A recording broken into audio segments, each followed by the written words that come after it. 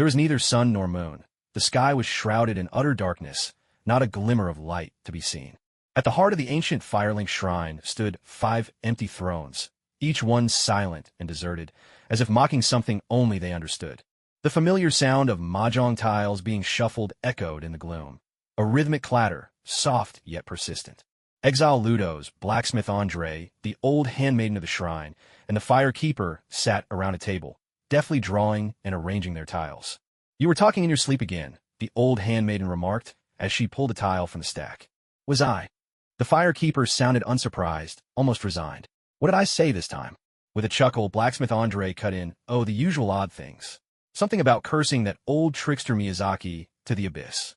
I'd wager he owes you more than a few souls." The firekeeper merely smiled, choosing not to answer. At that moment, Exile Ludo spoke up. "Besides that, you shouted, 'Praise the sun.'" The other 3 paused mid-motion, save for the firekeeper. The old handmaiden asked, "Do you think the fire should be linked again? Should the world see the light return?" With quiet detachment, the firekeeper replied, "And what if light does return? It will only fade once more.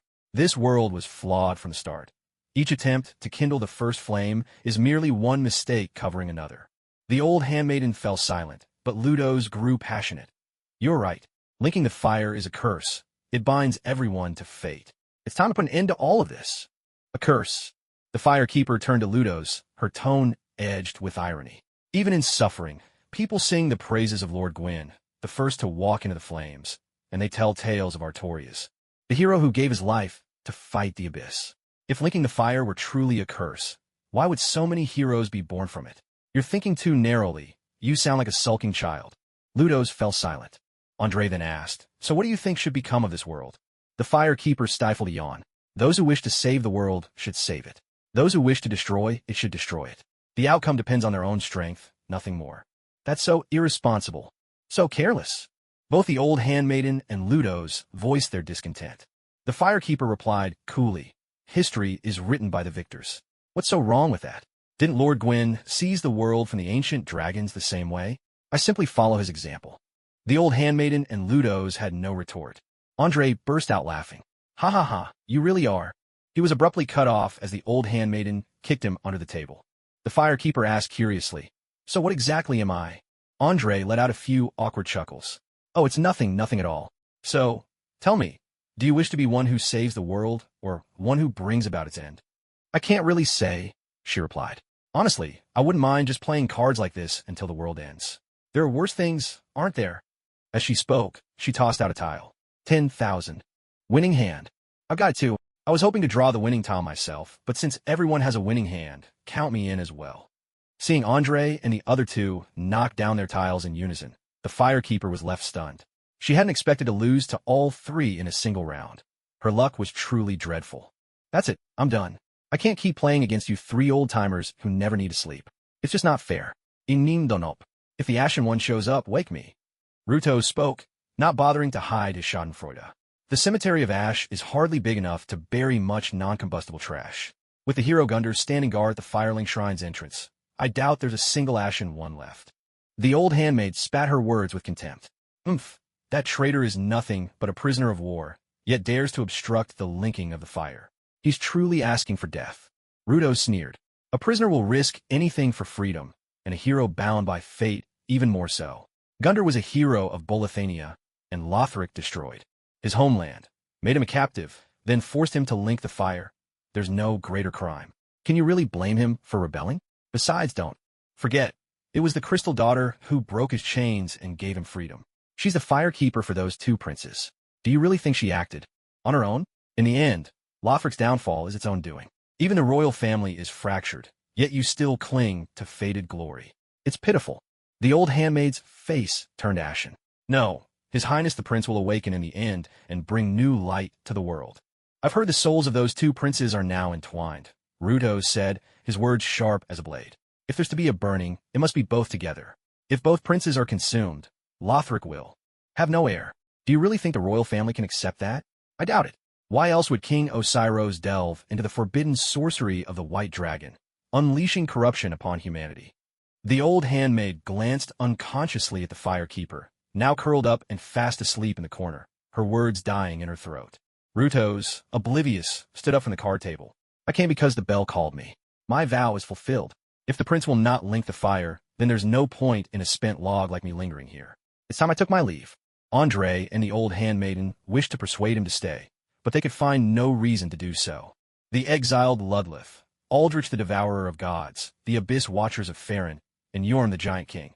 These four Lords of Cinder each possessed unique powers, enabling them to rekindle the first flame more than once. For this reason, the royal family of Lothric regarded them as an emergency contingency, a means of buying time so that the true Lord of Cinder could arrive when most needed.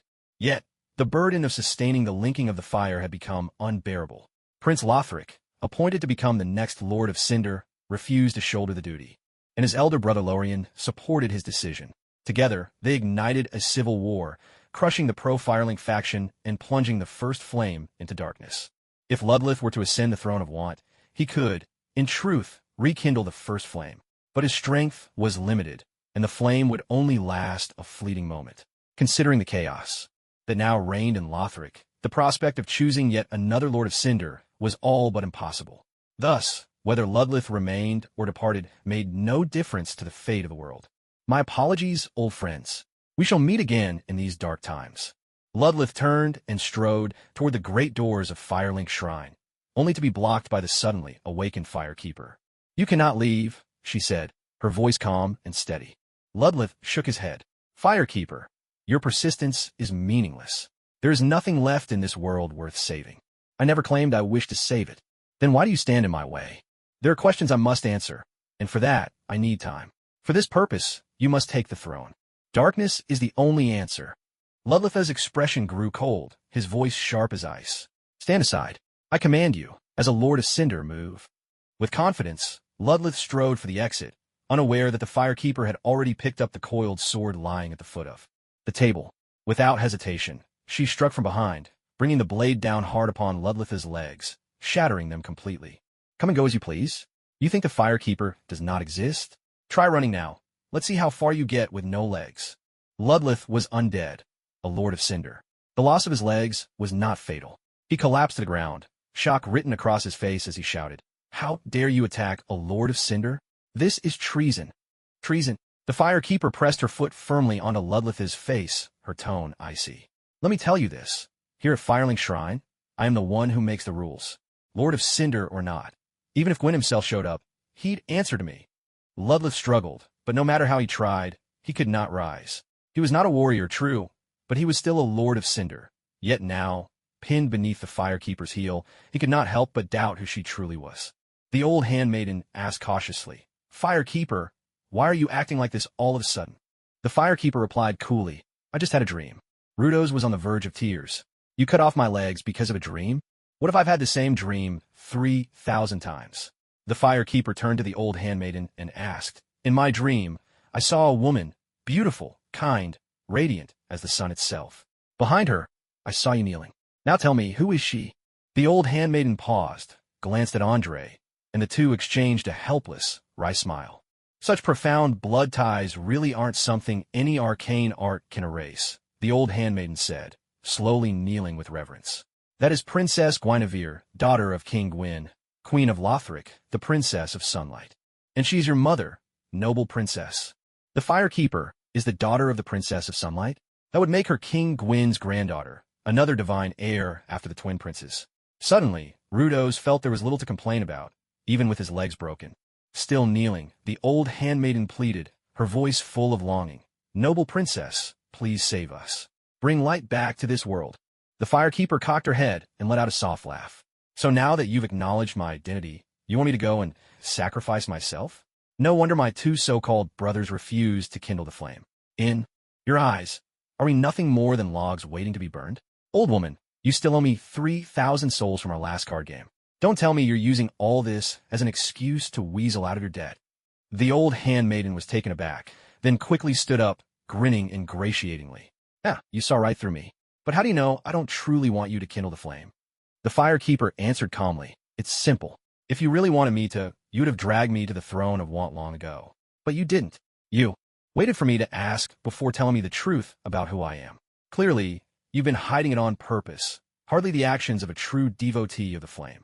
So clever. The queen herself would be delighted, the old handmaiden said as she sat back down, smiling.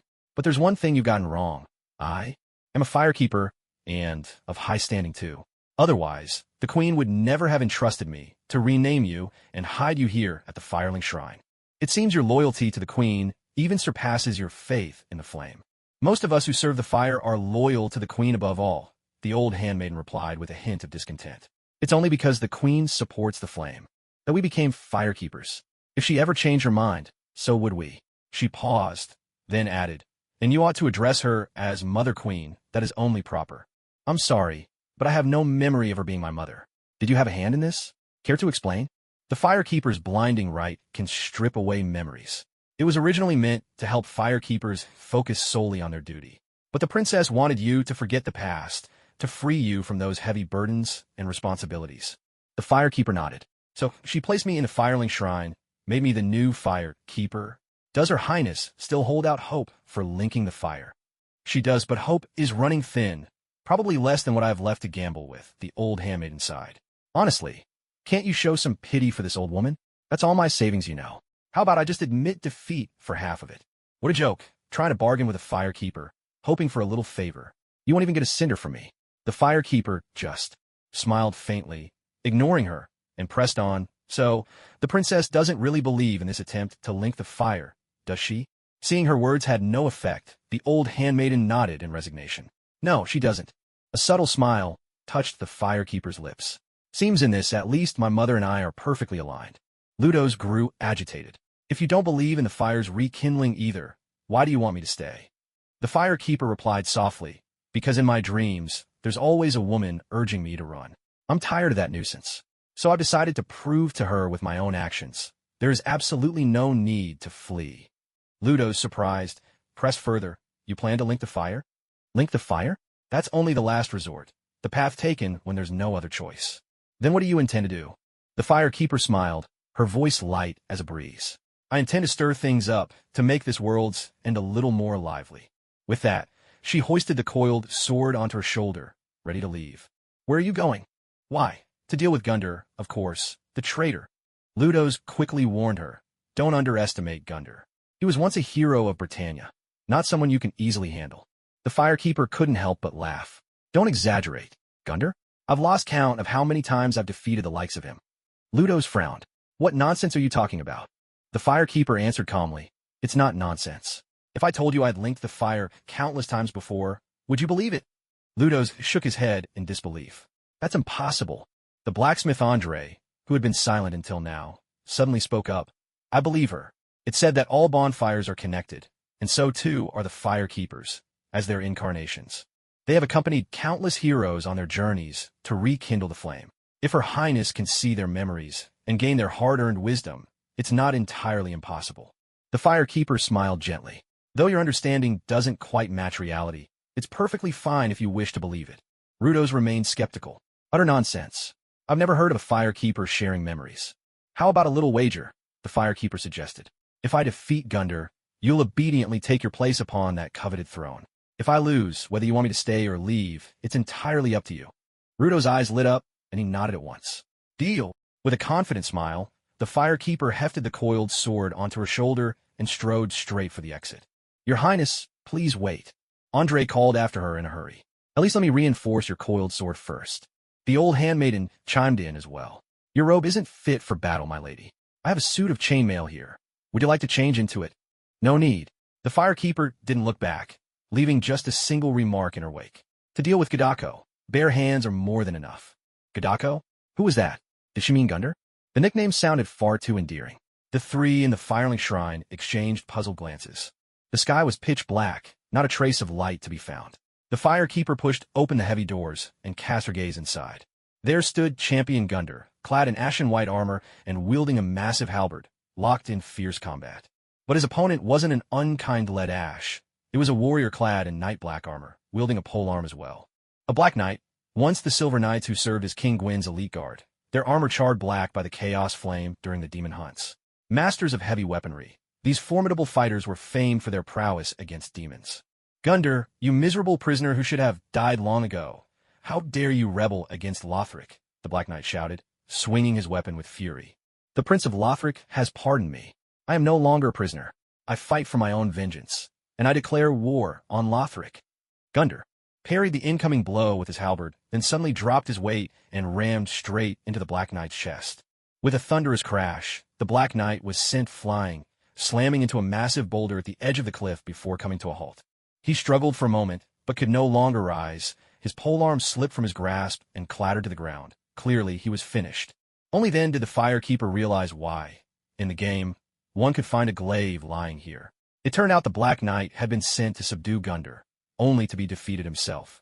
Yet, she remembered that there were supposed to be 5 Black Knights stationed outside the shrine, 2 wielding greatswords, 2 with great axes, and 1 with a polearm. Now, only the Black Knight with the glaive had come to face the rebellious Gundr. Where had the other 4 gone? Before she could unravel this mystery, Gundr had already seized the Black Knight, snarling, "All those of Lothric deserve to die. If that's the case, then all the more reason you should kill me, not him." Gundr and the Black Knight turned their heads. Not far away stood the Firekeeper, draped in a simple black robe that lent her an air of gentle dignity. The silver blindfold across her eyes made her seem even more regal, while her pale golden hair flowed down her back in soft waves. Her rosy lips and delicate chin complemented each other perfectly. Her very presence was like a soothing painting come to life, embodying the elegance and grace of womanhood. After all, she was the daughter of the Sun Princess, bearing the divine bloodline. In terms of beauty, the Firekeeper was, without a doubt, the most radiant figure in all of Lothric. "Who are you?" Gundr demanded. The Black Knight, who once guarded the Firelink Shrine, recognized her at once. With effort, he managed to say, "My Lady Firekeeper, please, you must leave this place at once." Gundr burst out laughing. "So, you're the legendary Firekeeper? If I kill you, I can put an end to this ritual of fire and bring Lothric to ruin once and for all." The Firekeeper smiled softly and replied, "Indeed, but that's not all. I'm also the daughter of Lothric's queen, 3rd in line for the throne. Wouldn't you like to slay a royal with your own hands, to avenge yourself and your fallen homeland?" "What? You're the queen's daughter?" The Black Knight stared at her in shock, but then realization dawned on him. No wonder the eldest prince assigned 5 Black Knights to guard Firelink Shrine. Our duty was not only to tend the flame, but to protect one of royal blood, a descendant of the gods. Now, everything makes sense. With a heavy thud, the Black Knight collapsed to the ground. Gundr let go of him, now wholly uninterested in the night. The chance to kill a mere knight paled before the prospect of ending the life of a princess. The Black Knight, cursing his own loose tongue, was overcome with regret. He strained to intervene, but could not even stand. All he could do was cry out desperately, "Your Highness, run!" But Gundr was already in motion. Dragging his long halberd behind him, he suddenly leapt forward and, with all his might, brought the weapon crashing down upon the Firekeeper. "Die, Princess of Lothric!" The Black Knight was plunged into despair, forced to watch helplessly as a royal was about to be slain before his eyes. For a knight, there could be no greater shame. Just then, a melodious laugh rang out, light and clear. The Black Knight, startled, saw that the Firekeeper was smiling. He could not comprehend it. With death mere inches away, why would she smile? Because, Gundr, you truly are nothing but brute force. As the halberd came down, the Firekeeper's pure white left hand flashed out from her chest in a swift arc. With a resonant thud, her slender hand struck the halberd precisely, the impact resounding through the hall. Gundr staggered, thrown off balance, and tumbled back, landing heavily on the floor. Gundr looked utterly bewildered, unable to grasp what had just transpired. The Black Knight shouted with excitement, "A perfect counterattack! Absolutely flawless! Now it's time for the execution."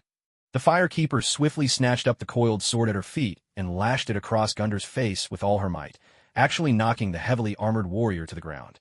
Blood splattered onto her face, and a satisfied smile crept across the Firekeeper's lips. "Ah, this is the feeling I remember. I'm back, Big Sushi. This is impossible." Gundr rose to his feet in fury, swinging his massive halberd in a sweeping arc at the Firekeeper, trying to cut her down at the waist. But the Firekeeper moved with nimble grace, her arm flashing as the dull clang of metal rang out again. The halberd was deflected, and Gundr lost his balance, crashing to the ground once more. With a smile, the Firekeeper raised the coiled sword again and struck Gundr's face with another merciless blow. The fallen hero lay helpless on the ground as the Black Knight cried out in exhilaration, "Now's your chance, Your Highness. Finish off this traitor." But instead, the Firekeeper took a graceful step back, watching with a smile as Gundr struggled to stand once again. "Come on, let's go another round." Gundar swung his halberd in anger, only to have it parried again by the firekeeper, followed instantly by another ruthless punishment. Sparks flew as the coiled sword clashed with Gundar's iron mask, as though fire itself had erupted between them.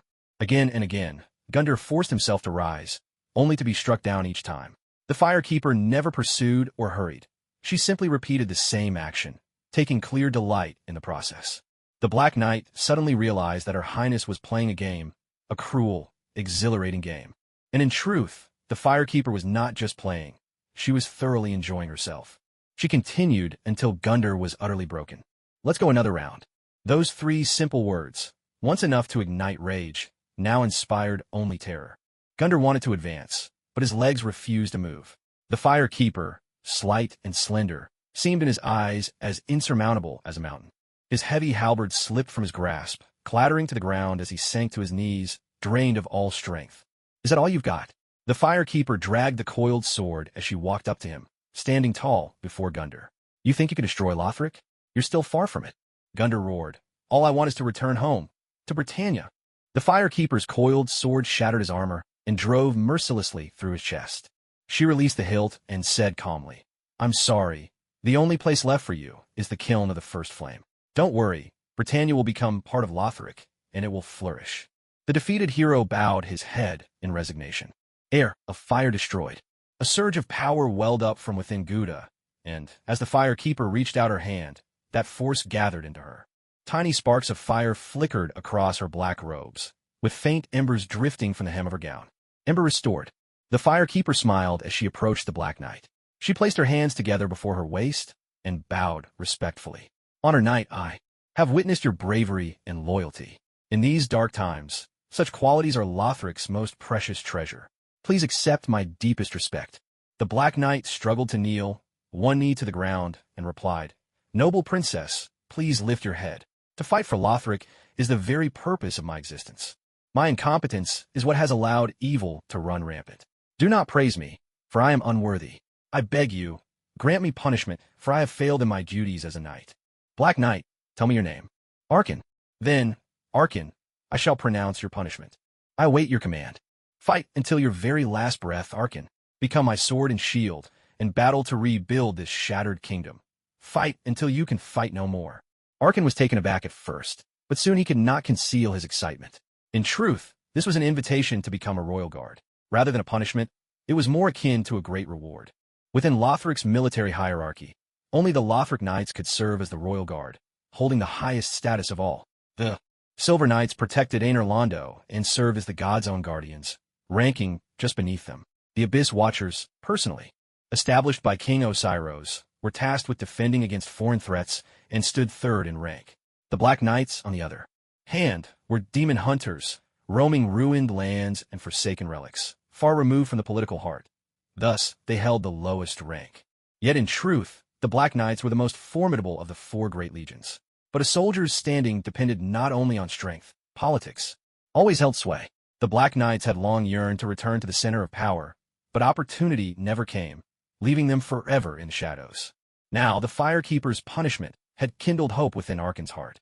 He struggled to keep his composure and asked cautiously, Your Highness, I could not even defeat a prisoner. Why do you favor me so? Because of your loyalty, the Firekeeper replied.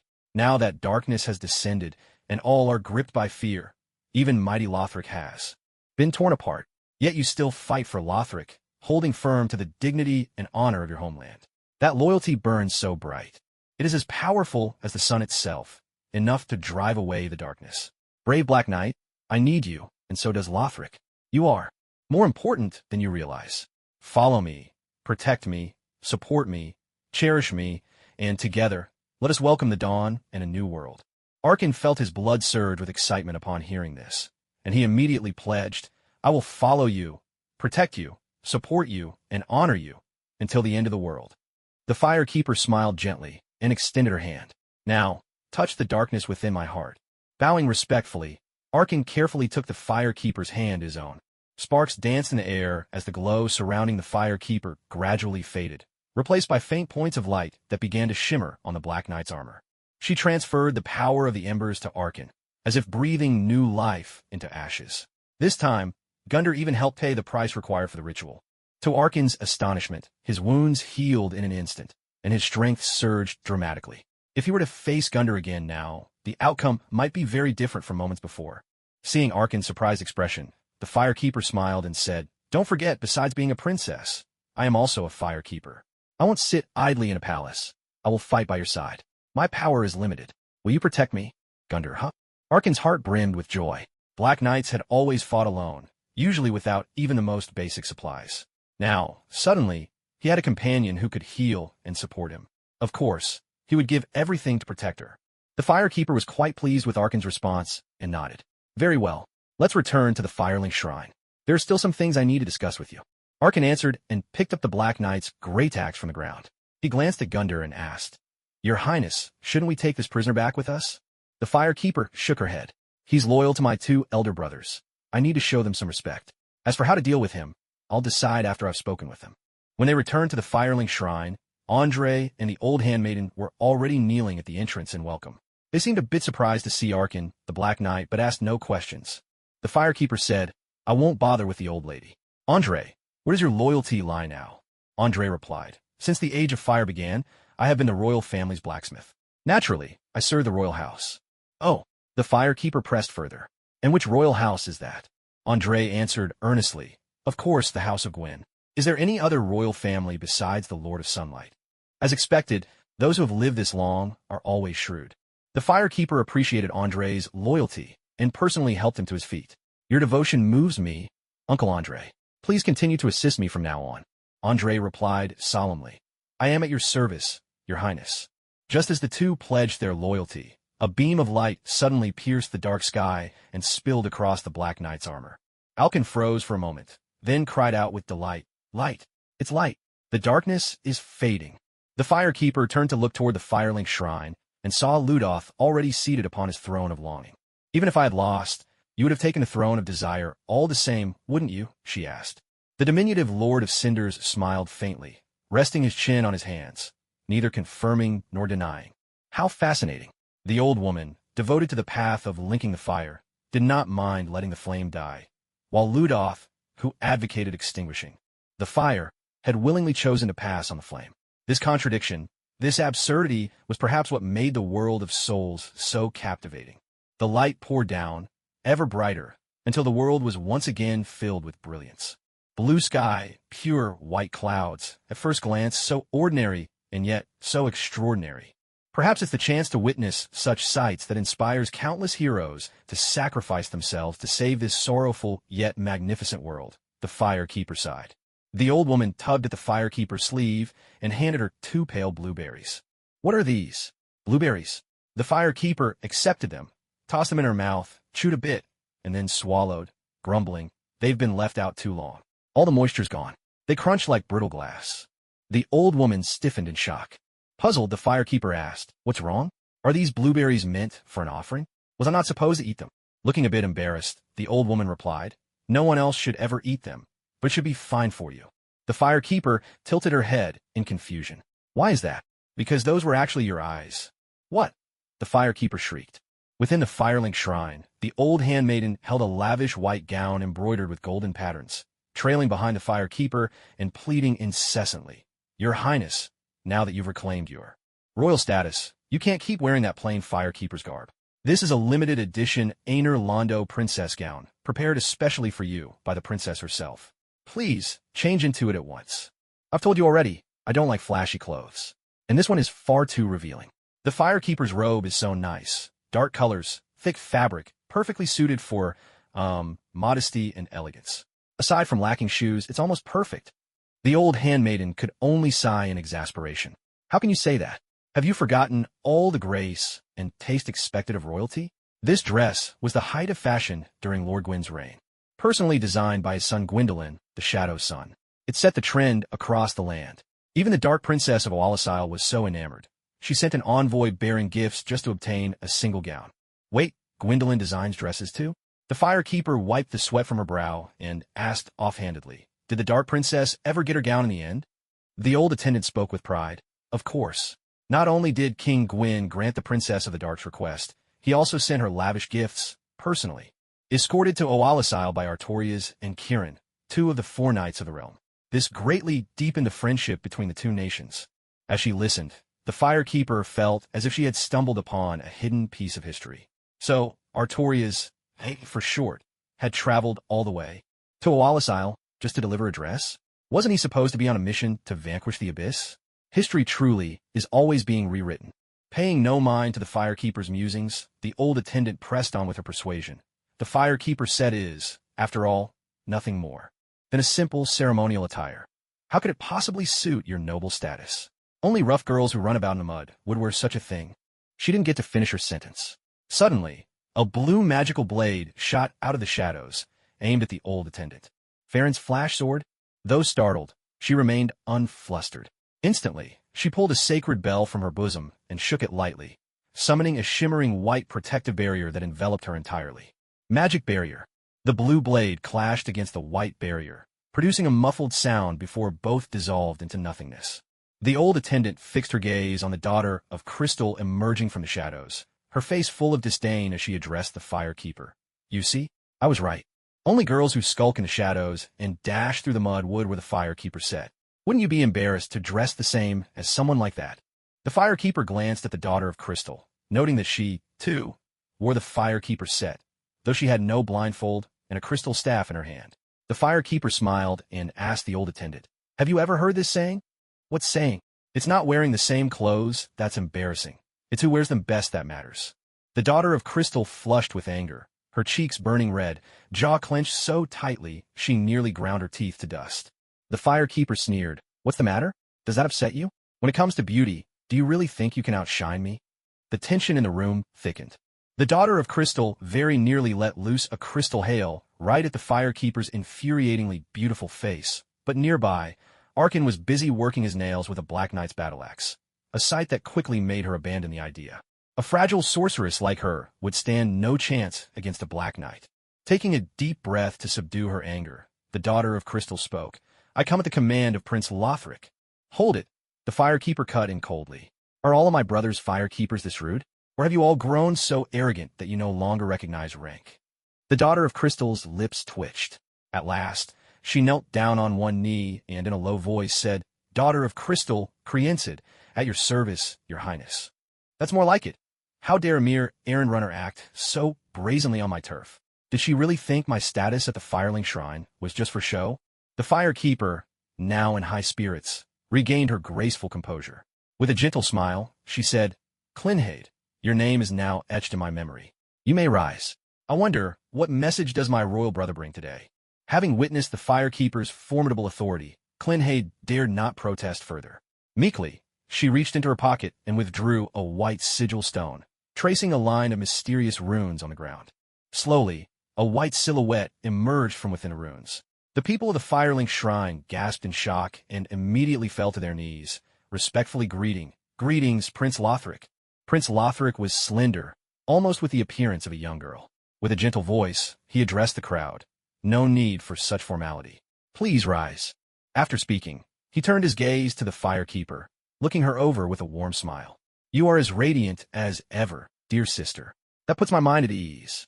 The Firekeeper did not kneel. Instead, she placed her hands gracefully over her midsection and bowed slightly in respect. Thank you for your concern, brother. I'm deeply grateful.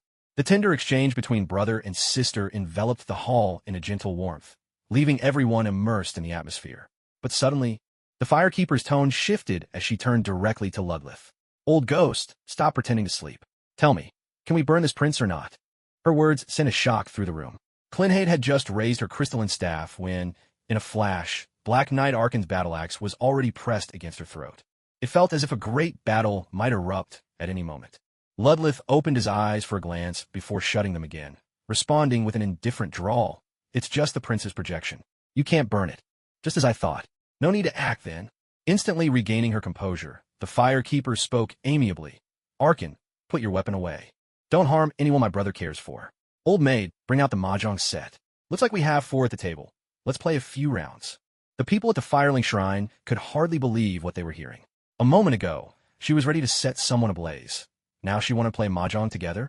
Even if you're willing, shouldn't you at least consider the prince's opinion? Prince Lothric, intrigued, asked, What is mahjong? The Firekeeper replied with a warm smile. It's the way we welcome guests at the Firelink Shrine. a simple game to deepen friendships and settle disputes. That does sound interesting. I'd like to give it a try. Once again, the crowd was left speechless. He actually agreed. The way these siblings thought was truly beyond comprehension. No wonder the royal palace bred such remarkable characters. Since the firekeeper had spoken, everyone could only do their best to play along. On the prince's side, he and Clinhade took their places at the table, representing the Firelink Shrine. The firekeeper played with the old handmaiden. Andre the blacksmith took charge of boiling water, while Black Knight Arkin busied himself pouring tea. The four of them played several rounds. The prince and Kriemhild had both wins and losses, and soon they fully grasped the rules of the game. This time, just as the tiles were stacked and ready, the firekeeper held the dice without immediately rolling them. With a smile, she suggested, "Now that you've learned the game, brother, why don't we raise the stakes a little?" Lothric smiled gently. "I'll follow your lead, sister." The old handmaid and Kriemhild exchanged glances, sparks flashing in their eyes. Clerics and mages were natural rivals, and the spirit of competition had long been rooted in their hearts. Both straightened up, rolling up their metaphorical sleeves, ready to go head-to-head. Kriemhild, young and brash, was the first to taunt, "Old lady, don't go losing all your savings in one go." The old handmaid wasn't about to back down. She retorted with a cold snort, "You'd better worry about your own dowry. If you even have one, that is."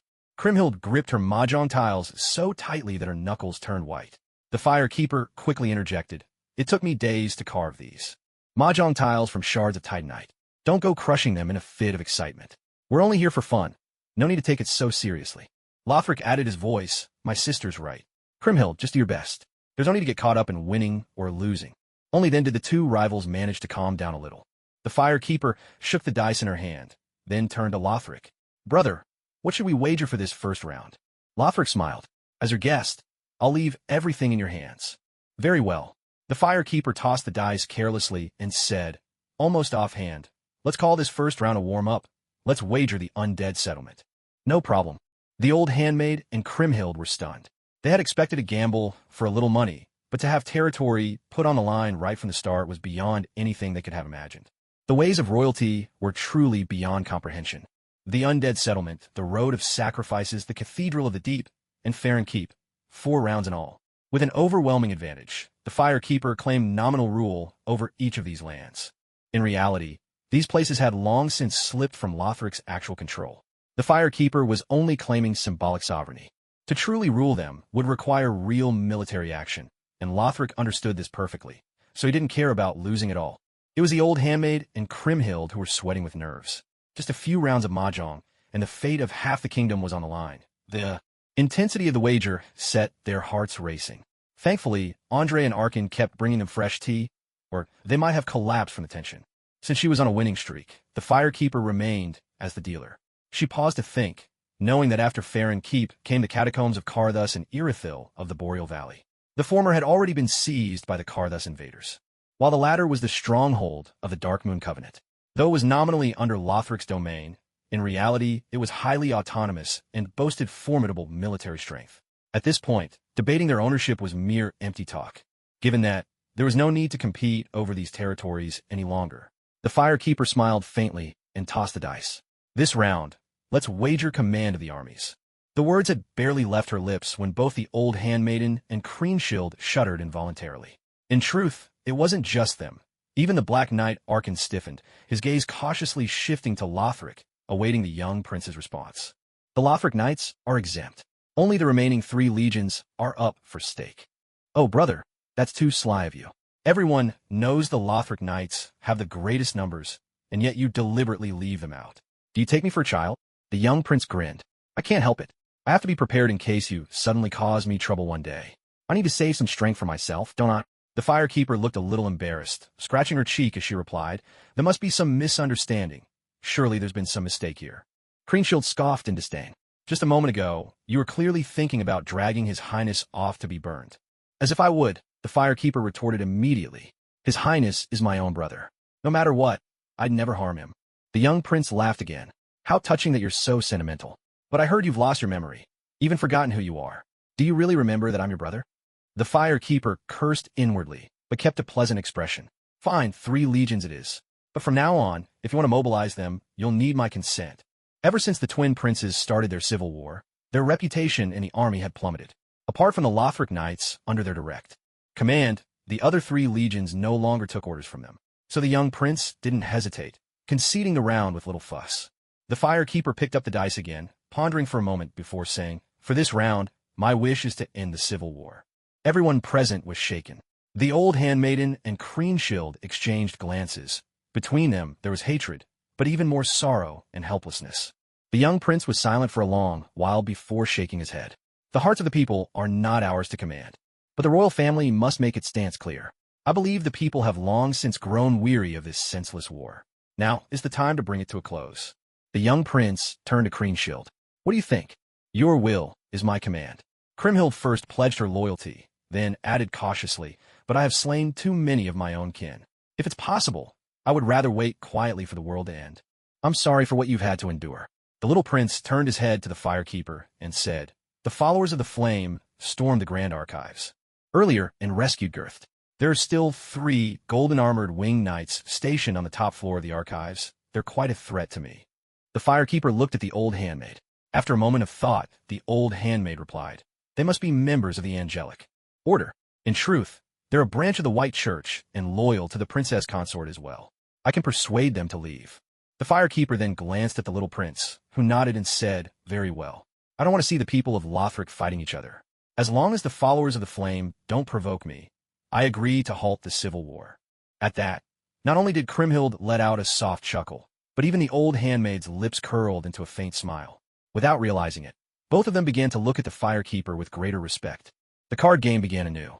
As the little prince shuffled the deck, he remarked, "After losing so many rounds, I suppose it's finally my turn to win." The firekeeper understood that he had already granted many of her requests, and now he was waiting for her to return the favor. She cast her dice and spoke slowly. "I want to hold a funeral." The little prince asked, "Whose funeral?" "The former king, Osiros." With a sharp snap, a tile in the little prince's hand was crushed to dust. A chill ran through the firekeeper's heart, making her uneasy. Both the old handmaid and Kriemhild looked stricken with terror, their teeth chattering ever so slightly.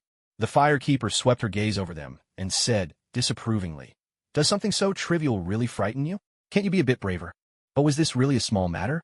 This was nothing less than regicide, and to them, a form of patricide as well. That a member of the royal family could speak of it so lightly was, indeed, hard to fathom. The little prince's expression grew grave. "Father has always remained in the court of the old king, guarded by his personal knights and the church's paladins. My brother and I have tried to storm the place several times, but never succeeded. Are you confident you can do what we cannot? In terms of strength, I'm no match for you or your brother. If even you two couldn't break through, I certainly can't. Then how do you intend to hold this funeral?" The firekeeper smiled. "A funeral, after all, requires a graveyard. There's a secret passage in the cemetery of ash behind the Firelink shrine, hidden halfway up the mountain. It leads straight to Father's bedchamber in the court of the old king. If you and your brother launch a frontal assault and keep the paladins occupied, I can lead an elite force through the passage, strike swiftly, and fulfill our goal." The little prince, barely able to contain his excitement, asked, "There's really a secret passage in the cemetery of ash? How did you find out?" Actually, she learned it from the game, but she couldn't say that. The firekeeper had no choice but to make something up. "My mother told me," she replied. The little prince didn't doubt her at all. Instead, he mused to himself, "Yes, Mother has always overseen the cemetery of ash. It's not surprising she would know about the secret passage. It seems she really is fond of you. She never shared this secret with me or my elder brother, only with you. No wonder she was so firmly against you and my brother. Ahem, Your Highness, please watch your words. Her Grace does not wish for that matter to be brought up again." The old handmaiden suddenly interrupted. The little prince immediately realized his mistake and nodded. "Forgive me, that was out of line." The firekeeper, dissatisfied, interjected, "Hey, exactly what happened between me and my brother? Can you not keep leaving things unsaid? It's nothing. Come on, let's get back to the game. I can't wait to win a round." This time, he was no longer as modest as before and played with unusual boldness, and he actually won. After all, with the end of the world looming, his sole wish was to kill the man he called father. It was, in a way, the obsession he carried as a son. The little prince sighed. "Mahjong is truly entertaining. Kriemhild, bring a set with you when we return." "Of course." As the little prince prepared to leave, the firekeeper hurriedly asked, "Wait, brother, where's Mother now?" "Come to the royal city. When you arrive, we'll give you the answer." "Can't you tell me now?" He smiled faintly. In any case, my brother and I will be waiting for you in Lothric Castle. Don't let us down, sister. With that, the white phantom vanished. The firekeeper scoffed under her breath. How cliché, a test. Then, turning to the others, she said, Old lady, tidy up the mahjong and have Kriemhild take it back. Arkin, bring Gundr to Firelink Shrine. We'll use him for the sacrificial kindling. Everyone sprang into action. Kriemhild's figure quietly faded away, and Gundr was taken to the first kiln, offering his strength for the world's continuation. The firekeeper raised the coiled sword, and under everyone's watchful eyes, plunged it into the Lord vessel at the heart of the shrine. The bonfire flared to life. All right, a new journey begins. Old lady, recruit new members for the firelinking faction. Arkin, gather the Black Knights who are out on patrol. As for me, I'll head to the castle to seek out Mother. Arkin, a bit concerned, asked, Your Highness, are you sure you don't need my escort? What a joke. I've died in every corner of that castle. Do you really think I need your protection now? The firekeeper waved him off. No need. I'll go to the high wall first, then make my way to the castle from the Cathedral of the Deep. You focus on recalling the other Black Knights. We need all the strength we can get to reclaim places like the Undead Settlement. Understood. I won't let you down. That's good. See you all later. With these words, the firekeeper reached out and grasped the flaming coiled sword, focusing her mind to communicate with the bonfire at the high wall of Lothric, and chose to teleport. A wave of dizziness and the sensation of space shifting washed over her. When she opened her eyes, the familiar stone bricks were gone. Before her stretched an endless expanse of golden sand. Before she could react, a dark shadow suddenly plummeted from the sky, crashing heavily into the dunes. Metal parts scattered everywhere, and a stubbly-faced man tumbled out, landing at her feet in utter disarray. Robert Downey? The firekeeper looked at him in astonishment, then glanced at the scattered metal fragments, hesitantly adding, Or, are you Iron Man? Tony Stark spat out a mouthful of sand, lifted his head, and found himself staring at the beautiful firekeeper. For all his famed charm, he was genuinely captivated by her almost divine appearance. Oh my, I must be dead already. Are you the angel sent to take me to heaven? Are your wings hidden under your robes? May I touch them? Tony opened his arms, attempting to embrace the firekeeper. The firekeeper, however, responded more directly. With a swift and precise knee, she struck Tony right where it hurt most. Yow! Tony doubled over, clutching himself and dropping to his knees in the sand. In a calm tone, the firekeeper said, Hello, sir. I am not an angel. I am a firekeeper from Lothric. That's something you should warn a man about before you strike, Tony groaned. I'll remember that for next time. She hadn't used much force, and after a moment, Tony rose slowly to his feet, casting her a look of helpless resignation. Well, even in a situation as undignified as this, I still get to meet a beautiful lady. I guess I really am a natural-born playboy. So, Miss Firekeeper, what brings you here? And what is Lothric exactly? Judging by your attire, are you some kind of religious figure? My reason for being here is a bit complicated, but to put it simply, I got lost. As for Lothric, it's just a remote little place. Someone as important as you is probably never heard of it. I do belong to a religious order, but only as a low-ranking member. My daily work is nothing more than tending fires, bringing light to others. Having someone as remarkable as you just tending fires? That's hardly gentlemanly. Pardon my boldness, but does Lothric not even have electricity? Why do you need to burn wood for light? The firekeeper answered truthfully, Lothric truly has no electricity. Our understanding of such things goes no further than lightning. Tony couldn't help but sigh. I never imagined there'd still be places this backward in the 21st century. Don't worry, once I'm back in my company, I'll set up an aid plan for Lothric. $50 million at the very least. The firekeeper gave him a slight bow. That will be most appreciated, sir. Tony grinned with pride and took another step closer. To better facilitate aid, I need more information about Lothric. Why don't you become my personal assistant? The annual salary's in the 6 figures. That does sound tempting, the firekeeper replied, not rejecting him outright. She glanced around with a smile and added, but perhaps we should talk about it after we leave this desert. Her words instantly drained Tony's enthusiasm. He kicked at the sand and complained loudly. I hate the desert. I hate this scorching weather. I hate those noisy Jericho missiles. And I hate those American soldiers who are impossible to find, even for me. After venting like a child, Tony looked a bit embarrassed and turned to the firekeeper. Sorry, I'm usually very polite. I've just been having a run of bad luck lately. Tony Stark, claiming to be polite, nearly made the firekeeper burst out laughing. She couldn't help but wonder how the Department of Defense, Hammer Industries, or Ivan Vanko would judge his so-called manners. Still, she said nothing more, replying with graceful composure, Mr. Stark, for the sake of that generous salary, would you accompany me out of this desert? Tony straightened up, giving an exaggerated aristocratic bow. It would be my honor to serve you, beautiful lady. The firekeeper covered her mouth to stifle a smile, and together, the two of them set off on their journey. Along the way, Tony was like a curious child, firing off question after question. Miss Firekeeper, how did you know my name? I've seen some news articles about you. Will they all gossip? Just gossip, right? The firekeeper nodded, thinking he certainly had some self-awareness. Trust me, it's all just people with nothing better to do, trying to smear my name. She smiled gently. Don't blame them. After all, what else could they possibly criticize you for? Tony was delighted by her answer, and his fondness for her sword. We really are on the same page. Hard to find this kind of rapport. Maybe we could take things a step further. What we should be doing right now isn't taking things further, but picking up the pace. Tony chuckled awkwardly, but didn't lose heart. Instead, he asked, by the way, your eye patch is quite unique. Doesn't it affect your vision? I was taught to observe the world in different ways, so eyesight doesn't matter much to me. Different ways? Yes, I can see the souls of people and things. Seeing souls. Now that's impressive. Tony didn't really believe her, but he played along, nodding as if fascinated. He noticed the firekeeper was barefoot and quickly added a compliment. You must be very devout, not wearing shoes to better connect with the earth and feel nature, right? In truth, there's no such thing as feeling nature. It's just that the firekeeper's outfit never came with shoes in the first place. The firekeeper tilted her head mischievously and replied, That's not it. It's because I can't afford shoes. Tony hadn't expected that answer at all. His smile froze awkwardly, but he recovered quickly and hurried to say, I see. I was worried. I might offend you, so I never dare to ask. Here, take my boots. If the sand hurts your feet, I'll surely be cursed by the heavens. You gotta be kidding. Who knows how long you've worn those boots? I don't want to catch some weird disease. The firekeeper quickly declined Tony's offer. She slipped her right foot out from beneath her skirt to show Tony and said, Look, my feet are just fine. Thank you for your concern, but you'd better keep your boots. This wasn't a lie. As the daughter of Guinevere, she carried the purest blood of the gods.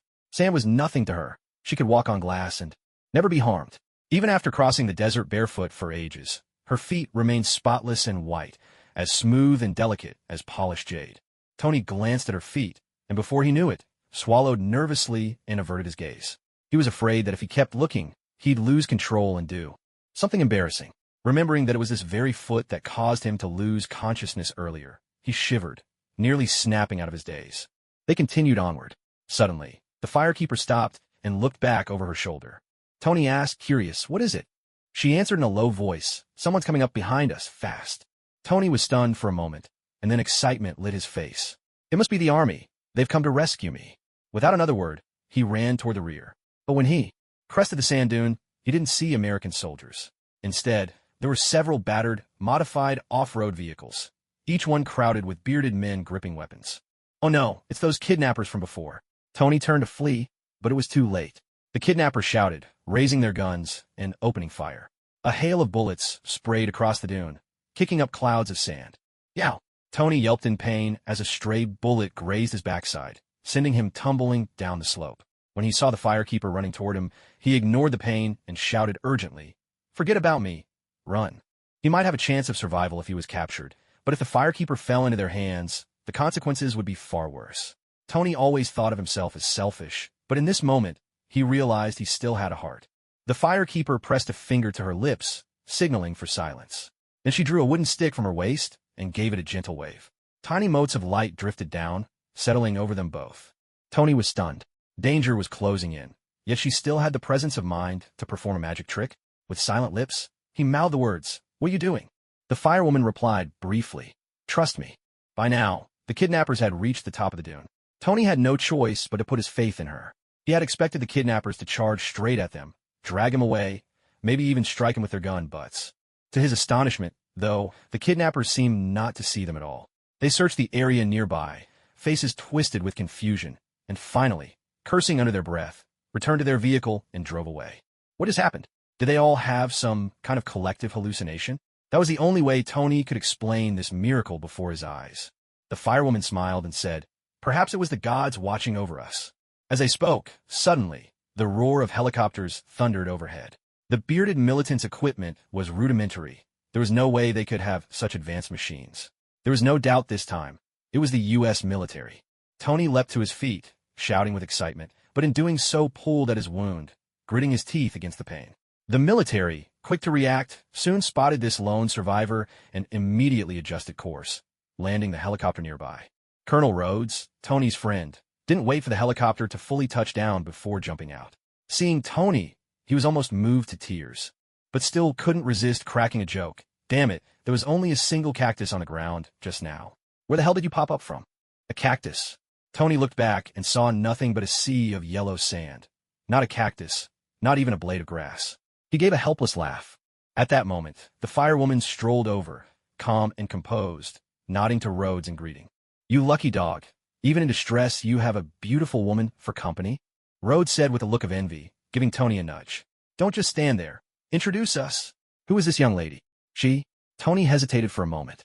Remembering the firewoman waving her wooden staff, he smiled and replied, She's a lost goddess. I'm planning to take her back to New York. Tony Stark had always done things his own way, and once he made up his mind, there was little anyone could do to stop him. Since he said he'd take the firewoman to New York, that's exactly what he intended to do. Even if he knew another lady might not be pleased, he didn't care in the slightest. A few months later, Tony Stark finally set foot on American soil again. At the airport, his driver and friend, Happy, gave him a big bear hug then, leaned in and whispered, It was supposed to be Pepper who came to meet you, but I hear you've got a new friend with you. That duty fell to me instead. Tony raised an eyebrow. Sounds serious. Happy nodded with certainty. More serious than you think. Tony chuckled. It's quite a challenge, but I think I can handle it. By the way, help me order some bouquets and book a restaurant for tonight. The kind where we can have candlelight. Everything's ready, boss. Not bad. That's what I like about you. Always so adaptable. All right, let go of me. We've been hugging long enough. Even so, there's still one more thing I'd like to say. What is it?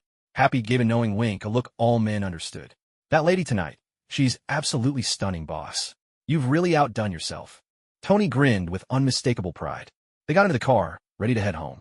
Happy took the wheel. Pepper sat in the front passenger seat, while Tony and the firekeeper settled into the back. Along the way, Tony enthusiastically pointed out the sights to the firekeeper, brimming with confidence as he asked, Miss Firekeeper, do you like this city?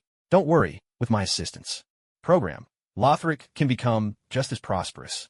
The buildings might not get this tall, and the traffic might not be so heavy, but at the very least, you'll have electric lights, no problem. Lothric, Pepper suddenly spoke up. Is that where you're from, Miss Firekeeper? Sorry, I've never heard of the place. The firekeeper replied humbly. Lothric is just a remote, impoverished little place. It's only natural you haven't heard of it. Tony reassured her warmly. Don't worry, that's only temporary. Once my A program kicks in, Lothric will flourish in no time. Pepper offered a gentle reminder. Tony, if it were just a few million, maybe it wouldn't matter. But you're talking about 50 million. Unless you can guarantee enough return, the board will never approve it. Mr. Obadiah told me himself, he's not going to let you make these decisions on your own. I'm not being reckless. I just want to do something good. Tony burst out, his voice rising. After all the money I've made for the board over the years, don't I have the right to do at least this much? Pepper startled at his sudden outburst, her voice rising too. I don't know why you're so angry, but the truth is you don't have that authority. So you'd better not make promises to your new companion so lightly. The company belongs to all the shareholders. It's not a tool for you to impress someone. You shouldn't have dragged Miss Firekeeper into this. You owe her an apology. I insist you apologize right now. I'm just stating the facts. Tony, for a woman whose background you know nothing about, you're being far too reckless this time. Reckless? I haven't even begun to show how reckless I can be. Jealous women. Honestly, they're impossible. Happy, pull over. I'd rather walk home than share a car with someone so unreasonable. You say I'm being unreasonable? I think you're the one being stubborn. Happy, pull over and let him out. Caught between the two of them, Happy was sweating bullets, on the verge of tears. He stammered, We're on the highway right now. I can't just stop. No matter what happened, Happy always puts safety first. He was a responsible driver. At last, Fire Lady couldn't hold back a gentle laugh. Both Tony and Pepper felt a wave of embarrassment. Pepper, especially, was flustered and a bit annoyed as she turned to Fire Lady.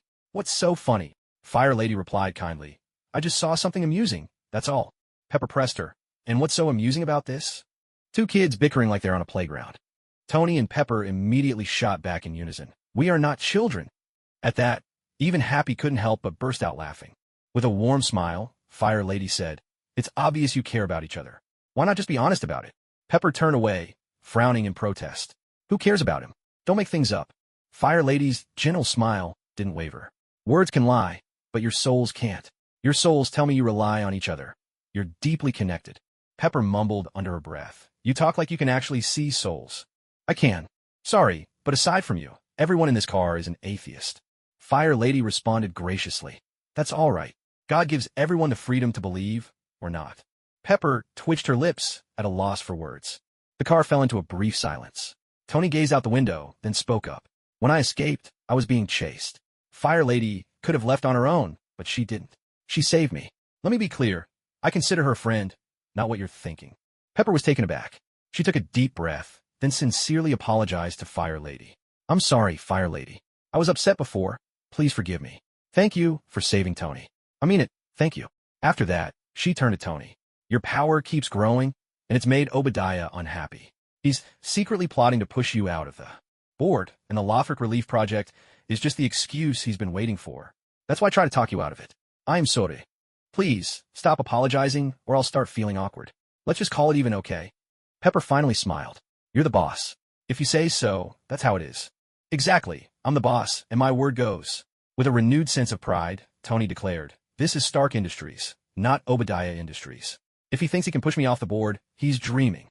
Pepper asked, so what are you going to do about it? Tony replied, it's simple. Isn't he using the Lothric aid program as leverage? Then I'll make sure the program is a success, and while I'm at it, earn a hefty profit. That'll leave him with nothing to say. Firekeeper, does Lothric have any specialties?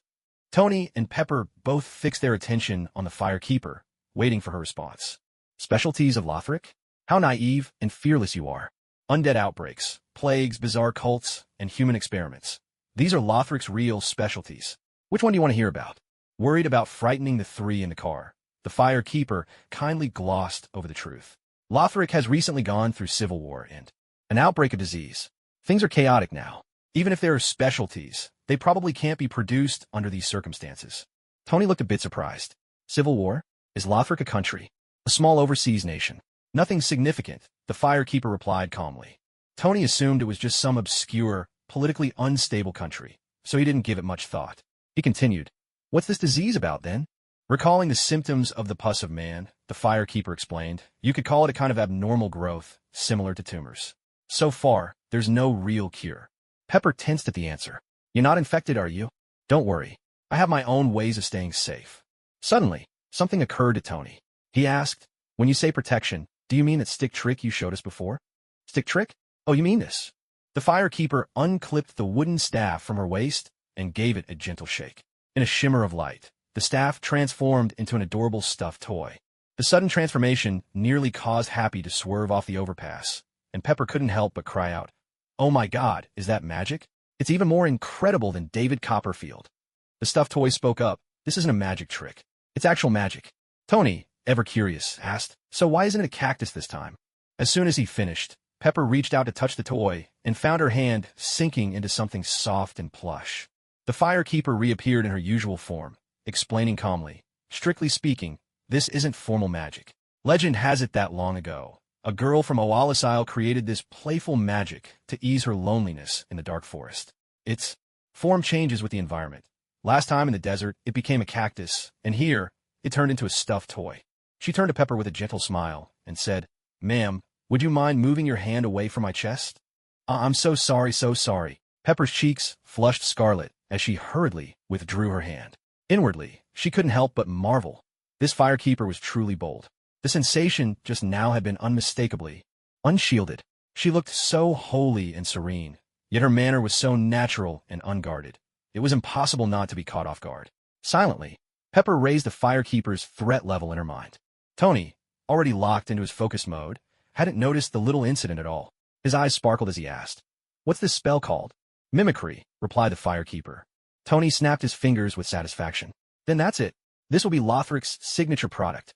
A week later, in Tony's private laboratory, Pepper wore a pair of glasses, lenses purely for show, and gazed at the two kindly elders before her, eyes brimming with unshed tears. For standing before her, lifelike as ever, were her parents who had passed away many years ago. Tony, wearing the same glasses, noticed Pepper's emotional state and asked gently, you're crying. Do you want me to pause it? No. Let me see them a little longer. Pepper looked at her parents, so vivid and real, and as cherished memories welled up, her tears slowly gave way to a smile. Tony, I know you can be difficult at times, but this time I really have to thank you. How did you do it? Well, I'll just pretend I didn't hear the first part, Tony said, pushing up his glasses. Actually, it's not me bringing them here, it's you. Pepper frowned in confusion. Me? But I don't have that kind of power. You do now. That's the power of technology, Tony replied. Then, as if suddenly remembering something, added with a hint of awkwardness. Well, there's also a little bit of magic involved. Pepper glanced over at the silent firekeeper standing nearby, lowered her voice, and asked, "Come on, tell me, what's really going on?" Tony explained confidently, "It's actually pretty simple. With the firekeeper's help, I analyzed that spell called mimicry. You see, we perceive things because our visual system sends information to the brain. But I discovered that when the firekeeper uses mimicry, she generates a unique magnetic field. This field emits electromagnetic waves that disrupt normal visual signals, making the brain receive false information. That's why, in other people's eyes, she can appear as a toy doll." Pepper asked, half understanding, "So, are we being hypnotized?" "This is far more complex than hypnosis," Tony said seriously. "Hypnosis works by suggestion, guiding the brain to imagine things and making people believe in illusions. To put it simply, it's much like daydreaming. That's why hypnotists always ask people to relax. But mimicry magic is different. It directly reconstructs a visual signal for the brain. If you don't question its authenticity, it's no different from what you see with your own eyes. I have to say, the girl who invented this kind of magic is an absolute genius. With just a stick and a few incantations, she can influence the brain. That's the kind of achievement worthy of a Nobel Prize. Firekeeper, if Lothric allows it, I'd be more than happy to offer her a high-paying job at my company." The firekeeper nodded slightly and said, "Thank you for your praise, Tony. But in truth, this girl isn't from Lothric. She comes from Oalisile.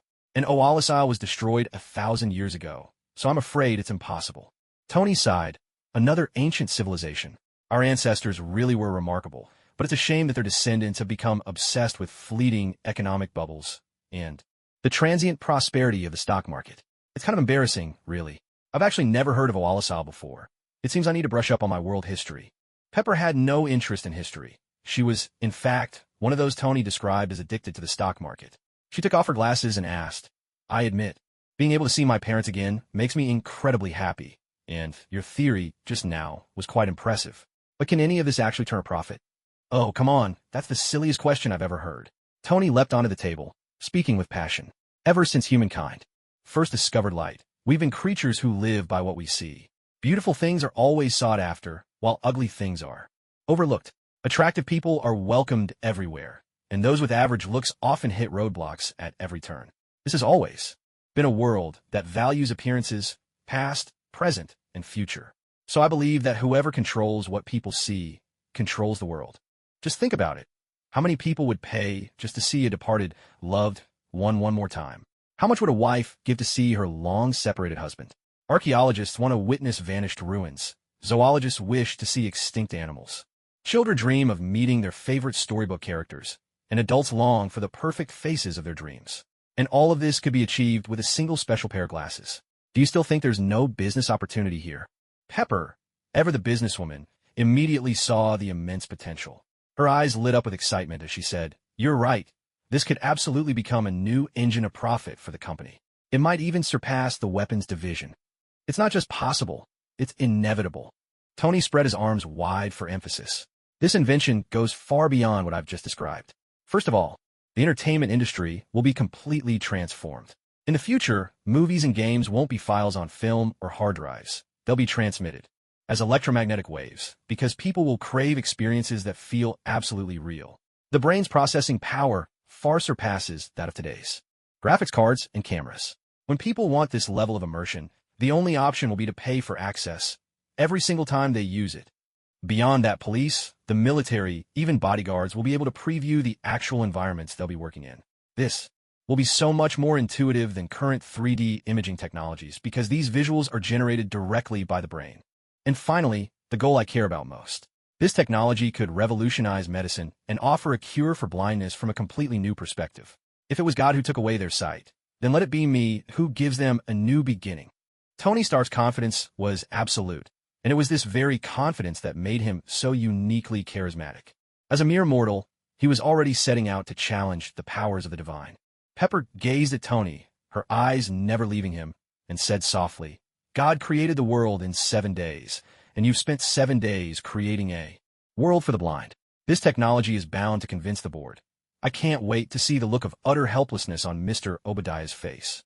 Tony looked a little embarrassed as he awkwardly stepped down from the table.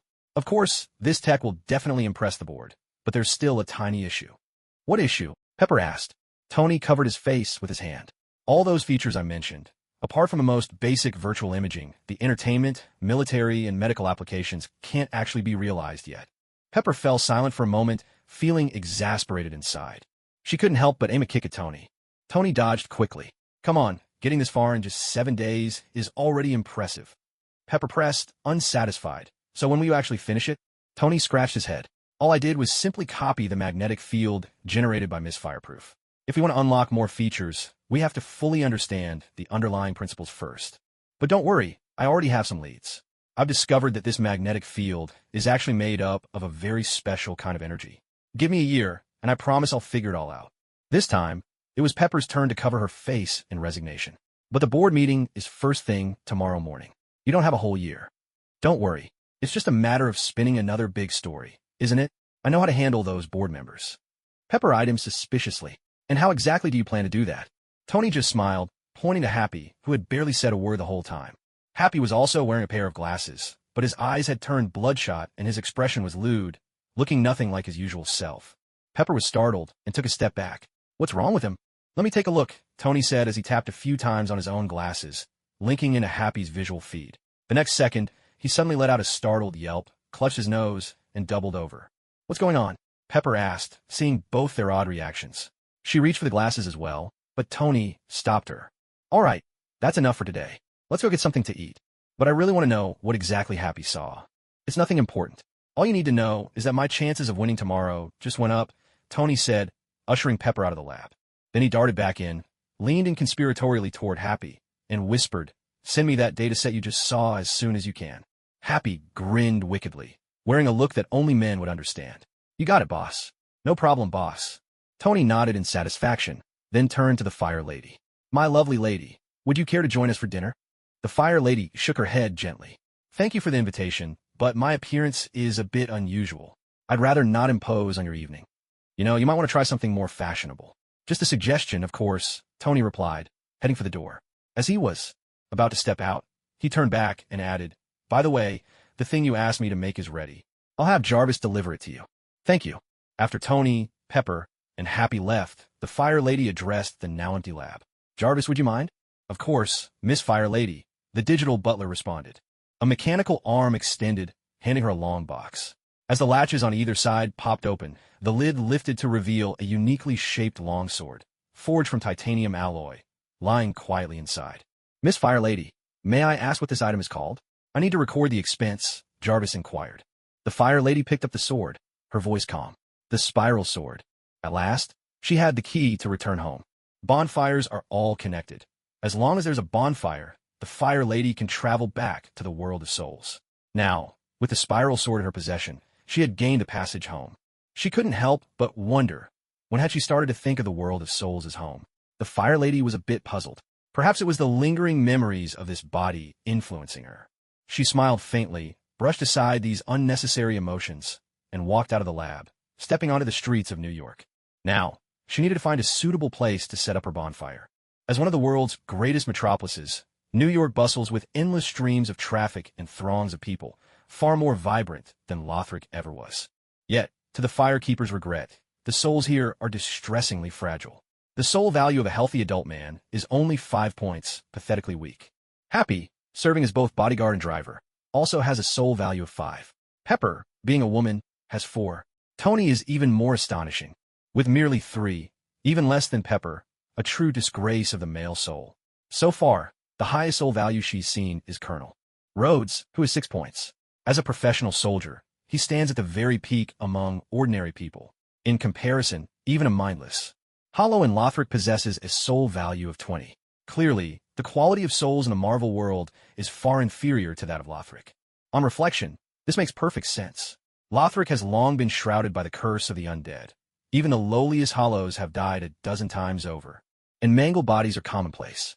Such relentless trials naturally forge souls of far greater strength than those in the comfortable Marvel world. What a pity. She had hoped to bring back a few mighty souls to use as kindling. After all, the Firekeeper is not one to shy away from breaking the legs of Lord Ludleth for Lothric's sake. For her, replenishing what's lost inside, from the outside, is nothing to lose sleep over. As Lothric's princess, what's a bit of shamelessness in the service of her kingdom's interests? With New York's population at 8.51 million and people passing away every moment, the souls of the departed naturally flock to the Firekeeper, drawn inexorably into her being. Although each harvest is tiny, usually only 3 or 4 souls at a time, the sheer number of people means it quickly adds up to nearly 1,000. It felt as if she were constantly finding wallets on the street, a steady stream of luck that put her in such a good mood she even happily agreed when passers-by asked for photos. Before long, her picture had climbed to 11th place on Twitter's trending list. As for why she hadn't cracked the top 10, well, those spots were all bought up by the wealthy elite seeking attention. The wallet-picking pace of soul collection suddenly reached a fever pitch at the entrance of a hospital, where a torrent of souls surged toward the Firekeeper, a flood that instantly netted her over 10,000 souls. That was already approaching the level of a Lord of Cinder. Could it be that some mighty Lord of Cinder, unable to pay their medical bills, had died in this hospital? The Firekeeper watched the ever-increasing +1+1+1+1 above her head and casually reached out to catch one of the souls for closer inspection. Her expression grew somber in an instant. There were no Lords of Cinder here. These souls all belonged to children lost through miscarriage. In Lothric, people still struggle desperately for survival, while in the Marvel world, life itself is cast aside at a whim. Some places suffer from drought, others from flood. Perhaps this is simply the true face of the world. She spoke softly to the souls, saying, "You will become part of the warrior, sharing in their honor and dignity. This is all I can do for you." The Firekeeper carefully gathered up all the souls and continued on her way. She hadn't gone far when she heard the distant roar of rage and the crack of gunfire. Moments later, someone plummeted from the night sky and crashed heavily to the ground right in front of her. It wasn't Iron Man this time, for at this moment, Iron Man was still enjoying dinner with Pepper in Uptown. The fallen was a fully armed soldier, his limbs twisted grotesquely. It was clear he had met with brutal violence in his final moments. Terror was still frozen on his face, even in death. The Firekeeper absorbed 5 soul points from him. At that same instant, a massive black silhouette leaped down from above, bounding between the buildings with overwhelming force before slamming onto the main avenue, where it began smashing vehicles in a wild frenzy. Explosions erupted, flames blazed, and people screamed as they were injured, the chaos transforming the scene into a New York version of Blood and Thunder. The creature stood nearly 3 meters tall, its entire body a sickly banana green, ugly bone spikes jutting out all over. 2 soldiers fired. RPGs at it, but the monster caught them barehanded and crushed the launchers in its jaws, setting off explosions that only made it stronger. It threw back its head and roared to the sky, giving a stronger opponent. The American soldiers nearby scattered in terror, scrambling into their vehicles and speeding away. But the Firekeeper simply smiled. "How interesting," she murmured, slowly moving forward until she stopped some 50 meters from the monster. With a single glance, she recognized the creature. It was Abomination, the villain from the Incredible Hulk storyline. What surprised her, though, was that this Abomination seemed to have the power to absorb fire, and its soul strength reached a staggering 120 points. Of course, such a number would be remarkable in the Marvel Universe, but in the world of souls, it only amounted to the equivalent of 6 hollows. Besides, the hollows were all former residents of Lothric. Once gone, they could not be replaced, whereas monsters like Abomination could be mass-produced from Hulk's blood. The Firekeeper had no intention of competing with Hulk for the spotlight. Instead, she chose to linger quietly by the roadside, observing. In her eyes, Abomination was no match for Gunder, and even a normal Archon could easily handle him. Abomination looks so hideous, born to be kindling, really. But how could I learn its power to absorb fire? She wondered, when suddenly her thoughts were interrupted by the sound of weeping.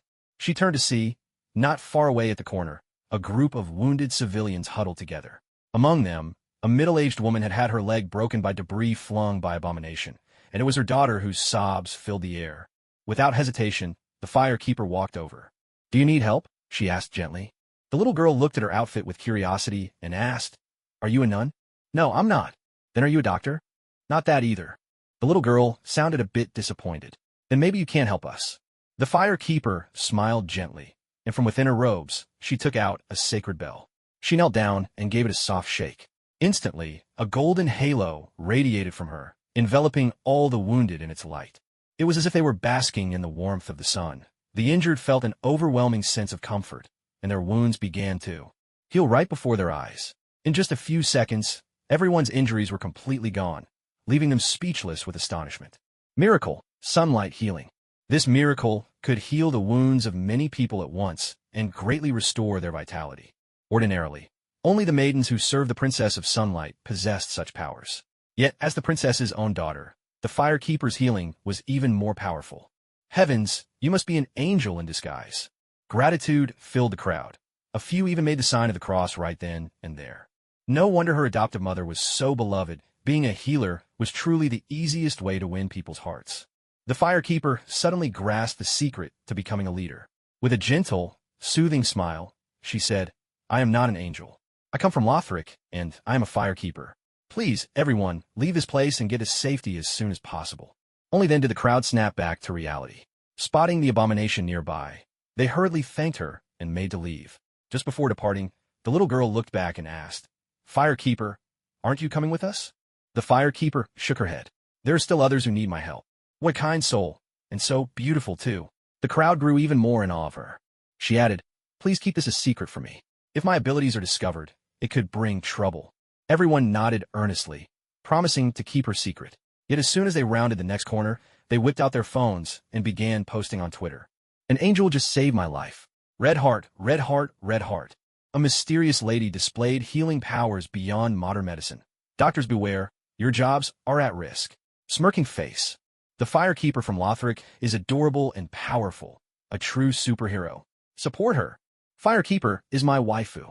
That tweet was quickly deleted by admins, and the poster's account was suspended for a very long time. Unaware that the seemingly sincere New Yorkers had already spread her story across the internet, the Firekeeper was suddenly interrupted by a deafening roar in the sky. A helicopter carrying General Ross and his daughter had been shot down by the combined assault of the Abomination and the Hulk.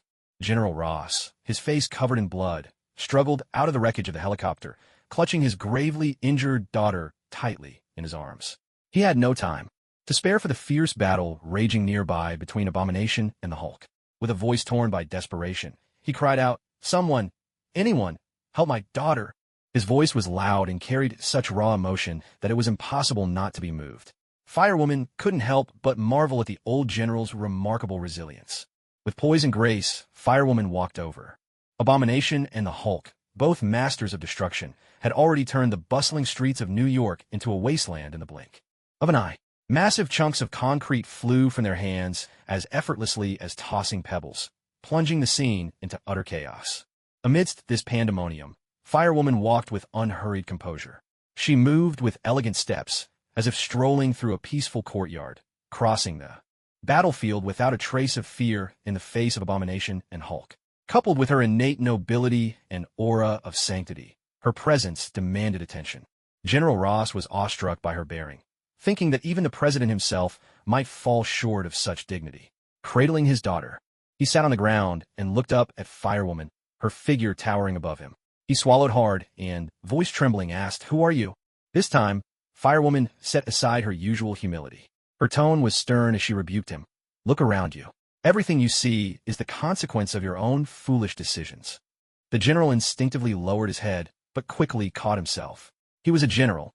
After all, why should he take reproach from a mysterious young woman? He was about to retort when Firewoman's voice cut through, cold as steel. "If you don't want your daughter to die, keep your mouth shut." The words he was about to speak stuck in his throat, leaving him so frustrated he nearly rolled his eyes. After a moment, he managed to recover, and pointed first at his daughter, then at his own mouth, a look of pleading in his eyes, desperate to speak, but not daring to utter a word. That was more like it, the proper attitude when asking for help. Firewoman's respect for Iron Man stemmed from the fact that he would one day become a hero who saved the world. But as for the old man in front of her, so obsessed with human experimentation, she found nothing admirable.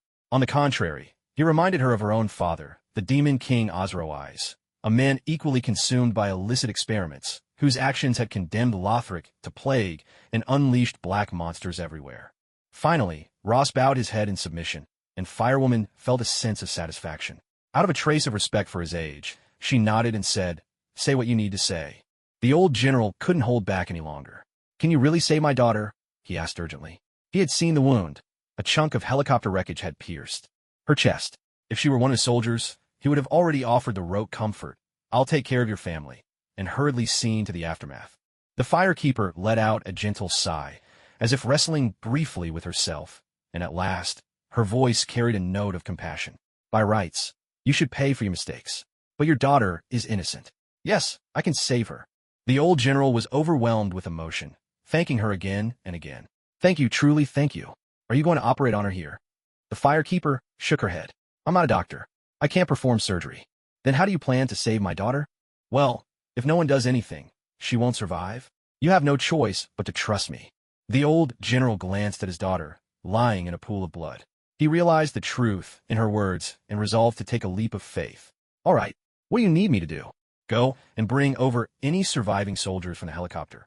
"Why?" "To save them, of course. Or is your daughter's life the only one that matters? Are the others' lives worth nothing?" Shame washed over the old general at her words. He said nothing, just lowered his head and went to carry out her orders. There were more than a dozen soldiers left in the helicopter. The old general made trip after exhausting trip, his breath coming in ragged gasps, until he finally collapsed on the ground, utterly spent. Satisfied, the firekeeper nodded and turned to Ross. "You too, go stand beside them." Ross asked instinctively why.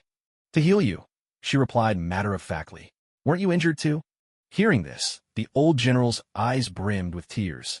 He hadn't expected this seemingly cold-hearted young woman to remember him, or to be so kind. His voice trembled with emotion.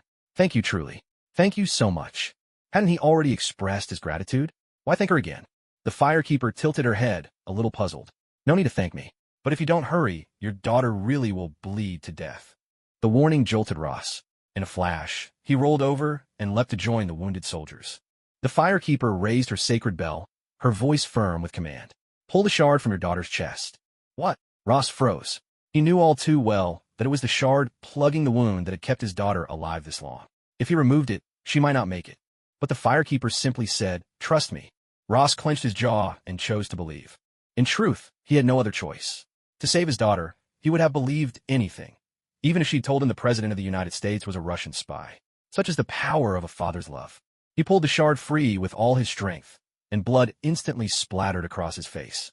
The firekeeper rang her sacred bell, and pale golden light flowed from her, warm as sunlight, washing over the wounded and beginning to heal them.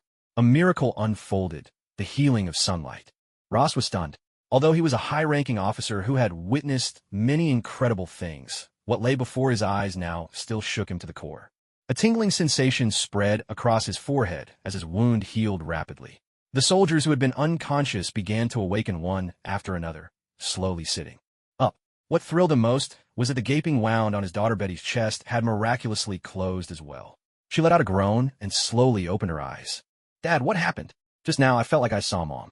Overcome with emotion, Ross's eyes brimmed with tears as he held his daughter, laughing and crying at the same time. "Huh, you're not going to see your mother that soon, sweetheart. Not for another 40 or 50 years at least."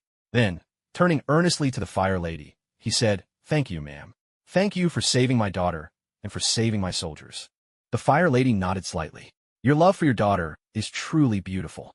You should cherish it. Please, put an end to your foolish human experiments. Your technology is still far too primitive." "Our technology is primitive?" Did that mean she possessed something more advanced?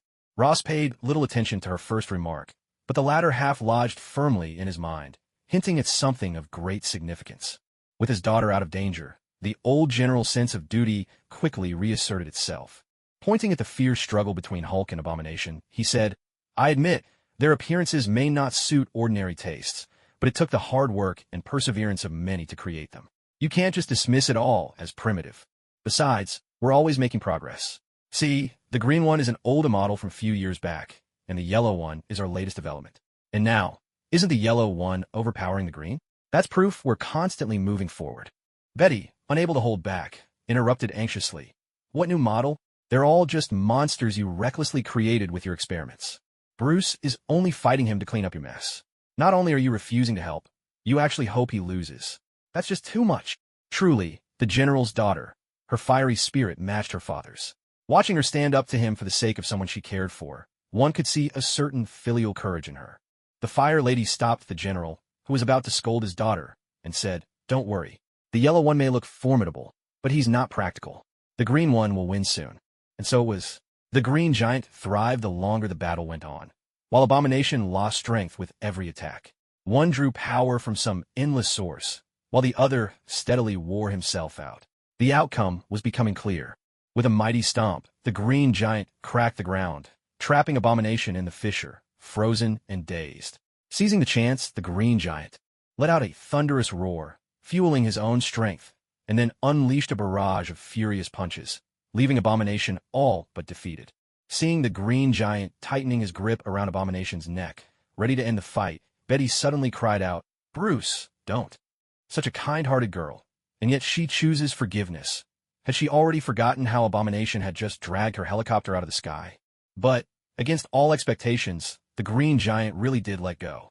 He had always been a timid scholar at heart, never one to hurt others of his own accord. Yet to call him truly kind wouldn't be quite right.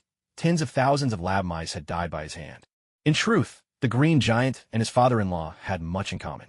To General Ross, sacrificing hundreds of soldiers for the sake of the nation was only natural. In much the same way, the green giant believed that sacrificing thousands upon thousands of little white mice for scientific progress was acceptable. Both of them were ruthless, and yet, not entirely so. They were simply bound by the rules they followed, never truly daring to break free of those restrictions. It was like passing on flame. Fire has been handed down for tens of thousands of years. What is passed on is no longer just fire, but something called truth. Even if this truth isn't real, breaking it requires immense courage. In a certain sense, the princes who refused to link the fire and the ones who sought to extinguish it were heroes all the same. And those who longed to continue the world, willing to give their lives as bearers of the flame, were heroes too. Heroes fighting one another to the death. This is the tragedy of Lothric and the sorrow of the entire Souls world. Yet, it is also what makes it so captivating. At last, the green giant released the exhausted Abomination, unable to break free from the bonds of fate. Just then, a helicopter thundered overhead. The green giant glanced at Betty, let out a furious roar toward the sky, and then leapt away, vanishing among the city's towering buildings. General Ross's face was full of confusion. Why? The yellow one clearly had the upper hand the whole time. So how did he lose in the end? The green one is better balanced, the firekeeper explained. She possessed the power to strengthen others using souls, and she understood well how. Abilities could be enhanced. In her eyes, focusing too much on a single aspect was a dead end. Only by developing all facets could one become truly mighty.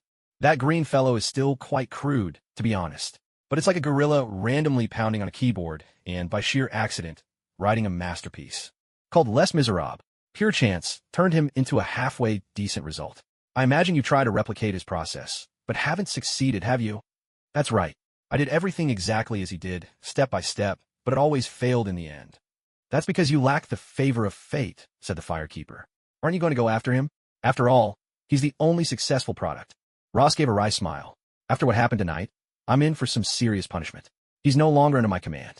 Those helicopters in the sky must have been sent by another department to apprehend him. The fireproof woman nodded, seemingly unconcerned. She had observed earlier that, although the green giant possessed immense strength, his soul was astonishingly fragile, just like Tony's. Only 3 points. Yet another disappointing man. She was still pondering how to bring the Abomination back to Lothric for disposal, when, all of a sudden, a helicopter overhead swept its searchlight onto her. A middle-aged man with a receding hairline grabbed a loudspeaker and shouted, "5 yuan each, 5 yuan each. Everything on sale, just 5 yuan apiece." Everyone instantly froze, faces flushed with awkwardness. Then, a burst of shrill static came from the loudspeaker before it finally returned to normal. The middle-aged man, a bit embarrassed, spoke. We're from Strategic Homeland Intervention, Enforcement, and Logistics Division. The lady with the eye patch, please come with us." What?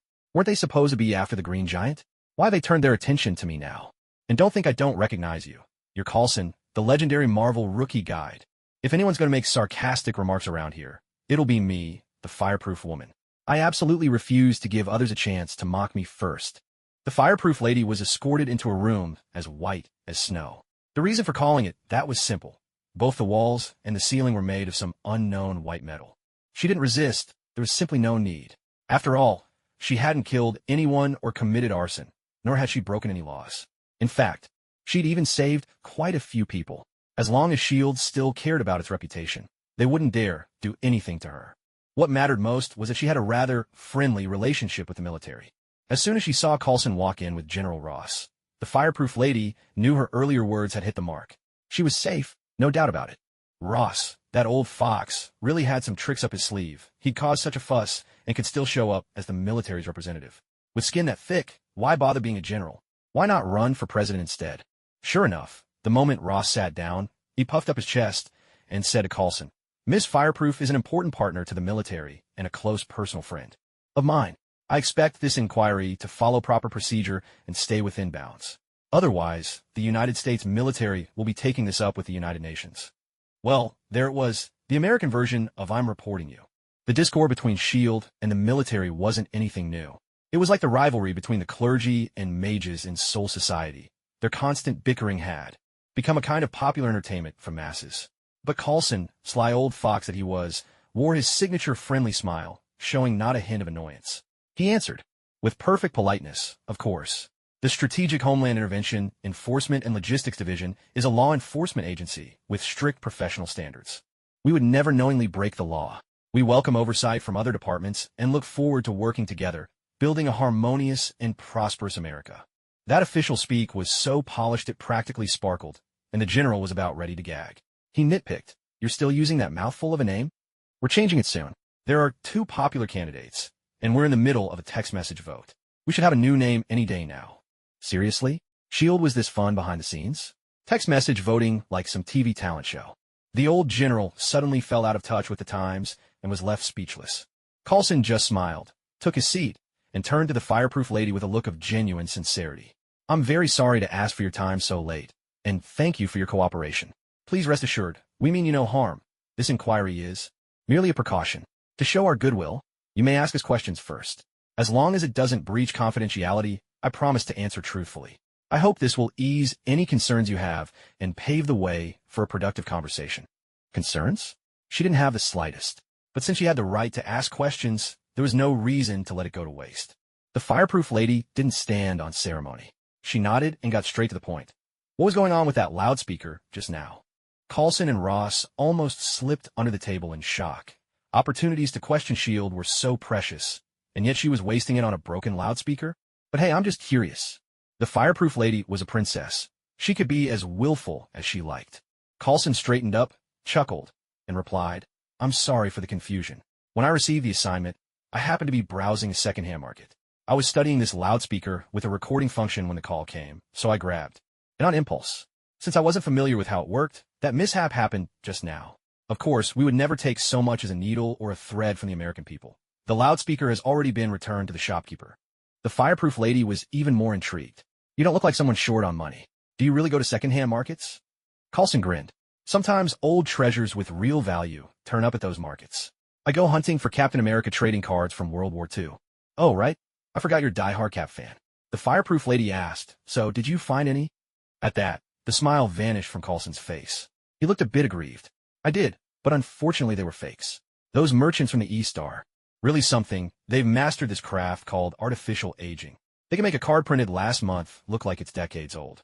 It's uncanny." The fireproof lady almost burst out laughing. "Didn't you lose a fortune on that?" "Actually, no.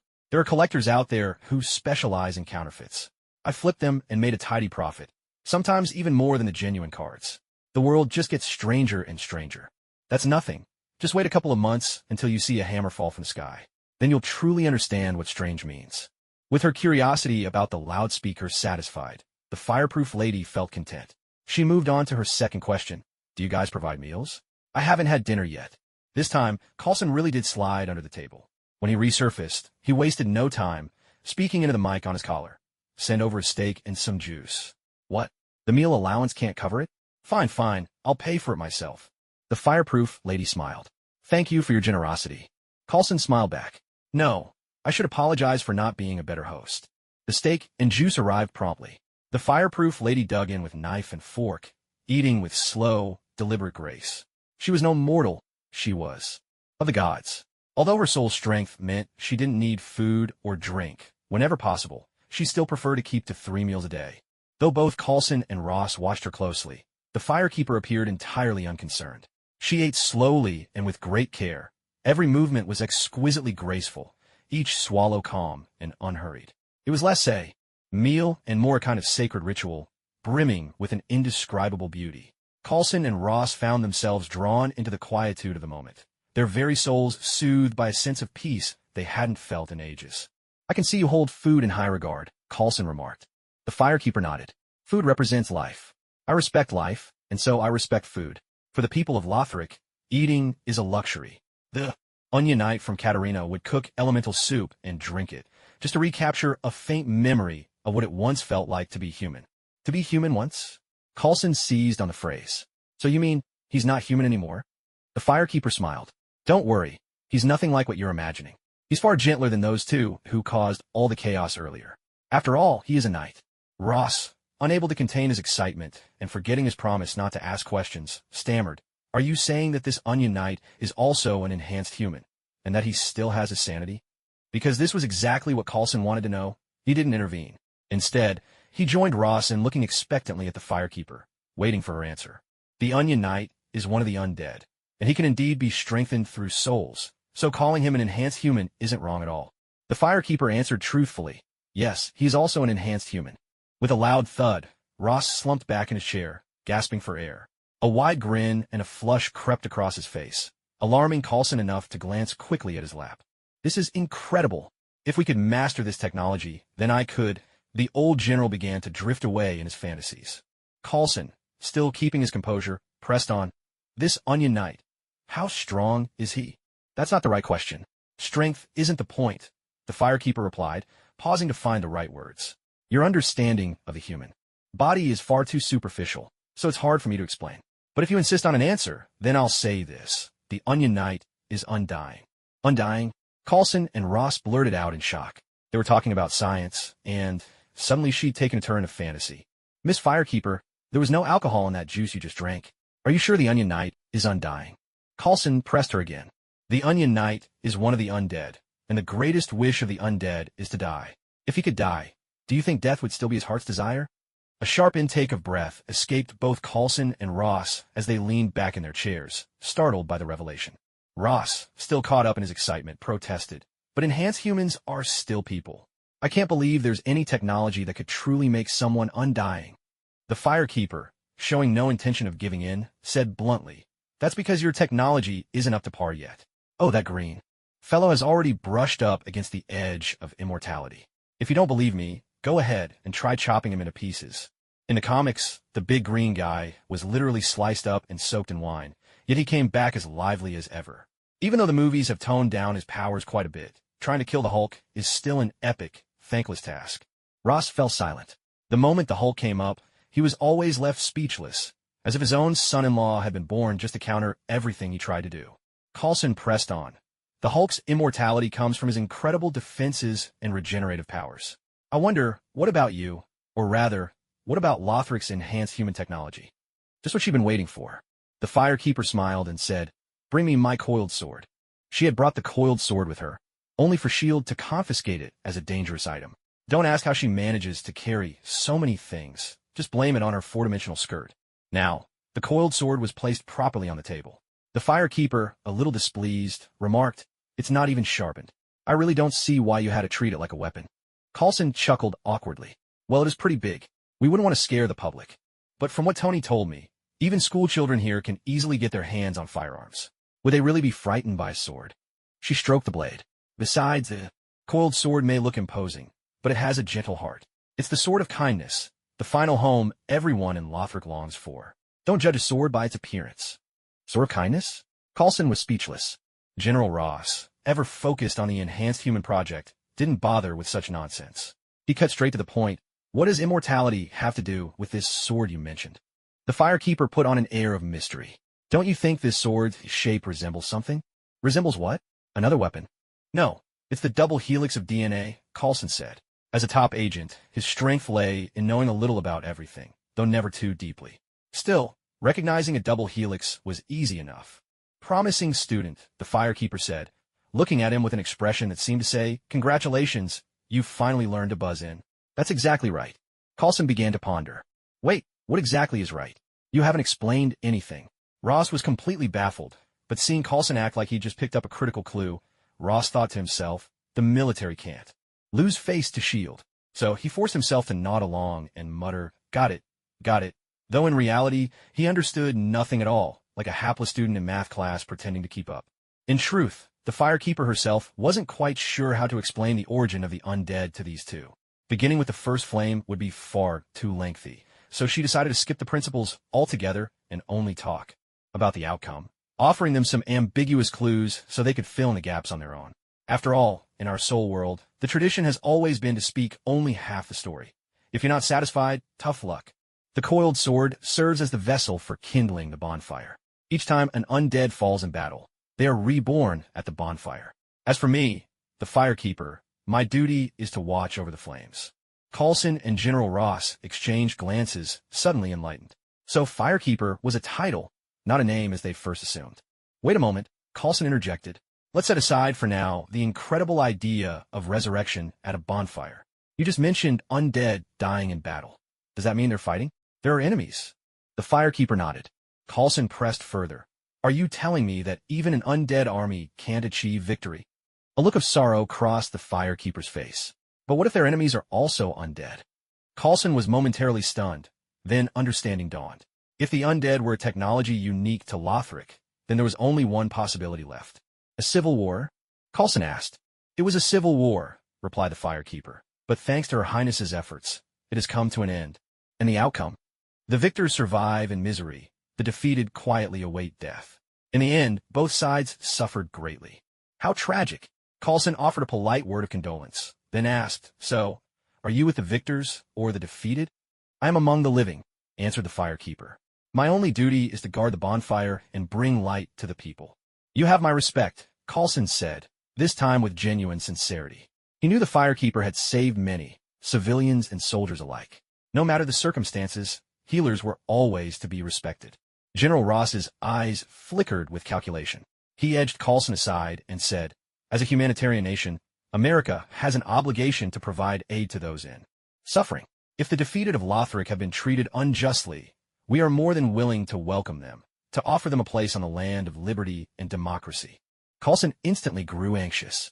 This old fox was clearly trying to recruit Lothric scientists. Truth be told, the tactic wasn't new. Even S.H.I.E.L.D. had its own paperclip project, bringing in many top scientists to speed their development. With such lessons from the past, and being 98% loyal himself, Coulson absolutely couldn't tolerate such blatant poaching. Miss Firekeeper, our strategic homeland intervention, in 4. But before he could finish the organization's lengthy name, the Firekeeper interrupted him, further strengthening his desire to see his workplace rebranded with a simpler title. I understand what you mean, the Firekeeper said to General Ross. You want to obtain Lothric's technology to continue your experiments in human modification, don't you? The old man looked a bit embarrassed and tried to argue, I only want to give humanity a better future, that's all. Absolutely not. Both Coulson and Ross were stunned. Lothric's technology must never be allowed to spread any further.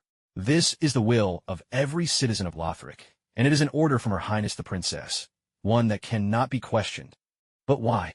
General Ross grew anxious. If it's really as powerful as you say, this technology could bring about a brand new era for humanity. No, this technology is a curse. It's precisely because of it that Lothric has suffered so much, and why we are still trapped in endless conflict. The Firekeeper's tone was unwavering. Coulson, puzzled, asked, Didn't you just say the Civil War was over? Why are you still caught up in chaos? Because an even more terrifying enemy has appeared. The Firekeeper replied, her voice grave. Near the end of the war, the defeated side, unwilling to accept their loss, unleashed a dreadful virus called the Pus of Man. Once infected, there's no cure. It turns people into monsters who attack friend and foe alike. Now, it's spread throughout Lothric and become the enemy of everyone. Truth be told, this kind of plot is almost a cliché in Hollywood movies. For Coulson, a seasoned agent who spent his life in the gray areas, and General Ross, a ruthless soldier, humanity's darker nature is nothing new. The so-called Pus of Man virus is just a biological version of a nuclear bomb, an ultimate weapon meant to drag others down with you. Hardly surprising. It's often said that your perspective shapes your thinking. General Ross was dreaming of harnessing the Pus of Man, hoping to use it as a controlled weapon. Coulson, as a top-level agent, was far more concerned with the fate of the world. Miss Firekeeper, are you sure you haven't been infected by this virus? Don't worry. Those infected by the virus look entirely different. You'd recognize them at a glance. Besides, as the Firekeeper, I am protected by the flame. I cannot be infected. And what about Lothric? You can rest assured. To prevent the disaster from spreading, the princess has ordered the gates to the outside world sealed. The undying warriors will use their never-ending lives to battle the pus of man, fighting on until the world itself ends. The Firekeeper spoke with unshakable conviction, and Coulson and Ross listened with deep respect. Without her guidance, no one from Lothric could ever reach the Marvel Universe. In a way, she really had sealed the gates to the outside world. As for the undying fighting the pus of man, that was no exaggeration. The virus was like a rabid beast, attacking anything in sight, forcing an endless battle. And as for the world ending, that was plain truth. If no one rekindled the flame, the soul world would be doomed in just a few years. To sum up, the Firekeeper had not lied in the slightest. She remained the honest and adorable good child she had always been. Coulson, thoroughly convinced, remarked with admiration, "Not only did your nation's princess bring an end to civil war, but she also made such a selfless decision. Her nobility truly deserves the admiration of all humanity." Ross added with equal praise, "And those soldiers, charging forward again and again, even in the face of death. They're the very model of what it means to be a soldier." The Firekeeper nodded slightly, replying with humility, "Thank you both for your kind words." Never one to miss an opportunity, Ross pressed on with his persistent agenda. He said slyly, "I still believe your nation's technology is of immense value and should be put to proper use. What if we work together? You provide the technology, and we supply the equipment and personnel. Perhaps we could even develop a cure for the blight of humanity." What a joke. The blight of humanity is the result of humanity's darkest instincts erupting, a product of the dark soul itself. If you could wipe out the blight, you'd be erasing the dark soul. Not even Lord Gwyn, Lord of Sunlight, could do that. And you, who do you think you are? The Firekeeper wanted to laugh, but instead, she put on a mask of outrage, as though Ross had pushed her to the edge of reason. In a huff, she snapped, "Why are you so stubborn? Fine. You want to see human enhancement? I'll show you. I'll enhance that yellow-skinned abomination you saw earlier. So you can perform human enhancements too? I thought you only knew how to heal wounds." Ross was overjoyed, nodding eagerly. "Excellent. I look forward to seeing it." Coulson felt things were moving too fast and was about to intervene, but a command suddenly crackled in his earpiece. Let her proceed. With no other choice, Coulson led the Firekeeper and Ross toward the cell where Abomination was being held. Just as they reached the door, the Firekeeper hesitated. "Wait, maybe we should call this off." Coulson sighed inwardly. She regained her composure quickly, but unfortunately, it was already too late. Sure enough, Ross goaded her. "How can you go back on your word? Is this how Lothric people treat promises?" With that accusation hanging in the air, the Firekeeper was forced to comply. She relented. "Very well, I'll keep my promise. But, mark my words, if that abomination shows any adverse reaction, I must take him back to Lothric to prevent any danger to the world." What kind of adverse reaction could there be? At worst, a total genetic breakdown and instant death. Ross had seen worse. With a sweeping gesture, he agreed. "Fine, we'll do as you say." The Firekeeper said nothing, only nodded quietly. Coulson leaned in and offered a gentle word of comfort. "Sorry. He's a soldier. He's always rather forceful. Please don't take it too hard." "Take it hard? I'm only keeping quiet, because I'm trying not to burst out laughing." The Firekeeper cheered inwardly. "Just wait. You'll soon be begging me to take Abomination away." The Hulk didn't kill Abomination, and the movie never explained what happened to him. Most likely, he just ended up as research material, contributing the last bit of value he could for the so-called bright future of humanity. Human rights? Blonsky's files were deleted, a funeral was held, even the compensation was paid out. Who's left to care about his rights? So, when Firegirl and her team entered, they found a group of scientists standing around with chainsaws in hand, ready to carve off a few pieces of Abomination to see what they could learn. Ross instantly broke into a sardonic grin, mocking, Well, I thought I'd step back into my old army camp. Turns out your Strategic Homeland Intervention, Enforcement, and Logistics Division has the same cutting-edge methods. Birds of feather, aren't we? Coulson replied with velvet steel. We do this so we can identify Abomination's weaknesses. If someone tries to make another one of these things, at least we'll have the tools to clean up the mess. You. Ross fumed, his mustache bristling with anger. The Abomination incident was the darkest blot on his career, nearly costing him his uniform. If it happened again, he wouldn't need to wait for a court-martial. He'd just pick a nice spot and bury himself. With a sigh, Firegirl cut in to break up their argument, her voice earnest. I still believe that human enhancement technology is ominous. Are we really going through with this? Of course. Ross, now a disgraced man, saw this as his only shot at redemption. If Lothric's technology was as miraculous as he hoped, maybe he could turn the tables. He'd already lost everything but the shirt on his back. What was left to fear? Coulson wasn't fond of super soldiers. His idol, Captain America, was one. In his eyes, both Hulk and Abomination were insults to his hero's name. Strength without character only makes monsters. Part of him wanted to object, but rank always wins. And Coulson was nothing if not loyal. Loyalty rating 98 out of 100. After all, Abomination was deeply sedated, his limbs shackled with alloy cuffs. Still, Fire Girl kindly advised, just to be safe, I think we should evacuate any non-combatant civilians and call in more soldiers. Non-combatant civilians?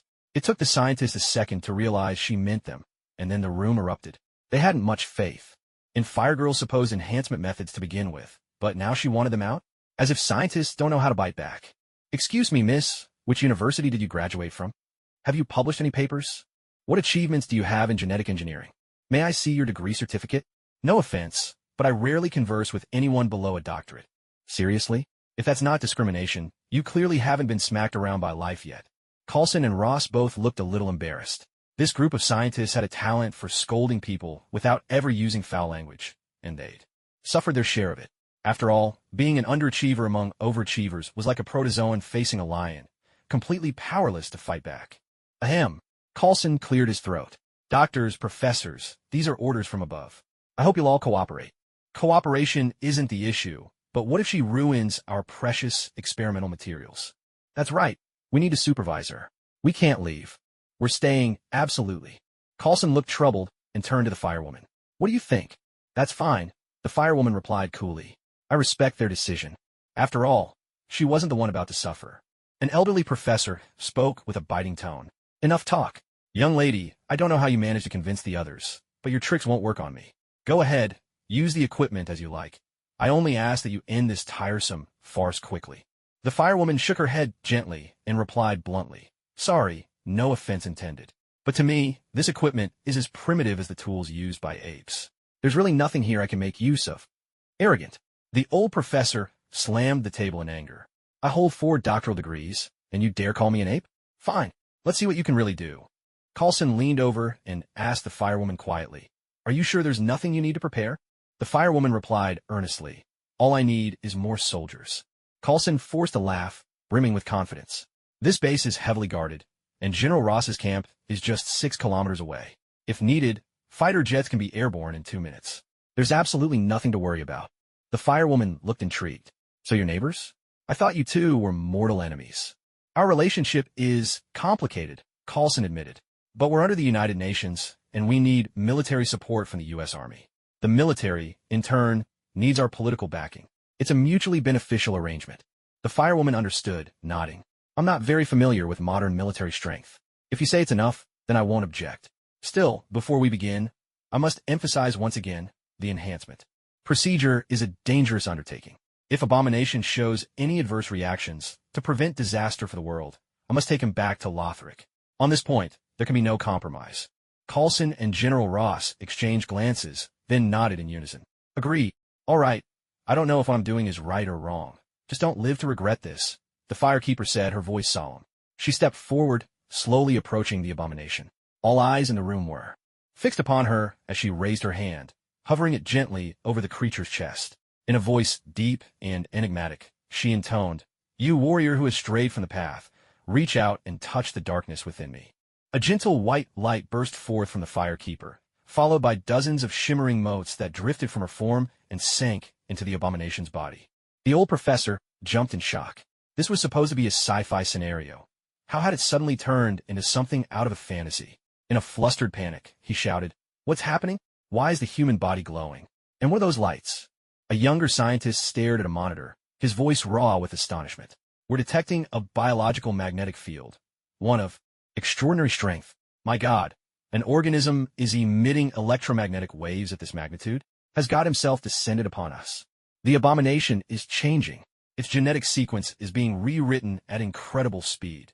This is perfect, utterly perfect. Yes, it must be God. God is recreating mankind. The scientists utterly a loss, scrambled to record streams of unprecedented data like headless chickens. They might have been baffled, but Coulson and General Ross were the first to catch on. This was Lothric's human enhancement technology. It surpassed potions and injections. It altered one's genes directly using the power of the biomagnetic field. It was as if God had truly come to Earth. Coulson was filled with reverence, while General Ross was consumed by desire. He had to obtain this technology. Both men reached the same conclusion at once. The former was driven by the need to prevent such power from falling into the wrong hands.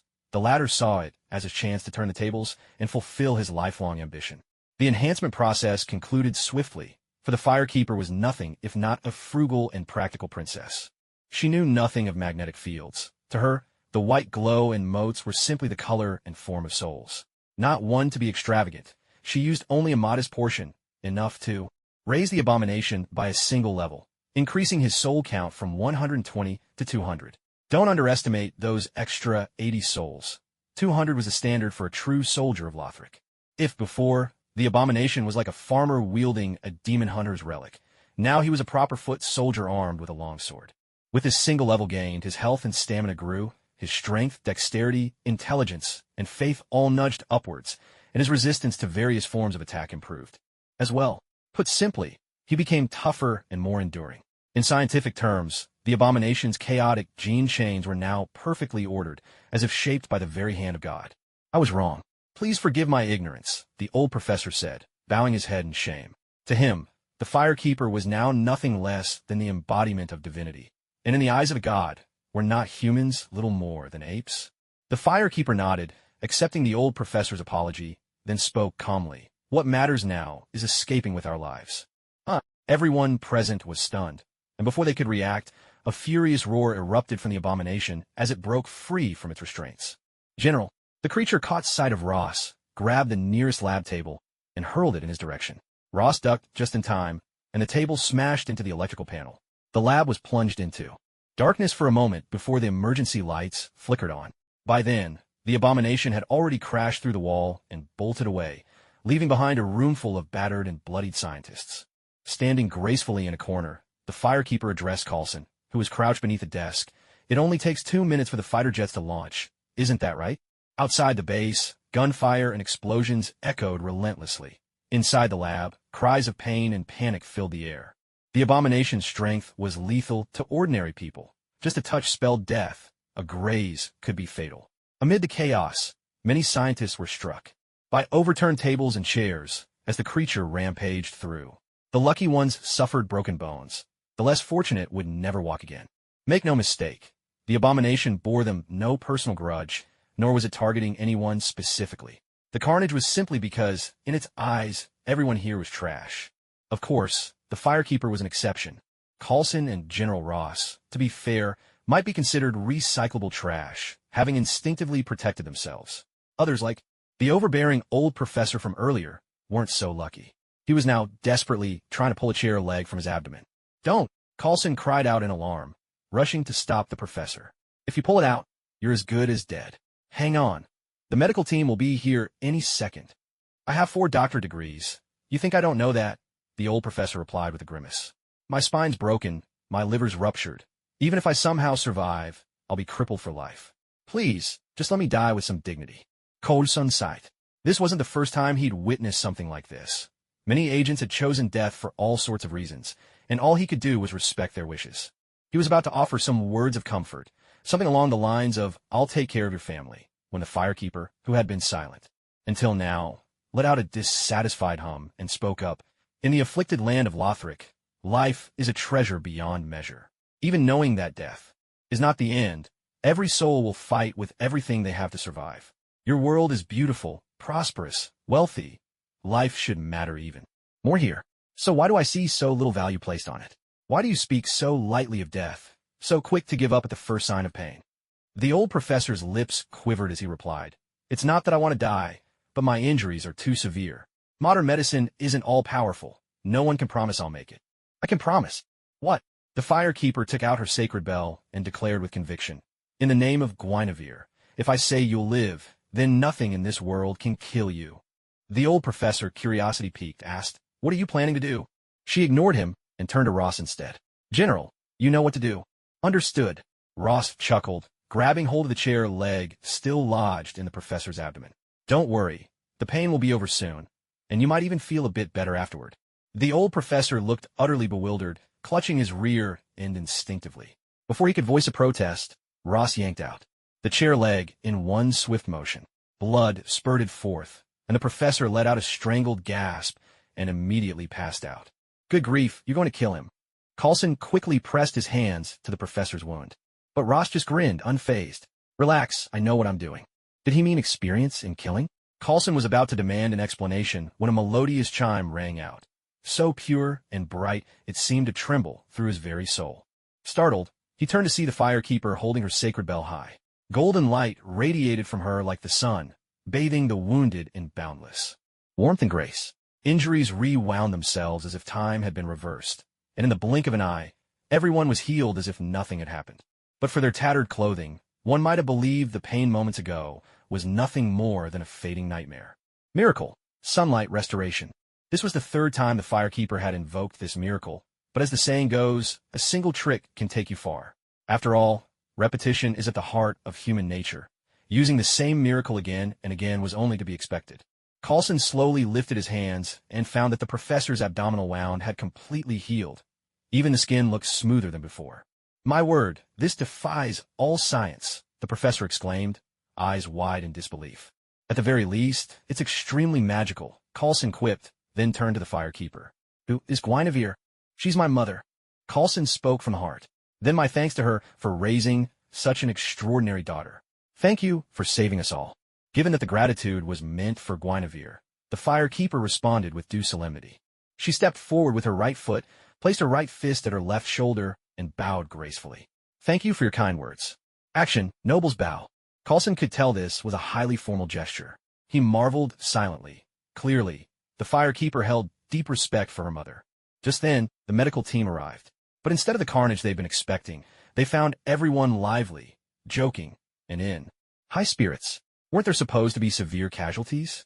Why did it look more like a group of campers returning from a picnic? The lead doctor couldn't help but complain to Coulson. Sir, if things are under control here, you really shouldn't have called us. The battlefield outside is in desperate need of doctors. Ross interrupted boisterously. Don't worry, the fight will be over soon. I've already dispatched a well-equipped special ops team to capture the abomination. Back in the day, they even had the Hulk running circles trying to escape them. The team leader curled his lip in a hint of disdain and said, Is that so? From what I heard, they suffered heavy casualties. That's impossible. Ross exploded in protest. I'm afraid it's true, Coulson said as he pulled out a tablet. Who knows what kind of shield tech it was, displaying an over-the-shoulder view of the abomination in action, vividly showcasing his unmatched ferocity on the battlefield. It was as if he leapt straight out of an epic video game, just missing a triumphant soundtrack. Ross was left dumbstruck yet again. He snatched the tablet, staring in disbelief at the abomination leaping and dodging on screen. He's actually evading artillery fire with advanced infantry maneuvers? How is that even possible? Why wouldn't it be? Firewoman countered. I heard he was a soldier to begin with. But didn't he turn into a monster? Firewoman shook her head. Sorry to disappoint you, but Lothric doesn't employ such crude enhancement methods. Humanity's greatest strength is intelligence. It must be preserved. With my enhancements, this soldier retains every memory, skill, talent, habit, hobby, and personality trait he had as a human. Only now he's far stronger. Oh, and let me clarify, his grotesque appearance has nothing to do with me. That's the byproduct of your own crude technology. Injecting Hulk's blood, I assume? Honestly, such primitive methods come with serious side effects. You'd best not repeat them. Wait, so Hulk's blood can really do that? Coulson made a silent mental note. Ross, on the other hand, was unfazed, thinking to himself that he'd use whatever methods were necessary, just not on American soil if it came to that. Firewoman had deliberately revealed the secret of the abomination's creation, planting a subtle seed in both their minds. Ross, still confused, asked, If Blonsky kept his memories, then he should know he's a soldier. He ought to obey my orders. As long as he's willing to keep serving his country, he can have whatever he wants. So why is he attacking our own troops? Desire, Firewoman replied. With power, so too comes amplified desire. General, when your soldier can shoot down aircraft with a rock and tear open tanks with his bare hands, why would he continue to take orders from a frail old man like you? But he was a good soldier before. He always followed orders. That's because he didn't have the ability to defy orders before. but now he does. The Firekeeper let out a sigh. This is exactly why I am firmly against human enhancement. Humanity should evolve, but that's a process that takes a long time, not something you can force or rush. Great. Power can easily shatter existing rules, disrupt order, and eventually lead to societal collapse and national fragmentation. If enhancement technology is abused, you could have hundreds or even thousands of Bronskis in a single day. I don't think that's the outcome any of you want. Ross fell silent. Coulson venture question, how does Lothric deal with these kinds of problems? Religion, replied the Firekeeper. Lothric has the White Church, the Blue Church, the Sun Church, and the Darkmoon Church. We use faith to guide people's hearts. Coulson gave a wry smile. That's something we really can't replicate. That's why I recommend you terminate your enhancement program altogether. The Firekeeper hesitated briefly, then added, if you insist on continuing, the research should be conducted in a controlled environment, ideally under the supervision of someone with both noble character and some experience with enhancement technology. Coulson and Ross both nodded, mentally running through possible candidates by those standards. Then, as if on cue, they both turned their gaze to the Firekeeper. How about you? Ross proposed, trying to win her over. The military would grant you complete authority and generous compensation. All we ask is that you help develop a safe, controllable enhancement technology. The Firekeeper was delighted inside, but outwardly she maintained a calm composure and replied coolly, thank you for your kind offer, but I must decline. Why? Ross was puzzled. You yourself said that humanity needs to evolve, and we're willing to do it gradually. If you ever want us to stop, we'll stop immediately. We won't cross any lines. She shook her head. I'm sorry, General. There are more important things I must do. And what might those be? Solemnly, the Firekeeper answered, I need to go home. Go home? Back to Lothric. Ross was even more confused. But isn't Lothric plagued by a terrible virus? Since you managed to leave, why go back? Because my people are still there. The Firekeeper gave a slight bow. Thank you for your concern, but my departure was an accident. Lothric is my home. Even if it's poor, backward, ravaged by disease, and torn by war, it is still my home. I long to return, and I must return because that is my mission and my duty. Ross opened his mouth, searching for words, but in the end, all he could do was sigh. Very well. Your character is as flawless as your beauty. I respect your decision. Coulson, too, spoke with admiration. Is everyone in Lothric as noble as you? The Firekeeper shook her head and said, every country has its share of villains. Lothric is no exception. Osiros, the one responsible for creating this human pus virus, is still at large. His power is mainly concentrated in the court of the Demon King, which has become Lothric's primary target as of late. It seems there's no place in the world that knows peace, Coulson sighed. I just wish the day peace arrives would come sooner. The Firekeeper offered a gentle smile, pointing to the tablet. But before that, let's finish this battle. Please, take me to the front lines. Both Coulson and Ross were taken aback, and quickly tried to dissuade her. It's too dangerous there. I'm a healer. I do not fear danger, the Firekeeper replied calmly. Besides, I don't intend to fight the abomination myself. I only wish to offer what aid I can to everyone. What kind of aid? They asked. With a smile, the Firekeeper held up her sacred bell. Just a few tricks that might help in battle. Outside the base, the fight was completely lopsided. Ross's so-called elite squad was proving utterly useless. Outsmarting the Green Hulk was no great feat. He had no heart for the battle to begin with. Even if he did, what would a scientist like him know about the art of war? But the abomination was different. He had once been a king among soldiers, thoroughly versed in tactics, weaponry, military habits, and every subtle nuance of combat. He could read the elite squads' moves before they made them, predicting their every maneuver with uncanny precision, like a North American version of Zhuge Liang, always one step ahead, reducing his opponents to chaos and despair. Truth be told, the abomination had felt uncertain at first, which was why he had tried to flee. But when the elite squad blocked his escape, he had no choice but to stand and fight. He'd expected that just taking out one opponent would be enough, two would be a bonus, but to his surprise, he tore through the entire squad with ease, not even getting scratched. It was only then, in the aftermath, that he realized he was far stronger than he had ever imagined. With each exchange, the morale of the elite squad plummeted, while the abomination grew more confident, more flamboyant, and abandoned all thoughts of retreat. He unleashed a barrage of dazzling moves, perfectly showcasing the might of a true super soldier. Of course, this also laid bare his violent nature and his love of carnage. Perhaps one could have blamed the influence of the Green Hulk's blood before, but after being strengthened by the Firekeeper, this was now a pure expression of his true self. The greatness of Captain America was never that he could go toe-to-toe with any opponent, but that there was only ever one of him. Retreat. Fall back. The elite squad finally broke rank and ran.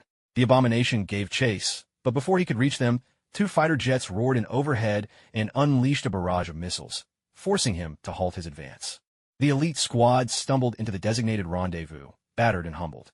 When they saw General Ross already waiting for them, their heads hung even lower in shame. "General, no need to say more. You've done a good job."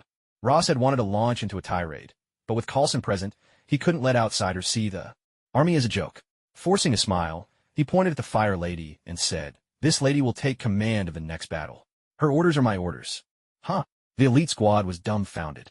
They looked at the Fire Lady, delicate as a white blossom, and felt their prospects turn bleak.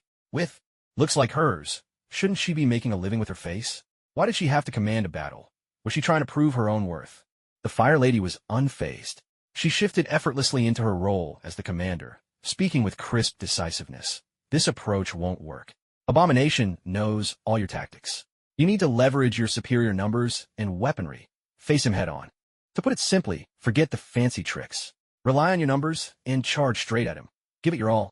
Give it our all." The elite squad was nearly in tears. Did they use fancy tactics to win?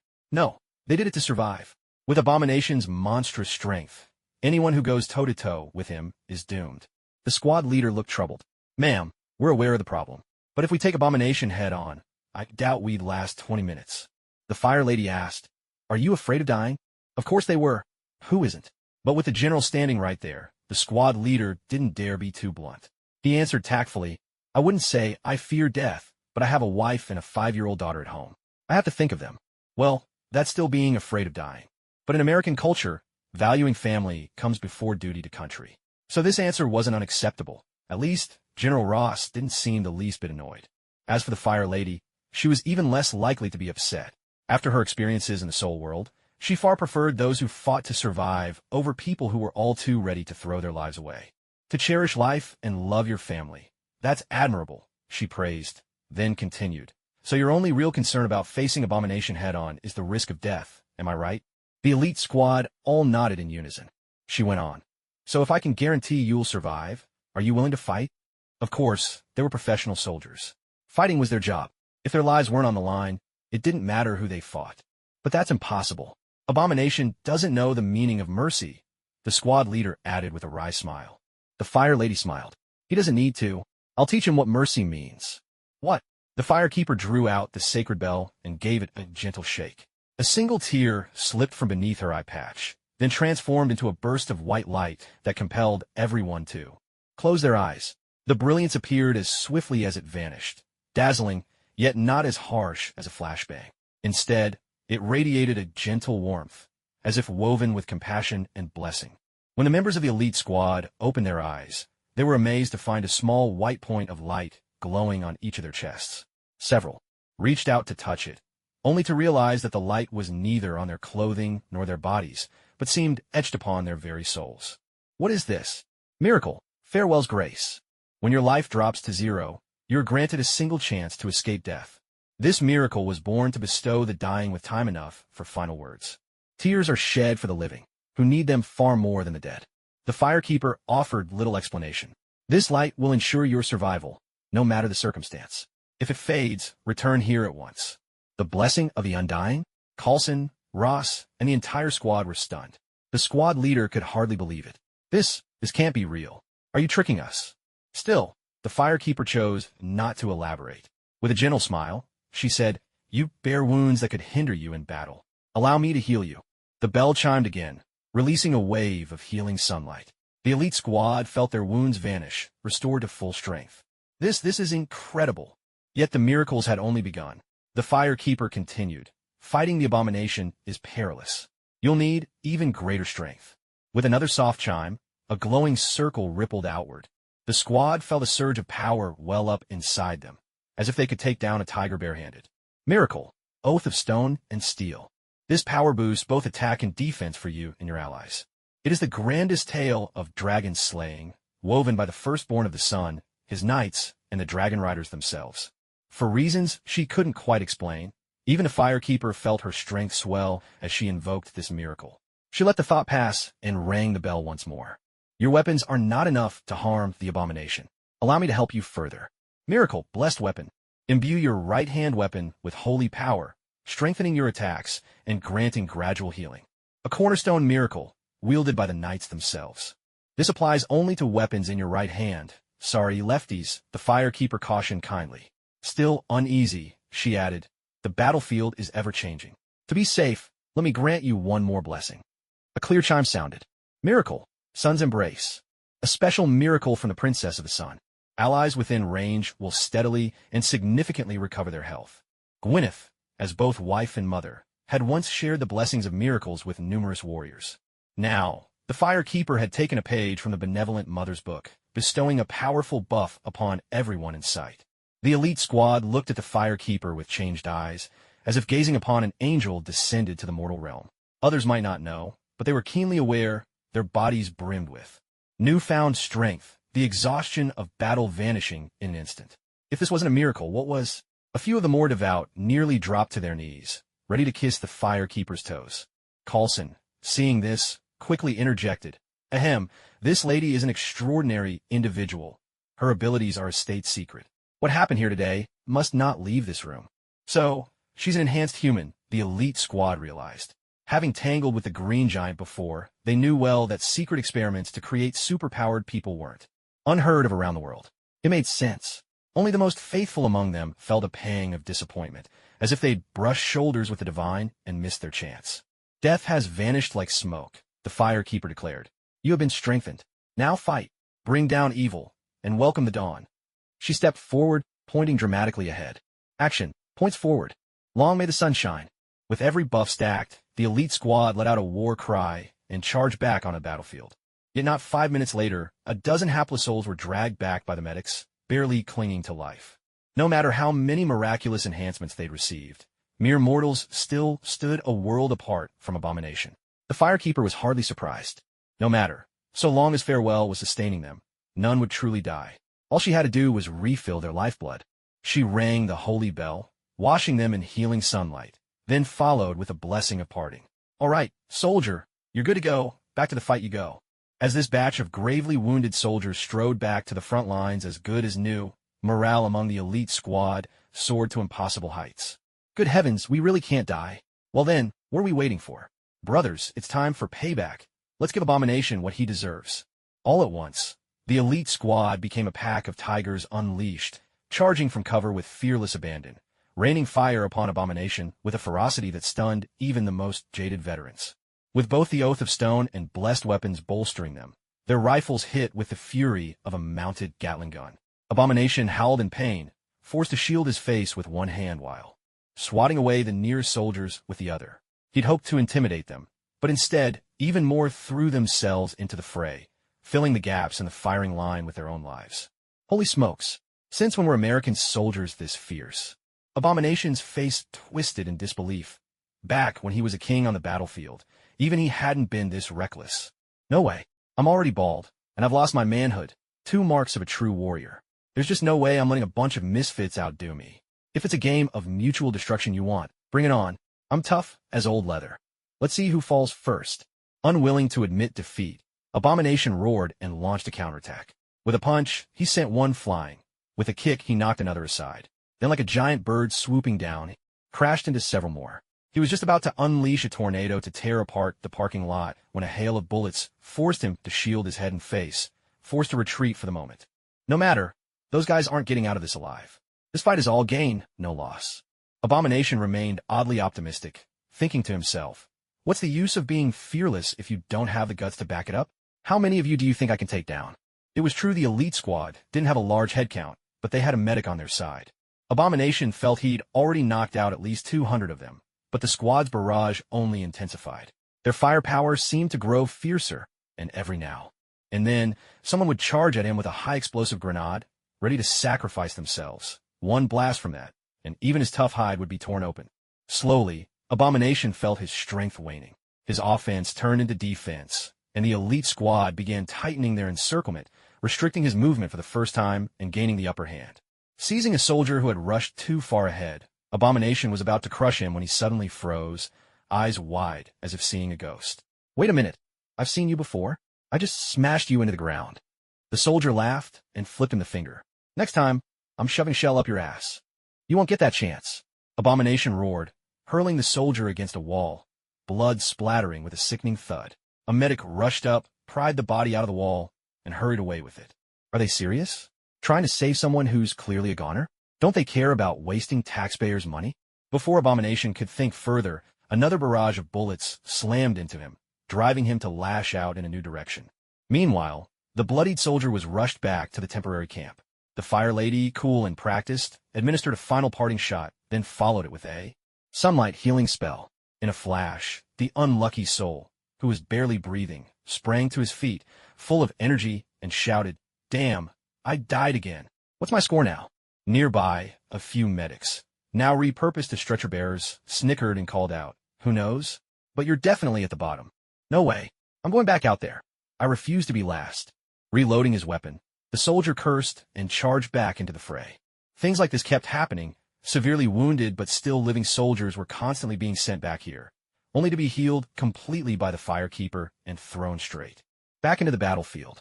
This tiny, makeshift command post had truly become a fountain of life.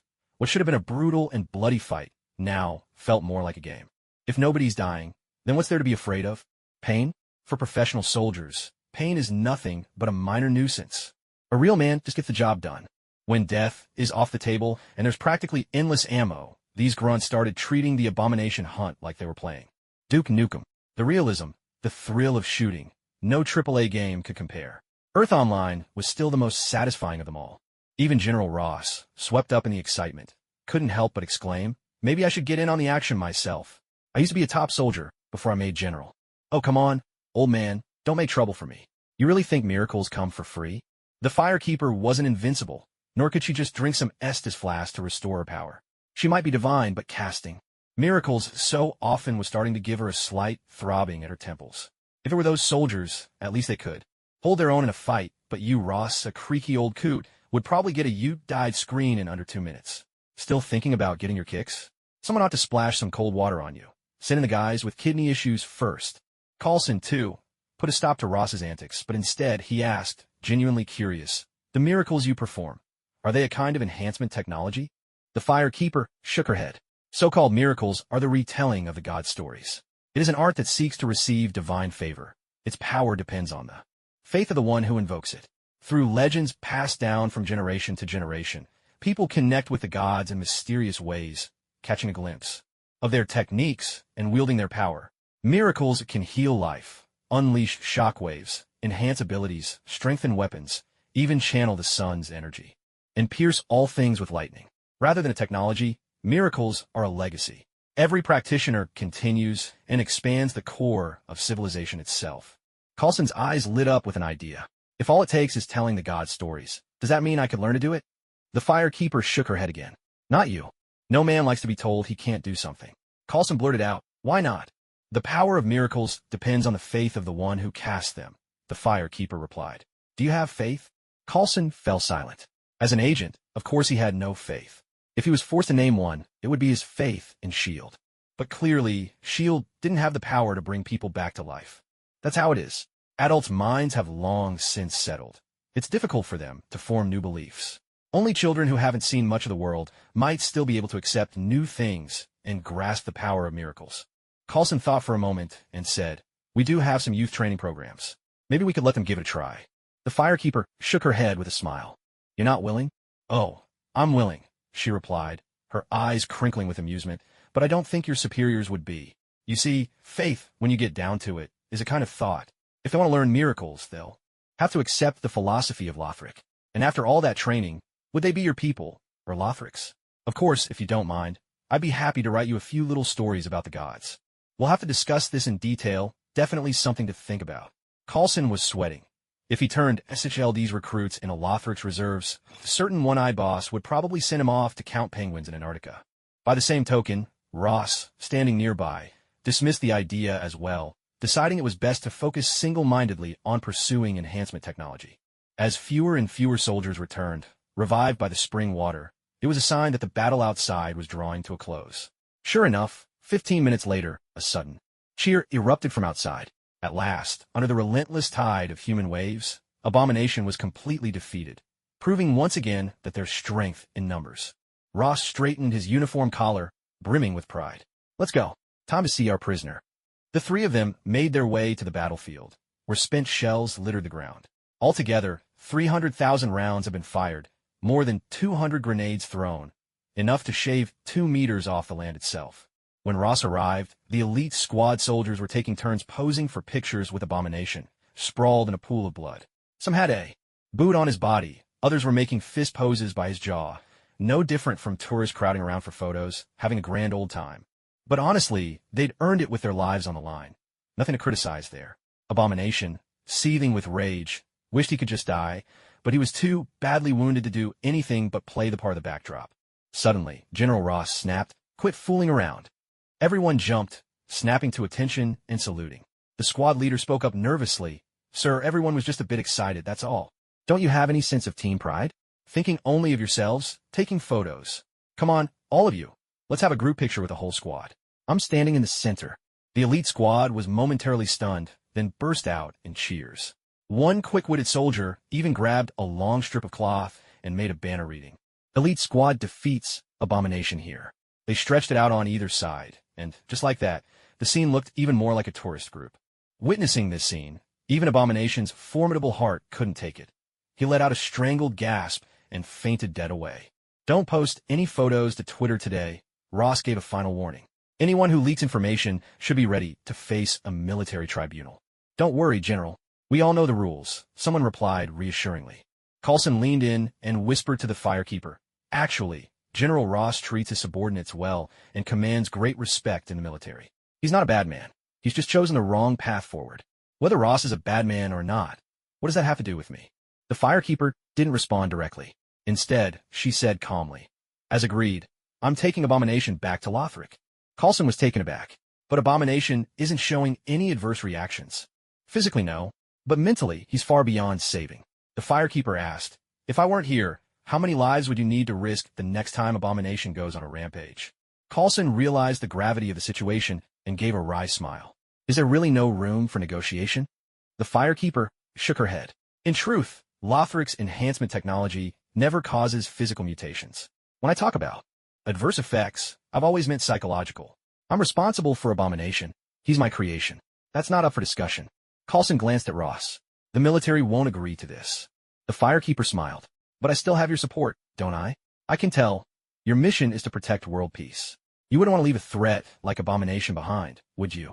"You saw right through me, didn't you?" Coulson chuckled. "It's true. Our job has always been world peace. Getting Abomination off our hands actually suits us as well." He broke off mid-sentence, suddenly pausing. Pressing a finger to his earpiece, he nodded repeatedly. "Yes, sir."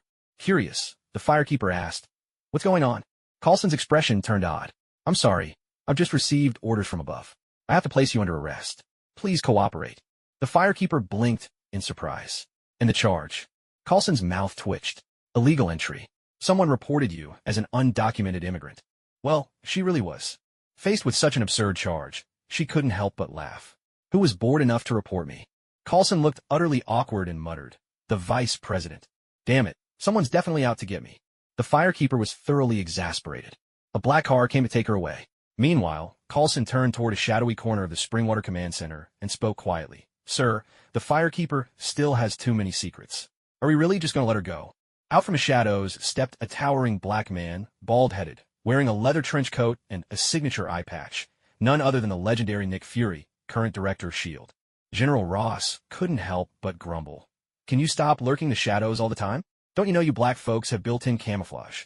Egghead replied with quiet dignity. "It's not that I want to stand in the shadows. It's just that your light bulb over there is broken." Ross immediately exploded. "Wasn't it you who smashed it? This isn't the first time you've done it. You used to be an upstanding soldier, and ever since you became a spook, you've developed this weird habit of smashing light bulbs. What's with your love of darkness? Are you a rat or something? At least I'm the kind of rat who cleans up after you." Egghead shot back, leaving Ross speechless. Turning to Coulson, he continued, "Lothric's loyalties are unclear. A careless move could spark an international incident. Keeping the firekeeper around does us no good." Coulson asked, "Do you really believe Lothric exists? I've combed through every historical record I could find, past and present, and there's no country called Lothric. Not even anything close." Egghead handed Coulson a tablet. Coulson glanced at the screen, and his eyes lit up in sudden understanding. So that's it.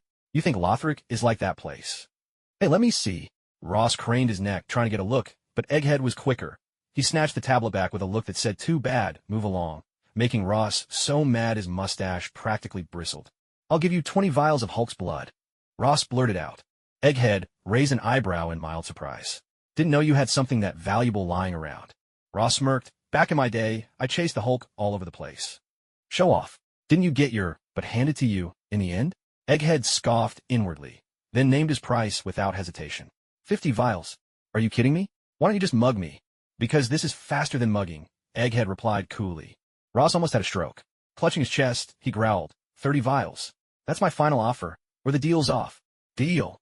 Egghead handed over the tablet. Ross snatched it, glanced at the screen, and then shoved it back, annoyed. "Aren't you going to unlock it for me?" "Oops, forgot." Egghead traced a pattern on the screen with his finger, unlocking the device. Ross watched the intricate maze of lines and felt his scalp tingle. How do you remember a pattern that complicated? Egghead didn't even look up. "It's a technique from the East called cross-stitch." Ross was stunned. "Since when do you know how to do that?" "Everyone needs a hobby. Cross-stitch is a great way to relax and clear my head. Maybe I'll make you something next time," Egghead said coolly, then handed the tablet over. "All right, just make sure you tap the screen once in a while. For security, the screen locks automatically if there's no activity for 10 seconds. All these agents are out of their damn minds." Ross cursed, hastily grabbing the tablet to take a look. Wakanda? An African nation shrouded in secrecy, producing a rare metal called vibranium. Even Captain America's shield is made with vibranium. Ross spoke with a tone full of national pride. "If that's the case, why don't we just send in the military to maintain order? Giving vibranium to a bunch of black monkeys is a waste." After saying this, Ross glanced at Fury and added, half-heartedly, "No offense, really.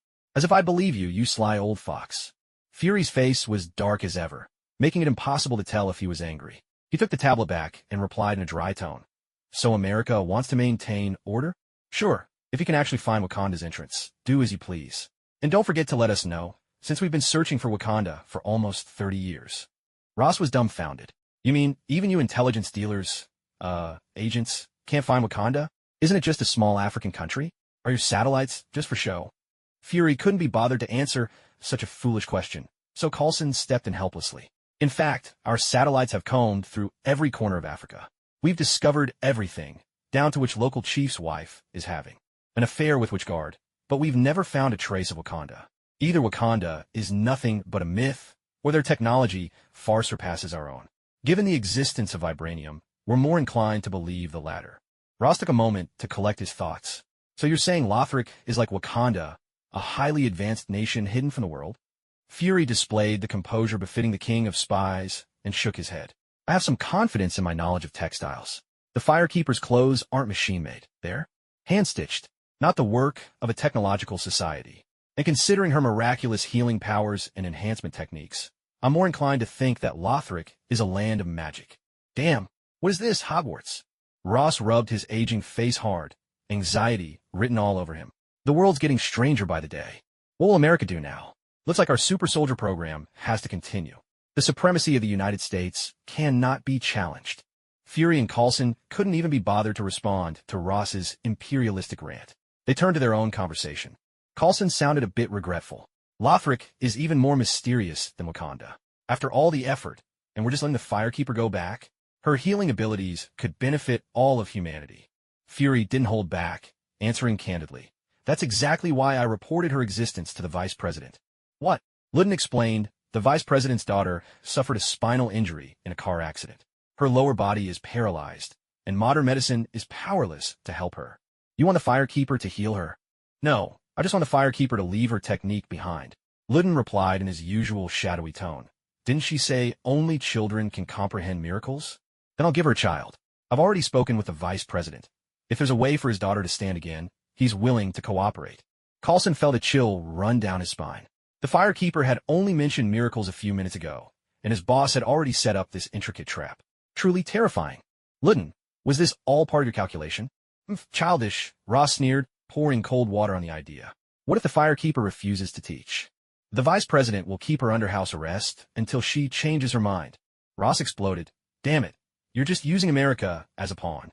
If Lothric decides to make this an issue, they'll be furious with us. Ludin responded lightly, relax. The Firekeeper herself told Tony she holds no high status in Lothric, just a low-ranking religious figure. We're neither using force nor threats. We provide her with food and comfort, and limit her activities solely for her own protection as a foreign national. Minor issues like these can be glossed over with endless diplomatic rhetoric. These intelligence agents are truly heartless. Ross cursed inwardly, then said, if that's the case, why not just keep the Firekeeper here for good, and squeeze all her enhancement technology out of her while you're at it?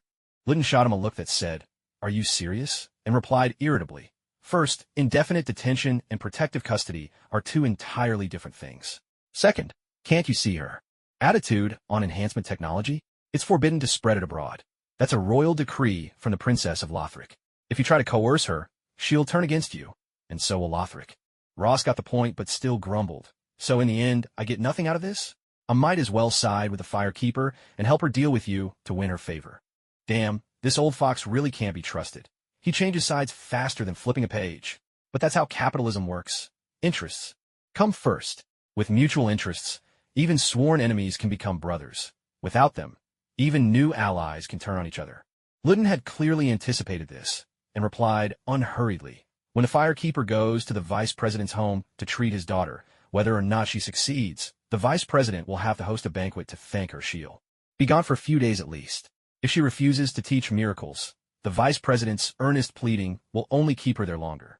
Wouldn't this be the perfect time for you to take some action against the abomination? Ross was first delighted, then stunned. Wait, why don't I get abomination? I'm the one who sent people to capture him. He's my prize. Eyebrow raised. Egghead gave him a look with his one good eye. Like I said, enhanced human technology is where the Fire Maiden draws the line. Ross caught on immediately. He hurriedly switched on his earpiece and barked out, quick, get our scientists over here with all the equipment they need. I want every piece of information about Abomination within 3 days. Egghead, in a tone that could almost be called helpful, reminded him, just for appearance's sake, don't go overboard. Abomination's exterior needs to remain intact. But what's inside? Realization dawned on Ross. He gritted his teeth and muttered, I'll take one of his kidneys first. Egghead didn't hesitate. I want his liver. Oh, come on, you have to get in on this too. Of course I do. I'm the one who distracted the Fire Maiden, remember? In that case, you only get his liver. No way. I want half a lung as well. Keep dreaming. At most, I'll throw in his large intestine. What would I do with that? If anything, I'd want the small intestine. The stomach is mine. Fine, but I get half his blood. Like hell, 1/3 tops. And your people have to help my team. Deal. Watching these two big shots divide up Abomination like butchers haggling over cuts of meat, Coulson couldn't help but break out in a cold sweat. Anyone in the know would see the scientific value at stake, but to outsiders, it might as well have been a barbecue menu. Ah, what a headache. Lately, life was just too exciting. He almost wished for an easier job, even if it meant becoming a bodyguard for some rich guy. What Coulson didn't know was that his wish would soon come true. The Fire Maiden remembered this Vice President. He was the double-crosser from Iron Man 3. But the future was never set in stone. With just one burst of healing sunlight, the Fire Maiden had a wheelchair-bound girl up and walking, taking a path years ahead of anyone else and leaving others with nowhere to go. AIM Corporation, extremist virus? The Fire Maiden barely gave these things a thought. But the head of the opposing side was named Aldrich, the same name as the Lord of Cinder from the Abyssal Cathedral. That was something she couldn't let slide. Since it was a simple matter to meddle a little, why not make things difficult for him? As for the Vice President's request for his daughter to learn miracles, the Fire Maiden agreed without a second thought. The more people who practiced miracles, the stronger Lothric civilization would become. A classic case of cultural export. Besides, Lothric needed powerful friends in high places, and the Vice President was the perfect candidate. She borrowed pen and paper, and in just 10 minutes, wrote a little holy book. It contained 4 brief stories of divine miracles. Minor healing, medium healing, and greater healing. While their effects weren't quite on par with the sunshine miracles of the original, their low threshold made them perfect for beginners. The Vice President was overwhelmed with excitement, his hands trembling as he held the sacred manual, which was, in reality, just a few thin pages. This was a genuine superpower textbook, and yet the firewoman had handed it over without a second thought. Now that's what you call a real friend. From this day forward, you are the dearest friend of our family. The bond between us will last forever. The firewoman returned the courtesy with grace, officially becoming the teacher of the Vice President's daughter. 3 days later, The young girl successfully cast her first minor healing spell, enough to extend the life of the family's elderly Ashawa dog. Seeing his daughter not only standing again, but now possessing superpowers, the vice president was moved to tears, weeping like a proud father. He truly was a good parent. He'd even gone so far as to conspire with AIM to assassinate the president for his daughter's sake. While his methods were questionable, the firewoman rather admired his willingness to confront hardship head-on.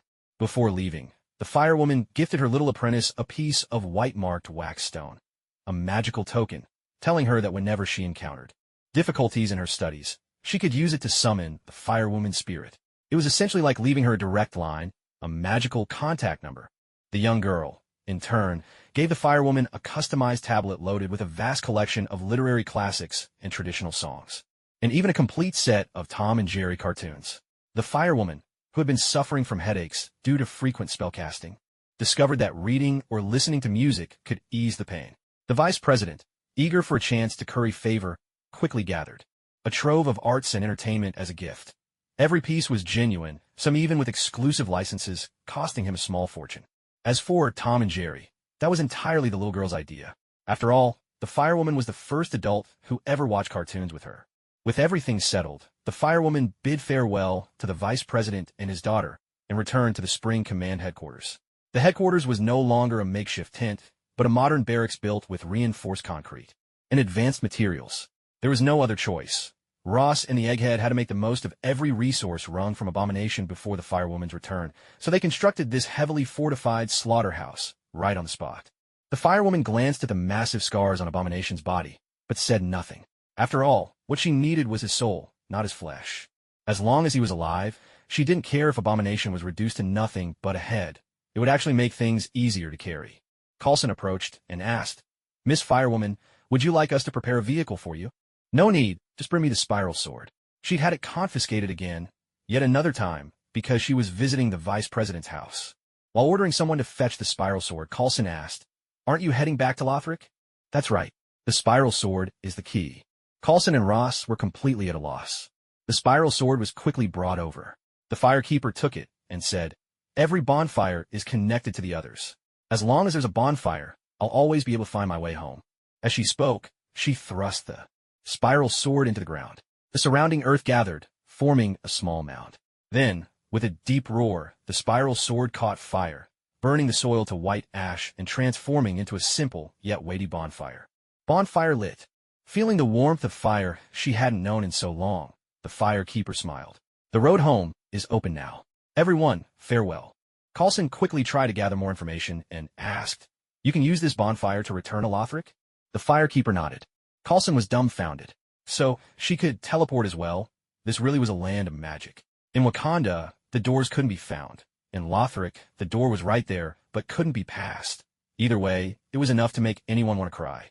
The firekeeper was just about to leave when a voice suddenly called out, "Wait a minute," leaving without a word. "Miss Firekeeper, isn't that a bit heartless?" Everyone turned to look. It was Tony. Ross asked in surprise, "How did you find this place?" Tony, a bit annoyed, replied, "You're not my only friend in the military, you know." Ross threw his head back and gave a hearty laugh, then fell silent. Tony ignored him and turned to the firekeeper. "Sorry, by the time I found out, they'd already taken you away. It took a lot of effort to track you down. They didn't give you any trouble, did they?" Coulson smiled and said, "Rest assured, Mr. Stark. The Strategic Homeland Intervention, Enforcement, and Logistics Division is a disciplined organization. We would never abuse our power. Your father was one of our founders. Have you forgotten?" Tony rolled his eyes. "That's exactly why I worry. My dad used to discipline me with a belt all the time when I was a kid." With that, he turned away from Coulson, then looked at the firekeeper seriously. "Are you sure they didn't give you a hard time? If they did, just say the word, and I'll help you get even." "Thank you for your concern, Tony, but truly, they didn't trouble me at all." The firekeeper smiled gently, then asked, "By the way, how did things go with your board of directors?" "Don't get me started. I caught Obadiah off guard, true, but those old fossils aren't easy to deal with. They can see the potential in the memetic technology, but they're so obsessed with their petty gains that they refuse to accept anything new. It's just like Edison bad-mouthing alternating current. Are you going to give up?" "No, I've decided to go it alone. I asked Happy to start a company for me.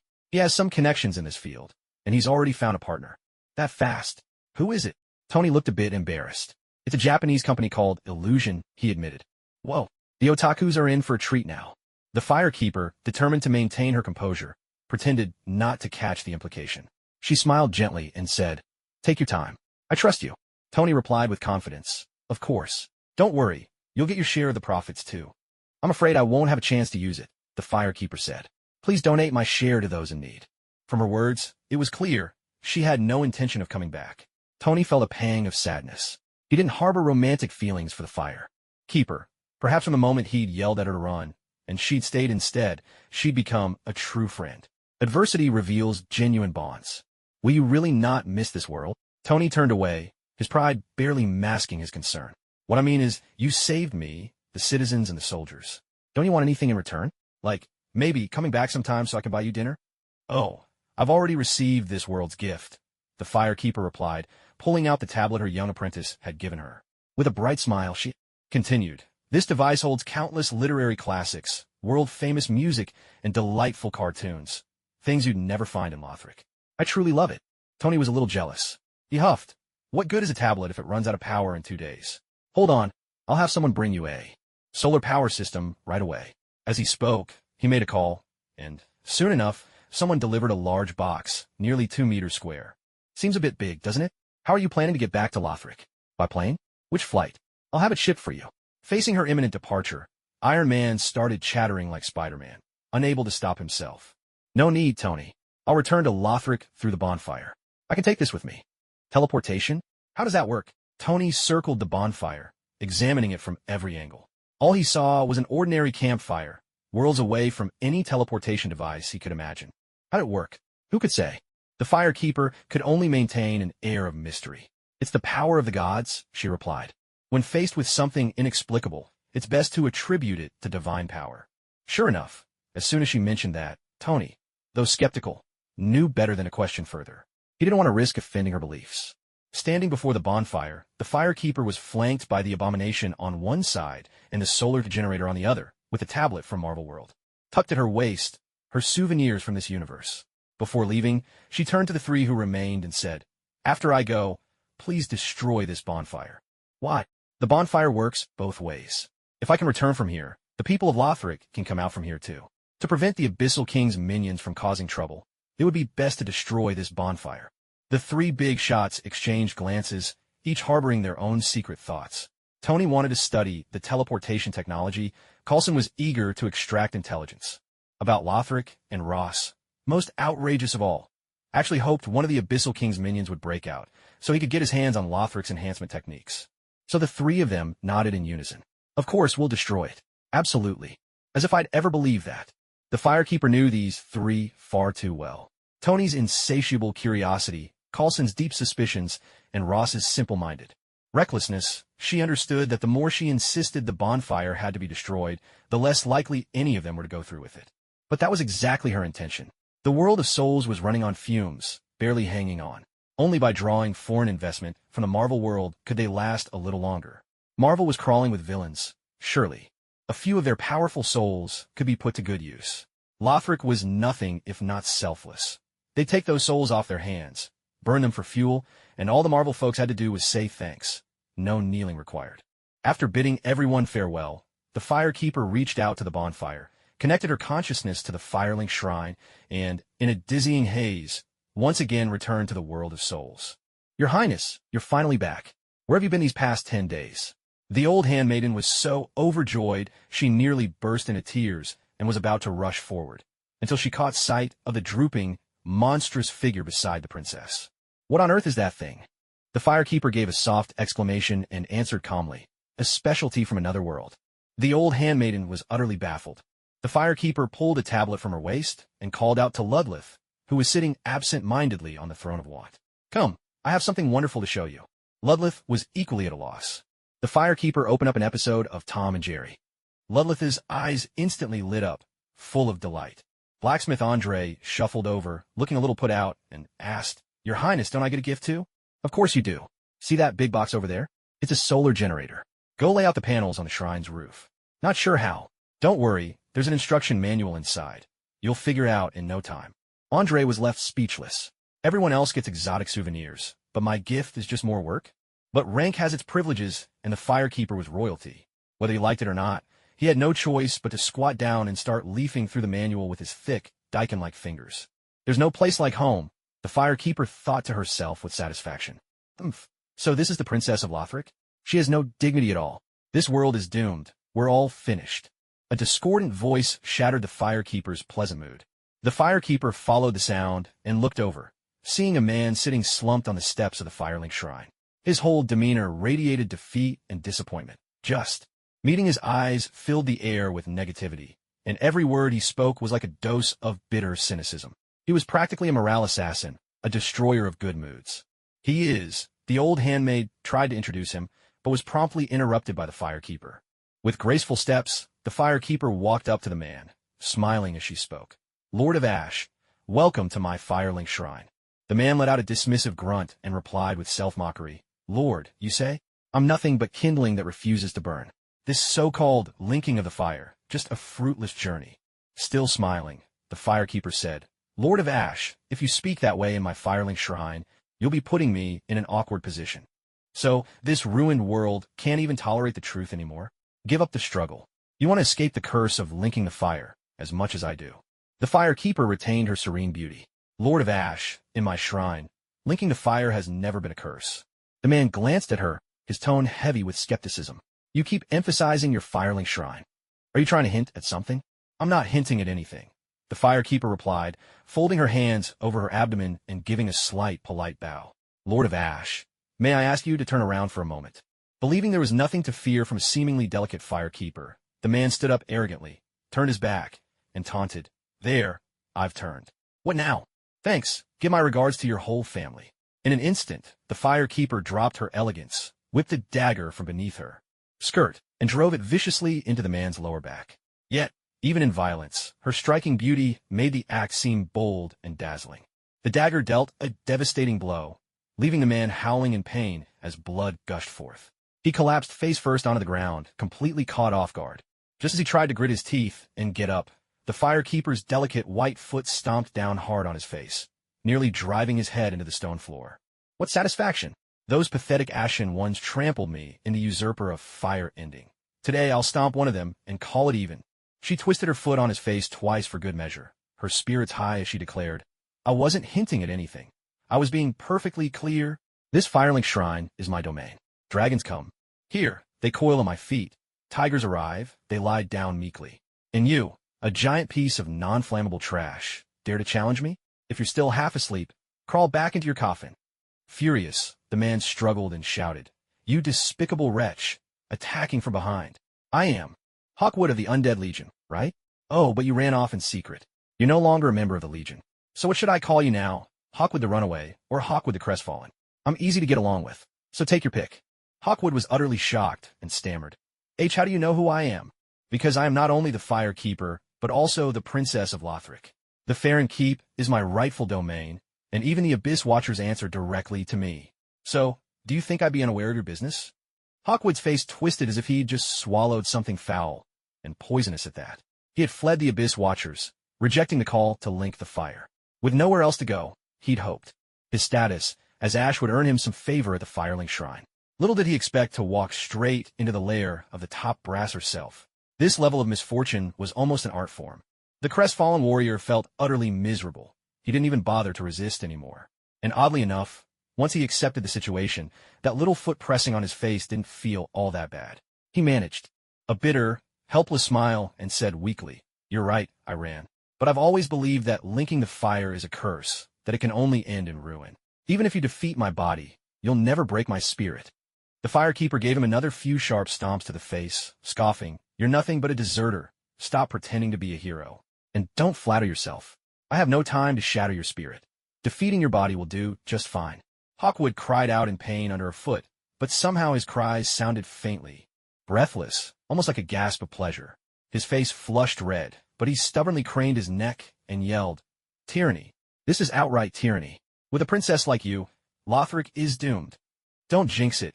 Say something auspicious for once, the Firekeeper snapped, stamping down even harder. But Hawkwood was nothing if not stubborn, and he shouted back, Tyranny. Tyranny. Hawkwood would rather die than serve as a slave. The Firekeeper was shaking with anger now, her dainty foot coming down in a relentless barrage. Hawkwood's head knocked against the ground until blood covered his face, his groans echoing through the hall, so poignant, so lingering, that they seemed to reverberate in the air. Yet as he kept howling, the pain in his cries slowly gave way to something that sounded almost pleasurable. The firekeeper noticed this too. She glanced down at Hawkwood and saw his face flushed, eyes glazed, and the faintest wicked smile twitching at the corner of his lips. It startled her so much she jumped back, quickly withdrawing her foot and taking several steps away. Hawkwood looked at her with a hint of disappointment and reluctance, then ripped open his shirt and taunted shamelessly. "Don't stop now. Keep going. I'm strong and pure, and I fear no pain." The firekeeper frowned, then suddenly broke into a laugh. "So you want a beating, huh? That's easy." She snapped her fingers and called to Andre. "Old man, he's all yours now." Andre smiled sheepishly. "I'm just a blacksmith, not a brawler. Besides, I'm busy reading through this manual. You didn't seem so eager earlier. Well, once I took a closer look, the techniques are actually pretty interesting." Cut the chatter. The sooner you toss this deranged, non-flammable trash out of the Firelink Shrine, the sooner you can get back to studying your manual. Oh, all right." Andre stood up, stretching his arms and shaking out his legs like a retired old man, and said, "Your Highness, you really have no sympathy for the elderly, do you?" Seeing that it wasn't the firekeeper taking action, our crestfallen friend stopped playing dead. He got his feet, wiped the blood from his face, drew his great sword and round shield, and struck a pose. To be honest, he actually looked rather impressive. Action. The unkindled salute. "Old man, don't expect me to hold back against you." Andre chuckled. "The Farron greatsword, eh? That certainly brings back memories. But what's with the shield? I thought the unkind led never used shields." "That's because I'm no longer one of them." As if Andre had struck a nerve, the crestfallen warrior, red-faced with indignation, lunged forward in a powerful leap, landing right in front of Andre. His Farron greatsword traced a sweeping arc along the ground, sending up a trail of sparks as it sliced toward Andre's legs. Despite his words, the crestfallen warrior clearly held back. He aimed for the legs, not wanting to truly harm Andre. In his mind, a mere blacksmith could never dodge such a move. But Andre, as if he could see the future, slipped nimbly out of the way at just the right moment, his movements simple yet astonishingly natural, almost as if he had returned to his roots. How was that possible? The crestfallen warrior was utterly shocked. But what greeted him next was Andre's massive fist. "Eat this, Tubby." Andre's straightforward punch landed squarely on the left side of the warrior's face. The sheer force sent him flying like a cannonball, accompanied by 3 thunderous crashes. The first was the sound of the punch landing on his face. The second, him smashing through the shrine's wall. The third, the thud as he embedded into the mountainside outside. The firekeeper and the old handmaiden both started clapping enthusiastically. Action, applause. "Uncle Andre, you're amazing." The firekeeper gave him a big thumbs up. The old handmaiden added, "Big brother Andre truly deserves the title Fist Emperor of Fire." Fist Emperor of Fire? What sort of title is that? But before I could dwell on it, the firekeeper's curiosity about that title overshadowed everything else. The old handmaiden explained. There was Manus, the Dark Fist Emperor, the Giant Mushroom, the Forest Fist Emperor, and Andre, the Fist Emperor of Fire. They were all legendary figures in their day. But Manus was slain by Artorias, and the Mushroom was wiped out by a changing world. Of the 3 great Fist Emperors, only Andre remains. Andre scratched his head sheepishly and said with honest humility, "Fist Emperor, legendary titles. None of that means anything. They're just empty words. I'm just an ordinary old blacksmith now." Wow, just ordinary again. I can barely remember what that phrase originally meant anymore. Andre was thoroughly professional, as if knocking a member of the Undead Legion out of the air was nothing more than a trivial chore. Holding the instruction manual in his hands, he spoke earnestly. "Your Highness, if we want to install solar panels on the Firelink Shrine's rooftop, we'll have to get up there from the bell tower." "Why is that?" "Because the ladder that goes straight to the roof has been pulled up. The only way is to climb up the bell tower and jump from there onto the roof. Then you can lower the ladder." "Then let's do it." "The iron door to the bell tower is locked. We'll need a key." The firekeeper glanced at the old handmaiden, who looked utterly distraught. "The key costs 20,000 souls. That's just a rip-off for the Ashen Ones. We're all insiders here, so give us the staff discount. 2,000 souls, not a soul more." "Fine," thought the old handmaiden. If she could earn any souls from the firekeeper, she'd count herself lucky. She handed over the key without protest. Then, as soon as the firekeeper had the key in hand, her demeanor changed. She smiled sweetly and said, "Put on my tab. I'll pay it all back once we find the true Lord of Cinder." Other than the little prince, who else could be called the true Lord of Cinder? If there were really one, Why would Lothric be in the middle of a civil war? The whole kingdom could just drag him to the kiln and be done with it. Clearly, you never meant to pay. The old handmaiden could only collapse in a washroom, sobbing in despair. While the firekeeper was shamelessly bargaining with the old handmaiden, a voice, cold and merciless, rang out from the entrance of Firelink Shrine. Who threw out that non-burnable trash just now? Everyone turned to see a man standing at the shrine's door, completely naked except for a tattered cloth around his waist, a katana cradled in his arms. He stood there with an air of wild arrogance, looking every bit the part of an untouchable badass. What the? Even the katana guy's shown up? The firekeeper tilted her head, starting to feel like her Firelink Shrine had become a bus terminal. Anyone and everyone could just stroll in. Where was the dignity in that? I'm talking to you. Who threw out that non-burnable trash just now? Katana guy asked again, his tone dripping with the self-assured swagger of a pulp hero when no one responded. The firekeeper and the old handmaiden exchanged glances, then pointed at Andre in unison. It was him. Andre, you two are seriously selling me out that fast? The three at Firelink Shrine had assumed Katana guy was here to pick a fight, but despite his bluster, he turned out to be surprisingly reasonable. Once he learned it was Andre who'd tossed the trash, Katana guy didn't even raise a weapon. He simply said, in his effortlessly cool way, outside is the resting place for firekeepers. Try not to make such a racket again, or you'll disturb them. Andre, good-natured as ever, realized the man had a point. He scratched his head and replied sheepishly, all right, I won't. Katana guy's gaze then shifted to the firekeeper. Chin raised, prideful and direct, he asked, are you the current firekeeper? What's with that tone? I don't remember offending him. The firekeeper nodded. I'm a firekeeper. Is there a problem? Brother Uchigatana circled around the firekeeper once, then grunted, she may not be the same one, but this unmistakable aura can't be faked. Fine, I admit you the firekeeper. Excuse me, your sense of self-importance is really off the charts. I'm a royal, state-certified product of Lothric, quality guaranteed. Who are you to grant me your recognition? Just who do you think you are? She was about to retort when Brother Uchigatana cut in with the air of an overbearing Listen carefully, woman. From this day forward, I am yours. If you yearn for the light, I'll cut down evil for you. If your heart belongs to the darkness, I'll destroy the world for you. I am your tool. Use me as you wish. I'll fight for you, bleed for you, die for you.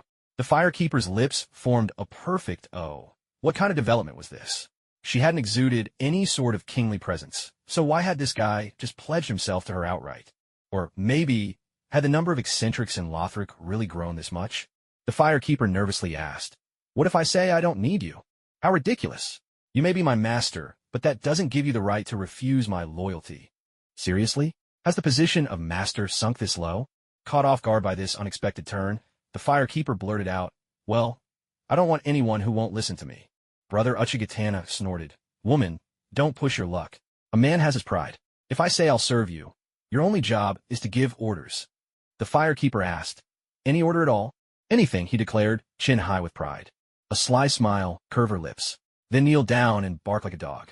Without a word, Brother Uchigatana dropped to his knees on the stone floor with a heavy thud and let out two sharp barks. Andre, watching, couldn't bear it any longer and quietly muttered, Your Highness, isn't this going a bit too far? The firekeeper just smiled faintly. It's all right. This is exactly what he wants. The old handmaiden stared in surprise. Is he like that Hawkwood fellow? Another pervert? No, the firekeeper replied, gently. He's just punishing himself in his own way. She turned to the handmaiden. Bring me that sword. Which sword? Which do you think? The one at the firekeeper's tomb. The old woman nodded and shuffled off to fetch it. Is this all you've got? Woman, I'm disappointed in you. Brother Uchigatana got to his feet, cool as ever, face full of pride, as though he'd just performed a dragon's roar, not barked like a dog. The firekeeper ignored his posturing and issued another command. From now on, you're not allowed to call me woman every time you speak. Why not? Because I don't like it. Then what should I call you? Firekeeper, or your highness, whichever you prefer. I'll go with firekeeper. You don't really look like a princess to me. Excuse me. What do you mean I don't look like a princess? Keep that up, and I'll send you to Fair and Keep, and have you roll around in the muck. The firekeeper's lips twitched slightly, and she retorted, I've heard of you before. The katana guy asked coolly, and where did you hear about me? From another firekeeper. Katana guy froze on the spot. The firekeeper smiled faintly and asked, You don't wish to disturb the dead firekeeper. Was there someone you knew among them? Katana guy fell silent for a moment, then shook his head. Not exactly someone I knew, but there were some unresolved ties. She took my sword, so I came to get it back. Unfortunately, she's already passed, and I suppose the sword is lost as well. That might not be the case. The old handmaid returned, and the firekeeper took a long sword from her hands. I was entrusted by a firekeeper to return this sword to its rightful owner. She said the owner was a kind person. Would that be you? Katana Guy's eyes reddened as he gazed at the sword, but he turned away abruptly and said with vehemence, "It's not me. Kindness never had anything to do with me." The firekeeper tossed the sword to him. Katana Guy hastily caught it, his surprise evident. "What are you doing?" "No one under my command knows how to use such a weapon. Since you do, I'm giving it to you." Katana Guy snapped. "Didn't someone entrust you with this? If you just hand it over to me, do you think you're honoring that dead firekeeper's wishes?"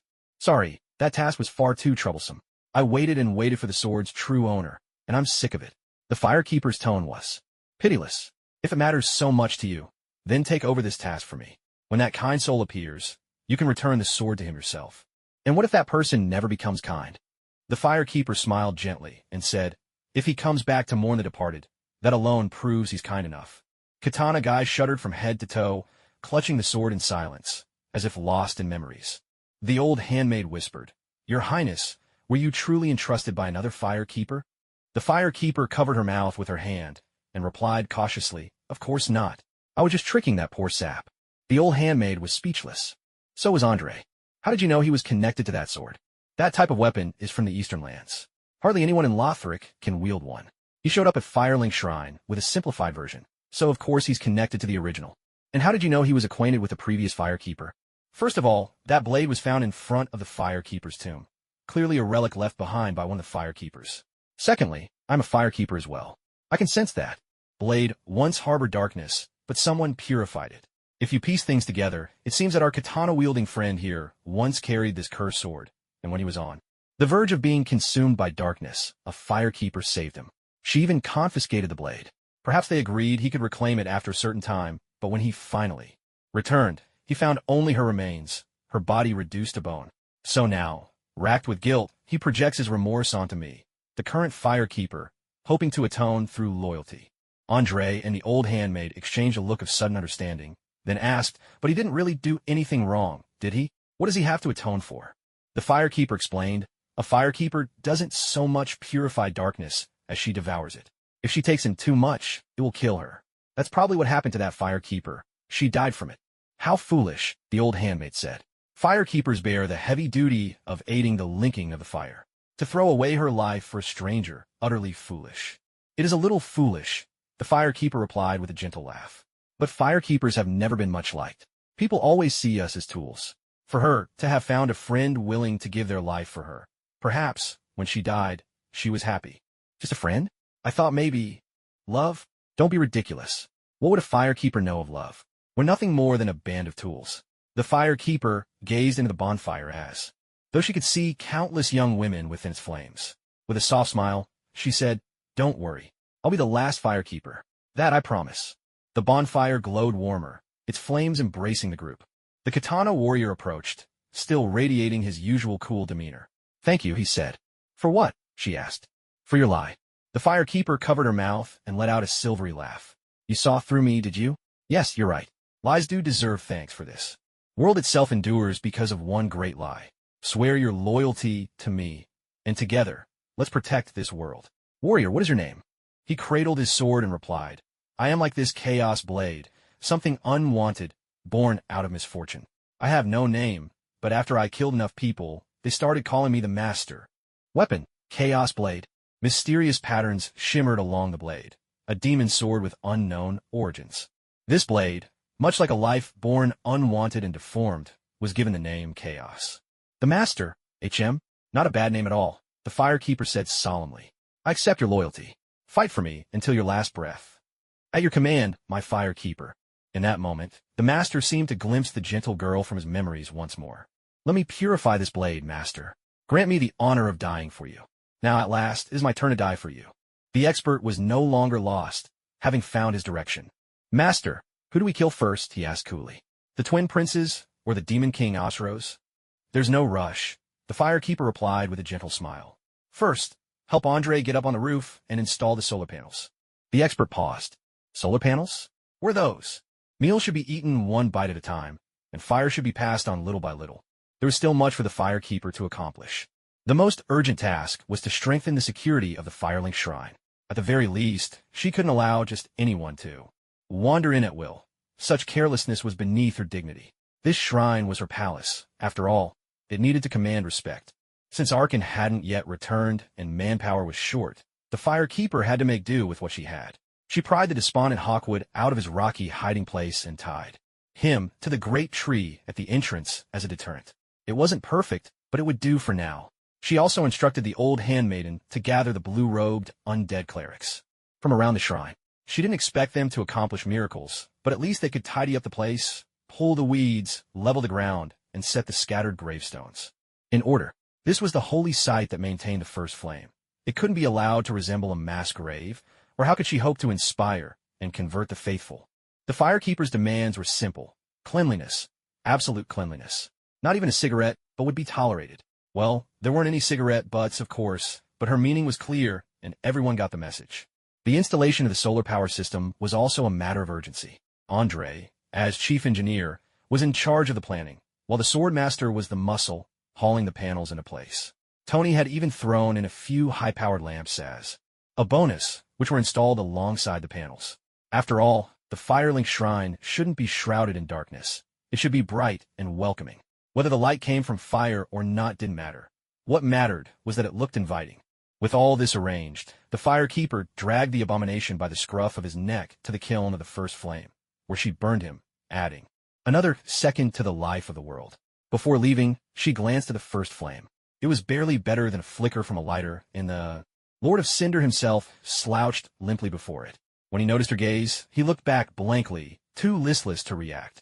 With so little soul left in the abomination, he couldn't be bothered to put her to the test. Burn as you like. If I so much as move, I'll concede defeat, he seemed to say. The Firekeeper had no desire to provoke this ultimate tank, so she hunched her shoulders and slipped quietly away. When she returned to the shrine, she found Andre and the Sword Master standing idly at the gate, lost in thought. Back already, and you're slacking off?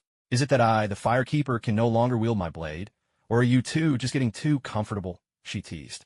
But when she asked, she learned they had run into trouble and had no choice but to stop working. There's a nest on the roof, Andre explained. A baby crow inside.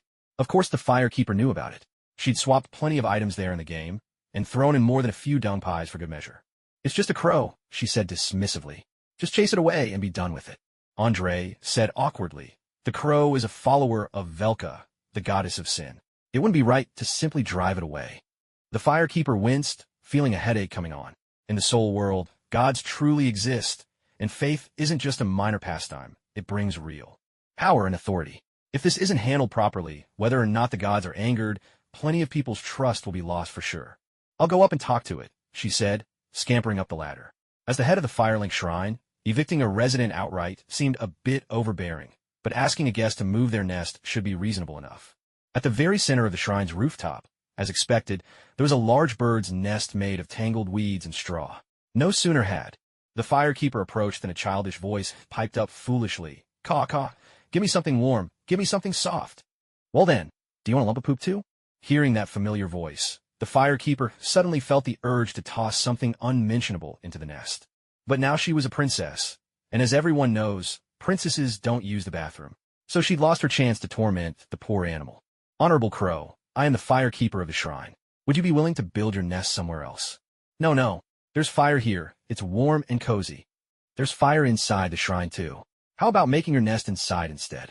Our main beams are airy, full of light, and everyone who's stayed there has loved it. No, the shrine is all dark. I don't like it. I don't like it. See? I told you the shrine was too gloomy. Even birds don't want to stay, let alone people. Trying to keep her patience, the Firekeeper said. If you're willing to move up to the main beam, we can make the shrine bright in no time. You make it bright first, then I'll move. If you don't move, it won't get bright. I don't care.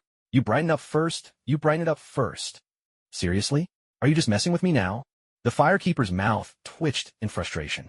She pulled out her sacred bell and gave it a shake, conjuring a pillar of lightning in her hand. How's this for bright? She asked. Miracle, lightning pillar. The lost miracle of dragon hunters. If you want to pierce dragon scales, hurling lightning alone won't do. You have to drive the lightning pillar directly into the dragon's flesh. This was a dragon-slaying miracle, and the little crow was clearly terrified. Don't hurt me. Don't hurt me. I'm a faithful follower of the goddess. The firekeeper hesitated for a moment, then suddenly recalled. Her mother was Guinevere, which made her grandfather Lord Gwyn, the Sun King. And Velka, the goddess of sin, was Gwyn's second wife, her step-grandmother. With that relationship, who cared if she roughed up one of Velka's followers while young and foolish? What's the big deal? Well, technically, it really was just a bird. The firekeeper, having figured it all out, flashed a mischievous grin.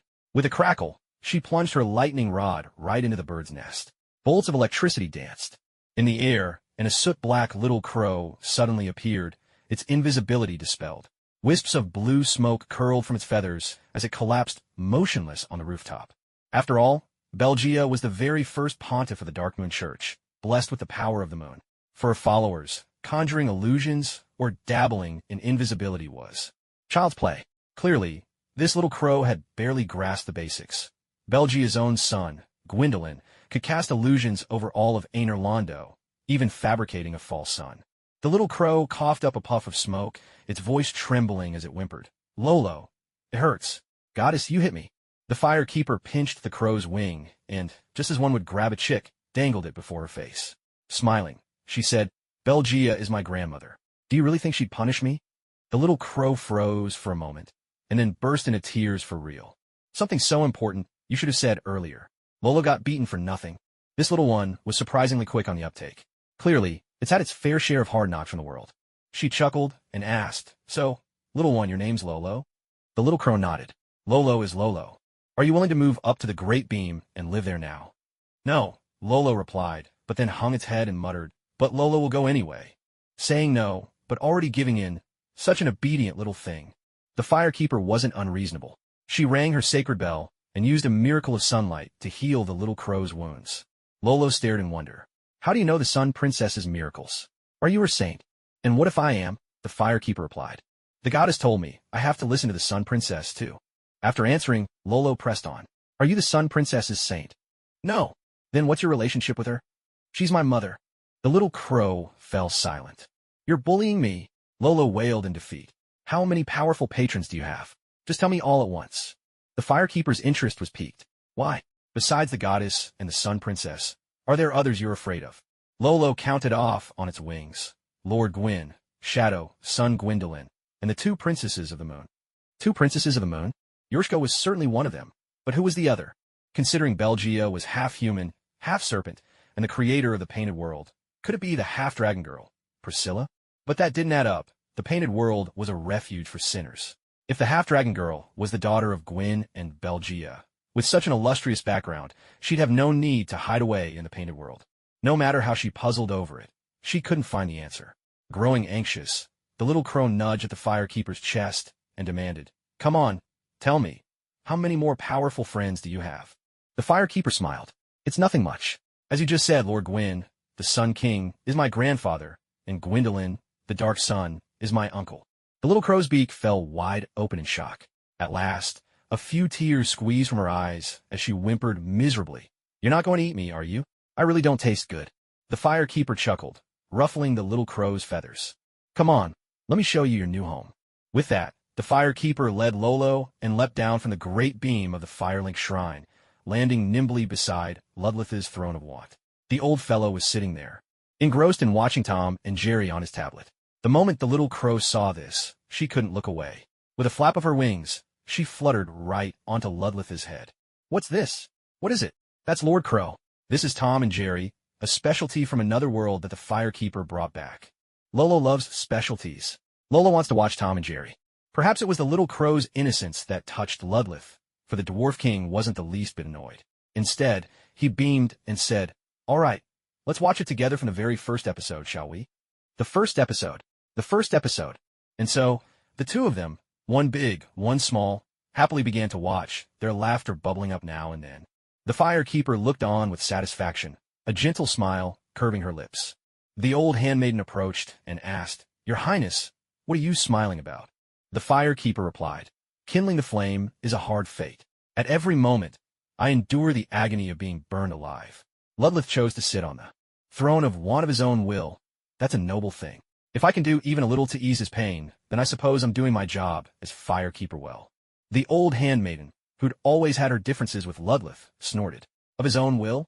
If your highness hadn't broken his legs, he wouldn't have been able to escape and would never have ended up sitting on that throne. The fire keeper quickly corrected her. What do you mean I broke his legs? His legs were burned away by the fire. That's the truth. If anyone asks, that's what you say. Aren't you the one who handles religious affairs? Yet you blurt out the truth without thinking. Are you sure you didn't get your position thanks to my mother's connections? The handmaiden bristled. That's not true. Back in my day, I was the top saintess of the Way of White. All the promising young believers I brought into the faith could join hands and circle Lothric Castle 3 times over. Oh, so you're with the Way of White. The old handmaiden was at a loss for words, mumbling, Your Highness, you tricked me into telling you again. Well, of course. I have to know exactly who's around me, don't I? Having gotten her answer, the firekeeper smiled and changed the subject. Are you still at odds with Ludlith over the whole kindling issue? Not at all. Then why do you keep bad-mouthing him? The old maid grumbled in frustration. Half of my life savings were taken by that old man, so what's wrong with me saying a few harsh words about him? If he'd be willing to give me my money back, he could curse me to my face, and I wouldn't mind at all. Seriously, here I was worrying about infighting and political intrigue within the fire right, but it turns out that things like passing on the flame or extinguishing are nothing compared to a good bet. You people really have nerves of steel? The old maid seemed to notice what the firekeeper was thinking. With a carefree chuckle, she said, We've already fought, already argued. Mortals have done all they possibly can. If the fire ever goes out, then let's make the most of the time we have left. And if it doesn't, well, the future will be long, and different ideals will always find ways to coexist. Thinking of it like that, gambling really is the most important thing after all. The firekeeper nodded earnestly. You have a point. Is this the wisdom of an elder? No. I just want to tell you, don't force yourself too hard. The princess's greatest wish is for you to live happily, and that will never change, not even at the end of the world. With unwavering resolve, the firekeeper replied, Don't worry, I'm happy now, and I'll be even happier in the future. What you all need to do is follow me, and find joy in my happiness. Then I'll look forward to it, the old maid said, bowing solemnly. She then pulled out from her sleeve a black, pulsating orb of light. The firekeeper's soul? The firekeeper took it, feeling its energy. It seems tainted by some kind of force. This soul has been kept at the very top of the clock tower. When Andre went up there to install solar panels, I was worried he'd disturb her, so I thought I'd better hand it over to you. Whether to purify it or absorb it, that choice is yours. The firekeeper asked, Was she your friend? Perhaps, but it's been so long, I honestly can't remember anymore. The old maid wobbled as she walked away. The firekeeper cradled the soul in her hands, sensing the power within it. Item, tainted firekeeper soul. It is said to have belonged to a firekeeper who returned from the abyss. She guarded the bonfire and served the soul hero, enduring and even healing the dark sigil, which is why her soul became tainted. And within a firekeeper's soul, the souls of other firekeepers can also reside. Hey, no soul stacking allowed. A smile tugged at the firekeeper's lips. Purify it or absorb it. There was never really a question. Without hesitation, she pressed the corrupted soul to her chest. The ability to heal the dark sigil, a power even the Sun King lacks, was far too tempting for her to resist. As for the corruption, the legendary third generation isn't famous for nothing. Come, predecessor, become a part of my soul. Let your strength become mine. The tablet in Rudius's hand flickered a few times, but quickly returned to normal. Hanging from the tree, crestfallen Guy's eyes sharpened as he muttered, The abyss, but just as quickly he sank back into gloom. Andre paused his work, as if sensing the presence of that dark fist king, though. The sensation vanished as swiftly as it came.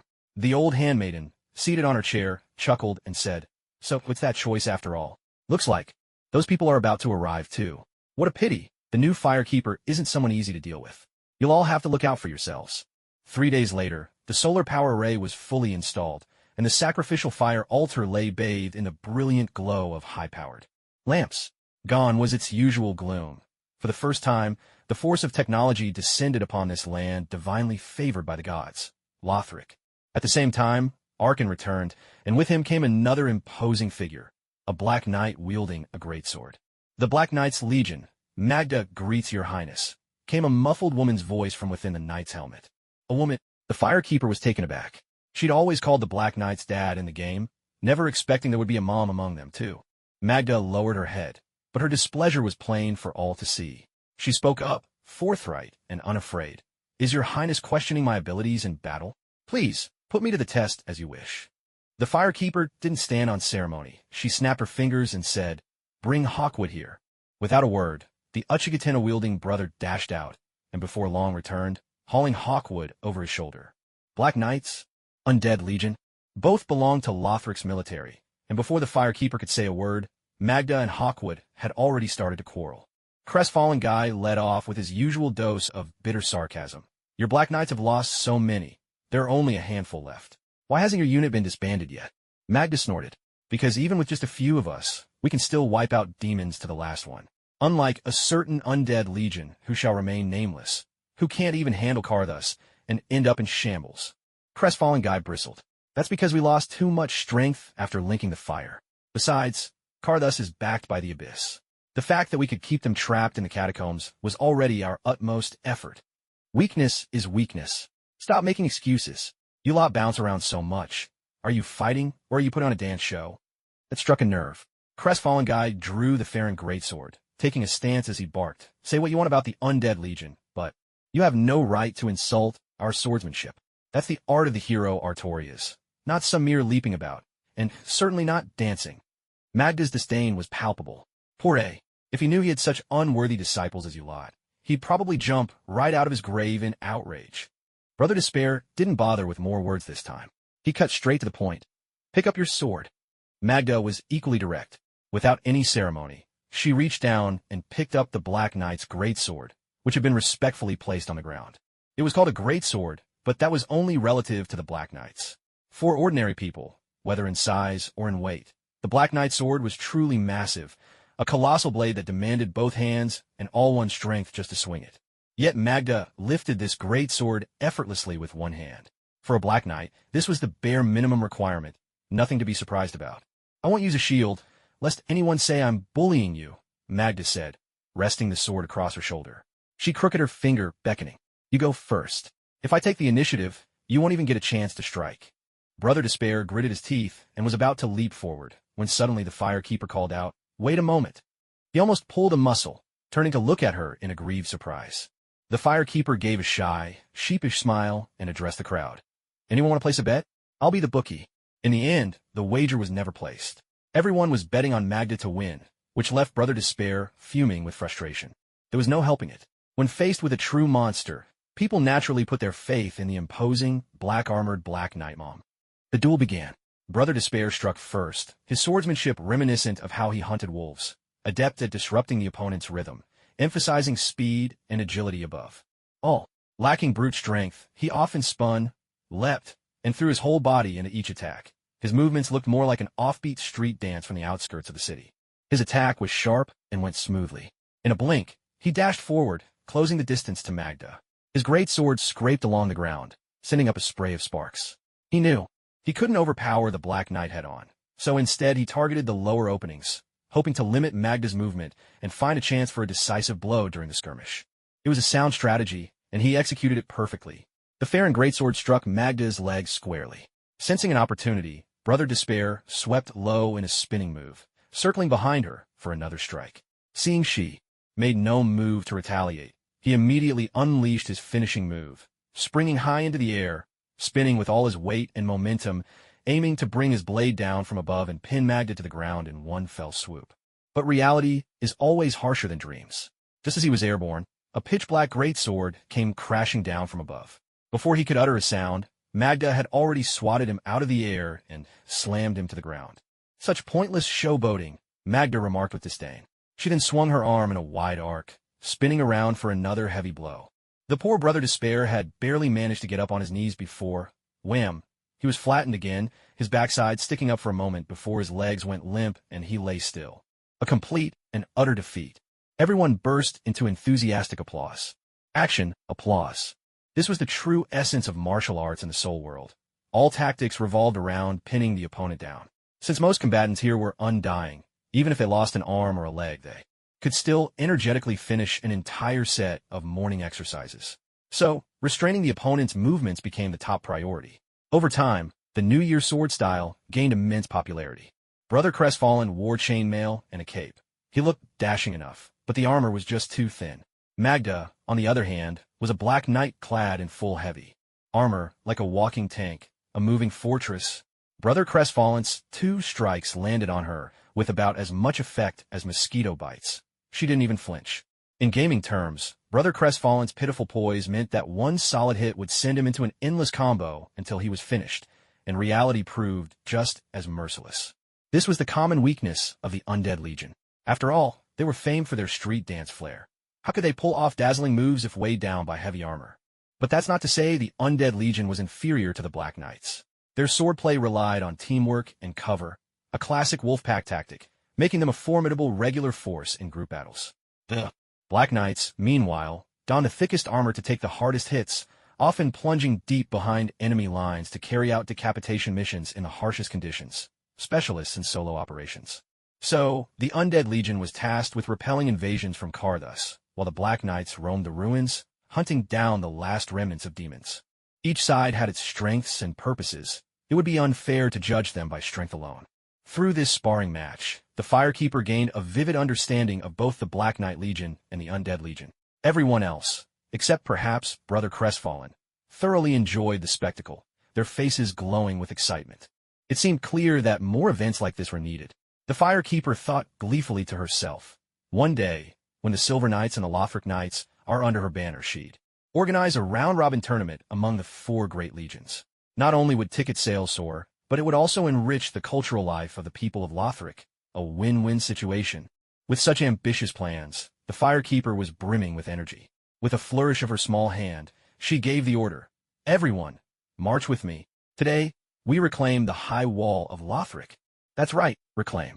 After all, her 2 cheap brothers were busy doing who knows what in the royal palace and couldn't care less about a mere stretch of city wall. And since all her fiefs were outside Lothric City, if she didn't seize the wall first, even basic roads would be blocked. How could she hope to rule anything? This time, she had no intention of going it alone. Aside from Andre, the old handmaid, and Ludleth who were left to guard Firelink Shrine, everyone else was drafted for this mission. Even the little crow was not spared. She used a ray of sunshine to heal Crestfallen Bro, restoring him to full strength, then contacted the bonfire and led the group in teleporting to the Lothric High Wall. This time, there were no unexpected twists, no one ended up in the Marvel Universe, and everyone arrived safely. The so-called Lothric High Wall was simply a section of the city's outer fortifications, but since the main gate was located here, it held special significance. Most of the soldiers stationed on the wall were ordinary footmen. Few among them could be considered seasoned warriors. Ever since the first flame died out and the world was plunged into darkness, they had become unusually sensitive, most of them kneeling in prayer, facing the royal palace, pleading for the prince to take up the burden of rekindling the flame. Sadly, they were nothing more than fields of chives, no matter how fervently they knocked their heads on the ground. The twin princes would still be on the other side, singing their carefree tune, indifferent to their plight. To be honest, her 2 so-called brothers were quite the disappointments in this whole affair. They only decided not to kindle the flame after it was nearly extinguished. What were they doing before? They'd long enjoyed the fruits of the people's labor, but when it came time to act, they dropped the ball. Is this really how leaders are supposed to behave? If not for the simple and honest folk of Lothric, there would have been a full-blown revolt by now. Then again, in this world, the nobles and royals really did have something to their name. Take the Firekeeper, for example. She was the 3rd generation of a divine bloodline, a walking legend with bottomless reserves of health and magic. Practically a cheat code in the eyes of ordinary people. At most, folks might grumble inwardly, but when the moment came, they'd still kneel like everyone else. That's just how things were, but appearances had to be maintained. After all, Lothric was on the brink of disaster, teetering on the edge of collapse. In order to save her nation, the Firekeeper decided it was time to become an idol.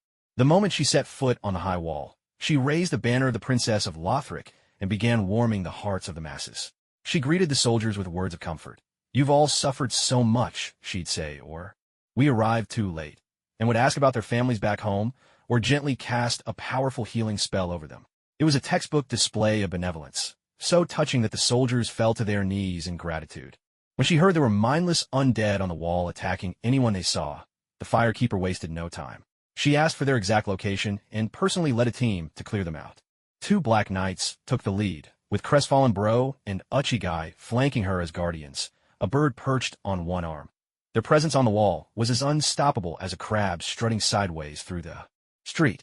The Firekeeper could take down anyone she pleased, tease whoever she liked, and was having such a good time, she almost wanted to cue up the Outlaws' anthem Superstar in trouble times for a soundtrack. Those mindless undead didn't stand a chance against the two Black Knights, not even a ripple of resistance. Their only fate was to be collected as 20 souls apiece by the smiling Firekeeper. As for the fire-breathing dragon at the bridge, it might have bullied lowly Ashen Ones, but against the Firekeeper, who organized the archers on the wall for a volley of arrows, it barely escaped with its life, dropping a large chunk of titanite in its panicked retreat. Next came a mimic chest. This gentleman boasted a pair of long legs, excelling at spinning, leaping, and launching devastating atomic kicks that could send any hapless ash straight to their doom with a single blow. But today, he was up against none other than the street dance ace of Farron, the crestfallen bro. The two masters of movement launched into a wild dance-off, stirring up clouds of dust as they clashed. In the end, crestfallen bro's skills proved superior, and he claimed victory, earning himself a deep battle axe, a hefty iron axe with a dark enchantment. Honestly, whoever came up with that name must be a real talent. At last, the Firekeeper and her party reached the end of their journey. From a rooftop, they looked down and saw a group of undead worshipping a white tree. Among them, one undead had a patch of black, writhing sludge growing from its back. Arkin and Magda grew tense, stepping protectively in front of the Firekeeper. "Your Highness, be careful. That's an abyss-corrupted one." "I know," the Firekeeper replied, glancing around before calling out to Crestfallen Bro. "Hawkwood, you're up." Crestfallen Bro nearly burst into tears. "Me again? The bruises from that mimic's kick haven't even faded yet." The Firekeeper agreed that sending an ailing comrade into battle probably wasn't the most humane choice, so she took out her sacred bell and healed him on the spot. "There, the bruises are gone. Off you go, Crestfallen Bro." The abyss is a terrifying plague. Its origins, method of transmission, and cure all remain a mystery. The only thing certain is its overwhelming, unreasonable power. Sensing danger, the undead with the black sludge staggered to its feet, clutching its chest and letting out a mournful wail. Suddenly, the black sludge exploded into action, transforming into a massive black serpent over 3 meters long. It coiled around the undead's upper body, leaving only 2 shriveled legs dangling beneath. A deafening, endless roar filled the air. The serpent's crimson eyes glowed menacingly, and a gigantic claw, gleaming white like bone, lashed out. Its first act, upon appearing, was to swat a neighboring worshipper into a bloody pulp. Teammates, wait, what? The sheer force of it made Crestfallen Bro gulp nervously. This is way more thrilling than those skeletons in Karthus. Despite his words, Crestfallen Bro didn't hesitate. Sword of Farron in one hand and a small round shield in the other, he dashed forward in a bold leap, only to be smacked back by the serpent's massive head. Everyone looked on with scorn. Gesture, pointing down. "Come on, not only are you not helping, you're even taunting me? Where's your decency?" Fuming, Crestfallen Bro went all in. He tossed aside his shield and charged low along the ground. When the serpent swiped at him, he nimbly leapt up, planted a foot on its claw, and flipped beautifully over the serpent's head. While airborne, he slashed a deep gash across its skull with the Sword of Farron, a move that was nothing short of spectacular. Magda suddenly spoke up. "The Undying Squad never uses shields. I don't know why that fool used one, but once he threw it away, his combat power clearly soared." Arkin chuckled. "Magda, the day you can see into a man's heart, that's the day you'll be a fine woman." Magda replied with a goofy grin. "I can do that right now." Arkin was taken aback. "How would you do that?" Magda gestured matter-of-factly. "Just split his belly open, and you'll see what's inside his heart." Arkin was left speechless. Magda went on. "So, does that make me a good woman?" Arkin sighed. "Physically speaking, yes, you are." Instantly, Magda beamed with delight.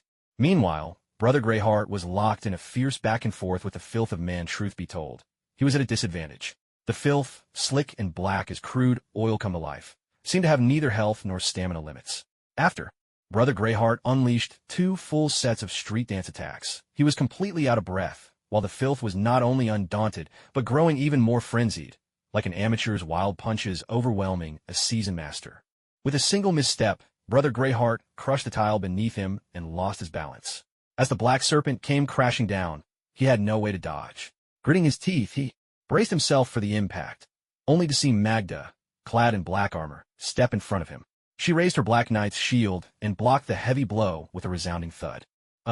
Thanks," Brother Greyheart blurted out, then added with a haughty air, "Not that I needed your help. I could have handled it myself." Magda wasn't one for words. She drove the filth back with a single sword swing and, without further explanation, simply said 5 words. "We're comrades in arms."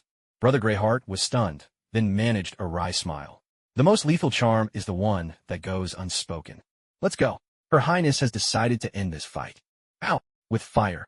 Brother Greyheart and Magda stepped aside just as a dozen high-wall soldiers advanced, firepots in hand, and began hurling them relentlessly at the filth of man.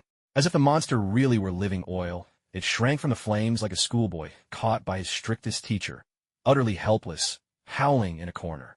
The firekeeper, following the time-honored tradition of kicking an enemy when they're down, gave the order, "Don't stop. If it's not dead, burn it until it is." Freed from restraint, the high-wall soldiers smashed firebombs onto the filth of man with wild abandon.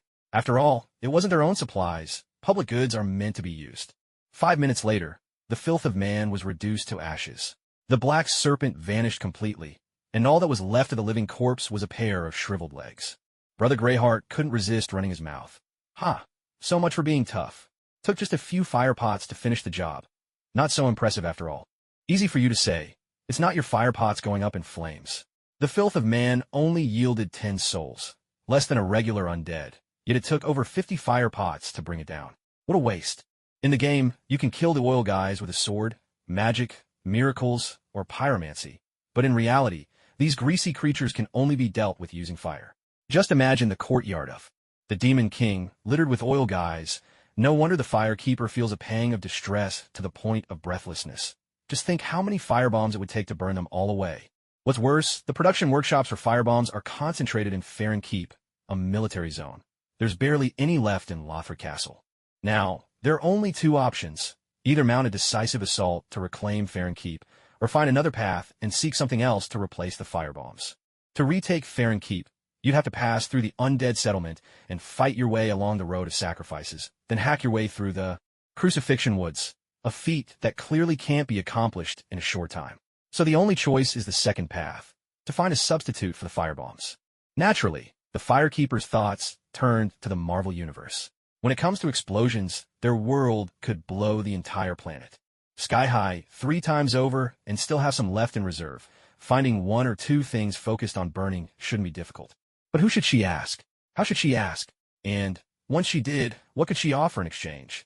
Lost in her thoughts, the Firekeeper was startled when Arkin suddenly shouted, "Your Highness, there's something odd about this white tree." The white tree, its upper half shaped like a person reaching skyward, its lower half rooted in the earth, was certainly strange. But that's not what Arkin meant. He pointed to the base of the tree. There, black sludge was slowly seeping from the trunk, gradually pooling into a small mire at the roots. Blast it! Could this be the pus of man as well?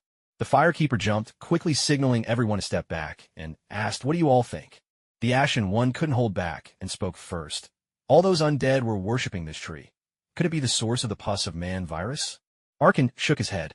"I don't think so. Remember, the white tree was once a person too. It shouldn't be the source, more like an infected victim. One turns into a black serpent, another into a tree man. Their powers are worlds apart. It doesn't seem like the work of the same virus," he added uncertainly. "Maybe the tree men are just failed experiments?" Magda, ever the blunt one, cut in. "Who cares if it's a black serpent or a tree man? Let's chop them all down." Even the little crow mascot piped up, "Caw-caw. Black serpents, tree men, they're all ugly." The Firekeeper summed up, "Whatever the truth may be, only Osros, the inventor of the pus of man virus, might know for sure. But one thing's certain. This white tree is highly dangerous and clearly connected to the pus of man. We must eliminate it as soon as possible." Everyone agreed, and so they wasted no time getting to work. The threat atop the high walls had already been swept away by the Firekeeper. As for the soldiers, being undead, they neither ate nor drank, and with nothing else to occupy them, they would either gather to complain or let their minds wander with wild imaginings. The negative energy was practically overflowing. The Firekeeper had no intention of indulging them. After all, such tireless laborers should not be wasted. No one gets to rest. Everyone, get to cleaning. Replace the damaged bricks and stones. Mend the rotting doors and windows. Cut down the pale trees. Pull up the weeds. Pile everything together and burn it all. These are the walls of Lothric, the face of the kingdom. If you let it fall to such ruin, is it any wonder the king's brother wants nothing to do with you? Little crow, what's wrong with calling it a bird's nest? That's an insult to birds. The garrison atop the wall was so thoroughly chastened by the Firekeeper that their heads were nearly tucked between their legs. They nodded vigorously, tripping over themselves to extol the princess's beauty, grace, kindness, gentleness, warmth, bravery, and strength. That she was willing to come herself, undeterred by the filth and chaos, made her nothing less than their golden sun. The firekeeper was just basking in this praise when a soldier suddenly asked, "Your Highness, are we to cut down all the pale trees?" "Is there a problem?" she replied. The soldier answered mournfully, "One of those pale trees, it was my father once." "Your Highness, can my father ever come back?" "No," the firekeeper answered bluntly. Then, turning to all the soldiers, she declared, "I admit it. My father, the former King Ocelos, created the pus of man virus. He is the spark that ignited this civil war, the root of all that blocks the linking of the fire. If you wish to blame me for this, I will not argue. But hear me, soldier, your father is gone and cannot return. If you would spare others the grief you carry, then cut down the pale tree, and let your father's soul return to the flame." The soldier clenched his fists, teeth gritted. "Your Highness, I do not blame you. No one cares whether we live or die, no one but you. You came to our side, you healed us, you helped us. I despise your father, but I will never hate you. I understand your hatred," the firekeeper replied, her voice unwavering. "Ocelos betrayed his country, betrayed his people, and above all betrayed the flame. He is unworthy to be a king, unworthy to be a father, and unworthy to wear the crown." Without hesitation, she heaped scorn upon the old king's name, raising her voice so all could hear. "Brave warriors, follow me. Kind people, support me. Suffering souls, pledge yourselves to me. I will lead you in vengeance against evil, and let Ocelos witness your fury, feel your pain. Follow her Highness. Down with Ocelos," someone shouted, and once the first cry rang out, it could not be silenced. "Follow her Highness. Down with Ocelos. Follow her Highness. Down with Ocelos." The hearts of the army were now hers to command. The firekeeper drew the Lothric straight sword from beneath her skirt and stepped forward, raising it high above her head. Action, swearing an oath upon the sword. "Long may the sun shine." The soldiers lifted their swords, spears, even crossbows and shields. Though the scene was a jumble of weapons, their chant rang out in perfect unison. "Long may the sun shine." Perhaps this was their true cry from the heart. Just as the firekeeper had once told the katana-wielding warrior, the world of souls is built on lies, so adding one more deception seemed only natural. In truth, Ocelos was a staunch supporter of the linking of the fire. He longed more than anyone for the sun's radiance to shine on all. But when the twin princes refused to link the fire and civil war erupted, the former king was defeated and forced to retreat to the consumed king's garden. Even then, he never forgot his duty to the flame. Later, however, the outbreak of the pus of man only plunged Lothric into deeper misery. There were many theories about the origin of the pus of man. Some claimed it was the old king's desperate final blow. Others said he had gone mad. But the firekeeper believed Ocelos would never betray the first flame. The eruption of the pus of man was likely an unintended consequence. Don't laugh. Good intentions often pave the road to disaster. For concrete reference, just look across at the Marvel world. Ultron is a perfect example. Why did Ocelos invent the pus of man virus? The firekeeper didn't know. But she was certain Ocelos never meant for everyone to perish together. He may not have been a good father or a wise ruler, but he was absolutely loyal to the first flame, a true king in that regard. Alas, he failed. Now, the twin princes held power in Lothric, leaving the firekeeper no choice but to shift the blame onto the former king. What would happen if she told the truth, stirring the soldiers' hatred against the princes and sparking another civil war? Don't be ridiculous. The only outcome would be mutual destruction. Lothric must stand united. Someone had to take the fall for this calamity. The former King Ocelos was the perfect scapegoat. History is written by the victors. Nothing could be simpler. Of course, the main reason was that this suited the interests of the twin princes. The firekeeper's hand held but a princess, while her opponents boasted 2 kings. It would be sheer folly to challenge them head-on. All she could do was bow and scrape, biding her time, waiting for the moment they let down their guard, then she would strike. The twin princes were determined to be filial sons, while the firekeeper was equally determined to play the double agent. These 3 siblings truly embodied the virtues of their age. Returning to the matter at hand, the soldiers on the upper wall threw themselves into a whirlwind of cleaning and sweeping. There was little purpose for the firekeeper and her group to remain, and it would hardly do for a princess to dirty her own hands. Thus, she led her companions down to the lower levels of the wall. Below lay the avenue of the kingdom. On one side stood the main gate of Lothric, while on the other was the Cathedral of the Blue, and beyond the cathedral stretched the city's inner quarters, the only path toward the royal palace. For that very reason, this was also the place most deeply scarred by civil war. Weapons of every kind lay scattered everywhere. Heaps of Lothric knights' corpses filled the corners. One winged knight had been pinned to the ground by dozens of weapons, yet even in death his hand reached for his halberd, desperate for a final act of defiance. Tragedy, valor, brutality, wave after wave of heavy emotion swept through what was once a magnificent avenue, leaving every heart burdened as if weighed down by stone. Arkan sighed. What a waste. They were once the kingdom's finest. Magda placed her right hammer to her left shoulder, stepped forward on one leg, and bowed low. Action. A warrior's bow before battle. The swordsman spoke coolly. For a warrior, dying at the hands of your own kind is the most disgraceful end. A smirk twisted the ashen one's lips as he retorted, disgraceful indeed. But I've seen this sight too many times. Noble princess, seeing such carnage, do you still believe this world is not rotten to its core? Do you still think the linking of the fire is anything but a curse? The firekeeper burst out laughing. So what if it's rotten? So what if it's cursed? Between me and this world, only one of us will triumph. If it's rotten, I will remake it. If it's cursed, I will break it. It's that simple. As she spoke, she raised her right hand. Countless white motes of light rose from every corner of Lothric, converging above her and bathing her in a pure, gentle radiance. The Ashen One stared in amazement.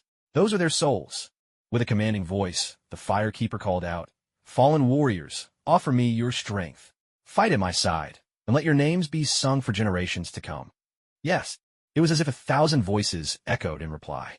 Hundreds, thousands of souls surged toward the firekeeper in a mighty torrent, enveloping, engulfing, and swirling around her. The white light grew blinding. Then, in its midst, a spark of crimson was born. Fireworks of embers danced in the air, and the ends of the firekeeper's hair and the hem of her robe shed burning fragments, as if she herself were the living embodiment of flame. Ember restored. Not only had she drawn in 200,000 souls, but also an ember. Truly, fortune smiled on her. When it came to grand displays, nothing could match the Lord of Cinder. The firekeeper wasted no time, turning to Magda. Black Knight, will you inherit their strength? Will you fight for me, for Lothric, for glory? With a resounding clang, Magda cast aside the Black Knight's greatsword, dropped to one knee before the firekeeper, and spoke with reverence. I will. Excellent. The firekeeper extended her small hand. Now, reach out and touch the darkness within me. Magda carefully grasped the firekeeper's hand, and at once, a surge of searing power rushed into her body. The flames on the firekeeper's form faded, replaced by flickering sparks, now dancing across Magda's Black Knight armor. After Arkan, the second Lord of Cinders among the Black Knights was born. Of course, this Lord of Cinders was not the same as the true lords. It was merely a visual effect, a theatrical blessing. Though her strength had grown considerably, it was still far from matching a genuine Lord of Cinders. Even so, Magda was deeply grateful. To be granted the flame was the highest honor dating back to the age of King Gwyn, a recognition far more precious than raw power to the marginalized Black Knight Legion. Bestowing the flame upon 2 Black Knights in succession was a clear message from the firekeeper. Follow me, and your future will be bright. Blunt and straightforward perhaps, but also strikingly effective. In the world of souls, most were undead, unbothered by hunger or thirst, but craving. Meaning above all, no wonder Katana Guy and Crestfallen Guy were eyeing the scene with undisguised envy, clearly eager to prove themselves next. Striking while the iron was hot, the firekeeper issued her command. You two, head to the main gate of Lothric. Clear out every undead and any rebels you find. Crestfallen Guy hesitated. I get the undead part, but what exactly do you mean by rebels? Do you really need me to spell it out? The firekeeper, her patience thinning, replied curtly. Anyone who refuses to surrender is a rebel. Oh, got it. Katana Guy and Crestfallen Guy marched off together, when suddenly, a white phantom emerged from the shadows.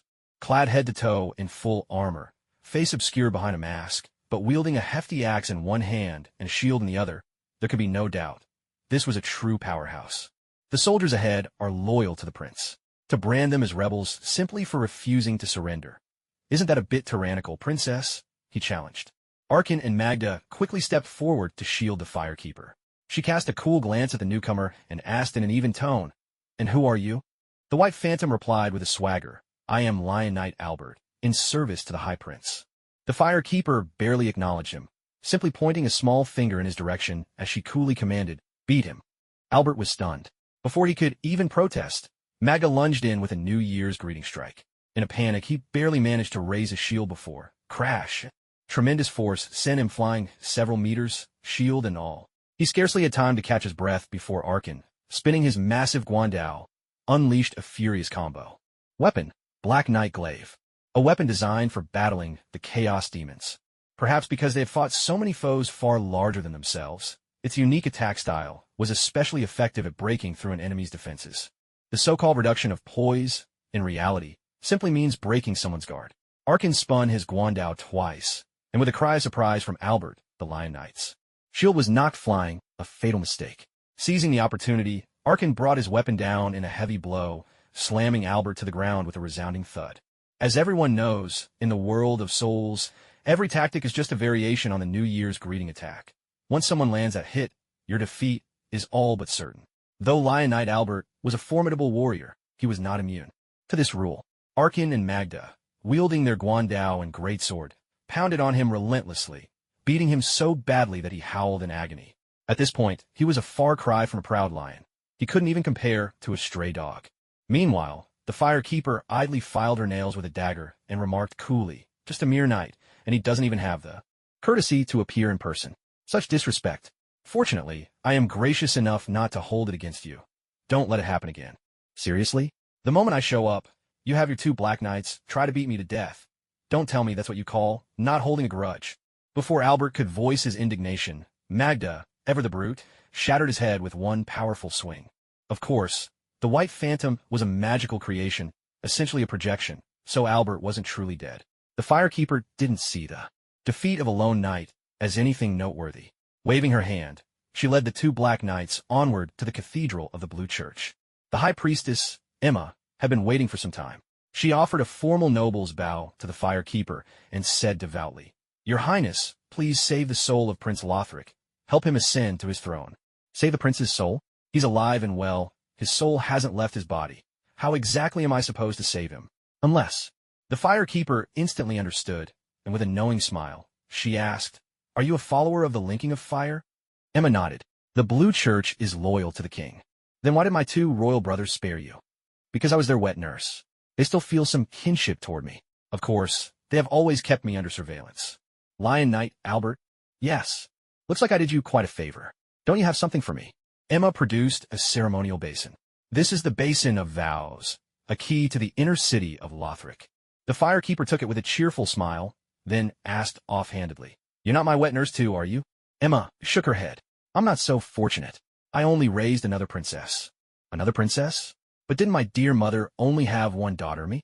The Firekeeper was puzzling over this when suddenly icy cold drops of water fell on her head. "Hey, your roof is leaking."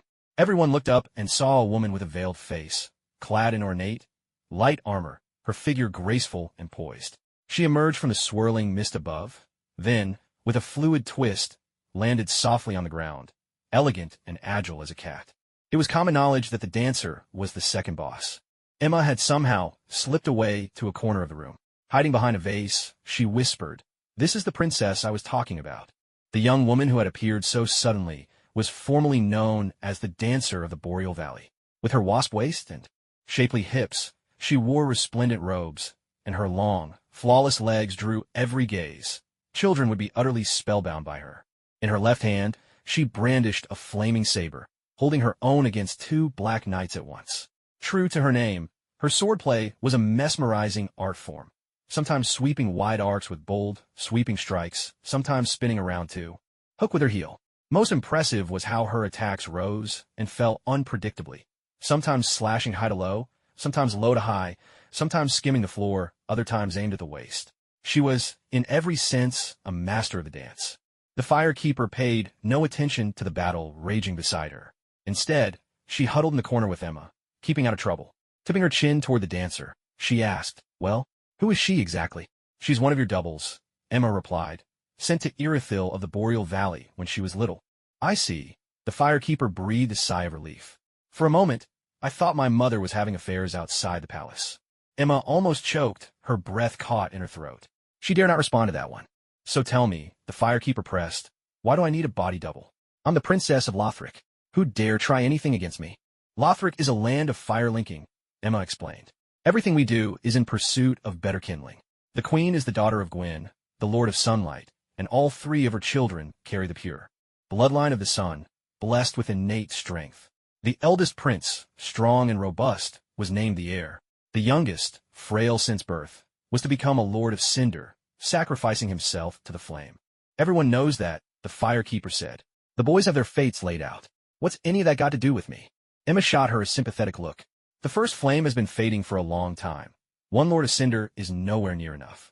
The king and queen are gods, and though they're long-lived, they can't keep producing lords of cinder forever. That's why the bloodline must continue. Prince Lorien carries the precious blood of the sun. He's a key to creating prime kindling, and it must not be tainted. So the king decided he should marry another with the sun's bloodline, to keep the lineage pure. That woman, princess, is you. What? Where did this sudden, twisted family drama come from? The firekeeper was left utterly dumbfounded. So it turns out that not only was the second prince's plan as clear as day, but I've been neatly set up as well. No wonder the little prince was so agreeable the last time he visited, handing over more than half the territories outside the city without so much as a hitch. Turns out, I'm his love rival, and he's trying to send me packing beyond the city walls.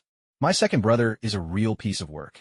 If he wants Big Brother all to himself and tries to kick me, the third sister, who's betrothed to Big Brother, out of the family, what am I supposed to do? Help! I need advice, this is urgent. Chaos. Utter chaos. The Fire Maiden covered her face in exasperation, and the more she thought about the soul bond between the first prince and the little prince, the more her anger simmered. Me, the Fire Maiden, reduced to fighting a man for another man, and losing at that? Am I really being forced to fight women for women now? With a heavy thud, Arkin was sent flying by the dancer, skidding along the ground right to the Fire Maiden's feet. Apologies, Your Highness. I got careless a moment ago. The Fire Maiden replied sharply. I saw. Then get back up there and fight, O mighty warrior. With a nimble flip, Arkin sprang to his feet, and, like a merman darting through water, charged back into the fray. So, this dancer is a decoy the princess consort set up to protect me? You just said she's one of the doubles, meaning there are others. Who are they? Gret sighed. Emma answered.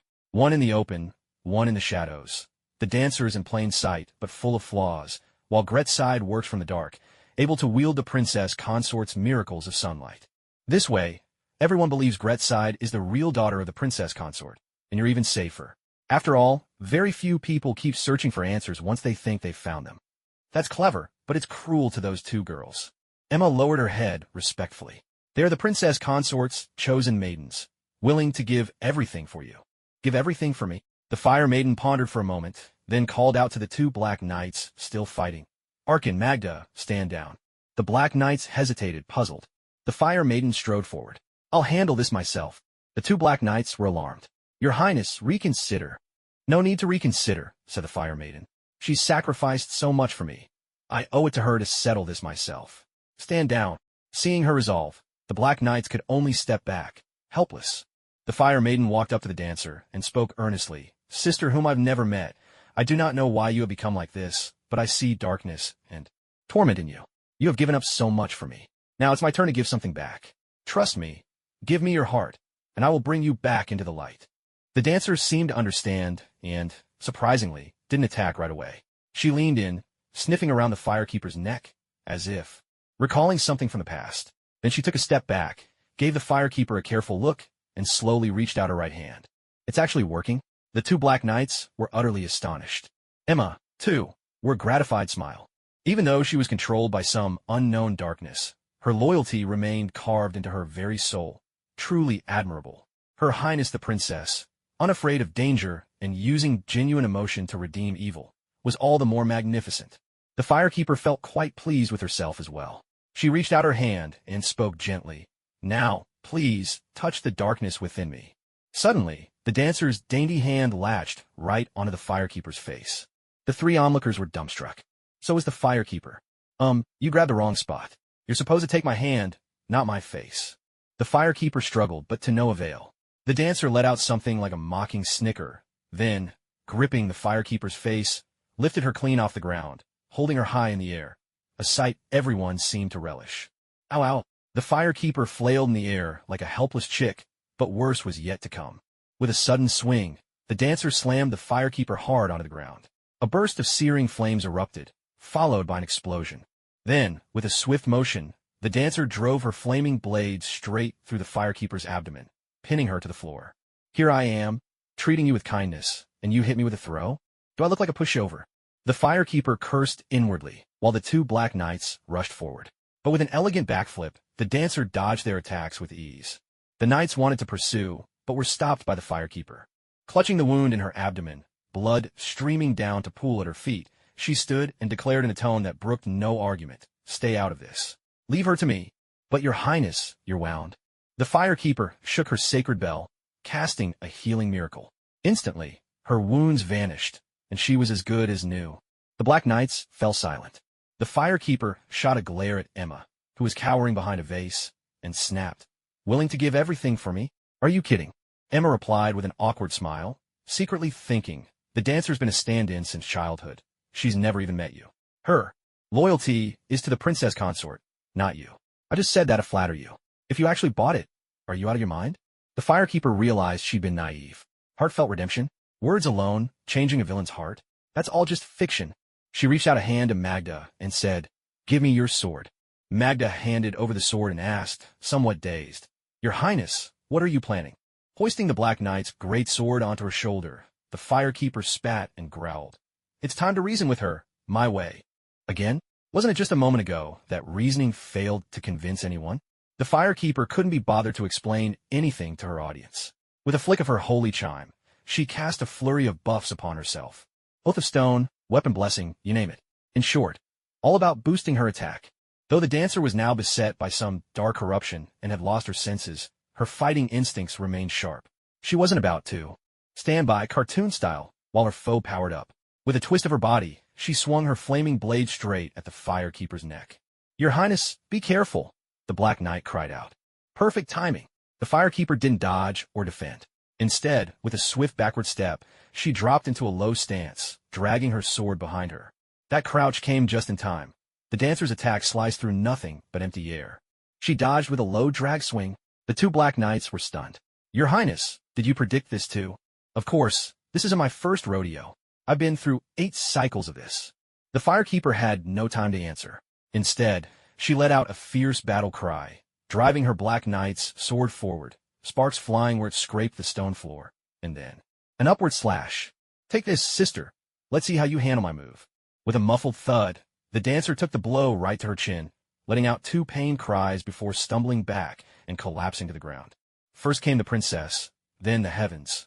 That's how legends are made, even if the gods themselves must step aside.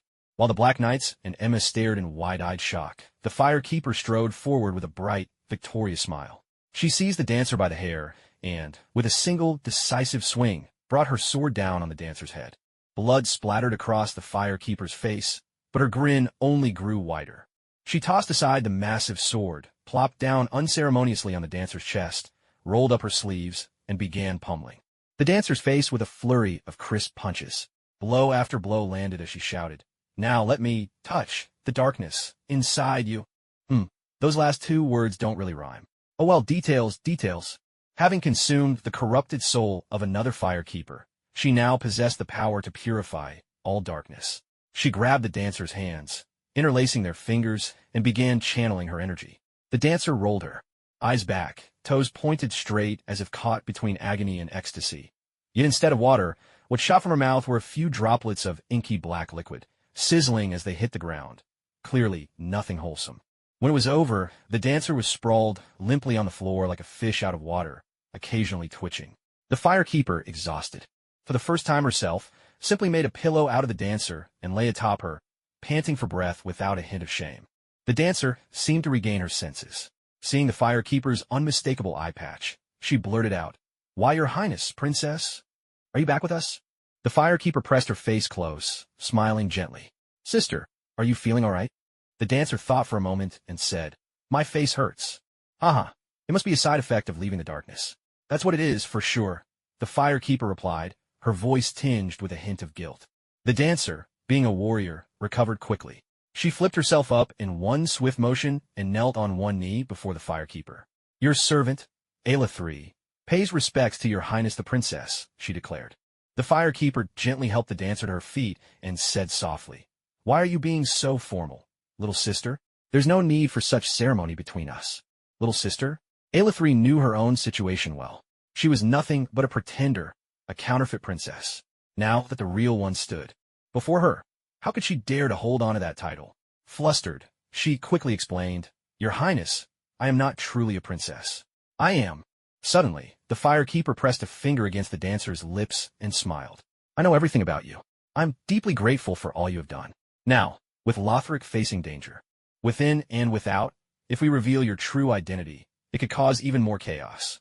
So, for the sake of the realm and its people, would you honor me? Would you become my true sister in name?"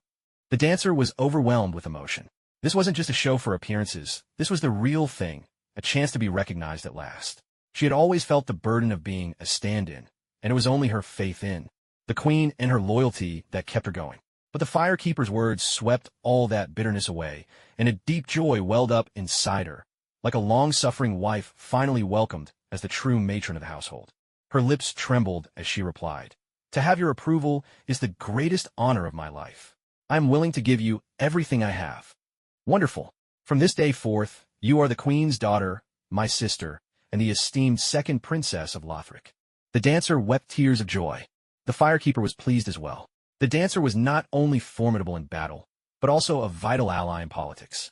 In her quiet moments, the firekeeper had thought deeply about it all. The troubles of the soul world might seem rooted in the linking of the fire, but at their heart, they were Lothric's. Political problems, whether or not old King Osoza's family plan was humane, was beside the point. If his plan had been carried out, the first flame would have continued, uninterrupted. But the result? The grand plans on paper were utterly ruined in practice. The twin princes staged a coup and lost. Politically, it was a disaster, and the family plan came to nothing. And as for the princes, though their coup succeeded, they refused to link the fire, losing the loyalty of the army and the people. The country became ungovernable. It was a blunder to be sure, but these brothers staged their rebellion for love, never caring about the fate of the nation. So, the regions declared independence one by one, and Lothric shattered completely. In the eyes of the firekeeper, whether it was the old King Osiros or the twin princes, they were both failures. She had no intention of following in their footsteps. Instead, she wanted to preserve the world and keep the first flame burning. To achieve this, Lothric needed to be unified once more. After all, in such a vast kingdom, even if the princes refused to burn, there would always be some other poor soul to take their place. They might not burn as fiercely as the princes, but if you burn enough of them, it would do the trick. In summary, all problems are ultimately political problems. Once the political issues are resolved, kindling the flame becomes a trivial matter that could be handled in no time. At present, the root of the political turmoil lay with the twin princes. Though these brothers had shattered the kingdom, even a sinking ship still has a few nails holding it together. In terms of both military might and political influence, the twin princes were still the pinnacle of Lothric. The firekeeper had only just managed to bring an end to the previous civil war, and she certainly didn't wish to spark a new one. Thus, the only option was to defeat the twin princes politically, to become the rightful and legitimate ruler herself. Only then could she claim the mandate and unify Lothric once more. Earlier it was said that the twin princes ruled as great kings, while the firekeeper was but a princess. She had been fretting about her lack of political leverage, when, quite conveniently, a little sister appeared at her doorstep. Whether this princess was genuine or not mattered little. The common people and the soldiers would know. If the firekeeper needed her to be the real deal, then real she would be. And if two princesses still weren't enough to tip the scales against the two princes, well, there was always Gothard. She could be the third princess. With the three of them against two, could they possibly lose to those two odd brothers? The firekeeper was wrapped in rosy visions of the future when the dancer burst in anxiously, exclaiming, "Your Highness, no, sister, Pontiff Sullivan has launched a rebellion in Irithyll. We were no match for him, and now he's seized the entire city. His Eminence, Gwyndolin, the Darkmoon Pontiff, is in grave danger. Please, send reinforcements at once." Send reinforcements? Lothric's civil war had left only a pitiful handful of troops. Where was she supposed to find soldiers to send? The firekeeper could only give a wry smile. She pointed outside the Cathedral of the Deep and said, "See for yourself." The dancer poked her head out and was immediately startled by the sight of corpses strewn across the ground. It wasn't death that frightened her, but rather the shock that fighting had erupted within Lothric itself.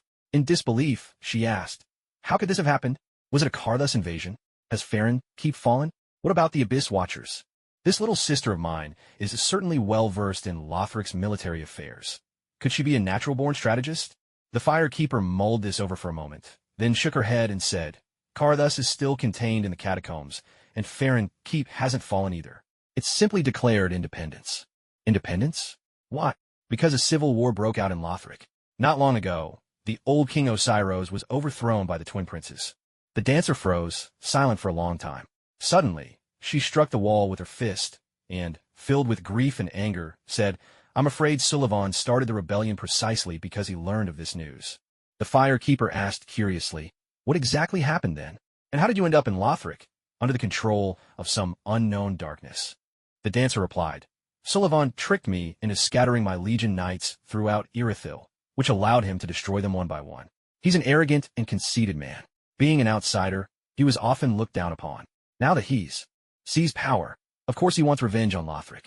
That's why he forced my legion knights to drink the bestial transformation potion, turning them into mindless beasts. Then he sent us back. He wanted us to personally destroy Lothric. Rather than being shocked, the firekeeper was secretly delighted. That traitor Sullivan deserved to be burned sooner or later. What she truly cared about were the legion knights. So, from what you're saying, the legion knights are under your command? The dancer nodded. The legion knights have always been my direct troops. I trained every one of them. In fact, I myself am a legion knight. The firekeeper could hardly contain her joy, nodding enthusiastically. Excellent. That's wonderful. No one could blame her for her excitement. After all, the legion knights were incredibly powerful warriors. Just how powerful? In the game, there are only 5 legion knights in total, and 2 of them became bosses. Needless to say, their strength speaks for itself. The firekeeper had always assumed the legion knights were Sullivan's troops, so she'd never paid them much mind. Who would have thought that after all these twists and turns? The legion knights actually belonged to her own little sister. It was like marrying into a family and getting a bonus army thrown in for free. Noticing the firekeeper had fallen silent, the dancer asked, Sister Wong, what should we do about Irithyll? Snapping out of her thoughts, the firekeeper realized she didn't have an immediate answer. Instead, she replied with a question, What do you think? True to her reputation as a capable leader, the dancer thought for a moment before answering with confidence. Lothric is in the midst of civil war, with various regions seizing the chance to declare independence. Such rebellion must be harshly punished. But the Lothric knights have suffered heavy losses, barely enough to defend themselves, much less launch an attack. The Farron Undead Legion is tasked with suppressing the Karthus threat and cannot be moved lightly.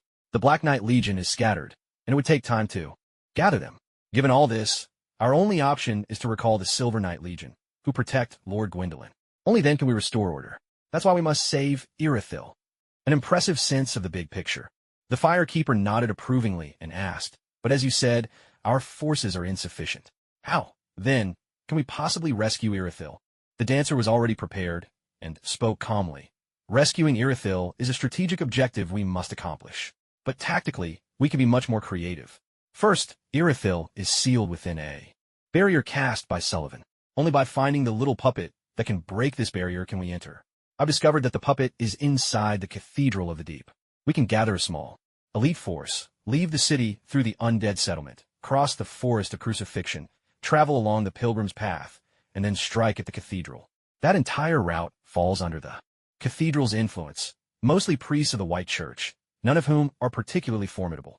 The resistance will be light, and we can rally scattered warriors along the way. It's a win-win. The firekeeper smiled and added, Besides, our other sister, Girth, is also in the Cathedral of the Deep. Her angelic order is brimming with talent as well. The dancer smiled too. In that case, we'll be able to gather our strength at the cathedral, then march on Farron Keep, clear the catacombs, utterly destroy Karthus, and finally press on to Irithyll to slay Sullivan. Wow, I've stumbled upon a true genius. The firekeeper was overjoyed. She could handle things on her own, but when it came to military matters, she was just an amateur. The dancer's arrival was the perfect remedy for her shortcomings. We'll do as you say. The firekeeper gestured to the 2 Black Knights. And besides, we're not without capable hands ourselves. The dancer glanced at Arkin and Magda, nodded politely, and said in a measured tone, Black Knights, not quite the equal of the Knights of War, but still quite impressive. Magda exploded with indignation, snapping, Who are you calling inferior to the Knights of War? The dancer stated matter-of-factly, back in the day, during the tournaments before the throne, the Black Knights often lost to the Knights of War. I'm not boasting, just stating the facts. Magda shook off Arkin's attempts to restrain her, brandishing her greatsword. I never participated in those tournaments. Unless you find me a knight of war to duel, I'll never accept that. A hint of sorrow crossed the dancer's face. All my knights of war were fed beast serum by Sullivan. I don't even know where they are now. Where am I supposed to find one for you to fight? Just as her words faded, the little crow Lolo flew in and called out to the firekeeper. Your Highness, Your Highness. At the front gate, there's a huge frosthound, and Vort's howling. Those two fools can barely hold on. Vort? He's my chief knight, he's outside? That's wonderful. The dancer's excitement quickly gave way to sorrow as she shook her head. No, wait. He's drunk the beast serum. He probably doesn't even recognize me anymore. Sister, please grant me leave to end him myself, and give him the dignity of a true knight's death. What a joke. Knights of War are like rare legendary cards. You can't just throw them away. That would be plain wasteful. The firekeeper smiled and said, Sister, have you forgotten? You've also drunk the bestialization potion. The dancer's eyes lit up with excitement. Wait, Sister Wong, do you mean? With a laugh, the firekeeper took the dancer's hand. Come on, let's go welcome our brave warrior home. One more apology. These past 2 days have been so hectic that I've been coming home dizzy and exhausted. I owe you all a chapter from yesterday. I'll make it up to everyone soon. The firekeeper and her companions arrived at the main gate of Lothric, where they saw a gigantic ice hound in silver armor, moving on all fours, chasing the katana guy and crestfallen brother all over the place. The ice hound was as large as a Dongfeng truck, wielding an enormous warhammer. As it charged, it roared Vort, again and again, making it impossible for the two agile heroes to get close, like a turtle being harried by a dog, with no way to fight back. The dancer, recognizing Vort, turned to the firekeeper. Sister Wong, is there any way to undo the bestialization potion on him? Just get in a hold still. Leave the rest to me. Without another word, the dancer not only drew her flaming blade, but pressed her hand to the ground and drew a shadow blade from the chaos itself. Spreading her arms wide, she spun like a whirlwind. Her signature move, Tornado, wrecks the parking lot, pinning Vort to the corner and striking him again and again. By the time the whirlwind had run its course, Vort was not only immobilized, he was barely clinging to life, blood streaming so heavily it looked as if he might drop dead at any moment. Wow, she went all out right from the start. This little sister of mine really is a firecracker. Sister Wong, I'll leave the rest to you. All right, leave it to me. With experience from last time, the firekeeper set to work with practiced ease. No need for any elaborate gestures. She simply waved her hand before Vort's face. The icehound suddenly spat out a mouthful of inky black fluid, and his eyes cleared. The firekeeper immediately healed him with his sunlit blessing, restoring his strength, then asked the dancer, Has your knight always been this massive? Standing before the icehound, the dancer looked like a porcelain doll. She gently stroked Vort's cheek, a hint of regret in her voice. Vort was the bravest of the crusading knights, the very first to fall into Pontiff Sullivan's hands. He's been bestial for so long, I'm afraid he can never return to his former self. The icehound nuzzled the dancer's hand and rumbled Vort. The dancer smiled and turned to the firekeeper. He says thank you for pulling him out of the darkness. Even like this, he's still a warrior. He can still fight. The firekeeper was puzzled, but he only said one word. How did you gather all that? The dancer smiled softly. That's the bond between a knight and his saint. Some things need no words.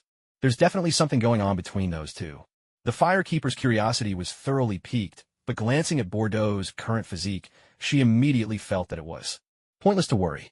This was no longer a matter of taking things step by step. This was more like a leap straight to the heavens. At that moment, Emma approached, holding a small banner of the Blue Cathedral. Your Highness, she announced, Lothric has been elevated by arcane means, and the bridge connecting the city to the outside world is now severed. As long as you wave this banner, an envoy will arrive to take you to the undead settlement. An envoy? Let's be honest, isn't that just calling a supernatural taxi? And besides, I'm not some lone ashen one. I have a whole team at my disposal. Charging off alone to hack and slash my way through would be utterly foolish. Thinking about the importance of keeping the transport lines open, the firekeeper remembered the ever-diligent high wall soldiers. Are you done with the cleaning? If so, come over and fix this bridge for me. If you're short on materials, go dig some up. If you need tools, make them. In short, nobody stands idle. The undead soldiers neither ate nor drank. Apart from the occasional rest to recover their strength, they truly rose before dawn and went to bed long after nightfall. Exhausting? Certainly. Grueling? Absolutely. Yet through such relentless toil, their minds found little room for idle troubles, and gradually they began to rediscover their own worth in the rhythm of hard work. Hope for life slowly rekindled within them. After all, the firekeeper was no tyrant. She offered what benefit she could. The undead had little need for material rewards, but their spirits could still be nourished. She retrieved the tablet from Ludost and set it up on the worksite. Classical masterpieces played during labor, while during breaks, selections from world literature were read aloud. Those who performed exceptionally well even got to watch an episode of Tom and Jerry. For the spiritually starved undead, this was like rain after a long drought, or a long-lost friend appearing on a wedding night. Suddenly, happiness blossomed on faces that had known only sorrow. From time to time, someone would burst out in a hoarse but heartfelt rendition of Pavarotti's O Sol Mio. Everything reached a fever pitch when, one day, an undead soldier suddenly remembered his own name. The greatest curse of the undead was there. Constant loss of memory. If all memories faded, they became nothing more than shambling husks. But after watching just one episode of Tom and Jerry, this soldier managed to recall his name. The worksite exploded with excitement. The hope was as thrilling as fireworks in a dark pit.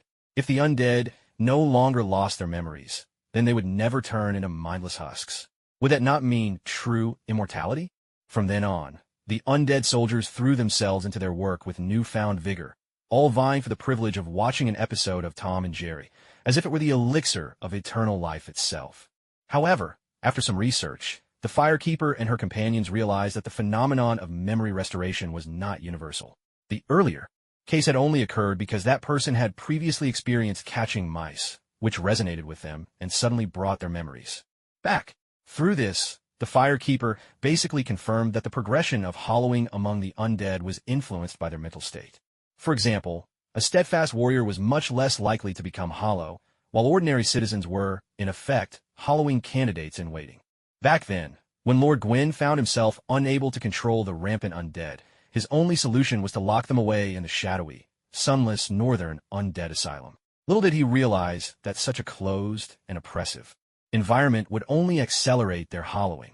If each of them had been given a computer, allowed to form a guild, and sent off to raid molten core together, perhaps the problem of the undead would have been solved long ago. In the end, it all came down to the fact that the world of souls was far too distorted. The only spiritual solace available was faith, too singular, too pure, and no longer able to satisfy the growing cultural and spiritual needs of the people of Lothric. Should she import another batch of books and music from the Marvel Universe?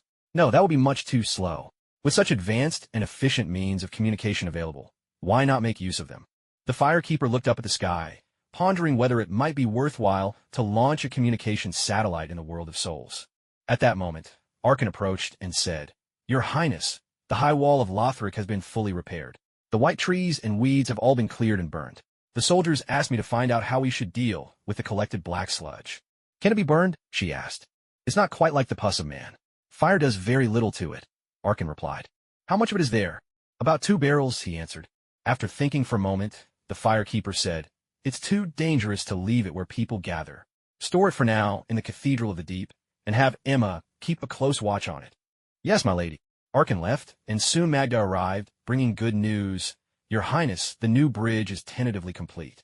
It can already support a small number of people crossing." Delighted, the firekeeper waved her hand. "Come, let's take a look." The so-called new bridge was, in fact, a steep ramp set at a 45-degree angle, constructed from steel cables and wooden planks. Strictly speaking, this wasn't a true bridge yet, but rather scaffolding for the eventual construction of the new bridge. After all, spanning such a gap couldn't be accomplished in one stroke. A solid foundation was needed first. According to the plan, the new bridge would gradually be built outward from this scaffolding, ultimately becoming a magnificent structure with 1,080 steps, underscoring the grandeur and majesty of Lothric Castle. Of course, this project would take a long time to complete, and there were still many lost lands outside to be reclaimed. The firekeeper had no time to wait for its completion, so as soon as it was passable, she set out with the dancer, Vort, Arkan, and Magda to the undead settlement. At the entrance to the undead settlement, the firekeeper spotted a group of turtleback fellows. Their true name was the Pilgrims, and without exception, they were all undead. Each pilgrim carried a massive, hard shell strapped to their backs with chains, believing this could stave off the loss of their memories and slow their descent into becoming hollow. Banding together, they journeyed from every corner, gathering before Lothric Castle. Their original intent was to enter the city and beseech the prince to link the fire, but the prince ignored their pleas and razed the castle itself, leaving them lost and helpless. Most of these turtle-backed men had already turned into stone-like husks, perhaps having lost hope after being refused an audience and using some secret art to end their own lives. Yet one pilgrim still clung to life. Suddenly, he rushed forward, collapsed in front of the firekeeper, and with a voice full of sorrow and desperation, he said, "Honored princess, it is a privilege to behold your grace. I am Yoel of Londor, as you see, a pilgrim. My companions are all dead. I alone remain. Perhaps this is my fate. Would you let me serve as your follower? I am a sorcerer, and may be of some use to you." Londor? The moment she heard that name, the firekeeper couldn't help but smile. "So it's you lot, the ones who tricked the Ashen One into stepping on my head. And you dare to establish a kingdom of hollows without Lothric's permission? Have you looked in a mirror? In a world where appearance is everything, how dare you, a bunch of wretches, dream of usurping the fire?" The firekeeper had half a mind to tell Magda to cut down this traitor where he stood, but then she reconsidered. If she killed one Londor agent, they'd only send another, which would be even harder to keep an eye on. Better to keep this Yoel close, where she could watch him. Having made up her mind, the firekeeper nodded. "Very well. From now on, you'll follow me." Yoel was overjoyed and quickly replied, "Yes, I shall proceed to the Firelink Shrine at once and await your command." "As if that shrine is my own stronghold, like I let a double-crosser like you set foot there." "No, don't go to the Firelink Shrine," the firekeeper said after a moment's thought. "Head to the Cathedral of the Deep and obey High Priestess Emma." Yoel looked a bit disappointed, but he dared not refuse. Reluctantly, he shuffled off toward the cathedral. The dancer leaned in and whispered to the firekeeper, "Sister, Londor founded a kingdom of hollows with dubious intentions. Their people can't be trusted." "That's exactly why I put him in the Cathedral of the Deep," the firekeeper replied. The dancer's eyes sparkled with understanding. "So you were already prepared. Now I can rest easy." The firekeeper smiled faintly. "Come, our priority is to reclaim the undead settlement. A pawn from Londor isn't worth distracting us." The dancer, full of confidence, said, "The undead settlement is mostly filled with laborers and priests. There aren't even any soldiers. With 2 black nights and a single night of war, we could sweep through it in no time." "That's perfect," someone replied. "There's a wedge-shaped stone quarry beneath the undead settlement. Taking control of this place would be a huge advantage for us. Magda, go knock on the door." "Yes." No sooner had Magda spoken than she brought her sword down, shattering the settlement's palisade gate. The dancer praised her. "I like your style. Ever thought about switching professions and becoming a knight of war?" Magda didn't even bother to respond. "Hey, isn't it a bit much to try and poach my people right in front of me?" The firekeeper quickly changed the subject. "Let's get inside. We have more important things to focus on." No sooner had she uttered the word important than a tremendous noise echoed from the direction of Lothric. Glancing back, the group saw a cloud of black mist rising from the city, a sign that could only mean trouble. "What now? What's going on this time?" Just then, the little raven came flapping in, out of breath, and reported to the firekeeper, Your Highness, that turtle shell guy drank some black sludge." There was a huge bang, and then he vanished through the bonfire.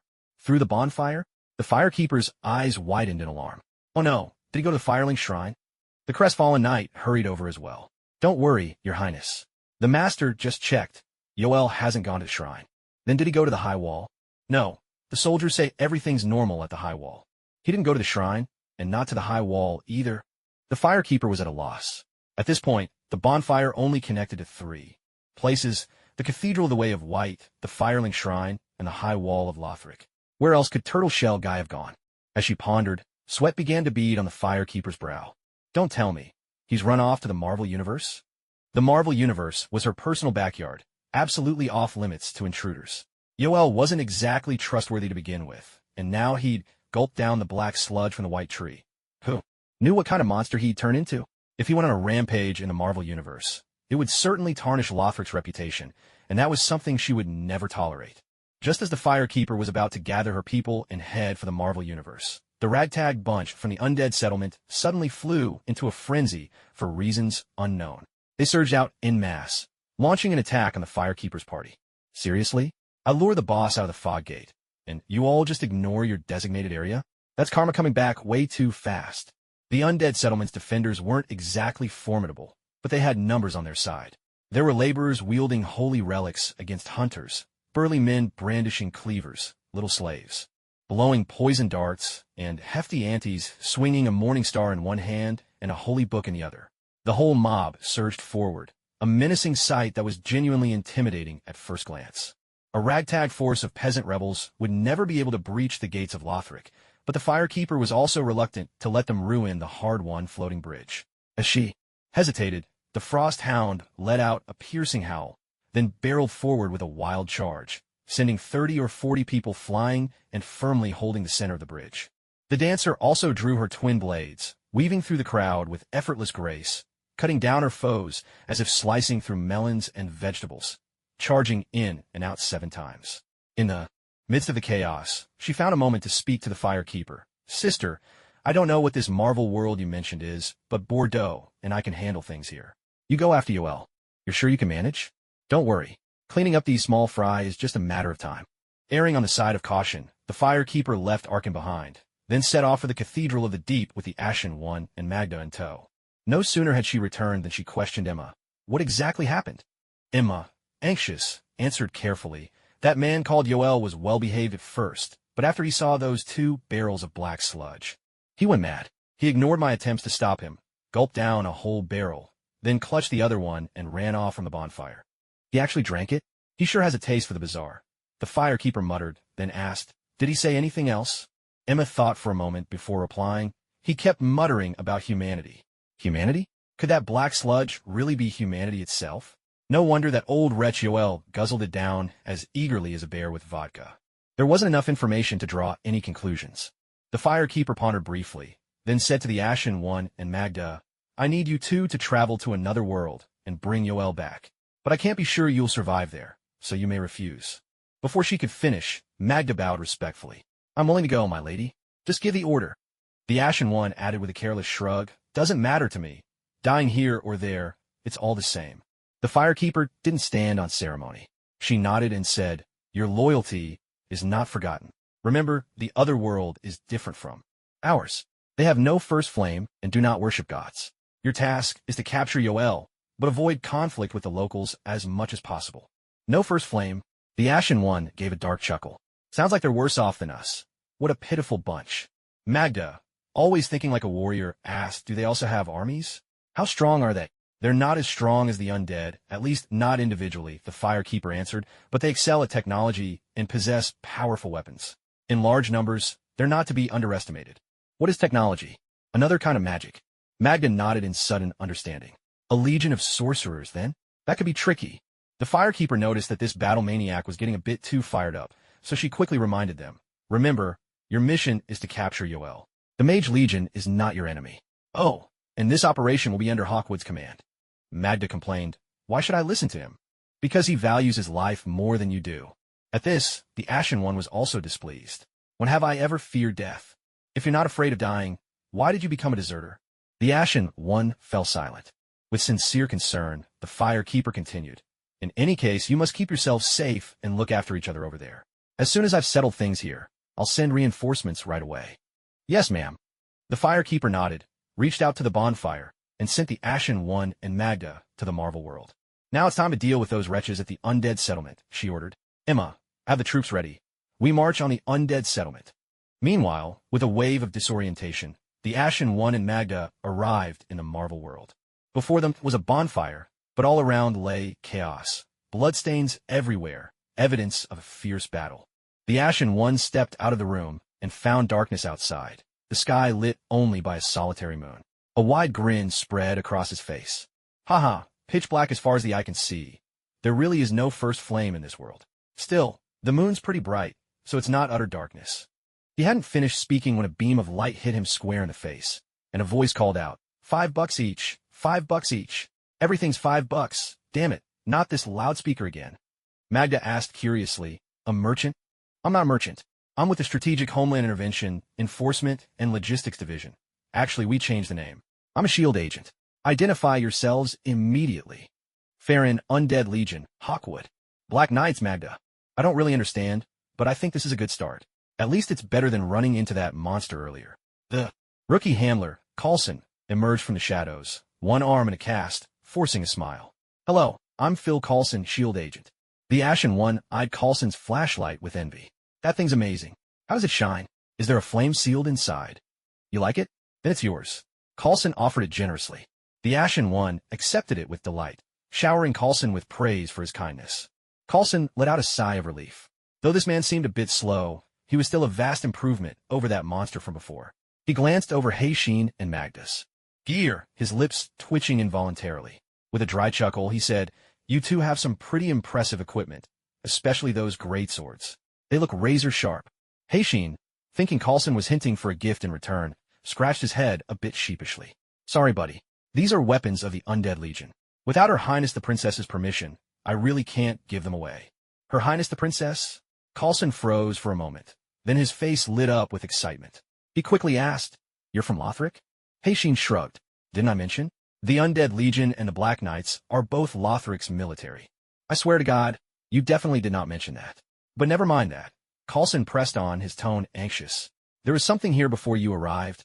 A creature. Do you know what that thing is?" "He's called Yoel. He's a sorcerer from Londr." "A sorcerer?"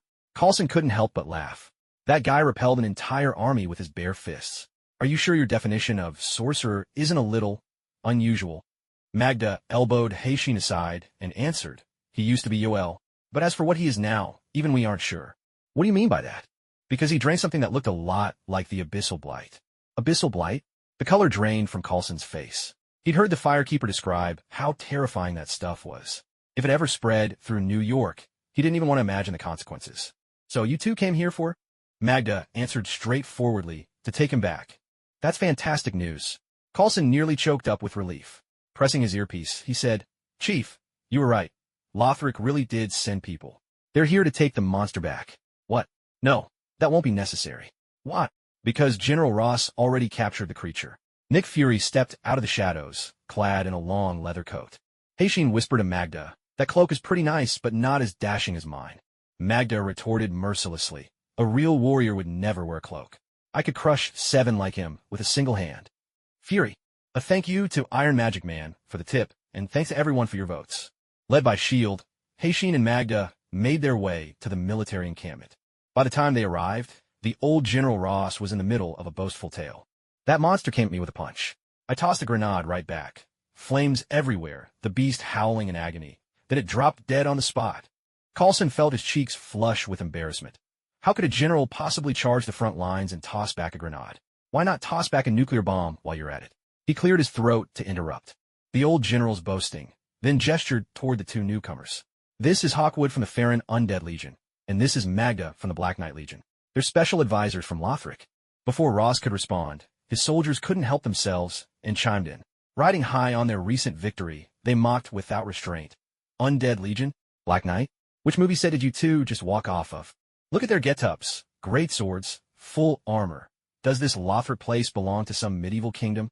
In a low voice, Hawkwood asked Magda, "Aren't you at all tempted to teach them a lesson?" Magda replied with a bored air, "Black Knights do not fight commoners." One of the soldiers bristled, cocking his rifle. "Who are you calling a commoner?" Coulson quickly stepped in to defuse the tension.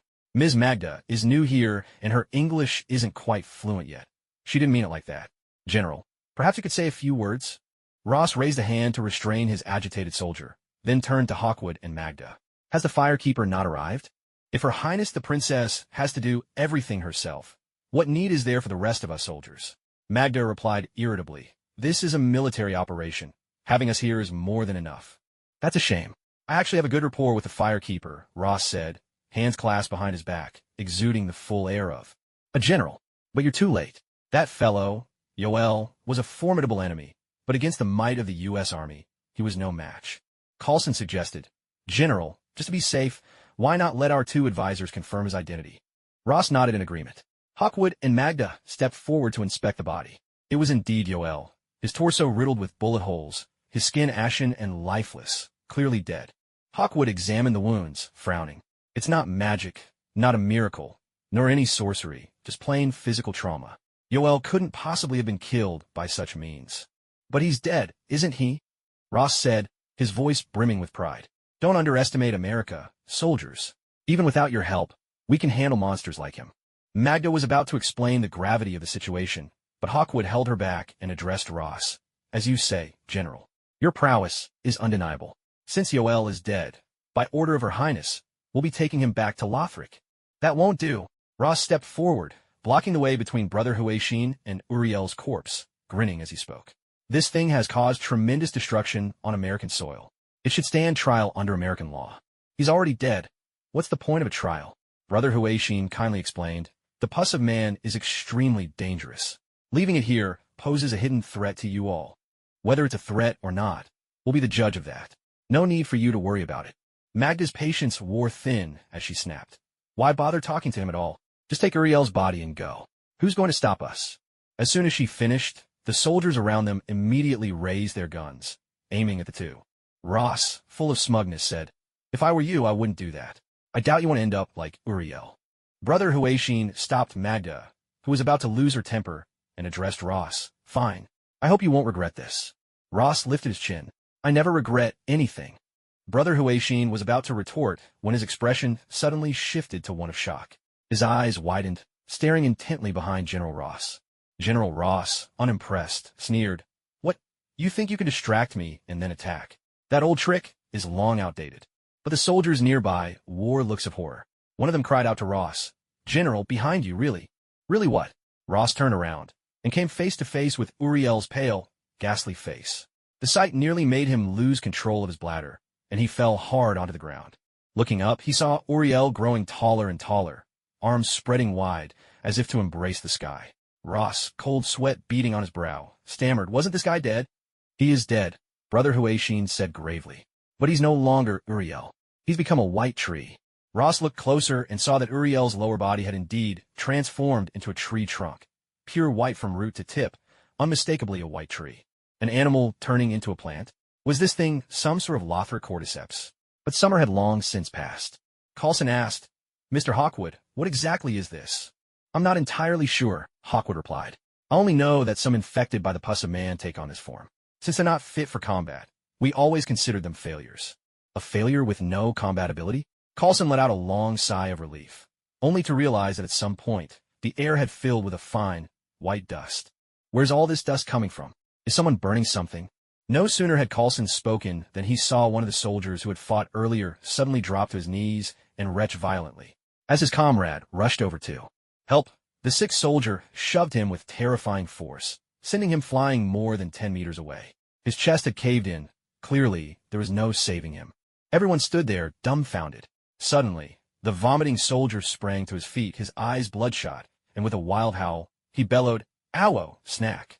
But before he could even finish his cry, Magda silenced him with a swift, slicing sword technique, leaving nothing behind but a pile of mangled flesh. Ross exploded with rage. What did you just do? Magda ignored him, shouting instead, Everyone be alert. We're under attack. Attack? From where? Ross began to ask, but before he could finish, several more soldiers' eyes turned red as blood.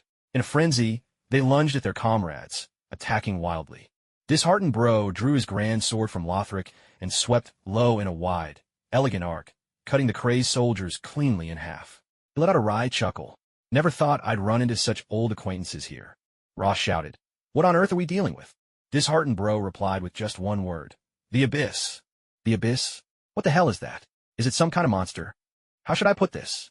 Disheartened Bro's sword danced like a street performer's, sending 2 or 3 heads rolling with every stroke. He paused, searching for the right words. There are hundreds more like me, and our enemy is the Abyss. Hundreds more like you? Ross was shocked, but also a little hopeful. He quickly asked, Then you all must have defeated this damned Abyss, right? Disheartened Bro gave a bitter smile. Truth is, the Abyss defeated us. Ross was speechless. Coulson called out, General, SALD's helicopter is inbound. Are you coming with us? Ross answered at once, Absolutely. Yes, yes, yes. This old rascal, so shameless, clearly the sort who gets things done. Coulson turned to Disheartened Bro and Magda. What about you two? Disheartened Bro lopped down 2 more infected soldiers with a single swing, grabbed Magda by the arm, and sprinted toward the helicopter. We're coming too. By the way, what's this flying iron beast called? Where did this country bumpkin come from? The pilot looked at him with utter disdain. It's called a helicopter. Haven't you ever seen one? Nope. Disheartened Bro said excitedly, touching everything he could reach. Back where I come from, the only things that fly are birds and dragons. Dragons? The pilot's hands shook so badly he nearly drove the chopper into a ditch. Coulson almost tumbled out, ready to curse, when he suddenly caught sight of something astonishing. He pointed down at the white tree. Look, everyone down there. Following his gesture, they all saw that the white tree was shedding flakes, white fragments drifting everywhere on the wind. Some fleeing. Soldiers inhaled the flakes and instantly transformed into red-eyed monstrosities, turning on their former friends in a berserk rage. Magda's face was grave. Lothric had these white flakes too. The wild grass beneath the white trees was covered with them. A sudden thought struck disheartened Bro. Could it be that these white flakes are the true human pus virus? Maybe the white tree itself is the mother that breeds this blight. Coulson's face was grim. Whatever that thing is, if we don't get it under control, these white fragments will start drifting into the city, and there are millions of people there. The discouraged one shrugged. I'm a warrior, not a scholar. Yelling at me won't help. You all insisted on keeping Yoel's body. Now you're reaping what you sow. Coulson was nearly apoplectic with rage and was about to retort when the helicopter pilot suddenly shouted, "Look! The white tree just fell, and something shot up from the top. It's unfolding. Oh my God! What is that supposed to be? The skeleton of a butterfly." If Fireproof Lady were here, she would have recognized it immediately. A pilgrimage butterfly. The pilot turned to the discouraged one and quipped, "Buddy, looks like you've got more flying creatures than just birds and dragons." This afternoon, the first trial chapter is up. Please vote and support enthusiastically. Your help means the world to me. Over the skies of New York, Ironmonger and Iron Man were locked in fierce combat. Obadiah bellowed, "You upgraded your suit. Well, I got my own upgrades." Struggling to keep his composure, Tony replied, Yeah, I see you can fly now, too. Want me to pay you a compliment?" Ironmonger caught Iron Man in a crushing grip, landing blow after blow on his helmet. Obadiah gloated, "Face it, Tony, my suit outclasses yours in every way." "Oh, really?" Tony asked slyly, as if everything was going according to plan. "So, how did you solve the icing problem?" Obadiah paused, confused. "What icing problem?" "It's—" Tony suddenly broke off, and Obadiah halted his assault. The two of them hung together in midair, arms locked, staring off in the same direction in stunned silence. "Hey, do you see that?" "I see it. Do you?" "I'm not blind. What do you think it is?" "Aliens." "Could be." Tony turned to Obadiah.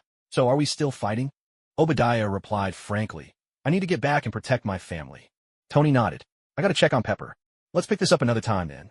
Make sure to schedule with my assistant." Iron Man and Ironmonger, still locked together, spiraled gently downward until they landed in front of Pepper. Suddenly, Pepper felt a pang of jealousy. "You two?" "No time to explain," Tony said. "Go to my place and hide in the basement.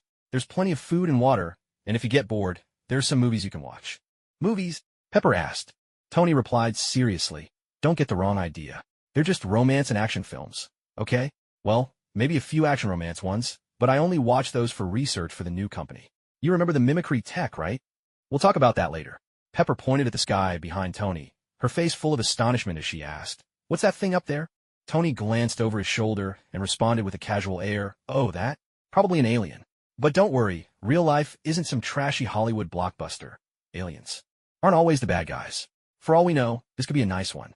Maybe by tomorrow morning, humanity will have cured cancer and be on its way out of the solar system." No sooner had he finished speaking than the celestial entity, known as the Pilgrim Moth, unleashed a blazing beam from its mouth, slicing through the heart of New York City like a sword and setting off a string of violent explosions. Tony shielded Pepper from the blast, but the shockwave sent them both tumbling, leaving them sprawled awkwardly in a corner.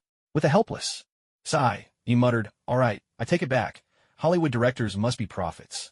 If Earth survives this, I'll never call them idiots again."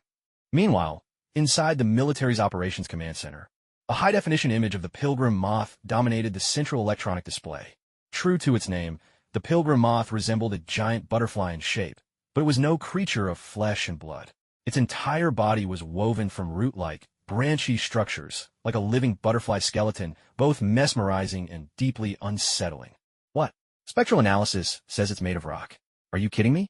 Since when do rocks fly? Poor Newton must be spinning in his grave." General Ross snapped, slamming down the phone. "What do you mean Newton was cremated? For crying out loud, this is hardly the time for jokes. You know what? You're on reservoir duty tomorrow."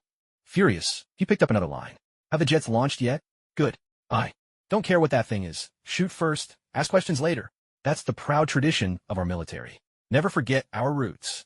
With a roar and a rush, 3 fighter jets streaked into the sky. Ross, now visibly relieved, regained his confidence. "Switch to the feed. I want to see this monster blasted to bits with my own eyes." The display flickered, shifting to the pilot's perspective. There was the Pilgrim Moth, lazily beating its wings. If not for its root-like body, One might almost call it graceful. That's right. Hit it hard. Bring this thing down. Warning, massive biomagnetic field detected. Biomagnetic field? What the hell is that supposed to mean?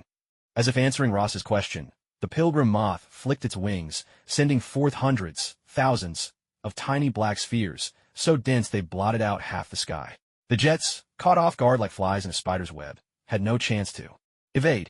Their canopies were instantly engulfed, and in the ensuing maelstrom, the pilots were forced to eject, their voices frantic over the comms. The barrage is too dense.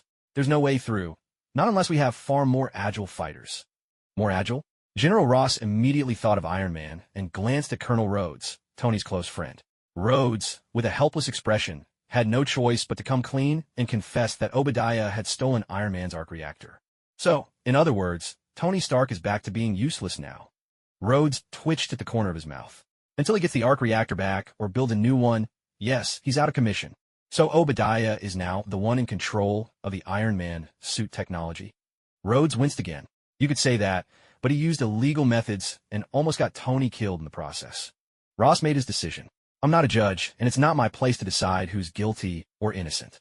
I'm a soldier. My job is to defend the country. Whoever hold the Iron Man technology is my ally. Get in touch with Obadiah and tell him to send us 3 Iron Man suits immediately. Obadiah could hardly believe his luck, just sitting at home, and the money practically fell into his lap. He'd been racking his brain for ways to clear his name, and here came an order from the military. A seasoned player, he quickly saw what was going on. Looking up at the alien mothership in the sky, he grinned like a cat who just swallowed a canary, secretly thinking that these aliens had arrived at the perfect moment, like they were his personal lucky charm. The military wanted 3 Iron Man suits, but Obadiah sent over 10, insisting he wouldn't take a dime.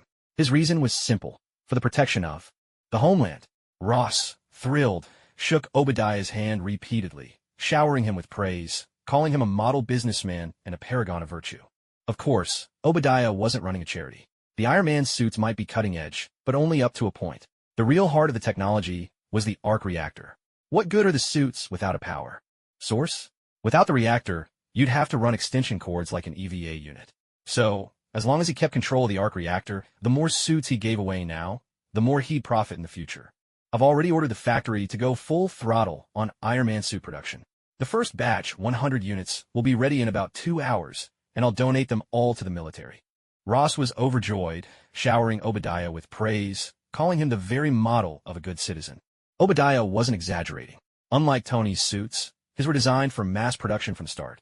They were a bit bulky and rough, but simple to manufacture. 100 units in 2 hours was no big deal. As for the arc reactor, his research team had been studying it non-stop. Copying Tony's design exactly wasn't possible in the short term, but creating an imitation wasn't out of reach. It'd just be a bit larger. And as far as the U.S. military was concerned, bigger meant stronger, and more expensive meant more powerful. A larger size wasn't a drawback. It was a selling point. After all this chaos, the incident of Obadiah stealing Tony's arc reactor faded away in a haze of ambiguity. Even if anyone decided to pursue the matter later, at most he'd be required to pay some compensation and the affair would be settled. After all, he had stepped forward for the nation at a critical moment, and his contributions were undeniable. If you immediately turn around and punish someone like that, who would ever stand up for the country again? With things as they were, Tony knew that even if he went straight to the president to file a complaint, it would be useless. He could only swallow his bad luck. 10 suits of Iron Man armor soared into the sky, unleashing a fierce assault on the pilgrimage moth. Compared to the nimble, single-pilot armors, the pilgrimage moth seemed clumsy and unwieldy. The black orbs were deployed twice more, but only one unlucky pilot was shot down. The remaining 9 armors came through without a scratch, firmly gaining the upper hand. Warning: massive biological magnetic field detected. Again, Ross said with a smug grin to his pilots. Looks like this creature has run out of tricks. Stay alert and dodge. This should be its last counterattack. Yes, sir. The pilots responded in unison, but the expected black orbs never materialized. Instead, every Iron Man suit on the screens suddenly lost connection and plummeted from the sky. The command center fell into stunned silence. Ross stared at the screen and asked blankly, what just happened? No sooner had he spoken than the Iron Man suits, at the points where they crashed, suddenly stood up again. But their movements were jerky and uncontrollable, twitching like patients in the late stages of Parkinson's. Something's wrong, Colonel Rhodes, drawing on his Air Force experience, said with certainty. They fell from that height. Even with the armor's cushioning, There's no way the pilots survived. So how are those armors standing up? The communications officer kept calling out to the pilots, but there was never any reply. In this eerie atmosphere, the 9 Iron Man suits abruptly stopped twitching, then all at once turned on the surrounding civilians, launching a sudden attack. Damn it! Who's controlling those suits? Hackers. The military network is completely isolated. Then who? Maybe it's that thing up there, a junior officer said cautiously. All eyes turned to the pilgrimage moth. General Ross, unable to believe it, muttered, "Can it really remotely control the Iron Man suits? That's impossible." After spending most of the night as spectators, Brother Disheartened and Magda began to make their way outside. General Ross called out, "Where are you going?" Brother Disheartened replied, "We can't do anything about the enemy in the sky, but we can't just stand by when there's danger on the ground." Magda hefted her greatsword and said simply and forcefully, "We're going to fight." Finally, many thanks to drinking tea beyond all methods for the second tip. The enormous pilgrimage butterfly floated above New York, leaving the military at a loss for what to do. They didn't dare use high-powered weapons, but the lighter ones were useless. They fired 2 short-range missiles, only to have them intercepted mid-air by the iron suits, and the falling wreckage ended up demolishing several houses, a complete case of losing the rice while trying to steal the chicken. That's right, it was the pilgrimage butterfly controlling the iron suits. In the game, it could manipulate the Dragon Hunter armor to fight Ash. In reality, with a fully functional control system, the iron suits were much easier to handle than the Dragon Hunter armor. The pilgrimage butterfly might not have a brain, literally, but it wasn't stupid. In fact, it was quite clever. Sensing it was no match for the iron suits, it immediately switched sides, turning them into its own soldiers. Obadiah's iron suit factory wasn't spared, either. Finished and unfinished suits alike suddenly turned traitor in a flash. The pilgrimage butterfly took one look and thought, well, these things can be mass-produced. Without hesitation, it started using the iron suits to manufacture even more iron suits, setting off a wild chain reaction and stealing Ultron's thunder years ahead of schedule. In the command center, everyone's eyes were glued to the countdown on the big screen. When it hit 0, they immediately looked to another monitor, only to see the iron suits still going strong. General Ross, furious, grabbed Obadiah by the collar and demanded, "Didn't you say they'd shut down when their power ran out? Care to explain this?" Sweat beaded on Obadiah's shiny bald head as he stammered, "Teach, that shouldn't be possible. The reactors in their chests are all dark. Where are they getting the power to move?" Tony scoffed from the side. "Are you blind or just slow? That giant butterfly in the sky has been releasing a biomagnetic field all this time. It's obviously providing the power. You're saying it's wireless power transmission through a biomagnetic field? That's impossible. In this world, nothing's impossible. Old man, I told you ages ago. You're already behind the times." Obadiah bristled. "Tony, I was your father's friend. You'd better show some respect." Tony snapped right back. "You stole your friend's son's invention and tried to have him killed. From a scoundrel's perspective, I suppose that's worthy of respect. I was serving the board. I have the right to take any of your inventions. Only if the entire board agrees, not by breaking into my house like a common thug and nearly killing me." "I did not." "You did." "I did not." "You did." Just as Obadiah and Tony were about to devolve into a shouting match worthy of a schoolyard, General Ross slammed his hand on the table and roared, "Enough! The real problem is how we're going to clean up this mess." Tony propped his feet up on the table, slid a pair of dark sunglasses onto his face, and snapped irritably, "I didn't make this mess, so fixing. It isn't my job. In 4 hours, I have to fly to Japan to sign a contract, assuming the planet's still here by then. Wake me up if it is." Ross's lips twitched. He turned to the communications officer beside him and asked, "What's S.H.I.E.L.D. saying?" "They said they can provide shelters for civilians and some humanitarian aid." "Hey, my foot. They're just waiting to watch me make a fool of myself." Tony sneered. "The military treats S.H.I.E.L.D. like a pack of wolves. Getting a gun permit takes 12 rounds of approval. If S.H.I.E.L.D. isn't taking the chance to kick you while you're down, that's already generous." Ross snapped. "Tony Stark, the military is your biggest client. Whose side are you on, anyway?" "My dad was one of S.H.I.E.L.D.'s founders. You can tell me whose side I'm on." Tony grumbled inwardly, but kept a bright smile on his face. "Why would I be sitting here if I weren't with the military? But who knows in a few years? Arms dealing is too low-tech for a genius like me. Let those half-buried relics have their fun." Obadiah growled. "Who are you calling a relic?" Tony rolled his eyes. "Whoever answers, that's who. You little brat. You old bastard." Tempers flared, and Tony and Obadiah both shoved back their chairs and lunged at each other. Obadiah, despite his age, kept himself in shape. He landed 2 solid punches, leaving Tony with a pair of shiners. Tony, frail but quick-witted, realized he was losing and resorted to a dirty trick, aiming a kick at Obadiah's most sensitive area. The two of them wrestled on the floor, their brawl so clumsy and undignified that even street punks would have done better. Ross watched the scene with mounting irritation and gestured for the soldiers to pull them apart. The two men, still straining against the hold, hurled threats at each other. "Old man, just wait. I'll hire the best boxing coach money can buy. Next time, I'll knock you flat." "Too late. I've been training at the gym every Thursday for 20 years, rain or shine. I'm a master already." Honestly, listen to them. Anyone in this command center could mop the floor with these two. Let's not tarnish the title of master, shall we? Ross, thoroughly exasperated, frowned and said, "Obadiah, you're the elder here. Stop fooling around with Tony. Think, are there any weaknesses in your iron suit?" That one question nearly brought Obadiah to tears. He looked utterly aggrieved. How was he supposed to answer that? Admit there are weaknesses or insist there aren't? But with the situation at hand, he couldn't keep anything hidden, so he stammered out, "The iron suits aren't as agile as ordinary soldiers, but I compensated for that with heavy armor, which boosts their defense. Their ammo capacity is limited. Once they run out, they can only fight in close quarters, so I specially increased their power output. Each punch packs about a ton of force." Tony cut in, "Hey, I asked you to talk about the flaws, not to start bragging about your own work." "I'm just telling it like it is." Obadiah, having given up on pretense, continued, "The iron suits have limited power supplies. They can't fight for long periods. I did prepare plug-and-play backup power units, but now, with that giant butterfly around, it's probably pointless. Originally, the biggest weakness of the iron suits was the pilot. No matter how strong a human is, they can't match a machine. I've been racking my brain to solve this, but it seems the butterfly has already handed us the answer." "What answer?" "Remote control, of course." Ross stayed silent. If it were any other time, he'd be overjoyed, maybe even pop a bottle of champagne in celebration. But now that the iron suits had become the enemy, all he wanted was to crack Obadiah's skull open. "Seriously, you old fool, why'd you have to make those iron suits so powerful?" Ross took a deep breath and stood up, declaring, "Everyone, this entire situation is my responsibility alone.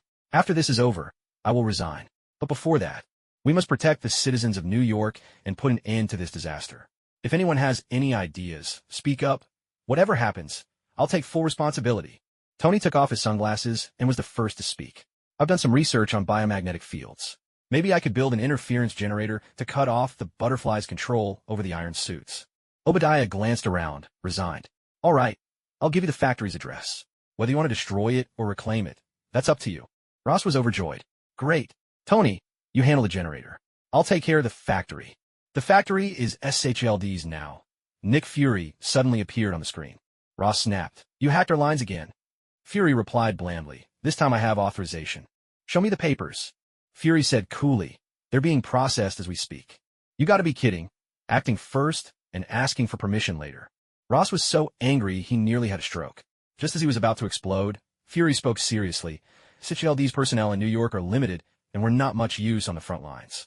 Our agents specialize in infiltration and sabotage. We're quite confident about blowing up a factory. The military, on the other hand, has plenty of manpower, better suited to fortifying the city and protecting civilians. That's your true battlefield." "What? Are you telling me how to do my job?" "Just a suggestion," Egghead said, and with a flick, the screen shifted to Grey Soul and Magda.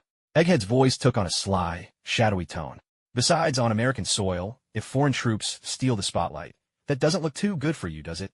That hit Ross right where it hurt. Gritting his teeth, he said, "Mr. Obadiah, cooperate with S.H.I.E.L.D." Egghead smiled. Once he received the factory address, he ended the call. "Send Natasha and Hawkeye with a team to this address. Copy all the data on the Iron Man suit, then blow up the factory." "Yes, sir." Coulson dialed a number, then handed Egghead a skewer of grilled meat. "Boss, try my cooking." Egghead took a bite and praised. "Not bad, it's just right."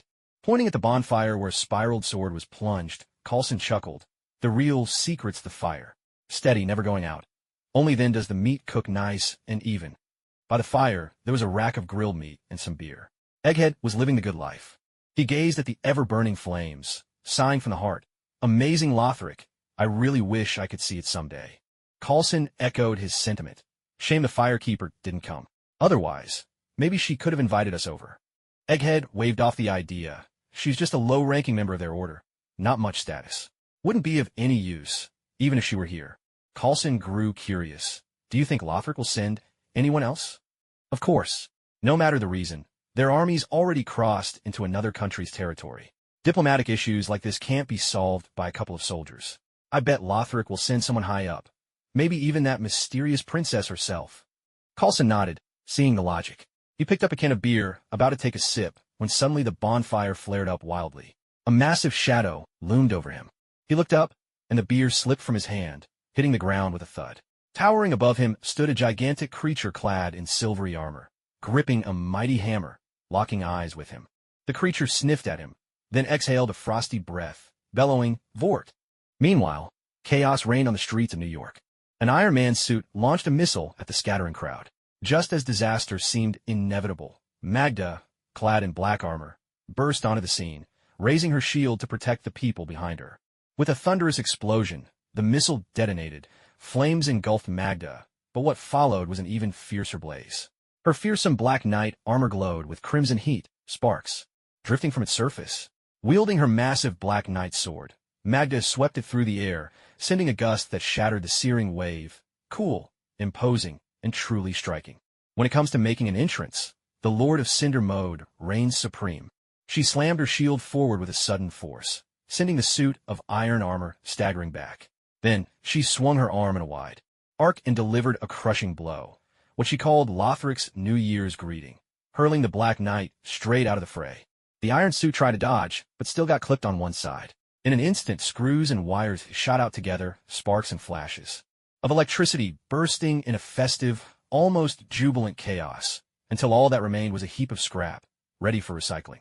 Another suit of iron armor flew in for support, but before it could even raise its weapon, the Ashen One leapt high into the air, spun a full 720 degrees, and brought his sword down in a dazzling slash, cleaving the enemy cleanly in two. Although he didn't have the power of the Lords of Cinder, his weathered, old-fashioned hooded cloak exuded a timeless style, and the melancholy, world-weary gaze in his eyes gave him an air of mystery. He looked at once like a free-spirited swordsman wandering the land, and a bard roving the ends of the earth. His unique aura stood in stark contrast to Magda's, and it made the American women around them swoon, shrieking with excitement. While the civilians were sent to the military's safe zones for shelter, the Ashen One and Magda found themselves facing even more enemies. The way they just keep coming, it reminds me of those skeletons in Karthus, the Ashen One said, catching his breath and nudging Magda with his elbow. Doesn't this take you back to the days of fighting demons? Magda shook her head. No, it doesn't. Why not? I heard demons came in endless waves, dozens of times more than these Black Knights. The Black Knights always fought alone, Magda replied seriously. When I was fighting demons, I had no comrades. Wow, this girl's subtle flirting just leveled up again. The Ashen One felt an unexpected warmth in his heart. Grinning, he said, but now you have an ally. Doesn't that make you feel a bit safer? Magda turned, swung her great sword, and brought it down toward the Ashen One's head. Whoa, even if I said the wrong thing, did she really have to try and chop my head off? The Ashen One flinched just in time, ducking as, with a crash, another suit of iron armor was smashed to pieces by the Black Knight's weapon. Looking at the dumbfounded Ashen One, Magda said, no sense of safety, only trouble. The Ashen One's face fell, and he was about to protest when Magda added, but fighting side by side with you, it's not bad. Not bad, huh? I'll take that, the Ashen One replied with a smile. As the iron-armored suits began closing in, he called out, hey, Black Knight, think you can keep going? Raising her sword and shield, Magda answered without hesitation, I can fight until the end of the world. Then let's make this a real uproar, the Ashen One said, glancing up at the night sky. Even if this is a dark world without a first flame, it's still worth protecting. And with that, the battle began anew. The pilgrimage butterfly seemed to have a particular fondness for these two Lothric natives, sending 80% of its steel-armored suits to attack them, overwhelmed by the sheer numbers. Both the crestfallen knight and Magda gradually began to lose ground. Fortunately, the nearby residents had already evacuated, allowing them to fight without restraint, holding nothing back. Magda's swordplay was bold and sweeping, impressive in its power, but equally generous in its openings. After batting away 5 steel suits, she left herself exposed, and another suit tackled her from behind. 2 heavy blows landed squarely on her Black Knight helmet, leaving Magda reeling and dizzy. As more suits surged toward her, the crestfallen knight rushed to her aid, sweeping in with a fierce strike that knocked the enemy off Magda. But in the process, he took a punch straight through the abdomen, blood poured from the wound, gushing out in a torrent. Hawkwood! Magda cried, hurling her shield in anger. It crashed into 3 steel suits with a clatter, buying the crestfallen knight a crucial moment. Are you all right? Magda stepped in front of him, sword at the ready, shielding him from harm. Don't worry, it's just a scratch. And he wasn't exaggerating. He'd survived worse fighting the skeletons of Karthus back in the day. He brushed it off lightly, saying, remember? I'm unkindled. I can come back. But this world has no first flame. Who knows if resurrection is even possible? Magda retorted. The crestfallen knight paused, then chuckled. Isn't that perfect? The greatest wish of the unkindled is to finally die. Magda seized him by the collar, her voice fierce. Look after each other, and fight to survive. That's the order Princess Lothric gave us. I won't let you die, not unless I go first. The crestfallen knight's eyes widened, as if he saw, just for a moment, the man he once called captain. Hawkwood, are you afraid? A little. No need to be. You won't die, not unless I do first. Remember, the wolf pack stand with you. The undead legion stands with you. He shook his head, clearing away the memory, and turned to Magda. You shouldn't have thrown away your shield. What? I mean, if you want to stay alive, you shouldn't have thrown it away. Magda let go of his collar. Well, it's gone now. What do I do? Follow me. The crestfallen knight raised his sword in his right hand, resting his left on his right forearm. Gesture. Legion salute. This is the wolf sword style. No shield required. Burn it into your memory. Magda nodded, imitating his stance. Their swordplay moved in harmony once more, swift and graceful, 2 blades dancing together like startled swans. The undead legion's true strength lies in their teamwork, and their swordsmanship is no exception. Compared to fighting alone, the paired wolf. Sword technique was like the harmonious union of 2 blades, a style reminiscent of the legendary sword of the maiden. It not only compensated for their weaknesses, but also greatly amplified their power. Graysoul and Magda moved in perfect tandem, rising and falling, their faring greatsword. And Black Knight, greatsword flashing in concert, like the twin fangs of a great wolf, tearing armored foes apart with ruthless precision. But the enemies were simply too many. The heavy loss of blood sapped Graysowl's strength, and after a misstep, he was tackled to the ground by several suits of steel armor. Magda tried to come to his aid, but was immediately swarmed and blocked by more of the ironclad adversaries. Go! Graysoul shouted. Return to Lothric. Carry on the legacy of the wolf sword. Never! Magda cried. Ignoring the relentless opposition, she fought back with reckless abandon, trading wound for wound, and managed to drive the surrounding enemies away. Staggering, she rushed to Graysowl's side, but lost her footing and fell to one knee with a heavy crash. Blood seeped from the seams of her armor, pooling quickly at her feet. Are you out of your mind? Why throw your life away against these 10 men? Wouldn't it be better to go back to Lothric? Graysoul cursed. If I abandon you now, maybe one day I'll abandon Her Highness, or Lothric, or that world of ours that must never be forsaken. I am a Black Knight. I can die, but I will never abandon my own. Graysoul was taken aback, then gave a bitter smile. Using his faring greatsword to push himself upright, he returned to his usual, biting tone. 2. Badger's stubbornness won't change a thing. In this situation, the 2 of us are doomed. Before we die, don't you have something you want to say? Magda thought for a moment, then stood tall and raised her sword high. Long may the sun shine. Graysoul burst out laughing. All right then, for that goal, let's give it everything we've got. Dozens of steel-clad enemies charged at them. Magda and Graysoul gripped their swords tightly, ready for one final stand. But suddenly a cold wind swept through, followed by an angry roar. Bordeaux, a silver-armored knight, as massive as a truck, barreled into the fray like an unstoppable beast, scattering the attacking suits of armor in all directions. Graysoul and Magda stared in astonishment. From around the corner came a knight clad in rotund, rounded armor, a figure who looked as if the Michelin Man had come to life. He waddled on short legs, gasping for breath as he called out, J-Jack Baldo of Katarina, coming to the rescue. No sooner had he finished speaking than several steel-armored foes piled onto him, pinning him beneath their weight.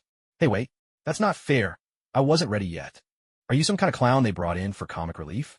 Both Brother Despair and Magda were exasperated, just about to rush over to help, when suddenly a flash of white light appeared. With a resounding bang, the suits of iron armor were blasted aside like worthless trash, crashing into the nearby walls and scattering in all directions. Miracle, force. A basic miracle learned by clergy wielding weapons, capable of unleashing a shockwave. It doesn't deal direct damage, but can send enemies flying, knocking them off balance. It's also effective at deflecting arrows. Let me catch my breath, just give me a moment. The Onion Knight braced himself against the wall, gasping for air in the way only a battle-weary middle-aged man can. Magda snapped out of her daze, shaking Brother Despair excitedly as she shouted, "Hawkwood, reinforcements are here. Lothric's reinforcements have arrived. I see them, but if you shake me any harder, I really might die." Brother Despair clutched the hole in his abdomen and let out a wry laugh. "To have a nation at our backs. It's been a long time since I've enjoyed treatment like this." From the street corner, the dancer Elise entered, twin blades in hand, accompanied by another battle-hardened knight. "Lothric will never abandon a single citizen. That promise will last forever." The dancer dipped her head respectfully. "Your courage brings honor to Lothric. Please, rest now. Leave the rest to us." Magda, barely able to stand, insisted, "I can still fight. Please, let me join you in battle." Brother Despair gave Magda a hefty slap, pushing her aside. "What nonsense are you spouting? You've lost enough blood to fill a hot pot. Go and get some rest now." Holding Magda back, he turned to the dancer and said, "Your Highness, these tin soldiers are just puppets. The real culprit is that thing up in the sky." The dancer glanced upward and replied, "Don't worry, my sister the queen is already prepared." "That's wonderful news. Is she a sorcerer, or perhaps a pyromancer?" "Neither." The dancer smiled gently. "She's an archer." By the bonfire, Hardboiled and Coulson stared dumbfounded at the towering giant, nearly 8 meters tall. The giant, moving with deliberate slowness, picked up a massive bow, drew an arrow, and pulled back the string. In a deep rumble, he declared, "Friend, protect." With a powerful twang, the arrow shot forth, breaking the sound barrier in an instant as if it had leapt through space itself. In the distance, the pilgrim butterfly shrieked in agony as the giant arrow pierced its body, sending it hurtling back until it crashed with a thunderous impact, pinned to the Empire State Building. Hardboiled felt his scalp tingle. "You call it a melee weapon?" "No kidding. When a bow is that big, it's either a melee weapon or an intercontinental missile." The firekeeper couldn't be bothered to answer him. Holding her plate with a cheerful smile, she turned to Coulson and said, "Mr. Coulson, could you grill me another steak? I've been fighting alongside the troops all this time, and honestly, I'm starving." "Eh? Was the U.S. military really powerless against the Pilgrim Butterfly?" Of course not. They were simply wary of causing collateral damage in New York, afraid of accidentally hurting its citizens. But the firekeeper had no such concerns. She wasn't one to wield explosives that could level an entire city block. Her arsenal consisted only of an unremarkable sword and a longbow. As the dancer had said, it was only a matter of time before the undead settlement was subdued. The firekeeper spent 3 hours laying out the facts and reasoning with the rebellious peasants, finally convincing them of her authority and reclaiming the undead settlement for Lothric. During this time, she also recruited some wandering heroes: the Onion Knight, Sigurd of Katarina, Hale, the giant archer and descendant of Hawkeye Goff, and a beastly knight who had wound up deep underground due to a teleportation mishap. Under the dancer's nurturing guidance, even the beastly knight was sincerely won over by the firekeeper's purification, and he, too, returned to the Lothric fold. Having done all this, the firekeeper barely had time to deal with the cursed greatwood of the undead settlement before she grabbed a bonfire, gathered her new companions, and arrived in the Marvel Universe. By chance, this was how she managed to save Crestfallen Bro and Magda just in time. Knights of War, freeze those suits of steel. At the dancer's command, the 2 war knights unleashed their might, tearing through the iron. Legion with ease. They hailed from the Boreal Valley, hardly a place of gentle spring. Their homeland granted them innate frost auras, and even their weapons shimmered with icy power. Whether or not they could kill you outright was uncertain, but showering you with shards of biting ice was a sure thing. The moment they struck, the surrounding streets were instantly blanketed in cold, and the temperature dropped below freezing. As everyone knows, armor is weak against frost. Dragonslayer armor fears ice. Tony's Mark Series suits are no exception, and naturally, Obadiah's bulky ironmonger armor was just as vulnerable. When the knights struck, the iron suits froze over in their systems, went offline in a heartbeat. This didn't mean Pilgrim Butterfly lost all control, but it was far less responsive without the system's aid, especially since, at that moment, it was struggling just to keep itself afloat, let alone play with its action figures. Yes, the Pilgrim Butterfly wasn't quite dead yet, still clinging to any chance of survival. It saw Giant Archer Hale as its greatest threat, so rather than wreaking havoc on New York, it simply drew a circle to corral the Iron Legion and aimed them straight at Hale. In a flash, nearly 100 Iron Man suits soared into the sky, streaking toward the bonfire outside the city with a piercing whistle. The ordinary soldiers had no idea what was happening.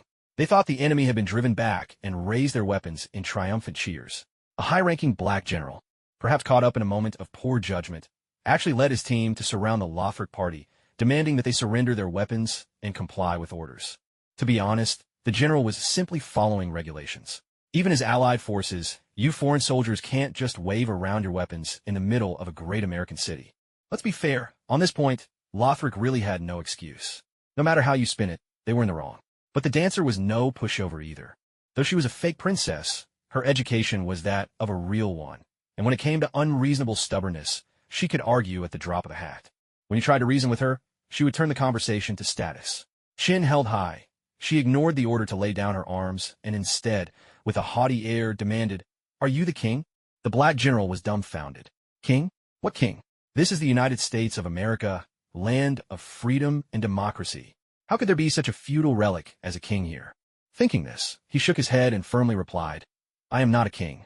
In America, we what?" The dancer couldn't bother to let him finish. With an expression full of disdain, she cut him off. "If you're not the king, you're not qualified to speak with me. Bring out your king to see me." The general was nearly brought to tears by her look of contempt, as if he'd been thrown back to the days of slavery. There was no way he could tolerate this kind of historical regression. With a sharp click, he chambered around and shouted, "Final warning. Disarm immediately." The dancer asked with a sneer, "And if I refuse?" The general brandished his pistol. "Then you'll get a taste of what America can really do." He had barely finished his sentence when, outside the city, a sudden flash of light erupted, then burst into countless fragments, blazing like a second sun and lighting up the entire night sky. The general stared in shock. "What on earth is that?" The dancer smiled faintly.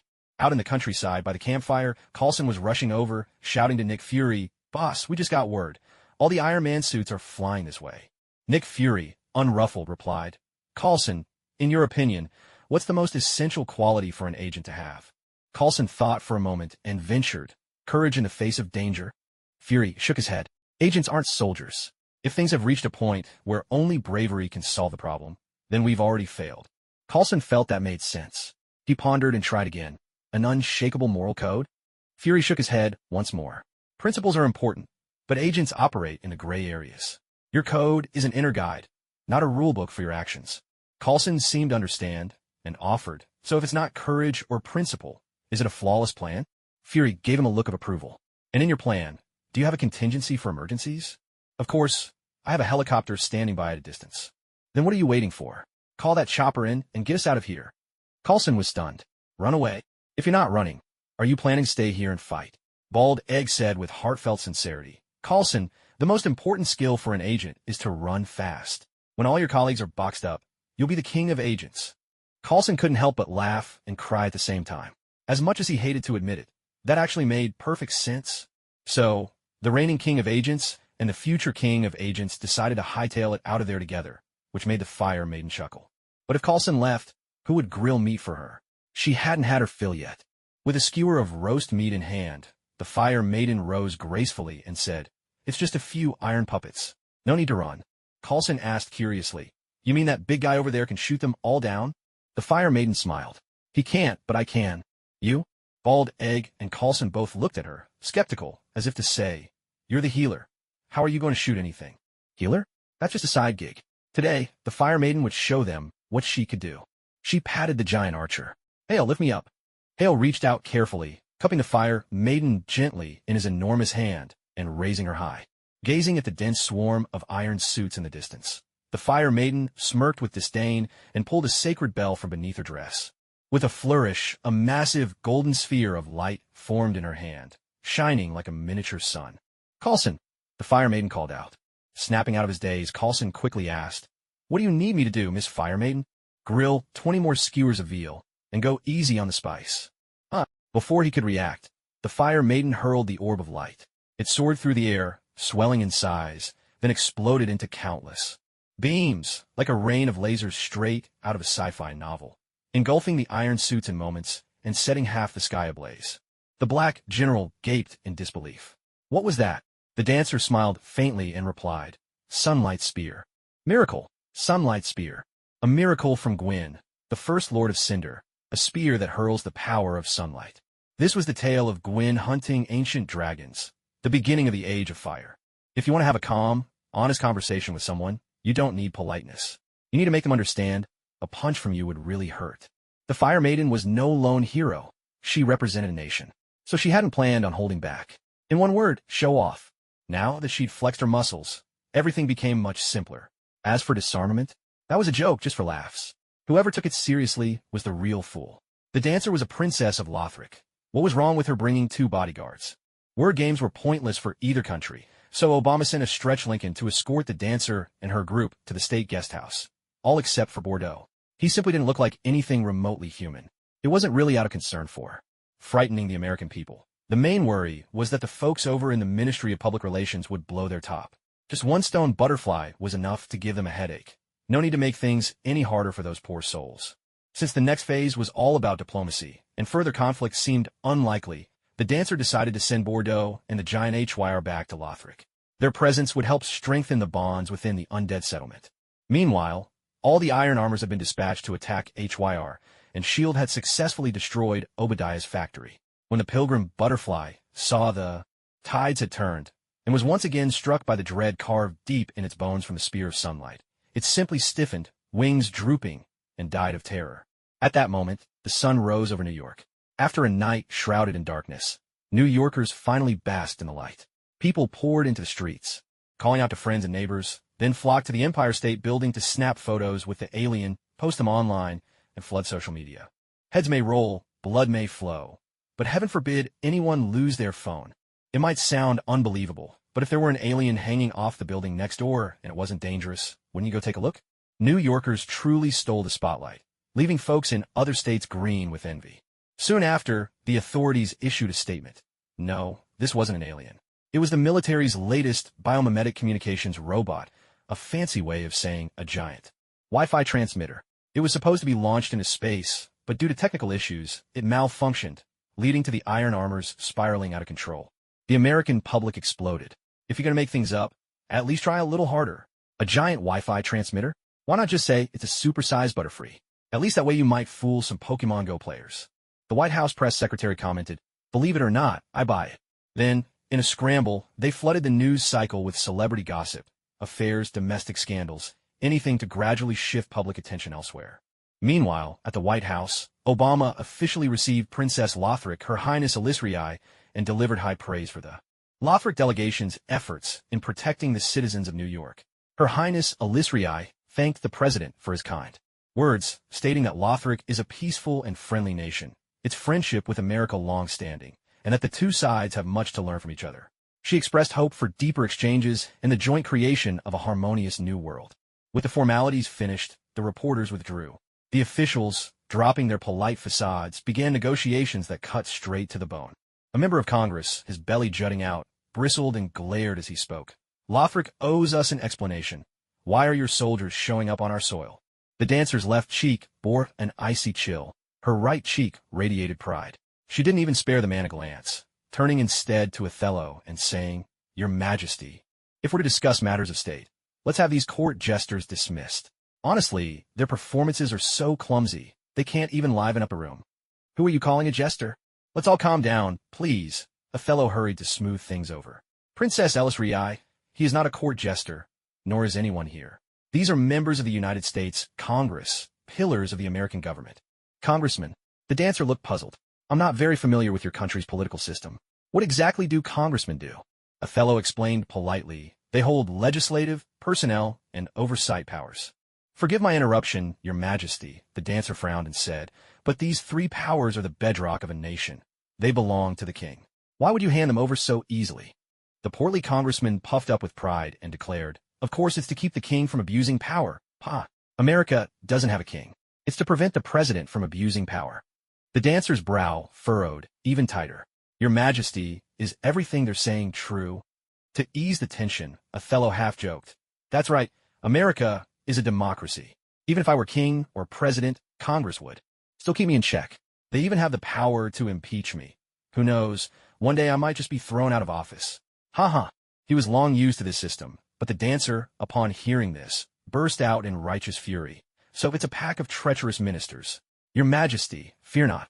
I'll help you stamp out these rebels today. Hawkwood, Magda, go." The two, already primed for action, leapt into the group of noble dignitaries. Their fists flew, one punch per opponent, and it was a cathartic spectacle. Othello was dumbstruck, never in American history had a foreign delegation publicly beaten up members of Congress. By the time he snapped out of it and shouted for the guards, the congressmen were already limp, barely breathing, teetering on the edge of death. The dancer offered a graceful bow and said grandly, "No need to thank me, Your Majesty. Upholding royal authority is a lifelong duty of every member of the royal family. Who on earth wants to thank you? I'm about to cry here." Othello's hands shook with panic as he ordered the guards to fetch doctors. At the same time, he stamped his feet, desperately trying to explain the virtues and sophistication of democracy to the dancer. The dancer's face lit suddenly with belated realization. So, I misunderstood them? Of course, it's a misunderstanding. O'Black was nearly cursing out loud, and with a scowl, he snapped at the doctor. "Why are you all still here? Why didn't you call an ambulance to take the senators to the hospital?" The doctor, sweating profusely, took off his stethoscope and stammered. "There's nothing more we can do. Rather than sending them to the hospital, you might as well bring over some pens and paper. Maybe they can leave a few last words." O'Black suddenly felt as if the sky were falling. He plopped down heavily, then bounced back up as if he'd sat on a spring, pointing an accusing finger at the dancer and shouting, "You're murderers. America will never let this go." The dancer crossed her legs elegantly, maintaining her composure. "Your Majesty, isn't it a bit hasty to call us murderers?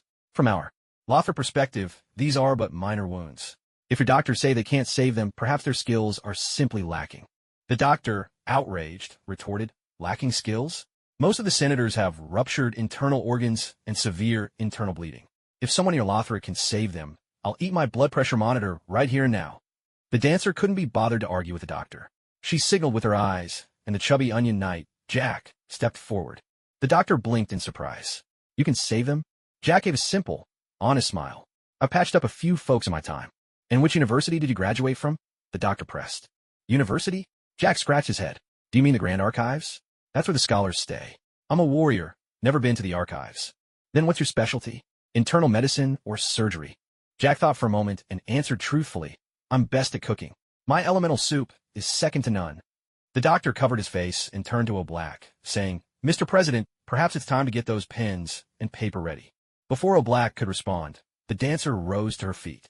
She stretched languidly and said, "I'm tired and need a rest." "Jack Baldo, hurry up and heal them." "All right," Jack replied. He pulled out a sacred bell and gave it a gentle shake.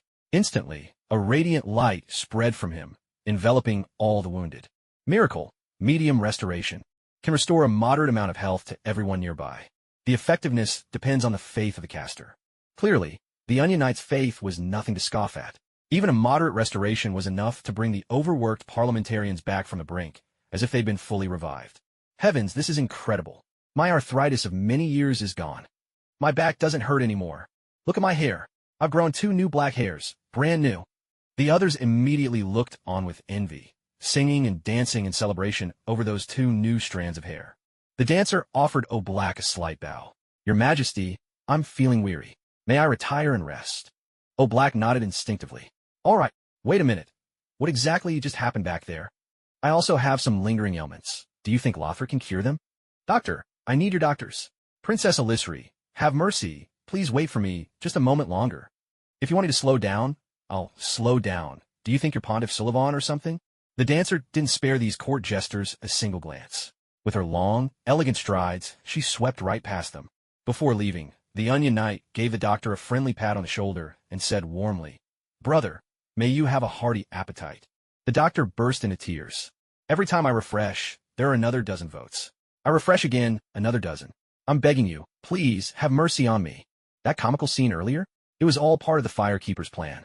She knew all too well the nature of the Americans. Arrogant, brash, and utterly self-important. That's just their default setting. Of course, they do have reasons to be proud, but Lothrop didn't cross worlds just to play second fiddle.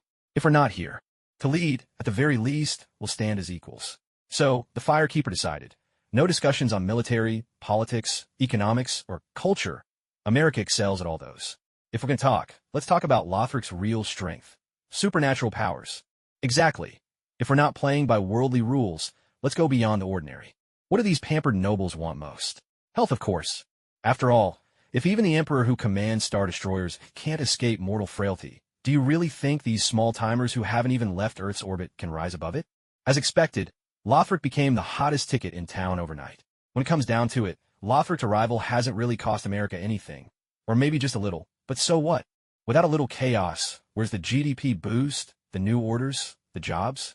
Most importantly, to those aging elites at death's door, good health is utterly, desperately important. Visitors nearly wore down the threshold to the dancer's temporary residence. Priceless gifts piled up like mountains. But the dancer had just one thing to say. I am nobility, genuine, adorned with diamonds and gold.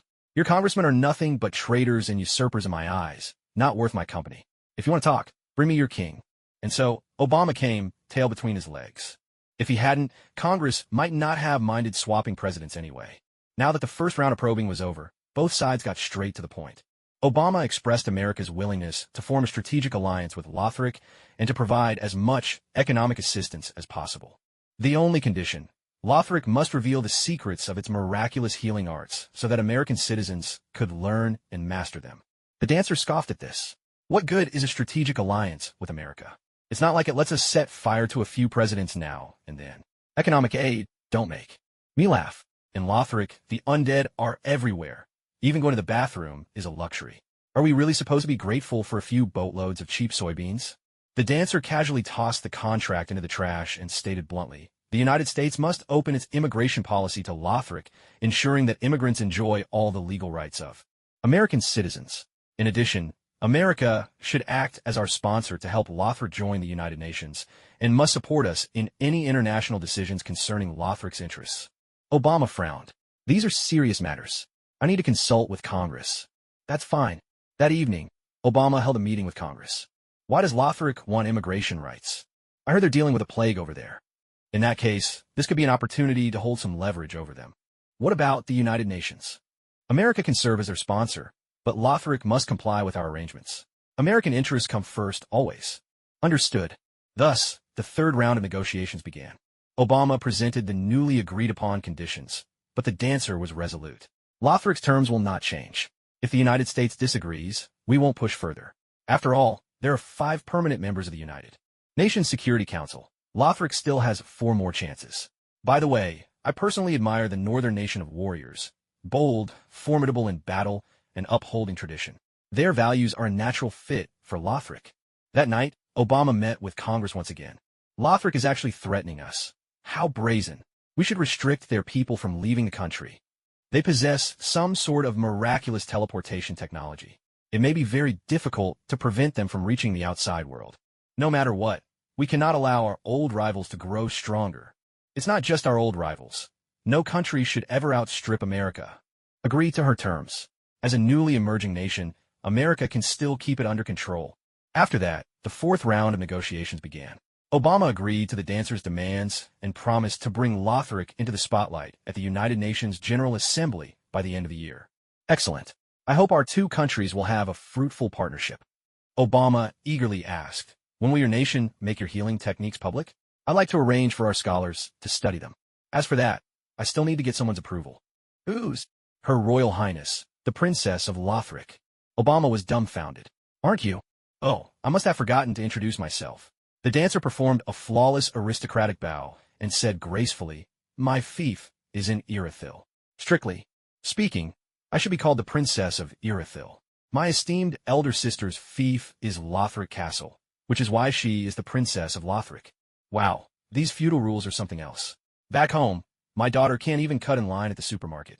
Aokoro had to tug at his thoughts for a moment before realizing that this Princess Aelithri, just like himself, was merely a messenger. The one who truly held the reins of power and could make decisions was still that Princess Lothric. What a farce, he thought. You can't make any real decisions, yet you've kept me talking in circles. What do you take me for? Your Sunday entertainment? Forcing a smile, Aokoro asked, may I inquire where your sister, Her Highness Princess Lothric, is at the moment? The dancer gave a subtle smile. She came here with me, but where she's now? I have no idea. Aokoro was taken aback. What do you mean, you have no idea? My sister said she was fascinated by the bustling streets of New York, so she ran off on her own to explore. Aokoro was speechless. Seeing that even a grown man like Aokoro was on the verge of tears, the dancer, feeling a bit awkward, tossed him a handful of herbs. Aokoro, miracles aren't something you can master overnight. These are some medicinal plants from Lothric. Moss balls cleanse the blood vessels, and flush out toxins, while green flower can boost your metabolism and revitalize your body. Study them before you eat. Better safe than sorry. Overwhelmed with excitement, Aokoro clutched the bundle of herbs and dashed off.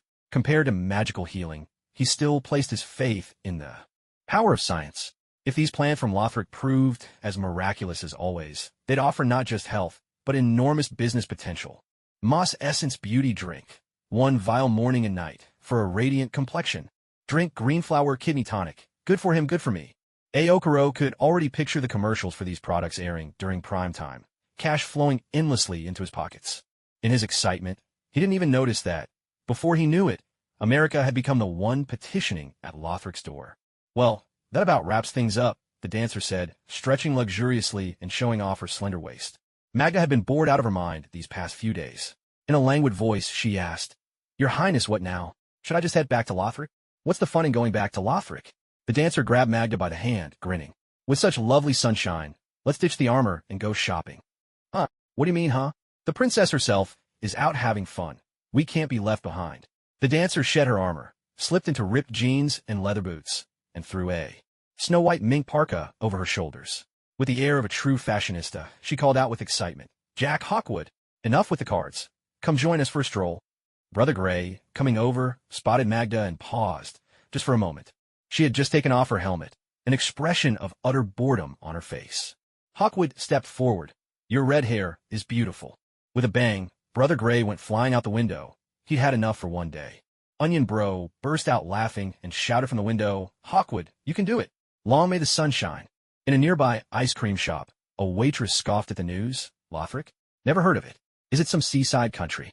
With her commentary finished, she said a strawberry sundae in front of a woman wearing a delicate eye mask and asked politely, "Here's your order. Would you like me to put the spoon within your reach?" Of course, this woman was the firekeeper, sneaking out for a bit of fun. She smiled gently and shook her head. "Thank you, kind girl, but I can manage." What a beautiful woman, the waitress thought, though it's such a pity she's blind. Captivated by the firekeeper's beauty, she leaned in and whispered, "I gave you a bigger scoop of ice cream. I hope it brings you even more joy." Wow, being pretty really does have its perks, even getting extra ice cream with your order. The firekeeper felt a surge of pride, smiling graciously in thanks. "If you need anything else, just call me. Don't be shy." The waitress snapped a quick photo of the firekeeper's profile with her phone, then skipped away in delight. The firekeeper let it slide and enjoyed her ice cream, savoring every bite, completely at ease. You don't seem the least bit ashamed, taking advantage of someone's kindness like that. Sitting across from her was a bald woman in a yellow robe, the Sorcerer Supreme, the Ancient One, guardian of the Marvel world. The firekeeper wasn't surprised in the slightest. After all, if all of Lothric had crossed over, it would be neglectful for the Ancient One not to take notice. Worse even than a gatekeeper who's fallen asleep on the job. She took another spoonful of ice cream, dabbed her lips with a napkin, and then replied with poise, "Better to use kindness than to use evil. If you don't feel ashamed, why should I?" The Ancient One had drawn on the powers of the Dark Dimension to prolong her life, using evil by any measure. But among practitioners of the mystical arts, secrets are hard to keep. The Ancient One wasn't surprised that the firekeeper could see through her, just curious about her methods. "How did you know?" The firekeeper tapped her eye mask. "I can see souls." What a remarkable gift. The Ancient One offered a polite compliment, then revealed her identity. "I am this world's guardian." The implication was clear. While she might use dark powers, her loyalty lay with the light. So this outsider better watch herself. "Really now? Trying to lecture me? As if that would scare me." The firekeeper merely smiled. "What a coincidence. I'm the guardian of my world, too. Perhaps we should compare notes." The Ancient One's expression did not change as she raised her head and said, "I have safeguarded this world for over 1,000 years. The implication was clear. Little girl, your pedigree is far too shallow for you to qualify to argue with me." The firekeeper continued to smile. "My family has watched over the world for 10,000 years. You've managed a tenth of that. Quite impressive, really. If you think I'm too young, fine, let's talk again. In 3,000 years. I just worry that by then, I'll still be radiant and full of life, while your grave might not even be left standing. After all, how can a mere human hope to outlive the sun gods?" The Ancient One frowned, then spoke again. "The ancient sages of Camartage are beyond counting. The first Sorcerer Supreme, Agamotto, was a prodigy among prodigies. Alongside 2 other sages, he formed the Trinity of the Vishani, peered into the truths of the cosmos, and became an omniscient, omnipotent being. So, When you can't win on longevity, you start bragging about your ancestors. The Firekeeper wasn't about to let the Ancient One have the last word. She spoke out boldly. The Sun King Gwyn, my grandfather, drew his power from the first flame. He became the Sun King, wielded lightning against the immortal ancient dragons, shattered the darkness, and forged the universe of fire. So much for comprehending the cosmos. My grandfather literally created one. Even if, well, things didn't end perfectly in the end. The Ancient One's face was growing steadily darker. She said, slowly, Kamartaj has built 3 great sanctums on Earth, with tens of thousands of disciples. Each one could stand against 100 foes. What a load of bluster. Sure, maybe some of them, but take someone like Wong, for example. You really think he could take on 100? You must have mistaken him for Sammo Hung. The Firekeeper replied lazily, Lothric commands 4 great legions. The Black Knights, Silver Knights, the Undead Legion, and the Lothric Knights. Each is an elite force veterans of countless battles. And beyond those, we have the Outrider Knights, Cathedral Knights, Black Iron Knights, Onion Knights, and other local forces, each and every one a hero of legend. If it's numbers you want to compare, Lothric is a mighty nation. Why should we fear your little private order? Any one of our 4 legions could march on Kamartaj and rout them 7 times over. Care to put that to the test? The Ancient One's lips twitched. She could sense the Firekeeper's formidable background, but hadn't expected it to be quite so overwhelming. Realizing she was losing ground on all fronts, she finally resorted to her trump card. You can't beat me. The Firekeeper fell silent, digging in her ice cream with frustration, shoveling in a big spoonful, only to wince as a chill stabbed through her brain. When it comes to top-tier power, perhaps only Prince Lorien could have defeated the Ancient One, but that was before. Now Lorien is utterly devoted to his brother Lothric, binding their souls together to share the curse, at the cost of losing both his speech and the ability to walk. That's right, the only one who could have beaten the Ancient One is now a cripple. What was once a fair fight is now a lost cause. In a one-on-one, the Ancient One is Marvel's very own Lu Bu. The Firekeeper dug into her ice cream with hearty scoops, and whenever her head ached, she'd treat herself to a dose of sunlight therapy. That boundless blue radiance made the Ancient One look on with open envy. If she possessed such power, she wouldn't have to rely on the Dark Dimension's energies just to survive. After finishing the ice cream, and thoroughly nauseating the Ancient One in the process, the Firekeeper pushed the cup aside and asked, and what are your terms? The Ancient One smiled. She admitted there had been a gamble involved, but she had won. With a gentle smile, she said, I want the people of Lothric to leave this world within 3 days. And if we don't, then I'll personally see you all out. You're declaring war on Lothric. The Ancient One replied coolly, You're welcome to retaliate, but if you do, Lothric will become the true invader, and this world will reject you. The Firekeeper protested, unwilling to concede. What about the human dregs virus? Several organizations here have already started researching it. I'll handle it. You needn't worry. The Firekeeper fell silent for a long moment, then finally muttered, Fine, we'll leave. Tell me your names. This is my first defeat, and I intend to remember it. Well, aren't you trying to sound tough? Do you think I'm only pretending to be a guardian of this world? The Ancient One pulled up her hood, adopting the air of an otherworldly sage, and declared, We are the masters of Kamartaj, guardians of this world. I am the Sorcerer Supreme, bearer of ultimate authority. With those words, the Ancient One vanished. A waitress, delight shining on her face, glanced at the Firekeeper's profile before skipping away. Meanwhile, at the next table, a striking woman with equal parts charm and spirit remarked in surprise, You finished a whole cup of ice cream so quickly. Doesn't your head hurt? It does a little, the Firekeeper replied gracefully. Thank you for your company these past few days, Agent Natasha Romanoff. But I must go now. Please convey my apologies to Agent Barton. I may not be able to visit his home after all. You're leaving? Natasha looked startled. You were fine just before we came out. Why so sudden?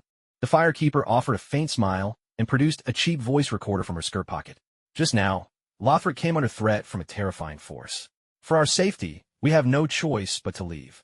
A terrifying force. Natasha picked up the recorder, utterly bewildered. But I was with you the whole time. No one approached us. The Firekeeper shot her a look of surprise. It's a magical force. S.H.I.E.L.D. is responsible for global security. Surely you've heard of it? Magic? And a force? Natasha suddenly realized the gravity of the situation and asked seriously, Who are they? Kamartaj. Their leader calls herself the Sorcerer Supreme, the Ancient One. Natasha pressed her earpiece and said, Director, did you catch that? A completely emotionless voice came from Egg. Yes, I heard it. The investigation is already underway. The Firekeeper sat quietly, beautiful as a painting. We are Taj, guardians of the world. I am the Sorcerer Supreme, wielder of ultimate authority. The recording was crackly and rough, carrying a distinctly villainous undertone. But the Firekeeper felt compelled to clarify on behalf of the Ancient One. This was entirely due to the poor quality of the recorder, a $2 knockoff from a street stall. Guardians of the World? An organization that hides in the shadows. Who gave her the nerve to say something like that? It's often said that the fiercest rivalries are between those in the same trade, and Egg was so infuriated that not even his beloved cross-stitch could calm him down. He slammed his hand on the desk, making the whole office shake. Find out everything on Taj, the Three Sanctums, and the Ancient One. I want a full report in 1 hour. Coulson immediately broke into a run, fully understanding his boss's mood. After all, even S.H.I.E.L.D. would never dare call itself the guardian of the world, yet this mysterious cult had come out of nowhere, making such a claim. Even someone as easygoing as Coulson couldn't help but feel a bit annoyed. Meanwhile, in a White House conference room, the same recording was being played. When it finished, the dancer spread her hands, shrugged, and said casually, "That's it. We've been threatened, so it's time for us to leave. Thank you all for your hospitality these past few days. You're welcome to visit Lothric if you'd like, though I doubt you'll get the chance." Just as it looked like the dancer was about to leave, Obama called out urgently, "Wait. If you go, what about the moss balls and green grass? What else could they do?" "Nothing at all." The dancer simply shrugged. "You never had those things to begin with. Now, it's just returning to the way things were. It's no loss to you. But it's easy to go from frugality to luxury, and hard to go back the other way." Obama was already certain of the medicinal value of both plants. Not just good, but astonishingly good. The moss balls could cure nearly 60% of human diseases, even some forms of cancer. And the green grass was even more miraculous. Senator Lawrence was already 84, but just the other night, he was able to celebrate love again. This was nothing short of a miracle in the history of biology. Of course, the green grass wasn't just some blue miracle pill. Its effects were broader. Military scientists claimed it could be used to create an entire army of super soldiers. Just like the Terra Marines in StarCraft, one shot would turn anyone into Captain America. The only side effect was that once the drug wore off, soldiers would need to eat enormous amounts of food. But is eating really a side effect? America may not have much of everything, but we sure have soybeans. Eat as much as you want, no need to hold back. They had already collected nearly 300 kilograms of proposals related to these two plants, covering every field imaginable. Professors both famous and unknown had poured their efforts into these plans, all hoping to win a Nobel Prize thanks to these two species. And now, if you suddenly told them the plants were gone, wouldn't they all be up in arms? Under immense pressure from the military, the scientific community, and high-ranking officials, Obama was at his wit's end. He was just short of clinging to the dancers' leg and begging her not to leave. He forced out a strained smile, half pleading. "The U.S. government will absolutely guarantee your safety. Please trust us." But the dancer shook her head coldly. "I'm sorry, but your enemies are too powerful. You're simply not up to the task." As a man, Obama was especially sensitive to being told he wasn't up to the task. He immediately sprang to his feet. "How do you know we're not up to it?" The dancer replied innocently. "That's what S.H.I.E.L.D. said. They said Taj is an ancient organization, and conventional forces stand little chance of wiping it out." Inwardly, Obama cursed Fury to high heaven. Why must brother turn against brother? He dialed Fury's office, and as soon as the line connected, launched into a tirade. "If Lothric leaves, don't expect to get another cent from the United Nations." Fury was used to being berated. He clamped the phone between his shoulder and ear, calmly threading a cross-stitch as he replied, "Mr. President, there's no need to lose your temper. Why can't Lothric leave?" "That's none of your business," Obama snapped. "Just tell me, have you found out anything about Taj's origins?"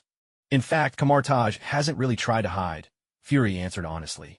"They've had dealings with the upper echelons of many countries, though mostly as personal doctors or consultants, never showing much of their extraordinary abilities. Still, from our investigations, it seems that most people who've come into contact with him suffered from hard-to-cure illnesses or hidden afflictions. After Taj intervened, some of these people recovered quickly. Is it the same kind of healing as Lothric's? No, nowhere near as effective. There are still people suffering from illness. They can't match Lothric's miraculous light therapy. If we win a war with them, what are our chances of winning? Less than 10%. They're that formidable? They are, but not invincible. Fury switched the phone to his other shoulder and continued. According to some insiders, the real threat in Taj is the sorcerer known as the Ancient One. She's the toughest obstacle. How tough are we talking? Well, she could easily kill me first, then you, and not even get a drop of blood on her clothes. Obama was terrified. So, there's nothing we can do? No, at least nothing conventional. Unless. Unless what? Unless we try something unconventional. What do you mean? Fury tossed the cross-stitch aside and replied flatly, we can't defeat magic itself, but we can defeat everything except magic. Such as the economy, status, reputation, and legacy of Kamar-Taj, everything about it. But Nick Fury, what about the cost? Mr. President, you play World of Warcraft too? Yeah, I'm with the Alliance. How about you? I'm Horde. A moment of silence passed, as both men simultaneously forgot their earlier exchange. Back to the point. Despite its air of mystery, our investigation suggests that Kamar-Taj truly is the guardian of Earth's magical realm. If we were to wipe them out, Earth would be left utterly defenseless against magical threats. Obama fell silent. Nick Fury waited for a response, then asked, Mr. President, what's on your mind? I'm thinking about Iran and North Korea. Nick, why don't we allow them to have nuclear weapons? Because they're weak and short-sighted. If they had nukes, they might drag everyone down with them. Exactly. Great power shouldn't be in the hands of the weak. Kamar-Taj is just a monastery. One traitor could bring the whole place crashing down. Obama didn't know magic, but he understood politics. With uncanny foresight, he predicted the future of Kamar-Taj in a single breath. Nick Fury grasped the president's meaning and wholeheartedly agreed. As someone in the espionage business, he was a textbook. Paranoid, trusting a loose civilian group with Earth's protection was, to him, no better than handing the launch codes to a toddler. Do you have an alternative in mind, Mr. President? I didn't before, but now I do. Who? Lothric. Are they trustworthy? More than Kamar-Taj.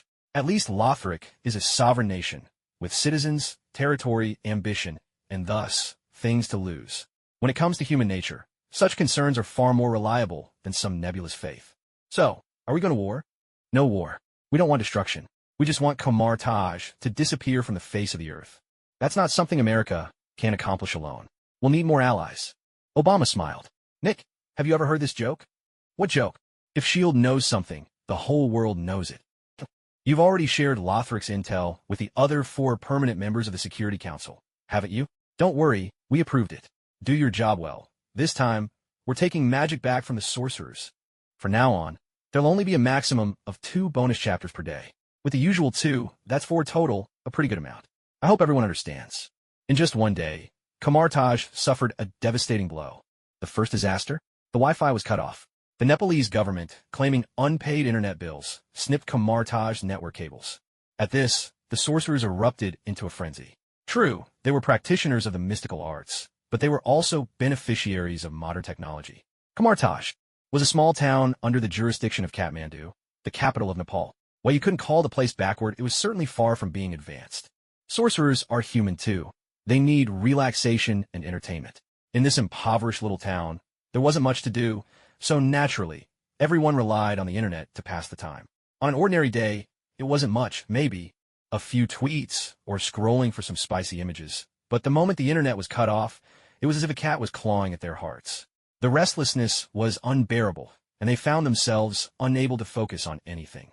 You can hit me, you can scold me, but cutting off someone's internet? That's just plain heartless. Unforgivable. So, the sorcerers, united in outrage, rushed to the local internet office. But within 20 minutes, they trudged back defeated. It turned out Kamar-Taj actually owed an enormous sum in unpaid internet bills. This wasn't all that surprising. The elder sorcerers of Kamar-Taj were stubborn and proud, holding themselves in the highest regard. Their attitude was, we protect the world for free. Why should we pay for internet? They'd used magic to cloud the minds of the network operators, making them selectively forget about Kamar-Taj's outstanding bills. As long as no one checked, they could freeload on the internet indefinitely. But now someone had checked. Nepal's friendship with a certain indescribable country ran deep, and nearly all its infrastructure projects had been contracted out to that nation. The network operator in question was none other than the well-known number 10,000. Skimming a bit of bandwidth was one thing, but taking advantage of socialist resources? That was a serious offense. The authorities of that unspeakable country issued an immediate order. Investigate. Leave no stone unturned. Punish. Make an example. Kamar-Taj was immediately blacklisted. Want your internet back? Sure, but first, pay a 7-figure fine. As soon as the news broke, the younger sorcerers were full of complaints. Abusing magic over a measly internet bill? That was making a mountain out of a molehill. But the old sorcerers were unyielding, insisting that the money didn't matter, but pride did. Kamar-Taj was transcended. It shouldn't be bound by mundane concerns or utility bills. Both sides argued their points, each convinced they were right, and the dispute became a full-blown shouting match. To make matters worse, the water company, the electricity board, and the gas company all decided to join in, each delivering their own penalty notices. The utilities were cut off in one fell swoop, a full set of collective punishment. So, the sorcerers sat in the dark, eating boxed meals and drinking bottled water, continuing their heated debate. The Ancient One let out a sigh. If you asked her whether she knew what the elder sorcerers had done, of course she did. But to her, this was hardly worth mentioning. It was nothing more than the old sorcerers indulging their childlike mischief. A harmless prank, really. Indeed, the Ancient One was firmly on the old sorcerer's side. After all, she was human, albeit one who had lived for over 1,000 years, well-versed in the rise and fall of empires. Deep down, she'd long become a textbook anarchist, who took over whose oil field, who turned away whose refugees. In her eyes, these were just childish scuffles. And these two so-called children could drop dead without warning any day, just like that fellow named Sue. Why not just slip out of your body and take a leisurely 3-month journey across the cosmos?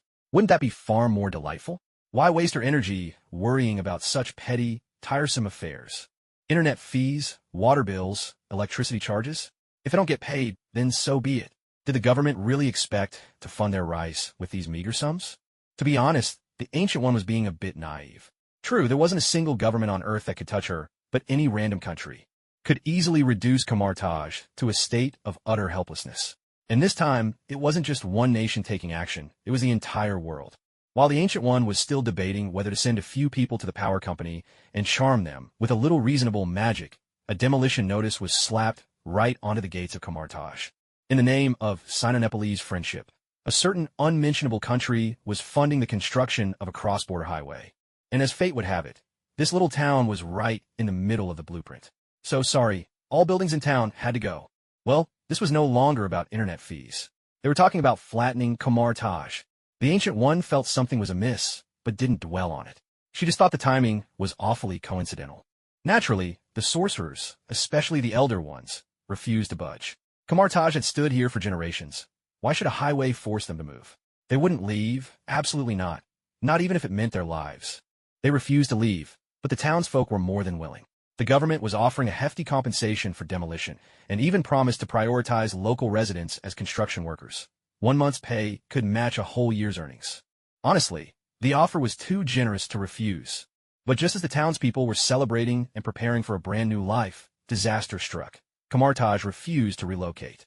In accordance with religious protection policies, the governments of China and Nepal simply redrew the highway route on the plans. The town would stay, no demolition, no compensation. The road was rerouted, and so construction jobs would be sourced elsewhere. In an instant, the townspeople plunged from paradise to despair. The emotional roller coaster of the day was almost too much to bear. So, how to cope with such frustration? Simple. Everyone stormed to the gates of Kamartaj and hurled buckets of filth in protest. That's just how straightforward working folk can be. With Kamartaj having angered the entire town, by the very next day, even bottled water and boxed meals were nowhere to be found. Hungry and exhausted, the sorcerers didn't even have the strength to argue anymore. It was beyond them how the mighty guardians of the world had ended up barricaded in their own halls, with angry neighbors flinging refuse at their doors.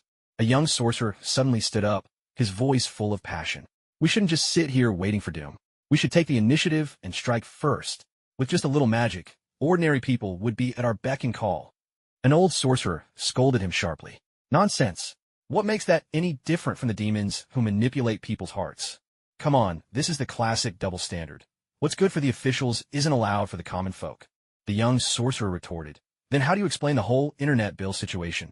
The old sorcerer's face flushed. Piggybacking someone's Wi-Fi isn't evil. Besides, as the guardians of our world, can you really call it piggybacking?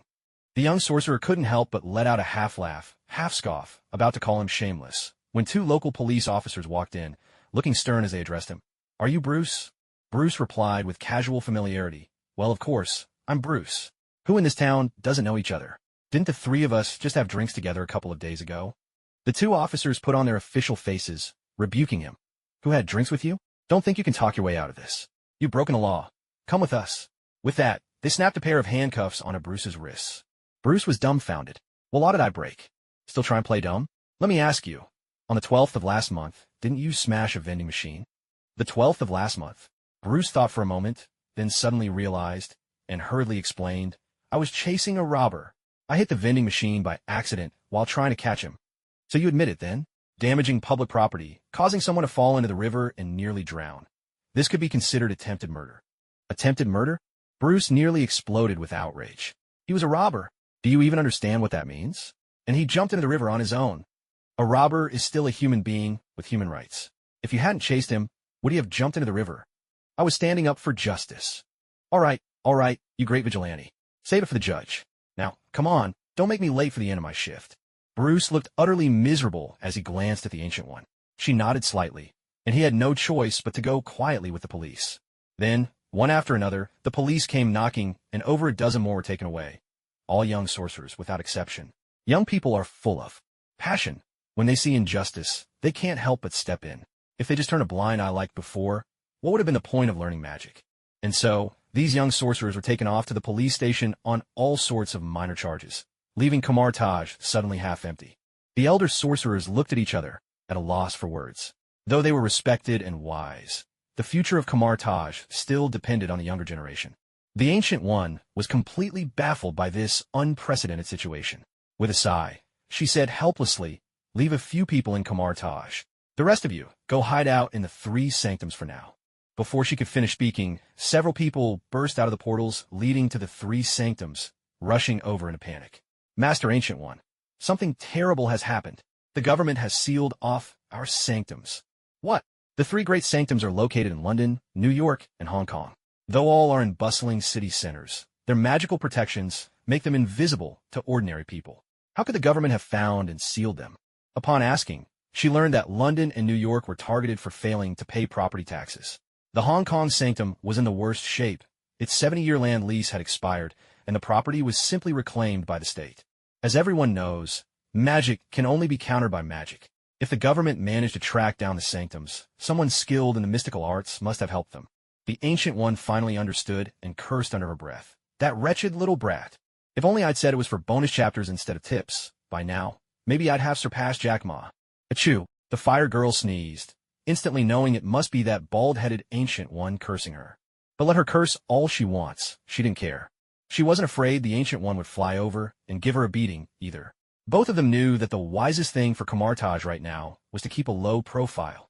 Had Kamar Taj defaulted on their internet bills? Yes, they had. Had young sorcerers damaged public property? Yes, they had. So, there was nothing wrong with the penalties imposed on Kamar Taj. As for the demolition orders and frozen assets, those were entirely justified. After all, everyone here was an adult. If you make a mistake, you admit it. If you get punished, you take it standing tall. In truth, there was nothing outrageous about this whole operation. Since Kamar Taj exists on Earth, it must follow Earth's laws.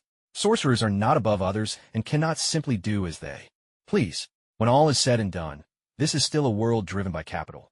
Even the future Avengers, no matter how many times they save a world, end up divided by a single official document. Besides, Kamar Taj hadn't really suffered any devastating losses, just a blow to their pride. Having survived for thousands of years, they had their own outside connections, paying overdue bills and covering damages was just a matter of money. Demolition and asset freezes weren't final verdicts. Negotiations could still take place. In the end, the only thing Kamar Taj truly lost was a bit of intangible face. As for the masterminds behind all of this, Old Black and Bald Egg, they were just as fearful. They worried the Ancient One might teleport over in a rage and hurl a fireball at them. They never intended to use force, nor dared to. This was just a test, a way to seize the initiative and gather bargaining chips for the negotiations to come. This was not a military campaign against Kamar Taj, but a political maneuver. The true aim of those 2 paranoiacs, Obsidian and Egghead, was to force Kamar Taj to open its gates, submit to UN oversight, and cooperate with nations around the world to build a prosperous and harmonious global village. Naturally, Lothric was included in the mix. After all, competition ensures consumers can reap greater benefits. That was the essence of the Reclaim Magic plan, not to slaughter sorcerers, nor to destroy Kamar Taj, but simply to bring magic back into the realm of mortals, to be managed with the same caution as nuclear weapons.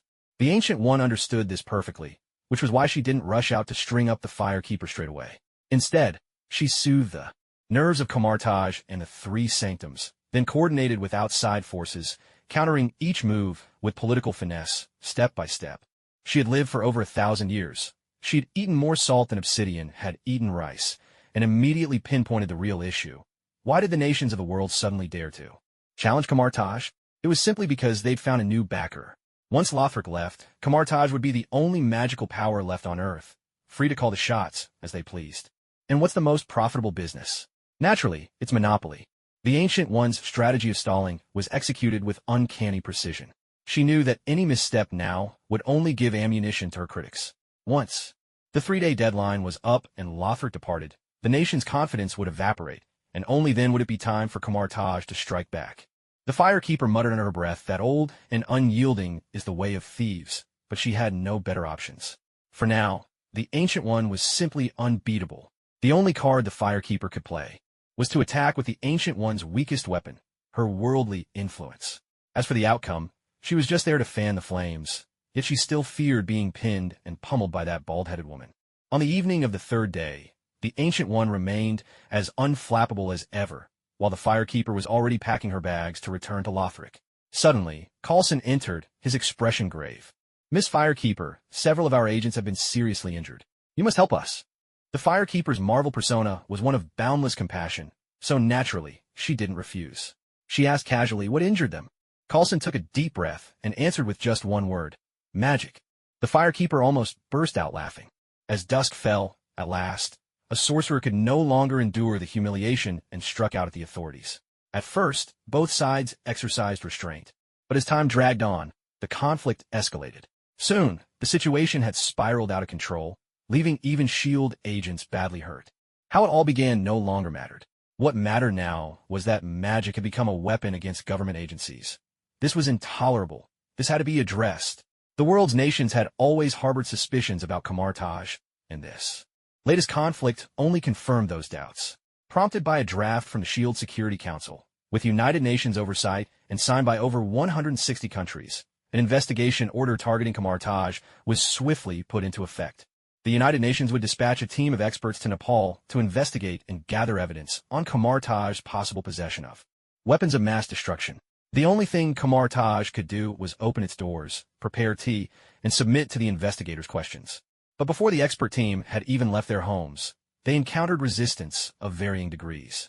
Some only found their means of transport destroyed, while others suffered broken bones. At one crime scene, large letters written in flames were left behind: Kamar-Taj is not to be offended. Now the powder keg had truly exploded. The world's governments, feeling humiliated, wasted no time in slapping the labels of cult and terrorists on Kamar-Taj. The media followed up with a wave of negative coverage, sparing no effort in blackening Kamar-Taj's name. At first, the public was skeptical, watching the spectacle unfold on TV with an air of detached amusement. But then, live on the news, a glowing portal opened, and out strode several individuals dressed in vintage attire. With a wave, one unleashed a bolt of lightning from his palm that sent the anchor flying, after which they took over the broadcast, passionately extolling the glory of Kamar-Taj and the greatness of the sorcerers. The station director was delighted. He even complained that the police had arrived too soon. If they'd spoken for 5 more minutes, the ratings would surely have soared. The director was pleased, and so was the Firekeeper. She knew now that Lothric's position was secure. Coulson came over, cutting straight to the point without any pretense. Lothric didn't meddle with anything behind the scenes, did they? The Firekeeper smiled and shook her head, then countered, "Mr. Coulson, do you know the average lifespan of a Lothric royal family?" Coulson, of course, did not. "It's about 5 to 10,000 years. Coulson was floored. "You never mentioned that before. You never asked," the Firekeeper replied with a smile. "That's why Lothric doesn't have to worry about short-term wins or losses. If we leave now, so what? In 1,000 years, we'll just come back. By the way, I could pass a message to your great-great-great-great-great-grandson. Is there anything you'd like to say?" Wiping the sweat from his brow, Coulson replied awkwardly, "Tell him to study hard and listen to his teachers." The Firekeeper laughed gently. "What a wise message. A student should always listen to their teacher. I'll be sure to deliver it for you." The reason Coulson wanted his great-great-great-great-great-grandson to obey his teacher was because he knew there were far too many rebellious students in this world who don't listen to their teachers. Take, for example, the Ancient One's disciples. As soon as the Ancient One learned that the sorcerers had gotten into a conflict with others, she immediately realized the gravity of the situation. She issued a strict order to everyone in Kamartaj and the three great sanctums. No more causing trouble. No more conflicts. But people aren't machines. They have their own minds, their own beliefs, and their own sense of justice. Some of the younger sorcerers simply couldn't swallow the insult. They felt slighted and were determined to defy the government. They spent years immersed in magic, secluded from the outside world. No diplomas, no connections, no wealth. In truth, they weren't all that different from those ragtag terrorists. The terrorists threw Molotov cocktails, and they hurled bolts of lightning. The terrorists sent out videotapes, and they stormed television stations instead. They were frustrated. After all, Kamartaj had been guarding the world for thousands of years, their contributions as deep as the sea. What right did others have to call them a cult? You couldn't really blame them. Kamartaj didn't offer job security, medical insurance, housing, or even matchmaking. For these people to dedicate themselves for millennia, laboring in silence to protect the world, all they had to sustain them was honor and faith. Now, with Kamartaj's reputation tarnished and their beliefs called into question, the most loyal sorcerers were the least able to tolerate it. As a result, the Ancient Ones' orders only held sway over the upper ranks. They couldn't even get through to the middle ranks, let alone the grassroots. And it's precisely at the grassroots where things are most likely to spiral out of control. This is the greatest flaw of grassroots organizations. Management is too loose, with no strict system in place, and any minor problem could bring the whole structure crashing down. If the Ancient One's personal charisma was strong enough, it might have worked, but she was always off roaming the cosmos. Enjoyable, perhaps, but it cost her the authority she needed. The lower-level sorcerers looked up to the Ancient One the way elementary schoolers look at a photo of Einstein. They knew she was great, they knew she was brilliant, but that was about it. And so, the centuries-old order of Kamartaj fell into complete chaos. Even now, the Ancient One could sweep aside the world's governments. If she wanted to, but she didn't. If she'd ever wanted to, she'd have done it centuries ago. There'd be no reason to wait until now. The Ancient One sought ultimate enlightenment. Wealth and status meant nothing to her, mere illusions passing by. She was noble and wise, a fine scholar, a superb teacher, but by no means a great leader. The Fire Lady was curled up on the sofa, munching on potato chips and watching the latest anime. She poured herself a glass of cola and handed it over. "Boss, want some Coke? It's chill." The Ancient One shook her head gently. "I only drink tea." The Fire Lady smiled. "Sometimes, you just have to learn to change, don't you think?" The Ancient One was silent for a moment, then took the glass and sipped. "How is it? Tastes better than tea." With nothing more than a $2 voice recorder, the Firekeeper had dragged Kamartaj into a political whirlpool, a maneuver that even the Ancient One couldn't help but admire. But politics, after all, always leaves room for compromise. Deep down, the Ancient One held little regard for ordinary mortals, nor did she see any point in negotiating with a pack of upstart children who might drop dead at any moment. That was why she came directly to the Firekeeper. "We are both practitioners of the arcane. Surely, we can find common ground," the Ancient One said, her tone sincerely inviting. The Firekeeper almost burst out laughing inside. Since when had she become a sorcerer? She was a cleric through and through. In Lothric, clerics and mages would come to blows the moment they crossed paths. Out of professional integrity, she ought to be blasting the Ancient One with a lightning spear right now. Exactly. Matters within the mage community should be handled by us alone. Outsiders have no right to interfere, the Firekeeper replied, thick-skinned and sharp-witted. With consensus reached, the rest of the discussion became much simpler. The Ancient One promptly laid her cards on the table. This conflict must end. The three great sanctuaries are to remain inviolate, and mages should receive fair treatment. The Firekeeper considered it for a moment before replying, "We can bring the struggle to a close, but in the current climate, no one can simply call a halt and expect everything to stop overnight. It must be a gradual process. You'll have to give me a little time." "What's your plan?" the Ancient One asked. The Firekeeper tapped her fingers on the table and said, "Lothric's research into the human body far surpasses Earth's. I'm planning to introduce new medicines, ones that could cure 60% of all diseases and even several types of cancer." The Ancient One frowned. "The medical industry is a deep and treacherous sea. What you're proposing will threaten a lot of vested interests." "Don't ask me how I know." The Firekeeper smiled. "The best way to defuse one conflict is to spark another. Don't you think that, compared to the struggle between science and magic, a medical revolution that benefits all humanity is far more meaningful?" For all her talk of guarding the world, the Ancient One's real aim was to protect humankind. If humanity wasn't wiped out by some demonic overlord from beyond, but instead perished because of incurable diseases, That would be the bitterest joke of all. All right, what do you need from me? Reach out to your network and help me, the firekeeper said, patting her chest with confidence. If we work together, I guarantee that. Within 3 months, we can soften public hostility towards mages. In 6 months, we'll have governments around the world pulling back. I can accept that timeline, the Ancient One agreed. But what about the 3 great sanctuaries? How do you intend to handle them? I understand their significance. Lothric will see to it that they remain unharmed. You want the sanctuaries placed under Lothric's administration? The Ancient One shook her head. The guardians of the sanctuaries all hail from ancient families. Convincing them to submit to Lothric's authority won't be easy. The Firekeeper shook her head. The 3 great sanctuaries are not meant to obey Lothric itself, but to abide by the system. Lothric will take the lead in establishing a dedicated agency to deal with magic-related issues, and all the sanctuaries need to do is follow the rules and procedures. Gui was slightly taken aback. Are you planning to let magic be exposed to the public? With the way things are now, magic has already been exposed, the Firekeeper patiently explained. Don't worry, the public is actually quite receptive to extraordinary abilities. If they're willing to believe in magic, that's great. If not, we can always come up with a scientific explanation, something like T-virus mutations, mitochondrial outbursts, gamma radiation exposure, or alien modifications. These explanations have been used to death in novels and games. We just give a vague account, and the public will fill in the gaps with their own imaginations. Gui was doubtful. Will that really work? The Firekeeper replied, as if it were self-evident. Why wouldn't it? That's exactly how we've always done things in Lothric. Gui was at a loss for words, feeling somewhat out of touch with the times.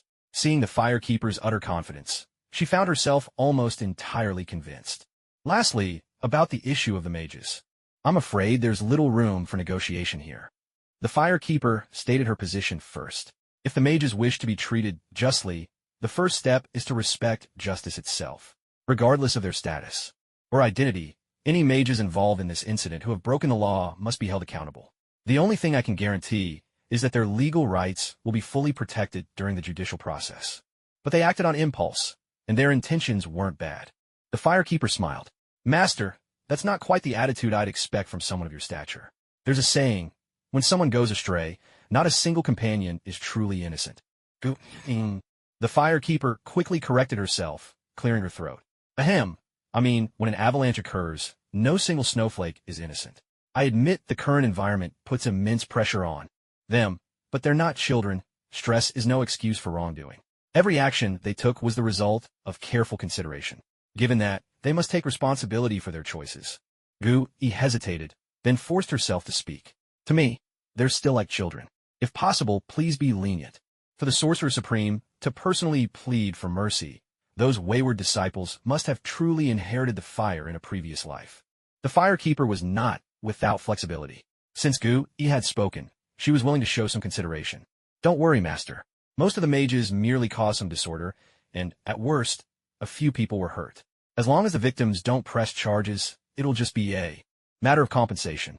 Of course, proper procedures must still be followed. Detention for a few days, a written statement for the record. I hope they'll cooperate. Gui nodded repeatedly. Cooperate. They'll definitely cooperate if I tell them to.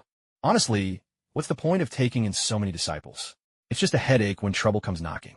I was the smart one, only accepted a single outer disciple. For a brief moment, the Firekeeper felt a surge of pride at her own foresight. Then, feigning concern, she turned to Gui and asked, Master, is there anything else you require? Gui considered for a moment and sighed. I just hope the decision I made today wasn't a mistake. Of course it wasn't.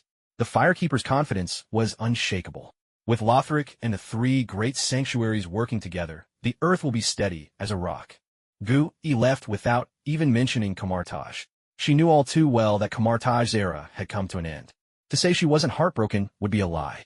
This incident left her somewhat disillusioned, wondering if she ought to find a final disciple to pass on her legacy, then quietly merge with the universe and be done with it all. With Gui out of the way, Lothric needn't leave. The matters of moss balls, green blossoms, and a miracle training program returned to the agenda. Okoye realized the dancer couldn't make decisions, so she kept pestering about the whereabouts of the Princess of Lothric. Out gallivanting, really? Who'd buy that? Clearly just a ploy to create an air of mystery and gain leverage in negotiations, a rather transparent trick. At last, the dancer announced that the Princess of Lothric would visit the White House the next day. Okoye's spirits soared, and she immediately ordered preparations for a welcoming ceremony. Fury, intrigued by the princess, shamelessly insisted on getting an invitation, playing the race card since he and Okoye shared the same complexion. The next day, Fury donned a new trench coat, looking sharp as ever. He turned to his team and asked, "How do I look?" Coulson flashed his trademark smile, gave a thumbs up, and said, "Looking sharp, sir." Natasha teased with a chuckle, "Looks like you've got a soft spot for this princess, director." Fury replied earnestly, "She ended the Civil War. That alone commands respect. And you've seen Hawkwood's group. Every one of them is a force to be reckoned with, yet they're all fiercely loyal to the Princess of Lothric. That kind of personal charisma is rare these days. Of course I want to meet her." Hawkeye, acting as the temporary driver, couldn't resist joining the gossip. "So, what do you all think this princess looks like?" Coulson mused. "Anyone who can run a country must be formidable. I imagine she's a powerhouse, like the Princess of Irithyll, a real Iron Lady." Barton shuddered. "Two ice queens in one country. Count me out." "Natasha, what's your take?" With a mischievous glint in her eye, Natasha replied, "Well, she is a princess, so I'd expect her to be dazzlingly beautiful. Using her charm and social skills to navigate the major powers, an exceptional woman who can play people like a master conductor." The three men all let out a dismissive snort at the same time. Egghead said, "That doesn't sound like an exemplary woman to me, Natasha. You might need to reevaluate your values." Natasha rolled her eyes and retorted, "Typical male chauvinism." Egghead pretended not to hear her and turned to Hawkeye. "Agent Barton, why aren't we driving yet? What are we waiting for?" Barton replied, "Miss Firekeeper is heading to the White House as well. She asked if we could give her a lift." Coulson asked curiously, "Technically, Miss Firekeeper is also a member of the Lothric delegation. Is it really okay for her to be hanging around with us all the time?" Natasha hinted slyly, "Lothric sure treats their people well. If I slacked off every day, someone would definitely dock my pay." Egghead's face darkened. "I've told you before, the Firekeeper is just a low-ranking religious worker. She doesn't have many responsibilities, so her job is easy. But you're a level 7 shield agent, carrying heavy responsibilities, so you need to be on call at all times." Natasha curled her lip in disdain. "Such a ruthless boss. One of these days, I'm going to report you to the Labor Council." Coulson and Barton couldn't help but burst out laughing. "Wow, looks like you're having a good time. What's so funny?" The Firekeeper approached gracefully. Egghead put on a stern face. "Miss Firekeeper, don't you think you're running a bit late?" The Firekeeper apologized repeatedly. Sorry. I was up too late catching up on anime last night and overslept. Oops. Who could resist such an adorable beauty?" Egghead found himself unable to scold her, so he cleared his throat. "No problem. Hop in quickly. The Lothric princess is expected to arrive at noon. If we don't leave now, we'll be late." The Firekeeper climbed into the car, smoothing her skirt and smiling. "Don't worry, we won't be late." Lothric was about to establish a new institution in the Marvel world, and the author was calling on fellow readers to suggest a name for it. Hawkeye wasn't just a marksman. He was a talented driver as well. No wonder he was the only superhero with a wife and kids. In any case, the SHIELD crew arrived at the White House right on time, only to find President Obama and a group of congressmen eagerly waiting at the entrance. Egghead let out a sigh of relief. "Looks like the Lothric princess isn't here yet." "Natasha, you're the expert. How's my outfit? Is it appropriate?" Natasha teased. "Oh, you look fantastic. Honestly, you'd make more money at a gay bar than as director dressed like that." Egghead shot Black Widow a glare and stepped out of the car. Hawkeye leaned over and whispered, "With Nick's tough mug, even the guys at a gay bar couldn't handle it. No way he'd make more than as director." Natasha blinked her beautiful eyes. Maybe he could start a fight, get his leg broken, and then sue for compensation. Coulson and Hawkeye both burst out laughing. Steamed Egg rapped impatiently on the roof of the car. "What are you still doing in there? Hurry up and get out." "Oh." The three SHIELD agents unbuckled their seatbelts and got out of the car. Natasha, noticing that the Firekeeper hadn't moved, asked curiously, "Firekeeper, it's time to get out. What are you waiting for?" With a gentle smile, the Firekeeper replied, "I'm waiting for someone." "Waiting for someone?" Before Natasha could ask further, the sharp sound of armored boots striking the ground reached her ears. Looking up, she saw the dancer at the head of a group from the Lothric delegation, all making their way over. Hawkeye looked a bit confused, glancing left and right. Confirming that the group was indeed headed toward them, he scratched his head and wondered aloud. "Are they here to welcome us? Are we really that important?" Steamed Egg, on the other hand, looked quite pleased with himself. Shaking out his trench coat, he said, "SHIELD has contributed a great deal to world security, far more valuable than any dull politician. Lothric recognizing that, and coming all this way to greet us, just proves they're a practical nation." As he finished speaking, Steamed Egg saw the dancers group was now right in front of him. He cleared his throat, ready to exchange a few pleasantries, when suddenly, the entire Lothric delegation dropped to one knee. Their left hands rested at their sides, right hands open and pressed to their chests, a gesture of deep respect. The action, prayer. Now it was Steamed Egg's turn to be bewildered. The shield trio looked just as lost, and even a normally unflappable Blackie was at a loss for words. Steamed Egg wondered if he should kneel in return, but before he could decide, the dancer spoke. Your loyal subject, Ariane, welcomes you, my queen. The journey has been long and tiring. You've endured much. Queen? What queen? Steamed Egg's mind raced before he finally realized. The elder sister of the Irithyll princess must be the mysterious Lothric princess herself. But we're Shield. We've never even met your royal sister. Could there be some kind of misunderstanding here? Before Steamed Egg could open his mouth to clarify, there was a soft click as the car door swung open. The firekeeper extended her legs gracefully, rose with poise, and stepped out, every movement measured and regal. Steamed Egg's jaw practically hit the floor. Could it be? Yes, it was exactly that. Gone was her usual casual demeanor. The firekeeper's face now bore a serene, untouchable smile. A palpable aura of nobility radiated from her as she nodded ever so slightly with impeccable poise, personally helping the dancer to her feet. With elegance, she said, "Rise, little sister. You've borne the burden of governance these days. I should be the one thanking you for your hard work. I dare not. It is my duty to share your burdens, my queen." True enough. We're sisters, after all. No need for such formality between family. With that, the firekeeper turned to Hawkwood and Magda, adding, "Hawkwood, Magda, I've heard of your bravery in resisting evil and saving countless citizens. It gladdens my heart. You are the pride of the Undead Legion and the Black Knights. Lothric is proud of you." Both of them, beaming with joy, bowed their heads in gratitude without hesitation. The firekeeper turned to the Onion Knight and asked with a gentle smile, "Jack, I've heard you've used miracles to heal many people's old ailments. It seems you are a devout believer as well. So, what do you think? Would you like to take off your armor and become a cleric, bringing health to even more people?" Jack chuckled warmly, his round body swaying slightly as he replied, "Thank you, your highness, for your generous offer. But I still have an oath left unfulfilled. For now, I cannot abandon my knightly identity." The firekeeper understood he was referring to his promise with King Yorm. She didn't press him, instead feigning ignorance, and said, half in jest, "Very well. Keeping one's word is a knight's honor, and I have no right to take that from you. When you have fulfilled your vow, we'll talk again about today's proposal." Jack nodded in agreement. Finally, the firekeeper turned to the knight who had just joined their cause and asked, "Loken, I'm sorry to send you straight into battle. Are you feeling well enough?" Loken was both surprised and honored, quickly replying, "Thank you, your highness, for freeing me from the beast's curse. I am restored to my best condition and will always be your sharpest sword." The firekeeper teased him, "I appreciate your loyalty, but you're the royal guard of my sister. I wouldn't dare steal you away from her." The dancer joined in, half joking. "Even I serve her majesty, so of course Loken does too." Loken nodded eagerly. "Yes, yes. The knight serves both your highnesses, loyal to you both without distinction." The firekeeper laughed. "No need to be so tense. I'm only joking." She patted Loken on the shoulder and, turning serious, said, "Knight, protect my sister. Can you do that?" Loken straightened, his expression resolute. "I can." The dancer was deeply moved. "Sister, thank you."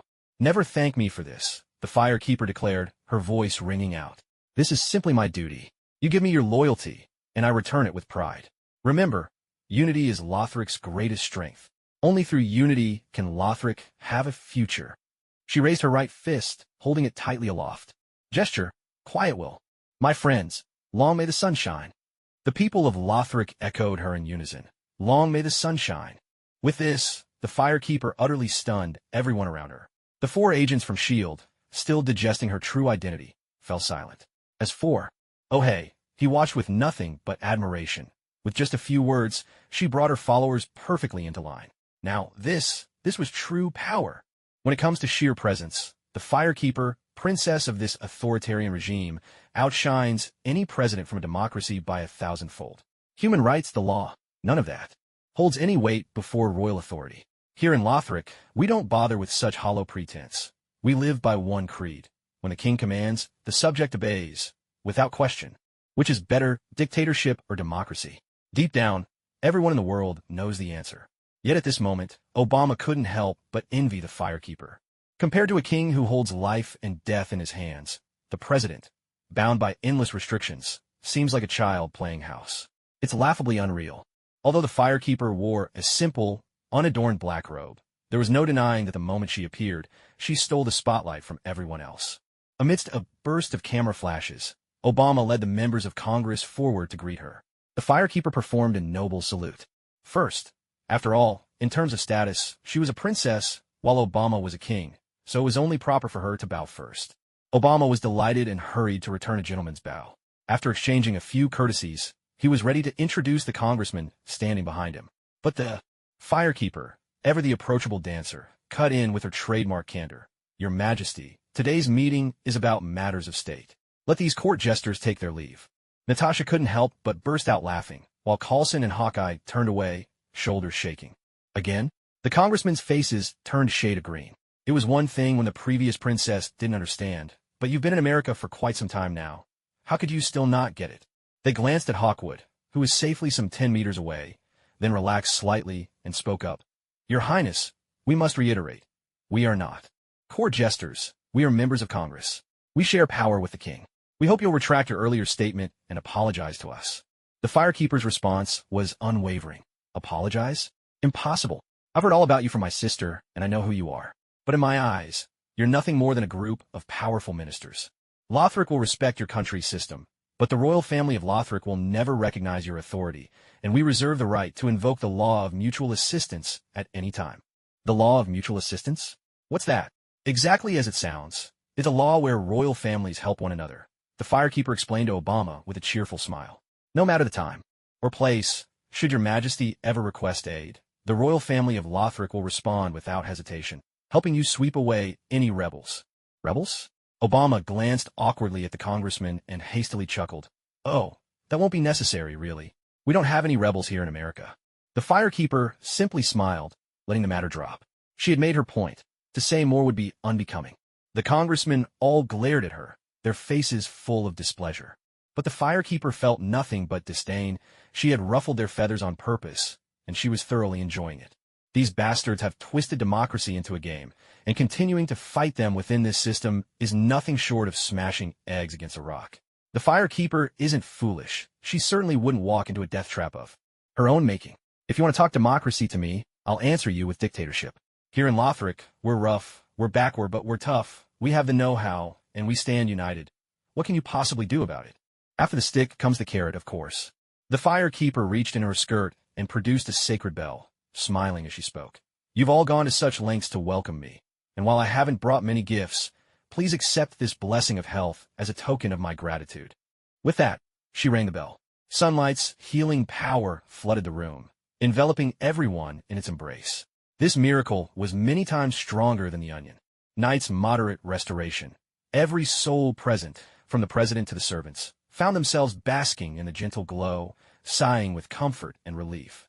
Suddenly, the boiled egg shuddered from head to toe, tore off his eye patch, and swore, "Mother." He barely finished the word. His lost eye had grown back. The new names everyone suggested have truly inspired me. I can't thank you enough. After the welcoming ceremony, the firekeeper and President O'Black signed the official treaty. Lothric and the United States formally established diplomatic relations. The two nations agreed to cooperate across a wide range of fields, including, but not limited to, economy, culture, medicine, military, and technology, with medical and technological collaboration given top priority.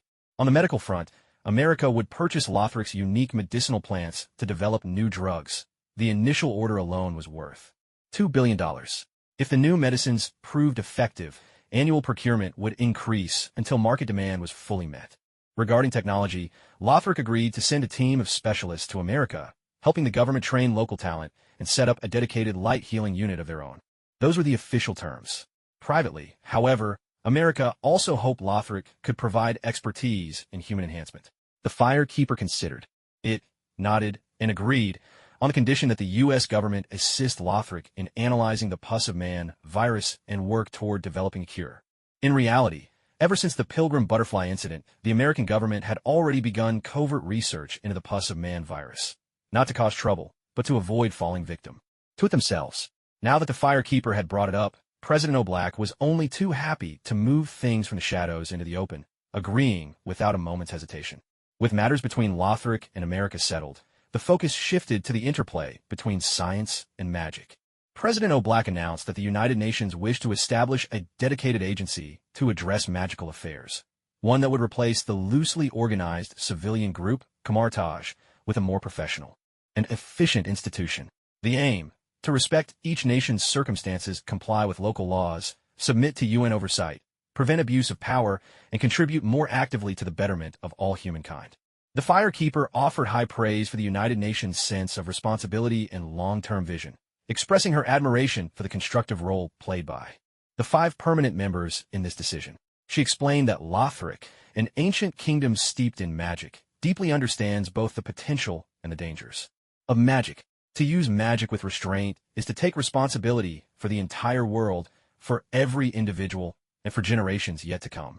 Lothric is willing to shoulder this weighty historical mission to assist the United Nations in managing magic and to help transform it, like technology, into a new tool for human happiness. With the formalities complete, Ohei produced the official authorization from the United Nations. The Firekeeper signed her name, and in less than 5 minutes, humanity's very first institution dedicated to magic was officially established. Yet, when it came to naming the new organization, experts from fields as diverse as the humanities, history, heraldry, mysticism, and sociology spent 3 full days in heated debate, only to emerge with a result that was decidedly peculiar. The Department of Traditional Culture Preservation and Human Evolutionary Flame Management. The Firekeeper was dumbfounded. No matter how she looked at it, this name had nothing to do with magic at all. An elderly expert, his hair and beard both snowy white, explained, "You see, the term magic is rather sensitive and not easily accepted by the public. We all agreed it shouldn't appear directly. Magic predates technology by far. Calling it part of humanity's traditional culture isn't wrong. Moreover, magic emphasizes spiritual cultivation, and modern medicine holds that mental strength may very well be the direction of humanity's future evolution.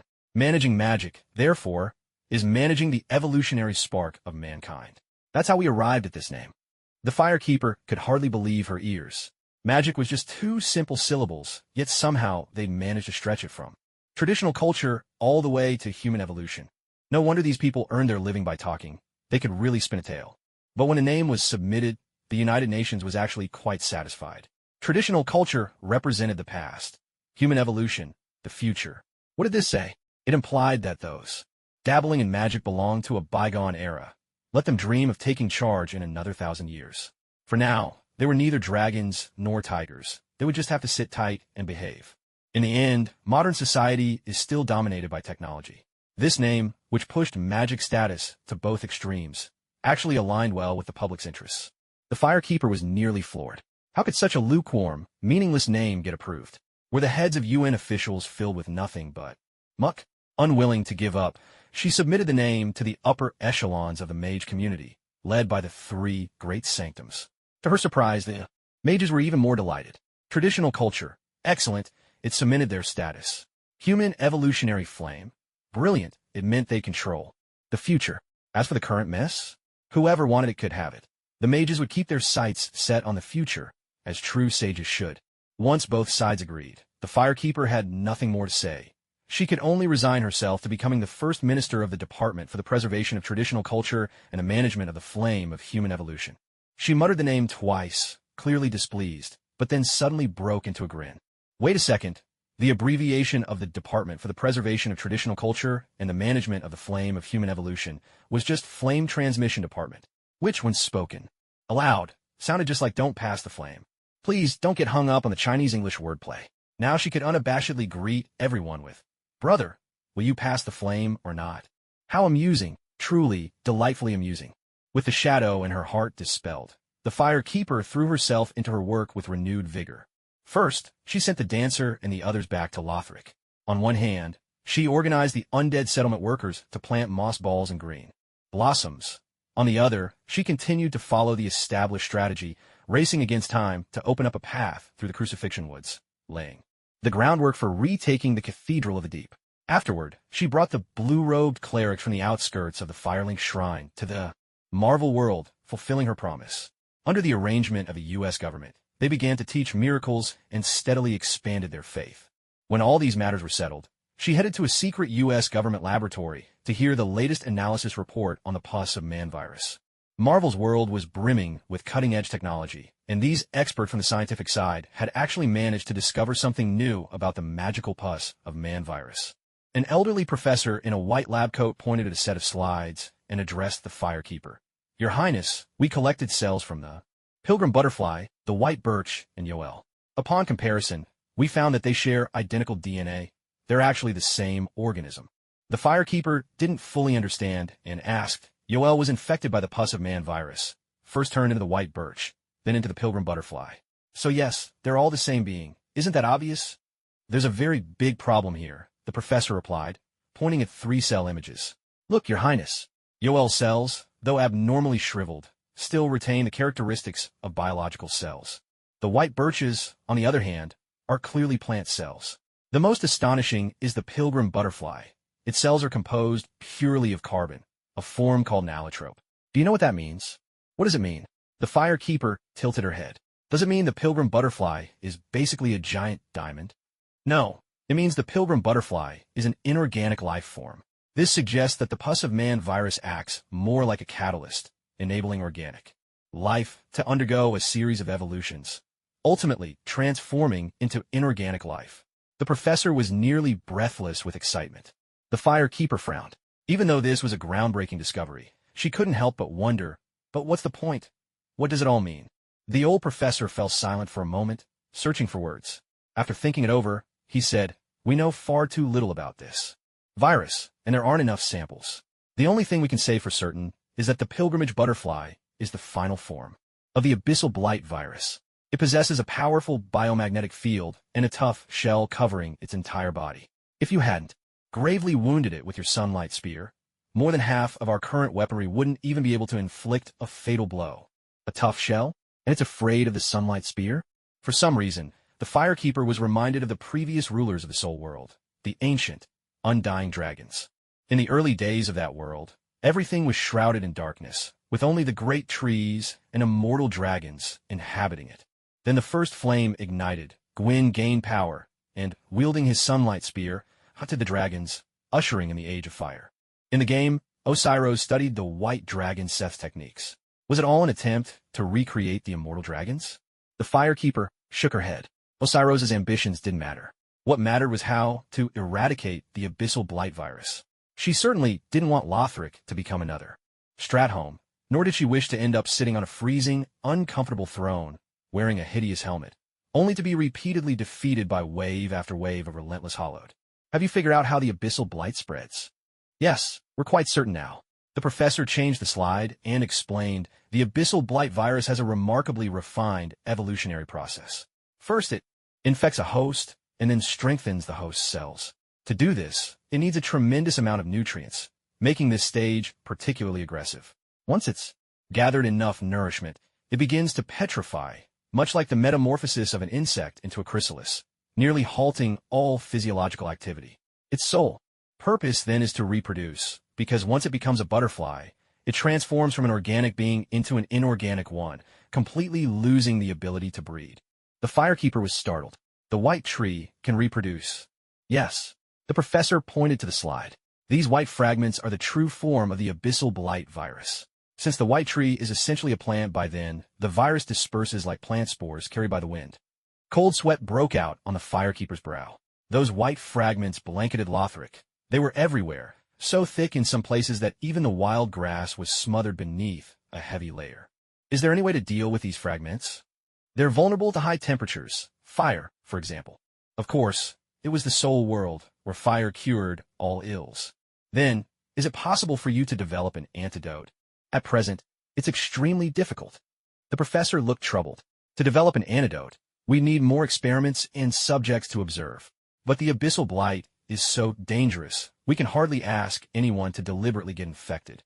This is a question of character, and the fireproof maiden dared not take it lightly." She quickly nodded. "Yes, you're absolutely right. It doesn't matter if we're slower, but we must not conduct human experiments." The old professor nodded in satisfaction. But the fireproof maiden was not someone who gave up so easily. The national research institutions might not carry out human experiments, but that didn't mean other places wouldn't. She knew very well that a third of the pilgrimage butterfly's corpse was stored in SHLD's warehouse. As everyone knows, SHLD's full name is the Hydra Shield Division. If S.H.I.E.L.D. had the corpse, it meant Hydra had it as well. With the way those twisted folks operated, it would be a miracle if they didn't start human experiments. It seemed time to get in touch with Hydra, but with her heroic and righteous image, she certainly wasn't the right person for the job. She'd have to find some poor sap to take the fall. But who should it be? Before the fireproof maiden could straighten out her thoughts, her personal phone rang. A glance at the screen, it was S.H.I.E.L.D. calling. Nick Fury's slightly awkward voice came through. Your Highness, you'd better come back right away. There's trouble with the sorcerers. Technically, S.H.I.E.L.D. should be handling this, but now it falls under your department. The Department of Traditional Culture Protection and Human Evolutionary Fire Seed Management. What a wretched name. The fireproof maiden muttered a few choice words under her breath as she headed out the door. By the way, I'm starting my holiday tomorrow and have decided to spend a whole day writing. Rest assured, everyone, the extra chapters are only up to 1,400 votes so far, but I promise I'll make up the rest for you. Clenched fist. The Department of Traditional Culture Protection and Human Evolutionary Fire Seed Management is affiliated with the United Nations. As the department head, and as Princess of Lothric, the fireproof maiden enjoyed a status so high she hardly had any peers. Naturally, she was entitled to a chauffeured car.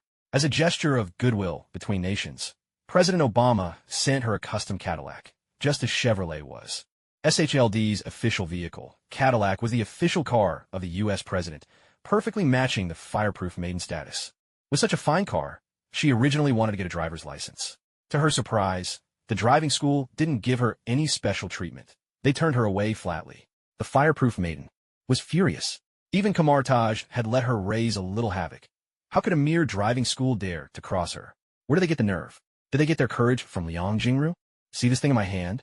No, it's not from Asia's biggest social networking site. It's a Thunderlance, and believe me, it hurts like hell if you get hit with it. But 3 minutes later, she walked out, looking thoroughly embarrassed. Driving is a pastime beloved by the people. Why can't the blind drive? I think you're just giving me a hard time, she protested. So President Obama quickly assigned her a driver and repeatedly apologized, afraid of sparking some international incident. The firekeeper wasn't petty by nature, and after Nick assured her that the U.S. government would cover gas and maintenance costs, her anger melted away. Who cares if she can't drive? As long as she gets to ride, that's good enough. And so, seated in a 5-ton, custom Cadillac, she arrived at S.H.I.E.L.D. headquarters. She pushed open Nick Fury's office door and announced, Director Fury, are you ready to link the flame?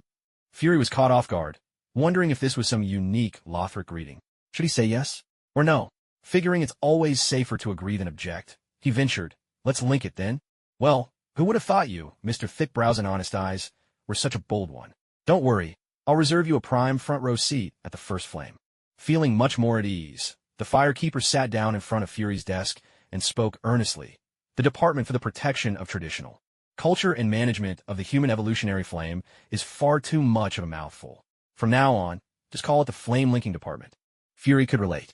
After all, their own Strategic Homeland Intervention, Enforcement, and Logistics Division had long been the butt of industry jokes. Bureaucracy really is a killer. But at least the initials of their department spell out S.H.I.E.L.D. Now that sounds a lot better than the Flame Linking Department, doesn't it? Victory. Under the table, Fury made a discreet little fist pump. He knew he hadn't exactly been playing by the rules all these years. The UN had been itching to rein him in, and the establishment of the Flame Linking Department, supposedly to address magical threats, was also a convenient way to curb his power. He was as shrewd as he was stern, and he knew the value of striking first. If they wanted to bring him down, he'd beat them to the punch. He hadn't tipped off the firekeeper today, out of goodwill, but because he had his own agenda.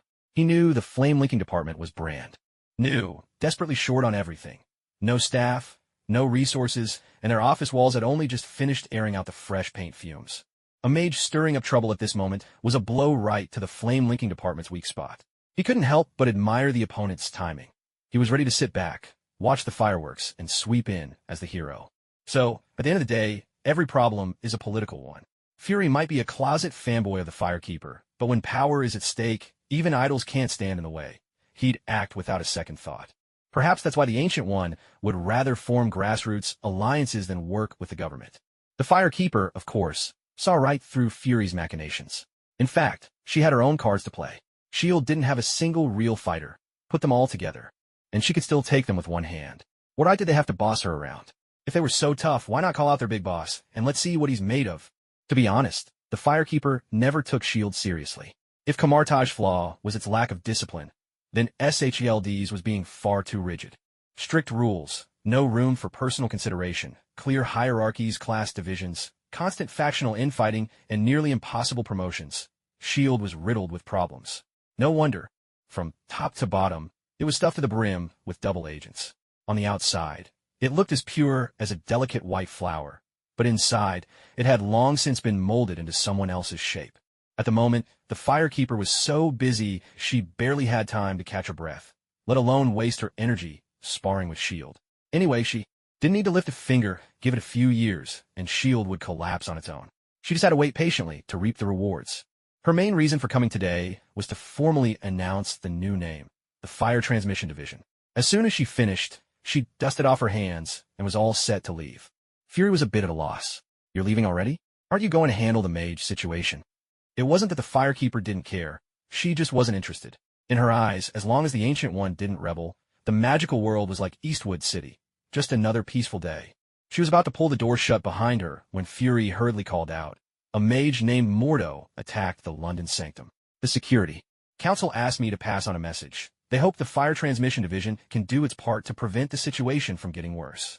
The Firekeeper strode right back in, but instead of the gravity Fury expected, she grinned and asked, "So, tell me, did everyone in the London Sanctum die?" "What the heck? That's a pretty strange reaction. Is she actually gloating?" Fury probed. By regulation, the London Sanctum falls under the jurisdiction of your division. They're technically your people. Aren't you the least bit concerned? My people? Don't be ridiculous. The Firekeeper waved him off. The guardians of the three sanctums all come from ancient families steeped in tradition. They respect the ancient. One, not me. New York and Hong Kong are manageable, but the folks at the London Sanctum are the most stubborn of the lot, openly opposing me. Why should I worry about them? Fury was also hoping to learn something. So he asked, but for the Fire Transmission Division to function smoothly in the future, don't you need their support? The Firekeeper chuckled. Support? Why would I need that? All I require is obedience. We're not partners, we're managers and the managed. I give the orders, they carry them out. Do well, get rewarded. Mess up, get punished. Agree and you can stay. Disagree and you can leave. It's that simple. That's incredibly autocratic. Fury was sweating bullets by now. Only today did he truly grasp the Firekeeper's imposing presence. She was nothing like any opponent he'd met before. Not just an official, but a sovereign. What if they refused to follow orders? Fury pressed. Torture their bodies and break their spirits. Salted egg. Are you an idiot? How can you not get this? The Firekeeper snapped. It means beating someone up while scaring them at the same time. Salted egg twitched at the corner of his mouth. And what if that still doesn't work? The Firekeeper answered matter-of-factly. Well, what's the point of keeping such stubborn fools around? Wait for them to rise up in rebellion later? Of course you burn them at the stake. Burn them? Does Lothric still use fire executions? Salted Egg hurried to offer advice. Your Highness, that's not allowed. American law doesn't permit burning people alive. The Firekeeper laughed. Of course I know burning is off the table, but it's fine. Anyway, that guy called. Mordo. Right.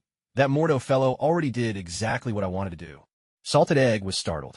Could it be that this entire incident had been within the Firekeeper's calculations all along? He probed. Your Highness, do you know this Mordo? Nope. The Firekeeper was straightforward. She had watched Doctor Strange, but she only remembered 3 sorcerers. The Ancient One, Sherlock, and Fat Wong. The Ancient One was powerful, Sherlock was handsome, and Fat Wong was endearing. Mordo? Who's that loser? She had no clue. Mordo, disciple of the Ancient One, British of Nigerian descent, born July 10th, 1974. He's 36 this year. One of the outstanding young talents of Kamartaj.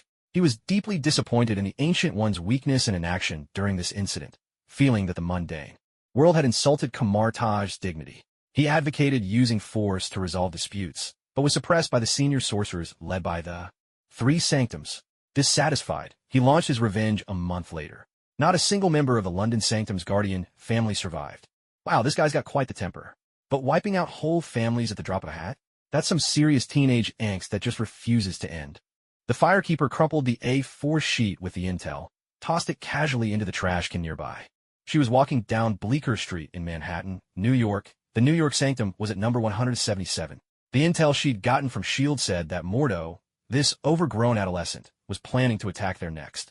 With lives hanging in the balance, The firekeeper only played World of Warcraft on Salted Egg's computer for 2 hours before she nobly set out to save the day. As she neared 177 Bleecker Street, she passed a mouth-watering fast food joint.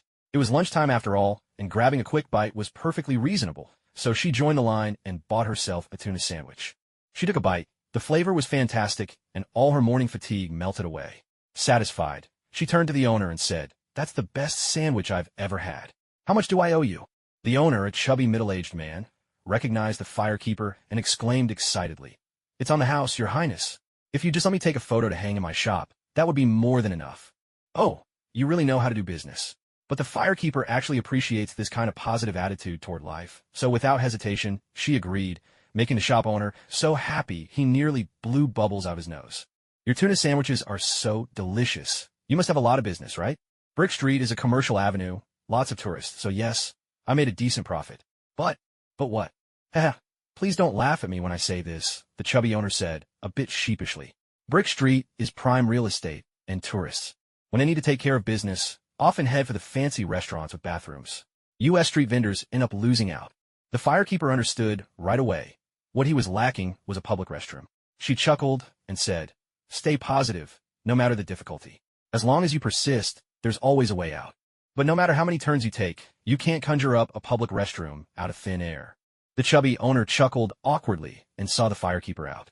The fast food shop was not far from the New York Sanctum, and the firekeeper hadn't even finished her tuna sandwich before she arrived. The three great sanctums were closely connected. So with the fall of the London Sanctum, the New York Sanctum was naturally on high alert. They had shut their doors tight, as if to declare they'd stand or fall with the sanctum itself. The firekeeper thought, "As the second in command of the magical world on Earth, I've graced you with my presence in person. What's the meaning of this? Not even opening the door for me. Such blatant disregard for rank. Back in Lothric, you'd be tossed into the firewood pile for this." She had no intention of indulging these haughty mages. Lifting her dainty foot, she kicked the door, lock and all, sending it flying with a tremendous crash. The door smacked into a few unlucky souls, leaving them sprawled on the floor, heads bleeding, wailing at the top of their lungs. "We're under attack. We're under attack." Suddenly, a crowd came leaping and bounding down from the second floor. Men, women, young and old, leaving the firekeeper wiping sweat from her brow.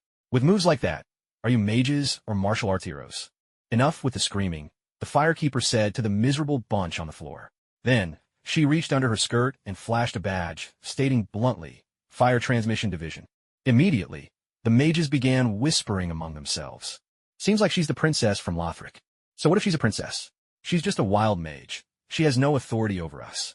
The leader of the New York Sanctum was a man in his 50s. He stepped forward, calm and dignified, and addressed her. "Your Highness, we follow the will of the Ancient One, and we're willing to cooperate with your work in safeguarding the magical world together with the government. But that doesn't mean you can force your way into the sanctum without our consent. We are under threat today, so we won't be hosting visitors. Please see yourself out. Don't be fooled by how I look. I'm actually very busy. I really don't have time to invade your sanctuaries," the firekeeper said, her tone graceful yet undeniably assertive. "I'm here today mainly to address the relationship between us. Don't deny it. I know none of you accept me. And to be honest, I don't think much of you either. The magic you all pride yourselves on, to me, is nothing more than children playing pretend." The mages erupted in fury, shouting, "How dare you? What do you know of the greatness of the three grand sanctuaries?" The firekeeper smiled slightly and said, "See, this is exactly where our deepest conflict lies. That's why I've decided to settle things today. Face me however you like, one by one or all at once. It makes no difference to me. If any of you can defeat me, the flame bearers will follow your lead from now on. But if you lose, you'll obey my orders without complaint and stop challenging my authority." The leader was momentarily stunned, hesitating. Isn't this a bit reckless, considering it concerns the highest position in the magical world? The highest position? Don't make me laugh. The supreme sorcerer will always be the Ancient One. You have no chance, and I don't even aspire to. The firekeeper replied, lips curling into a devilish smile. "What we're fighting for here is power, nothing more. So, give me your answer." The leader's face twitched. Gritting his teeth, he turned to a young mage beside him. "Colin, you go." The firekeeper grinned. "That's right. As mortals, you should embrace a mortal's fate." Colin picked up a short rod, golden rings of light swirling around his boots. The firekeeper offered a nod of approval. Storing magic in items because it's too difficult to wield directly. That's a clever solution. We have similar techniques in Lothric. Colin replied with a self-satisfied air. This is the Scepter of the Life, Tribunal, and Valter's Leaping Boots. They're not just ordinary items, they're artifacts. Don't worry, princess. I'll go easy on you. At the very least, I won't ruin that beautiful face of yours. With that, he lunged forward. Valter's Leaping Boots glowed brilliantly, letting him step through the air and soar over the fire. Keeper's head. The Scepter of the Life, Tribunal exploded into a long whip in his hand, which he lashed out from behind at close range. The Firekeeper had barely even turned around. Victory! The mages were all elated, joy lighting up their faces, but before their smiles could even settle, a thunderous blast shattered their daydream. There was no doubt about it. It was the sound of a gunshot. My knee! My knee! Colin screamed in agony, writhing on the ground as blood poured from his wound. The Firekeeper, holding a freshly drawn Winchester M1887 lever-action shotgun, yes, the very one from Terminator, asked in a friendly, approachable tone, "Who's next?" The mages fell silent, then erupted in outrage. Their leader shouted, "You're cheating. That's not magic at all." The pyromancer smoothly racked her shotgun, raised her hand, and fired without hesitation. The leader hastily conjured a seraphim shield to defend himself. But he was no Doctor Strange. Benedict's seraphim shield could withstand the impact of a spaceship, while his own shield couldn't even stop shotgun pellets. It shattered instantly, and he himself was hurled across the room by the force, collapsing in the corner, coughing up blood in great heaving gulps. The spent shell casing hit the floor with a sharp clink. The pyromancer spoke with effortless poise. "Sorry, I never said I'd compete with you in magic." Furious, the leader was so overwhelmed that he fainted on the spot with a strangled gasp. "You witch! Forget the rules. Everyone, charge together." Of course, the mages had never read wuxia novels and couldn't quite phrase it like that, but the meaning was clear enough. Suddenly, the mages, armed with staffs and cudgels both long and short, charged forward with a unified roar. The pyromancer couldn't help but scoff inwardly. "Are you really mages? With martial skills like that, you must have put all your points into strength, just like Gandalf." The mages swung their nunchaku with fierce battle cries, while the pyromancer, composed and unhurried, took them down one by one with precise shots, each one dropping like a foreign invader in an old war film. Magic, after all, is about talent. Benedict mastered enough to duel Dormammu in 3 months, but these mages, after decades of study, could only muster, "Brothers, come hack me if you dare." The shields they crafted with their lives couldn't even block buckshot. Only the teleportation trick performed with the sling ring, the draw-circling curse you maneuver, was sly and creative enough to give the pyromancer any real trouble. After 10 more minutes of fighting, only a handful of mages remained upright, while the pyromancer discarded her shotgun, now emptied of shells. Not bothering to spare their pride, she laid it out plainly. "See, your fighting power isn't nearly as great as you imagine. I admit your knowledge of the arcane surpasses most, but that's not because you're superior. It's because you've monopolized the knowledge. Face reality. It's not the world that needs you. You need the world. There's no shame in joining the Firekeepers and becoming civil servants. The real shame is being unemployed." One mage, still spitting blood, struggled to retort. "You witch, who can't even cast magic. What right do you have to disparage us?" Still stubborn? Huh? The pyromancer couldn't help but laugh in exasperation. "You want magic? Fine, I'll show you some. Tell me, does a 4-dimensional skirt count as magic?" She lifted her skirt ever so slightly, and the mages' faces turned green. Not because she revealed any secrets, but because dozens of grenades clattered out, bouncing across the floor. "Happy New Year, everyone!" In an instant, the New York sanctum was engulfed in a festive blaze of fireworks. Tomorrow is New Year's Eve, and my wife, the Firekeeper, and I are here to wish everyone a Happy New Year. Inside the New York sanctuary, chaos reigned. The mages had banded together to cast a massive seraphim shield. Though it barely held out against the explosion, the group was left battered and gasping. One look at them and you'd think they were about to drop dead on the spot. "Well, everyone, what do you think of my magic?" the Firekeeper asked with effortless grace, twirling a ruby ring on her finger. "Ring, flamestone ring. The flamestone ring, renowned as a symbol of knighthood. A crimson ring, gifted to those who stand against chaos, granting increased resistance to fire damage. In the game, the flamestone ring is found in the undead settlement. After the Firekeeper reclaimed the settlement, naturally, she claimed the ring for herself. Besides the flamestone ring, she also cast magic barrier, and great magic barrier on herself before coming After all, she was about to pick a fight with a bunch of mages. Thanks to her preparations, the searing heat from the explosion didn't faze her in the slightest. As for the grenade shrapnel, well, that sort of counts as arrows in flight. So, when the explosion hit, one well-timed Wrath of the Gods from the Firekeeper took care of everything. Miracle, Wrath of the Gods. The ancient precursor to Force, unleashing a powerful shockwave. Wrath of the Gods tells a tale of overwhelming rage. Force is merely its simplified descendant. It's a story of absolute fury, with shockwaves that can deal devastating damage. Like Force, it can repel arrows, only with far greater strength. So, to sum up, the Firekeeper walked out of the explosion without so much as a hair out of place, as stunning as ever. The mages, on the other hand, had survived a baptism of grenades, only to be battered further by Wrath of the Gods. It wasn't just the mages. Even a New York sanctuary itself looked like it might collapse at any moment.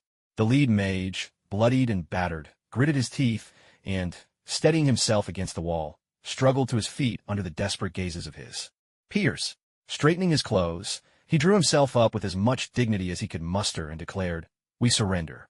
Please call us an ambulance." At that, the mages all groaned in unison, their voices rising in a chorus of pain. What could they do? They were terrified the Firekeeper might whip a few more heavy hitters from under her skirt. If she were an enemy, dying in battle would be honorable, a fitting end for their beliefs. But the Firekeeper was on their side. Fighting her to death would just be plain foolish. Mages are human too. After all, they have wives, children, boyfriends, girlfriends. They're willing to sacrifice for justice. But when justice isn't at stake, who wouldn't want to live for love and family? That's also why they were the first to support the Ancient One and cooperate with the government. They weren't like those lone wolf mages with nothing to lose. They came from ancient, storied families, the sort who couldn't seat everyone at the table without setting up 7 or 8 of them at New Year's. Even if they didn't mind being cut off from the world, their relatives and friends certainly did. They were just like the Ancient One, weighed down by too many attachments. The only difference was that their worries were for their families, while the Ancient One's concern was for them. In the end, compromise became the only choice. The government hadn't undermined their core interests. In fact, their goals were largely aligned. Small-scale disputes were normal. Launching an all-out war would have been sheer madness. Even if the mages won, could their mere 100,000 possibly rule the world? Besides, victory wasn't even within their reach. Mages were much stronger than ordinary soldiers. The fact that bullets and grenades couldn't kill them made that clear. But the same question remained. What could 100,000 people possibly achieve, scattered across the globe? They wouldn't even make a ripple. At most, they could establish a so-called nation of mages. It sounded impressive, but the only outcome would be a united global front to sanction them into oblivion. It may sound far-fetched, but just look at what Old Man One did next door on the movie set. After founding his nation, what did he do? He used his superpowers to build railways. Sure, it looked flashy on screen, but in the end, wasn't he just a glorified construction worker? Mages couldn't even compare to Old Man One. If they founded a nation, who would build the houses, who would pave the roads, who would plant the fields, who would raise the pigs? These were real problems they simply couldn't solve. Unless, of course, they wanted pork prices to skyrocket and dumplings to become a luxury at New Year. At the heart of their conflict with the government, it all came down to pride. The Fire Lady had a soft spot for those who cared about their reputation. They were easier to control. People without pride, on the other hand, were a different breed. Take the Ancient One, for example. She'd actually given up her centuries-old habit of drinking tea and switched to cola. Imagine the iron it takes to break a habit nurtured over hundreds of years. The London Sanctum clung to its pride, and it got them killed. The New York Sanctum understood the importance of backing the winning side, following whoever held the power. The Hong Kong Sanctum had always maintained a tradition of cooperating with the state, so naturally, they offered the least resistance. Once New York's Sanctum submitted, the mages became, in a sense, the Fire Lady's people. She always looked out for her own. Why call for an ambulance when a single burst of radiant healing could restore everyone to full strength? If she didn't have these abilities, she wouldn't dare go around blasting people with a shotgun. She was modest, gentle, polite, cultured, elegant, and refined. How could someone like her ever take a life? After all, every beautiful girl is an angel. Let that be known. With her mix of carrot and stick, the mages respected and feared her. Whatever they truly felt inside, outwardly they submitted. The Fire Lady didn't care. Obedience was all that mattered. Their mental well-being wasn't her concern. She wasn't their mother, after all. Seeing that someone else was now in charge, The mage leaders quickly realized there was no need to stand at the forefront anymore. Eager to curry favor, they rushed over.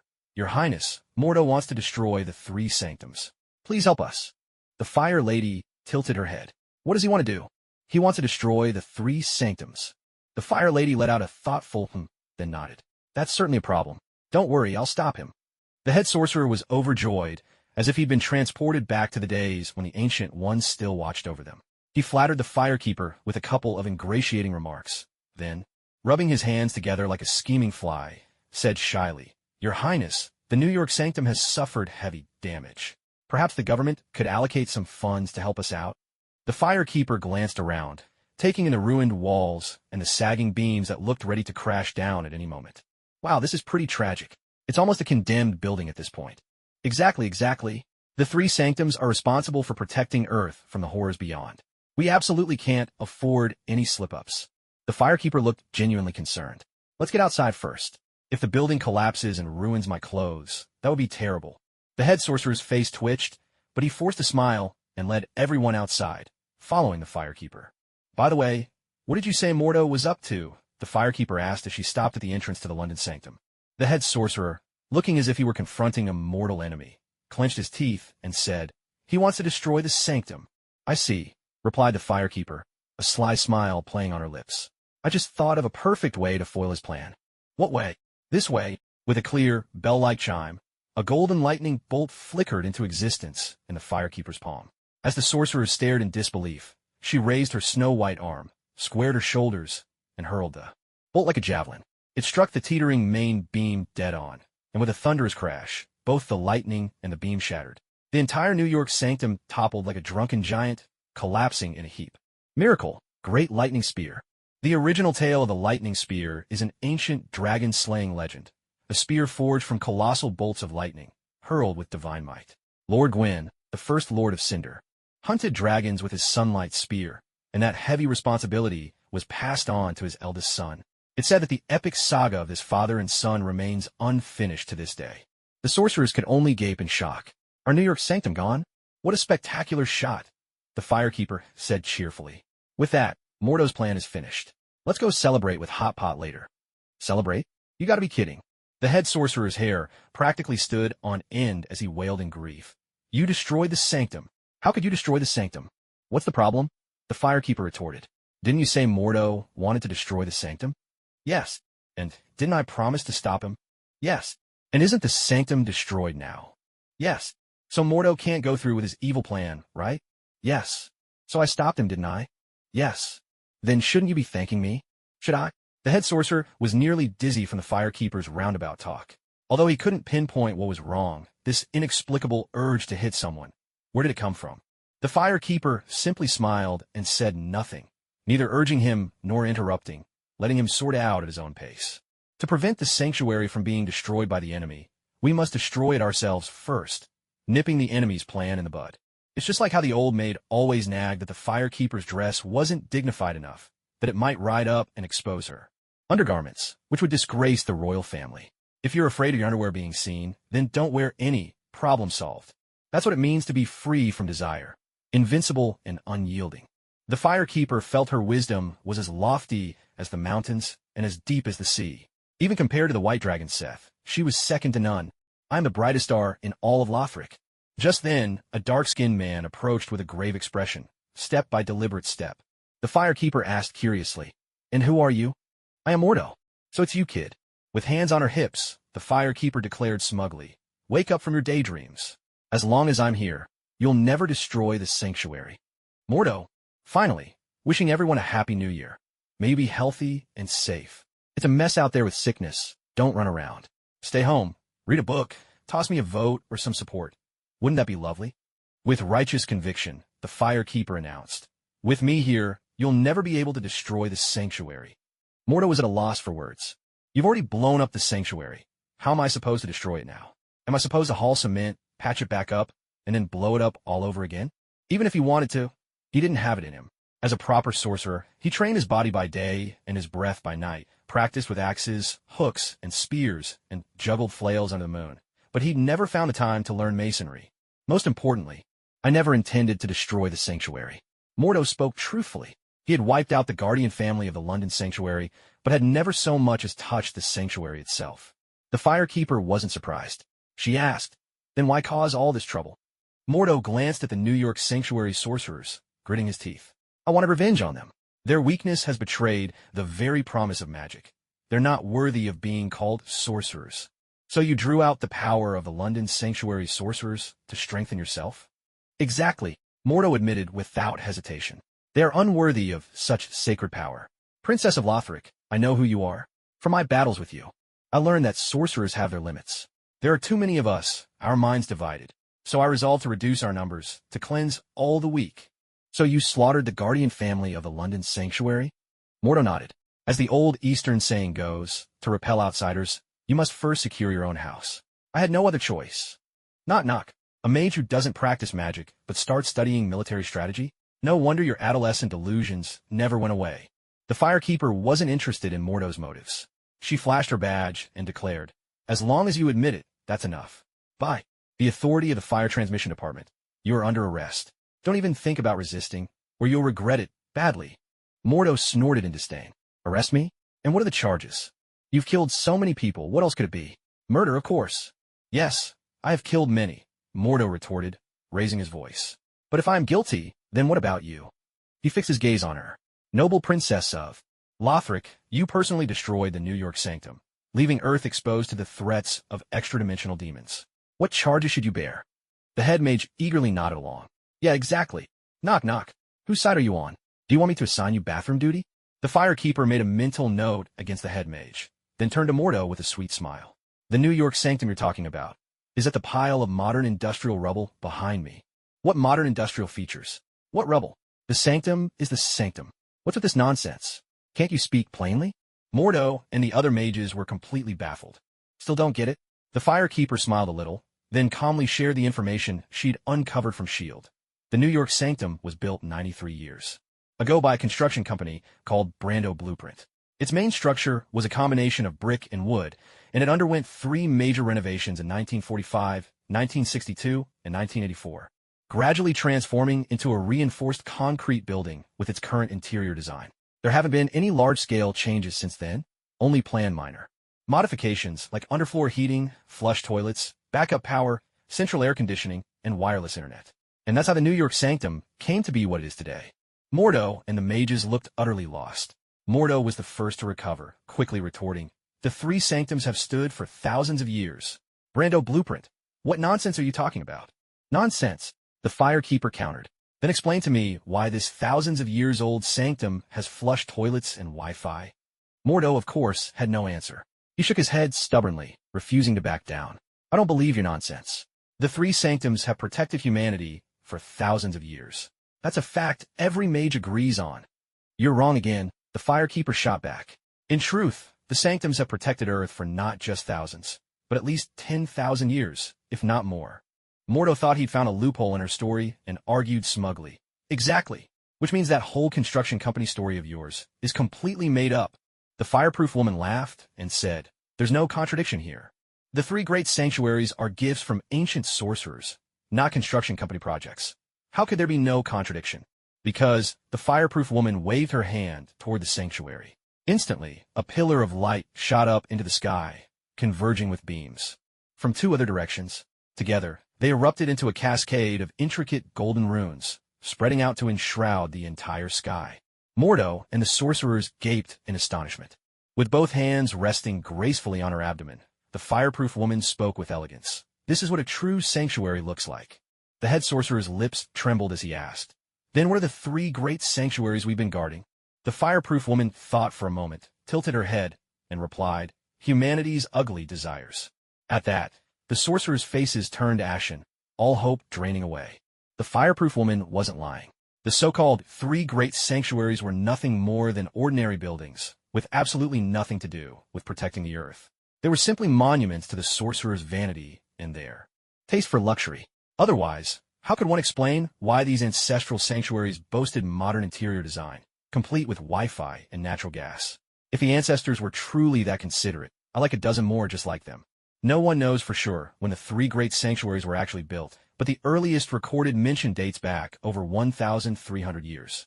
Given the technology of that era, it would have made the most sense to build in the most prosperous cities, where gathering resources and recruiting people was easiest. By that logic, the sanctuaries should have been constructed in places like Chang'an or Rome. After all, Hong Kong was little more than a desolate outpost at the time, London just a small village, and New York, well, hardly anyone lived there, not even the Native Americans. So tell me, what was the point of building sanctuaries in those three places? The sorcerers had already guessed the answer, but none dared to speak. Since they wouldn't say it, the fireproof woman said it for them. Because those three locations are among the convergence points of Earth's magical network. That's where the real sanctuaries are. The buildings on the surface, whether you put a palace or a public restroom on top, make no difference at all. They're just resting places for the guardians. The sorcerers stood frozen, utterly stunned.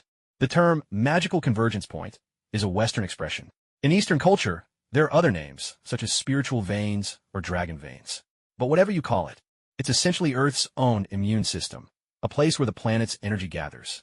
Living beings on Earth are unconsciously drawn to these spots, and that's why prosperous cities have sprung up around them. Ancient sorcerers understood the importance of these magical sites, as well as the wisdom of keeping wealth hidden.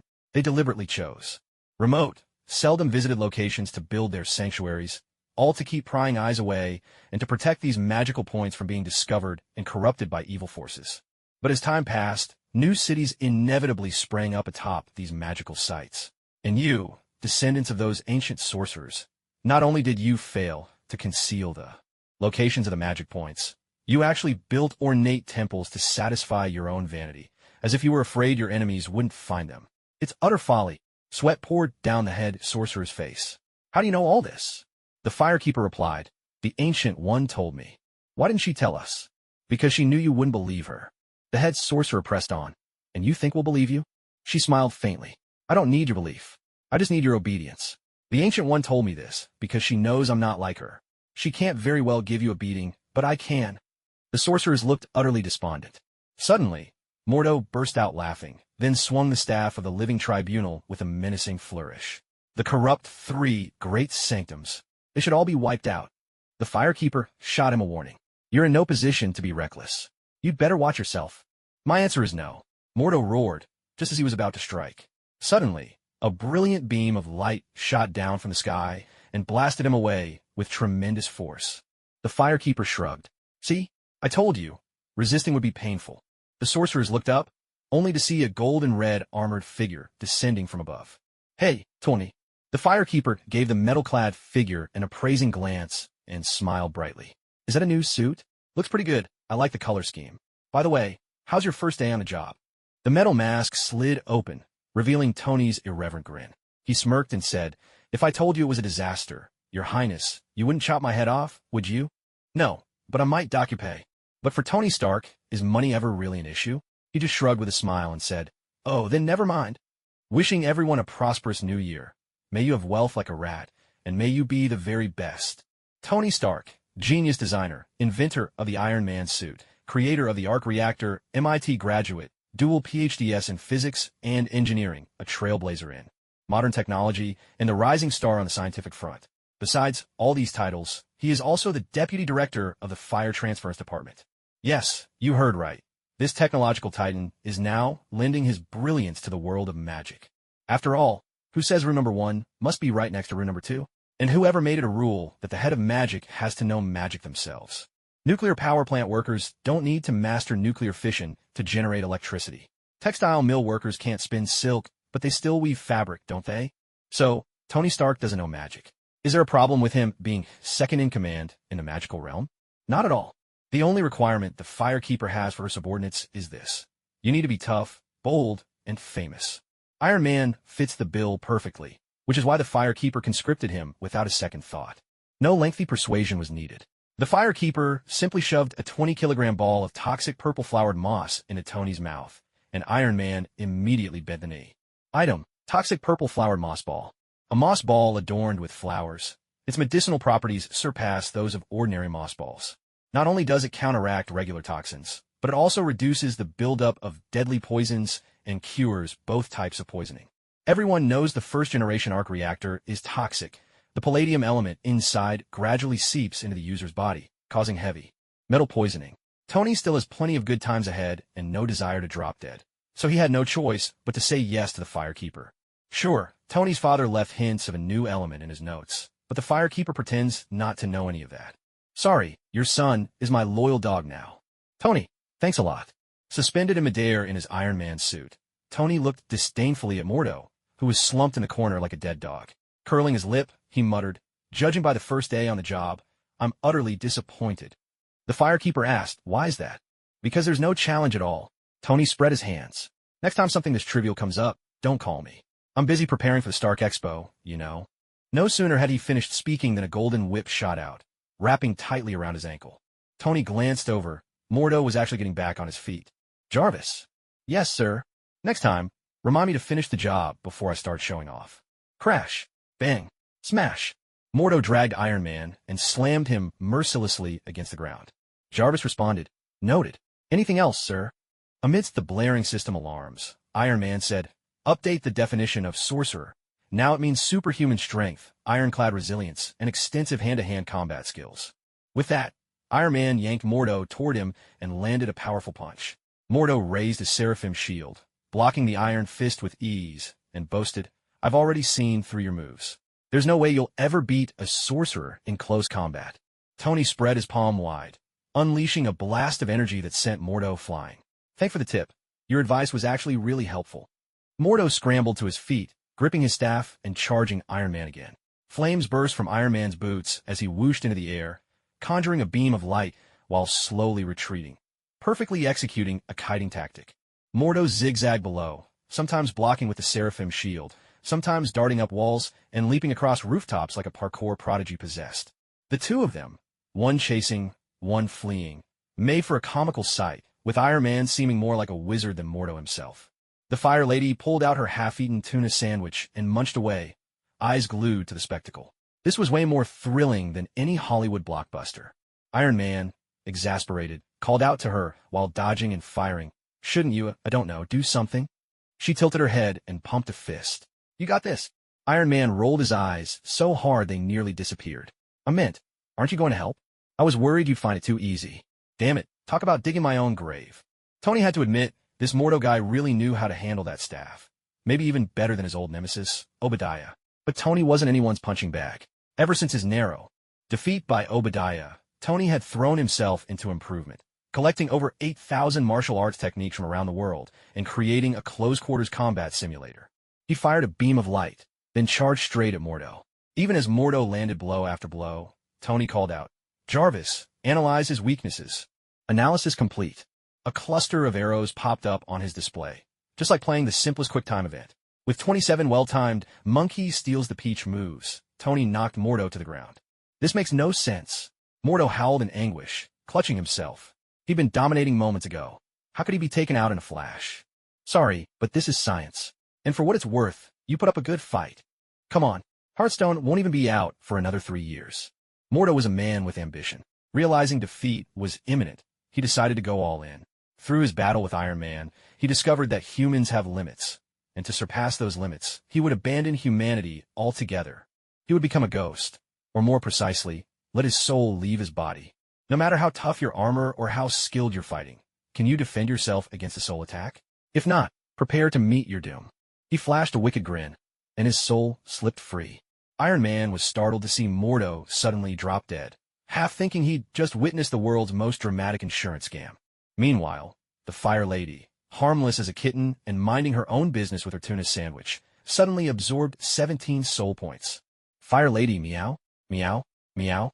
Jarvis, "Sir, the target shows no vital signs. Confirmed deceased." Iron Man. Mordo collapsed limply to the ground, a strange smile still lingering at the corner of his lips. If not for the group of foreigners standing nearby, this could have been the quintessential opening for a Gu-Long martial arts novel. A hero dies before his ambitions are fulfilled. Thus ends the legendary staff master, fallen to a cunning poison. Then the protagonist would make his entrance, perhaps Lu Xiaofeng, perhaps Chu Liuxiang. Either way, he'd outwit everyone, unravel the schemes of the wealthy merchant's son Sherdake, and face him in a final showdown. Atop the Empire State Building. There, with clever tactics, he'd break Sherdake's invincible ironclad defense, win the heart of a blind miracle doctor, and return home in triumph with beauty by his side. Of course, all this is pure nonsense. Iron Man looked a bit flustered, stammering, I didn't mean to kill him. The fireproof woman asked, was this your first time killing someone? Iron Man shook his head. I've taken out a few terrorists before. They were holding civilians hostage. The fireproof woman interrupted him, pointing to Mordo. He was a terrorist too. He attacked the London sanctuary, wiped out an entire family. Didn't even spare the children. Tony Stark, you've saved so many people. You're a hero. Really? She gestured at the New York sanctuary sorcerers. If it weren't for you, they'd have been slaughtered. No, I mean, is it true that Mordo killed children? Do you need me to send you the photos? Please don't. Iron Man took a deep breath, then suddenly grabbed Mordo's corpse. The fireproof woman eyed him curiously. What are you doing? Iron Man started making motions over Mordo's body. I feel like I should shoot this guy a couple more times. Of course, he was just venting. Iron Man wasn't the type to desecrate a corpse. Sighing, he asked Jarvis to notify the hospital, then turned to the fireproof woman. As payment for your help today, you'll need to attend the opening ceremony of Stark Industries Expo next Wednesday. The fireproof woman didn't like playing second fiddle, so she replied, completely uninterested, why does it have to be me? Iron Man answered, perfectly matter of fact. Because it looks cool, of course. Do you have any idea how popular you are right now? As popular as being able to eat a tuna sandwich for free. Iron Man was left speechless, just about to retort, when suddenly several invisible arrows flew in from nearby, instantly piercing a few of the New York sorcerers. Reacting instinctively, Iron Man shielded the fireproof woman. 3 men, their eyes rimmed with heavy dark makeup, stepped out of a golden portal. The sorcerers cried out in alarm. It's Caecilius. The zealots are here. Caecilius surveyed the ruined New York sanctuary and burst into wild laughter. Without the Ancient One's protection, you're truly useless. Great Lord of Darkness, Dormammu, rejoice. Your moment to reign over this world has come. More darkness? Seriously, is my life as the fireproof woman destined to be nothing but eating, sleeping, and fighting the forces of darkness? Caecilius also caught sight of the firekeeper. So, you're the Ancient One's successor?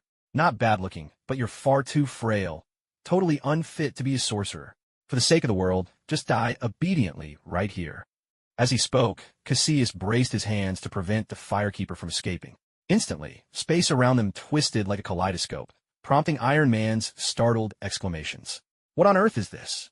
The firekeeper explained, mirror dimension. It looks just like reality, but it doesn't affect reality itself. Iron Man mused, with tech like this, the real estate market would crash overnight. Leave it to a cutthroat capitalist to be thinking about property values at a time like this. Caecilius, however, was single-minded. Wielding invisible blades, he lunged to attack. Iron Man rushed to defend himself, and with the help of his close-range combat simulator, Caecilius and his 2 companions couldn't break through his defenses quickly. Perhaps they feared that delays would bring trouble, or maybe they had other urgent matters. In any case, when Caecilius realized he couldn't win by force, he switched to a strategy just like Mordo's, astral projection. As long as they could strike Tony Stark's soul, Iron Man would be nothing more than a feeble inventor, drained by his vices. The 3 sorcerers exchanged glances, nodded in unison as if making a pact, then simultaneously shuddered and collapsed limply to the ground. Iron Man was completely baffled. Dead again. Ding, you've gained 11 soul points. Ding, you've gained 12 soul points. Ding, you've gained 102 soul points. The firekeeper's expression was cat-like in her satisfaction. Honestly, of all the things they could have done, they chose to mess with astral projection right in front of me. Even the Ancient One wouldn't dare pull off such a stunt. But you 3 make it look effortless. I, the firekeeper, salute you as the strongest. Still, you could tell these sorcerers were real thinkers. Their souls were of much higher quality than ordinary people. Especially that leader, Caecilius. Over 100 points. The firekeeper could barely keep from laughing out loud. It was a pity there was only one of him. If only there were more fools like him, life would be perfect. Ding, you've gained 102 soul points. Ding, you've gained 102 soul points. Ding, you've gained 102 soul points. The firekeeper, what? Jarvis reported, Sir, there's still one survivor here. It seems as if some indescribable force is keeping him alive. Managed to get this chapter out before midnight. Happy New Year, everyone. Caecilius died. Caecilius lived. Caecilius died again. Caecilius lived again.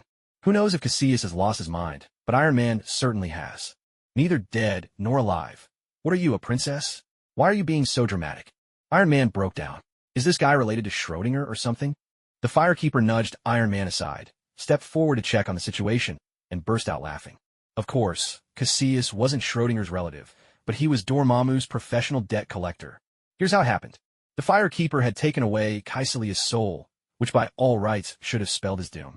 But fate had other plans. His connections were second to none, for his patron was none other than Dormammu, the Lord of the Dark Dimension. This formidable being was a world unto himself. A single thought could forge realms. A wave of his hand could summon storms or sunlight, resurrect the flesh, or raise the dead as effortlessly as plucking an apple from a tree. Dormammu's greatest specialty was sustaining life itself. Throughout the multiverse, he was revered as a peerless healer, a miracle worker of unmatched renown. Are you afraid of pain? Do you fear death? Come, merge with me, and together we shall enjoy eternal life. Dormammu had practiced his craft for countless years, healing worlds beyond number. Not only was his medical prowess extraordinary, but he also had a knack for handling the trickiest of doctor-patient disputes. To this day, not a single complaint had ever reached his ears, a true paragon of the profession, a model for all healers. Even the Ancient One, Supreme Sorcerer herself, sought him out by reputation.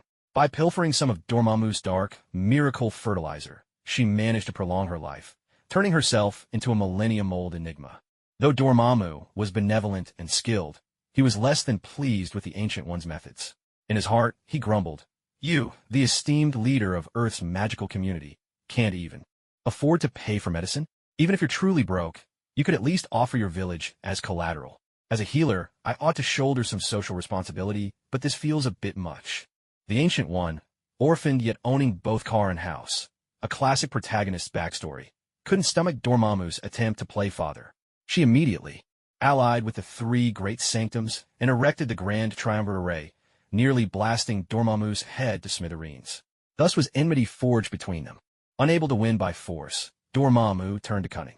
He decided to recruit Caecilius, the Ancient One's former star pupil, as his debt collector, hoping to beat the master with the skills of her own disciple. Yet Caecilius was a far cry from the Ancient One. Compared to her, he was barely above average, a notch above a nobody, but not by much. Dormammu had no choice but to give Caecilius a cheat code. Should he go with a system-based power-up or the classic wise old mentor approach? Dormammu was plagued by indecision, and in the end, settled it by drawing lots. Wise old mentor it would be. So he split off a fragment of his divine consciousness and embedded it within Caecilius. Not to meddle, but simply to keep him alive whenever he teetered on the brink. From Dormammu's perspective, immortality was strength. Every extra life was a triumph. If Caecilius succeeded in collecting the debt, all the better. If not, at least it would infuriate the Ancient One. Through a series of coincidences, things unfolded as they are now. Caecilius' soul was pulled away by the Fire Keeper, and he was on the verge of perishing. Dormammu's fragment didn't hesitate. No soul? Just replenish. He had healed, devoured, so many universes that he had souls to spare, practically overflowing. Giving Caecilius a sliver was nothing at all. And so, Caecilius lived again. But before he could even savor a single breath of America's free, democratic air, the freshly replenished soul, still unstable, was snatched away by the Fire Keeper once more. And thus, Caecilius died again. Dormammu's divine will once again recharge the soul. Caecilius returned to life. The Fire Keeper drew in another soul. Caecilius died once more. Recharge. Revive. Absorb. Death. Recharge again. Live again. Absorb again. Die again. It was as if that sliver of Dormammu's consciousness was locked in a fierce tug-of-war with the Fire Keeper. Every time she absorbed, he recharged, neither backing down, both determined to outlast the other. The Fire Keeper wasn't about to let Dormammu have his way. You want to recharge? I'll keep absorbing. Try and keep this up. If I really put my mind to it, I could drain you to dust. Just watch me. In just a few minutes, the Fire Keeper had consumed over 10,000 souls. Poor Caecilius had been thrown between life and death more than 100 times. Caecilius pleaded, "Can't you just end me already?" But the Fire Keeper was reveling in her harvest. Who cared about Caecilius' misery when there were so many free souls to claim? She redoubled her efforts, eager to absorb even more. Not only did she intend to absorb, she planned to take Caecilius back to burn. Turning to Iron Man, who was still working on deciphering the mirror dimension, the Fire Keeper asked, "Did you bring what I asked for?" "I brought it, but I can't get a satellite connection in here. I'm working on a way to get us out." The Fire Keeper plucked the sling ring from Caecilius and fished a thread-bound book from the ruins of the New York Sanctum in the mirror world, shoving both into Iron Man's hands. Iron Man blinked, confused. What's this for?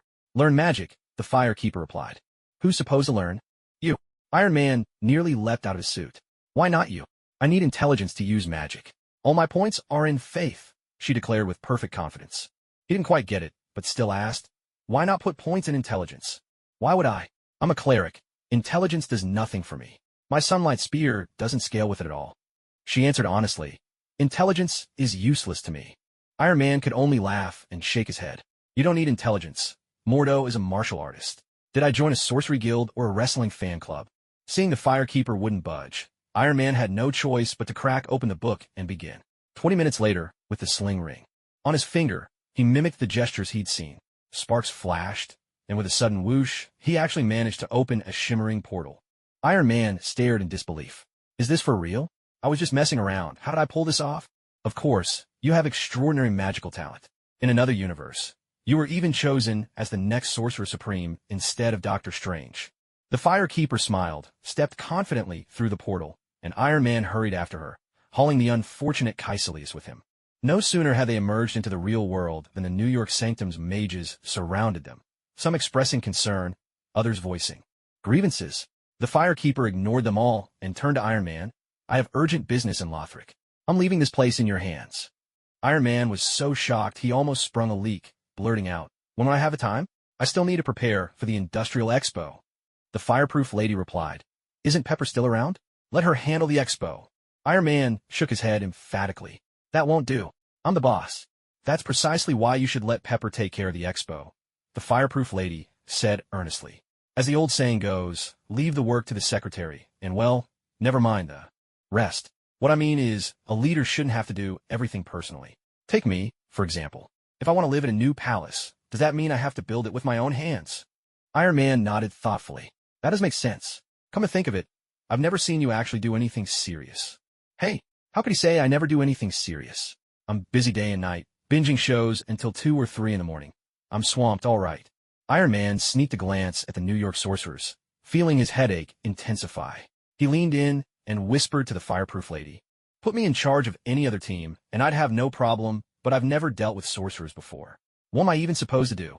Seriously? You don't know? The fireproof lady rolled her eyes. Do you know how to ask for money? Of course I do. I'm always asking Pepper for money. Perfect. She pointed at the New York Sanctum. Once I'm gone, go ask the United Nations for funding. Just say the Sanctum was damaged and needs a full renovation. Iron Man's eyes lit up. He'd made money off the UN before, but he'd never actually asked for funds. Intrigued, he thumped his chest. Reassuringly, don't worry, I'll make sure the UN coughs up big time. Then we'll build a Sanctum even more magnificent than before. The fireproof lady looked him over and crooked her finger. Iron Man leaned in. She murmured, there's no need to make it more magnificent, but you can report it that way. Iron Man instantly understood. So you're planning to skim off the top. The two top dogs of the magic world exchanged a sly, knowing grin. So what kind of standards should the new Sanctum meet? He asked. With a smile, the fireproof lady said, I've heard complaints from the community. There's a serious lack of public restrooms on Bleecker Street. As a responsible government department, we should address the people's urgent needs. So forget the Sanctum. Just build a public toilet. A public toilet. Iron Man's jaw almost hit the floor. He glanced at the sorcerers, who dared not approach without orders, and asked awkwardly, so, how will they be accommodated? Public toilets need staff too, the fireproof lady replied. Just build a small hut out back. It doesn't need to be big, just enough space for a few lockers. Iron Man was flabbergasted. You want them to look after a bathroom? The fireproof lady corrected him.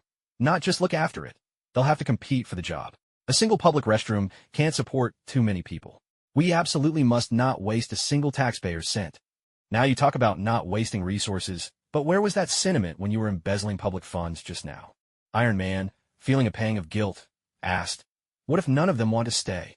Then let them get lost, the fireproof woman shot back, adding insult to injury. Once they're unemployed, some of them are bound to seek revenge on society.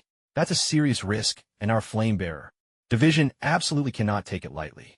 Wiretap them, ban them from leaving the country, and have the police keep an eye on them. We must make sure these people never leave our sight. Iron Man broke out in a cold sweat. Not only were they getting fired, but they'd also be under round-the-clock surveillance. You really aren't leaving them any way out at all. But isn't having them watch the bathrooms a bit much? He ventured. They were willing to lay down their lives for the world. Watching the bathrooms is easy and safe in comparison, so why would they refuse? If they think it's beneath them then their convictions aren't strong enough.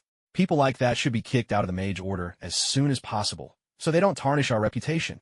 Watching the bathrooms doesn't exactly sound like a prestigious job either, though. Seeing that the fireproof woman had made up her mind, Iron Man didn't argue further. As long as he didn't have to do bathroom duty, he really couldn't care less what happened to the others. I know what to do now. Iron Man asked, "How long will you be gone?" "My expo is next Wednesday, you know." "Don't worry, it won't take long. I won't get in the way of your grandstanding," the fireproof woman replied.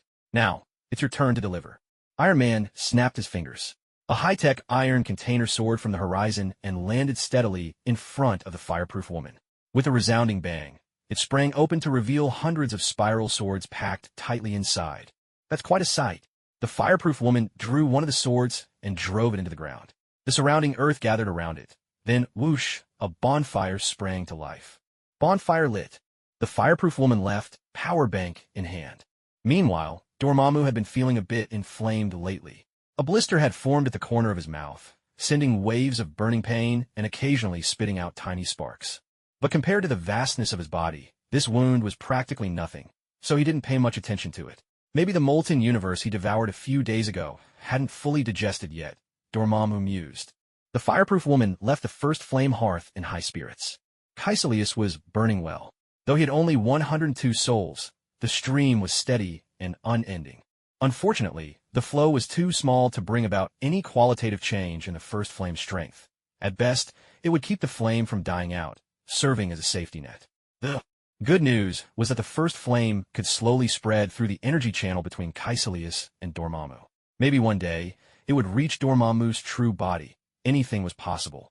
Although that would mean drawing Dormammu's attention, the Ancient One could stand her ground against him with just the 3 sanctums. Surely with the entire nation of Lothric behind them, honest, warm-hearted, and hospitable as they are, they wouldn't fare any worse than the Ancient One alone. It might not be possible to pin Dormammu down completely, but when it comes to driving him off, the Firekeeper is rather confident. After all, slaying gods is something of a traditional skill in the world of souls. The citizens are practically born with a plus XX% damage against deities trait, far outshining those close combat mages Marvel calls heroes. Dormammu, unfortunately, comes with a passive skill. Anyone can siphon off his energy. The Ancient One steals it, and the Firekeeper does too. And not just that, they both do so with a shameless ease, milking Dormammu for all he's worth. It's a perfect demonstration of the thick-skinned, cold-blooded resilience and opportunism of true guardians of the world. Dormammu. Do I look that attractive? Returning from the kiln of the first flame, the High Priestess Emma of the Church of the Deep had long been awaiting the fire. Keeper. She now oversees matters of faith within the Firekeeper's domain, functioning much like a head of external communications. Emma confided, "Your Highness, the undead settlement has always handled the burial rites for the undead. They worship the great tree and have their own faith. It's been very difficult for me to make any progress. The immortality of the undead has always been seen as a curse. Once, Archbishop Aldrich, under the command of King Osiros, sought a solution. Through his research, he discovered that bloodletting could greatly reduce the vitality of the undead, pushing them into a state of false death. During this time, the dark sign would also become dormant. As long as one relied on the great tree's power, the curse could be suppressed, granting the undead a semblance of true death. Both the great trees and the ancient dragons are products of the Age of Dark. The dragons possess immortality, while the great trees possess a unique capacity for acceptance. When wiped out, the dragons and the great trees gradually went extinct due to changing conditions. Aside from the colossal tree at the kiln of the first flame, only one remains in the undead settlement. The kiln of the first flame is vital to the safety of the soul's world. It's not some place any old undead can simply stroll into. Thus, the great tree of the undead settlement became the only option. Following this, by royal decree from King Osiros and under Archbishop Aldrich's supervision, a set of burial rites specifically designed for the undead was established in the undead settlement. Undead longing for rest would first submit a burial application to the Cathedral of the Deep. If they met the criteria, they would be approved, then enter a waiting period. That could last up to 2 years. Depending on available manpower, the undead settlement would hold 4 to 5 burial ceremonies each year, each with limited slots. When their turn came, the undead would enter a lottery. Those with earlier numbers could choose the orientation, size, depth, and location of their grave first, while those farther down the list would have to make do with what was left. It was a remarkably fair system, so much so that the undead themselves clapped their hands in approval. Over time, the plump priestesses in charge of burial rites amassed great wealth and power. Before long, they established their own faith and became the true ruling force within the undead settlement. Originally, the Deep Church still held these plump priestesses in check. But after Aldrich was corrupted by the Deep, his gruesome acts of cannibalism were exposed. In pursuit of his grand undertaking to link the fire, the king ordered Aldrich to be imprisoned deep within the church and commanded the undead settlement to deliver the undead to feed him, raising him like livestock so he could gather strength, only to be burned as fuel in the future. Thus, the road of sacrifices was constructed. The Deep Church's influence plummeted, while the power of the undead settlement soared. They lured the undead with promises, but what awaited them was not peaceful rest, but being devoured. Naturally, the undead tried to escape. To prevent this, the undead settlement formed its own armed force. Not only were there plump priestesses wielding morning stars, but also the Jar brothers, fighting with great vats and heavy blades, and the Stake brothers, who punished escaping undead along the sacrificial road with sharpened wooden stakes and crucifixion. And so, the swampy land between the undead settlement and the Deep Church came to be known as the Crucifixion Woods. Later, the undead settlement seized the chaos of Lothric civil war to declare independence. But their joy was short-lived before long. The Firekeeper crushed them with overwhelming force, and they rejoined the Lothric fold, their defeat met with mock celebration. The Firekeeper understood well the importance of ideological unity. She sent Emma to resolve the religious discord, but the priestesses refused to join the Way of Blue, claiming their faith was unshakable. They even took up arms in defiance, repeatedly forcing Emma to return empty-handed. Damn it, these troublemakers just won't behave. The Firekeeper considered recalling the dancer and others who were reclaiming the Crucifixion Woods, but quickly abandoned the thought. After all, she was a princess of Lothric, not a petty official sent to check if the watermelons were ripe. Wiping out entire factions for minor slights might look impressive, but it would do her no favors. Lothric was a land of many faiths. The Farron Keep worshipped the Old Wolf of Farron, and Irithyll was the stronghold of the Dark Moon cult. If word spread that the undead settlement was attacked by the royal house of Lothric for their worship of the Great Tree, it would set all these faiths on edge, making future reclamation efforts even more difficult. In the end, these lands all belonged to the Firekeeper. She couldn't bear to destroy them completely. Whether for public or private reasons, using force to settle matters of faith was the worst possible choice. Those troublemakers really knew how to pick their moment. Whether by sheer luck or the guidance of some mastermind, it was hard to say. Finding the situation rather interesting, the Firekeeper asked Emma, "What do you think?" Emma replied, cautiously, "I had planned to ask Lady Irithyll for help, but she refused. She believes this issue cannot be resolved by force." She said. The Firekeeper interrupted her. "I can guess what she said, and she's absolutely right. Don't blame her for this." Emma sounded a bit disappointed. "So, it seems Princess Irithyll was right. You really won't use force against the Old Tree faith." The Firekeeper gave a gentle smile and shook her head. "Irithyll's strategic insight is impressive. She's an excellent commander. But as a princess, she's still lacking. She habitually analyzes the undead settlement as an opponent, forgetting that they aren't qualified to be our adversary at all. Their only role is that of a subject under Lothric's rule." Emma didn't quite grasp the meaning and asked in confusion, "So what do you mean?"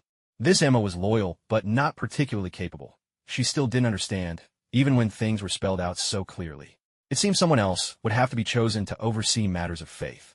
The Firekeeper sighed softly and asked Emma, "Have you ever heard the saying?" "What saying?"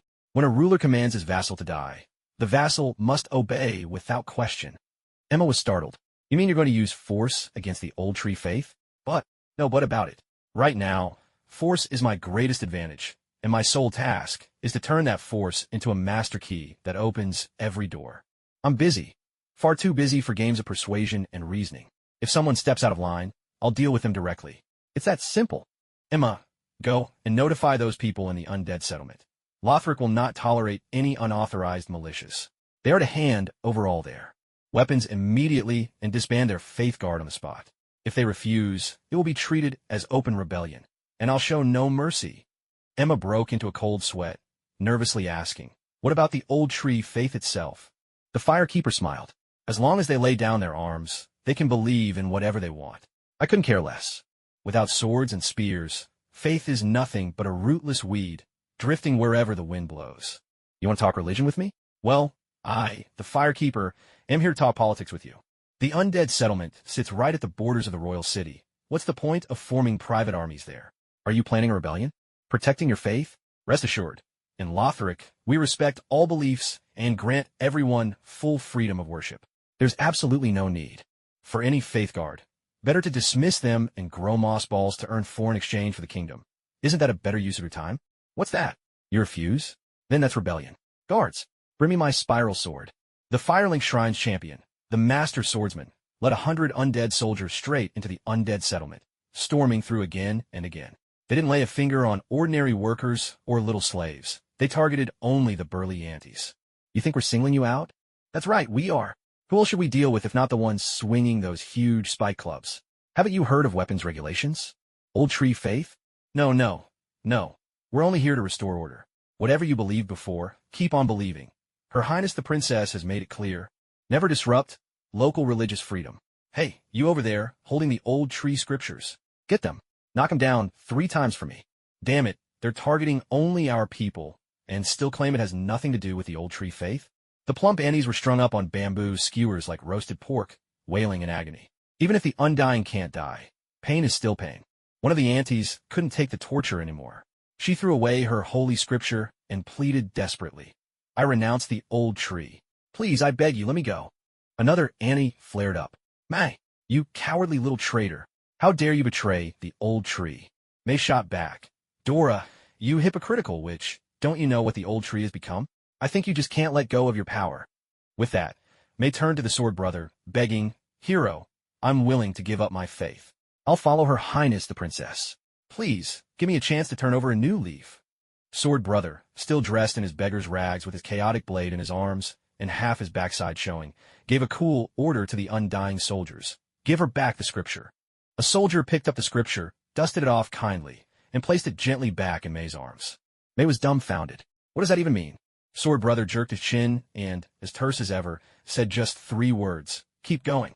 The soldier grabbed a whip and started lashing with fierce brutality. May's skin split open as she howled. Stop. I really will give up my faith. I swear I will. Sword brother snorted, his tone icy cool. We're here to restore order. What does your faith have to do with it? Don't go slandering us out of nowhere. May was on the verge of tears. Not even a chance to defect. What do you people really want? She was about to protest her innocence when Dora suddenly cried out. That's right. Her Highness the Princess respects freedom of belief. How could she ever punish us over faith? Even if the princess were right here, I'd remain steadfast in my devotion to the old tree. May, you filthy little wretch, don't you dare sully Her Highness's greatness with your petty mind. You're not worthy. May was so furious her eyes rolled back. She nearly fainted on the spot. Who's the filthy one here, when you can say something so shameless with a straight face? But Sword Brother's lips curled into a faint smile. He shot Dora a look, signaling her to continue. Seeing her chance, Dora perked up and declared, Back then, the land was plagued by treachery, and the first flame was snuffed out. We had no choice but to form the Faith Guard for our own protection. But now, with Her Highness's diligent rule, Lothric is peaceful and the people prosper. The Faith Guard is no longer needed. In my view, we should disband immediately and devote all our strength to serving Her Highness, contributing to Lothric's glorious revival with real action. Sword Brother gave a wickedly charming grin, waved his hand, and said, Soldiers, let this good citizen down. Medic, treat her wounds. A crowd of people hurried over, tending to Dora with the utmost care and attention. The other plump Annies looked on in stunned disbelief. After a brief moment of contemplation, they understood what was going on and immediately called out to disband the so-called Holy Guard. Brother Blade put them down and once again reiterated, We're only here to restore order. This has nothing to do with your faith, so please don't misunderstand us. No misunderstanding at all. The plump aunties replied with cheerful smiles plastered on their faces, though inwardly they were cursing and plotting to continue their antics once Brother Blade left. But did they really think the Firekeeper could be fooled by such petty schemes? If they dared act out again, she would see to it that every last trace of their mischief was uprooted. That very afternoon, the Firekeeper personally visited the undying settlement, inspecting and offering guidance at the moss ball and green flower planting grounds, and commending the diligent workers for their efforts. Out of respect for the local faith, she then made her way to the ancient tree plaza to pray for Lothric. However, the high priestess Emma of the Blue Church, who accompanied her, discovered the shocking truth. The ancient tree had been infected by the dreaded pus of man. The crowd erupted in alarm. The terror of the pus of man was common knowledge in Lothric. There was no way anyone could remain calm. Dora hastily protested. No, the ancient tree is perfectly healthy. It's not infected by the pus of man. This old woman is slandering us. Emma didn't even bother to argue back. There was simply no need. The moment Dora finished speaking, a ghastly pale claw burst out from the trunk of the ancient tree, sweeping through the crowd and toppling people like dominoes. The pus of man feared fire, and the firekeeper was the very embodiment of the bonfire itself. Even the faintest hint of her power would send the pus of man into a violent frenzy. Chaos broke out. Brother Blade shouted commands to guard the firekeeper, ordering the soldiers to escort her to safety. Meanwhile, Emma seized the moment to twist the knife, snapping at Dora. You said the ancient tree wasn't infected. How do you explain this? Clearly you're plotting to harm Her Highness. Dora was on the verge of tears. Even if you gave me the courage, I wouldn't dare harm the princess. And that was the truth. After suffering society's harsh lessons, she knew her own limits. She no longer dreamed of independence. Her only ambition was to be the local overlord of the undying settlement. Emma might have lacked strategic vision, but she was a master at kicking people when they were down. It was all part of the ritual, for faith could not be compromised. She pressed her advantage, insisting, there's no point in talking now. Her Highness is the hope of Lothric. If she so much as loses a hair, you'll be butchered and left as a living corpse. Dora's face turned ashen, and she hurriedly urged the firekeeper to move on. But the firekeeper replied, my people are still suffering. How can I abandon them now? Brother Blade stepped forward and requested, Your Highness, allow me to lead a squad to slay the ancient tree. The firekeeper shook her head again and again. The great tree is the heart of the undead settlement's faith. If I give the order to cut it down, what will they think of me in Fair and Keep? How will Irithil judge me? Such a thing must never be done. Her righteous words only left Dora sweating in anxiety. She's neither leaving nor saving us. What exactly does she want? Watching the great tree unleash its wrath and draw ever closer to the firekeeper, May's eyes suddenly lit up with an idea. She turned to the firekeeper and said, Your Highness, the tree's corruption by the pus of man is our fault for failing in our duty. Allow us to atone by leading the charge to slay it ourselves. Dora was shocked, shooting May a look. Have you lost your mind? If we lose the tree, what will happen to our faith? May returned the glance. If we don't kill the tree, we may keep our faith, but we'll lose our lives. Do you want to become a hollow? Of course Dora didn't. So she and May knelt together before the firekeeper. We beg your highness to allow us to slay the great tree. But the firekeeper refused. No. The great tree is the very root of the undead settlement's faith. How could I cut it off so lightly? With tears in her eyes, Dora pleaded, For your safety, your highness, and for the fate of Lothric, we are willing to sever the root ourselves. The firekeeper refused again, and Dora repeated her plea. Back and forth they went, 3 times in all, before the firekeeper finally relented with great reluctance.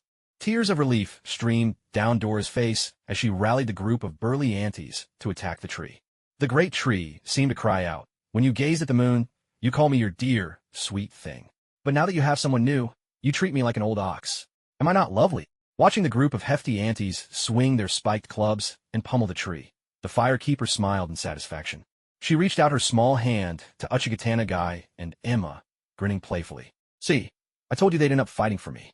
Come on, a bet's a bet, pay up. The residential block where I live is now under lockdown. If I go out, I won't be able to get back in, and I haven't stocked up on food, so I have no choice but to crash at my parents' place for meals. Now I'm writing everything on my phone, and let me tell you, this writer assistant app is a nightmare to use. The user interface is bizarre, and it keeps losing my words, absolutely maddening. During the new year, there were many tips and rewards from readers. I saw them all, but this app makes it impossible to check properly. Once the lockdown lifts, I'll make a list and thank everyone one by one from my computer. We'll also discuss bonus chapter for the generous support. Since you all have been so awesome, I can't slack off, can I? And about the group chat, I'll count the number of interested people. If there are more than 50, I'll start one. Though I know you're not really here to discuss the story. You just want the spicy pics. Lastly, I wish you all health and safety. May this outbreak come to a swift end. If brute force is the club, then politics is the sack. You can stuff anything inside. First, pull the sack over their head, then beat them with the club. With the firekeeper's 1-2 punch, the faith in the great tree was battered and broken, unable to rise again. Can brute force not solve matters of faith? Then why not just turn the matter of faith into a political issue? Force stands the test of time. and politics lasts forever. As the firekeeper, I am now invincible. Dora swung her spiked club and smashed the egg-shaped tumor at the base of the ancient tree. The massive tree shriveled up as if drained of all moisture, withering away to dust in an instant. Good. The pyromancer led the applause, speaking with satisfaction. The followers of the great tree sacrificed their beliefs for the greater good of Lothric. I can't ignore such loyalty. Here, since your doctrine is now gone, why not let the Blue Church borrow it for a while to worship? Emma, are you willing? Of course Emma was willing, but Dora was nearly in tears. People might lend money or even a wife, but who on earth lends out their doctrine? She was about to refuse when the firekeeper continued. No, Emma, you're too cautious by nature. I worry you'll pay lip service, but not follow through. So I'll have the master bring 50 soldiers to stay and keep an eye on things. Any complaints? This wasn't supervision. This was an official squad of enforcers. Emma beamed like a flower. No complaints? Absolutely none. The Blue Church will always be loyal to the royal family of Lothric, loyal to Her Highness the Princess. Excellent. Settled then. I hope that next time I visit, I'll see a brand new settlement of the undead. Great tree, Faith. With the tree gone, if you can still keep this business running, even I'll be impressed. Because of the recent battle with the ancient tree, the ground of the plaza had collapsed, revealing a massive sinkhole beneath. In the game, this was where the Accumulator Pact was signed, but in reality, it was a vast underground network leading in all directions. What's that? A Titanite mine, Dora replied reluctantly. In fact, the undead settlement had originally been founded because of the discovery of Titanite beneath it. Dora's eagerness to take control of the place was all for the immense profits the mine promised. Item, Titanite shard. It is said to be a fragment fallen from the disk of the gods, and embedding it can strengthen objects. The firekeeper's curiosity was piqued. She went down herself to inspect. Picking up a freshly mined shard, she felt the energy within. It truly did contain a power akin to the first flame. This was genuine Titanite. The firekeeper was delighted. Now, she too was a person with a mine at home. Time to work overtime. Lots of overtime. After all, the undead neither eat nor drink. Better to keep them busy and productive than let their minds wander aimlessly. If you can't die from working, then work until you drop. The firekeeper even drove a spiral sword into the mine and set up a bonfire, making it clear to the workers. Even if you drop dead from exhaustion, just revive on the spot and keep working. Of course, the firekeeper wasn't a tyrant. She brought out a tablet and put on Tom and Jerry for the undead miners, who adored her for it and showered her leadership with praise. Generous as ever, the firekeeper beat her chest and promised, as long as everyone worked hard, each miner would get their own tablet. Now, the undead miners' enthusiasm was fully ignited. They swung their pickaxes at the rocks as if they were avenging a blood feud, striking so hard that sparks flew with every blow. There was simply no helping it. The undead craved mental nourishment, yet most of Lothric's native cultural products were religious texts, all about devotion or resignation. None of them could compare to the pure, commercial entertainment of the Marvel Universe. Morale was at an all-time high. The firekeeper nodded in satisfaction, thinking that not only should she import a batch of tablets from Marvel, but she should also bring in some mining equipment. After all, US dollars were as worthless as scraps of paper in the world of souls. It would be better to exchange them for resources in the Marvel Universe and bring those back. The firekeeper was just scheming about heading over to Marvel as a spendthrift princess when she faintly heard the sound of a woman weeping. First of all, it couldn't be a ghost. After all, the firekeeper was practically a soul vacuum. If it were a ghost, she would have already sucked it into herself. If it wasn't a ghost, then it had to be a person. The firekeeper showed not a trace of fear and said to Sword Brother, "You, take the lead." Sword Brother. As Sword Brother ventured deeper into a branch of the mine, a sudden sound of fighting erupted in the darkness ahead. There was a tremendous crash that shook the entire tunnel. Sword Brother, wielding his chaos blade, retreated, while a burly man carrying a giant hammer emerged from the shadows. "Who goes there?"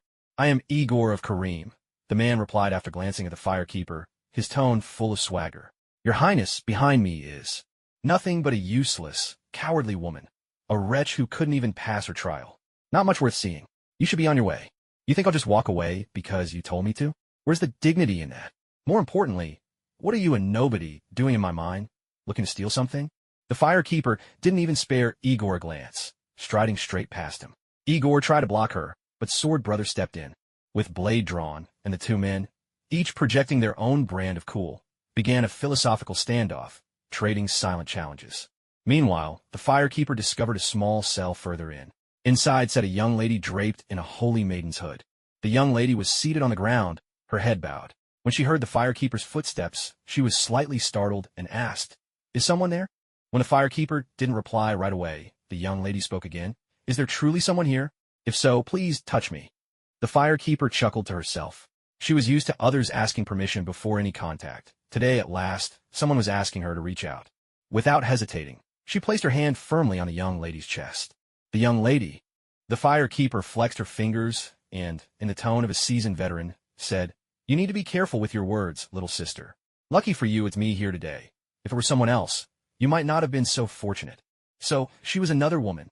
The young lady immediately felt much more at ease, and with a hint of shyness, she asked, "May I ask who you are?" "The firekeeper of the Firelink Shrine." "Ah." The young woman let out a startled cry, quickly bowing her head in respect. "So you're the princess. I am Irina from Kareem. I offer you my greetings." The firekeeper nodded and asked, "What happened to your eyes?" Irina replied, "It was my wish to become a firekeeper, so I underwent the ritual of blinding." "Why do you want to become a firekeeper?" Irina answered earnestly, "I want to help everyone, to stand with them and protect our world. Even on the edge of the world's end, there are still those willing to give everything. That perhaps is true greatness." Irina then asked, "Princess, may I follow you? May I learn from you how to become a firekeeper?" "No." The firekeeper refused without hesitation. "Why not?" Irina's disappointment was palpable. "Because you're nothing but a failure. Someone who couldn't even pass the most basic of trials." Suddenly, Igo appeared, with the swordsman right behind him, his blade pressed to Igo's back, though he did not strike. The firekeeper asked, "Why don't you?" The swordsman sheathed his blade with cool detachment. "A warrior never strikes from behind." "Seriously? What kind of warrior is that? Are you sure you're not on loan from the samurai set next door?" Igo shot the swordsman an approving glance. In that moment, a silent camaraderie sparked between the two men. Irina asked sadly, "Is that the reason, princess? Is it because I'm too foolish that you won't let me follow you?" "No." The firekeeper shook her head. "It's simply too cruel to lay the weight of the world on a young girl's shoulders. I once made a vow. I will be the last firekeeper. Irina, one more firekeeper will do nothing. For this world, what our world needs is more beauty and faith. Abandon your wish to become a firekeeper. Instead, you should be a storyteller, sharing tales of beauty and greatness with all who will listen." Irina was overwhelmed, swept up in the moment. Classic case of being utterly convinced. "Yes, you are absolutely right. Please, let me serve as your storyteller, to follow you, to serve at your side, to witness your beautiful and noble deeds firsthand, and then carry those stories through the ages." "Oomph. Don't be ridiculous. The princess would never take you in. You might as well stay here and wait for the end like everyone else." Igo scoffed, though even as he spoke, he held up a sign that read, "Say yes to her. As long as you protect her, I'll always be your right hand." "You clearly care so much. Can't you just be honest for once, you stubborn fool?" Igo's strength in battle was considerable, so the firekeeper had no reason to refuse. She turned to Irina and said, "Very well. From this day forward, you are my handmaiden. Devote your life to me. Serve me with all your heart." Irina spoke respectfully. "Yes. I am now yours, whatever you need. Please command me without hesitation." The firekeeper smiled in satisfaction and withdrew her hand from Irina's chest. With the matter of the ancient tree's faith settled, and having recruited both Igor and Irina as hero units, the firekeeper made her triumphant return, her spirits soaring. But that good mood vanished the moment she arrived back at the fire altar. Once again, the fire altar had been invaded by outsiders. "I am Yuria of Launder, one of the Black Church's 3 sisters. Greetings, your highness." The newcomer was dressed in black, wearing a raven mask and a skirt adorned with feathers. At her waist hung a black longsword with an invisible blade. The firekeeper lifted her chin. "Expert." The sword brother charged forward at once, swinging his chaos blade with all his might. With a heavy clang, the chaos blade collided with the black sword, sending sparks flying. Sword brother's expression tightened. "Is your sword Dark Drift?" "A weapon, Dark Drift." Yuria of Launder wielded a sorceress blade whose edge could not be seen. As one of the leaders of the Black Church, Yuria was also a formidable swordswoman, rumored to be able to strike down 100 knights with a single swing. Sharp eyes, fitting for the master of the Chaos Blade. With just one hand, Yuria easily parried the downward strike, then addressed the firekeeper with poise. "Your Highness, is this how you welcome guests?" Launder has always supported the linking of the fire, you know. Launder supports the linking of the fire? You must think I'm as gullible as those ashen fools. Everyone in Lothric's high circles knows your so-called linking is a sham, and usurping the fire is your true goal. Assassins from Irithyll are called dragon investigators. Lothrix are known as the king's black hands, but only your launder assassins are called death prostitutes. People are practically mocking you right to your face. Surely you've realized this by now? We know that you know that we know that you know. So the Firekeeper had no intention of bantering with Yuria. Traitors with hidden agendas like her should be brought down first and questioned later. Seeing that Sword Brother alone was no match for Yuria, the Firekeeper raised her hand, signaling Igor to join the fray. Sword Brother attacked Yuria's left with his Chaos Blade, while Igor swung his great hammer from the right. The two men, one swift, one powerful, one with reach, one with force, closed in, attacking with everything they had. But in just 5 minutes, Yuria had flattened them both. Damn, sure, they say it's the ox that gets exhausted, not the field that's ruined, but you two folded way too quickly. Before the Firekeeper could even voice her complaint, Dark Drift was already at her throat. She glanced at Yuria, then at the invisible blade resting against her neck, a suspicion flickering in her mind. Could you be that long-lost sister of the Night King? This brazen style really runs in the family. Yuria spoke with a hint of triumph. Princess, can we have a proper conversation now? Oh, aren't you bold? The Firekeeper was just about to conjure a lightning spear and give Yulia a dazzling display right to the face when Little Crow Lolo fluttered down from the rafters, cawing loudly. No, no, Yulia. The goddess protects the princess. She's the princess's grandmother's grandmother. Yulia froze, and so did the Firekeeper. Both women were sharp. Within seconds, they understood Little Crow's words and untangled the relationships at play. The goddess in question could only be Belga, who happened to be the Firekeeper's great-grandmother. Yulia's attire, adorned with raven feathers, marked her as a priestess, and ravens are Belga's own messengers. That made her one of Belga's servants, which explained why Little Crow insisted she stop and not harm a Firekeeper. After all, no matter how favored a priestess might be, she was still just a servant. The Firekeeper, on the other hand, even if she was just an honorary granddaughter, was still family. And with the Firekeeper being so adorable, who would Belga dote on, if not her? Now Yulia found herself in a truly awkward spot. If she followed tradition to the letter, she'd have to kneel and kiss the Firekeeper's toes. Yulia admitted the Firekeeper was beautiful, but as a woman herself, she wasn't exactly in the habit of kissing another woman's toes. So she decided to play it off, pretending this was just a classic case of allies mistaking each other for enemies, and began to sheath her sword, ready to step back. She retreated, but the Firekeeper didn't budge. Settle things peacefully? Not so fast.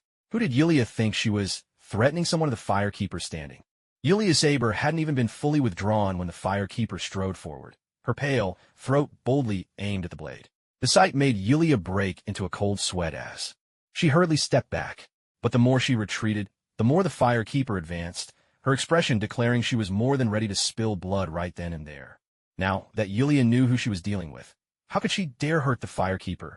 Gone was her former heroic swagger. She now looked more like a nervous bride, edging backward until her back hit the wall.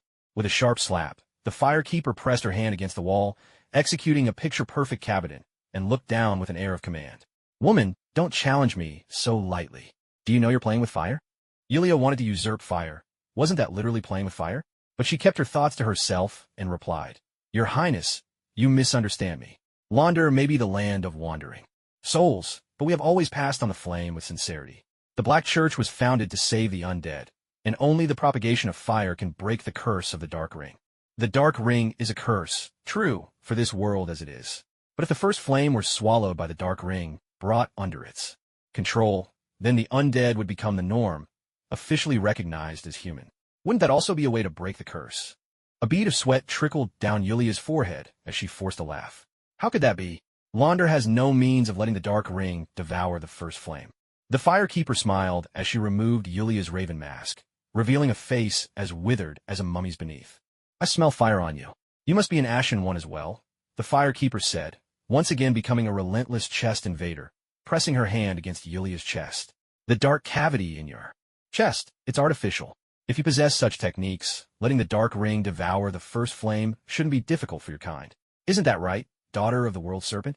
The term daughter here didn't refer to blood relations. In the world of souls, it often signified a successor, one who inherited the beliefs and legacy of their predecessor. For example, the Crystal Daughter, Crinhate, was the apprentice of the Crystal Elder. Indeed, Yulia had inherited both the techniques and ambitions of the World Serpent, longing to create a world ruled by the undead. Now that her identity was laid bare, she made no attempt to hide it. Instead, she spoke with conviction. That's right. I was the one who invented this dark cavity. I call it the mark of darkness. Whoever bears 8 marks of darkness shall become the perfect vessel, even able to contain the first flame. He will be crowned king of the wandering souls and lead us into a new age. King of the wandering souls? That's just another name for the Lord of Cinder. In the end, he's still nothing more than fuel for the first flame. A tool, doomed to serve his purpose and be discarded. He's not just a tool. Then why don't you become the king of the wandering souls yourself? Yulia fell silent, unable to answer. She had been burned once before, and she had no desire to endure that agony a second time. So she tricked those foolish Ashen ones into doing it for her. Yulia took a deep breath, regaining her composure. Then, with utmost seriousness, she addressed the Fire Keeper. Your Highness, before Yule died, she sent me valuable information about the new world. Launder is willing to help you seize that world. In return, we ask that you grant us this current world, so that the undead might finally find true salvation. I refused. The Fire Keeper didn't even hesitate before giving her answer. Yulia was stunned by the Fire Keeper's bluntness. Unwilling to give up, she pressed on. If you have other conditions, please name them. Everything is open for negotiation. The Fire Keeper opened her other hand, slowly curling it into a fist. As an adult, I want it all. Yulia was taken aback. What do you mean you want it all? This world, that world, and you people from Launder. I want everything. Yulia couldn't help but laugh in exasperation. That's impossible. Launder will never be annexed by Lothric, and we will never obey your commands. The Fire Keeper smiled. It doesn't matter if Launder refuses to obey me. As long as you do, that's enough. Yulia hesitated, then shook her head. I'm sorry. Even if you were the granddaughter of the goddess pilgrimage, I have no obligation to follow your orders. And what if I insist? Are you threatening me? You can think of it that way. Why should I? Yulia glanced at Brother Katana and Igor with a look of disdain. Just because of these 2 bodyguards of yours? I admit they're strong, but when I was fighting across the world, they probably hadn't even been born yet. If I weren't sparing your dignity, I could bring them down in under a minute. Yulia wasn't boasting. Launder was the land of hollows, the realm of the undead, and every one of its citizens was a seasoned warrior, forged in countless battles. They had even been hired by King Wulner of Karthus to wipe out entire nations. As one of the 3 sisters who ruled Launder, the Black Church, Yulia was relentless in her pursuit of perfection. She could fell 100 knights with a single sweep of her blade, though, truth be told, she was the weakest of the 3. The Fire Keeper was never one to pit herself against a stronger foe. Yulia was formidable, and the Fire Keeper was no fool. There was no reason to meet force with force. You know, the Fire Keeper said, threats don't always have to involve violence. Yulia sneered. That just makes me even less afraid. What a bold declaration. The last person who said something like that lost their head. Literally. The Fire Keeper gave a faint smile. Her hand, pressed against Yulia's chest, suddenly burst with radiant light. In that instant, under Yulia's astonished gaze, her withered, corpse-like features regained their youthful glow and vitality. In a heartbeat, she was once again the striking woman with sharp brows and a heroic bearing. Yulia was dumbfounded. The dark sigil scarred into her body had vanished. Trembling with shock and fear, she demanded of the Fire Keeper, "What did you do? How could you turn me back like this? How could you do this to me? Isn't this radiant look so much better than that shriveled corpse face from before? And look, your armor up front is back too. So much more supple. Far better than the steel plate you were sporting a moment ago." Yulia was on the verge of tears. But I'm a master of the Black Church, the leader of all the undead in Launder. Now, looking like this, how can I possibly lead them anymore? The Fire Keeper lifted Yulia's chin and smiled. Want to turn back? That can be arranged, but I don't mind turning you right back again. So, my threat worked, didn't it? Yulia's hand tightened and loosened on her sword hilt, back and forth, until at last she let out a long sigh. Yes, Your Highness, your threat worked. Yulia was fiercely ambitious. Her life's pursuit was to overthrow the gods and build a new world ruled by the undead. To the Fire Keeper, she was little more than a schemer, but in the eyes of Launder's undead, she was a great leader, tirelessly fighting for their liberation. She had forsaken her own beauty, branding herself with the dark sign and taking on the form of a dried corpse. It was her way of raising the banner for all the outcasts of the world, making it easier to win their trust and the hearts of the undead she sought to lead. But now the Fire Keeper had turned her back again, dealing her a devastating blow. Yulia knew all too well that the rift between the unattractive and the beautiful could never truly be bridged. If she returned in her current form, it would inevitably breed resentment and distance among the undead. It was like meeting up with your best friend after summer break, when you'd both sworn to embrace the ugly phase together, and suddenly she shows up as a stunning beauty. What's that supposed to mean? Of course the friendship would be over. Naturally, the undead weren't really that shallow. But trust between people was a fragile thing, and once doubt crept in, no matter how small, it spread like a plague, impossible to contain. Who would ever believe that a leader dedicated to the liberation of the undead wasn't actually one of them? It was just like that coachman from a neighboring set. Even if he truly led Area 11's people in rebellion against Britannia and achieved great things, the moment his identity as a Britannian prince was revealed, everyone turned their backs on him. Overnight, he went from the world's beacon of hope to a pariah, shunned and hunted by all. A Britannian prince leading us against Britannia? Do you take us for fools? By the same logic, if Yulia wasn't truly undead yet still sought to liberate them, surely she must be using them. The Firekeeper's move was a strike at the very foundation, utterly severing Yulia's political prospects. How could she not be afraid? Yulia, her hands tied, could only reiterate her bottom line. I'm willing to follow your orders, to a point. But you must promise never to use such means against me again. Could she restore her own dark sigil? Certainly. But this wasn't a game, and the dark sigil wasn't something she could just select and confirm in an instant. Restoring the dark sigil took rare materials and a painstakingly long preparation process. Yulia had no desire to go through all the trouble of regaining it, only for the Firekeeper to undo it all with a single, devastating strike. Don't worry, the Firekeeper replied airily, though she was inwardly groaning. As long as you behave yourself, not only will I refrain from erasing your dark sigil again, but I can even offer you some political assistance. Her ability to erase the dark sigil came from the corrupted Firekeeper's soul atop the bell tower. But everything had a price. In the game, removing the dark sigil cost players 5 times the souls required for their next level up. But Yulia had single-handedly defeated both Blade Brother and Igor, and had already linked the fire. Who knew how many hundreds of levels she had reached by now? All the Firekeeper felt was an overwhelming exhaustion. She appeared graceful, but under her skirt, her legs were trembling so badly she could barely stand. Fortunately, Yulia, reeling from her own ordeal, didn't notice the Firekeeper's desperate state. She simply nodded in agreement. The Firekeeper's heart leapt with joy. Yuria was different from heroes like Brother Katana. She had kindled the flame herself, making her the first Lord of Cinder-level ally in her hands. Ashen One had also kindled the flame, but the undead's case was more complicated. Only when they acted together could they shoulder the task of linking the fire. Compared to Yuria, they still fell a bit short. Having gained Yuria's allegiance was just like Lord Liu Bei finding Zhuge Liang, a moment demanding celebration. Naturally, the first step was to present a gift to solidify loyalty. Lolo, bring me the silver serpent ring. The little raven flapped away and soon returned, wings beating the air, a gleaming silver ring clutched delicately in its beak. Item, covetous silver serpent ring. The serpent, a creature that sheds its skin like a dragon in transformation, serves as the inspiration for this silver ring. Wearing it increases the souls gained from vanquished enemies. Renowned for their insatiable hunger, serpents can swallow prey many times their own size. They're the very symbol of greed. If you resent the chains that bind you, perhaps the satisfaction of desire will ease your burden. You, daughter of the world serpent, this serpent-shaped ring is practically made for you. May the friendship between Lothric and Launder last forever. Here, let me put it on for you. The Firekeeper grinned from ear to ear, adopting the humble air of one who honors the wise. Watching her, Yuria suddenly smiled. Your Highness, you remind me of 2 people.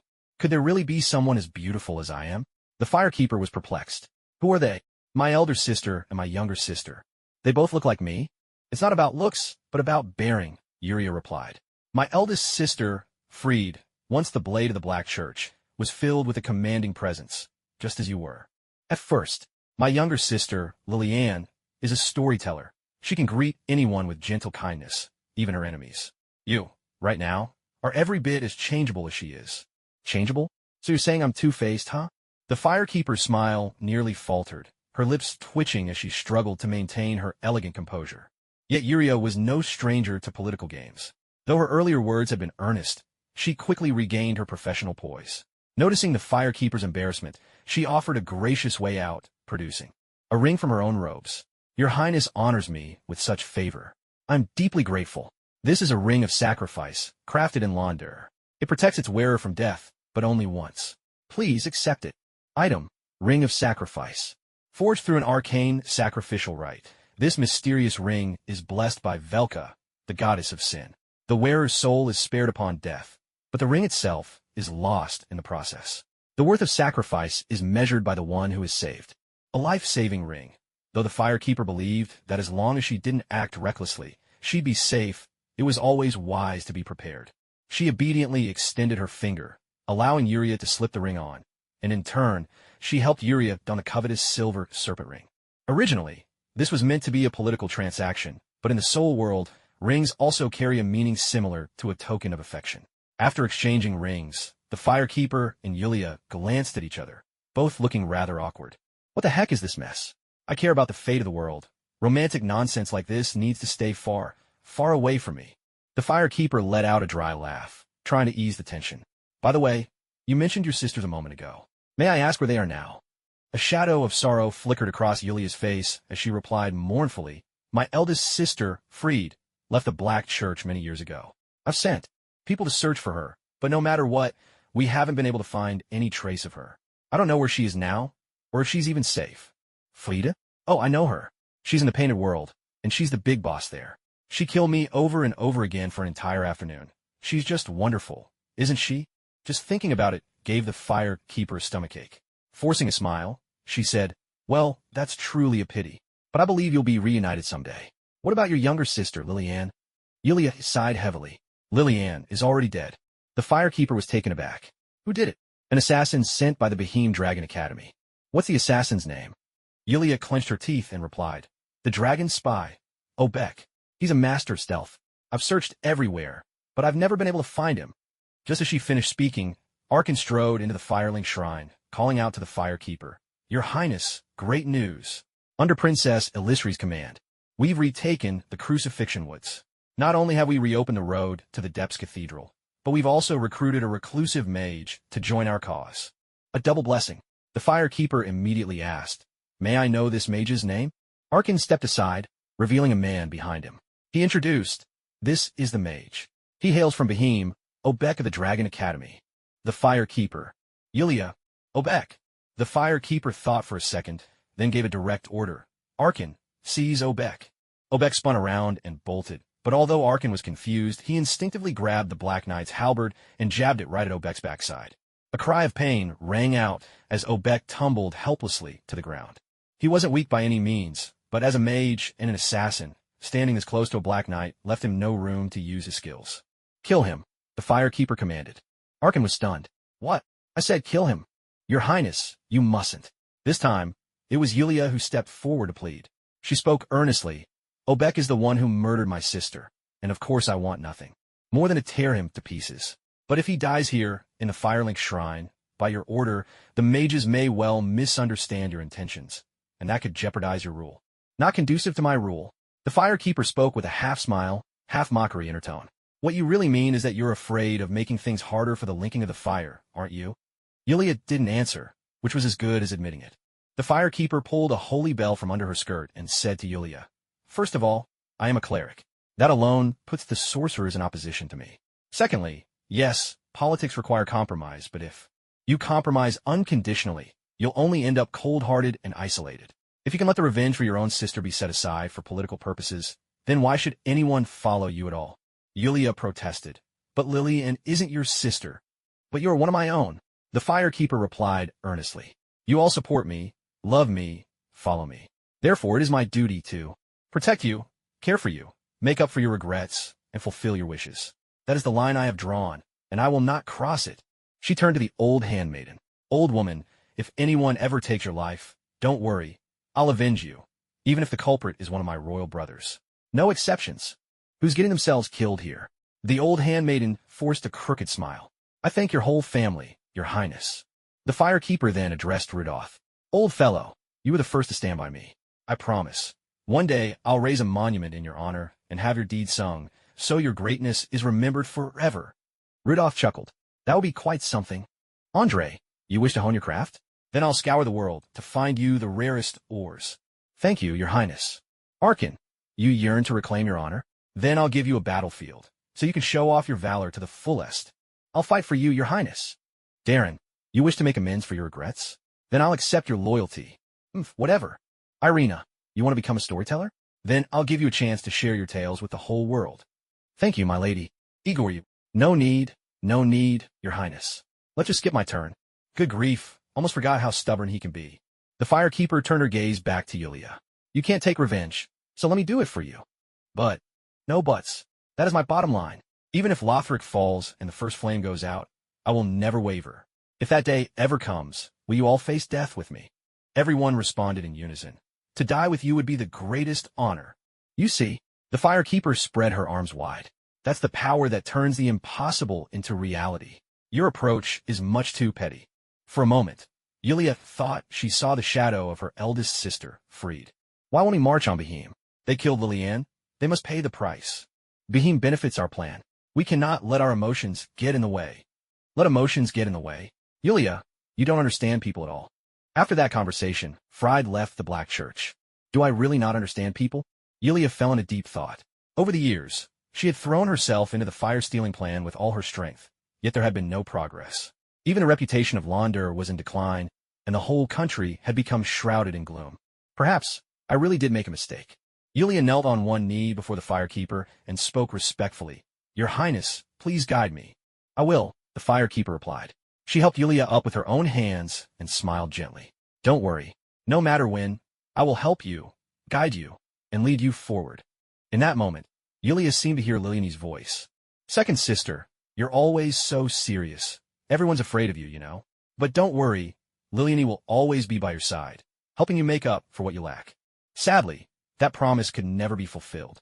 For the first time, Yulia's anger overcame her reason. She drew the dark gloom and ran her hand along the invisible blade. Instantly, black flames rose from it. Miracle, Black Sword, a miracle of Launder's Black Church. It empowers the wielder's right-hand weapon with the power of darkness. When wielded by women who once bore the title of Lord of Cinders, the flames turned black. It was a miracle born from the sisters' longing for their departed sibling. This is the story of one of the Black Church's founders, the third sister, Liliane. It said she was a gentle soul who spoke of the suffering and struggles of wandering spirits. Yulia grabbed Obek by the collar and demanded, You're nothing but a tool. Tell me, who ordered you to assassinate Liliane? Obek gave a bitter laugh. And what would you do, even if you knew? Hasn't Launder already avenged her? You mean Behem, the kingdom that's already been destroyed? Yulia cried out in anger. At the time, it was Vorner of Karthus who invaded Behem. Launder was merely hired to assist. If you want to save your country, shouldn't you have gone after Vorner? What did Liliane have to do with any of it? Yes, Behem did try to assassinate Vorner, but they failed. Fortunately, Vorner didn't kill the assassin. Instead, he used the situation to strike a secret bargain with Behem. After that, the plan to kill Liliane was born. Yulia was stunned. What are you saying? Obek chuckled coldly. Launder may pretend loyalty to Karthus, but in truth, you hope to take its place. Do you really think Vorner didn't see through that? He used the promise of a truce as leverage, forcing Behem to send an assassin after Liliane. If there hadn't been collusion from within, do you truly believe that a mere commoner mage like me could have killed your sister? Yulia's pupils contracted sharply as black flames erupted violently from her body. Though Obek grimaced in pain from the scorching heat, he gritted his teeth and continued.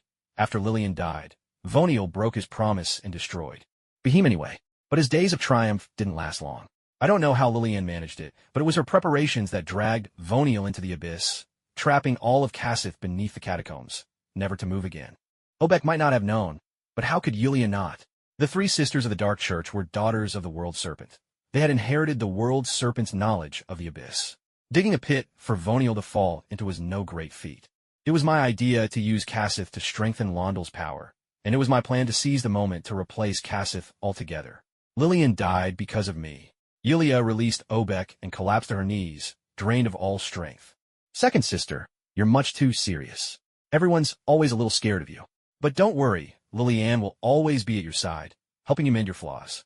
Liliane had fulfilled her promise even unto death, while Yulia hadn't even been willing to avenge her. What have I been doing all these years? Yulia murmured, lost and bewildered. When it comes to martial skill, I can't compare to our eldest sister. When it comes to miracles, I fall short of Liliane. Maybe Londel shouldn't be led by me at all. I don't have the ability nor the right. The firekeeper asked, then what can you do? Yulia looked up, her voice tinged with disappointment. Strictly speaking, I'm just a researcher. I improved the gnawing ring and the monster's hand ring, and I've dabbled in virology to enhance the power of the poison-throwing knives. What? So you're a scientist? Wonderful, wonderful. We're in desperate need of researchers right now. The firekeeper's voice quivered with excitement. You said you're well-versed in virology. Do you know anything about the pus of man? Yulia wasn't sure why the firekeeper would ask that, but she answered honestly, a little but not much. Then let me test you. Do you know how the pus of man virus spreads? Yulia thought the question was almost insultingly simple. Of course, it's those white flakes drifting in the air. Why else do you think I wear a chrome mask? Well, I'll be. So your mask is actually a respirator. The firekeeper was overjoyed. She seized Yulia's hand and said eagerly, since you feel lost in Lothric, why not travel to another world? There's an organization over there also researching the pus of man. I hope you can infiltrate them, steal their findings, and help me create a cure. There's another organization in another world studying the pus of man. Yulia's curiosity was piqued. What are they called? They're your kin. You're a daughter of the world serpent. They call themselves Hydra. The Hydra? That's obviously a mutated lower creature. I don't have any relatives like that, Yulia said with a look of utter disdain. So, should we still kill Iabek? Arkin asked in a hushed voice. He'd been holding up the Black Knight's poleaxe for quite a while now, and to be honest, he was getting tired. Yulia hesitated, but the firekeeper waved her hand and said, no need to kill him. The old handmaiden couldn't help but interject. Weren't you just talking about avenging her earlier? I haven't changed my mind, the firekeeper replied. Iabek is nothing more than a weapon.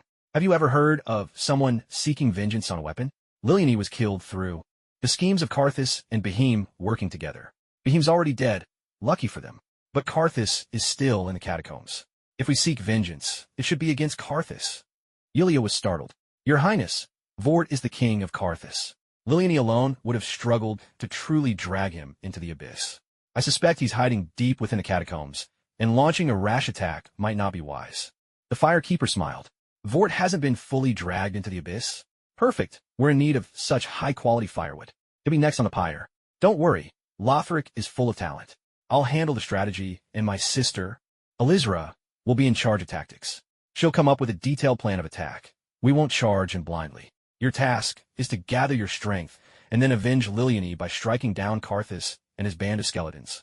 Yulia felt as though she'd been swept back to the days under Freed's leadership, a wave of reassurance washing over her. She bowed respectfully and said, yes, I will. Cut a path through thorns for you. Only then did it dawn on her. She was supposed to be the boss of Launder, so how had she ended up sounding like a loyal follower? Before she could sort out her thoughts, Iabek, who seemed unloved by anyone, spoke up, count me in for revenge. I want to avenge Behem. The firekeeper asked, would you mind serving as a foot soldier? Iabek nodded. Not at all. I'm skilled at sneaking and scouting. That's exactly the role I should play, a pathfinding soldier. Very well. I'll allow you to stay at the Fireling Shrine. Iabek, this time, don't be an assassin. Win your honor as a warrior. Tears filled Iabek's eyes. He dropped his knees on the spot and said, thank you, merciful princess. In the days that followed, the firekeeper inspected the crucifixion woods, singing high praise for the region's abundant water and fertile soil. After thorough discussion, they decided to relocate the herb cultivation base from the undead settlement to the crucifixion woods, entrusting its management to the local Corvian people. The undead settlement, meanwhile, would return to its traditional role and focus on developing its mining industry to ensure a steady supply of titanite, supporting blacksmith Andre, and upgrading the army's equipment. The forest of crucifixion is blessed with abundant water resources and is famous for its giant hairy crabs, each weighing 12 tons, a culinary delight beyond compare. With a wave of her small hand, the firekeeper gave the order to start large-scale crab farming, placing Brother Thorn in charge of the whole operation. Her message was clear: stop poking at each other and channel that energy into crabbing. This way, harmony is restored and everyone can contribute to the country. What could be better? What's that? The undead don't eat? No market for it? Nonsense. Just because undead don't eat doesn't mean the firekeeper can't. If the boss loves something, there's always a business opportunity. Now go and copy your elementary school ethics textbook 10 times. In short, the rule remains: no one gets to be idle. The biggest problem with the undead is their thoughts. If they stop moving, they fall into melancholy and endless brooding, which does no good. Meaningful or not, the important thing is to keep moving. You lot are cabbage sellers, so stop worrying about others' business. If the first flame goes out, the princess herself will hold the line. All you need to do is love me, spoil me, and praise me. With the livelihood issue settled, it was time to address military matters. At the entrance to the forest of crucifixion, the firekeeper encountered Anri and Horus of Astora. No matter how she looked. At Anri, the Ashen One's destined spouse, she found her utterly annoying. Learning they too were headed for the Cathedral of the Deep, she promptly roped the unlucky pair into the dancer squad. The dancer was busy making preparations for a covert infiltration of the cathedral and was currently clearing out the patrolling priests. Along the approach, her team was now a force to be reckoned with. 2 Ice Knights, 2 Black Knights, an undead legionnaire, and an Onion Knight, plus Anri and Horus, who'd brought their own rations. With tanks, healers, and damage dealers all present, she had imagined they'd sweep straight to the cathedral's gates. Unexpectedly, though, they ran into an army of maggot people, and their advance was halted. Yulia, holding a research report, explained, the maggot people aren't actually people. Strictly speaking, they're swarms of maggot-like creatures parasitizing undead hosts, controlling them through mechanisms we don't yet understand. When united, they possess immense strength and high resistance to both blunt and sharp weapons. If separated, the maggots bite into flesh, causing severe bleeding. They're a real headache. Wow, having an intellectual hero really does make a difference. Now, there's even a pre-battle briefing. The firekeeper nodded and asked, so what's the countermeasure? Yulia placed a plastic bag containing rings embedded with red stones onto the table. For the bleeding, we can use these bloodbite rings. Item, bloodbite ring. A type of gnawing ring passed down from Kareem, later improved by Launder. Significantly boosts resistance to bleeding. The firekeeper, curious, asked, where did you get that plastic bag? Yulia replied, I got it from Mr. Andre. He said it was the packaging for solar panels.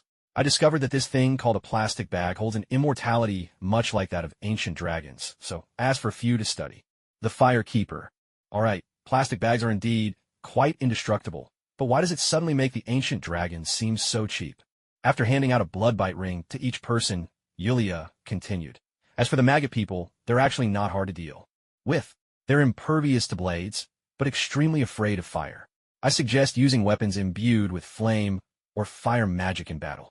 The dancer nodded and added, I've already informed Andre to rush out a batch of flame-enhanced weapons as soon as possible.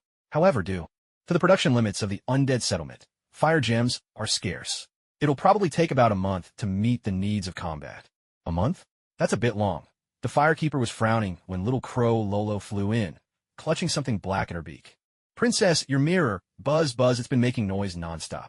The firekeeper took a look. It wasn't a mirror, but the phone issued to her by the United Nations. Of course, there were no cell towers. In Lothric, and even Marvel's super tech couldn't manage cross-universe calls, so the buzzing wasn't a call, but the alarm she'd set. She had arranged with Tony to make a grand appearance together at the Stark Expo. Afraid she'd forget the time, she'd set an alarm, then promptly forgot about it anyway. Oh dear, it's already this late. Tony must be tearing his hair out by now. But since she was already late, a few more minutes wouldn't make a difference. With a clear conscience, she maintained her elegance, gave little Crow a couple of affectionate strokes, and asked unhurriedly, the phone was buzzing so hard. Didn't it bother you to hold it in your beak? Little Crow Lolo flapped her wings and said, not at all. It just made my whole body tingle. So comfy. Seriously, what do you take my phone for, you little rascal? The firekeeper used Ashen One's cloak to wipe off some mysterious liquid, most likely drool, from her phone, then waved her hand and said, all right, I'll leave things here to Iris. Keep everything steady. I'm off to the Marvel world to see if I can bring back some firepower. Yulia and Irina, you're coming with me. The rest of you, no need to see us off. As she was about to teleport with the two of them from the bonfire, she suddenly turned to Yulia and said, we might appear in a public place. Your identity can't be revealed. Do you have a way to avoid being noticed? Yulia answered honestly, I'm fairly skilled at concealing myself, but if it's a crowded place, I'll need some cover. Cover? The firekeeper stroked her chin in thought, then broke into a smile. Well, since we're already late, I'll just bring some gifts along as an apology. Heading 270, speed 30 knots. Maintain altitude at 15,000 feet. Permission to enter the drop zone. With a bold leap from the aircraft, Iron Man, decked out in his signature red and gold, plunged into the night. Above him, the stars glittered. Below, city lights sparkled. Add in a blast of rock music, and this was the very definition of freedom. He swept past the fireworks on the left, then on the right, and even when a burst hit him head-on, he emerged without a scratch. Such was the power he possessed. And when freedom and power come together, you get Tony Stark. Iron Man landed with a dramatic thud, arms raised high, instantly sending the crowd into a frenzy of cheers. Gorgeous women kicked up their heels, fireworks painted the sky, and robotic arms smoothly dismantled his red and gold armor. Tony Stark straightened his impeccably tailored suit and, to the anticipation of the entire audience, strode towards the center of the stage. "It's good to be home," Tony declared to the crowd. A man shouted from the audience, "Blow something up! Blow something up!" Tony waved his hands dismissively. "Sorry, I think I've done enough of that already. Maybe Mr. Obadiah can grant your wish." His invention, the ironmonger suit, nearly turned New York into a pile of rubble not long ago. "I think we all owe him a thank you." The crowd erupted in laughter and applause. Up in the VIP section, Obadiah gnawed on his cigar, outwardly laughing and clapping along, but leaned over to whisper to his neighbor, "See, Tony's always this frivolous. I thought joining the government might finally make him more serious." Sitting beside him was a bespectacled man with gold-rimmed glasses, Justin Hammer, head of Hammer Industries. Holding a glass of champagne, Hammer tried to sound witty. "At least he's warming up the crowd. I think it's great." Noticing Obadiah's sour expression, he quickly changed course. Yes, you're right. Far too frivolous. Everyone knows that night's incident was caused by the military's prototype biorobots going haywire. It had nothing to do with you. By the way, what's the name of the division Tony joined? Department for the Protection of Traditional Culture and the Custody of the Human Evolutionary Spark. Yes, that's it, Hammer snickered. Supposedly for dealing with magical incidents. It's the 21st century. How is magic still in the dictionary? Obadiah, never missing a chance to play the elder, replied, "Regardless, it's a department established by the United Nations. Having Tony join is my way of honoring his father's legacy. I just hope his supervisor is someone sensible, someone who can keep him in line." Meanwhile, Tony was in full stride, addressing the crowd. "So, let's think about what we can leave for the generations to come. Today, companies, institutions, organizations, and independent labs from all over the world have gathered here, bringing together ideas, products, dreams, and aspirations. This is the Stark Expo." Fireworks erupted in unison, and the crowd burst into cheers once again. Tony snapped his fingers several times and called out loudly, "I told you, tonight we have a mysterious guest. She's not just my savior, but has saved many of you here as well. Though she isn't American, her spirit, her drive, positivity, and optimism is something every American could learn from. I think you already know her name. Come on, shout it out." As the rotating stage rose, a bonfire crowned with a spiral sword came into view, and the audience instantly broke into wild cries of excitement. Even the live-streaming media, caught up in the frenzy, switched all their cameras to focus on the bonfire. The TV host, breathless with excitement, shouted, "My goodness, that's the flame. That's the symbol of Lothric. Is the legendary princess really about to appear?" The audience roared in waves, the sound rolling like thunder. "Firekeeper! Firekeeper! Firekeeper!" Tony pointed straight at the camera and shouted, "See that, Mr. President? Your people are cheering for a princess from another land. Maybe it's time you step down." Off stage, the president could only react with a self-mocking. "Am I not charming enough?" Luckily, Tony caught himself before going too far, and with a playful grin, returned to the main event. "Come on, let's make it even louder. Let's welcome our princess in style. Firekeeper! Firekeeper! Firekeeper!" Tony joined in the chant, but after 5 minutes, his voice was nearly gone, and the bonfire remained just a bonfire. There was no sign of the firekeeper anywhere. People couldn't help but grow suspicious. Tony pressed his earpiece and asked, "Jarvis, are we good on timing?" "No issues, sir. The margin of error is less than 80 milliseconds. "All right, Jarvis, give me a rope. Please specify what you need the rope for, so I can determine the appropriate specifications." Tony snapped, "I'm going to hang myself." "I'm sorry, sir. My programming prohibits me from assisting in human self-deletion." Yeah. No need to remind me. Don't forget, I wrote your code." "Well, so much for relying on AI. Guess it's time for a little old-fashioned showmanship." Tony let out a hearty laugh and addressed the crowd. "They say it's a woman's prerogative to be late. I thought a graceful princess would be the exception, but clearly, I still don't understand women after all." Everyone immediately burst into hearty laughter. Tony Stark claiming he doesn't understand women was about as ridiculous as Barack Obama winning the 2009 Nobel Peace Prize last year. Tony then went on to stretch things out with his trademark wit and humor for another 20 minutes. No one really minded watching a billionaire ramble on stage, but trouble has a way of finding you, and it's not always from the usual suspects. "That little four-eyed," Hammer deliberately interrupted, saying, "Tony, I admit your nonsense is entertaining, but what we want to see is the princess, not some playboy." Sweat beaded on Tony's forehead, but he forced himself to stay cool. "Mr. Hammer, not only are you hopeless when it comes to machinery, your manners are just as disappointing. When a princess travels, there's a strict protocol. Of course, someone of your humble background wouldn't understand. Hammer refused to back down. That's right. My father was just a small-time businessman. Nothing like the illustrious Stark family. But I've worked hard, and at least now, I can compete with you for contracts. I think my father would be proud. Tony shot back, irritated. You think my success is all because of my father? You're wrong. Believe me, I could have Hammer Industries out of business in a month if I wanted to. Oh, I doubt that, Hammer replied, pushing up his gold-rimmed glasses with a sly grin.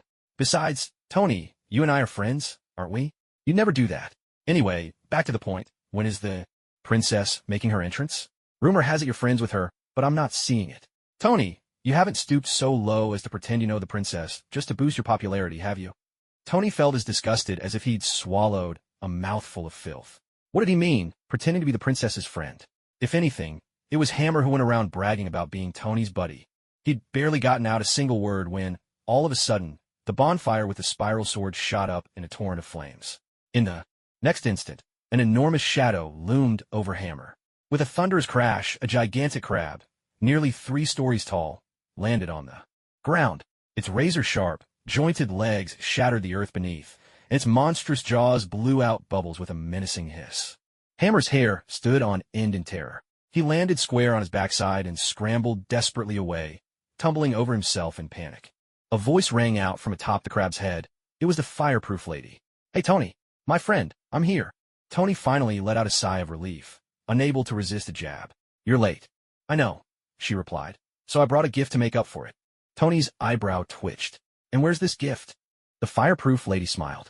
Right under your feet. A ball of lightning appeared in the firekeeper's hand. She pressed down hard, and the lightning sank into the crab's body as effortlessly as a hot knife slicing through butter. In an instant, arcs of electricity danced across the shell, and a massive crab, towering 3 stories tall, convulsed violently. Its once chalk-white, rock-like shell flushed a glowing red, and immediately the air filled with the mouth-watering aroma of fresh, succulent crab meat.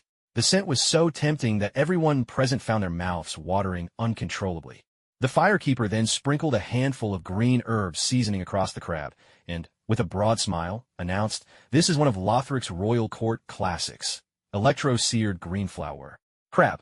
Consider it my belated apology for arriving late. Don't worry, there's enough for everyone." Well, what are you waiting for? My people, let's hear your cheers for my generosity. Fireworks burst overhead, and the crowd erupted in wild applause and shouts.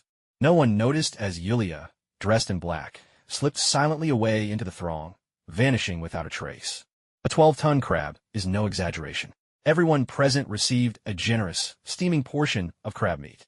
Free from industrial pollution, the forest. River crabs of Lothric boasted firm, delicate flesh and an unparalleled freshness. The use of lightning instead of fire perfectly preserved the amino acids and minerals so beneficial to the human body. Paired with the refreshing, subtle flavor of the greenflower herb, this feast offered New Yorkers, long accustomed to junk food, a true celebration of the senses. Many nearly forgot themselves, almost swallowing their tongues along with their food. Tony, chewing thoughtfully, grumbled, "I'm hosting an industrial expo, not a food festival." The firekeeper replied, "Good food warms the heart and inspires the spirit. A kind of industrial power for the soul. I see nothing wrong with that." "What, you disagree?" Tony grinned mischievously. "If you'd send me a whole crab, just for myself, I'd have no complaints." "Certainly. 1 crab, $2 million. Lothric covers shipping and even delivers to your door." $2 million? Tony exclaimed in disbelief. "Why don't you just rob me instead?" "Because this is much faster than robbing you," the firekeeper replied serenely. "Besides, you don't need to pretend you're shocked. I did my research. Back in 2007, someone paid $330,000 for a 1.5 kilogram white truffle. That's about $220,000 per kilogram. Our Lothric River crabs weigh in at 12 tons. That comes out to less than $200 per kilogram. A real bargain, practically a giveaway." "Give me a break," thought Tony. "Since when does a princess of Lothric care so much about our American grocery prices? But your crab still has its shell. You can't eat all of it. With every crab, we include a portion of greenflower herb. Not only does it enhance the crab's flavor, but it also significantly boosts your energy." Tony paused mid-bite. "What do you mean by that?" The firekeeper glanced at Pepper Potts and said with a knowing smile, "You'll find out for yourself tonight." Tony immediately understood. chuckling slyly as the man, known as Fly, rubbed his hands together and said, "Two. Give me two, please. I like strong flavors, so give me an extra serving of the green herbs, will you?" With only 3 points of soul left, you're still acting so recklessly. Be careful you don't get yourself wiped out. At that moment, someone from the audience called out, "Your Highness, this crab meat is absolutely delicious. Could I have another serving, please?" Shameless. Everyone else only gets one serving. Why should you get more? How rude. As everyone cast disapproving looks, they nonetheless raised their little plates and began to shout, "Another serving. We want another one too. Come on, you call me rude, but you're no better." Sorry, but the crab is just too good to resist. The firekeeper raised her hand, signaling for silence, and said, "Rest assured, the friendship between Lothric and America has deep roots. We have engaged in active cooperation in many fields, and we are more than willing to contribute to your nation's culinary culture. I believe it won't be long before you can buy these crucifixion crabs at your local supermarkets." A cheer erupted from the crowd, and someone else asked, "Your Highness, as far as I know, crucifixion is a terrifying form of execution by impalement. Why would such a delicious dish be named after something so grim?" The firekeeper smiled and replied, "There's a story behind it. Once there was a man called Ash who was so fond of these crabs that he would sneak out to hunt them, despite being warned that if caught, he'd be punished by crucifixion. Still, he wouldn't give up and kept going out at night to catch these crabs. That's how the crucifixion crab got its name." Intrigued, someone asked, "So did Ash ever manage to catch a crab in the end?" The firekeeper shook her head and said, "No. In the end, it was the crab that caught him." The crowd fell silent. Smiling, the firekeeper continued, "As you can all see, the crucifixion crab is massive and highly aggressive. Only chefs with years of specialized training are qualified to prepare them. So please be cautious and avoid any accidents." Everyone glanced nervously at the crab's claws, thicker than a person's arm, sweat beading on their brows. Are all Lothric chefs trained like they are in the special forces? Just then, a journalist suddenly asked, "Your Highness, you're widely recognized as New York's very first superhero. Your miraculous healing powers have saved many from the clutches of death. There are rumors that this ability can actually be acquired through systematic training, and that Lothric and America have already reached a secret agreement, even starting covert superpower training sessions. Is there any truth to this?" The moment the question was asked, the crowd erupted in chaos. If others were to gain superpowers, wouldn't the rest of us become their slaves? Doubts and conspiracy theories sprang up everywhere, and no matter how many times Tony called for quiet, he couldn't calm the crowd. "Please, settle down and let me say a few words." The firekeeper rang the sacred bell, and a violet ring of light rippled outward. To everyone's astonishment, they found their voices suddenly constrained. No one could shout any longer, as if an invisible hand had turned the world's volume down. Miracle, the decree of silence. A miracle belonging to the Launder Black Church. It could, along with the user, seal the voices of those nearby, effectively sealing away spells as well. The swordsmen of the Black Church were all exceptional, ever accompanied by silence, and never known to betray. This miracle was something the firekeeper had only just learned, thanks to Uria, who had brought with her a Launder Braille divine tome as a joining gift. Rare item, Launder Braille divine tome. A book written and recited by one of the 3 women of the Black Church, Lillian. It held the secrets to Launder's miracles. A book to save all wandering spirits, but also a book to curse all who live. And thus it was deemed forbidden. Simply put, this was, well, not the kind of book that helps children grow up, but rather a specialized manual filled with all manner of dark miracles, penned by Lillian herself. Evidently, she was not only a formidable swordwoman, but also a best-selling author of great beauty. It truly was a tragedy that she was killed by that wretch for it. Though the firekeeper, now, could no longer speak loudly. Who needed magic when you had technology? She asked Tony for a wireless microphone, and all problems were instantly solved. First, it is true that Lothric is collaborating with the American government to systematically conduct miracle training courses. The aim is to cultivate a professional group of light therapy technicians to enhance and improve the health of the nation's top officials, so they can better serve the people. Second, certain offensive miracles will be strictly regulated. Much like firearms, you will need the corresponding license to learn or use them. Oversight will fall to the Department of Traditional Culture Preservation and Human Evolution Flame Management. If you ever experience any form of magical threat, you may dial the department's emergency hotline, 666, for assistance. As long as you can provide a detailed address, we guarantee to arrive on site and protect you within 5 seconds.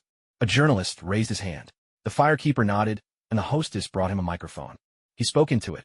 "I'm Jonah Jameson from the Bugle." "Your Highness, did you just say 5 seconds? Did I hear that right? Perhaps you meant 5 minutes. After all, you're so beautiful. Even if you made such a basic mistake, we'd all understand." "What's that supposed to mean? That I'm just a pretty face?" But Jonah Jameson from the Bugle, wasn't he destined to be Spider-Man's unscrupulous boss? Already so sharp-tongued, truly Spider-Man's lifelong nemesis. Still, if he thinks he can use me to climb up, he's sorely mistaken. The firekeeper smiled faintly. "Mr. Jameson, the one making a basic mistake here isn't me. It's you." Jameson shot back. "Are you saying it's normal to get somewhere in 5 seconds? I've never heard of such common sense." "I'm afraid that's exactly the case," the Lady of Fire replied, giving Tony a slight nod. "Deputy Minister, would you give Mr. Jameson a demonstration?" Tony rolled his eyes, pulled out his sling ring, slipped it on, traced a circle in the air, opened a portal, and with a single step, appeared right beside Jameson in the blink of an eye. "Oh my heavens! How did he do that? Is it some kind of magic trick?" The Lady of Fire smiled gently. "Mr. Jameson, times have changed, and so has common sense." Jameson's face flushed red, but he stubbornly retorted, "I suspect this magic could violate citizens' privacy and even compromise public safety. If these portals can go anywhere, what's to stop someone from breaking into bank vaults or military bases? There wouldn't be any security left." The Lady of Fire countered, "But you can't deny how advanced this technology is. Just imagine, if resources from the East Coast could reach the West Coast in mere seconds, or if the President could inspect tax affairs in every state in just an hour, what heights of efficiency our society could achieve. Of course, I admit the problems you mention are real, but we can't throw out the good with the bad. When challenges arise, we address them. The Ministry of Fire is already working with Congress to draft legislation on the use of magic. Since today is the Industrial Expo, I don't want to steal the spotlight, but I'll choose a media outlet soon to explain these matters to the public in detail." "Exclusive news," Jameson immediately called out.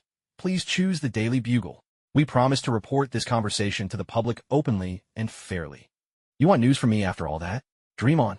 The Lady of Fire let out a soft laugh and asked, "Is the Daily Bugle the #1 media outlet?" Jameson's face turned a deeper shade of red. "No, it isn't." The Lady of Fire replied simply, "Then that's settled. I'll only accept interviews from the leading media outlet." "That's just too much." Jameson was about to shoot back with a snarky remark, when the Lady of Fire continued, "Mr. Jameson, why not make the Daily Bugle the #1 media outlet? I'll be waiting for your interview."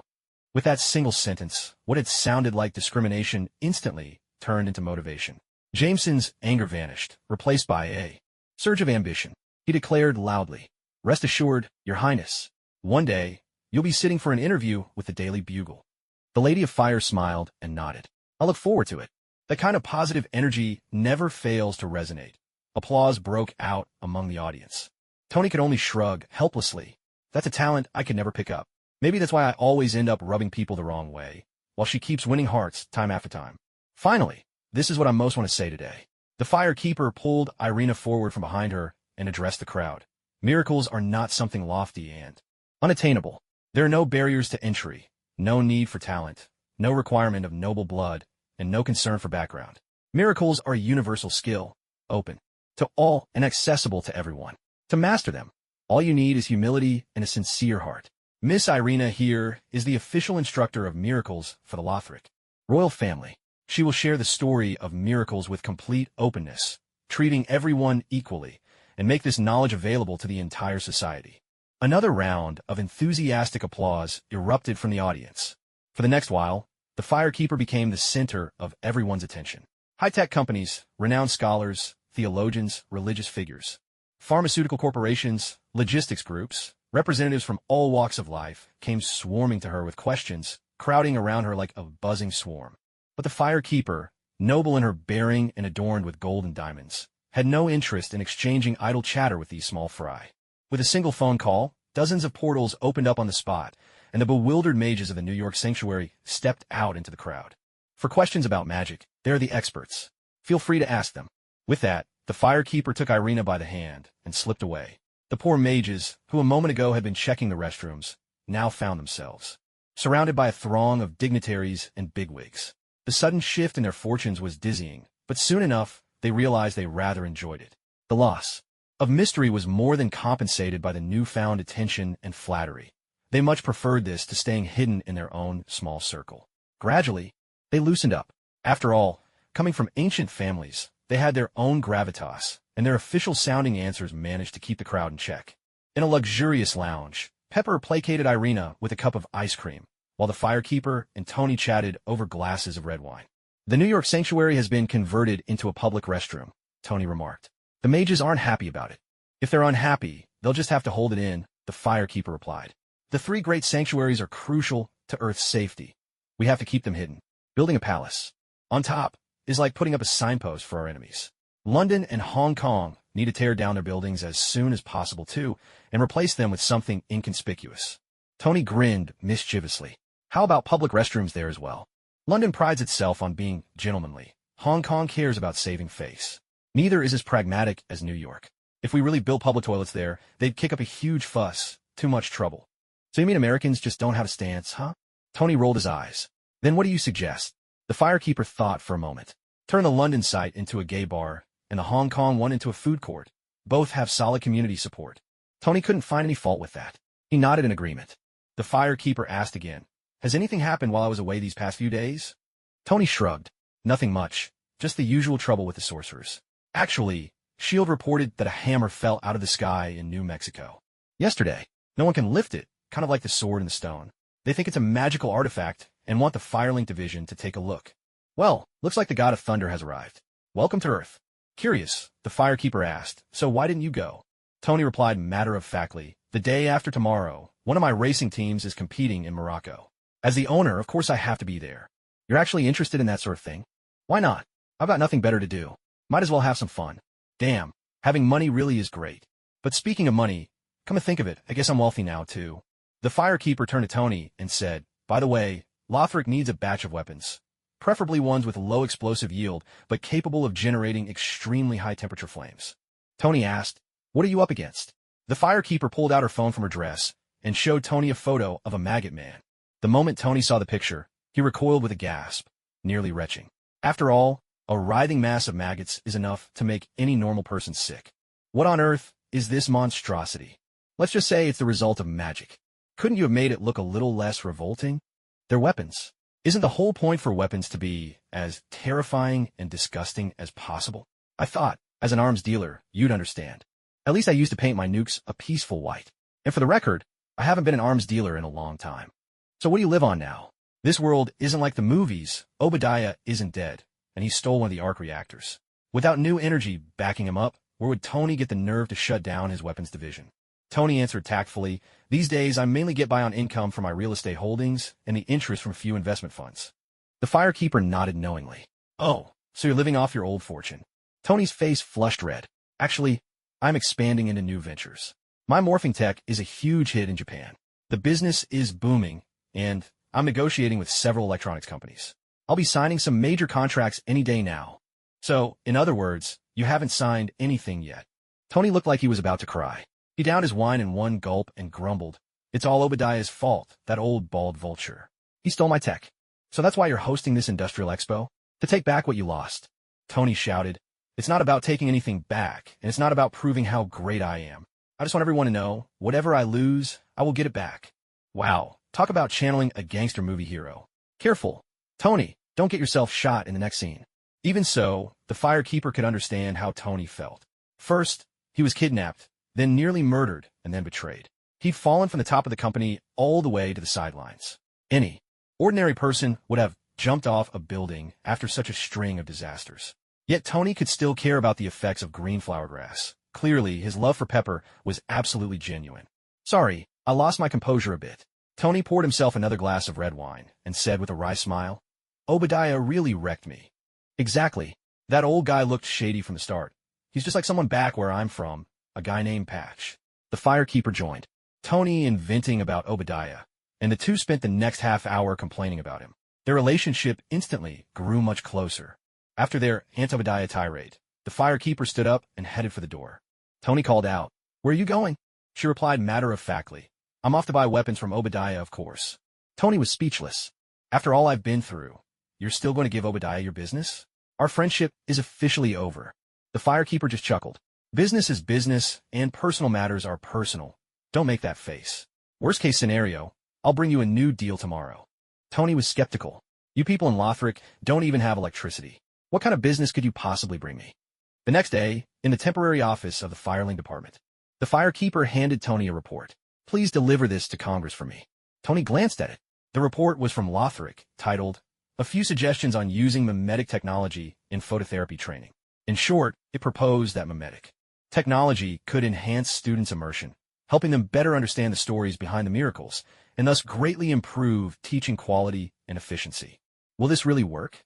Tony hesitated. Normally, before Congress adopts any new technology, they have it reviewed by professionals. Sure enough, Congress did conduct a review, but the designated expert was none other than the firekeeper herself. Staring at the official document from Congress, Tony was at a loss for words. Covering his face, he muttered, I should have seen this coming. I invented the technological part of mimetic technology, so I can't be the evaluator. As for the magic component, of course they'd ask you. The firekeeper smiled. Plus, the supplier is an American company. The buyer is the American government. Lothric isn't involved at all. Congress doesn't have to worry about me playing favorites. Tony grumbled, but they don't know you have a stake in mimetic technology. You really are playing favorites right now. That's just a verbal agreement between us. Besides, I already said I'd donate my share to people in need. The firekeeper poised her pen above the document. Of course, if you think this isn't right, I won't sign. Absolutely, absolutely, it couldn't be more perfect. I've been counting on this government contract to break into the market. Finally, my fortunes are turning around. Tony said ingratiatingly, Your Highness, you are truly wise. The firekeeper smiled and signed her name on the document. With a simple transfer from one hand to the other, the business deal was done just like that. At that moment, Coulson from S.H.I.E.L.D. arrived, getting straight to the point. The mysterious hammer in New Mexico has been confirmed as a magical artifact. S.H.I.E.L.D. would like the Department of Flame to assist us. A joint operation? The firekeeper nodded, of course. It'll be a great opportunity to deepen the camaraderie between our two departments, and make it easier for me to swoop in and claim credit later. Coulson finally breathed a sigh of relief. The last 2 times he'd come, Tony had dodged and delayed, but the firekeeper knew the bigger picture, understood what mattered, truly fit to be a princess. So, shall we head out now? Coulson asked. My car's right outside. If we leave now, we should make it there before dark. Noting that it was almost noon, the firekeeper said to Coulson, You go ahead. Tony and I will set out after lunch. The situation was already urgent, and they still wanted to have lunch. If someone on Coulson's S.H.I.E.L.D. team had this work ethic, they'd be shipped off to Antarctica to count penguins. But the firekeeper was on the same level as Fury, and with her royal status, Coulson could only swallow his frustration. He looked back at them repeatedly as he left, saying, Please come as soon as possible. Don't be late. The situation there is really serious. Don't worry. We know what we're doing. Coulson, stomach growling, drove for over 4 hours. At a gas station, he even managed to take down a robber while refueling. Munching on donuts and sipping bottled water, he drove another 2 hours, finally arriving at the temporary base in New Mexico just as the sun was setting. No sooner had he walked in than he saw the firekeeper and Tony lounging in the air-conditioned room, playing games on their phones, not a care in the world. How did you get here? Magic, came the reply. Coulson wanted to slap himself. He never should have asked. Looks like the group chat will be set up soon. I'll look into it once I'm in bed. Thor's hammer stood upright on the plain, unremarkable Gobi of New Mexico. Tony, suited up in his Iron Man armor, had been tugging and heaving at it for ages, but no matter how hard he tried, it wouldn't budge. The other S.H.I.E.L.D. agents had all taken their turns, but with no luck. The firekeeper and Hawkeye stood off to the side, chatting leisurely, not paying the hammer any mind. After all, she'd seen the movie. She knew the hammer belonged to Thor alone. She had 2 reasons for being here. First, to showcase the expertise of the Department of Flame. After all, if S.H.I.E.L.D. had been puzzling over this artifact for days with no answers, and she could reveal its origins at a glance, the distinction would be crystal clear. Second, she wanted to build a connection with Hawkeye, so that after S.H.I.E.L.D. fell apart, she could swoop in and claim the spoils. Don't underestimate Hawkeye. Without him, the Avengers couldn't have beaten Thanos in Infinity War, and with him, they managed to strike Thanos down twice in Endgame. This just goes to show he's the real powerhouse of the team. With skills like his, of course Fire Lady wouldn't let him slip through her fingers. Aren't you going to give it a try? Fire Lady asked with a warm, beaming smile. Hawkeye shrugged. Actually, I tried a couple of days ago. Same result, couldn't lift it. By the way, my 2 little ones really love the autographs you gave them. Laura was hoping you could come over for dinner, so we could properly thank you. Fire Lady smiled gently. It was nothing, really. You don't have to make a fuss about it. Hawkeye scratched his head, a bit embarrassed. To be honest, gratitude is only part of it. Laura was hoping to ask you for a small favor. What kind of favor? It's about the light therapy training. She'd love for our 2 kids to join the miracle training class. You mentioned that the younger they start, the easier it is for them to learn. Fire Lady asked, and what about you? I've heard that many people think miracles are just sorcery, full of risks. Some even say it'll send you straight to hell after death. Hawkeye chuckled. There are plenty of things that might send you to hell, but I doubt healing others will be one of them. I don't care if my kids become anything great. I just want them to grow up healthy and safe. And if, as adults, they could do something meaningful to help others, well, that would be wonderful. Fire Lady praised him. You're a good father. Hawkeye replied modestly, I'd like to think all fathers are like me. Not really, my own cheap old man sure isn't. Fire Lady smiled and said, all right then, I'll put your kids in Irina's class. I hope they live up to your expectations. Hawkeye was overjoyed and thanked her profusely. Thank you so much. Don't worry, they're good kids. They won't give Miss Irina any trouble. After their conversation, Hawkeye glanced around, then lowered his voice and asked, I heard you bought a batch of napalm bombs from Obadiah. What are you planning to do? Did Fury put you up to this? No, I just wanted to see if there's anything I could help with. After all, incendiary bombs are nasty business. Better not to use them if you can avoid it. Fire Lady nodded. Thank you for your concern, but don't worry. Those napalm bombs are just for clearing out the pests in Lothric. Hawkeye looked surprised. What kind of pests need napalm bombs? Fire Lady pulled out her phone from her skirt and showed him something. Hawkeye took one look and immediately turned green. Still want to help? Please allow me to decline. After bantering with Hawkeye for a while, the Firekeeper felt the timing was just right. She switched to her grandstanding mode, walked over, circled the meow meow hammer twice, and then put on an enlightened expression. So that's how it is. Coulson was taken aback and asked, from the look on your face, it seems you know the origin of this hammer? The Firekeeper nodded. If I'm not mistaken, this should be Thor's hammer. Coulson turned to his agents and ordered, begin an immediate search for information on Thor's hammer. One of the agents launched into a flurry of furious typing on his laptop and announced loudly, Thor's Hammer is a first-person shooter PC game developed by Raven Software. There have been 4 installments in the series, with the first released on May 31st, 1996. Players take on the role of a soldier, fighting to fend off enemy attacks. What in the world? Coulson glanced at the Firekeeper, who was left speechless. Not the game. I'm talking about Thor's Hammer from Norse mythology. Seriously, does S.H.I.E.L.D. rely on Wikipedia too? Coulson replied awkwardly. Our S.H.I.E.L.D. database didn't yield any relevant items, so we thought we'd check civilian sources for information. Since you've identified the hammer, perhaps you could tell us its story? Lothric has limited contact with the outside world. I only came across the hammer's description in the archives of the 3 great cathedrals. Whatever the case, it was safer to pin the blame elsewhere. If she was wrong, it was the cathedral's records at fault, not her. Clearing her throat, the Firekeeper began, the full name of this hammer is Mjolnir, the weapon wielded by Thor, the thunder god of Norse mythology.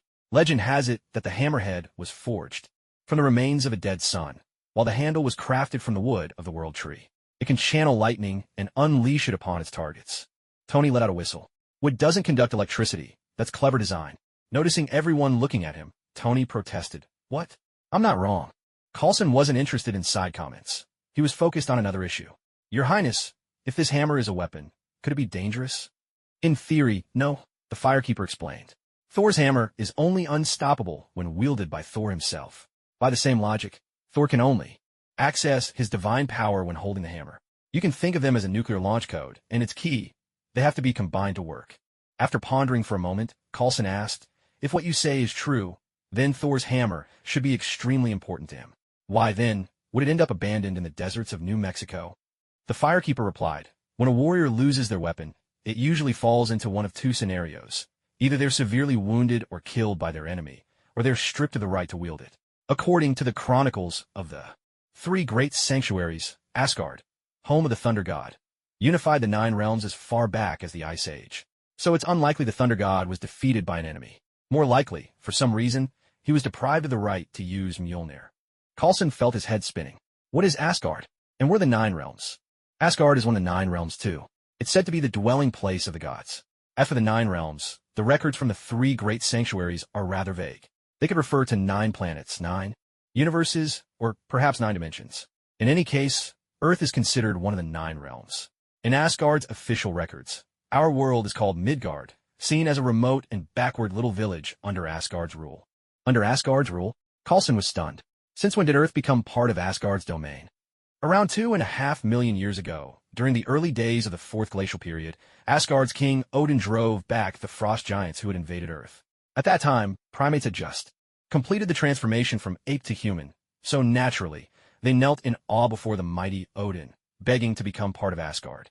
Odin, with a mindset of protecting wildlife, agreed. Wildlife? Coulson listened, a storm of mixed feelings swirling inside him. So living longer makes you special, huh? He couldn't help but ask, half amused and half exasperated. So, what exactly is Asgard's attitude toward Earth? Back then, they probably saw Earth as a wild frontier. Judging by the way they just tossed Mjolnir down here, I'd say not much has changed. After all, if they'd thrown it into a big city, it might have hit a child or something. If that's the case, my guess is the Thunder God has been exiled, hammer and all, to this little village called Earth. And why was he exiled? Did he betray his country? The Firekeeper turned to Tony and asked, Tony, if your father were still alive and running your company, what would you have to do for him to disown you and banish you to the countryside? Tony thought for a moment and answered, call him a stubborn old fool to his face? That's it exactly, the Firekeeper said to Coulson. The Thunder God probably insulted Odin to his face. Why use Mr. Stark as an example? Because the Thunder God is Odin's own son. Coulson tasted bitterness in his mouth. Another royal? Hey, what do you mean another? Afterward, the Firekeeper and Coulson delivered a report to the Security Council about Thor's hammer, with Nick Fury attending as an observer. Among the 5 council members, the eldest in both age and seniority, a heavy-set old white man named Gideon Malik, was the first to speak. First of all, I do not recognize Asgard's authority over Earth. Earth belongs to all humanity. Any force or individual who attempts to disrupt the current order and restore autocratic rule is an enemy of all the world's people. This is beyond dispute. The Firekeeper could barely keep her eyes open, bored to the point of dozing off. What's the use of making a fuss at home? If you got the nerve, try shouting like that in front of Odin. And as for calling those who threaten the current order the enemy, if memory serves, aren't you a member of Hydra yourself? Scolding your own kind. Impressive. The other 4 council members voiced their agreement, but when it came to how to deal with Asgard, their opinions diverged. Gideon Malik insisted that Asgard was a class enemy, and Earth must show a tough stance and resist to the very end. The representative from the East, however, argued that Earth should show its own dignity and not assume the worst of others. Asgard had helped Earth before, which proved their goodwill. Therefore, it was only right to treat them with respect. Cooperation and exchange should be pursued as long as Earth's sovereignty was safeguarded. Rashly resorting to force would only harm both sides and bring irreversible damage to the people of both realms. The British and French representatives maintained a neutral stance, while the Russian counselor suggested keeping a limited defensive force, but did not agree to treat Asgard as an enemy. By the end of the meeting, the Security Council had failed to reach any real consensus. Their only order to S.H.I.E.L.D. was to keep strict watch over Thor's hammer, closely monitor Asgard's movements, avoid any rash actions, but also not to neglect their duties. This order left Coulson seething with frustration, told not to act, yet expected to take the blame if anything went wrong. How is that fair? It's tough being the underling. Utterly exasperated, he turned to Nick Fury, who in turn sought out the Firekeeper, hoping that the Fire Transmission Department would lend a hand to their comrades in arms. Why didn't the Security Council want the Fire Transmission Department to stay? Because they knew just how busy the Firekeeper was. Light therapy training, new drug research, analysis of the human pus virus, guidance on human enhancement technology, revisions to the Magical Management Act, every single task depended on her, and each was a goldmine of profits. To put it simply, the Fire Transmission Department was a money-making division, while S.H.I.E.L.D. was a money-spending one. If anyone's going to get pushed around, it's the spenders, not the earners. Feeling wronged? Tough luck, just deal with it. To be honest, the Firekeeper had planned to show off a bit and then make a quick exit. The plot of the first Thor film was rather unremarkable, a one-man show for the God of Thunder himself. The final boss, the Destroyer, was a max-level character, yet ended up under the control of Loki, the king of sharp tongues. The Destroyer didn't even get a chance to pull off any impressive moves before Thor, with one decisive blow, took him down. All S.H.I.E.L.D. really had to do was nothing at all.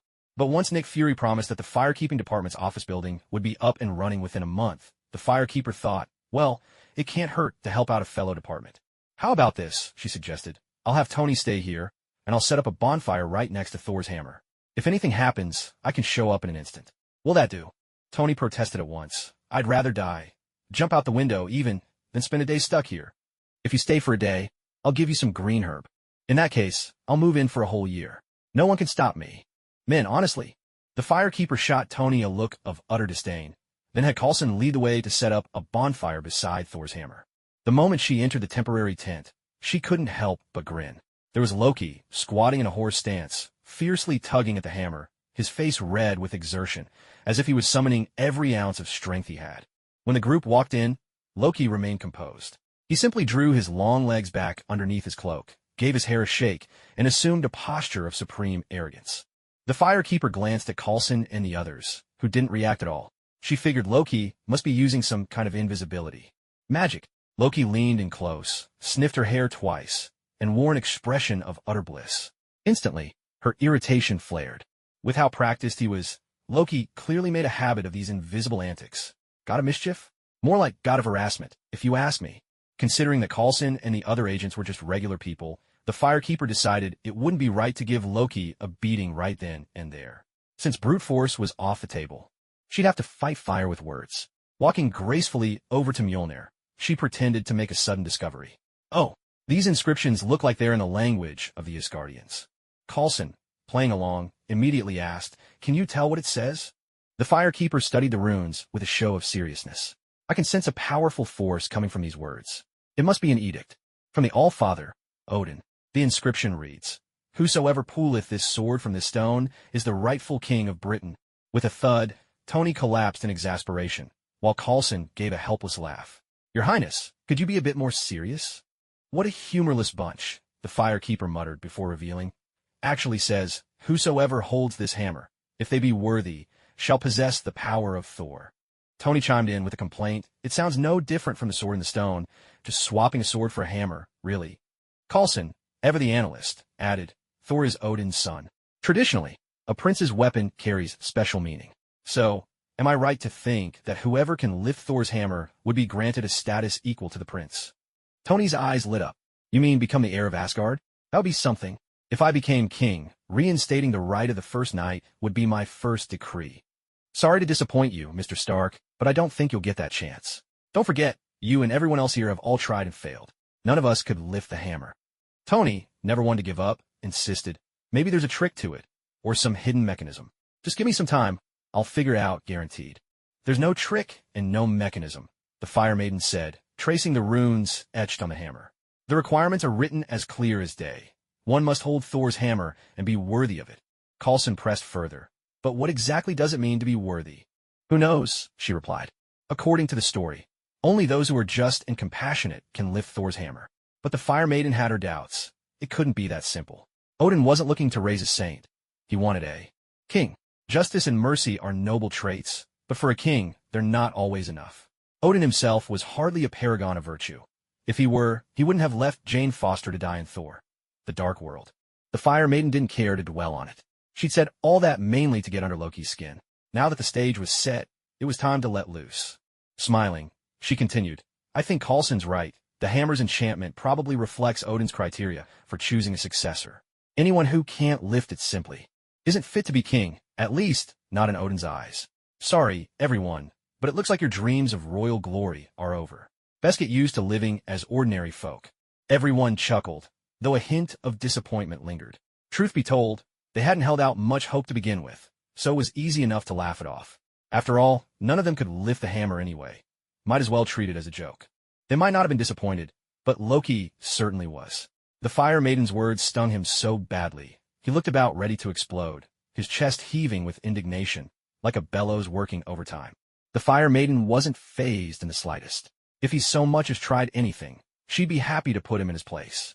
With Odin in his slumber, and Thor stripped of his powers, Loki was all alone now. If he pushed her too far, she'd just drag him off to Lothric and burn him to ashes. Alright, the Firekeeper was really just bluffing. She didn't actually dare burn Loki. After all, Odin was no weaker than the Ancient One, and she wasn't crazy. Why would she go out of her way to make such a formidable enemy? She was simply trying to set the mood. Seeing that Loki had no intention of making a move, the Firekeeper didn't want to stir up more trouble either. Obediently, she pulled a spiral sword from her skirt and set up a bonfire right next to Thor's hammer. Bonfire lit. Loki was a bit taken aback by the sudden appearance of the bonfire, staring at it with the blank curiosity of a big fool. At that moment, Tony, ever the instigator, suddenly piped up, "By the way, our princess here hasn't tried to lift Thor's hammer yet." What do you guys think? Should we let her have a go? Everyone immediately started clamoring. Let her try. Let her try. Caught in the tide of public opinion, the firekeeper grasped the hammer's handle and said, "You just want to see me make a fool of myself. There's no way I could." Thunk. The moment she put a bit of strength into it, Thor's hammer sprang free from the ground. Unprepared, she fell solidly onto her backside. Cradling the hammer in her arms, the firekeeper stared at it in a daze and muttered, I can't lift it." Everyone was stunned speechless. Suddenly, Loki revealed himself, reaching toward the firekeeper. "Mortal, hand over Thor's hammer." The crowd jumped in shock. Where had this living, breathing person popped out from? Coulson and the other agents instinctively drew their guns, while Tony, clad in his Iron Man suit, stepped forward. "Hey, show some respect to our princess." Although Loki was a mage, he clearly had put all his points into strength. With a swift backhand, he sent Iron Man flying. The firekeeper, seeing her little buddy get hit, couldn't tolerate it. She swung the hammer and sent Loki flying too. "Tony, are you all right?" "Other than a few scratches on the paint, I'm probably fine." Iron Man gave his sparking helmet a pat, then asked woozily, "Who was that guy?" Floating up from the ground, Loki announced grandly, "I am Loki, son of Odin, prince of Asgard, a mighty god. Kneel, you lowly mortals, meow kneel." Crack! Boom! A bolt of lightning struck Loki square in the face, blasting him away. Loki lay on the ground, smoke curling from his body, his expression one of utter disbelief. He coughed up a puff of black smoke, then croaked, "I hate lightning." Coulson looked over at the firekeeper. The firekeeper, all innocence, replied. He demanded the royal family of Lothric kneel. Giving him a single lightning spear was already merciful. Coulson was left speechless at the vestiges of feudalism, and could only tilt his head and tell two agents, "Go check if that guy's still alive." Wait! Before Firewoman could finish her sentence, the two agents were sent flying backward, crashing heavily onto the ground. Loki, brandishing two daggers with a ferocious expression, shouted, "You've angered me, foolish mortals. I'll make you pay for this." "Tony, cover Shield's retreat," Firewoman ordered without hesitation. "What about you?" "Don't worry about me. He can't hurt me." When it came down to it, Loki was just the son of a frost giant, stronger than ordinary humans, perhaps, but still a far cry from those with true divine blood. Firewoman, on the other hand, bore the pure lineage of the Sun King. With one hand, she might be at a slight disadvantage, but with both hands, she could easily show Loki the true meaning of pain and ecstasy. She had Tony cover Shield's people as a favor, a little investment for the future. "Director, Jew, don't worry about me. Get moving, this is an order." Coulson and his team, moved to tears, didn't hesitate for a second. They turned and ran as fast as they could. Loki couldn't be bothered to chase them. He simply pointed a dagger at Firewoman and said with lofty arrogance, "Hand over Mjolnir at once. You're not worthy to wield that artifact." Firewoman tossed Mjolnir up and down nonchalantly, replying, "You want it? Come and take it." Loki bared his teeth and charged at her with both daggers raised. In response, Firewoman hurled Mjolnir straight at him. Loki dodged aside at the last second, grinning wickedly. "You missed, you foolish woman." But before he could finish, Mjolnir swooped back, landing with a heavy thud right on the back of his head. The blow knocked the daggers from his hands and sent him sprawling face first, nearly chipping a tooth. As he tried to push himself up, Firewoman planted her boot firmly on his face. No matter how much he squirmed and flailed, he couldn't break free. "Honestly, who's the fool here? Don't you know Mjolnir always comes back to its wielder?" Firewoman taunted, pressing her foot down with every word. "How dare you step on my noble face? Unforgivable. I am the son of Odin." Yes, I know. But let me remind you, dropping your father's name right now won't help you. It'll only make you look even more pathetic." Loki's cheeks flushed with embarrassment. Gritting his teeth, he suddenly conjured a blue energy sphere in his palm. For all his antics, Loki was still one of the most powerful sorcerers among the Nine Realms. The twin daggers were just for show, a nod to Asgard's ideas of valor and strength. His true talent was magic, and this blue orb, deceptively unassuming, could, if unleashed, freeze every ordinary soul within several kilometers into human popsicles. Seriously? He dares use lethal magic here. Just make us firebringers look bad? The firekeeper was not about to indulge him. She pressed her little foot down hard on Loki's head, grinding it with all her might. Loki howled in pain, forced to disperse his magic in defeat. Still, the firekeeper didn't dare actually stomp Loki to death.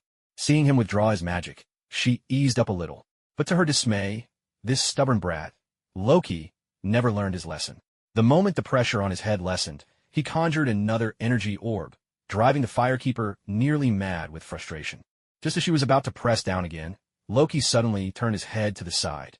The firekeeper instantly felt a chill against the sole of her foot, goosebumps racing up her legs and spreading all over her body. Disgusted, she leapt back a few steps, her voice shaking with outrage. "Did you just lick my foot? Have you no shame?" Of course Loki had no shame. Otherwise, why would he resort to such desperate measures? His eyes were bloodshot, his whole body trembling uncontrollably as he gritted his teeth and hissed, "You must pay the price. You must die." In a flash, 5 or 6 energy orbs sprang up around Loki, making the firekeeper's scalp tingle. If these orbs exploded, all of New Mexico would be buried under an avalanche, as if it had suddenly become the Iron Mountains. Knock him out? There was no time. The firekeeper was racking her brain for a solution when her eyes landed on the nearby campfire. A plan flickered to life. With a swift motion, she hurled Thor's hammer, sending Loki flying in an upward arc right beside the campfire. As she watched the energy orbs begin to crack open, Loki's face lit up with triumph, but suddenly his vision blurred. The next moment, a surge of icy magic flooded the entire teleportation channel. In the blink of an eye, a violent explosion erupted above the shadowy church, and countless snowflakes began to swirl down from the sky.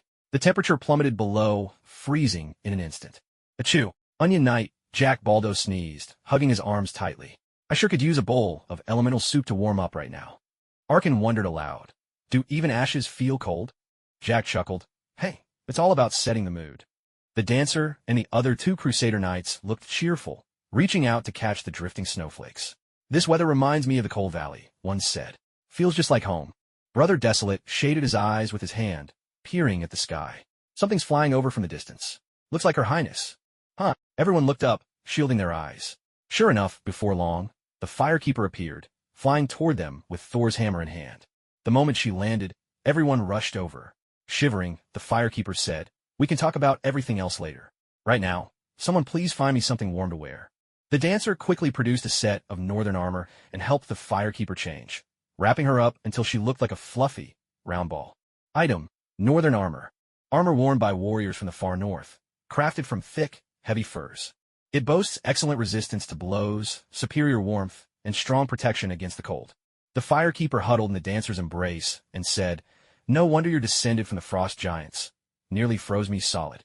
"Frost giant?" The dancer hugged her contentedly, asking, "Where's that guy now? How dare he hurt Sister Wong? Unforgivable." "I think he fell into the deep cathedral." The dancer lifted her chin proudly. "Perfect. The infiltration plan is ready in every detail. Just give the word, and we'll set things in motion." "What about the maggot people?" Magda replied. Because the temperature suddenly dropped, the maggot people had become much less active. "Now is the perfect time to strike."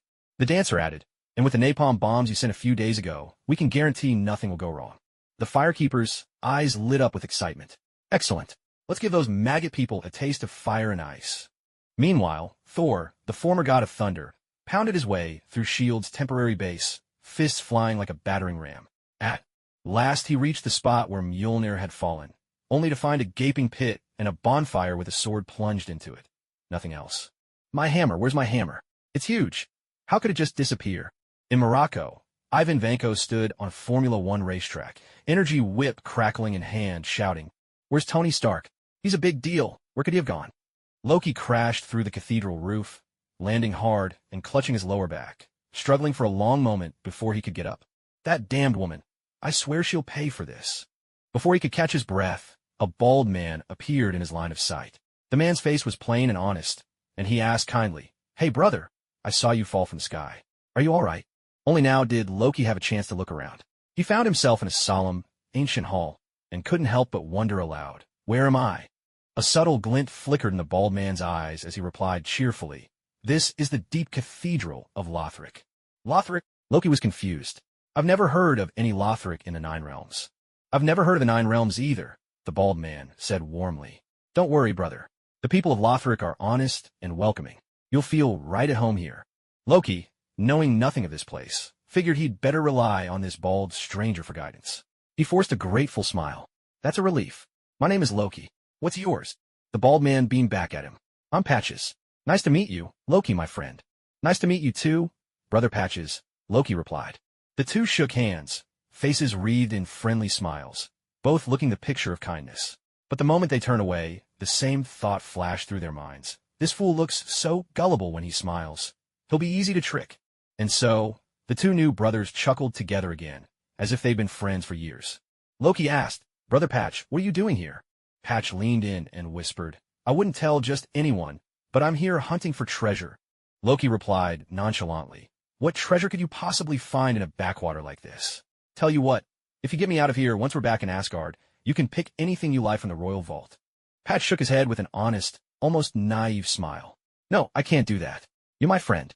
Helping you get home is what I should do. How could I accept a reward? Just wait a little longer. Once I find the treasure, I'll get you out of the church.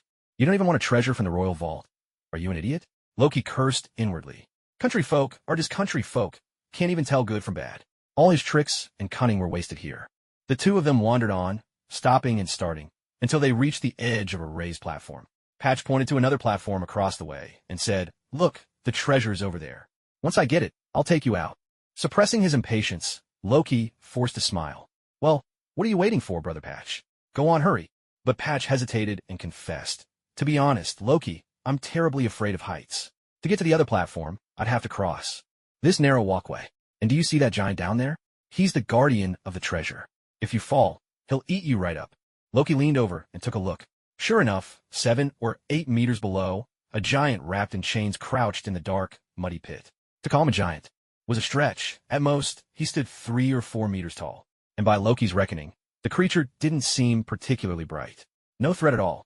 Thinking of the vast kingdom of Asgard waiting for him to inherit, Loki couldn't bear to waste another moment in this wretched place. He simply said, "I'm not afraid of heights. I'll fetch the treasure for you." Patch looked at him gratefully, a little embarrassed. "How could I let you do that? It's so dangerous." Loki waved off his concerns, growing impatient. "It's not dangerous at all. Just remember to get me out of the church once I have the treasure. Don't worry, leave it to me." Loki nodded, flicked his cloak, and strode onto the narrow walkway. It was less than half a meter wide, enough to frighten most people. But Loki had grown up alongside Thor, getting into all sorts of mischief. Compared to those escapades, what was a measly plank bridge?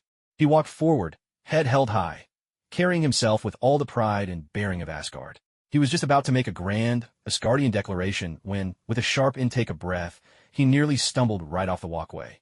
"Damn it," Loki muttered, squinting his eyes and scowling as tears streamed down his face. He gagged and choked out, "What does that smell?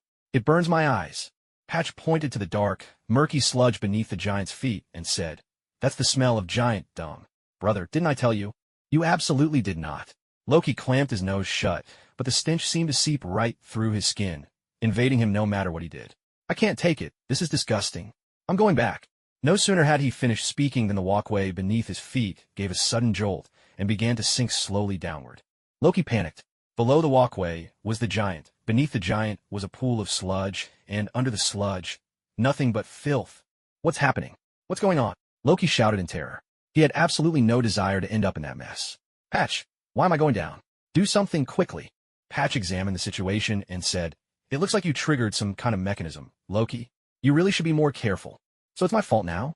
Loki was about to lose his mind. "Whatever the case, just make this damned thing stop. The muck is rising." I'm trying. Stay calm. Just follow my lead and keep cool, Loki." Easy for you to say. You're not the one about to land in a pile of crap. He could curse all he wanted, but the descent didn't stop. Loki had no choice but to drop straight into the pit. The viscous sensation overwhelmed his senses, and the moment it hit him, he retched loudly. But the giant was not amused. "You enter my lavatory without permission, and now you're vomiting in it? You're asking for trouble." The giant heaved himself to his feet, moving with slow deliberation. Loki had to force down his revulsion and ready himself for battle. Or perhaps he simply hoped the fight would distract him from the horrific sensation. But the giant was clearly an old hand at fighting in such circumstances.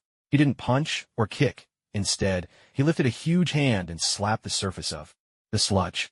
In an instant, a tidal wave of filth crashed down on Loki, and he finally understood the true meaning of the phrase "up to your neck in it." "Filth!" Loki howled. "It's in my mouth. I've got chunks in my mouth." Before he could finish screaming, a fat, round, wriggling maggot, about the size of a calf, burst from the muck. Its mouth, a ring of circular teeth, opened wide, and with a sickening squelch, latched onto Loki's head. Loki's cries were cut off. Arms flailing, with the maggot perched atop his head and swaying in the filth, he dashed around in a frenzy, only to slam headfirst into the wall and collapse, slowly being swallowed by the sludge, utterly bewildered. Only his hand remained visible above the surface when Patch hurled down a rope and hauled him out. "Hold on, Loki. I'm here to save you." With a mighty swing of his sword, Patch split the maggot open, scooping Loki from its oozing yellow innards. He shook Loki and shouted, "Are you all right, Loki?" Reality came crashing back, and Loki threw himself into Patch's arms, bursting into tears. After sobbing for a few moments, he gave another retch and vomited again. His face had turned pale, and he spoke weakly. "Brother Patches, why do I feel so awful?" Patches replied as if it were the most natural thing in the world, "Because giant dung is poisonous." "Didn't I mention that before?" "You absolutely did not." Loki was on the verge of losing his mind. What kind of place was Lothric anyway? Not only was there filth everywhere, but even the filth was toxic. Where was the promised warmth, bright as fire? All right. There's a well outside the church. Let me take you there to wash up." "Thank you so much, Brother Patches. We're brothers. There's no need to thank me. We look out for each other." They wound their way through twisting corridors, and along the way, Loki spotted an old man in a red hat, kneeling before a statue, and mumbling to himself. After 20 long minutes, they finally emerged from the gloomy cathedral and laid eyes on the long-awaited well. As Patches fetched water, he said, "Loki, what are you standing there for? Take off those filthy clothes." "But, no buts. We're all men here. What's there to be shy about? Get them off." Loki thought that made sense. In no time at all, he stripped down, covering himself with his hands and wearing an awkward grin. Patches gave him a once-over and chuckled. "Not a bad physique at all, Loki. Now, stand by the well and bend over. I'll wash the dirt off your head first." "Thank you, Brother Patches. When I return to Asgard, I'll make sure you're handsomely rewarded," Loki said as he moved to the edge of the well, bent over, and stuck his backside out. But instead of the cool splash of water he'd been expecting, there came Patch's mocking laughter. "What a pity, Loki. I'm afraid you'll never be going back to your Asgard." "Huh." Before Loki could react, Patches raised his boot and kicked him hard, landing squarely on Loki's pale backside. Loki let out a startled cry as he tumbled headfirst into the dry, empty well. "Patches, I swear on the name of Asgard, I will never forgive you. You wouldn't be the first person to say that to me, Loki. I kept my promise and got you out of the cathedral. Enjoy your new home." Just as Patches finished, a thunderous crash erupted from the back door of the cathedral, quickly followed by a column of fire soaring into the sky. "Goodness, those two princesses mean business. Time to get out of here fast." He gathered up Loki's fine clothes and made a run for it. "Someone told me I should ask for votes and favorites in my recommendations, so let me do that here."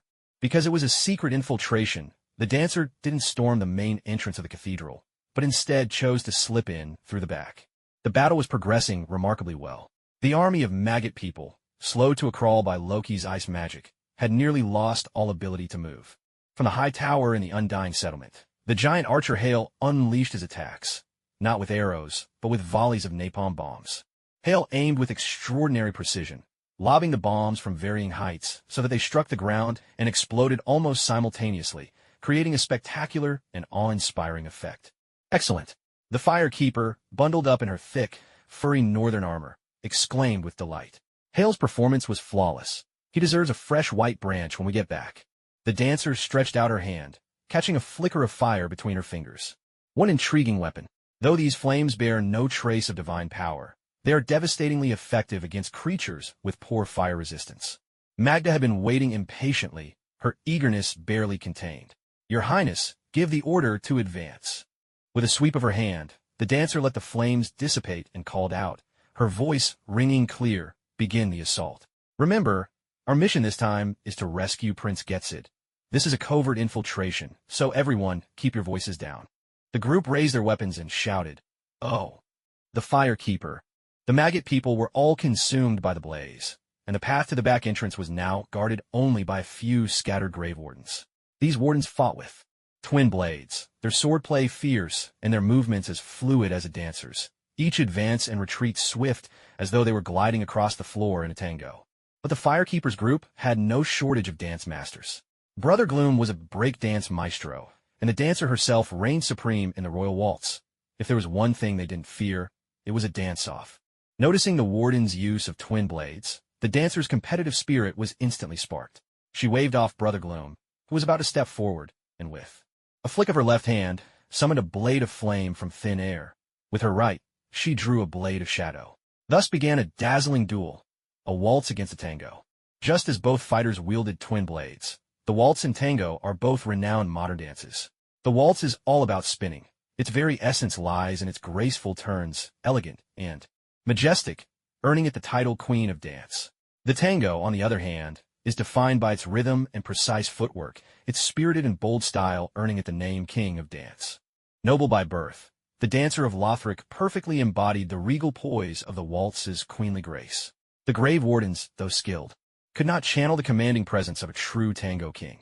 Their steps had form but lacked spirit, a hollow imitation at best. It didn't take long for the dancer to gain the upper hand. With a sweeping spin reminiscent of a grand windmill, she showcased the full beauty of the waltz. The grave warden's rhythm broke, his tango faltering. After only a couple of clumsy parries, he was swiftly beheaded with a single stroke. Nicely done, came the approving remark. The dancer offered her respects to her opponent with courtesy, then pointed both blades forward and shouted, "For Lothric, attack!" The knights roared as they charged ahead, using their numbers to overwhelm the few grave wardens, ganging up on them in a flurry of blows. The firekeeper protested, "Hey, weren't we supposed to be sneaking in secretly?" At that moment, the crestfallen knight sidled up and asked, "Your Highness, if the tango is the king of dances and the waltz is the queen, then what about me?" The firekeeper tilted her head. "You're the pauper of the dance floor." The crestfallen knight was left speechless. The defenses of the Cathedral of the Deep were tight on the outside, but lax within. After clearing out the grave wardens at the perimeter, the group found only a few lackluster priests left inside. These priests moved sluggishly, their eyes vacant, and it took them ages just to conjure a fireball. They were hardly a threat. Besides them, the cathedral also housed two giants, who were swiftly subdued by the crestfallen knight wielding the pale white branch. Why the crestfallen knight, you ask? Well, because of the giant cesspool at the giant's feet. If he didn't go, was the firekeeper supposed to? Giants as a race are rather simple-minded and harmless, not particularly bright. If no one tells them to move, they won't even shift their spot when nature calls. However, they're born sharpshooters. The firekeeper planned to have these two giants become apprentices to Igon, forming an elite squad of giant archers. Soon after, the group encountered a second mimic chest in a chapel on the left side of the cathedral. The crestfallen knight, caked in dried mud, sent up a cloud of white dust with every movement, boosting his street dance prowess and making short work of the mimic. Their reward, a mysterious tome. The firekeeper picked it up and saw that it was yet another asterisk, asterisk, asterisk, asterisk. She quickly tucked it away into her robes. Rare item, Braille, Divine Tome of the Deep. A tome possessed by the cathedral's bishops, used to learn the miracles of the deep. The bishops read these scriptures in pursuit of divine blessing, but now, with several dark tales added, they are deemed forbidden. In another chapel on the right, they ran into a giant spider-like monster. But with so many allies at her side, the firekeeper made quick work of it. The creature was hacked to pieces in a blink, its defeat utterly one-sided. The firekeeper mused, "We fought our way from the east end of the cathedral to the west. So where's Rosaria?" After questioning a turncoat slave, they learned that Rosaria, who was actually Cathedral Knight Rosaria in disguise, was hiding in a secret chamber on the cathedral's second floor. To reach her, one had to climb onto the roof from the outside and then leap onto the rafters to access the platform where the chamber was concealed. What? The entrance is outside? But we just fought our way in. Well, nothing for it. We'll just have to fight our way back out. With a rallying cry, the dancer led the group in a boisterous charge out of the cathedral, cutting down anyone in their path, the atmosphere lively and chaotic. The firekeeper protested. "Weren't we supposed to sneak in?" The dancer replied, "That's why we made sure to kill everyone who saw us." The firekeeper was left speechless. In short, the group managed to slip inside and make it all the way to the inner beams undetected, only to finally encounter real resistance. The beams stretched more than 20 meters above the ground, just wide enough for a single person to pass. Several cathedral knights were pacing back and forth on them, clearly searching for something. These knights had once been the personal guards of the former king, Osiris. Clad in heavy armor and carrying massive shields, they were masters of both sword and bow. When they spotted the firekeeper leading her ragtag band, they didn't panic. Instead, they instantly raised their shields, readied their crossbows, and braced for battle. Greyheart, relying on his agility, tried to rush forward, but was quickly driven back by a hail of arrows. He barely managed to keep his footing, almost slipping off the beam, and would have been dashed to pieces if Magda hadn't grabbed him just in time. The firekeeper's squad was fierce, brandishing their cleavers with gusto, but they sorely lacked any long-range firepower. She conjured a few spears of sunlight, but wary of destroying the beams themselves, she dared not use her full strength. Her attacks bounced harmlessly off the knight's shields, doing little more than making noise, while the cathedral knights' coordinated crossbow volleys forced her side to keep their heads down. Crouched in a corner, the dancer whispered, "Sister Wong, the terrain's against us. We'll need to come up with something." The firekeeper replied helplessly, "If I went all out, I could knock those knights off the beams, but I'm afraid the beams wouldn't survive the hit." As soon as she finished speaking, she felt a sudden, insistent vibration at her waist. Glancing down, she saw that Meow Meow hammer was buzzing eagerly. "Right. How could I forget about you?" she exclaimed. With a mischievous grin, the firekeeper seized the hammer of thunder. The dancer called out, "Sister Wong, what are you up to?" The firekeeper replied, "I'm about to show them what a real hammer can do."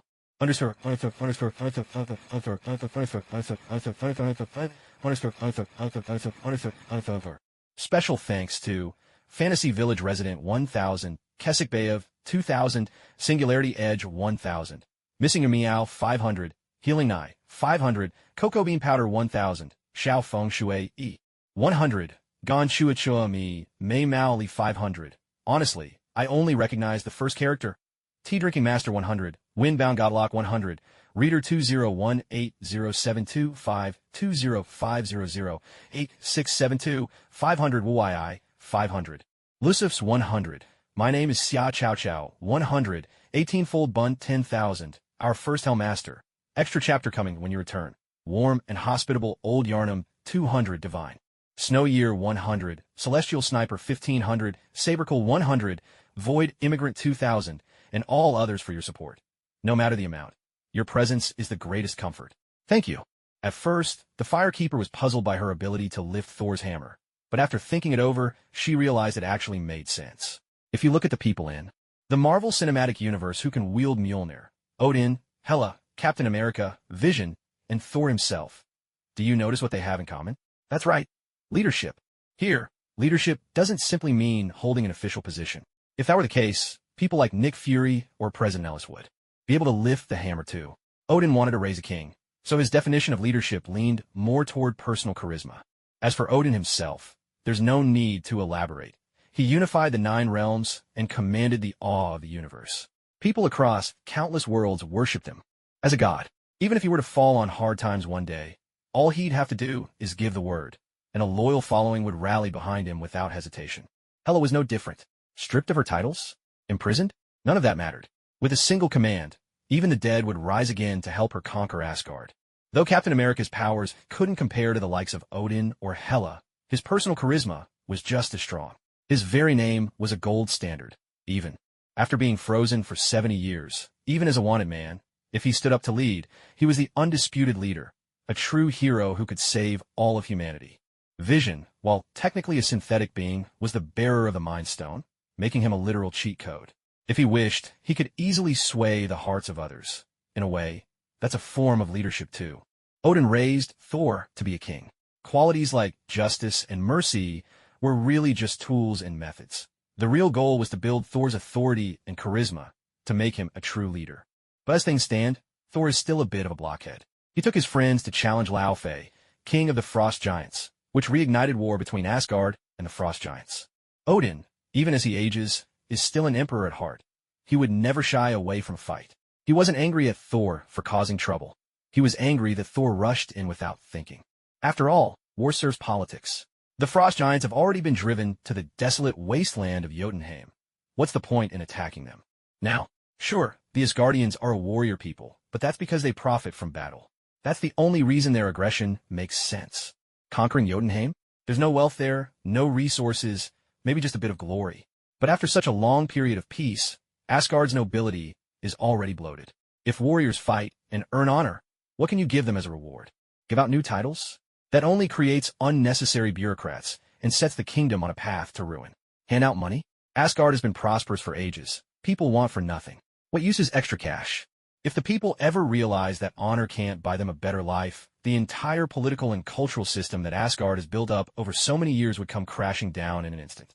It's true that a nation can be founded on military strength, but it cannot be governed by force alone. Asgard is a prime example. Its early strides were bold, unifying the 9 realms with tremendous might, but in the end, everything unraveled spectacularly. A militaristic state inevitably faces 2 possible outcomes. 1, it conquers the whole world, only to collapse under the weight of its own internal conflicts. Or 2, is overwhelmed by the world, crumbling beneath external pressures. Odin understood he could never subjugate the entire universe, so rather than wait to be defeated by everyone else, he chose to change course before disaster struck. That's why he imprisoned the hawkish Hela and sent the Valkyries to their doom. He was willing to cripple his own power to prove his innocence, recasting himself as a kind and compassionate ruler. All his talk of peace and friendship now, it's nothing but a bid to lower the guard of the other cosmic powers and let Asgard join their circle. If you can't beat them, join them. Even Earthlings know this logic. Surely Odin, in all his wisdom, wouldn't miss it. So Odin didn't need Thor to be especially clever. He just needed a leader with the charisma to unite the people. Intelligence wasn't the issue. After all, Loki could always be Thor's external brain, ensuring the kingdom never descended into chaos. Much like Osiris, Odin made careful plans for his two sons. But the result was the same. Both sons ended up slapping their old father right in the face. Loki uncovered his true heritage as a frost giant, and Thor outright called Odin an old fool. Odin, exasperated, shut himself off from the world. He banished Thor to Earth to suffer and promptly entered a deep slumber. His message was clear. You two do as you please. I'm done meddling. Part of it was pique. Part of it was to temper these two unruly kids. Loki always fancied himself the cleverest and most deserving of the throne. Well, then, Asgard is yours. Thor believed brute force could solve everything. Fine, then I'll strip away your strength. Let's see what you're really made of. But as it turned out, neither the mule nor the horse came out on top. Instead, a fireproof maiden emerged. When it came to leadership, she wouldn't claim to match Odin, but she could easily outshine Thor. Wielding Mjolnir seemed only natural. After all, these were Odin's rules. If she could lift the hammer, she could use it. Surely he couldn't object. With that thought, the fireproof maiden huddled in the corner, flicked her wrist, and Mjolnir shot out amid a crackle of thunder. The Church Knights were the king's personal guard, the elite of the elite. On open ground, even, Mjolnir might not have hurt them. But fortune is fickle. They'd used the terrain to pin down the fireproof maiden and her companions, but now she could just as easily turn the tables, using the very same ground to her advantage. The meow hammer spun and collided with top spin and backspin, sending the Church Knights flying out of the rafters. One by one, they crashed to the ground like dumplings dropping into a pot. Each landing left a human-shaped crater in the floor. To give the Church Knights their due, they were tough indeed. Even after falling from a height that would have killed 200,000 demon hunters, they miraculously survived. One of them even managed to pull a holy bell from his robes and cast a blessing of radiant grace. Miracle, radiant grace. A miracle granted to the knights by Princess Gertside, the holy maiden of the queen. It could restore a large amount of health over time. Later, it was said that Gertside, the angel's daughter, was in fact the queen's true-born child. Watching as the Church Knights helped each other limp out, the Firekeeper was hardly about to let such an opportunity slip by. She barked out an order, "Sister, take some people and give chase." The dancer hesitated. "And you?" The Firekeeper grabbed the meow hammer and soared into the air. "I'm going to find Gertside." "Yes, ma'am." In the game, Gertside went by the name Rosaria. She could help players change their names, reallocate stats, or even alter their appearance, earning her the title Mother of Rebirth. But for anyone besides the player, rebirth at her hands turned them into maggot people. Not the slug-like parasites you'd find outside the Cathedral of the Deep, but true maggot people, human from the waist up and pure wriggling maggot below. The Firekeeper didn't know why her doppelganger had such a twisted sense of humor, but she'd braced herself for the sight of a room full of grotesque maggot folk. Yet, rounding the corner, she was stunned to see, not a congregation of abominations, but a gigantic angel floating in front of the secret chamber. Cold sweat broke out on her brow. Wasn't this thing, the Angel Gatling, from DLC 2? What was it doing here at the Cathedral of the Deep? Before she could react, the bizarre angel, its upper body like a living corpse, its lower half made up of insectoid limbs, massive radiant wings unfurled, let out a piercing shriek and attacked. From those enormous wings, blade-like beams of light shot out in a relentless barrage, filling the air in every direction. The Firekeeper barely had time to think before the onslaught slammed into her face. The force drove her back, pinning her against the wall as the beams hammered her body like a Gatling gun, over and over. She couldn't fight back. Her only response was to tense up, her small feet going rigid, adorable toes curling and uncurling, caught in a storm of agony and ecstasy. Just before she lost consciousness, a distant voice seemed to call out, "Klimt, stop. She is not our enemy." "Now you say that." I was nearly blasted into oblivion. With that, The firekeeper fainted, fuming with indignation. When she awoke, she found herself lying on a soft, luxurious bed, surrounded by violet drapes. The air was perfumed with the faint scent of lilac and blackcurrant. What on earth? Did Yennefer take a wrong turn and end up in the wrong story? Before the firekeeper could figure out what was happening, a delicate, gentle hand softly caressed her cheek. You look so much like Mother. It's a pity I can't see your eyes, but I imagine they must be just as bright as hers. Only then did the firekeeper realize that her head was resting on a pair of full, soft thighs. A dark-skinned young woman was cradling her tenderly, holding her close. The sense of lilac and currant drifted from her warmth. Grace! Before she could finish, the firekeeper received a playful flick on the forehead from the dark-skinned woman. Pouting, she asked, "Why did you hit me? I was born 3 days before you. You should be calling me Big Sister." "Oh, come on. That's what Mother decided." Left with nothing to say, the firekeeper obediently called, "Sister. From now on, use my real name, Rosalia." "All right." Rosalia smiled. "Come, get up now. I've already checked you. You're pretty sturdy, nothing serious." With a bounce, the firekeeper sprang up from the bed, grumbling, "What do you mean, nothing serious? I almost got blown to pieces. Who was the one who attacked me just now? Let them come out." Rosalia, indulgent, ruffled the firekeeper's hair. "Such a stubborn little thing. All right, since you insist. Klimt, come here and apologize to Her Highness, will you?" "Yes, ma'am." At the sound of her voice, a girl dressed in holy vestments descended from above, her wings fluttering as she landed.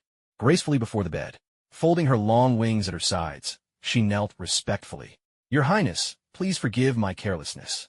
The firekeeper stared in amazement, then darted over to Klimt, her eyes fixed on those wings. After a moment's scrutiny, she suddenly reached out and plucked a feather. "Ow!" Klimt burst into tears right then and there. The firekeeper exclaimed in surprise, "These wings are real." Rosalia gave the firekeeper's head a light, scolding tap. "Of course they're real. Give the feather back to Klimt. Those spots are very sensitive." "Oh." The firekeeper returned the feather, and Klimt accepted it with a look of aggrieved resentment. "You've already plucked it. What's the point of giving it back now?" The firekeeper asked. "So what was with that angel just now?" Klimt glanced at Rosalia, who nodded. Klimt then produced a holy bell and gave it a shake. A ring of light shimmered around her, and instantly, a radiant angel appeared in midair. The firekeeper was astonished. "How did you do that?" Rosalia explained, "This is a miracle only the ordained, after going through the rebirth ceremony and completing their final evolution, can perform. That angel doesn't have a physical form. It's a manifestation of Klimt's spirit. As long as Klimt lives, she can summon it again and again." The firekeeper let out an "oh" and asked Klimt, "Since it's a manifestation of the mind, why does it have to look so ugly? Hey, isn't this the time to ask about the angel's combat abilities? What an unpredictable princess." Rolling his eyes, Klimt replied, "This angel is my weapon, and since it's a weapon, it ought to look as terrifying as possible." "That doesn't sound right to me. I have a friend who sells weapons for a living, and he always paints symbols of peace all over weapons that could destroy the world." The firekeeper grew animated as she spoke to Klimt. "Here, let's try my way. First, shape it like a person. Then, add a helmet to cover the upper half of the face. Yes, like that. Make the chest a bit bigger, the waist slimmer, the legs longer. Strap too. Belts around the waist and thighs. Put her in tall boots, and give her fuller wings. Yes, the kind that shed feathers with a single flap." After 20 minutes of the firekeeper's meticulous instructions, a lifelike celestial angel made her dazzling debut in the soul world. "Look at that," the firekeeper said proudly. "Isn't this one so much prettier?" Klimt looked skeptical. "Are we really trying to defeat our enemies? Or just giving them a treat?" Rosalia chuckled. "Honestly, I think this version looks quite nice." As a cleric in service to Rosalia, Klimt could only accept reality when the boss herself approved. The firekeeper gave Klimt a curious look and asked, "I've seen the staff list for the Deep Church. I know there are 3 archbishops, and one of them is named Klimt, just like you. Are you his daughter?" Klimt, with a hint of pride, replied, "I am Klimt, one of the 3 archbishops of the Deep Church." The firekeeper fell silent for a moment, then suddenly transformed into a mischief maker, pressing her small hand to Klimt's chest and giving it a firm squeeze. "Eat!" Klimt cried out on the spot, her voice trembling with tears once again. The firekeeper exclaimed in surprise, "Your armor up front is real." "Of course it's real. You little rascal. Try to show a bit more princessly restraint." Rosalia scooped the firekeeper up, cuddled her onto the bed, and scolded her gently. "If your mother saw you being so reckless, she'd be furious." Nestled in Rosalia's arms, the firekeeper pointed at Klimt and protested. "But she used to be an old man. I told you, Rosalia explained. She's been through the rebirth ritual. Rebirth means a new life. Klimt has a new body, a new name, a new soul, a new gender, and a new purpose. The firekeeper asked, and what's this new purpose? Rosalia answered, to survive in the age of no fire. How's she supposed to do that? Just with those wings.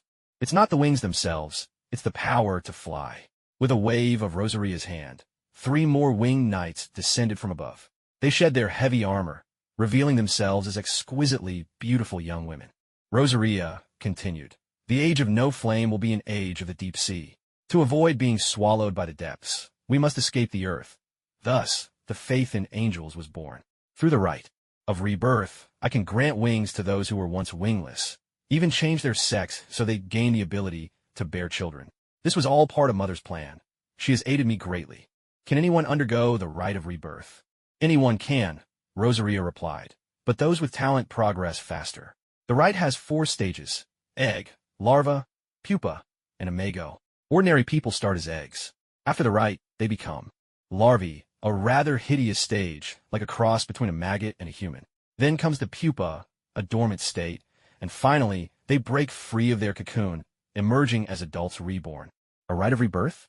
This is just holometabolous metamorphosis, the complete transformation of insects. Do they think I skipped elementary biology? Lothbrok's technology tree is all over the place. Industrially, they're stuck in the Middle Ages, but their biology is light years ahead, almost to the M78 nebula. First there was Osiros's human pus, turning organic beings into inorganic matter. Now Rosaria's rite lets you turn people into bugs for fun. Can they not just live their lives normally? If they're really that bored, why not invent hybrid rice for the good of the country? Wait a minute. Suddenly, the firekeeper had a realization.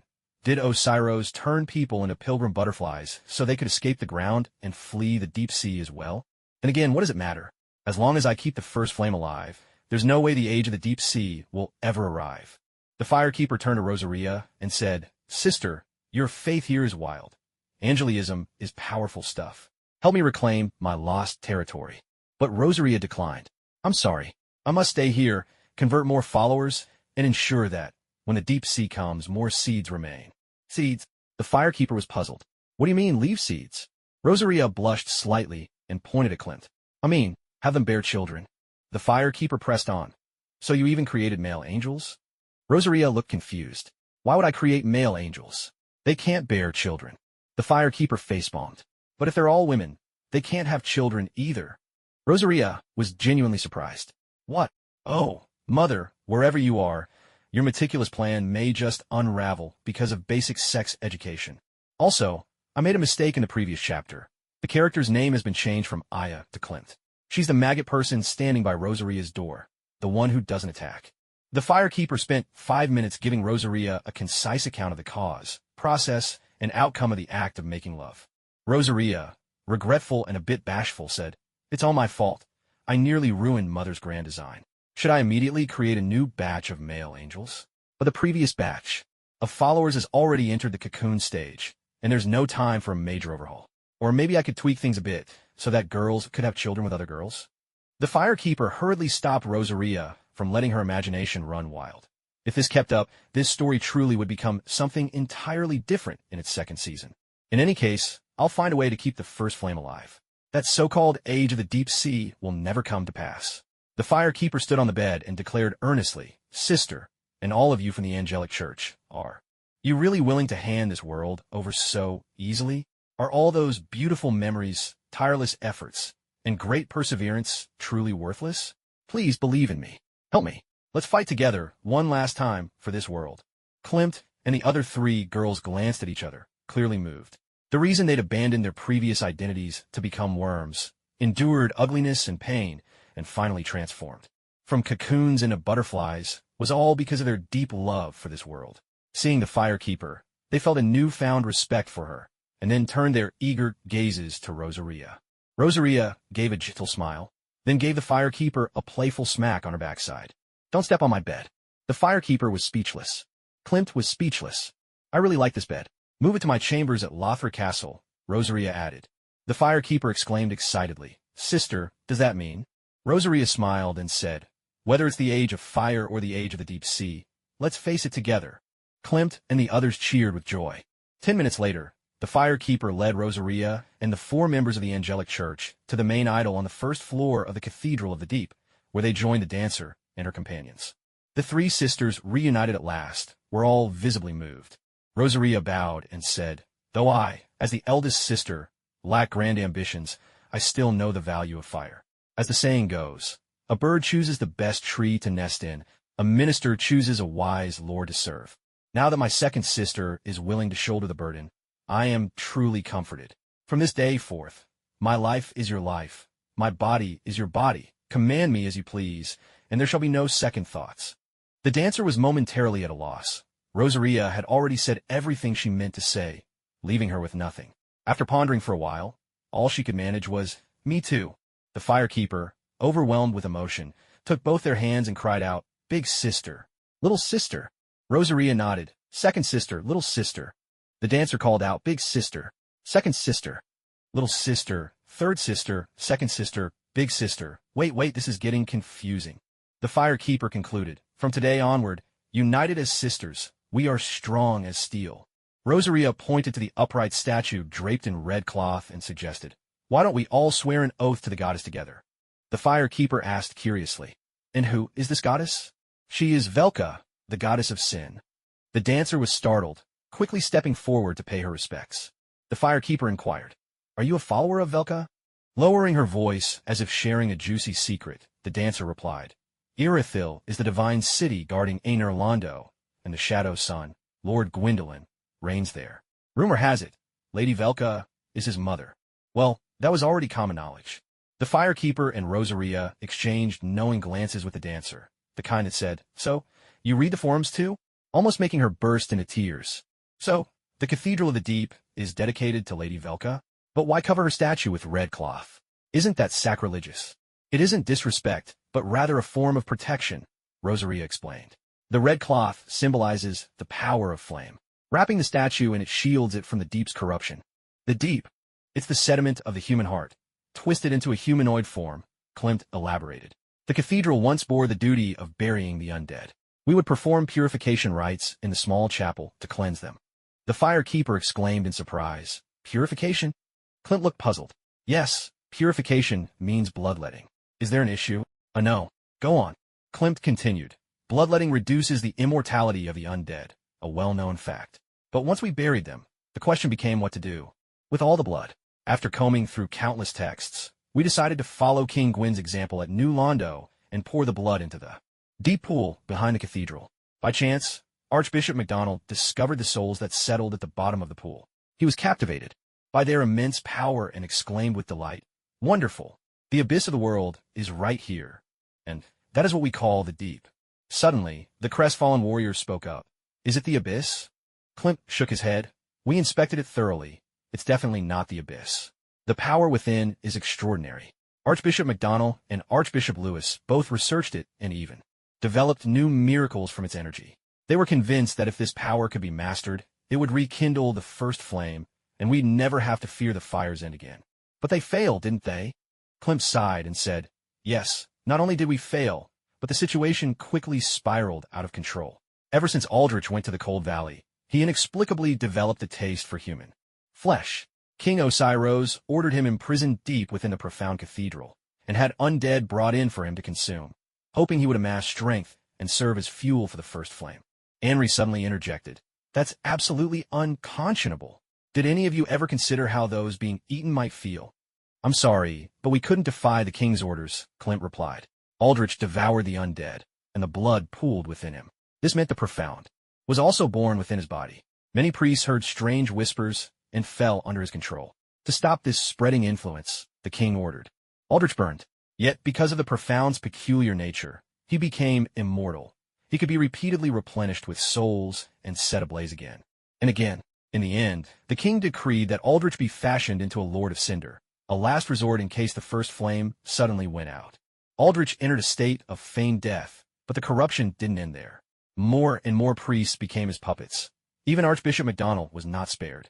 Later, I joined the angelic church and served Princess Rosaria, while Archbishop Lewis led his congregation to voluntarily guard Aldrich's coffin. But in the end, they too were corrupted and became the profound's minions. Rosaria continued, I have studied the Profound's research records, and I can say with some certainty that it is the sediment of the human heart. In other words, warped humanity. According to previous scholars, the abyss is a place where vast amounts of humanity gather, so it's hardly surprising that smaller amounts become the profound. Humanity only ever seeps out through the undead's dark sign, and the weaker the first flame grows, the more undead there are. This led me to a bold speculation.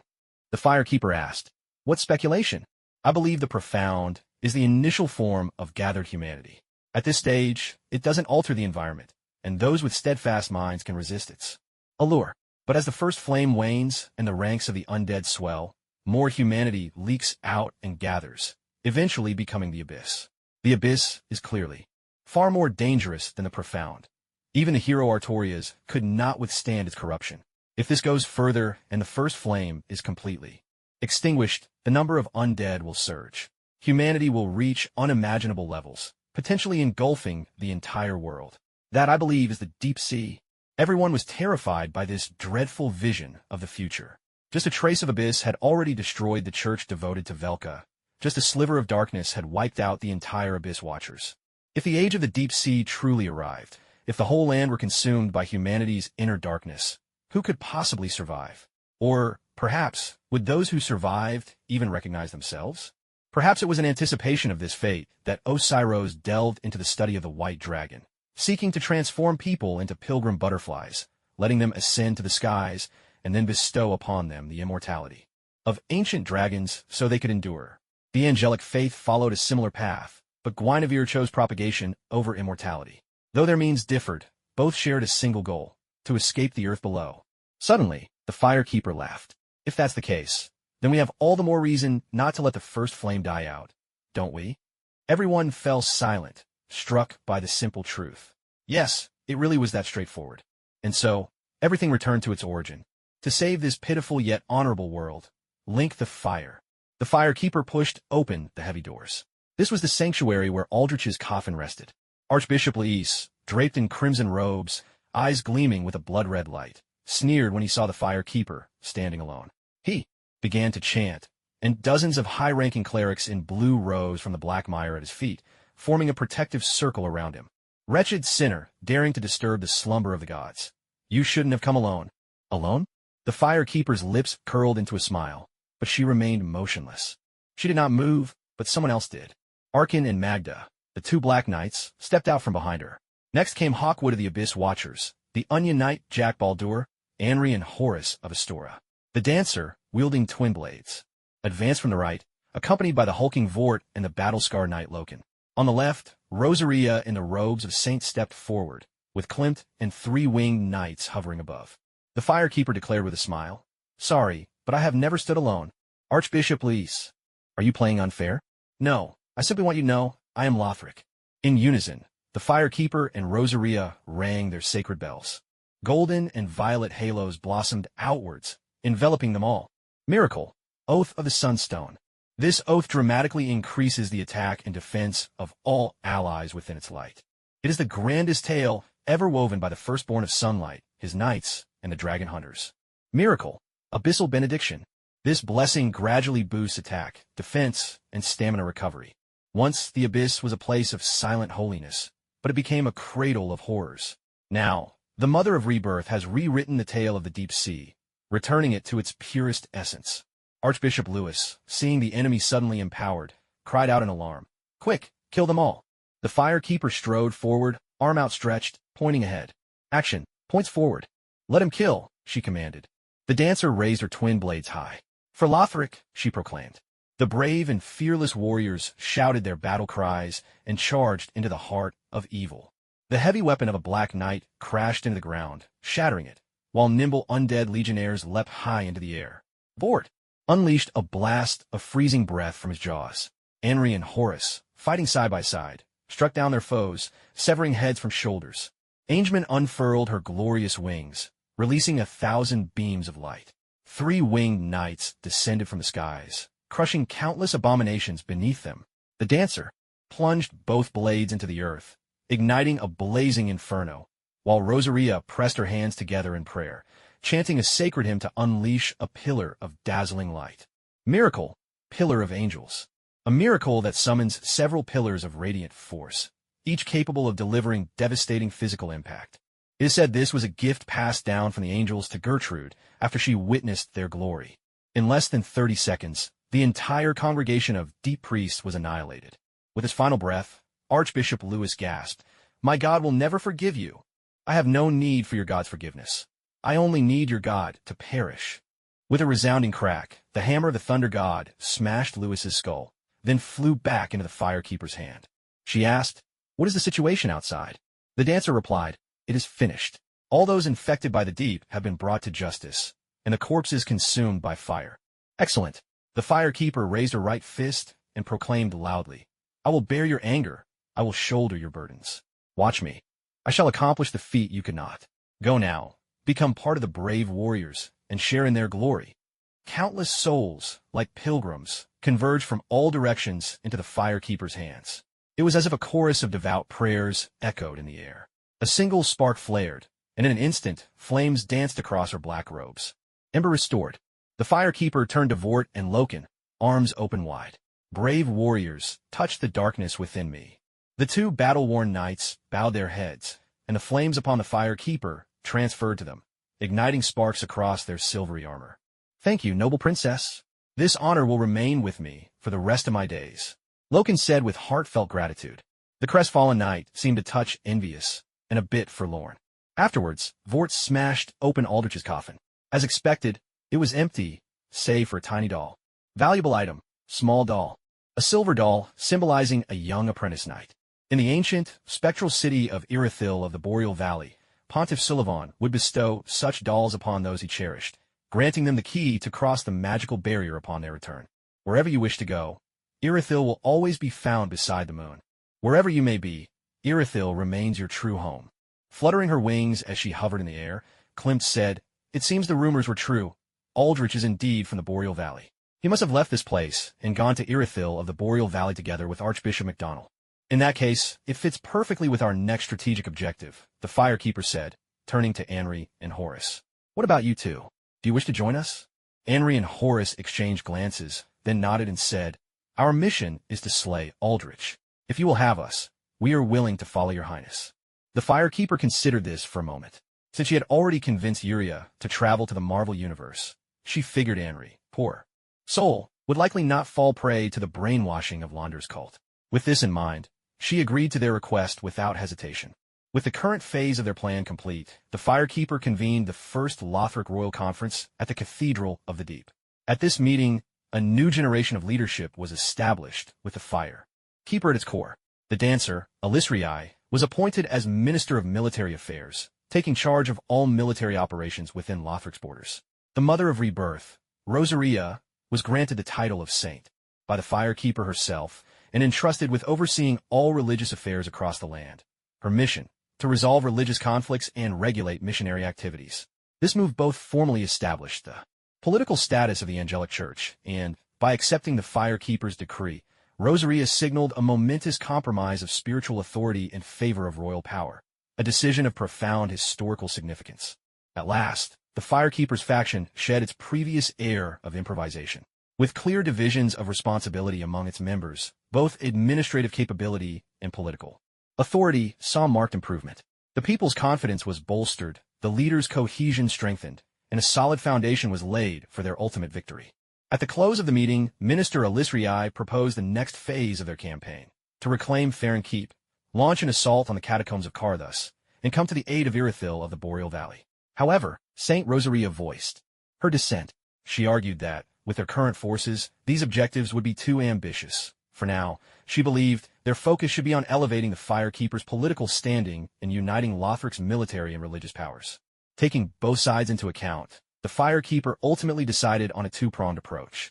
She dispatched the Onion Knight, Sigurd of Katarina, along with the remarkable folk hero and famed transporter Greyrat, to secretly travel to Irithyll. Their mission was twofold: to gather intelligence, and to seek out local resistance forces in the hope of organizing a pincer attack on the catacombs of Karthus. Meanwhile, the rest of the group would return to the Firelink Shrine, sharpening their weapons and preparing themselves for the coming campaign in the court of the Demon King. After all, the Firekeeper was already a princess. If she wanted to climb higher on the political ladder, there was only one path left. Take out the old king and become the model of filial piety. Rosalia spoke with a hint of worry.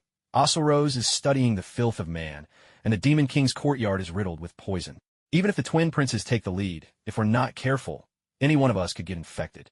The Fire Keeper smiled and reassured her, don't worry. I've already asked an expert to handle the filth of man virus. I'm sure it'll be resolved soon. Rosalia sounded skeptical. Are you sure? Would you like to see it for yourself? The Fire Keeper extended her hand. That vibrant, living world out there. Meanwhile, in New Mexico, Coulson sat before the monitors, his face grave. Next to him, Tony lounged with his legs crossed, typing. Away on his phone to some client as he spoke. Relax. She's not the sort to lose her head. She'll be back before you know it. In just a few days, Coulson's hairline had receded even further. But Mjolnir isn't just any trinket. It's the heirloom of Asgard's crown prince. If anything goes wrong, this could turn into a diplomatic disaster. Honestly, S.H.I.E.L.D. is already gearing up for a worst-case scenario. Tony shrugged off the concern. You're all overreacting. Over at the fire transmission department, everything's perfectly fine. That so-called prince of yours seems barely capable of basic thought. I seriously doubt he could solve a quadratic equation.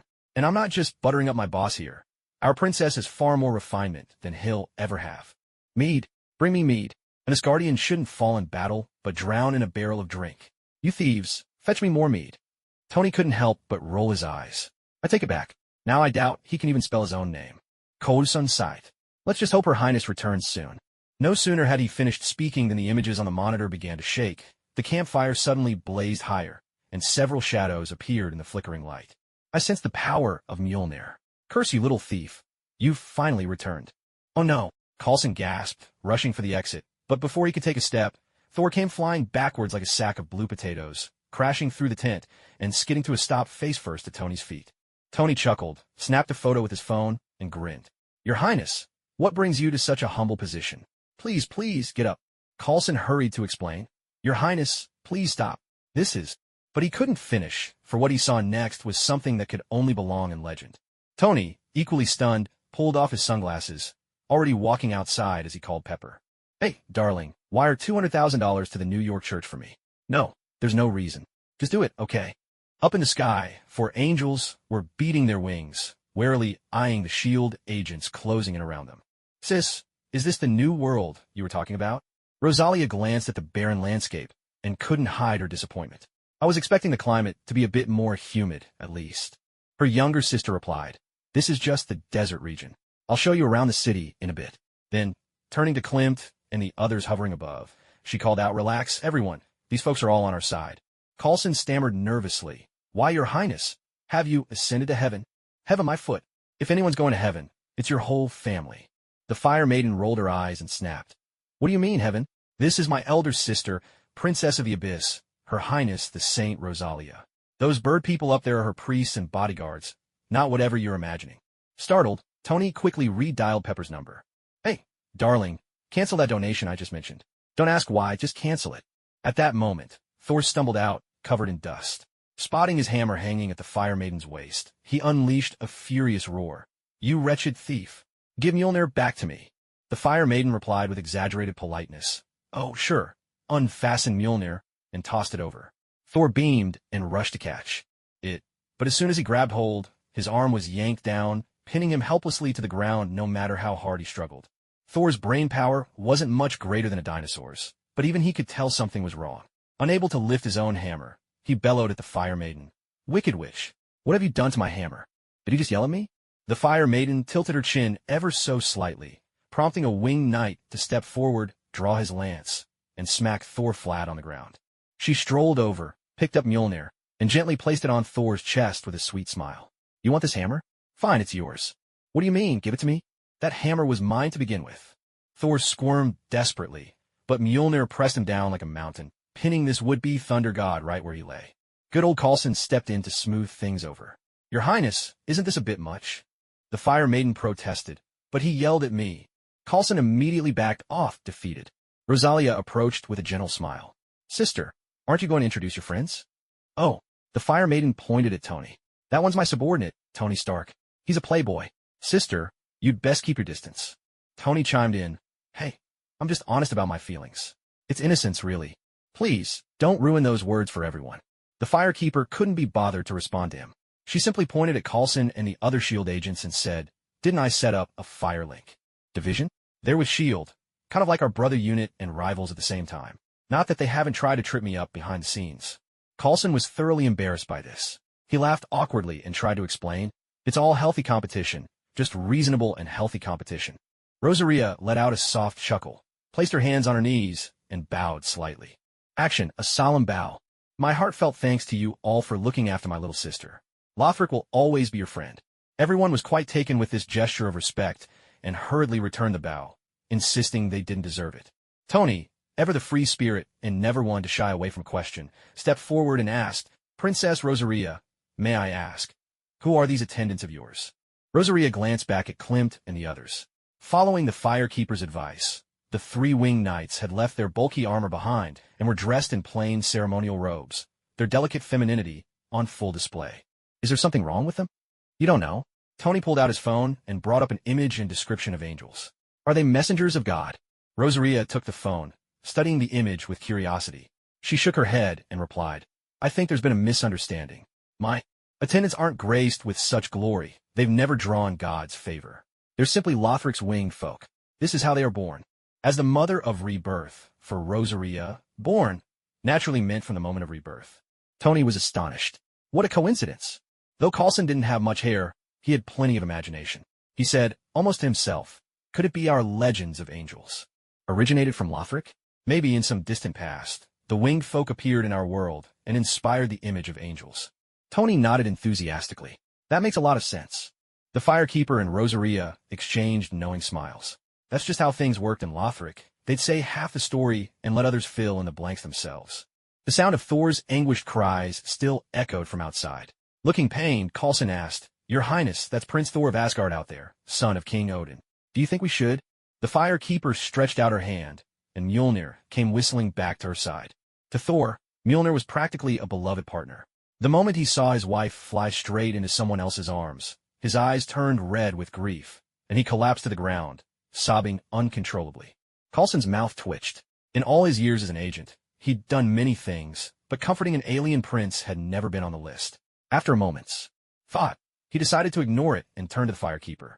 "By the way, what happened to that enemy from earlier? The one with the 2 daggers?" The firekeeper cried out, clenching her small fist and smacking it in her palm. "I knew I was forgetting something. So it was that guy all along." The one she was referring to was currently sitting naked at the bottom of a dry well, hugging his knees and sobbing miserably. Some readers have asked about the chat group. It's already being set up. The next morning, Brother Hammer sat with a bowl of cereal, chewing as if it were tasteless wax, his face ashen as he stared at the meow meow hammer, carelessly tossed on the ground by the firekeeper. He just couldn't understand. How could 2 people who spent every day together part ways so abruptly?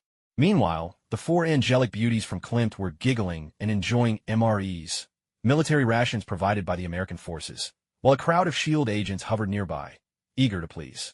"Ladies, you gotta try Menu 16. The chicken and rice is the best." "No way. Menu 8 with meatballs and mashed potatoes is the real winner. I've already heated some up just for you. Come on. Nothing beats Menu 17. Maple glazed ribs. Not even 8 or 16 can compare. Hee, they're all delicious." "You're all so sweet," the 4 young ladies replied, fluttering their wings. The eager agents were instantly charmed to the core. Rosalia was learning how to browse the internet from Tony, who handed her a tablet and said, "Just tap here, and you can browse the news, American, international, whatever you like. For example, click this, and you'll see news from Morocco. Look, it says a Russian named Ivan Vanko stormed onto a Formula One racetrack and got both legs broken. Are Russians always this direct? I can't imagine what he was thinking running onto the track like that." Rosalia smiled and said, "No matter what happened, I sincerely wish him a speedy recovery." Tony, eager to score some points, flexed his financial muscles. "How about I make a donation for him? Let me check which hospital he's at." Ivan Vanko's already been discharged. A charity called the Daniel Foundation has taken over his follow-up treatment. Rosalia smiled warmly. There truly are so many kind people in this world.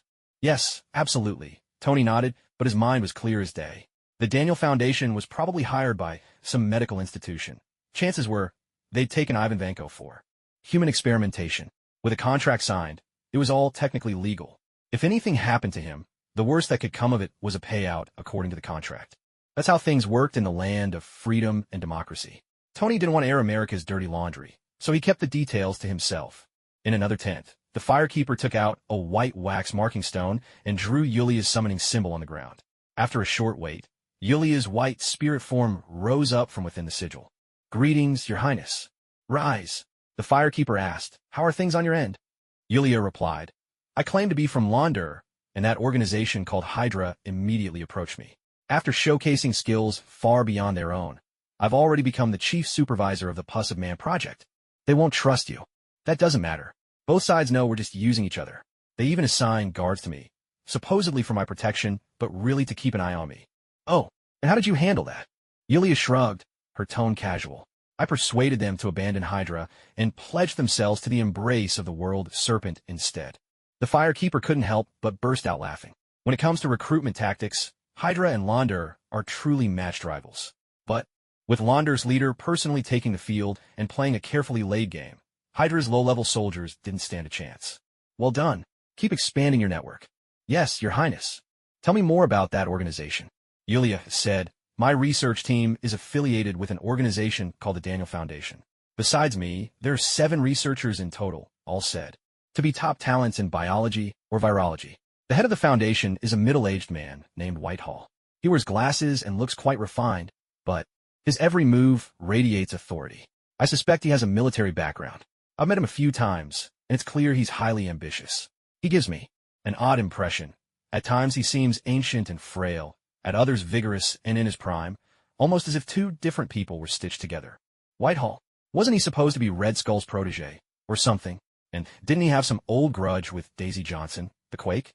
But with so many Hydra factions, even the firekeeper couldn't keep them all straight. In any case, he certainly wasn't a decent sort. If he could be used, she'd use him. If not, she'd crush him without hesitation. "How's the research on the Pus of Man virus progressing?" At this, Yulia's eyes lit up. "I have to say, this world has brought me no end of surprises. Those so-called top experts might have a shallow understanding of the human body, but their ideas have sparked a lot of inspiration for me, especially their microscopic theories. They've opened up an entirely new frontier." "So you've made a breakthrough?" "Yes, Your Highness," Yulia replied. "Whitehall's goal is also to create controllable pus of man soldiers. Before I arrived, they had already conducted multiple human trials. All of them failed, but they left behind valuable experimental data. I can see they're trying to limit the transformation to just parts of the body, hoping to prevent their subject from going berserk. The approach is correct, but they're missing the most crucial point." "And what is that?" "The subject's psychic power," Yulia explained. "Scholars in this world reject the existence of psychic energy, focusing only on physiological indicators. This is a glaring oversight. On my suggestion, they found a patient with exceptionally strong psychic power. He lost both legs, but willingly volunteered for the human pus inoculation. So far, his condition is stable, and I'm trying to find him a worthy opponent, someone who can really stir things up, so we can collect more data and information." The fireproof woman seemed intrigued. "So even though only part of him is infected, someone in this world can actually suppress the virus with psychic power? What's his name?" "Ivan Vanko, a Russian. Apparently, he's a mechanical engineer, always tinkering with a pair of electrified whips." The fireproof woman fell silent. "Ivan Vanko? Isn't that the blockhead villain from Iron Man 2? How did Hydra get their hands on him? And what's with the amputated legs? Whose butterfly wings are causing this chaos? Don't they know that the biggest advantage of us transmigrators is knowing the plot? Everything's out of order now. The whole of America is a tangled mess." After a moment's thought, the fireproof woman shrugged it off. "Well, if things are already a mess, a little more chaos won't hurt." She asked, "Once you've gathered the data from Ivan Vanko, will you be able to develop an antidote for the human pus?" Yulia answered honestly, "An antidote is unlikely, but creating an inhibitor or a short-term vaccine should be possible. Of course, this depends on whether the opponent is strong enough. If Ivan Vanko isn't pushed to his limits, any inhibitor or vaccine we develop could have serious flaws." The fireproof woman grinned, glanced out the tent window at Tony, who was currently trying to charm Rosalia, and said, "Don't worry. I'll make sure Ivan Vanko gets a worthy adversary. I'm sure he'll be satisfied." Yulia was sharp enough to catch on immediately. "Do they have a grudge against each other?" "Ivan Vanko certainly thinks so." Yulia shrugged. "Jealousy? Well, that can make for some excellent fuel. But how will you tip off Hydra? It's not convenient for me to reveal his location." "That's easy." The fireproof woman picked up the phone and dialed the bald egg. "Director Fury? This is the fireproof woman." "Hi. Hello, just wanted to let you know, Iron Man and I are at," she called out the window. "Carlson, what's our current coordinates?" minus 104.505675, 33.415731, near Roswell. She relayed into the phone, "You got that?" "Of course I got it. I'm the one who sent them there." "Do you really need to tell me?" Fury could only reply with a bewildered, "Uh-huh." The fireproof woman hung up the phone and, grinning, said to Yulia, "All done. Now Hydra knows everything." Yulia blinked in confusion. Some readers have asked about bonus chapters for recommendation votes. My original plan was to wait until I paid off my debts before considering it, but seeing everyone's enthusiasm, how about we start now? When Yulia got back, she discovered that Hydra really had gotten their hands on Iron Man's coordinates. Whitehall himself played her a VCR recording of Iron Man's showdown with Ironmonger, then asked if Iron Man was strong enough. Of course, Yulia replied that he absolutely was. There were no issues on Ivan Vanko's end, either. As soon as the Russian heard there'd be a fight with Iron Man, his spirits soared. If there were EVAs in this world, he'd be a natural pilot. Unfortunately, in the Marvel Universe, there are no EVAs for him to commandeer. All he could rely on was the high-tech electric whip built with the arc reactor technology his father left behind, and the bizarre extremist virus that seemed so strange to him. After suiting up with his electric whips and giving himself a shot of enhancer right in the backside, Ivan Vanko marched proudly onto the plane headed for New Mexico. Even after he disappeared completely from sight, Yulia still couldn't figure out how Hydra had gotten wind of the information. The princess had clearly called S.H.I.E.L.D., after all. What an unsolvable mystery. That afternoon, Thor was cradling a bottle of whiskey, taking a swig for himself, and pouring a splash over Mjolnir, lost in sentimental reverie with his hammer, reminiscing about the glorious, tumultuous days of the past. Suddenly, a roar split the sky, whipping up a fierce wind and filling his mouth with a gritty mouthful of yellow sand.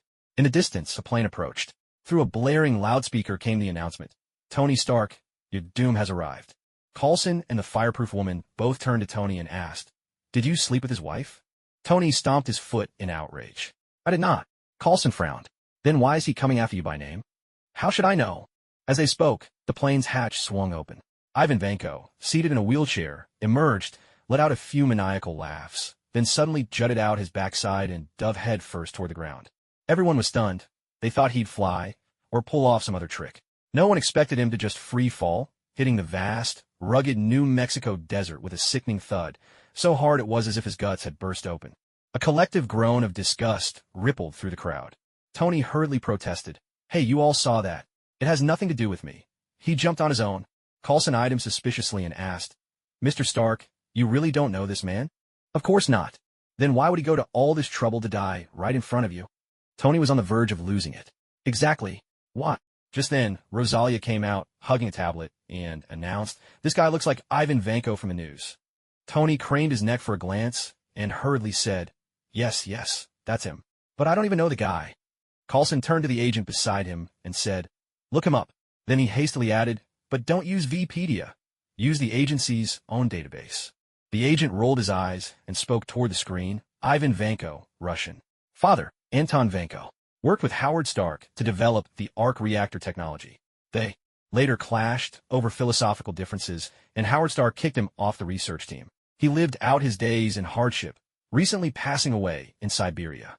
Tony shook his head. "No way. Even if they disagreed, my father would never have simply thrown Anton Vanko out of the team." Coulson looked to the agent. "Is there more?" The agent hesitated. "Sir, the rest is classified. Level 4 clearance only." Coulson replied, "I'm level 7. Keep reading." The agent gave in and continued. Anton Vanko had been secretly selling weapons-grade plutonium to Russia, which is why he was expelled from the team and deported. Tony threw up his hands. "There we go. The truth comes out. Look, I know my old man was a jerk, but not that much of a jerk. No, your father wasn't just a jerk.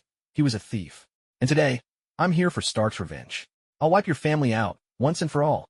Ivan Vanko, whose guts seemed to be spilling out for over 10 feet, suddenly spoke up, startling everyone in the room. His body twisted upright in a grotesque way, bones cracking and popping, and a torrent of black sludge surged from his ruptured abdomen, gathering into a black serpent with a single blood-red eye.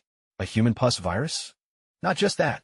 Ivan Vanko's upper body remained human, but from the waist down, he was a massive black snake. He reared up, nearly 10 feet tall, and with a flick of his wrists, the arc reactor on his chest flared to life. Twin electric whips snapped out with a crackling burst of sparks, and as they struck the ground, the sheer heat turned sand into glass. The black serpent roared, the electric whips hummed and sizzled. Technology on top, black magic below. Ivan Vanko had truly become a master of both science and sorcery. As everyone stood dumbstruck, Thor strode forward, chest out and full of bravado. He declared in a booming voice, "I am Thor, son of Odin. Hideous monster, I command you." Bang! Before he could finish, Ivan Vanko's serpentine tail whipped out and sent Thor flying over 200 yards away. The Fire Lady covered her face in exasperation. "Seriously, you've lost your powers. Can't you just hunker down in a corner and stop showboating?" She patted Tony on the shoulder and said, "All right, I'll leave this side to you. I'm going to rescue that big oaf. Sister Wong, come with me." "Wait, you're both leaving?" Tony asked, anxious. "I mean, it's not like I desperately need you or anything, but it does take me a teensy bit of time to suit up. Wouldn't it be more considerate to wait a moment before you go?" At this moment, Ivan Vanko shouted, "Tony Stark, I want to defeat you in a fair duel. Hurry, put on your suit." Tony was speechless. Suppressing a laugh, the fireproof lady said, "Go on, don't keep him waiting." Grumbling as he suited up, Tony complained, "You could at least give me some encouragement. Maybe a kiss for luck, or something." "A kiss?" As if.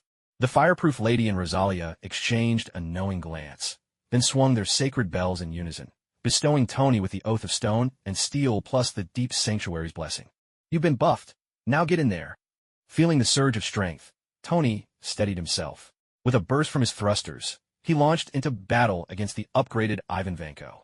The fireproof lady led Rosalia and the others to Thor's side. Rosalia asked, "Did you let those two fight on purpose?" The fireproof lady nodded. "Ivan Vanko has information about the producer's pus inhibitor. To gather the data I need, I have to push him to his limits." Rosalia murmured her understanding, then glanced over at the SHIELD agents firing at Ivan Vanko. "With them around, it'll be hard for us to stay out of it. Then we need to get them out of the way." Ow! Just as the fireproof lady was pondering this, Thor let out a groan, groggily opening his eyes. "Got it." The fireproof lady reached out, and with a swift motion, Mjolnir flew into her hand. Without hesitation, she swung the hammer and knocked Thor out cold before he could even make sound. Odin might have stripped Thor of his powers, but not his defenses. Knocking him out was no easy feat. It left the fireproof lady's wrist throbbing in pain. As a good big sister, Rosalia immediately stepped in to help. Without needing a word from her sibling, she cried out, "Oh no! Prince Thor of Asgard has fainted. Is there anyone who can get him medical help?" The fireproof lady whispered, "Sis, tone it down a bit. Watch the theatrics." Rosalia stuck out her tongue. "Sorry, first time doing this. Got nervous." Agent Coulson hurried over, asking, "What happened to Prince Thor?" "He's unconscious. Not even phototherapy will help. It's barely effective. Maybe his guardians are built differently from Earthlings." The fireproof lady replied with utmost sincerity, "I recommend taking him to a hospital immediately. Let the professionals handle it." "But what about here? This is just another monster attack, and the area is so sparsely populated that at worst, it'll cause some property damage. But if the Prince of Asgard dies on Earth, it could trigger a war between worlds. Remember how World War I started?" The fireproof lady pressed, "Take your people and go. Protect His Highness. Leave things here to the fire transmission department." Whether Coulson was moved or not was hard to tell, but the other agents were clearly touched. They were brave, but by no means foolish. It was obvious that Ivan Vanko, a master of both magic and technology, was not someone who could be dealt with using a 9mm pistol. Honestly, apart from adding to the drama, they were of little practical use here. In comparison, escorting the alien prince to the hospital was a far greater contribution to humanity. Coulson didn't hesitate long. With a wave of his hand, he signaled for two agents to pick up Thor, piled him into the Chevy, and sped off without looking back, truly displaying the makings of a king among agents. The Fire Lady smiled and said, "All right then, all that's left is to wait for Tony to take care of that monster." No sooner had she spoken than Iron Man was struck square in the chest by Ivan Vanko's whip, sending him crashing into the ground. The Black Serpent lunged, jaws wide, snapping down at him. Terrified, Iron Man braced the snake's mouth with his hands, struggling desperately to hold it at bay. To make matters worse, a visible crack had appeared on the arc reactor in his chest. The faint blue light flickered wildly like a faulty bulb, on and off, threatening to go dark at any moment. "Come on, you're not Ultraman. What's with the flashing light? Besides, it hasn't even been 3 minutes yet." Iron Man in dire peril. Ivan Vanko gripped Iron Man tightly with his lower body and, towering over him, declared, "Tony Stark, after fighting you again and again, I've discovered something." Iron Man, straining to hold the serpent's jaws, gasped, "When did we ever fight again and again? Isn't this our first time meeting?" A crackle, Electric cables wrapped around Iron Man's neck. He shrieked, "Okay, okay. So what did you discover?" Ivan Vanko, his expression grave, said, "I've realized that the more cunning a person is, the more likely they are to fall into unforeseen traps, causing all their plans to come to nothing." He spoke from bitter experience. He had spent his fortune building high-tech electric whips and gone to great lengths to track Tony's movements. But in the end, he'd still been knocked down like a fool. Warning alarms blared in Tony's ears, while the arc reactor's flickering grew ever more frantic. Thinking fast, he asked, "I totally agree with your point. So, how do you plan to solve this problem? Got a plan B?" "No," Ivan Vanko roared. "Cunning only leads to failure. So I refuse to be human any longer. Iron Man, a madman's mind truly knows no bounds, and there's never a dull moment with the childlike and the foolish. Art, after all, imitates life, and then surpasses it." Ivan Vanko shouted, "Look at me. I've given up my humanity and gained immense power. Now this power will crush you, will crush the entire Stark family." The Black Serpent surged with strength. Iron Man's suit began to creak and groan, its frame slowly warping under the pressure. Jarvis warned, "Sir, the suit is expected to fail in 17 seconds. Iron Man shouted, "Activate turbo mode." "The reactor is severely damaged. Engaging turbo mode will cause it to overload, which could result in permanent failure and endanger your life," came the calm warning. "Forget about danger. I'm already racing against the clock." Iron Man gritted his teeth and barked, "Turbo mode now." Turbo mode engaged. As Jarvis's even voice echoed, the arc reactor on Iron Man's chest suddenly sparked violently. Instantly, a dozen glowing portal rings blazed open all around Iron Man and Ivan Vanko, the nearest appearing right beneath Iron Man's feet. Ivan Vanko was dumbfounded. "What?" With a whoosh, Iron Man plunged into the portal below him, only to leap out of another one right above Ivan's head, landing a metal fist that knocked out two of the Russians. "Teeth!" Ivan roared in fury, trying to retaliate, but Iron Man had already slipped through another portal, reappearing behind him to deliver a sneak attack with a cheeky move.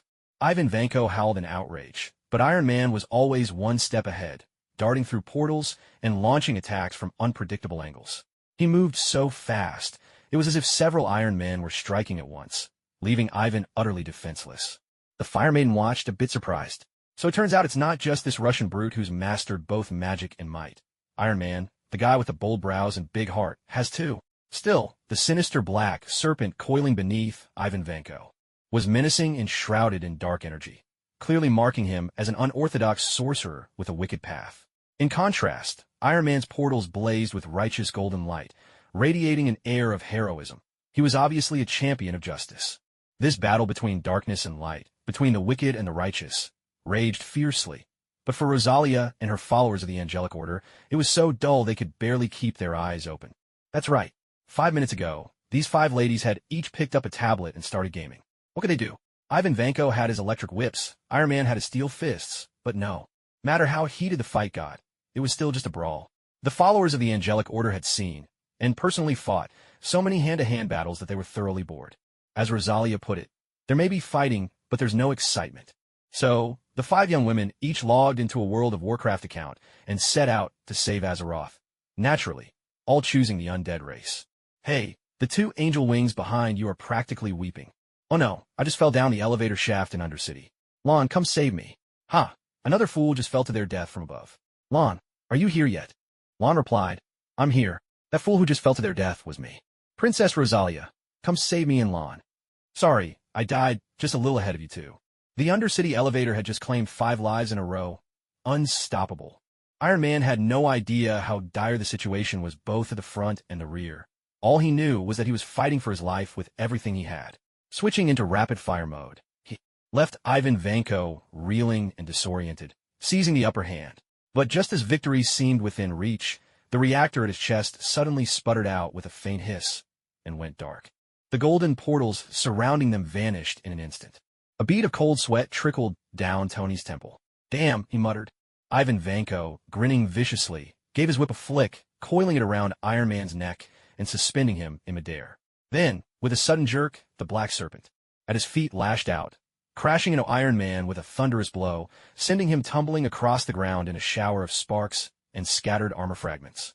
So much for relying on the righteous experts. Clearly, they were anything but dependable. As Ivan Vanko strode step by step toward the battered Iron Man lying face down in the dirt, Fireproof Woman, her true power as the Celestial Maiden. Finally revealed, decided it was time to act. Turning to the members of the Angelic Order, she said, "Enough games. Help Tony buy some time." "Lon, you go," someone suggested. "Why me? I'm in the middle of fighting the werewolf." Lon protested. "We're all busy with the kobold here," another chimed in. "So what now? How about we roll for it?" "Lowest score goes," someone proposed. "Fine, let's roll. Watch me roll 100 and blow you all away," Klimt boasted, entering the /roll command. With a flourish, she managed to roll a measly 2. Laughter erupted among the Angelic Order. "Klimt, you really have the worst luck," Lon teased. Klimt's luck wasn't just bad. Her face was dark with frustration. Huffing, she stood up, gave her staff a shake, and summoned the Angel Woman. Into the sky. Before Ivan Vanko could react, countless beams of light rained down like a torrential storm, engulfing him in an instant. "Easy, easy. Don't kill him," Fireproof Woman called out, worried. She was still hoping to collect some data from Ivan Vanko. If he was killed in a single blow, what was there left to analyze? With a look of dissatisfaction, Klimt withdrew, fluttering her wings as she returned to tormenting the poor kobold. Ivan Vanko was left riddled with gaping wounds, but instead of blood, inky black sludge oozed from them.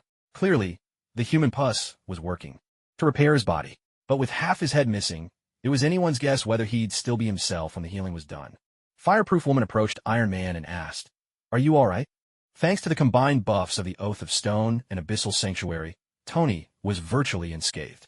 He dug himself out of the dirt, shaking off clods from his helmet. "What was that just now? If you had such a powerful weapon, why didn't you use it from the start?" Fireproof Woman shot back. "Then why didn't you use rapid fire mode right away?" Tony replied as if it were obvious. "No one throws down their trump card at the very start of the game of poker." Fireproof Woman shrugged, wide-eyed and innocent. "That's exactly my strategy." Tony was left speechless.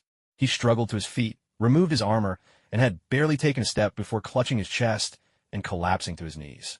"This is really bad," Tony muttered, pulling the arc reactor core from his chest. Out popped a metal plate, riddled with holes and corroded beyond recognition. The Fire Maiden asked, "It's smoking. Is it still safe?" "Normally, it wouldn't be a big deal. I just grab something from the drawer in my desk, a box about the size of a cigar case, swap out the old palladium plate for a spare, and I'd be good to go." "You mean the desk here?" "No, my desk in New York." "Well, that does sound pretty serious," the Fire Maiden remarked before suggesting, "You could use your sling ring to open a portal back." "I melted down my sling ring for research. Otherwise, how would my suit be able to switch into rapid mode?" "You didn't ask any of the other sorcerers for a replacement?" "What for? It's not like it's encrusted with diamonds, and the color doesn't even match my skin tone." "Honestly, you really are Tony Stark, always flirting with disaster and rolling it like it's a bed of roses," the Fire Maiden said sharply. "I could use bonfire magic." "It's too late," Tony replied, his face ashen. "If I don't swap out the palladium plate in the next 3 minutes, the shrapnel from a Stark Industries missile will pierce the heart of the Stark family heir, namely me. Now is really not the time for theatrics. Isn't there any other way besides swapping out the palladium plate?" Tony gave a bitter smile. "A substitute would work, but we're in the middle of the New Mexico desert. Even if I said, 'Jarvis, scan for alternatives,' it's not like some stable, high-energy material is just going to magically appear in front of me." Jarvis's voice chimed in. "Scan complete. Substitute found." Tony. Fire Maiden. "Jarvis, are you sure your search algorithm is working properly?" "Thank you for your concern, sir. I am functioning perfectly." "Perfectly? Then why are you spouting nonsense?" Tony asked. "Where's this so-called substitute?" "It's on Miss Fire Maiden." "Me?" The Fire Maiden was baffled. As a mystical being, the Celestial Maiden of the Ninth Heaven, her only tech gadgets were a phone, a tablet, a pair of Bluetooth noise-canceling headphones, a 20,000 milliamp power bank, an MP3 player, and a UN-issued portable Wi-Fi with unlimited data. That was it. It is indeed on your person. It's an inorganic object about 5 or 6 centimeters in size, with a high concentration of limestone. My analysis suggests it resembles a rock. 5 or 6 centimeters, inorganic and rock-like? Suddenly realizing, the Fire Maiden reached under her dress and pulled out a small stone fragment. "This one, Jarvis, correct?" Tony asked. "What exactly is that?" "Wedge stone fragment." Today, I suddenly started coughing for no reason, and waves of drowsiness kept washing over me. The remaining 3 chapters might be a bit delayed. Please forgive me, everyone.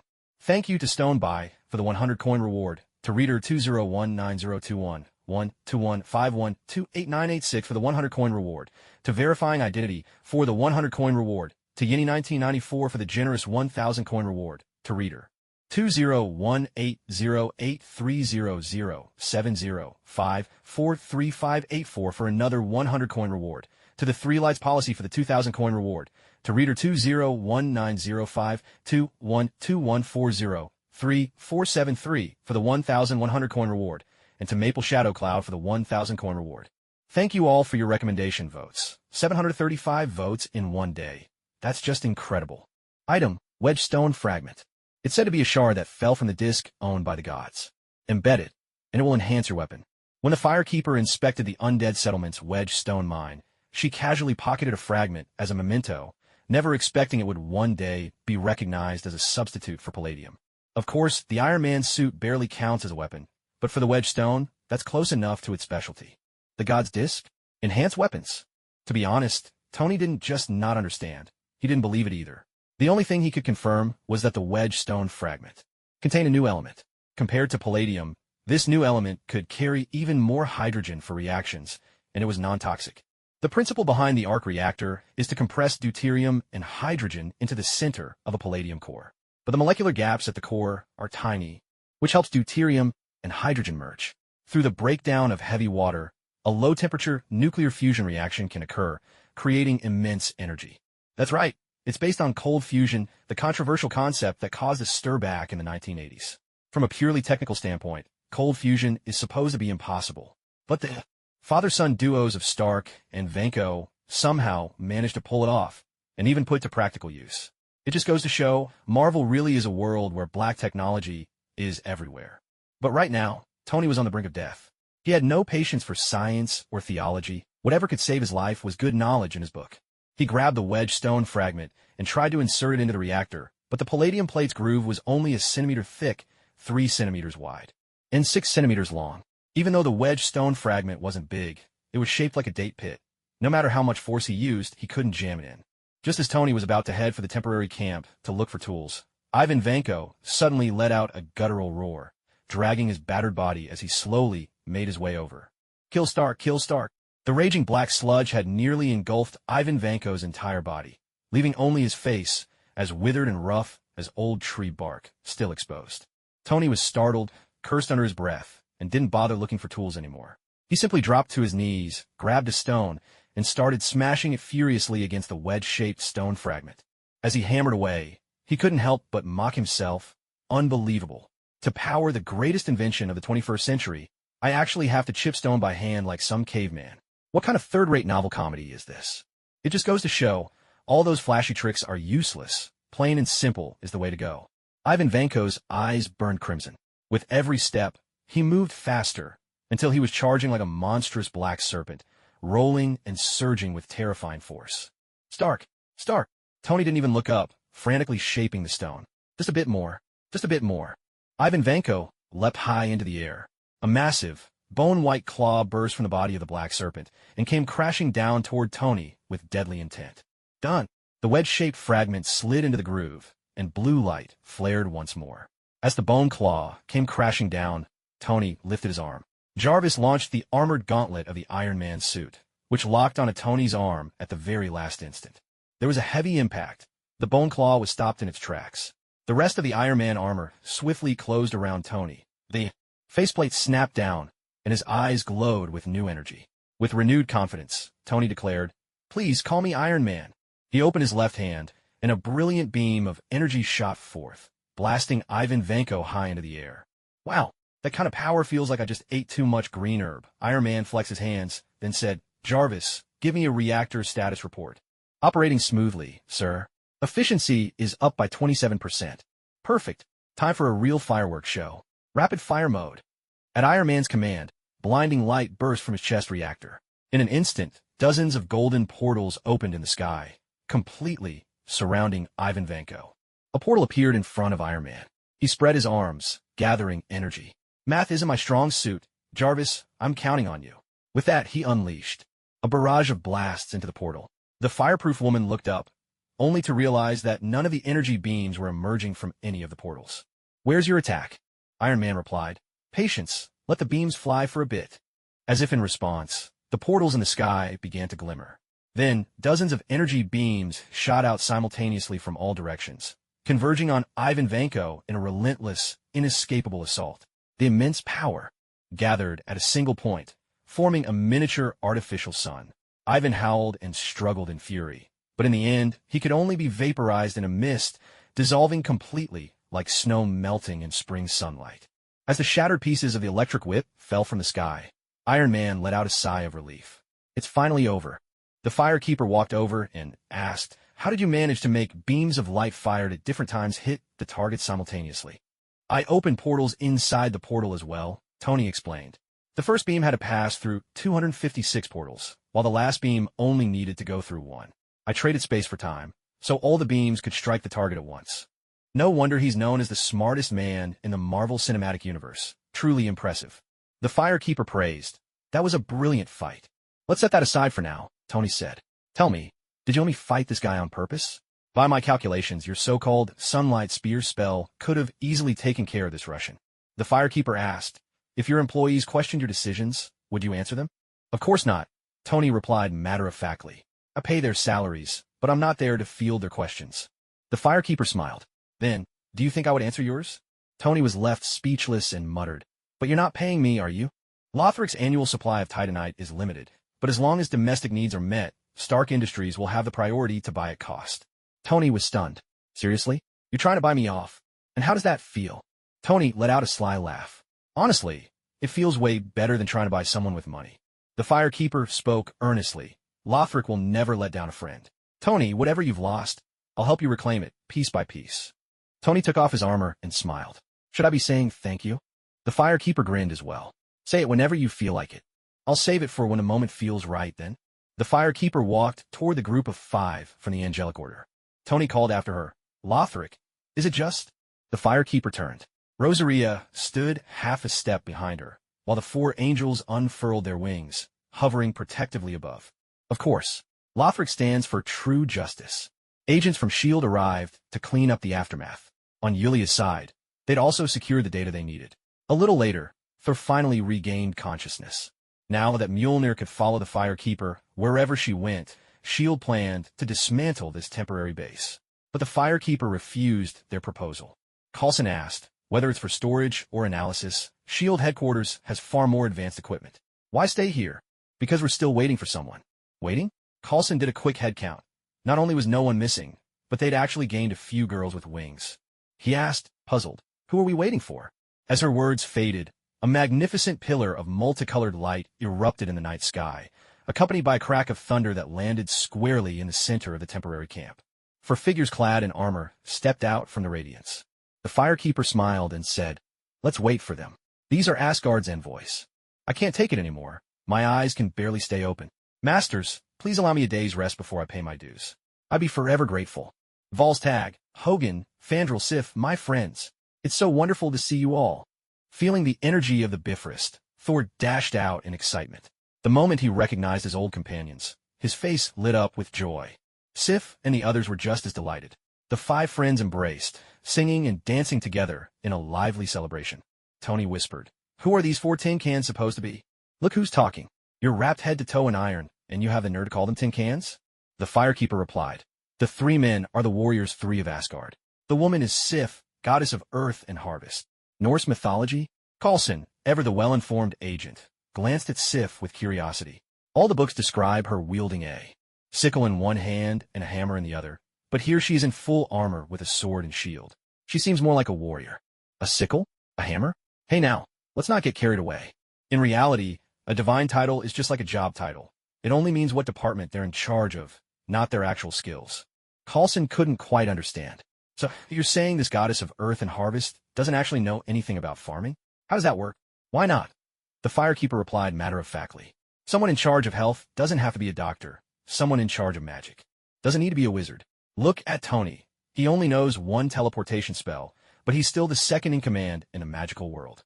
Tony protested. "And what about that guy who only knows how to cast light and ended up as a white-robed wizard? Can you stop using me as your example?" The Firekeeper shrugged. "Fine, let's talk about the egghead.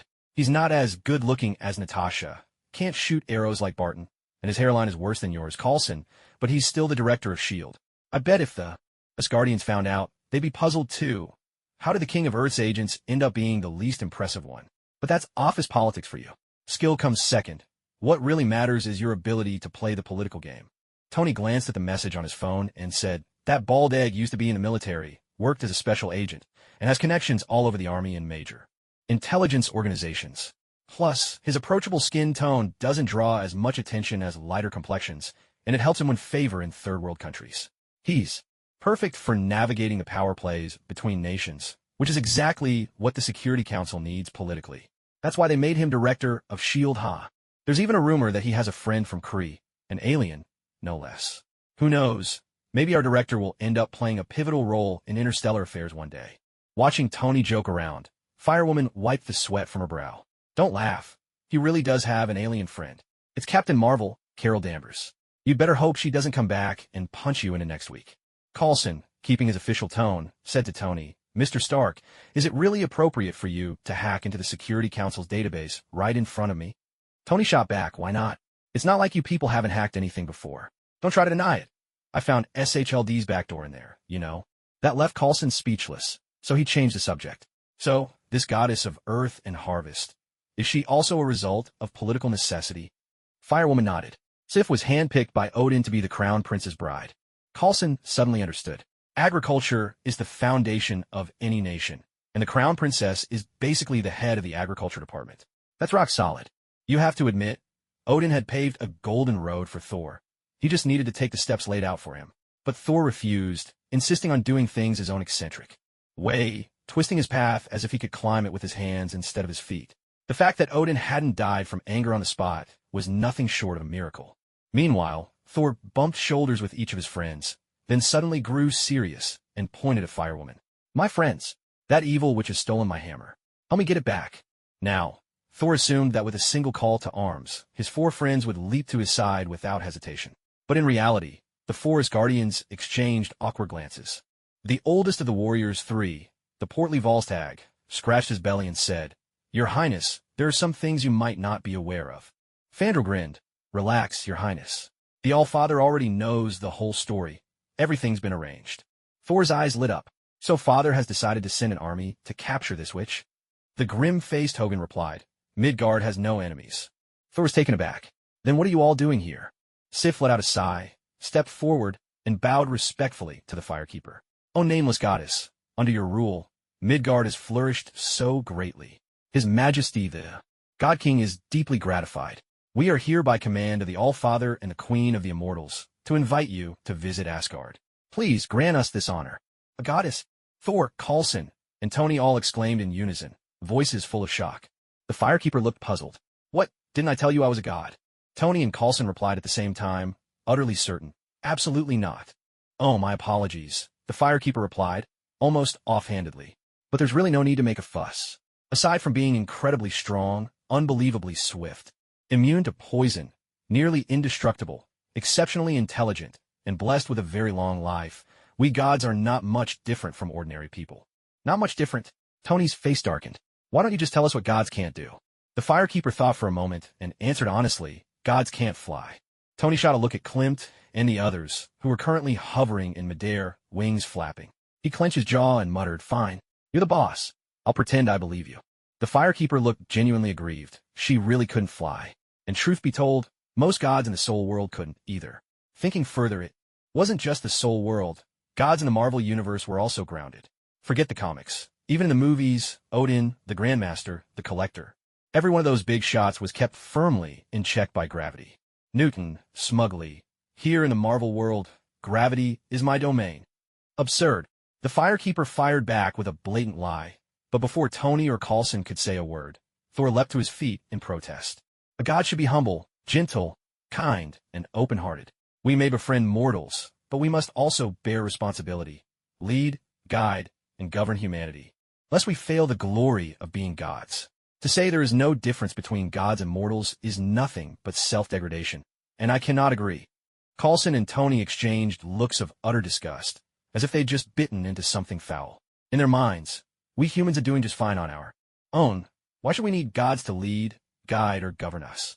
Having one idiotic president is headache enough. Please, spare us any more divine interference. No wonder Thor's political instincts were non-existent. It wasn't that he looked down on humanity. He'd just grown up being taught. that gods were meant to lead mortals, so he said it without a second thought, earning instant dislike from both Coulson and Tony. But the Firekeeper was different. Even though everything she said implied humans were laughably weak, she made a point of declaring, there's no real difference between gods and mortals. Everyone knew it was a lie, but human nature prefers a comforting falsehood over a harsh truth. What use is truth, after all, if it doesn't make you feel good? As Odin's second external circuit for Thor, Sif also realized he had said the wrong thing. Worried that Thor might blurt out something even more disastrous, she quickly stepped forward and said, Mysterious goddess, the All-Father and the Queen are still awaiting news. May I ask your intentions? The Firekeeper considered the situation. With Mjolnir in her possession, a trip to Asgard was unavoidable. Besides, making Odin's acquaintance might come in handy in the future. Who knew? Maybe one day, she could trick the senile old god into tossing himself into the first flame. She nodded. Since the All-Father and the Queen have invited me, it would be rude to refuse. I'll accept their summons. Sif's face lit up. Asgard welcomes you. Please wait a moment while I call for the Bifrost. The Firekeeper turned to Rosaria. Sister, I'll be away for a while. In the meantime, let Tony look after you. Rosaria nodded. Don't worry about us. We'll be fine. Sif then addressed Thor. Your Highness, the All-Father has officially ended your exile. Come home with us. Thor was overjoyed. This time, he hadn't encountered Loki, so he hadn't been driven to despair or tempted by the idea of living as a mortal. He hadn't developed any particularly strong feelings for Jane Foster, either. Hearing that he could return and resume his life as a prince, he bounded over, grinning from ear to ear. Heimdall, open the Bifrost. With a tremendous rumble, a dazzling rainbow pillar of light descended from the sky. Coulson wanted to ask how he should write up this report, but before he could say anything, the Firekeeper and her 5 companions vanished in a flash. He turned to Tony. This time, I expect the Department of Fire Transmission to co-author at least half that report. Tony shot him a look. Do I look like I signed up for this? As they traveled through the Bifrost, the Firekeeper suddenly remarked, By the way, back in Lothric, we also have someone named Sif. Sif perked up, intrigued. Is it a man or a woman? It's a dog. Sif, do I look like I signed up for this? After a good sleep, I feel much better. Thank you all for your concern. Another thunderous crash, and they arrived in Asgard. The rainbow light faded, revealing Odin clad in golden armor, holding the legendary spear Gungnir. At his side stood Queen Frigga, beaming in splendid attire. Thor strode out from among the group, and with a dramatic slide, dropped to his knees before his parents, exclaiming, Father, Mother, I've come home. But Odin didn't even glance at him. Instead, he nudged Thor aside with the butt of Gungnir and turned to the Firekeeper, his face lighting up with a broad, welcoming smile. Welcome, Goddess of Midgard. Asgard sings in celebration of your arrival. Queen Frigga stepped forward, warmly taking the Firekeeper's hand. Such a beautiful goddess. Your presence dims the light of all Asgard. Come with me. I've ordered the hot springs to be prepared. May they wash away the dust and fatigue of your journey. An invitation to bathe as soon as you arrive? Has Asgard turned into a spa resort? Do they offer membership cards, too? Although the Firekeeper was a bit puzzled, she didn't dwell on it. Following the customs of Lothric, she simply thanked Frigg for her thoughtfulness. Protected by the honor guard and attendants, she accompanied Odin and Frigg toward the Golden Palace. Thor was left kneeling alone on the ground, utterly bewildered. Heimdall, the gatekeeper of the Rainbow Bridge, stepped forward and twisted the knife. Your Highness, I'm about to lock the gates. Would you prefer to kneel outside? My parents have both left. What am I still kneeling here for? With a huff, Thor sprang to his feet and hurried off in the direction of the palace, his steps quick and determined. At this point, the issue wasn't about his hammer anymore. He was seriously beginning to suspect that his father had picked him up off the battlefield. Meanwhile, in the well, Loki sneezed. Soaking in a hot spring at just the right temperature, the Firekeeper let out a sigh of pure contentment, feeling as if she might simply melt away. Now this, she thought, is the life a princess ought to have. Compared to this, the Firelink Shrine didn't even have a proper bed. Life there had been far too hard. At that moment, a handmaiden entered and asked, Your Highness, how is the water? It's wonderful, so soothing, the Firekeeper replied, her voice soft and languid. I'm glad you're pleased, the maid said with a smile. I brought some of Asgard's finest essential oils. They're excellent for skin care and easing fatigue. Would you like a massage? Skin care? As the pride of Lothric, my skin is flawless, soft as a petal and dewy as morning rain. Do I really need more care? Still, easing fatigue did sound tempting. After all, she'd given her all for the people of Lothric, body and soul. A little indulgence now and then was only reasonable. All right, massage sounds nice. Of course. Please, if you'll step out and lie on the massage table over here. You folks really think of everything. Even a massage table, the firekeeper remarked, rising from the bath without a hint of self-consciousness. She strode over and lay down comfortably. The maid took up a towel and, with patient care, gently dried every drop of water from her body. Do you have a preferred scent, Your Highness? No, whatever you think is best. Then I'll choose for you. This white plum scent from Asgard is elegant and refined. Untouchable, really, and I think it suits your temperament perfectly. That will do. Very well, I'll begin now. As she spoke, the maid's hands, slick with fragrant oil, began to work expertly across the firekeeper's ivory back. The massage was so divine, the firekeeper nearly sighed aloud in pleasure. That's it. I must train a masseuse of my own when I return. The firekeeper made a mental note, but her curiosity was piqued as well. Through her soul sight, she sensed that this handmaiden harbored an immense magical power, perhaps even greater than Loki's. How decadent! In Asgard, even a massage maid possesses such strength. No wonder they lost touch with ordinary folk, and in the end, were destroyed by Surtur's flaming sword. The mistakes of the past are lessons for the future. The firekeeper resolved that, from now on, all the gold of the world would be gathered in Lothric, leaving the people no chance to forge swords. Naturally, this would prevent Lothric from ever being pierced or destroyed by a single blade. Heh, I really am a clever little fox. The grand banquet hall was filled with fine wines and delicacies laid out on a long, magnificent table. Odin, clad in golden armor and exuding an awe-inspiring presence, sat at the head of the table. Hearing footsteps approach, he opened his eyes. When he saw it was his wife Frigg, he smiled gently and said, "You've worked hard." Frigg sat down beside Odin and replied, "It's all for the sake of our child. It's nothing for me to bear." Odin lowered his voice and asked, "How did it turn out?" Frigg answered with satisfaction, "Perfect in every way. A pure-hearted, good child." Odin chuckled warmly. "Good, very good. But as for the name, Lothric, I've never heard of it in any of the 9 realms. And Heimdall's gaze cannot reach it. I'm afraid. Don't worry." Odin patted Frigg's hand reassuringly. "The universe is full of mysteries. Even we Aesir cannot claim to know everything. New worlds and civilizations are bound to arise. It's nothing strange. Leave this matter to me. Whether it's true or false, my one good eye can tell the difference." Frigg nodded, about to speak, when Thor suddenly burst through the doors, windswept and breathless. "Father, mother, why are you showing hospitality to that witch? She stole Mjolnir. She's an enemy to all Asgard." "Enough!" Odin bellowed in anger. "I myself placed the enchantment upon Mjolnir. Do you think just anyone could take it? If that goddess can lift the hammer, then she is worthy to wield it." Thor shouted even louder. "But I am the god of thunder." Odin roared back, "Not anymore." Father and son glared at each other, eyes locked in a storm of stubbornness, when the firekeeper's voice drifted in from the doorway. "Looks like I've come at a bad time. Maybe I should go back and soak for a while longer." Both father and son turned to look, momentarily stunned. There stood the firekeeper, dressed in an elegant and regal court gown. The black silk of her dress was adorned with sparkling star gems, making her appear as the very incarnation of a night goddess, radiant with beauty and shrouded in mystery. Frigg was quite satisfied with her son's dumbstruck expression, but her husband's slack-jawed stare was another matter entirely. She reached over and gave Odin's side a swift, spinning pinch that nearly made him bite his tongue in shock. "Ha ha, you're welcome to soak any time. But for now, let's eat." Frigg gestured for the firekeeper to take her seat, then gave her son a sharp nudge. Did all those etiquette lessons go to waste? What are you waiting for? Go pull out the chair for the lady. Thor protested. "Me? Pull out her chair? In your dreams." Frigg's hand shot toward Thor's ear. Thor relented immediately. All right, I'll do it." The pecking order in this family could not have been clearer. Everyone took their seats, Odin at the head of the table, Frigg to his left, the firekeeper at the opposite end, and Thor, looking disgruntled, sat to the right. Odin raised his cup. "First, let's welcome our new guest. Please drink this cup dry." The firekeeper stared speechlessly at a mug bigger than her own head, but the Odin family didn't bat an eye. They simply raised their heads and downed their drinks in one go. Then, with a resounding crash, smashed their cups to the floor. "Seriously? So this is a family tradition?"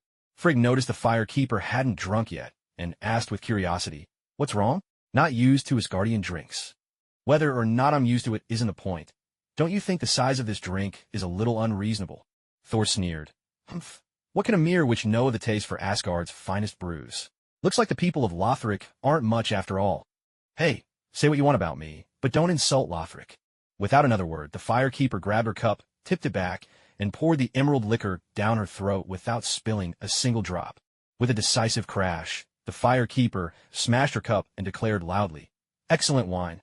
Odin laughed heartily. "If it's that good, then have another." He waved and called out, "Bring more wine in cups." Thud! A fresh cup of liquor landed in front of the fire keeper, making her scalp tingle just looking at it. Thor raised his cup and said, "Woman, I'll admit you've got some skill, but I will reclaim Mjolnir. Now let's drink." What on earth? Do any of your three sentences have any logical connection? How'd you go from that to let's drink? But she couldn't lose face. After all, she was representing Lothric. So, bracing herself, she accepted the challenge. She clinked her cup against Thor's, decided not to overthink it, and simply started drinking. She faced the first flame itself. How could she fear a little alcohol? The sun's servants would never lose to ancient dragons, and certainly not to cirrhosis. As long as the drink doesn't kill me, I'll drink like there's no tomorrow. Long may the sun shine. After several rounds, the atmosphere grew warm and familiar. Odin, holding his golden goblet, suddenly asked, "Lothric, what kind of place is it?" The fire keeper paused, realizing the true purpose of tonight's gathering had arrived. She tipped her head back, drained her cup, smashed it with pride, and declared, "Lothric is the greatest place of all." It was thus Gwyn willingly cast himself into the first flame, burning for the world, lighting the way. Tell me, if this is not greatness, what is? Thor, tears streaming down his face, raised his cup and cried, "To Lord Gwyn, may he feast and drink with joy in Valhalla." One cannot refuse a toast to the ancestor. The firekeeper and Thor clinked their cups, raised their heads, and drank deep, side by side. As the ruler of a nation, Odin was naturally more concerned about the fate of kingdoms. "Did King Gwyn's divine kingdom endure?" he asked. "No, it did not," the firekeeper replied. Einar Londo still fell into decline, and now only a few of King Gwyn's children remain in this world. Odin spoke with regret. "So, was that sacrifice all in vain?" The firekeeper shook her head. Einar Londo came first, then Drangliak, and now it is our Lothric. Countless kingdoms have risen and fallen, and innumerable heroes have marched forward one after another. Among them were love and hatred, passion and enmity. These stories inspire us, teach us, drive us onward, urging us never to falter. If that isn't a reward, then what is?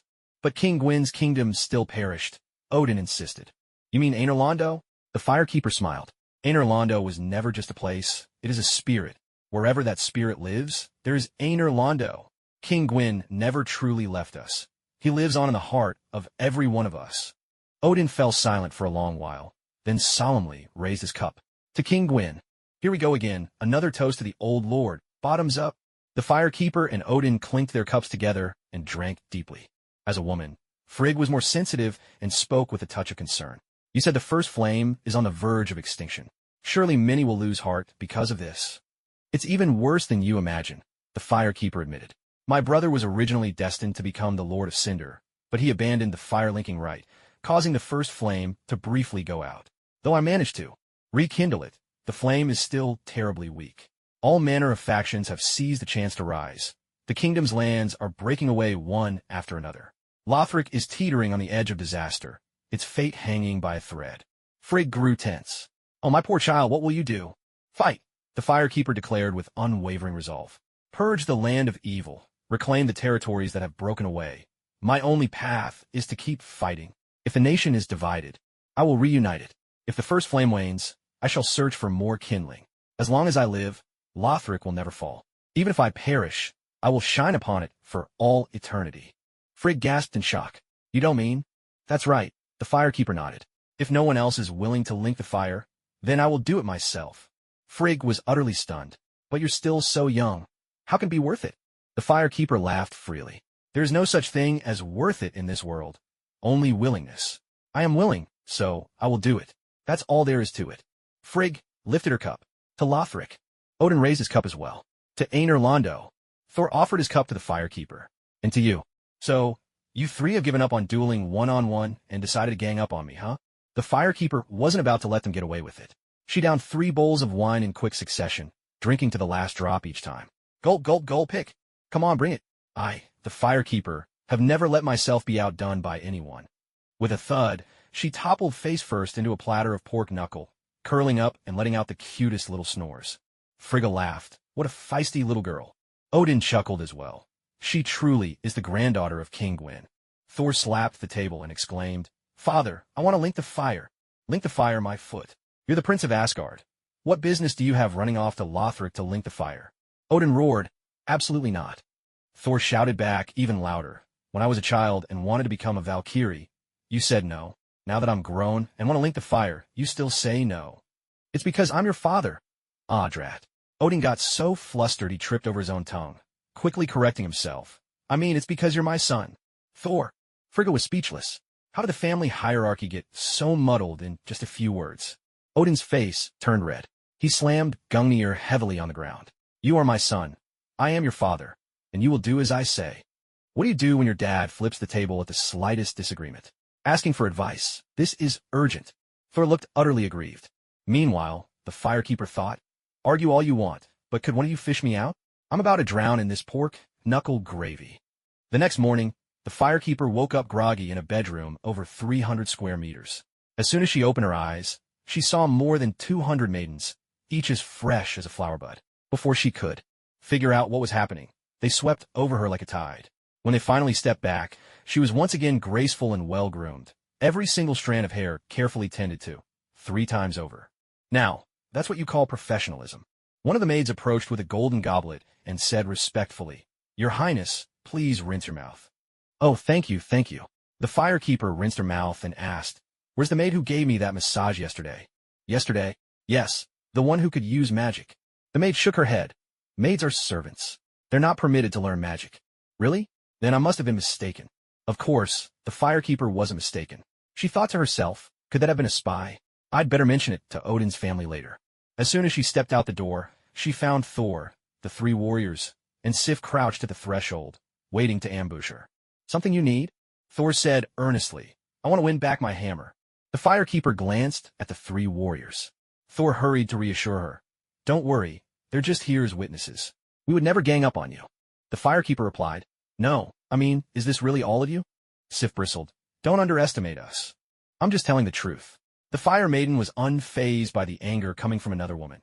After all, with her beauty, it was only natural to attract jealousy. Thor reached out to stop Sif and said, Father has already restored my powers to me. The fire maiden scoffed. Your father merely lifted his suppression, letting you have the strength of an ordinary Asgardian. If you really want to tap into your true divine power, you'd have to dig out one of your eyes first.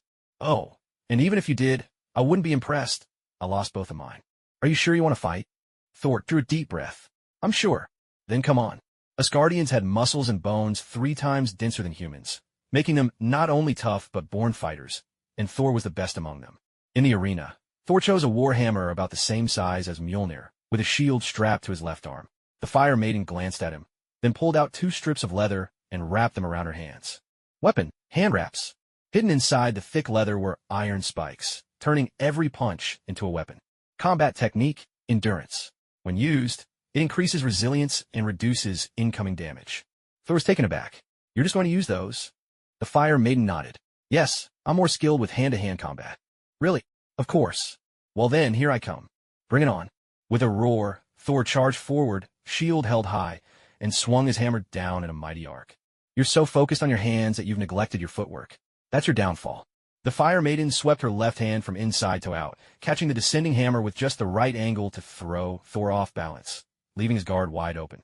To the astonishment of Sif and the others, the fire maiden landed a punch right in Thor's stomach. There was a heavy thud, and Thor toppled over, rear in the air, crashing onto the ground. She unwound her hand wraps, letting the iron spikes clatter to the ground. Sif was furious. You used a dirty trick. That was despicable. I fought with my fists. He fought with a hammer. Of course I used a trick. If he didn't see that coming, his combat experience must be sorely lacking. Liar. Sif drew her sword, prepared to attack, but Thor stopped her. Enough. Don't forget, I invited you here to bear witness. But, no buts. She won this time. I'll be back tomorrow. With that, Thor turned and left without hesitation. Frigga appeared behind the fire maiden. Aren't you going to return Mjolnir to him? The fire maiden smiled. It's not me who's unwilling to return it. It's King Odin who hasn't decided to give it back. Frigga stroked the fire maiden's hair and said, You really are a clever girl. I wouldn't say clever, the fire maiden replied modestly. King Odin is a ruler, and as it happens, so am I. That's all there is to it. There's no such thing as reason among rulers. Only the exchange of interests. Right now, Mjolnir is in Lothric's hands. If Asgard wants it back, then name your price. The Firekeeper's thoughts are not idle fantasies. It's true that Lothric is caught in a tempest, but Asgard itself is going through a generational shift. And what matters most during a transfer of power? Stability. As analyzed previously, Odin is leading the country through a transformation, and the ultimate goal of this transformation is his own abdication. If you want to change the nation's image, nothing is more direct or effective than putting a new king on the throne. When he was young, Odin was reckless and offended half the universe. Now, in his old age, he claims to be a pacifist. Even if he could shamelessly say so, those who lost everything because of him would never believe it. So Thor's succession is not just a family affair for Odin. It's a matter of national strategy. But now, Thor has been forsaken by Mjolnir. That's like a natural-born American losing their citizenship. How can you be president of the United States if you're not even recognized as an American? A Thor without Mjolnir has no legitimacy in the eyes of the public. So Asgard must retrieve Mjolnir from Lothric. If Odin were still in his prime, he would have already taken action. But now, age has caught up with him. He spends only a third of his time in battle and two-thirds in governing the realm. More than a warrior, he has become a true king. Asgard cannot fall into chaos. Transformation is essential, and Thor's succession is non-negotiable. These are Odin's three unshakable bottom lines. Beyond that, everything is open for negotiation. Moreover, the Firekeeper can't shake the feeling that Odin and his queen are being unusually courteous toward her, as if they harbor some secret motive. Taking all this into account, the Firekeeper believes Lothric is qualified to negotiate terms with Asgard. King Odin received the Firekeeper in the Grand Hall of the Golden Palace. On behalf of Lothric, the Firekeeper presented a gift, a Lothric straight sword, upgraded to +9, symbolizing loyalty and courage. His Majesty Odin praised the craftsmanship of the +9 Lothric sword, and even tested its edge himself. The Firekeeper, in turn, admired the king's superb swordsmanship, humbly seeking his guidance on various techniques. King Odin answered each question with patience and care, embodying the noble spirit of a teacher and the kindness of a wise elder guiding the next generation. Afterwards, King Odin gifted the Firekeeper a set of handcrafted women's battle armor. The armor was both stately and graceful, understated yet unmistakably luxurious, consisting of a chest plate, gloves, and a skirt guard, all forged from Urea metal.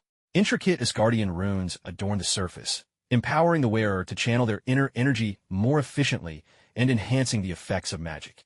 Queen Frigg explained in great detail to the Firekeeper about URU metal. According to her, URU metal possesses exceptional capacity and adaptability when it comes to various forms of energy. Not only does it provide protection far superior to that of ordinary metals, but for magic wielders, it is also an exceedingly precious catalyst and spell-casting material.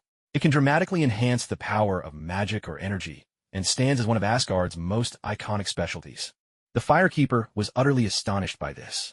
She donned the armor herself and test-fired the thunder rifle. A massive golden bolt of lightning tore across half the sky, and the people who witnessed it erupted in cheers for the God of Thunder. The God of Thunder. The ceremony concluded in a jubilant atmosphere. This historic meeting laid the foundation for the friendship between Asgard and Lothric, fulfilling the shared hopes of both peoples and heralding a harmonious, promising future for the two realms. Once the formalities were over, Odin closed the door, and the conversation took a sharper turn. "Little girl, you've had your fun these past few days. Isn't it time you return the hammer?" Odin said, cutting straight to the point. The Firekeeper smiled. "Old man, it was your rule. Whoever holds the hammer owns it." Odin tapped Gungnir on the ground with a sharp clang. "Impudent! Do you think the blades of Asgard have dull?" With a crackle, the Firekeeper conjured 2 pillars of lightning, holding them in her hands. "Arrogant, are you? The arms of Lothric are formidable as well." Odin glared. "Lothric stands battered by storm and strife, barely able to defend itself. What strength can you claim?" The Firekeeper planted her hands on her hips. "Asgard's power struggles are far from settled. Would you really dare send your armies?" Odin stared at the Firekeeper, and she stared right back. Then, both burst into laughter. Odin set Gungnir aside, and, suddenly genial as a kindly grandfather, said, "Clever girl. With you, Lothric has hope for revival." The Firekeeper dispersed her lightning, smiling in return. "Your Majesty flatters me. Your wisdom runs deeper than the sea. With you at the helm, Prince Thor and Asgard are destined for new glory." "Heh, I'll take your blessing. If Thor had even half your political acumen, I'd be laughing in my sleep," Odin said, reaching beneath his throne to fetch a flagon. He poured himself a cup of wine and offered, "Care for a drink? More drinking?" The Firekeeper quickly shook her head. Odin didn't press her. He sipped his wine and asked, "Tell me, what terms does Lothric propose?" The Firekeeper thought for a moment before answering. "I hope that in the coming political events in Lothric, Asgard will support me." Odin paused. "Support you? Not Lothric itself?" She nodded. Odin took another sip. "So, you're planning something big. What is it?" The Firekeeper replied earnestly. "I mean to force my father to abdicate."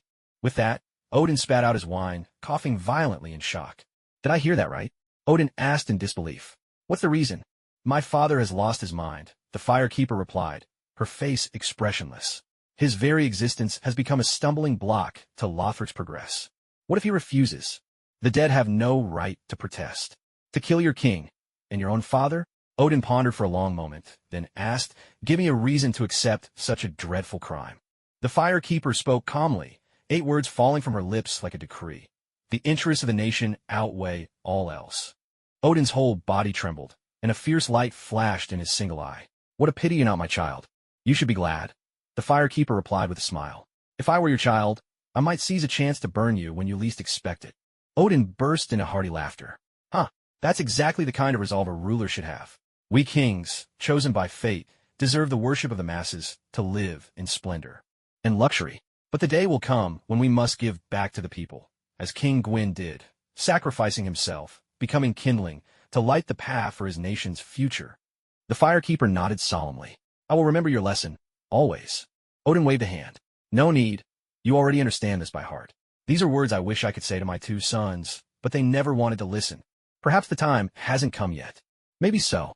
Enough about them. I accept your request. If you need Asgard's troops, or anything else, just say the word." But the Firekeeper shook her head. "No, just political support will suffice." Odin was taken aback. Then realization dawned. "Are you guarding against Asgard?" "You're right. Friendship between nations is as fleeting as the moon's reflection on water. You're wise to be cautious. But is mere support enough to truly help you?" A faint smile crossed the Firekeeper's lips. "I'm building my own strength within Lothric as well. Asking for Asgard's help is just an extra layer of insurance. I thought this was your ultimate goal, but it turns out it's only a precaution. I underestimated you. Tell me then, what else do you want?" "I want war," the Firekeeper declared. Odin looked puzzled. "War against whom?" "Against all enemies of Asgard, or better yet, any evil force or individual in the universe. For this, Asgard must provide Lothric with military funding, equipment, supply lines, transport, and all intelligence on our objectives." Odin quickly caught on. "You want to gather kindling? But don't rush to refuse, your majesty," the Firekeeper interrupted. "I have a sense of Asgard's current policies. But let me say this, endless compromise never brings respect. Only with a carrot in one hand and a stick in the other can you truly earn loyalty. You, of all people, as a ruler, must know this." Of course, Odin knew this. That's precisely why he sent Thor to campaign far and wide. Although the conflicts were small in scale, they served a dual purpose. On one hand, they raised Thor's prestige, and, on the other, they serve as a warning to others. But Asgard has only just found peace. If we're dragged into war again, there won't be war in Asgard. It's Lothric that will go to battle, the Firekeeper replied. Asgard will reappear before the great powers of the universe as a mediator. Prince Thor will become the very symbol of peace. Wherever he goes, war will vanish. He'll be hailed as the protector of the weak and the helpless, and his name will be sung throughout the cosmos. Odin asked, "But doesn't Lothric kill the defenseless, women, children, and the old?" The Firekeeper shook her head. "We only seek fuel for the fire, not bloodshed for its own sake. If our targets don't resist, we'll simply take a few of the strong among them." "But the strong, leaders or chiefs, how could they not resist?" Odin pressed further. "And what about hatred? What if enmity festers? It's best if there's none. But if hatred does take root, we'll let it blossom and bear fruit, and then harvest it again. So you're treating people like fields of chives, ready to be cut again and again. Why target Asgard? Because you have the Bifrost, the star charts, and intelligence on all the major powers of the universe. These are things Lothric lacks." Odin closed his eyes and pondered for a moment, then suddenly opened them and said, "It's a deal. A tiger may grow old, but it never loses its stripes." Did Odin not want to turn the 9 realms into 10, 11, even 12? He did, and that's why he could not refuse. "But I have one more condition." "Huh? After all the advantages you've gained, you still want a bargain?" The Firekeeper was a bit surprised. "What condition?" Odin smiled faintly. "It's late. I'll tell you my condition tomorrow." "Damn, ending on a cliffhanger again. By the way, how many chapters do I still owe?" After the Firekeeper left, Frigga appeared from beside the throne, her face clouded with worry. She was Asgard's greatest sorceress. If she wished to hide, few in the universe could find her. I'm concerned, Frigga said quietly. Odin took her hand and drew her to sit beside him. Are you thinking of Hela? They're so alike, aren't they? Odin laughed. If Hela were truly like her, I wouldn't have exiled her. I'd have given her the throne. Why do you say that? Odin explained. Hela has the ability and ambition to be a king, but her desires are too small. Nothing compared to the Firekeeper. All she ever wanted was to defeat me and inherit Asgard. Simply to prove herself. But a true strong one has no need to prove anything to others. Her rebellion was nothing but a pitiful act of self-satisfaction, hardly worth mentioning. The Firekeeper is different. Her defiance is not for herself, but for her country. She doesn't care about what others think, doesn't care about public opinion, nor about how history will judge her. She only chooses what's best for her nation. This is the responsibility a true ruler should bear. Odin sighed with emotion. How I wish I could see it with my own eyes. Lothric restored to its former glory. But the more I see this, the more it worries me, Frigg said, uneasy, just like any mother. With such a strong-willed wife, can Thor really keep things under control? What if he can't? Odin replied. As long as their children carry the blood of Asgard, that's enough. The Firekeeper was right. Einar, Londo is not just a place, but a spirit. The same goes for Asgard. It's not a location, but wherever its people are. The Firekeeper will be a worthy mother. Under her guidance, the offspring of the Aesir will become great. Even if that good-for-nothing son of mine loses his power, I'm sure my grandson will reclaim our glory and rule both Asgard and Lothric, building the mightiest empire in the cosmos. Like every father who's finally lost hope in his son, Odin was already planning to focus on the third generation. But honestly, you haven't even picked up your wallet yet, and you're already thinking about how to spend the money. Isn't that a little hasty? Frigg, still worried, asked, will the Firekeeper agree to this? Odin, full of confidence, replied, don't worry. I have a reason she can't say no to.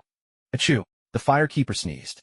In her ethereal form, Yuria asked with concern, Your Highness, are you feeling all right? It's nothing. Someone's probably talking behind my back. The Firekeeper replied with a casual wave, then turned to Yuria. How's the inhibitor for the abyssal pus virus coming along? Thanks to the last battle, I gathered the crucial data. Give me a bit more time, and developing the inhibitor will be no problem. How much time do you need? Yuria thought for a moment. About a year. The Firekeeper frowned. That long? Yuria answered with some difficulty. The abyssal pus virus is a creation of the White Dragon School, filled with ancient knowledge. A year is already the best I can do. All right then. The Firekeeper didn't believe in outsiders dictating to experts, so she simply said, if you say a year, then I'll give you a year. Not a day more. If you delay my plans, I will not be lenient. And not a day less. If you rush and give me some shoddy counterfeit, don't blame me for being ruthless. I'll raise an army and level Launder to the ground. Yuria quickly replied, Yes, Your Highness, you have my word. When it comes to research, I'd never dare to be careless. Good. I trust you. The Firekeeper continued. Any news from Whitehall? He was very pleased with Ivan Vanko's performance and hopes I can quickly develop a batch of viruses for field use. Can you do it? Yes. And the results? They won't be quite as good as Ivan Vanko's, but the difference shouldn't be too great. Can everyone be injected? Of course not. I've done the math, about a 37% success rate. The stronger the mind, the higher the chance of success. What happens to those who fail? They die. Doesn't sound like something good at all. Yulia asked cautiously. Your Highness, do you need me to come up with an excuse to put off Whitehall? The Fire Lady thought for a moment, then shook her head. You can make an excuse once, but can you do it 100 times? At least for the next year. We still need Whitehall strength. Here's what you do. Tell Whitehall that those injected with the virus become violent and difficult to control. Yulia was taken aback. That's all? I'm afraid that reason alone won't make Whitehall give up developing the new virus. The Fire Lady smiled. I don't want him to give up. Just do as I say. Yes. After Yulia returned, she told Whitehall exactly what the Fire Lady had said. As expected, Whitehall wasn't bothered at all. With his usual composure, he replied, Don't worry, I've already considered that. In a couple of days, I'll select the candidates for injection. Miss Yulia, just focus on developing the new virus. As Red Skull's disciple, Whitehall was no fool. He knew that the most important thing about a weapon wasn't its power, but its controllability. Hydra wanted to rule the world, not destroy it. If they ended up with a horde of rampaging super soldiers, it would be like shooting themselves in the foot. He had already chosen his test subjects, his own personal guards. These men had been brainwashed from childhood and were absolutely loyal to him. Even after being injected with the virus, he could maintain ironclad control. Just the thought of his upcoming army of enhanced soldiers sweeping the globe, accomplishing what even Red Skull couldn't, sent a shiver of excitement through Whitehall's entire body. Peggy Carter, don't you dare die on me. I want to tear you and your shield to pieces with my own hands. At dawn, Thor was once again waiting at the door with the warriors 3 and Sif blocking the Fire Lady's way. Well, off to the training grounds. Today, Thor abandoned his usual brash style and chose a combination of long spear and medium shield, clearly planning to play defense and counterattack. The Fire Lady thought for a moment, then drew a sword from beneath her skirt, a slender Irithyll straight sword, perpetually cloaked in frost. Item: Irithyll straight sword. A straight sword once wielded by a knight from the chilling valley. Its icy aura inflicts frostbite with every blow. Skill: ready attack. After preparing the attack, follow up with a light strike to break through a shielded opponent's balance from below. You can follow up a heavy attack by lunging forward and thrusting your sword upward. Thor was taken aback. You're not using hand wraps today? The Firekeeper nodded. Yes, I'm more skilled with the sword. Liar, Sif shouted. You said yesterday you were best at hand-to-hand combat. Can I be good at both? The Firekeeper replied. Sif was nearly fuming with frustration. All right, enough, Thor said indifferently. A warrior has the right to choose their weapon. This will be a fair and glorious duel. With that, he raised his shield and began inching forward, clearly planning to wait for an opening. But the Firekeeper had business to discuss with Odin and didn't have time to waste with Thor. If the mountain won't come to me, I'll go to the mountain. Unless Zhang Sanfeng is reborn. Waiting for your opponent's move only means giving them the upper hand. Gripping her sword with both hands, the Firekeeper stepped forward with her left foot, swung the longsword in a wide arc from below, and carved a beautiful crescent of ice in the air. A ringing strike that sent Thor's shield flying aside. Oh! Before Thor could recover, the Firekeeper stepped forward with her right foot and drove the Irithyll longsword straight into Thor's chest. With a burst of ice crystals, he was knocked clear off his feet. Prince Thor! The 3 warriors of Asgard rushed over to check on him, while Sif exclaimed, You used a magic weapon. That's cheating. You never said I couldn't, the Firekeeper replied. All right, Sif, I lost. I'll be back tomorrow, Thor said. Back again? Are you made of glue? Once you stick, you never let go. The Firekeeper didn't have time for endless sparring matches. She had a mountain of things to get done. All she wanted was to come to terms with Odin today and get out of Asgard as soon as possible. What? His Majesty Odin isn't in the Golden Palace? Then where is he? The guard replied. His Majesty Odin is in the treasury. Please follow me. The treasury? The Firekeeper lit up with excitement. Thank you all for your recommendation votes. Odin's treasure vault was, in truth, more like a storeroom of war trophies. The old man was a sly one. Not only did he defeat others, but he also built a special hall to display their treasures, showing them off to everyone.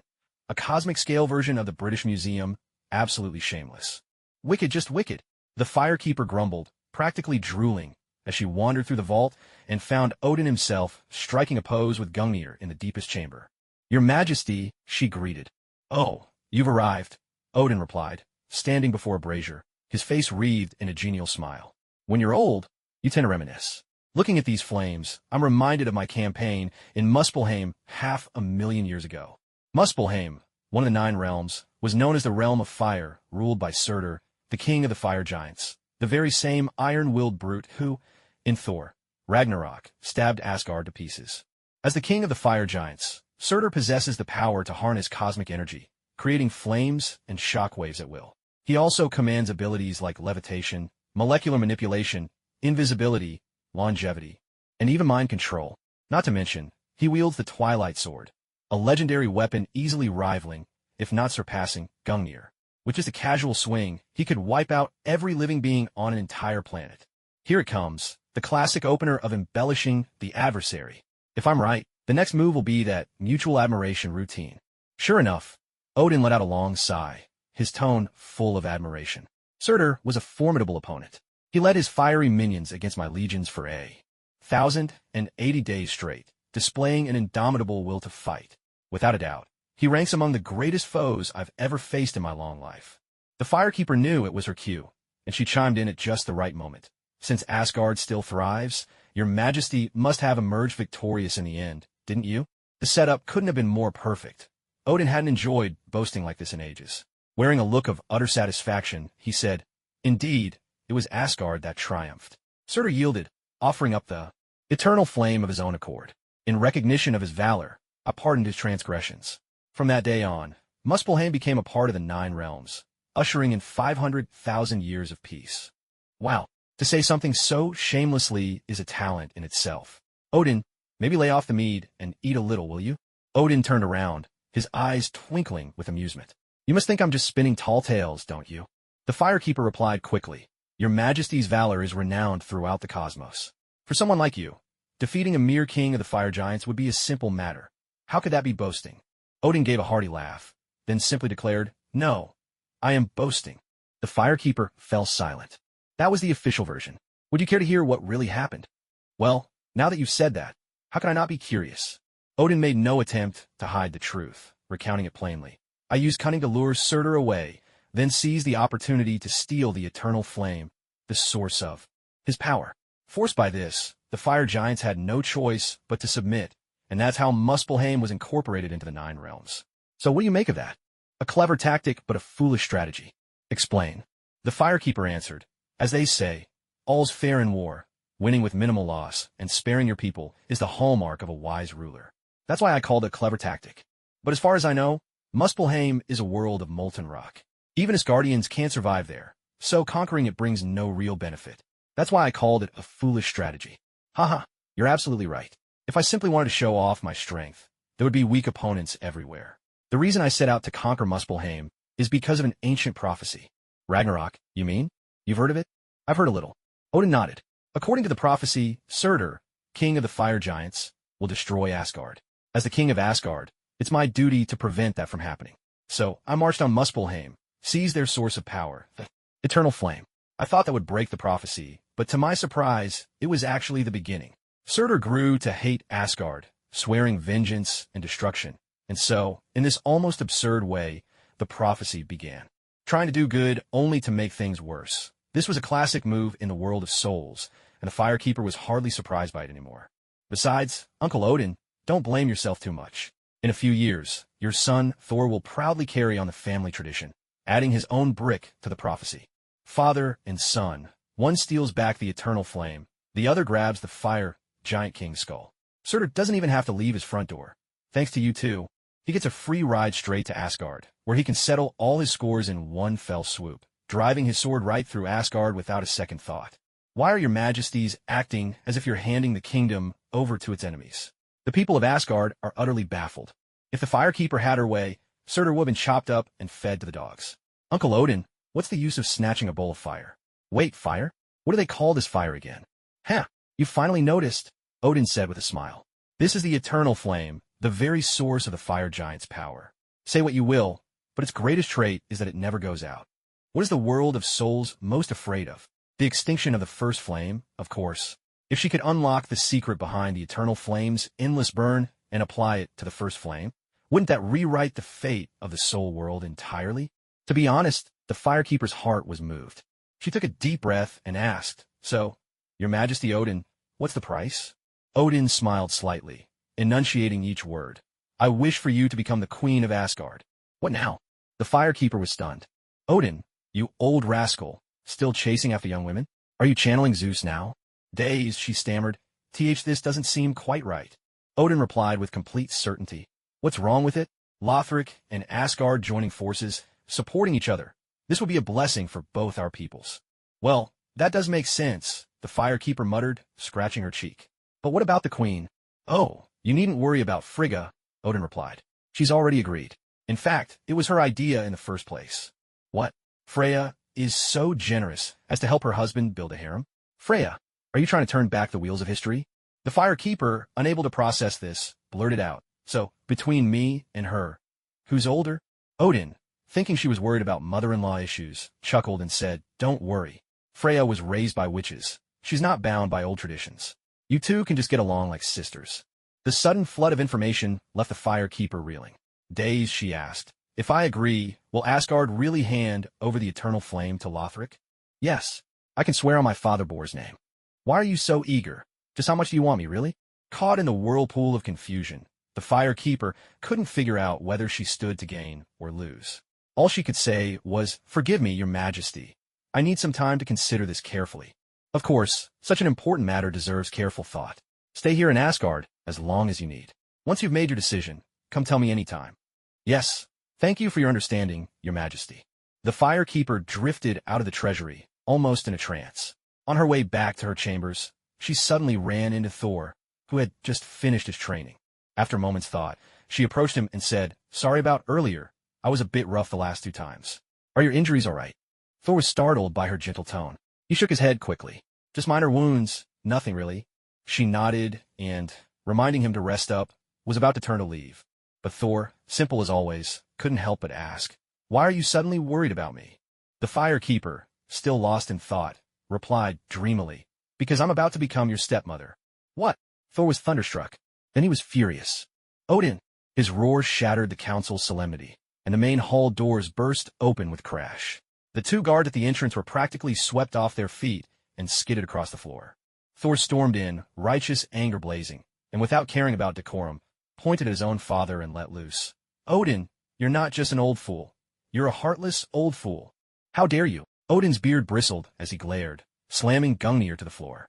He thundered, "Who gave you the courage to call me by name? Don't forget, I'm not only your father, but also king of Asgard." Thor shouted back even louder, "You're not fit to be a father, and even less fit to be king. Your greed disgusts me. Your callousness chills my heart. Odin, I will never agree to this. Even if you strip me of my godhood again, even if you exile me once more, I still won't agree." Odin was dumbfounded. "What are you even talking about? What is it you won't agree to?" Thor, raging and heedless of the audience, demanded outright, "Are you planning to marry the princess of Lothric?" As soon as these words were spoken, an uproar swept through the hall. The ministers leaned in, whispering to each other, their eyes on Odin filled with envy, jealousy, and even contempt. "You're not young anymore. Wouldn't it be better to sip some goji berry tea and focus on your health? Why insist on competing with us youngsters for resources, you shameless old man?" Odin was so furious he nearly choked on his own anger. He snapped, "When did I ever say I wanted to marry the princess of Lothric? Still won't admit it?" Thor demanded loudly. "Do you dare swear on grandfather's name that you never told the princess of Lothric you hoped she'd become the queen of Asgard?"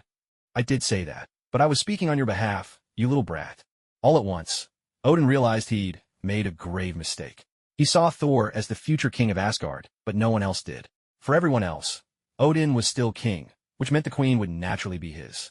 Odin's face went a little pale. Guiltily, he muttered, "There's more to this than you know. I'll explain it to you later. Everyone look, our great king has confessed." Before his father could finish, Thor raised his voice, cleverly rallying the crowd to his cause. "Today he seizes a foreign princess. Tomorrow, it could be your wives and daughters. Are we to endure such humiliation?" A timid minister raised his hand. "Your Highness, I'm not married. I only have an elderly mother, more than 8,000 years old." Thor pointed at him and said earnestly, "Then you and I might be brothers in the future, big brother. Brother my foot. I'm not into that, and besides, I would never force anyone's wife or daughter." Odin's hands trembled with rage. He fumed inwardly. This little scoundrel always acts the fool, but when it comes to defying his own father, he's sharp as a tack, and even knows how to rouse the masses. "Tell me, are you Mordred or Lubu at heart? Enough.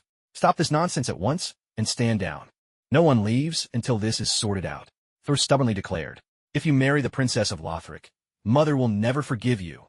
It's one thing for your mother to run the household, but can't you give me a little respect in public?" Odin snapped back. "Frigga has already agreed." "What?" Thor was thunderstruck, then resolutely waved his hand. "Impossible. You must have used some underhanded trick to force Mother to yield. How I talk to my own wife is none of your business. Besides, I didn't use any tricks. If it were just the 2 of them, Odin would have told Thor the truth. But with all these ministers present, admitting it was a slip of the tongue would be too humiliating. He was the king of Asgard, the mightiest warrior of the 9 realms, the wisest of elders, the very embodiment of virtue and light. How could he be the one at fault? No, it must be the world. World, piece of cake. Odin swept Gungnir in his hand, sending a beam of light crashing down at Thor's feet, scorching the ground black. Enough of this nonsense. Odin couldn't bear to let this farce go on any longer. He barked sternly, "Thor, in the name of the king, get out of my palace at once." Thor stared at Odin, and Odin stared right back. The old man had expected his foolish son to slink away as usual, but instead, Thor drew a deep breath, squared his shoulders, and declared, "I challenge you." "What?" Odin nearly choked on his own breath, and the ministers nearby were just as stunned. "I said, I challenge you," Thor shouted. "You once told me a king should guide his people, be their example, their model, and their goal. But today your actions are absurd and confused. You're no longer fit to be king. So I'm ending this reign and removing you with my own hands. Odin felt a wild mix of pride and fury. He was pleased that Thor had finally started thinking from the perspective of the realm, but infuriated that after all the trials he had arranged, it took a woman to make his son rebel against him. Should I give you a beating, or a beating? Odin wrestled painfully with himself for a quarter of a second, then decided to give the boy a thorough thrashing. Come on, you didn't even hesitate. Odin spread his arms, threw off his cloak, set down Gungnir, and declared in a loud voice, "Unfilial son, I accept your challenge. Today I'll show you that even an old dog still has a few sharp teeth left." In Asgardian culture, though dogs are animals, they symbolize loyalty and bravery. Odin's analogy was rough, but it brimmed with bold spirit, earning cheers from the ministers. Thor tore off his sleeves, revealing a pair of solid, muscular arms, and said with fighting spirit, "There's a saying I heard on Midgard. A newborn calf has no fear of tigers. Bring it on." In Asgard, bulls represent humility and integrity, so Thor was clearly hinting at his righteousness, drawing even more applause from the ministers. Father and son locked eyes, a spark of electricity snapping between them. Then, in unison, they charged and collided with a resounding crash. The ministers, as if by magic, produced flagons of wine and erupted into shouts, cheering the combatants on. Odin and Thor grappled, arms entwined, each pressing on the other's shoulders. The old man grinned. "Is that all the strength you've got, little calf?" Thor replied, "I haven't even started yet, Al." He hadn't finished the sentence when Odin headbutted him square in the nose, laughing heartily. "Listen, boy, let me teach you something. Don't fall into your opponent's rhythm. Even in a fight, you have to keep your own mind." Ow! Odin hadn't finished his own sentence when Thor caught him with a sharp kick between the legs. Wiping the blood from his nose, Thor said, "Thanks for the reminder. How am I doing so far?" Odin, clutching his knees, scrambled to his feet and shouted furiously, "Using such dirty tricks. Since when did I teach you to be so underhanded?" Thor shouted back, "Underhanded? That's still 1,000 times better than being a heartless old fool like you. You brat. Senile old man." Father and son launched themselves at each other once more. The ministers began singing and dancing, reveling in the spectacle as if it were a festival. Relying on his youth and strength, Thor quickly tackled Odin to the ground and landed 2 swift blows near his eyes. Enraged, Odin threw Thor off, twisted his arm, and trapped Thor's neck under his armpit. He rained down blows on Thor's face, shouting indignantly, "You dare raise your hand against your own father? Feeling bold now, are you? Today, I'll show you who the true king of Asgard is." Poor Thor was soon left with a bloodied face. Some ministers cheered him on, others applauded, and the whole hall was alive with excitement. Just then, the Fire Maiden entered. "Your Majesty, I have considered your proposal carefully and have ultimately decided to decline. I hope you'll understand and not let this affect relations between our 2 realms." She trailed off mid-sentence, for before her stood Odin and Thor, locked together, both out of breath and covered in blood, staring back at her. What on earth? Had there been a coup in Asgard? And what was with all those empty wine bottles and peanut shells on the floor?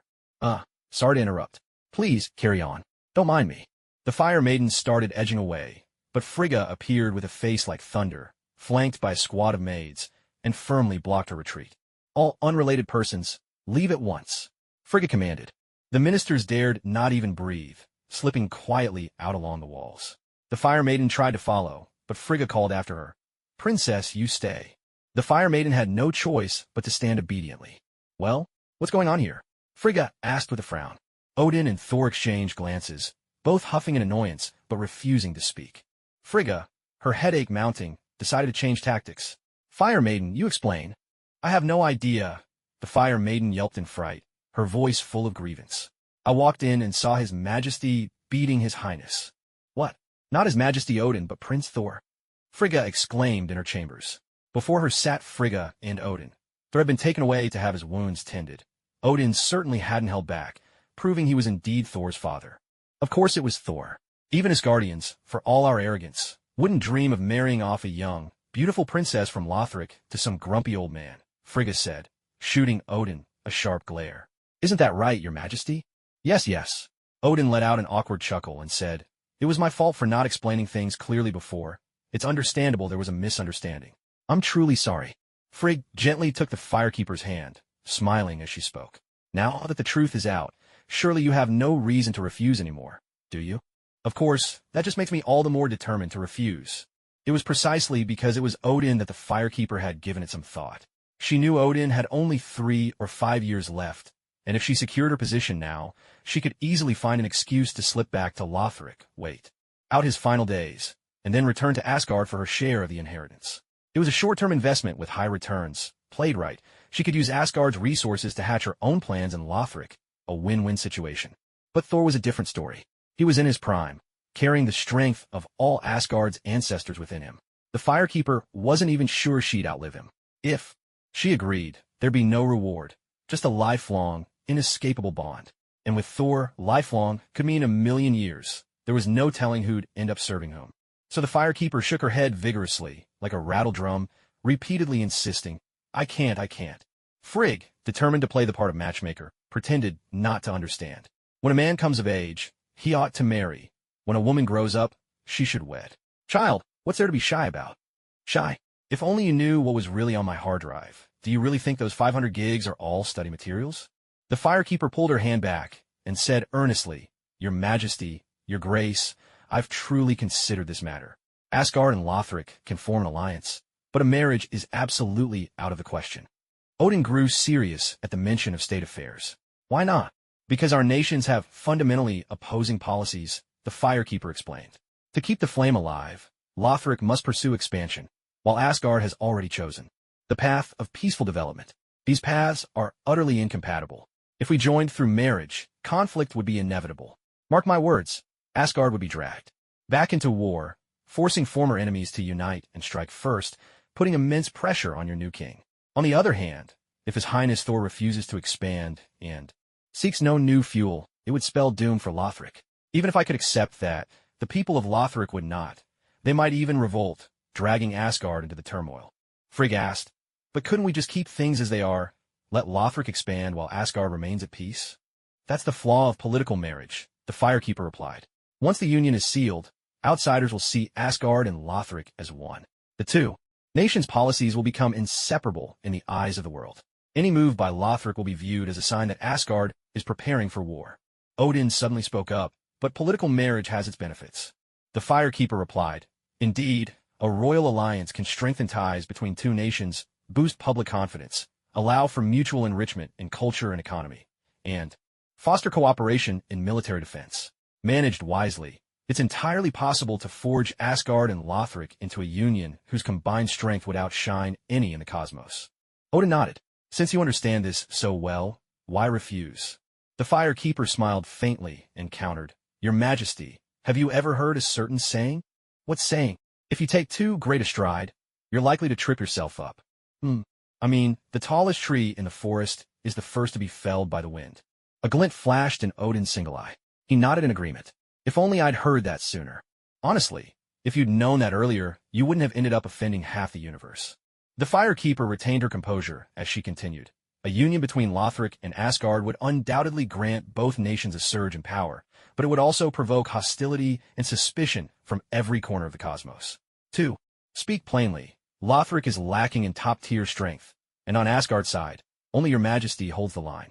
Should anything unexpected occur, we juniors alone could hardly withstand the pressure that would come from all directions. It was as if Odin awoke from a dream. He knew his own situation best. If he were out of the picture, Asgard would be little more than a handful of kittens. Forming an alliance now would truly be overreaching, and the consequences could be disastrous.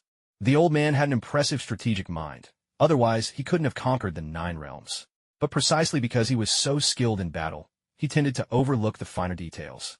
Choose whom to fight first, then box them in and finish things in one swoop. That was Odin's early approach. Was there anything wrong with uniting Lothric and Asgard? Absolutely not. It was the only way to rapidly enhance the strength of both nations. As long as progress continued step by step, becoming the most powerful union in the universe was entirely achievable. The real problem now was that old Odin barely had 5 minutes left on his clock.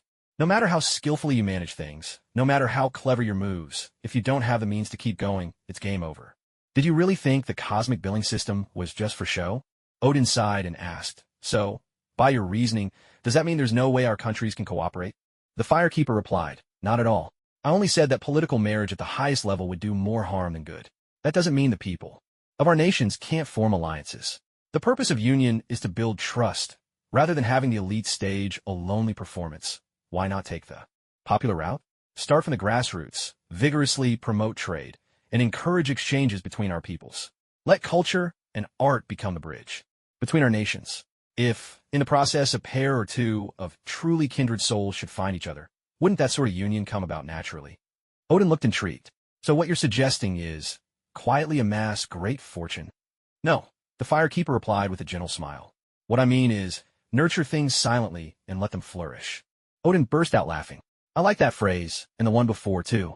Is this wisdom from Midgard? Yes, it's an ancient proverb from a certain indescribable country in Midgard's past. That must have been a remarkable nation. I'd love to see it with my own eyes. Odin then made his decision. You've considered this far, more thoroughly than I have. Let's do as you say. This old man will just have to work a few more years and win you all some more time. The Firekeeper rubbed her hands together. And about the eternal flame. Odin nodded. Let it be a symbol of friendship between our two realms. I'll give it to you. The Firekeeper was overjoyed and repeated. Thank you, your majesty. Thank you so much, your majesty. Odin turned to Frigg and said, See that? If I hadn't given her something, she wouldn't have even bothered to thank me. The Firekeeper looked a bit embarrassed and quickly added, Your majesty's help will never be forgotten by Lothric. Tell you what, after some time, I'll send over a bonfire as a gift in return. Odin was intrigued. Surely you don't mean the first flame? Ha! Giving away the first flame would be like handing myself over. What kind of flame is it then? The Firekeeper smiled mysteriously. It's the flame of sin. Frigg was taken aback. That doesn't sound like a good thing. The Firekeeper chuckled. Doesn't Surt regenerate whenever there's fire? This time, I'll teach him a lesson. Not everything you pick up along the way should go straight into your mouth. Odin was delighted. Ragnarok had always weighed heavily on his mind, so he eagerly asked, How confident are you? Taking Surtur down completely isn't realistic, but I should be able to weaken him. After all, the flame of sin's defining trait is that it turns back on its wielder. Turns back on its wielder? Huh, wonderful. That's fantastic. Odin threw his head back in laughter. Frigg grabbed the Firekeeper's hand, beaming. You know, there's no harm in taking a two-pronged approach.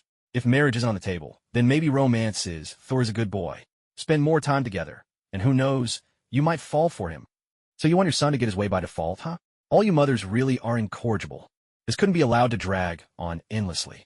The Firekeeper resolved to put an end to it, once and for all. Suddenly, she gripped Frigg's hand tightly and began to tickle her palm, speaking shyly. Actually, I'm more fond of girls. What? Both the Allfather and the Queen were left utterly speechless. The Firekeeper gazed at Frigg with heartfelt earnestness. Sister Frigg, have you ever heard this saying? What saying? Relationships between men and women are just for carrying on the bloodline. True love is only found between women. Odin suddenly had the distinct feeling that a green light was shining above his head. My fiancée has been stolen away by the woman I plan to make my daughter-in-law. What should I do? I need answers fast. The next day, within the golden halls of Asgard, Frigg and the Firekeeper held a grand ceremony of sworn sisterhood. From that moment, they began to address each other as sisters, marking a new milestone in the friendship between Lothric and Asgard. This was Odin's idea. On one hand, it served as a substitute for a political marriage to strengthen the ties between the two realms. On the other, it was meant to prevent any romantic entanglements from spiraling out of control. The old man was still living in the world of martial arts novels, thinking that a sworn oath of sisterhood would solve everything. Little did he realize that even real sisters can't always be trusted these days, let alone adopted ones. Naive, truly naive. The Firekeeper didn't truly care for Frigg. If anything, she saw a chance to take up a more senior role. So, why not go through with the ceremony? Frigg took the Firekeeper's hand and said to Thor, This is your aunt now. From here on, you must listen to her. Thor was left speechless. At the Firekeeper's suggestion, the whole misunderstanding was quietly swept under the rug. If the truth came out, it would look like the Firekeeper had turned down both the father and the son. For the sake of Asgard's reputation, Odin had no choice but to let rumors of his May-December romance stand. The great king of the gods, his dignity tarnished in his twilight years. The Firekeeper snorted in private. Try to take advantage of me, will you? Go cry in the bathroom, you old fool. After that small act of revenge, the Firekeeper quickly turned her attention to her duties. She and Odin exchanged formal letters, officially establishing diplomatic ties between Lothric and Asgard. Both realms recognized each other's sovereignty, pledged to respect each other's traditions, and agreed to cooperate in areas such as trade, technology, and defense. They even formed a cooperative alliance for national security, sealed by a long-term agreement. Lothric would trade wedge-shaped stones for URU metal. This so-called Lothric-Asgard Pact greatly boosted technical and cultural exchanges, laying a solid foundation for lasting friendship. The more she learned about URU, the more the Firekeeper felt Asgard's technological progress had gone wildly off course. They possessed the universe's most powerful magical metal, yet they had little regard for sorcery. Everyone there took pride in close combat. Even her sworn sister Frigg kept a dagger on her at all times, a truly baffling cultural quirk. Asgardians barely cared about URU, but they were obsessed with the wedge-shaped stones that could enhance their weapons. Odin insisted that Lothric send a shipment immediately, so he could upgrade his beloved Gungnir to +9 without delay. Fine, you're the boss here, whatever you say goes. The Firekeeper pulled a spiral sword from beneath her skirt and set up a bonfire right in the control room of the Bifrost. Frigg insisted on coming along as well. Odin and Thor were both puzzled. The Firekeeper was just arranging a delivery. Why did Frigg need to go? With perfect composure, Frigg replied, "Didn't you say Loki went to Lothric? Now that everything's settled, shouldn't I bring him home?" Ahem. The father and son stood there, one staring awkwardly at the sky, the other fixated on the ground, both looking thoroughly embarrassed. The Firekeeper nearly burst out laughing. "No wonder Loki turned against you too. If I were treated like this, I'd rebel too." Catching a glimpse of their mother's displeased expression, Thor quickly spoke up, "Mother, I'll go with you and the Firekeeper." Frigga shot Thor a sharp look. Thor's eyes grew red with emotion, and in a trembling voice, he said, "I'll go with you and my aunt." At last, Frigga nodded in satisfaction. The three of them teleported together, following the trail of bonfires to the entrance of the Cathedral of the Deep. Looking around, Thor said, "I sense Loki's presence, but where is he?" "Brother, is that you?" "I'm over here." Loki's voice suddenly rang out, startling all three. The Firekeeper couldn't help but grumble inwardly. "Brother, have you been reading too much of Water Margin or something?" With her keen senses, Frigga quickly pinpointed Loki's location. "He's in the well." Thor leaned over and, sure enough, spotted Loki at the bottom. Without hesitation, he jumped down and soon emerged cradling a very naked Loki. Frigga gasped. "Loki, what on earth happened to you?" Loki broke down in tears, sobbing, "Mother, I thought I'd never see you again." So theatrical, far too much so. The Firekeeper looked on with utter disdain at Loki's shallow acting. Frigga covered her nose in disgust. "You smell awful. Keep your distance." Loki was left speechless. Thor quietly offered his own cloak. "Here, put this on." Father always said a brave warrior should know how to hide his shortcomings. Loki could only stare in silence. In any case, the Firekeeper sent Frigga and her two sons back to Asgard first, while she made her way toward the Purification Chapel at the main entrance of the cathedral.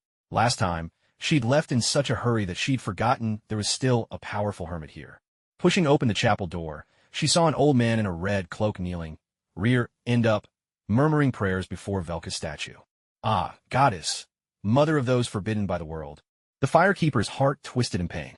She hadn't forgotten. This old man had once hunted her for 3 days and nights. For newcomers, it'd be unthinkable that this oddball was the final boss of Dark Souls 3. Such bizarre antics. Miyazaki must have truly fallen from grace. "Sir Gale, I am the Firekeeper of Lothric and I." "Are you Ashen?" "Oh no." "Then step aside. I have nothing to say to those who are not Ashen." The Firekeeper was left speechless. "Seriously? If you're not Ashen, you can't even trigger the storyline? Forget it. Now's not the time to visit the Painted World anyway. Once Yuria finishes her research on the Humanity Suppressor, I'll bring her here to meet her family." The Firekeeper teleported to the undead settlement, arranged a batch of Titanite shards, and then, without missing a beat, returned straight to Asgard. Loki had already changed into a fresh set of clothes and was waiting for her at the bridge with the God of Thunder. "I won't let you off, nor will I spare Lothric, and that bastard Patches won't escape my wrath either." "So it turns out Patches kicked you down a well? On behalf of the Onion Knight, I thank you." The Firekeeper couldn't be bothered to respond. "After everything I've seen in Lothric, do you really think I'm scared of your threats?" Without sparing Loki a glance, she strode proudly onto the rainbow bridge. Many curious citizens, eager to catch a glimpse of the foreign princess, had gathered on either side of the grand bridge. Soldiers had formed a human barrier, but the scene was still rather chaotic. Basking in the people's enthusiastic welcome, the Firekeeper beamed, waving gracefully, her moment of glory undeniable. Loki gritted his teeth in frustration. As he turned his head, he noticed the sword that controlled the rainbow bridge was still lodged in the console. He hesitated for a moment, then glanced at the Firekeeper striding across the bridge. Suddenly, anger welled up inside him. With a burst of determination, he dashed to the control platform and seized the sword's hilt, about to turn it, only to have a pair of large hands stop him. "Thorast, What do you think you're doing? Loki spat out. I'm going to get my revenge on that woman. But, no buts. Loki's voice trembled with bitter rage. You saw what happened to me. Is it wrong for me to want vengeance? Of course it's not wrong, but you should reclaim your dignity in an honorable fight, not through underhanded tricks. You're not me. You could never understand how I feel. Get out of my way. No, I lost to her too. I understand. Then stop trying to stop me. You can't do this. There are too many civilians on the bridge. I don't care. No one is going to stop me from getting my revenge. Loki made a show of twisting the hilt, and Thor rushed to stop him. But as Loki exerted his strength, he suddenly realized there was no resistance at all. The hilt spun easily, cranking the machine up to full power with a loud snap. Wow. Loki let go, grinning wickedly as he pointed at Thor. Looks like you're the one who turned it. Loki. Thor's anger erupted. He grabbed Loki by the collar, about to land a punch, when suddenly a tremendous explosion and terrified screams echoed from the Rainbow Bridge. Because of the reckless operation, an overwhelming surge of energy blasted through the bridge's main support. With a thunderous crash, a section of the bridge collapsed. Panic swept through the nearby crowd. In the chaos, a young girl was pushed by the surging throng, lost her footing at the gap, and tumbled down toward the ocean 100 meters below. Loki said with cruel delight, "An innocent girl meets a tragic end while welcoming the princess of Lothric. That's sure to leave an impression on both nations." Thor shoved Loki aside and broke into a sprint, leaping headlong through the gap after her. The crowd gasped in shock. Even now, Thor has no idea about the art of governing a nation, but he knows one thing. A king must protect his people. That alone is enough. The Firekeeper smiled gently. The hammer of thunder at her waist shot out in a flash, soaring down through the breach. Moments later, Thor emerged, Mjolnir in one hand, a young maiden in the other. Riding thunder and lightning, he soared into the sky. The people erupted in cheers, calling Thor's name again and again, their voices more passionate and heartfelt than when he returned from quelling the rebellion. Thank you all for your recommendations. Tears glistened at the corner of Frigga's eyes as she leaned into Odin's embrace, gazing at her son with pride. Odin, too, was deeply gratified. He turned to the Firekeeper and said, "A splendid arrangement. I do hope Thor will grow more mature from this day forward." "He certainly will." "You sound so sure." The Firekeeper smiled. "On Midgard, there's a popular toy called a cell phone. Every household's children are obsessed with it, neglecting their studies, except one. That child, even when free, prefers to read or play ball, rarely touching the phone." Frigga, intrigued, asked, "That's remarkable. Did the parents say anything special to the child?" The other parents asked the same thing, but those parents simply replied, "We never lecture our child. We just lead by example, showing him with our actions." Enlightenment dawned on Frigga. Compared to words, real actions are far more convincing. The wisdom of those parents shines as brilliantly as the stars in the sky. Odin grumbled, "So everything I did before was wrong?" "Not wrong, just a little outdated." With that, the Firekeeper and Frigga both burst into laughter. Rather than repeating platitudes about peace like Odin, it's better to let Thor experience the meaning of peace firsthand. Only then might that muscle-bound head of his truly remember. Both Odin and Frigga felt a deeper appreciation and gratitude for the Firekeeper's approach, their fondness for her growing even stronger. Frigga nudged Odin with her elbow. "What?" Frigga whispered. "It seems we still have a daughter." Odin was momentarily taken aback. "You mean?" Frigga, deep into her matchmaking obsession, declared, "Whether the Firekeeper likes men or women, I am set on having her as my daughter-in-law." Odin was speechless. "But you and she have already sworn sisterhood." Frigga smiled mischievously. "Don't forget, I was raised by witches. Following the rules has never been my style. Besides, do you really think, with the relationship they have, they could ever go public?" Odin laughed as well. "Better if they don't. Silent nurturing is often best for a nation's growth. These two clever girls, this is the perfect chance to let them temper their characters a bit."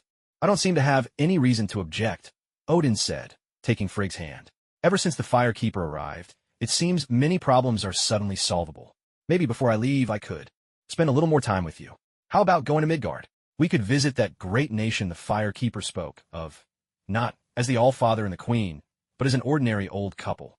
Frigg replied with happiness. "Anywhere is fine. As long as I'm with you, that's home to me."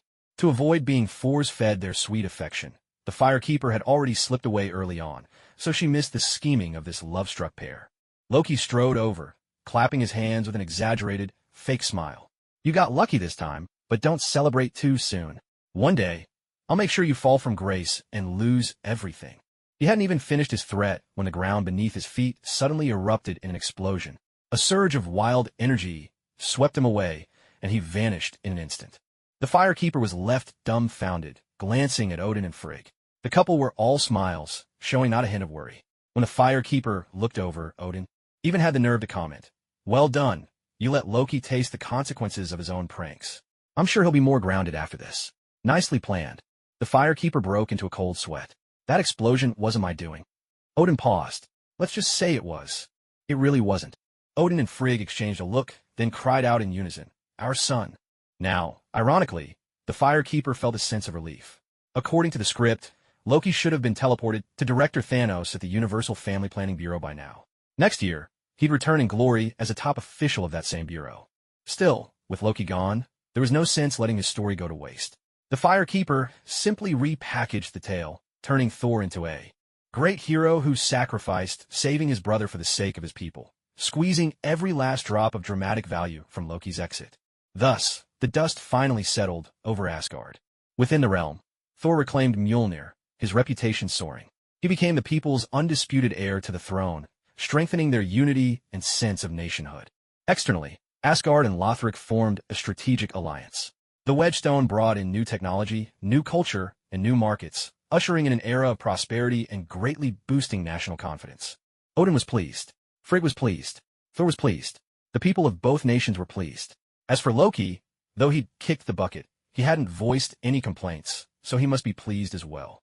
The firekeeper stayed in Asgard for over a month. By now, it was July 2011.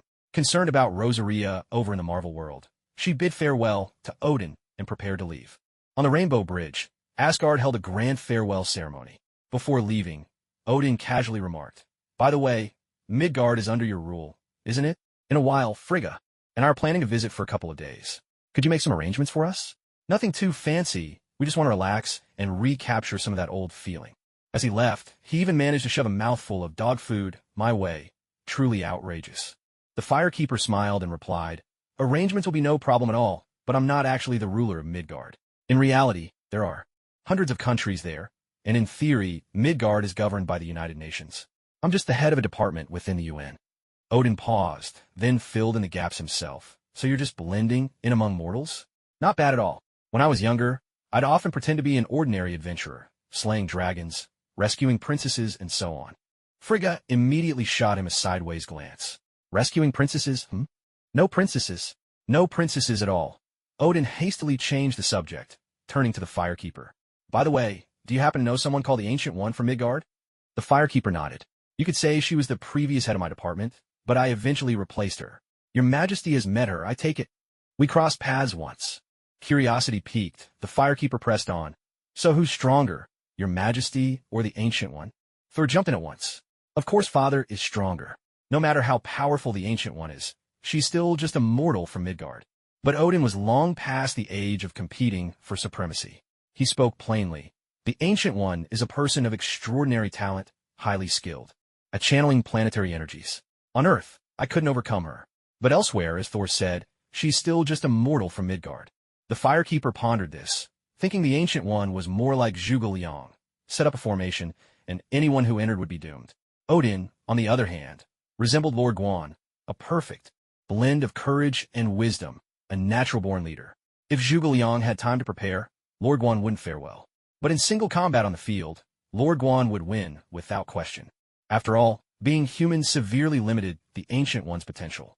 It was like playing an online game where the human max level is 99, but the Aesir gods cap out at 999. There's simply no comparison. It's a pity the Ancient One was only human, Odin concluded.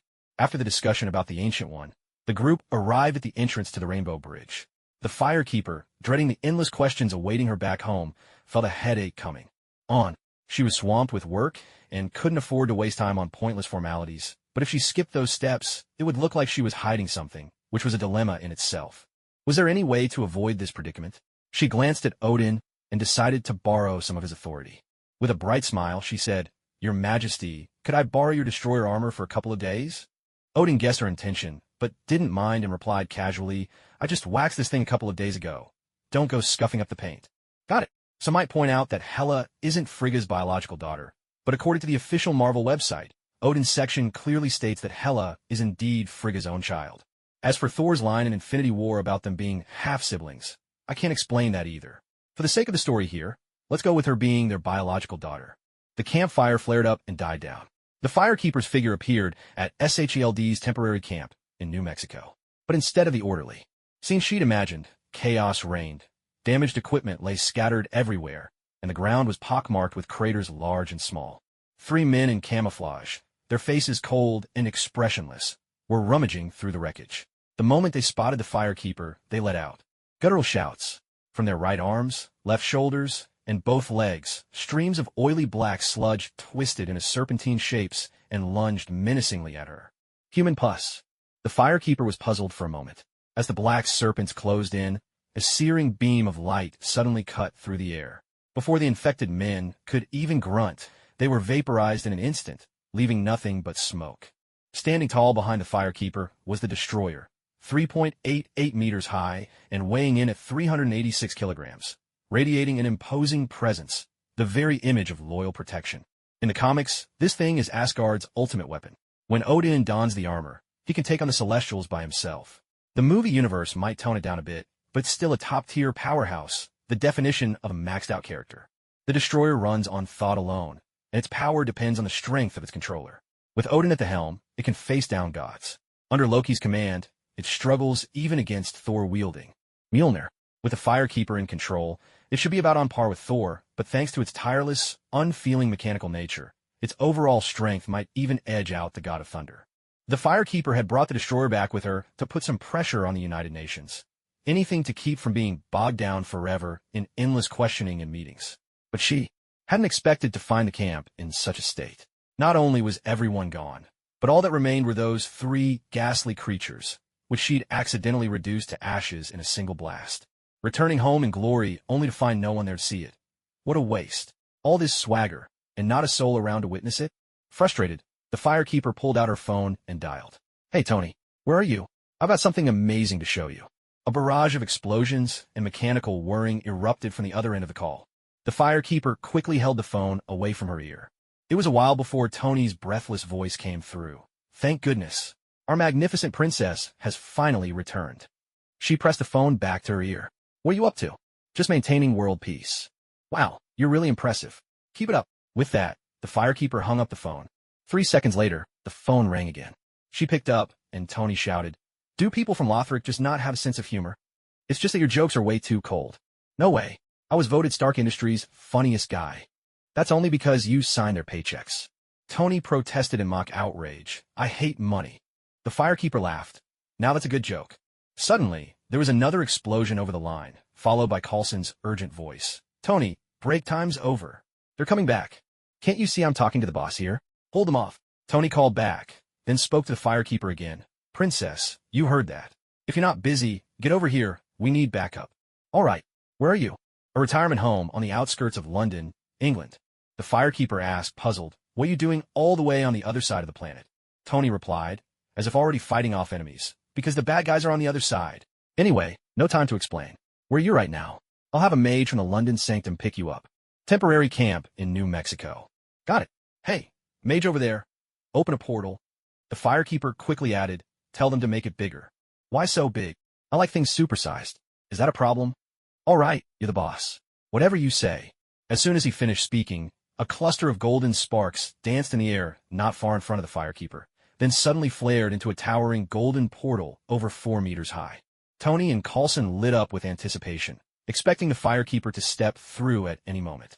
But instead, a thick golden beam, about as wide as a child's arm, blasted out from the portal. It swept across the battlefield like a child wildly scribbling with a crayon, triggering explosions everywhere. In the blink of an eye, a third of the enemies were vaporized, and the entire enemy formation fell into chaos. It was so overwhelming that even SHLD's own team was left in shock. Tony fired a repulsor blast at a rock, then glanced at the aftermath of that golden beam. He suddenly felt more than a little inadequate. For a man, there's nothing worse than being upstaged by sheer size.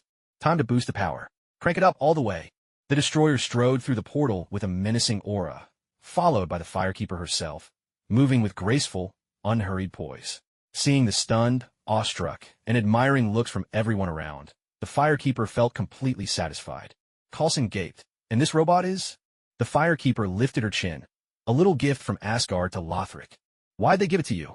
Because Asgard and Lothric have established diplomatic relations. Coulson was startled. What about Earth, then? Earth? The firekeeper shrugged. We didn't discuss anything about Earth. Why not? She shot back. I'm the princess of Lothric, not the princess of Earth. Why should I bring it up? Coulson was at a loss for words. He had assumed that this diplomatic mission would lay the groundwork for peace between Asgard and Earth, but it turned out that both parties had simply left Earth out of the conversation entirely, as if it didn't matter at all. Tony wasn't bothered by this. We can worry about that later. For now, let's deal with our enemies. The firekeeper, eager for a chance to show her strength, immediately took charge. All right, who needs to be killed, where, and how many? What's with all this bravado? So your armor is taller, bigger, and stronger than mine. So what? But is yours as striking as my crimson and gold finish? Power is temporary, but style lasts forever. That's who I am. Tony Stark, a man above petty amusements. He pointed ahead. See those pus of man soldiers over there? Those are the enemies. They're all yours, your highness. Pus of man soldiers? And where do they come from? The firekeeper snapped her fingers, and with a mighty roar, the destroyer charged forward, sending the enemy flying in all directions.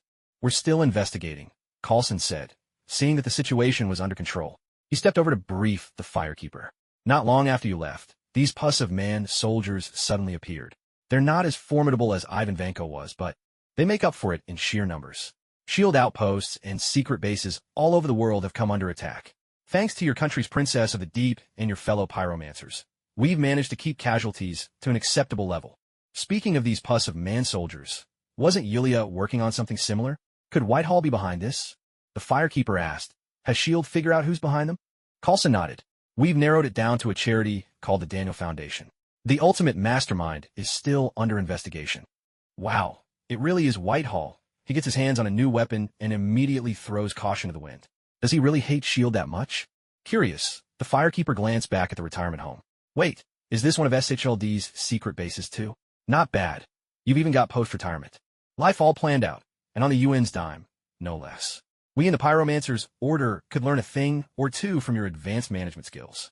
The elder mages from the London Sanctum nodded vigorously, lauding the firekeeper as a leader who truly cared for her subordinates. Coulson hurried to clarify. No, this isn't a S.H.I.E.L.D. base. This really is just a regular retirement home. Then why are these pus of man soldiers attacking this place? Coulson gave a wry smile and said, because Ms. Peggy Carter, one of the founding members of S.H.I.E.L.D., is right here. Wow. To think she's personally leading the team to protect Captain America's girl. Coulson, you are truly a champion among fans. Within moments, more than a dozen Hydra soldiers were reduced to ashes by the destroyer. Tony quickly made a call to dispatch supplies and ordered the sorcerers to open portals. Soon, a large quantity of construction materials arrived, and repairs on the battle damage began in earnest. The firewoman asked, "Why are you so skilled at this?"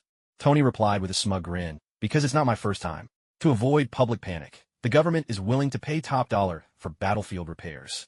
And these sorcerers' portals are not only quick, but also discreet. Absolutely. Perfect for this kind of job. Only after I got into this business did I realize just how shockingly profitable it is. I'm already planning to start a damage control company, specializing in post-battle cleanup. So that's how you got Adrian out of a job and turned him into the Vulture, Spider-Man's villain? The firewoman turned to the London sorcerers and asked, "And you're all willing to do this?" The sorcerers replied shyly, "For world peace and national stability, a bit of hard work is nothing to us." Tony whispered to the firewoman, "Don't listen to their nonsense. I'm paying them half a shipping company's payroll every month. They're more than happy to help." Throwing money at people again? What else do I know how to do? Fair point. When you get back, help me contact a few media outlets, will you? What for? Publicity, of course, the firewoman declared, as if it were obvious. Our department of flame bearing is shouldering such a heavy social responsibility, and magic is such a lucrative professional skill. If we don't hype it up now, then when? You're right. Why didn't I think of that? Tony's eyes lit up. If more people embrace magic and join the sorcerer workforce, labor costs will go down. The firewoman clicked her tongue in mock disapproval. Wow, you greedy capitalist. Tony shot back. Takes one to know one, you cunning politician.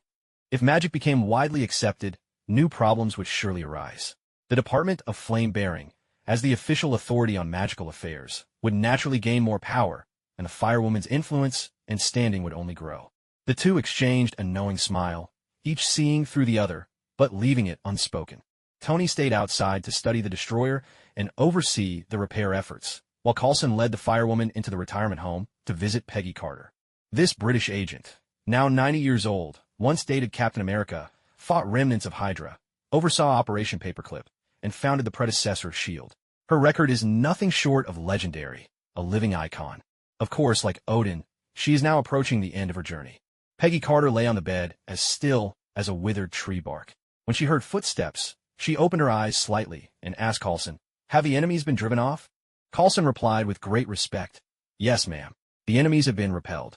This is a battle directed at S.H.I.E.L.D. You must all be prepared." "Yes, ma'am."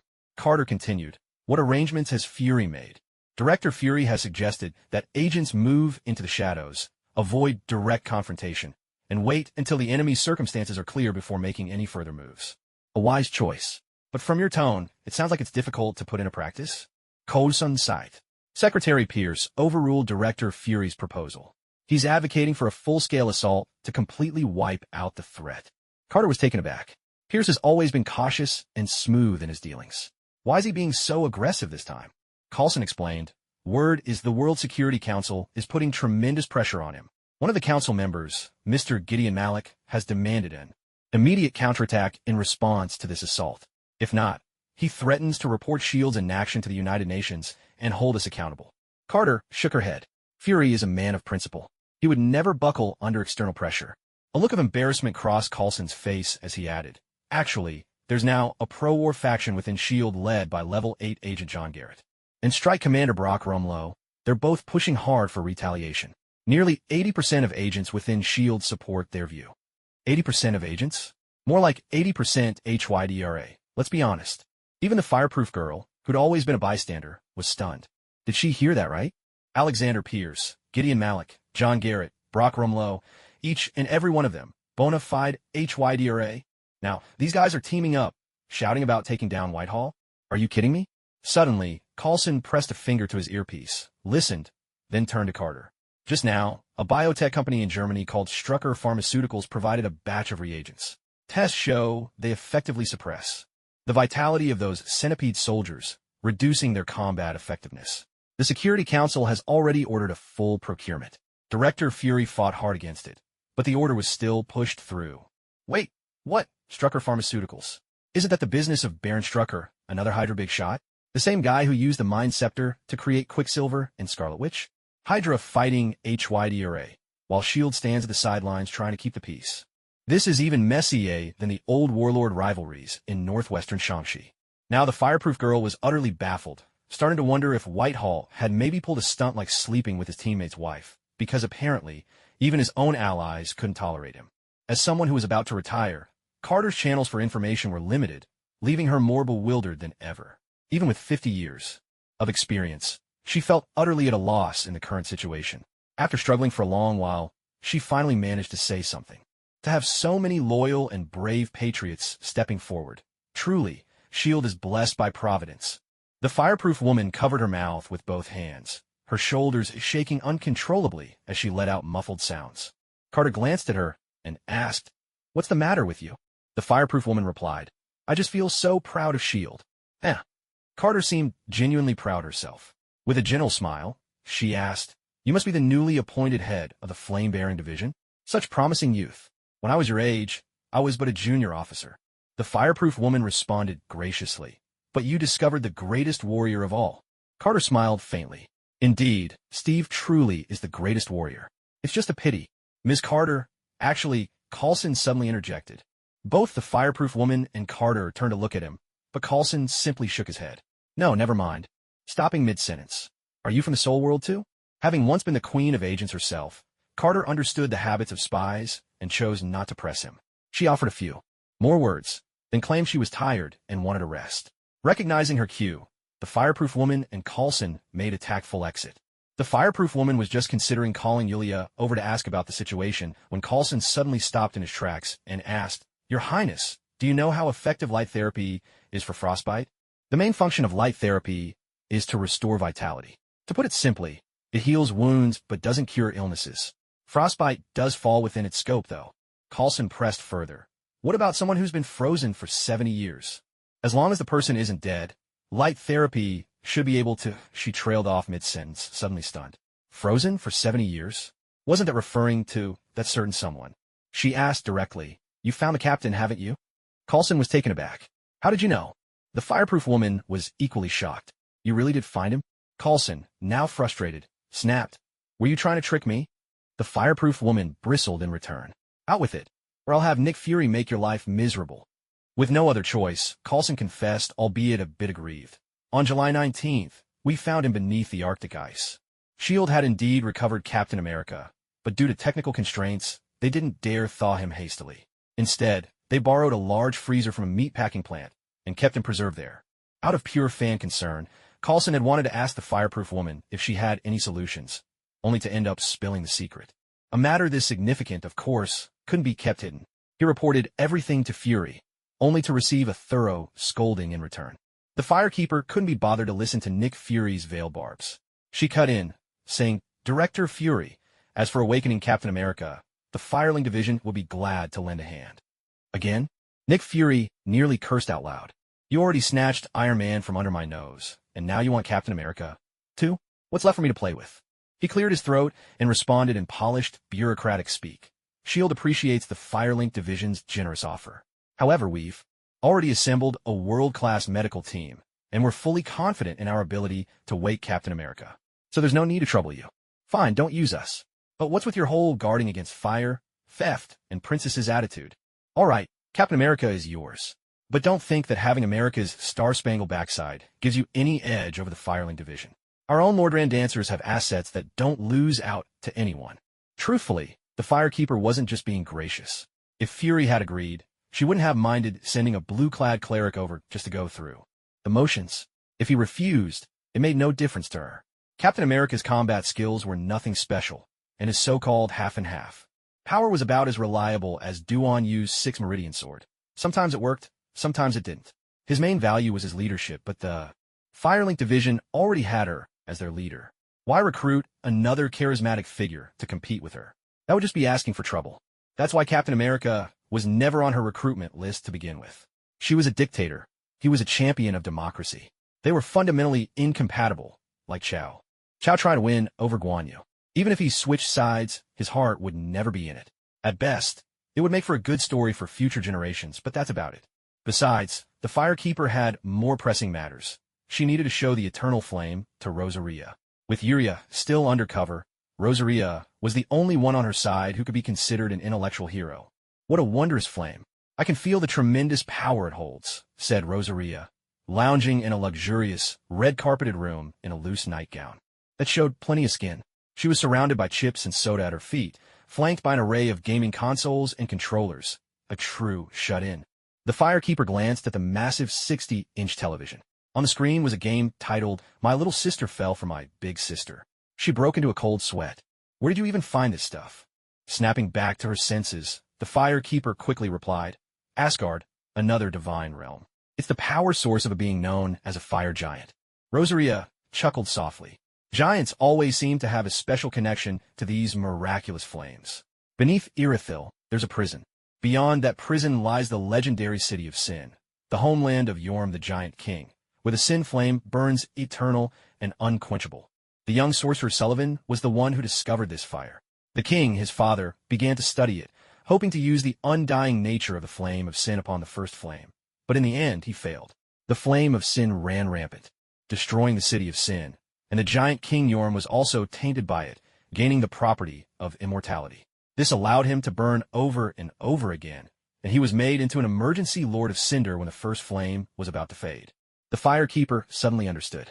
So what you're saying, sister, is that I shouldn't get ahead of myself, but should move forward step by step, steadily and surely? No, what I mean is leave the eternal flame out of Lothric for now. Otherwise, if something goes wrong, you might end up blowing up your own stronghold. The Firekeeper was speechless. Rosaria chuckled and gently patted the Firekeeper on the head. Don't worry. The eternal flame is far more stable than the flame of Sin. Even if it were to explode, the damage wouldn't be nearly as bad. But I must remind you, the first flame isn't fire in the traditional sense. It is the embodiment of the universe's highest law. Whether it's the undying nature of the eternal flame or the unquenchable aspect of the flame of Sin, these are subordinate rules.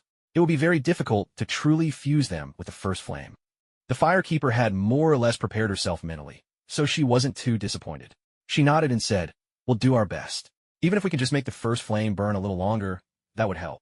"You're right," Rosaria replied, popping another chip in her mouth as she continued to study the eternal flame. To the firekeeper, the scene felt so out of place that she had to change the subject. "Sister, what's with this house?" "The people here gave it to me," Rosaria answered, her words muffled by the chips. "Klimt and the others are even more popular, you know. I heard someone actually paid $200 million for one of their feathers." "What? Are there really that many weirdos in America?" she asked in astonishment. "Feathers from where?" "From their wings, of course," Rosaria replied, looking puzzled. "Aside from their wings and hair, what else could they have?" That sounded like something she probably shouldn't have heard. Rosaria went on. "People in this world have mistaken us for members of another religion. I've denied it in public more than once and made my identity clear, but people still don't believe me. They keep sending us gifts of all kinds to repay their kindness. All we can do is heal their illnesses with miracles. As a result, people have become even more enthusiastic. There's just no stopping them." "Sister, is this going to cause trouble for you?" The firekeeper had originally intended to ask Rosaria to keep a low profile to avoid stirring up religious conflict, but then she thought it over. Rosaria wasn't stealing or cheating anyone, and she truly benefited the people. There was no reason to hold back. After a moment's thought, she said, "It's fine. We don't force anyone to believe, nor do we force anyone to leave their faith. We bless the kind and help the suffering. In time, everything will become clear." That's exactly what I was thinking too. Rosalia was clearly delighted. She pulled the firekeeper into a warm embrace, grabbed a bottle of cola, and pressed it into her hands. "Here, little sister, have some ice-cold cola." The firekeeper took a long gulp and let out a satisfied burp. Finally managing to escape from Rosalia's grip, the firekeeper drew a talisman and summoned Yulia's spirit to question her. What exactly is going on with Whitehall? Yulia's expression was one of helplessness. After getting his hands on the Generation 2 essence of man virus, Whitehall wanted more loyal subordinates. So, he blew up a secret Hydra base and abducted everyone inside. That place was supposedly Hydra's hidden school for raising the next generation of talent. Whitehall, Baron Strucker, and Alexander Pierce all graduated from there.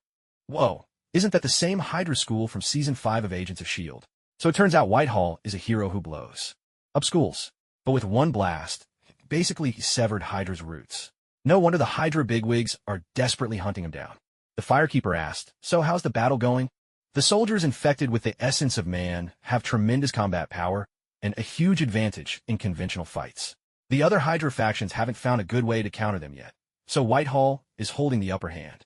Hydra fighting Hydra. Opportunities like this come once in a lifetime. There's no way to let it go to waste."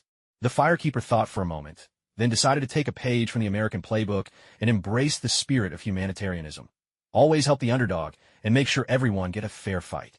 "How's the development of the essence of man inhibitor coming along?" Yulia replied, "We've already produced a preliminary version. I'm conducting clinical trials in secret to determine how to improve it." The firekeeper chuckled. "A product that strikes at evil and benefits the people. How can you be testing it in secret? Give me the formula.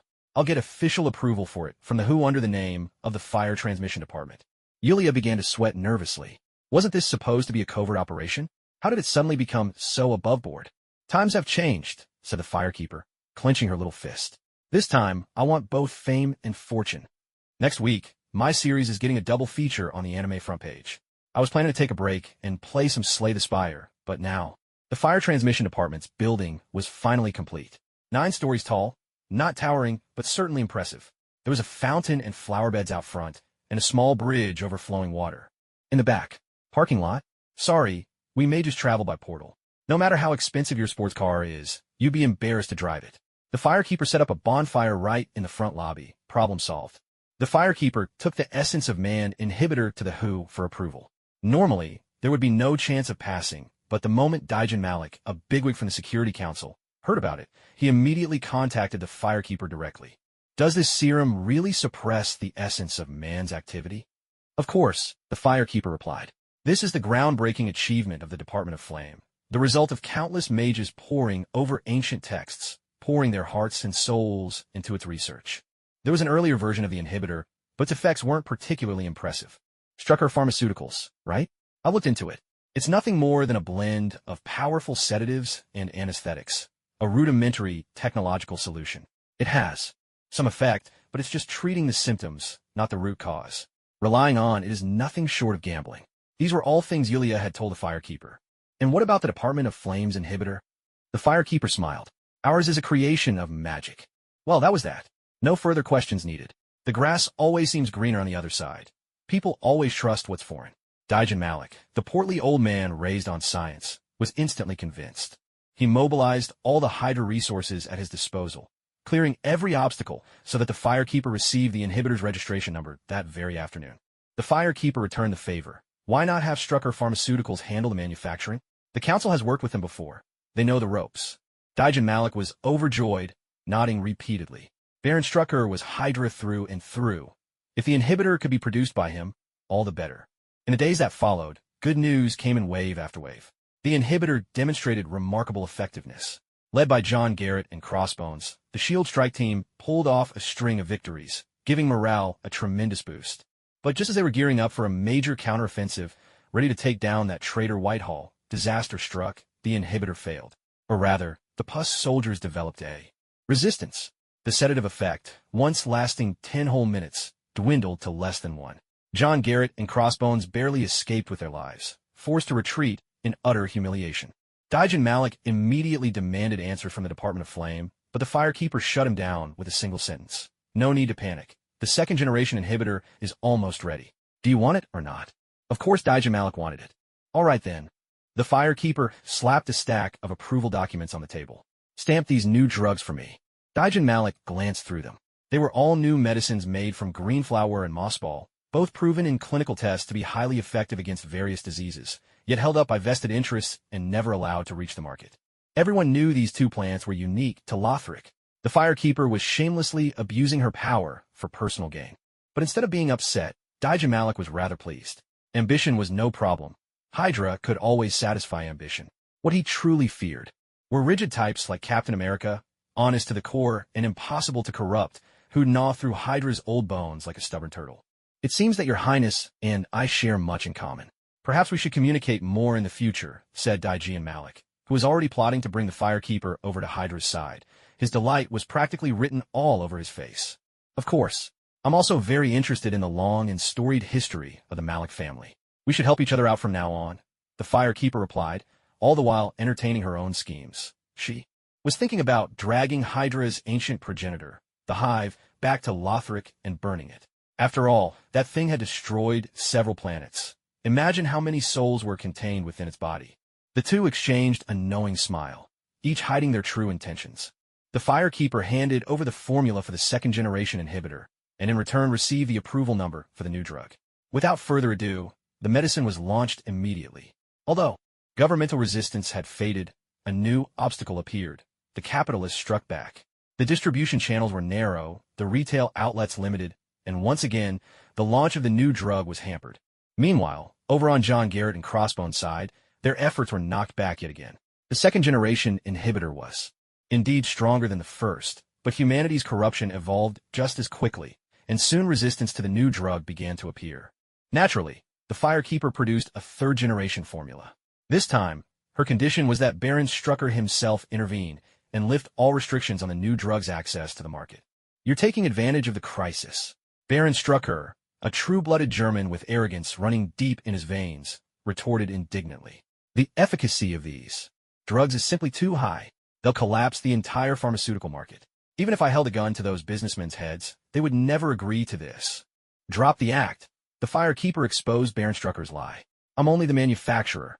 The sales channels are still in their hands. For every dose of the new drug sold, they make their cut. They're not losing a thing.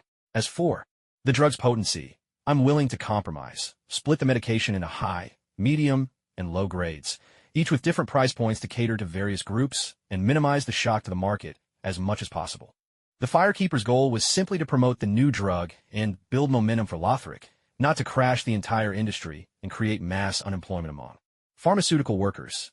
Adulterating pills with flour might not be the noblest solution, but this was a societal illness. She could only heal it bit by bit. Baron Strucker did some quick calculations in his mind and found the proposal acceptable, eventually agreeing to the deal. At long last, the much-anticipated new drug officially hit the market. Its unprecedented efficacy won universal praise overnight, rekindling hope for countless patients suffering from severe conditions. Mossballs, originally a detoxifying herb, took on a whole new meaning in the Marvel world, where all kinds of industrial and chemical pollution were classified as toxins. In short, just by chewing a mossball tablet regularly, you could eat apples soaked in formaldehyde and still enjoy the benefits of pure, organic food, at least as far as your body was concerned.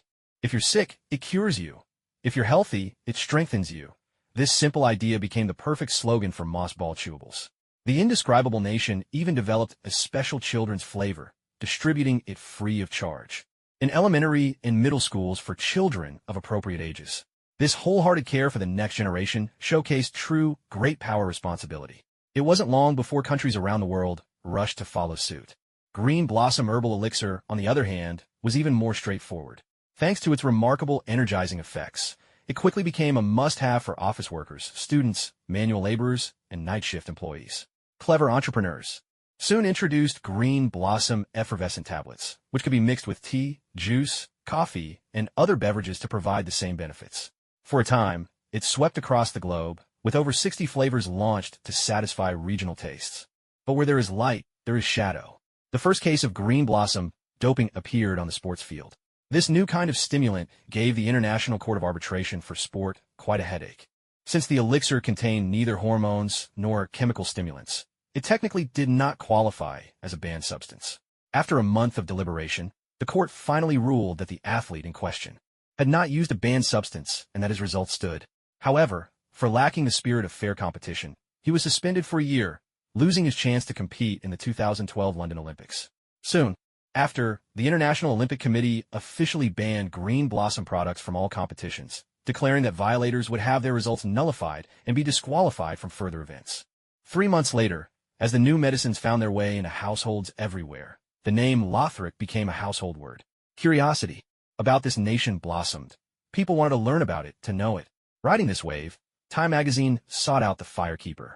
On October 10, 2011, the Firekeeper addressed the people of the world from Time's cover. Lothric welcomes you. In just 3 short months, the new drug had gone from approval and launch to worldwide sensation. Under a democratic system, such a feat would have been impossible. But Hydra was a master of autocracy. With a single command from Dijah Malik and Baron Strucker, everyone, officials and capitalists, alike, fell in line, becoming cogs in a vast collective machine. There would be no finger-pointing or endless accountability sessions. Just 2 choices: obey or face the consequences. The decision was yours. Officials became swift and decisive. Capitalists transformed into patriots serving the people, and with everyone pulling together, they accomplished in 3 months what would normally take 3 years. The efficiency was simply explosive. The Firekeeper was almost tempted to embroider a banner and present it to Hydra in gratitude. On the other side, Ohei brought good news as well. The phototherapy training had already shown promising results. The first group of 7 trainees had mastered restorative miracles and become qualified phototherapists. Ohei personally awarded them their professional certificates and medical licenses at the White House, with NBC broadcasting the ceremony live, under the watchful eyes of nearly a third of the nation. These 7 phototherapists officially donned their uniforms and set out to serve the tireless government officials, ready to give their all. This, however, did not sit well with the American public.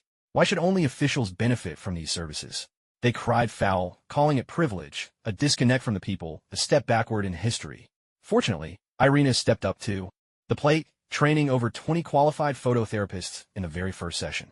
The oldest among them was only in high school, and the youngest, Peter Parker, was just 9 years old, far more efficient than the government's own program. Yes, you heard right and guessed correctly. It's little Spider-Man. In 2011, Peter was only 9, and Aunt May had signed him up for a slew of extracurricular courses, phototherapy included. Before he knew it, he'd stumbled into becoming a phototherapist. At this point, hospitals across the country pounced like sharks scenting blood. As giants of the medical industry, they understood that a seismic shift was coming. Where once those who monopolized medical resources were kings, soon those who controlled phototherapists would rule. Driven by profit and prestige, hospitals dangled dazzling offers before these young healers, eye-watering salaries and lucrative contracts, quickly snapping up every last one of them in mere days. Aunt May was floored. She'd only wanted to collect a few extra bragging rights for chats with her friends, How had her little nephew suddenly become the hottest commodity in town? After high school, Peter could go straight to medical school, get his diploma, and serve as an attending phototherapist in a hospital, starting at $3 million a year, with family members enjoying free medical care. Even as a minor, hospitals would pay him a monthly healthy growth stipend, which was already more than Aunt May's current salary. Little Peter was riding high, boasting to his classmates, until when Stacy and Jessica Jones gave him a sound thrashing, leaving him to hide in the bathroom, crying and healing his bruises with phototherapy. Meanwhile, Dr. Stephen Strange felt a pang of jealousy reading the news. Was he, a medical genius, really no match for a 9-year-old who hadn't even finished elementary school? Maybe he should sign up for a phototherapy class himself. On the Fire Lady's end, she seized the moment to announce the use of portals to replace long-distance transport. She even picked an unlucky sorcerer in London and made his payslip public, giving people yet another glimpse of the lucrative side of magic. With all this positive publicity, people finally took off their tinted glasses. Who cares if it's science or magic? If it helps me pay off my mortgage and car loan, that's all I need. So, the public began to clamor. If magic is this powerful, where can we learn it? The Ministry of Fire issued an announcement. Don't worry, specialized schools are already being built. And this wasn't just empty talk, it was really happening. 1 month later, with the ministry's support, Congress passed the first draft of the regulations on the standardization of magic application and management. The regulations meticulously detailed the grading of magical skills, the procedures for obtaining professional certification, the rights and obligations of mages, as well as the code of conduct for everyday magical behavior. A total of 6 main categories, over 20 subcategories, and more than 3,000 specific rules. The rigor of these measures rivaled firearms control, putting the public at ease and dashing the hopes of anyone with ulterior motives. Another week passed, and the very first school for magic training in the United States officially opened its doors and began enrolling students. Even phototherapy training was brought under its wing, all under the unified management of the Ministry of Fire. The school hired mages from the 3 great sanctuaries as teachers, offering them civil servant benefits and annual stipends from Congress, providing both substance and prestige. Since Camartage already promoted knowledge sharing and everyone enjoyed teaching, this job quickly became a favorite among mages. The competition for a teaching position was fierce, with enthusiasm running sky high. The Lady of Fire saw this and thought, well, since you're coming to me, I might as well make good use of you. Those that didn't make the cut, as teachers weren't left idle either. She tasked them with creating a set of introductory magic textbooks. No need for anything too profound. The simpler, the better. Even if it's just a gentle breeze or a tiny spark, that's fine. I'm not trying to train Sorcerer Supremes here, she said. I just want to spread the concept of magic. All sentient beings possess magical talent, though some stronger than others.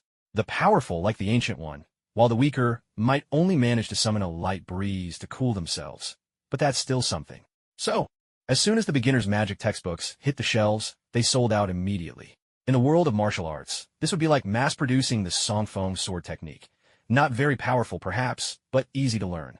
The Lady of Fire wasn't just all talk, either. She put the word out to the medical tycoons. If you still want phototherapists in the future, come help me promote this. The medical giants immediately transformed into eager advocates, instructing their medical schools and research labs to publish articles claiming that simple magical exercises benefit children's brain development, relieve mental fatigue in adults, and even reduce the risk of dementia in the elderly. In short, magic was touted as a mental energy booster, with effects comparable to the legendary 6 Walnuts drink. It's funny how people are. Though they yearn for magic, they still crave scientific proof. Regardless, once these articles were published, they sparked a nationwide frenzy to learn magic. The mages of the 3 great sanctums might not be the most professional when it comes to fighting, but in academic research, they are truly unmatched. The introductory magic textbooks they've written are of exceptionally high quality. Even those with only average talent can pick up a few flashy, but ultimately harmless spells within 2 to 3 weeks. This has greatly boosted people's enthusiasm for learning magic, making New York feel like a city from a magical realm. Children can often be seen controlling paper airplanes with magic, while young adults light cigarettes with a flicker of fire on their fingertips.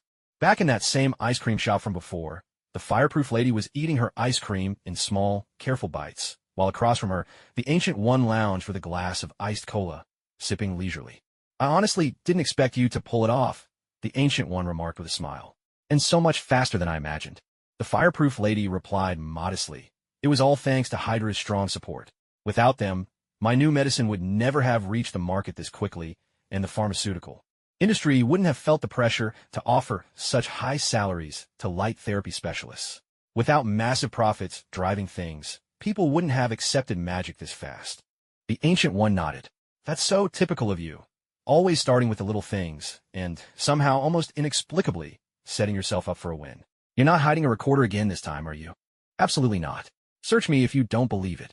The fireproof lady spread her arms wide, adopting a posture of complete innocence. The Ancient One waved her off quickly. No, you're far too high-ranking now. I'm just an ordinary person. I wouldn't dare frisk the minister of the fire transmission department. If I ended up accused of something, I couldn't take the heat. The Ancient One was right. While Hydra was busy fighting among themselves, the fireproof lady's side had already entered a phase of rapid development. Economically, she had amassed a fortune of nearly $3 billion in just half a year thanks to her new drug. According to economists, by next year, 2012, the fireproof lady would earn $20 billion from global orders of her green herbs and mossballs. It's worth noting she wasn't the CEO of a corporation, but rather the Princess of Lothric. She didn't need to distribute dividends to shareholders or share the profits with any board of directors. That entire $20 billion would go straight into her own pocket, enough to make CEOs like Tony and Justin Hammergreen with envy. Politically, the widespread adoption of magic had greatly increased the actual power of the Department of Fire Transmission, giving it the confidence to stand on equal footing with S.H.I.E.L.D. As a new and booming industry, magic provided countless business opportunities and jobs. Its low entry barrier also offered a fresh path for less developed countries. After all, they lagged far behind the great powers and technology, but with magic, everyone was starting from the same line. Whether they could leap ahead depended on how they handled this wave. In such a context, the fireproof lady, as the leading figure in the magical world, became critically important. Every word she spoke was met with eager support, and her influence in international affairs was growing by the day. After finishing her ice cream, the firekeeper pushed the cup aside and asked, "Master, are you interested in becoming the headmaster of the magic school?" The Ancient One shook her head. "No need. I'm perfectly content with my life as it is. I don't have to worry about the little things, and if anything big comes up, a single phone call will summon a whole squad of disciples. I'm very satisfied. You can go ahead and focus on your own work without any worries." Seeing that the Ancient One was truly letting go of control, the firekeeper finally felt at ease. She stood up and said, "If that's the case, please enjoy your dessert, Master. I'll be heading out now. Do you have something to do?" "Yes, Time Magazine is interviewing me this afternoon." "Didn't they already interview you?" "That was about Lothric last time. This time it's about magic." On the cover of the latest issue of Time Magazine, the firekeeper addressed the public. "The times have changed. Magic won't drive anyone away, nor will it erase anyone. It's simply a new tool, just like smartphones and the internet, meant to make life more convenient for everyone." Her words were printed on the cover and distributed around the world. She wasn't lying. The arrival of portals had drastically lowered transportation costs, resulting in widespread price drops for goods, which in turn fueled consumption and boosted global economic growth. At the moment, there simply weren't enough mages, but in the future, portal technology would be integrated into cities, greatly relieving commuting congestion and shaping a whole new three-dimensional urban landscape. Some real estate developers had even started showing off concept art to entice people to buy homes. School district properties and subway apartments were now outdated. The portal home was the new trend. Whether it was school, office, supermarket, or park, you could step out of your neighborhood and arrive at your destination in a single stride, enjoying an unprecedentedly convenient and speedy lifestyle. With magic becoming commonplace, Tony's mimicry technology finally gained global recognition and entered a phase of rapid development, shining in many fields, most notably medicine, where it was hailed as a second pair of eyes granted by God, helping countless blind people to see the world again. Originally, Time Magazine intended to interview Tony, but upon learning that magic was involved, they realized they couldn't avoid the princess at the center of it all. So, fully equipped with cameras and microphones, the whole crew headed straight for the Flame-Keeping Division's headquarters. At that moment, the firekeeper was lounging in her office, engrossed in the newly released Skyrim, November 11th, 2011. Suddenly, the Time Magazine team burst in, catching her off guard. Instinctively, she switched back to the desktop, but then realized, wait, I'm just playing the official version, not at the sex lab. What am I even worried about? With that thought, she straightened her face and asked, "How old are you?" Which, in her tone, really meant, "Why is it always you?" The female reporter from Time was an old acquaintance and didn't bat an eye. She waved her team forward, and in no time, They surrounded the firekeeper, some touching up her makeup, others adjusting the lights, all according to standard procedure. And just like that, the firekeeper graced the cover of Time magazine once more. The American public. How old are you?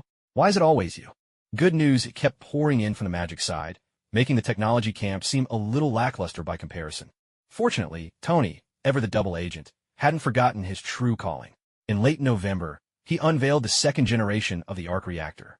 This new reactor replaced the palladium core with wedge stone, resulting in a power supply that was more stable and long-lasting. Just 1 kilogram of wedge stone could produce 200 million kilowatt-hours of electricity, about 10 times more than uranium of the same mass.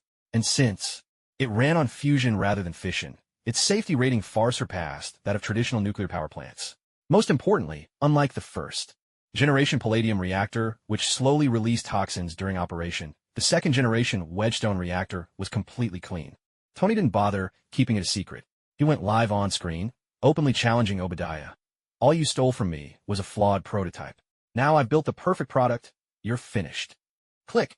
Obadiah switched off the television and turned to Ross. General, we've worked together for years. You know I'm a man of integrity. It's true that palladium is harmful to humans, but unless it enters the body directly, it poses no health risk. And even if, by some accident, someone did ingest a bit of the toxin, we have those mossball chewables. Problem solved, right? Ross folded his hands and rested his chin on them, his voice deep and unyielding. Of course, toxins aren't a problem. Brave American soldiers never fear death. Then why cancel the order? Because of quality, Ross said bluntly. The second-generation reactor is more powerful and lasts longer. The military has no reason to settle for less when a superior option is available. Unless you can deliver a better reactor, Mr. Obadiah will have to buy Tony Stark's product. Obadiah's neck bulged with frustration. If he could build a better reactor, why would he have tried to steal from his own nephew in the first place? He slammed his hand on the table and pleaded. General, you can't do this to me. All my available funds are tied up in this order. Ross remained unmoved. Sorry, that's the decision from above. I don't have the authority to change it. The only reason I'm giving you this heads up is because of our personal friendship. By the way, one of my former subordinates started a security firm after retiring. He's looking to purchase some weapons to fight local militants. Here's his number. Maybe you could sell them some Iron Man suits. A security firm buying Iron Man suits? Even if I wanted to sell, could they possibly afford them? Obadiah pocketed the slip of paper with the number, walking away in a daze. Ross picked up the phone on his desk, dialed a number, and said, Your Highness, I've given him the contact information. The firekeeper chuckled and said, Thank you. I owe you one. Do you need me to lend a hand again with your research on enhanced humans? No need to trouble yourself. The recent outbreak of those human slew soldiers has caused a huge backlash. I've already given up on the enhanced human project. A wise decision. There are plenty of ways to advance yourself. There's no need to pick the hardest path. Anyway, my previous promise still stands. Just reach out if you need my help. Yes, thank you, Your Highness. At first, Ross had only started researching enhanced humans for the sake of political achievements, but it had become a personal obsession over time. With the emergence of the human slew soldiers, the field became extremely sensitive. Not only was there no credit to be gained, it was likely to bring a heap of trouble instead. Meanwhile, the firekeeper's own work was flourishing, her power steadily growing. Ross saw great promise in the future of magic and decided to align himself with this princess of magic. Whether Ross was an outstanding soldier was debatable, but as a politician, he was certainly ruthless, never hesitating to sell someone out if it benefited him. Just then, the door swung open again with a sharp sound. Obadiah poked his head in and said, I forgot to thank you earlier. Thank you, General. Ross replied, You're welcome. With intelligence like yours, still thanking someone after they've set you up, you really shouldn't be out in the world. While you still have money, you'd better find yourself a nice, quiet place to settle down. After returning, Obadiah mulled things over for a while before finally dialing the number of one of General Ross's subordinates. After all, when it comes to cutting your losses, every little bit counts. Who needs anything fancy now? The phone rang a few times before a soft, almost effeminate male voice answered. This is Whitehall. Who's calling? Whitehall. Never heard of him in the arms-dealing circles. Some nobody from somewhere? Hello, Mr. Whitehall. This is Obadiah. Obadiah? Never heard of him in the Hydra circles either. Another nobody? How did you get my number? General Ross gave it to me. General Ross? I didn't know he was one of ours. Whitehall responded coldly. Sorry, I don't know any General Ross. Sensing the call was about to end, Obadiah hurriedly said, Wait, I have a batch of Iron Man suits. Would you be interested? Iron Man suits? Whitehall was taken aback. Lately, he'd been getting hammered by S.H.I.E.L.D., or Hydra, as it were, and the human slew serum was running short. If he could get his hands on Iron Man suits, he wouldn't have to rely on the serum to rebuild an army, which would greatly relieve the pressure on the front lines. He paused for a couple of seconds, then lowered his voice. What's their condition? Obadiah instinctively lowered his own voice. All top of the line. How many do you have? How many do you want? I'll take however many you've got. Hey, you security team punks, who do you think you're talking to? I've done business with terrorists. Do you really think you're tougher than the Taliban? Obadiah answered with swagger. However much you want. I have it all. Fine, I'll take everything. Today is the Lantern Festival. Wishing everyone a happy holiday. I'm giving myself a little break too. So, just 2 guaranteed updates today. Many thanks to the Jing Sure Say for the 100 coin tip, to Your Beauty, I Can't Handle It for another 100 coin tip, and to Kachiki Rukia for the 100 coin tip as well. Thank you all for your recommendations and support. Obadiah is no Tony Stark. He doesn't have the guts to challenge Congress. So naturally, the big, clunky version of the Iron Man suit he produced fell under strict government control. You can never just haul it out on the street and hawk it like cabbages. It has to be smuggled in under the radar, and definitely no gunfire. The exchange was set to take place in a wooded area on the outskirts of New York. To avoid getting double-crossed, Obadiah brought along 2 groups of bodyguards, armed to the teeth with both light and heavy weapons. He scoffed at the thought that a mere security team dared challenge him. Today, he'd make Whitehall understand the old saying, once your elder, always your elder. But as soon as Obadiah met Whitehall, he dropped to his knees with a thud, because standing behind Whitehall were 2 terrifying, clawed monsters, the infamous man-pus soldiers who'd been causing such a stir lately. Whitehall was only human too, and wary of being double-crossed. He never planned to play the patriarch, but if he could pick up a godson along the way, why not? He was pleased with Obadiah's reaction, and said amiably, there's no need to be afraid. Obadiah nodded eagerly. I'm a professional. I'm not afraid. Then why is your face so red? Seeing you has me all fired up. And why is it yellow now? Windproof wax. I put it on for protection. Whitehall laughed. It's rare to meet someone from my own era these days. Truly, what an invigorating day. Obadiah was puzzled. This guy looks, what, 30, maybe 40 at most? He dares to claim they're from the same generation? Whitehall noticed the doubt in Obadiah's eyes. Calmly, he said, I'm 92 years old. Obadiah was stunned. Could it be? That's right. I've acquired the secret to immortality. Whitehall leaned in and whispered in his ear. Obedience comes with its rewards. Mr. Obadiah, Hydra needs your allegiance. Obadiah was even more shocked. No wonder those man-pus soldiers could go toe-to-toe with S.H.I.E.L.D. Hydra was behind them all along. He'd been around since Howard Stark's time and lived through World War II. So of course he heard of that notorious name. He always thought Hydra was just a vengeful military group left over from the Nazi era. But now they could grant immortality? Even the most miraculous healing spells he'd heard of couldn't do that. Whitehall turned to Obadiah and asked, Did you bring the goods? Obadiah, still a bit dazed, nodded and signaled to his men. They opened the truck's cargo door, revealing 4 suits of iron armor standing silently inside, exuding a quiet sense of intimidation. Whitehall's eyes lit up, clearly satisfied. He called over his shoulder, Bakshi, check the goods. Yes, sir. An Indian man hopped into the cargo hold, drew a small knife from his belt, and scratched the armor surface. Then, with a flourish, he licked the blade, smacked his lips thoughtfully, and spat on the ground, frowning. Sir, something's off. These smell like paint. Whitehall was speechless. Obadiah was speechless. The iron armor had been painted. Of course it smelled like paint. What else could it possibly smell like hot pot seasoning? Obadiah shot Whitehall a sideways glance, as if to ask, Is this guy an idiot? Whitehall's eye twitched. Bakshi, don't be mad, sir. I just noticed you've been in a bad mood lately, and wanted to cheer you up. If you're not happy, how about I show you a new dance I just made up?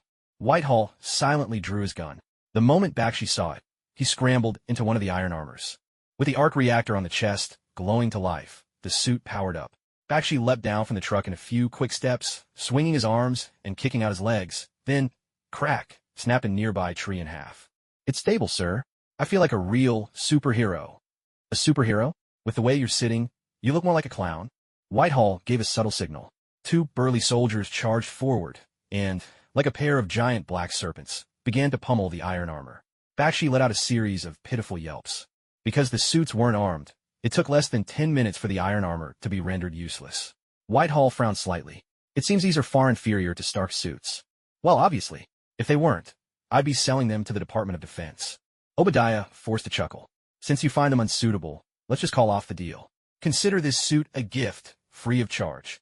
He He was about to leave when Whitehall blocked his path. Not so fast. Inferior or not, they're better than nothing. Rejoice, Mr. Obadiah. Your iron armors have been requisitioned. Obadiah cried out in dismay. Requisitioned? Whitehall replied matter-of-factly. Once HYDRA rules the world, you'll get your due reward. Hydra ruling the world? 70 years ago, someone said the same thing. Now he's floating somewhere a few light years away as a soul-sucking wraith. Under Whitehall's threat, Obadiah handed over all the iron armors. Only now did he realize there really are forces in this world scarier than terrorists, political madmen. Because the third-generation human pus inhibitors were already nearing completion, the battle situation at Whitehall took a sharp turn for the worse. Guided by her humanitarian spirit to aid the weaker side, the Firekeeper naturally reached out to help Whitehall. The appearance of the Iron Man suits once again leveled the playing field between Hydra and Hydra. John Garrett and Crossbones, caught unprepared yet again, narrowly escaped disaster. As soon as the Iron Man suits appeared, Pierce and Crossbones made a beeline for Obadiah's home. But no matter how they rushed, they were still a step too late. Obadiah was already long gone. The old fox wasn't foolish. He knew that those bulky, clunky Iron Man suits were his calling card. Once Whitehall deployed them on the battlefield, there was no way Obadiah could escape suspicion. So, without another word, he ran for it. Obadiah raced through the night to the airport, boarded his private plane, and finally let out a sigh of relief. As he plopped his ample backside onto the leather seat, in the blink of an eye he found himself landing hard on the marble floor of the Firekeeper's headquarters. Looking up, he saw a golden portal above him, surrounded by high-ranking sorcerers, each more imposing than a Terminator, with arms thicker than his thighs. Obadiah understood. He was finished. The sorcerers parted to make way, and the Firekeeper stepped out with a smile, Tony by her side, his face frosted with cold fury. Obadiah, no stranger to survival, threw himself at the Firekeeper's feet with a wail, tears streaming down his face. Your Highness, I'll talk. I'll tell you everything. There was no hope for dignity here. You can't expect an arms dealer to have the backbone of a hero. Obadiah was a businessman, not the righteous, hot-bloodedly Kuei, and yelling, I'll be a hero again in 18 years, just wasn't in his character. Dealing with him was as easy as picking up a rabbit while gathering grass. No effort at all. Since he was ready to talk, the Firekeeper smiled and said, All right then, let's hear it. What do you know? Obadiah wasted no time and dropped a bombshell. Behind those human pus soldiers is Hydra. Just then, Pierce, who had rushed over after hearing the news, arrived in time to catch those words. He was so shocked he nearly wet himself. The total eradication of Hydra was their public rallying cry, their guiding principle for 100 years, the foundation of their continued survival, and the absolute bottom line that could not be questioned. To claim that Hydra still existed, well, as a Hydra leader, he would be the first to object. Absurd, Pierce shouted, stepping forward. Hydra has long since been destroyed. That is an ironclad fact. You, troublemaker, stop spreading such wicked lies. Guards, slap his face. What nonsense. This was a brazen lie, turning black into white with a straight face. And just because you say slap, you expect me to comply? Do you even have any respect for me, the minister of the Firekeeper's department, let alone an imperial inspector? With a single look from the Firekeeper, the mages flexed their chests and swiftly blocked all of Crossbones' Hydra agents outside the door. The Firekeeper cleared her throat lightly and asked, Director Fury, what's your take on this? From the shadows, Nick Fury stepped forward, his expression grave. I once read something online. If someone edits a photo, they'll make sure you can't tell it's been altered. So the more obvious the signs of editing, the more likely the photo is real. By the same logic, a liar will always try to make their lies flawless. The more absurd Obadiah's lies sound, the more likely they're actually true. Pierce was dumbfounded. Is this kind of nonsense logic popular now? Are you all picking on me just because I don't spend time online? He stammered. Fury, don't jump to conclusions. There's a chance that. Old Chief. Fury cut him off, speaking with heartfelt sincerity. At a time like this, you don't have to cover for me anymore. Huh? What am I covering up for you? Pierce was utterly bewildered. Fury stepped forward, grasped Pierce's hand in both of his, and shook it firmly. You must have realized long ago that the others were Hydra. That's why you insisted on fighting, right? Pierce, what? Fury spoke with deep emotion. Hydra's resurgence is a failure of my duty as Director of S.H.I.E.L.D. You must have been protecting me by refusing to admit the others were Hydra. Am I right? Pierce, what? Clapping Pierce on the back of his hand, Fury continued passionately. But facts are facts. We can't let personal friendship outweigh the greater good. Hydra threatens the safety of the entire world. We must unite every resource we have to wipe them out. Nick Fury cannot allow myself to cover up the truth just to save face. Turning a blind eye only gives Hydra room to grow. If that happens, I'll be a criminal to all humanity. Pierce, what? I owe you an apology. Old Chief, Fury said earnestly. I apologize for my previous carelessness and for not understanding you before. Your foresight is something I'll be learning from all my life. Please stay with me and S.H.I.E.L.D. a few more years and continue to guide and protect us, will you? Pierce, of course. Fury turned to Crossbones, his tone genuine. I used to call you reckless and hot-headed, but I take those words back. I owe you both an apology and my gratitude. The spirit of S.H.I.E.L.D. shines brightly in you. You are one of our finest agents. Crossbones, thank you, sir, for your praise. Fury nodded. You've earned it. And please, pass these words on to Agent Garrett for me. I will, sir. The Lady of Fire nearly burst out laughing. She looked left and right, feeling as if something was missing. After a moment's thought, she realized, oh, there should be applause here. Never one to let a spectacle go to waste. She took the lead, clapping her hands and exclaiming, what a fine scene of reconciliation. Now that the two of you have buried the hatchet, with Hydra being nothing more than a petty clown, their downfall is inevitable. Seeing their leader applauding, the sorcerers knew they had to join in, so they enthusiastically clapped along as well. Action, applause times 20. Nick Fury was a bit moved and nodded gratefully to the Lady of Fire. Thank you. I admit that without the support from the Firebearers, we never would have caught Obadiah. But from here on out, it's up to S.H.I.E.L.D. With that, he raised his right hand and called out, down with Hydra. Pierce and Crossbones exchanged a look, each wearing an expression as if they'd bitten into something foul, before reluctantly echoing, down with Hydra. Fury shouted again, death to Hydra. The Hydra agents in the crowd chorused, death to Hydra. And may Hydra never bear children. Pierce protested awkwardly. Fury, isn't that taking it a bit far? The Lady of Fire grinned broadly. Not at all. Against evil like Hydra, we owe them no code of honor. Fury nodded vigorously. Your Highness is absolutely right. Pierce and Crossbones had no choice but to join the chant. May Hydra never bear children. Pierce, tough as old bark, didn't care, but Crossbones, still young and full of pride, and not even having a girlfriend, was nearly moved to tears by the chant. Obadiah, clapping as he walked out, smiled and said, I've always heard that Director Fury runs S.H.I.E.L.D. like a dictatorship, but clearly that's all. Nonsense. Excellent. Democracy is what the people want. As for those Hydra remnants, I'll leave them to S.H.I.E.L.D. to deal with swiftly. Is that all right? Pierce suddenly understood. No wonder Fury was shouting those slogans so loudly. The president was here all along. Fury patted his chest in assurance. Rest easy, Mr. President. S.H.I.E.L.D. defeated Hydra once, and we'll do it again. Besides, we have a secret ace up our sleeve against Hydra. There's no way we'll fail. Pierce thought, an ace against Hydra? What could that be?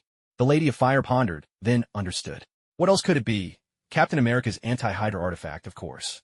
President Obadiah wisely didn't press further and left with Obadiah, since as an American businessman, he naturally had to be judged by American law. After that, Fury and Pierce left as well.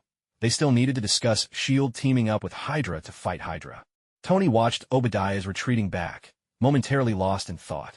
The Lady of Fire asked, what's on your mind? For a long time, I saw him as my uncle. Seeing him end up like this, it just feels a little hard to take. You'd feel bad over a man? Who do you take me for, a fool? The fireproof lady didn't believe a single word, not even a period. Speak plainly. Tony chuckled. All right, fine. I just regret that I couldn't beat him in business. That's all. Come on. Tony Stark is smart, sure, but Obadiah has weathered the cutthroat business world for decades. If it really came down to business tactics, who would actually win? It's anybody's guess. In any case, the fireproof lady would never do anything so foolish. Her strategy has always been to play her strengths against her opponent's weaknesses. If Obadiah is a master in business, she'll just challenge him in politics. What could he possibly do about it? Then came the grand drama of 2011. With the Hydra conspiracy exposed, countries around the globe joined forces to form a special peacekeeping unit. This team was led by Daijin Malik, with Alexander Pierce as Chief Operations Commander. John Garrett and Crossbones served as Captain and Vice Captain, and Strucker Pharmaceuticals provided technical support. The nations believed that this team, carefully selected and rigorously screened, would be loyal and formidable, a true embodiment of democracy and justice. Surely, they would cut through all obstacles, crush Hydra under Whitehall's leadership, and restore peace to the world. Right before the mission launched, Old Egg personally came to see them off. He pulled Pierce aside and whispered, I've confirmed it. Through special channels. When you get back, that Nobel Peace Prize is as good as yours. Old friend, let me congratulate you in advance. Pierce replied, thank you. Don't worry, I've already deleted it. In December 2011, New York was alive with music and festivity. Every major business was gearing up for Christmas and New Year's, and the city glittered with prosperity. Old Egg and his most trusted aides holed up in the meatpacking plant, puzzling over how to thaw out Captain America, while Alexander Pierce, the Hydra loyalist, was out there fighting tooth and nail for world peace. According to Yulia's intel, Whitehall was running on fumes. His subordinates were all walking on eggshells, many jumping ship from Hydra to the World Serpent Organization. This only hastened Whitehall's downfall. Chances were, he wouldn't even see the first sunrise of the new year. With magic now flourishing, the sorcerers were busy making money. The magical world was tranquil, and if some clueless fool tried to stir up trouble, the sorcerers from the three great sanctums would swiftly set them straight, with shotguns and grenades, no less. When it comes to solving problems, nothing beats firearms. After all, firearms were invented to solve problems, while magic was meant for exploring mysteries and expanding the mind. The aims are different, so the results naturally vary.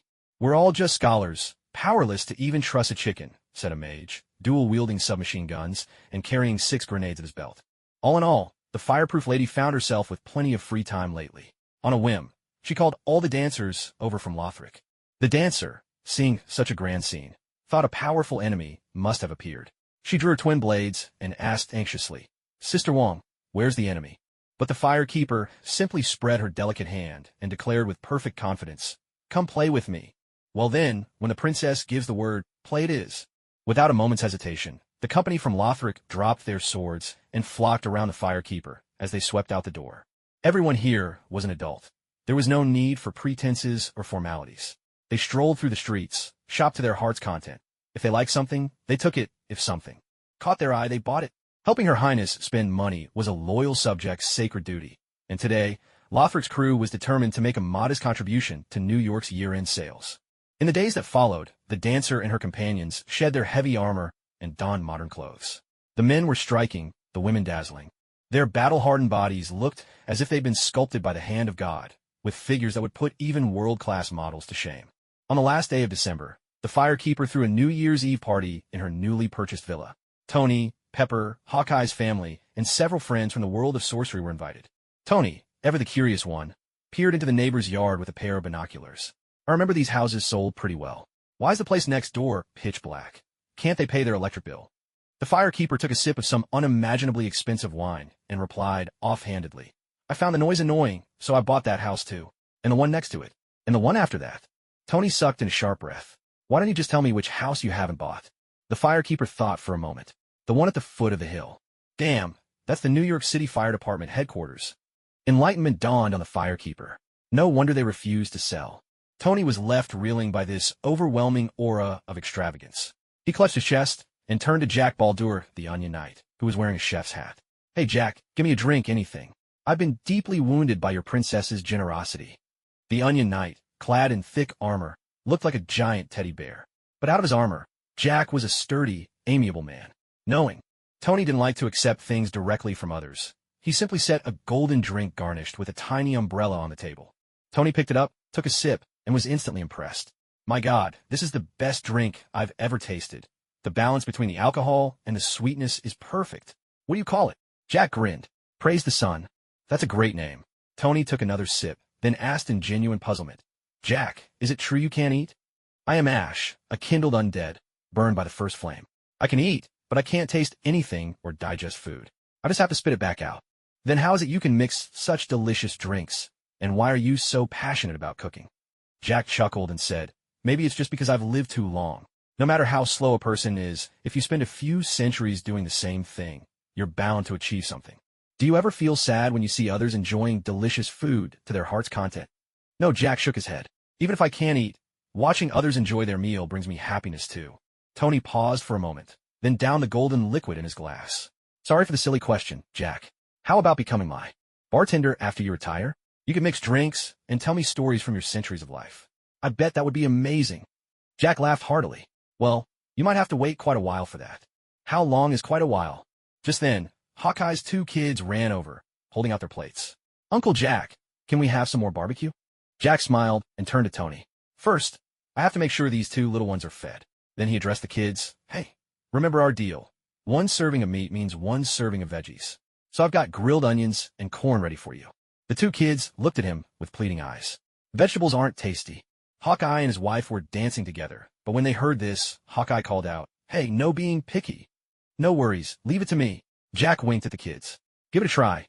This has my special recipe. It's really good." The kids took a bite, and their eyes instantly lit up. "It's delicious. Uncle Jack, you're amazing." Jack laughed. "Slow down. Careful not to burn yourselves." Hawkeye's wife said gratefully, "Thank you, Jack. You have no idea how hard it usually is to get them to eat any vegetables." Jack beamed. "Don't mention it. If they're happy eating, I'm happy too."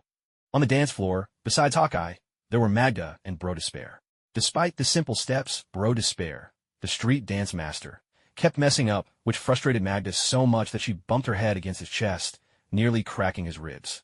"Aren't the Undying Squad supposed to be the most agile of the 4 legions? How come you can't even handle a simple dance?" Bro Despair glanced nervously at his hand around Magda's slender waist, sweat beading on his forehead. "Because, well, I've never been this close to someone before." Magda looked stunning tonight in her long black dress, her fiery red hair making her even more striking. Bro Despair only had to look down to see her strong pectorals, and he was so flustered he could barely remember his own last name, let alone the dance steps. When she heard his explanation, Magda grew annoyed. "So you're saying I'm the one holding you back?" Bro Despair hurried to explain. "No, it's just, I'm not used to being this close to someone.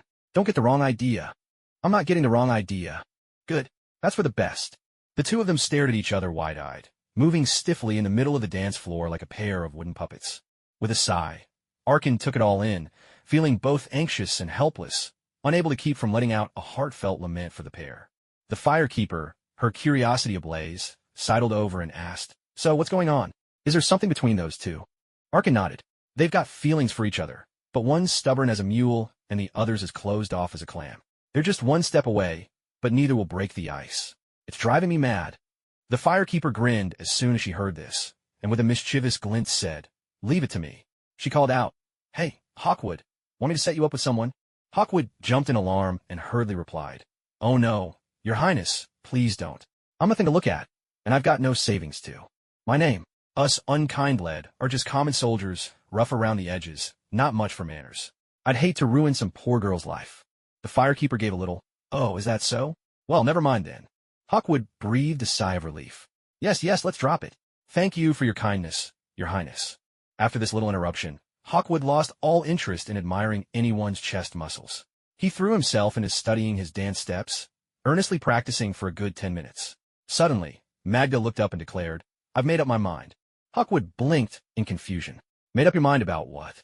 Magda's cheeks turned a faint pink, but she locked eyes with Hawkwood, unwavering as she said, "Looks don't matter, nor does money. I understand how things are with the unkindled, but when the time comes and you're officially mine, promise me, no more hanging around with the lads like that." "What?" Hawkwood yelped. "That bit about me being plain was just me being modest. I'm not actually ugly, you know." "So, you're just letting the roughneck thing slide?" Magda retorted. "Don't kid yourself." "I never kid myself, you silly woman." Magda threw a punch, and with a dramatic yelp, Hawkwood went flying straight into the swimming pool. At the poolside, Anri and Horace were sitting together, as inseparable as ever, quietly enjoying this rare moment of peace. Once again, thank you all for your support. The party continued on. Andre and Tony were deep in conversation, exchanging tips and tricks about armor forging. The old maid was enthusiastically hawking her bizarre little trinkets to anyone who would listen. Little Crow Lolo nearly drowned in a bowl of seafood soup, while Obek was in a heated debate with the Firelink mages, arguing which was deadlier in magic, a punch or dagger. Noticing Rosaria engrossed in a book, the firekeeper, ever curious, wandered over to see what had her so absorbed.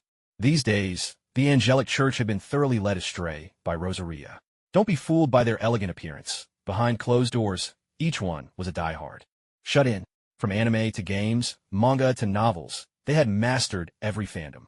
Even now, every one of them had a notebook in hand, feverishly strategizing their next raid. "I've got loads of new tricks up my sleeve. For example, I can even turn into a bear." "Aw, that hurts. Heal me quick." I'm healing. "You're way too squishy. Bet you're stacking damage gear for DPS again." "Hey, tanks don't do DPS. That's called building aggro."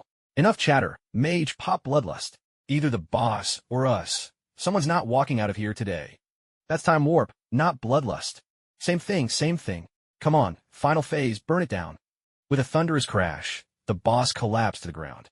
The four angelic girls cheered in unison, their snowy white wings fluttering with joy, just like a pack of delighted puppies. The firekeeper wiped the sweat from her brow and turned to Rosaria, who was quietly reading. Sister Wong, aren't you going to play with them? Rosaria pointed at the screen. I'm following them, see? So she's just tagging along. No wonder Klimt and the others are struggling, even though their gear is decent. They're basically down a player. Rosaria smiled and said, I've been reading up on the local religions lately, and I found something interesting, so I just followed them for a bit. That's not too much, right? When it comes to Big Sis, how can anything be too much? The firekeeper shook her head quickly and asked, What's so interesting about the religion? Rosaria pulled her close, showing off her book like a treasure. Look, it says here that God sent a great flood, and only the creatures who boarded the ark survived. While this was a catastrophe for land dwellers, for aquatic creatures, wasn't it a blessing straight from heaven? The firekeeper thought it over. It kind of made sense, and she started to get curious. And then, Rosaria, a little smug, continued. So I started to wonder, if God punished the land dwellers and blessed the water dwellers, could God actually be a giant octopus? The firekeeper was speechless. God is an octopus? Like the boss? She let out an awkward laugh and pointed at the computer screen. Sister Wong, let's not get distracted. Klimt and the others have reached the final boss. If you don't get in there, they're going to ninja your loot. What? Rosaria tossed her book aside and snatched up her laptop, bristling with determination. I've run this dungeon for that staff more than 20 times. If anyone dares to steal my loot, I'll turn her back into a maggot. Klimt piped up pitifully. But your grace, I'm a mage, and I can use that staff too. Rosaria was having none of it. That staff gives stamina. It's clearly for warlocks. You mages can wait for the next drop. She's right. The staff should go to her grace. Everything we have is thanks to her grace, Klimt. Don't be so stingy. It's an honor to serve under her grace, Klimt. I'm actually jealous of you. Envy me? Just wait until my followers snatch your healing trinkets. Let's see if you're still so envious then. Klimt bared her tiny tiger teeth and exclaimed, You traitors! The three angel girls burst into laughter, their shoulders shaking with mirth, each wearing a playful look as if daring her to do something about it. As the saying goes, fortune favors some while others have cause to fret. While the angelic sect was all giggles and joy, the Crusaders' camp was shrouded in gloom. Bordeaux lay on the ground, looking utterly pitiful, while Loken quietly tried to comfort him. The firekeeper approached and asked, What happened here? A huge tear, cold as ice, rolled down Bordeaux's cheek as he whimpered, Bordeaux. Oh dear, still can't understand a word. The firekeeper turned to Loken. What's wrong with him? Loken sighed and glanced in a certain direction. The firekeeper followed his gaze and saw the dancer straddling a massive yellow motorcycle, boasting proudly to the others, her face beaming with satisfaction. Ever since Her Highness bought that motorcycle, Loken explained, she hasn't ridden Bordeaux at all. So Bordeaux, that hopeless masochist, is now in the depths of despair? The firekeeper felt a wave of dizziness. What kind of eccentrics are these under her command? Still, seeing how pitiful Bordeaux looked, she couldn't help but want to help him. As she pondered a solution, the New Year's bells began to ring, and fireworks burst in the direction of the city, lighting up half the sky with a resounding boom. That's it. An idea struck the firekeeper. She called out to the dancer, Elistry, come here for a moment. The dancer rode over on her yellow motorcycle, cheeks flushed with excitement. What's up, boss? First, get off the bike. Oh, okay. The dancer hopped off and stood aside. Rolling up her sleeves, the firekeeper crouched down, gripped the bottom of the yellow motorcycle with both hands, and with a mighty heave, sent it tumbling high into the sky. The dancer's eyes went wide in disbelief. But the firekeeper gave no one time to react. She summoned a bolt of lightning, which instantly formed into a spear in her hand. With a flick of her arm, she sent the thunder spear flying, striking the airborne motorcycle. There was a tremendous boom, and a massive fireball erupted, followed by a billowing cloud of black smoke. Happy New Year, everyone, she called out. Happy New Year, came the cheerful chorus in reply. My bike, wailed the dancer. Bordeaux nuzzled the dancer with his big head. She looked down at him, and suddenly her face broke into a bright smile. You're tougher anyway. I'll stick to riding you from now on. Bordeaux. Witnessing this, the firekeeper gave a satisfied grin. That's right. No motorcycle can compare to riding a real man. Sis, no need to thank me. Ouch. The firekeeper yelped as a metal bolt struck her on the head, making her wince in pain. Moments later, more metal parts came raining down. It was the debris from the yellow motorcycle's explosive demise. Oh no, I totally forgot that Marvel territory is managed by Old Man Yo. Seeing everyone ducking and running for cover as debris rained down, the culprit, the fire keeper, immediately decided to shift the blame. Honestly, I just created a little unexpected situation, and you all fall apart like this? I'm so disappointed in you. Everyone shot her a look of utter disdain. Yeah, right, it was clearly you who got carried away and caused this mess. Seriously, what a pain. But the firekeeper hadn't led them for nothing during these past days. Thick-skinned as ever, she acted as if nothing had happened and gave her command. Mages, focus your magic. Directly above us, Seraphim Shield. With a sharp clap, several Seraphim shields sprang up, but shards still managed to slip through the gaps between the shields. Hopeless, the firekeeper shouted, stamping her foot. Don't fight individually. Combine your powers and forge a larger, stronger shield together. Would it really work? None of the mages had ever tried it before. They hesitated, uncertain. The firekeeper's face darkened as she barked.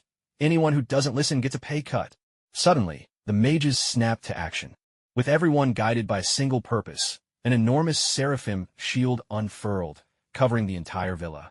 In size, strength, and durability, it far surpassed anything a single mage could produce. For once, 1 plus 1 truly equaled more than 2. Wow, so this is possible? The mages felt as if a whole new world had opened up before them. Gazing at the massive shield, they couldn't help but feel a surge of pride.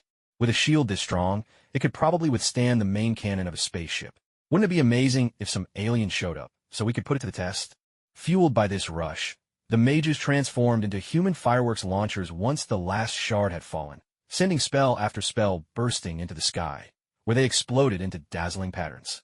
And so, with laughter and cheer, everyone spent the final moments of 2011 together. The next morning, when Tony woke up from his hangover, he found the people of Lothric lined up neatly in the courtyard.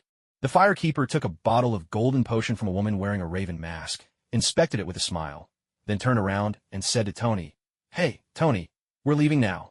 "Leaving? Where are you all going?" Pepper had woken up too, rubbing her eyes as she asked. With a gentle smile, the firekeeper replied, "Did you forget? We're from Lothric. Naturally, we're going back to Lothric."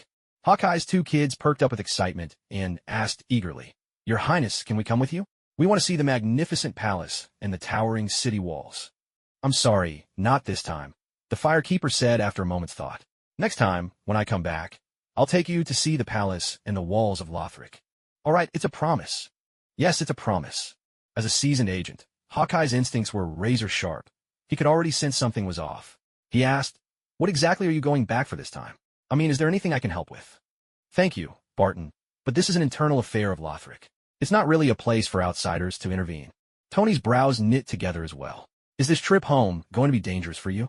The firekeeper didn't answer directly. Instead, she gave a gentle admonition. "Tony, after I leave, I'll be counting on you to look after the Firelink division. Just keep things running as usual until I'm back. If I'm gone longer than expected, keep things going as best you can, but if it becomes impossible, don't force it. Everything has its time, beginnings and endings. As long as you can answer to your conscience, that's enough." Now everyone could hear the hidden worry in her words. Hawkeye pressed further. "Is something wrong in Lothric? If so, tell us. Maybe if we work together, we can find a solution." The firekeeper shook her head. "Barton, S.H.I.E.L.D. is a complex organization. If there's ever a conflict with the Firelink division, I hope you'll mediate between the two." Hawkeye looked puzzled. S.H.I.E.L.D. and the Firelink division may be rivals, but no matter how fierce the competition, it shouldn't ever come to open conflict, should it? The firekeeper didn't respond. Instead, she turned to the mages. "As for you lot, you may not have great power, but you're brimming with cleverness and pride. You're too stubborn for the world of politics. If the Firelink division really can't be maintained, don't worry about it. Just go home, focus on your research, and stay out of all that intrigue, understand?" One of the mages protested, unwilling to accept it. But it took so much effort to get the Firelink division to where it is today. Wouldn't it be a pity to give up now? There's nothing to regret. The Firelink division is just a building. You can always tear it down and rebuild. People are what matter most. The firekeeper's voice grew firm. "Don't forget, you're not clerks or politicians. You are guardians. The 3 great sanctuaries are what truly matter. Even if it costs your life, you must protect them at all costs." The mages nodded, bowing with ancient, solemn gestures. "We will obey your command." The firekeeper tossed Tony a ring of keys. "These are the keys to all the villas. I've stored a large supply of green blossom and titanite in the basement. It should last for at least half a year." Tony caught the keys and asked, "And what if you're not back after 6 months?" The firekeeper smiled faintly, then let Lothric fade into memory. I believe, even without this technology, you'll still overcome one challenge after another and eventually claim victory. So sure of it. Absolutely. The firekeeper smiled again, her eyes twinkling. I've seen the premiere several times, after all. The premiere? What premiere?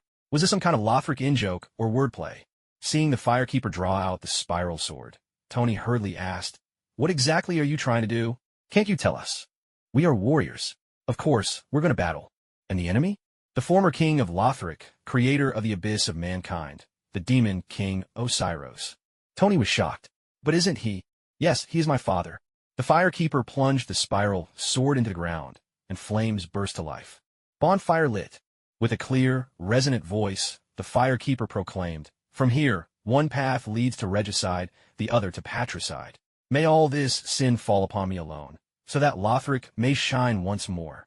As the fire sparks danced in the air, the modern clothes of the dancer and the others were scorched away, transforming into armor, some ancient, some solemn. They raised their weapons high, voices ringing out with unshakable resolve. "Regicide! Regicide! Regicide!" Tony and his companions broke into a cold sweat. Here they were, openly plotting the assassination of a former national leader and even taking excitement in it.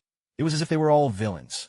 Watching as the dancer and the others departed one by one through the bonfire, Tony hurriedly called out, "Your Highness, you will come back, right?" "Sorry, Tony, I can't say for sure this time," the firekeeper replied with a gentle smile.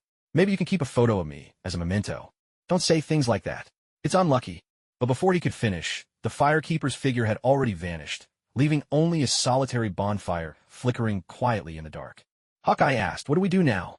"Obviously, we cover for her," Tony replied, not hiding his annoyance. "Whether it's regicide or patricide, the hit to her reputation would be too great." Hawkeye's phone buzzed twice. He picked it up, checked the screen, and shook his head. "It's going to be tough." Just now, all Lothric personnel withdrew. "The Security Council is demanding S.H.I.E.L.D. uncover the truth immediately." "I'll handle the government." "You take care of S.H.I.E.L.D., Tony said decisively. "We're only friends now, aren't we?" "Of course." Hawkeye, ever loyal, agreed without hesitation. "Let's just hope our princess comes back soon." Firelink Shrine. The firekeeper stood beside the bonfire. Before her stood the white phantom of Prince Lothric. As agreed, the Lothric Knights will attack the Demon King's courtyard from the front. "Are you prepared?" "Don't worry," the firekeeper replied. "We've built stairs at the Cemetery of Ash, leading directly to a secret path halfway up the mountain. I'll take a small elite force and strike at the Demon King's bedchamber from the rear." The prince nodded, then asked, "How confident are you?" "You mean killing the Demon King?" The firekeeper answered with certainty. "Absolutely confident." The prince was taken aback. "That confident?" "Of course, I've already decided. If it comes to the worst, I'll blow up the entire royal quarters and bury the Demon King for good." "Mutual destruction?" The young prince was even more startled. "Then what are your chances of defeating the Demon King and making it back alive?" The firekeeper replied, "About 50-50. The young prince fell silent for a moment, then said, "If that's the case, why not wait a little longer? Gather more forces, and then—" The firekeeper shook her head with a gentle smile. "Brother, your greatest flaw is that you're far too indecisive. If I may be blunt, if you had firmly opposed the linking of the fire from the very start, instead of waiting until the first flame was fading to voice your doubts, we wouldn't be scrambling like this, nor facing the current chaos. Perhaps, to you, this world is no longer worth saving, but I still want to try. The Demon King's courtyard continues to spew out the pus of humanity, and it's the greatest threat Lothric faces right now. The sooner we eradicate it, the sooner I'll be free to look outward and expand. You can afford to wait, but I can't, nor can Lothric. That's why this operation must go ahead." The young prince gave a self-deprecating laugh. "You're right. It's my choices that led us here. I have no right to shrink back now. Sister, perhaps you're better suited to rule Lothric than either myself or our elder brother." The firekeeper answered without hesitation. "It's not a matter of perhaps, I'm certain of it. Our eldest brother is fit to be a general, and you a scholar. Only I have what it takes to be king. It's not about ability, but temperament. So how about it? Will you hand me the throne after this mission?" The young prince burst out laughing. "What an ambitious sister I have. After regicide and patricide, you're thinking of fratricide as well?" The firekeeper replied earnestly. "If it for Lothric's sake, I would do it." "Then come and try," the young prince said without a trace of fear. "And don't forget, we promised to wait for you in the royal palace. When you arrive, we'll reveal the whereabouts of your mother." "Mother?" The firekeeper paused, Then realization dawned upon her. That's right. My main quest was to find my mother. How could I have completely forgotten? Geralt the Witcher and the old vault dweller from the shelter both sent their congratulations. Ahem. The firekeeper cleared her throat a few times to ease the awkwardness. Sister, then I'll see you in the royal city. The young prince turned to leave, but the firekeeper called out to him. Wait. She extended her hand, and in her palm lay a golden vial. Little Crow Lolo swooped down and snatched the vial in its beak. This is an inhibitor for the pus of humanity. I'll have Lolo deliver it to the royal city. Please arrange for the royal riders to inject it before assaulting the Demon King's courtyard. The young prince was astonished. You've already developed a cure for the pus of humanity? It's not an antidote, just an inhibitor. It can keep the recipient safe from the abyssal blight for 48 hours. That's still quite impressive, the little prince exclaimed with genuine admiration. I didn't expect you to offer this to me willingly. I figured you'd intentionally let the Lothric Knights suffer some losses. The firekeeper shook her head.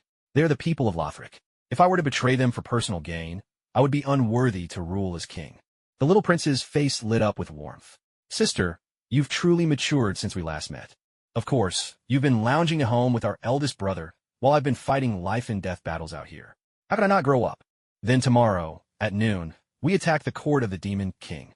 Thank you all for your recommendations. Osiros, the Demon King, was once the old king of Lothric.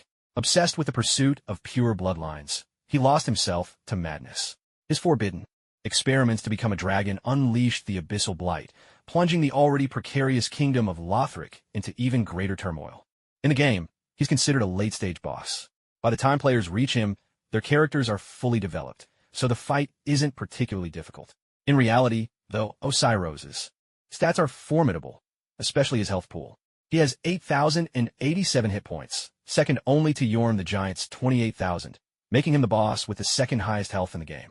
Some new players, playing with a level 1 character and no weapon upgrades, even claim that Osiros is the third hardest boss after Darkeater Mitter and the Soul of Cinder.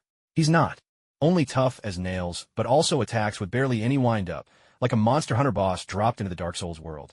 Every move radiates Hidetaka Miyazaki's signature malice. What's that? What does 1 plus 0 mean?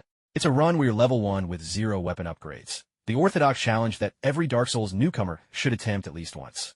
From a genetic perspective, if Osiros could father a powerhouse like Prince Lorien, he must have once been a mighty god among men. The Firekeeper reasoned that in reality, he's likely even more formidable than in the game. Undoubtedly, a bone-crushing foe. But hardships must be faced head-on. If there aren't any, then make some and charge ahead anyway. Whether it's to contain the spread of the abyssal blight or for political reasons, Osiros is an obstacle that cannot be avoided. Now that the abyssal inhibitor is secured, elite troops have been assembled, and the Lothric Knights have been invited to stage a diversion. Every preparation is in place. If not now, then when? The Firekeeper stood upon the ashen graveyard, with the Dancer, Arkin, Magda, and the crestfallen warrior at her back.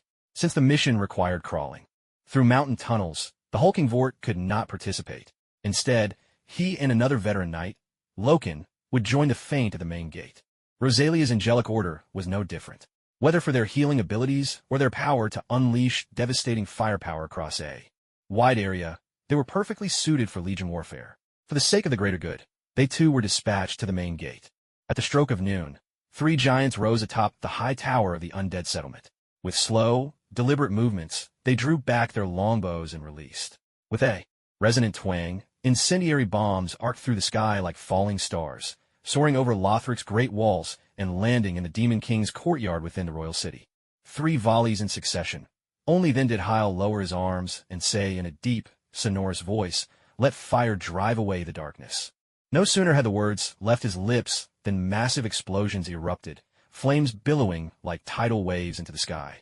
Even those far away at the Cemetery of Ash could feel the heat rushing toward them. "It's time," the Firekeeper commanded. "Prepare yourselves." The Dancer and her companions pulled out golden pine resin, coating their weapons evenly.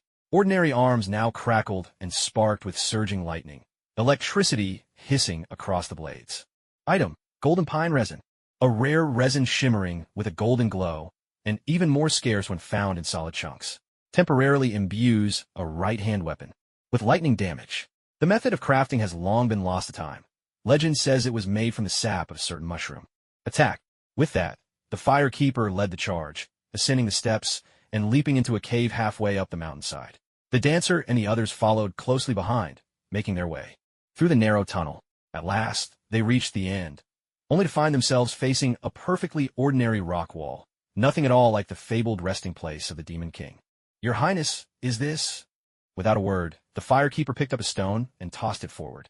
The rock wall rippled like water, then vanished, revealing behind it a corridor unmistakably carved by human hands.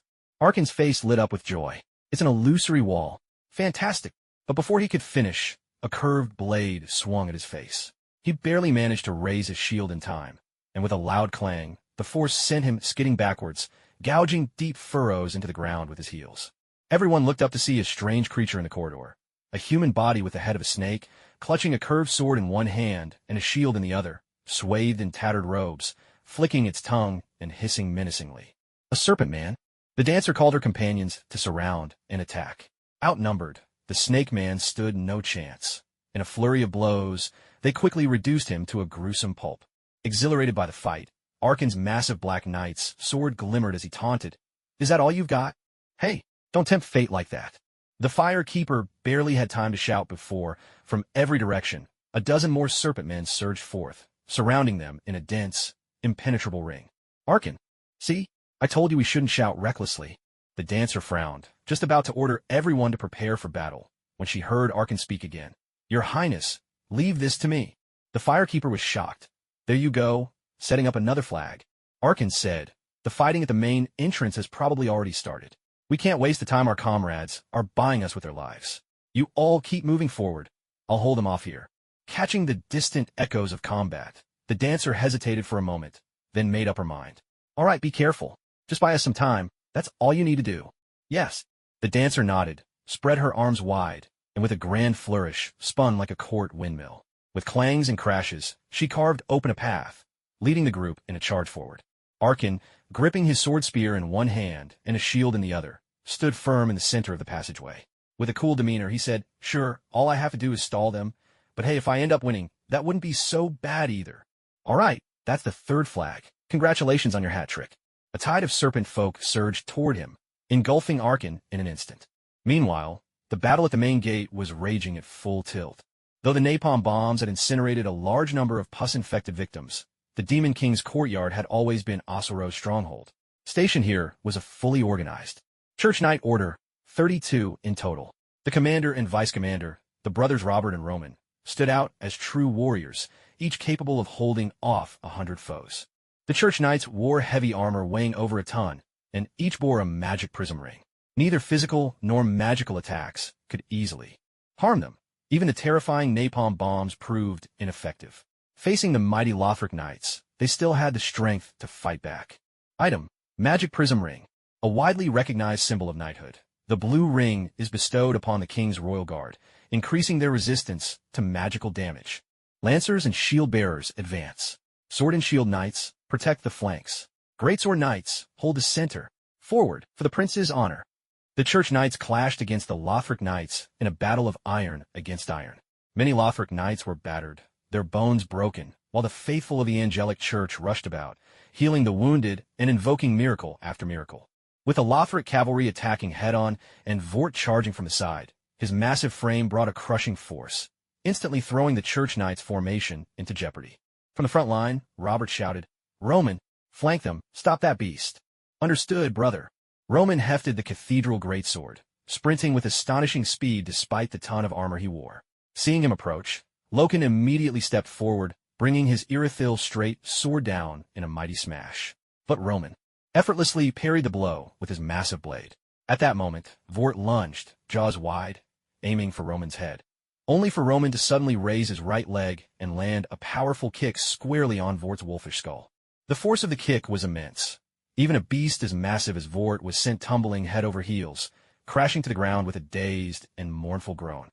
Sensing the tide turning, Rosaria signaled to Clint. The Angewoman soared into the air, unleashing a barrage of searing light beams that forced the Cathedral Knights back into the outer buildings of the Demon King's courtyard. The Lothric Knights also withdrew for the moment, seizing the opportunity to tend to wounds and regroup. The first round ended, a draw, with victories and losses on both sides. Meanwhile, the Firekeeper had entered the Demon King's bedchamber from the rear. She pushed open the door and faced her former king, once her father, confronting him with unwavering resolve. Your Majesty, why have you turned traitor? Once resplendent, the royal bedchamber was now a scene of utter ruin, broken walls and shattered stones everywhere. Osiros sat quietly amidst the wreckage. His obsessive study of forbidden pale dragon lore had unleashed the blight of pus upon Lothric's people and had long since robbed him of his humanity. Now, transformed into a monstrous aberration, his grotesque form was worthy of the Demon King's title. His body was slick and scaleless, wings sprouted from his back, and his limbs had twisted into deadly talons. It seemed only a matter of time before he fully became the white dragon he so coveted. Hearing footsteps approach, Osiros murmured dreamily, "Ah, foolish mortals. At last, you see the dragon's power within my beloved child, Ocelot. But my son is everything to me. No one will ever take him from my side." Rising slowly, Osiros gripped a bone staff in one hand and cradled a baby in the other. He lifted his head and unleashed a piercing, inhuman shriek. The dancer, Magda, and the crestfallen knight all felt a chill of dread, but the firekeeper stood unfazed. She did not even glance at the infant in Osiros' arms. Her voice remained resolute. "Your Majesty, why have you rebelled and brought such suffering upon your people?" Even though Osiros was mad, and even though the firekeeper had lost all memory of her former life, both father and daughter understood. The fight before them was not a matter of good versus evil, nor of right or wrong. It was a clash of ideals chosen by each side. All they could do was hold fast to their convictions and battle to the bitter end. "Osiros, there are always traitors plotting against me. Damn them all. Firekeeper, your Majesty, you stand guilty of high treason. The sentence is death." Whether or not anyone else believed it, the two of them certainly did. So let them fight. Victory would belong to the one whose truth prevailed. Osiros leapt high into the air, raising his staff and smashing it down with tremendous force. The ground shattered beneath the blow, sending shards of stone flying. The four firekeepers dodged out of the way, while crestfallen Guy rolled to his feet. His greatsword scraped against the earth, showering sparks as he spun upward and landed a heavy strike right on Osiros' head. There was a dull thud, sparks bursting outward, but Osiros only grunted in annoyance. Not even a patch of skin was broken. Crestfallen Guy was shocked. "How is this possible?" "Be careful. His draconic transformation is already quite advanced," said the firekeeper. "The ancient dragons were once immortal beings. Even though he's a scaleless white dragon, his hide is as tough as steel." There was something else she didn't say aloud. The high health bars in the game, now translated into the real world, had turned into this absurd level of defense. With a sweep of his long tail, Osiros lashed at crestfallen Guy, but Magda stepped in just in time, blocking the blow with her shield. The two retreated to regroup with the firekeeper, while the dancer charged forward. Her twin blades already shimmered with fire and shadow, and now, coated with golden pine resin, they crackled with lightning as well. At this point, there were less weapons and more like twin arcs of magic she wielded at will.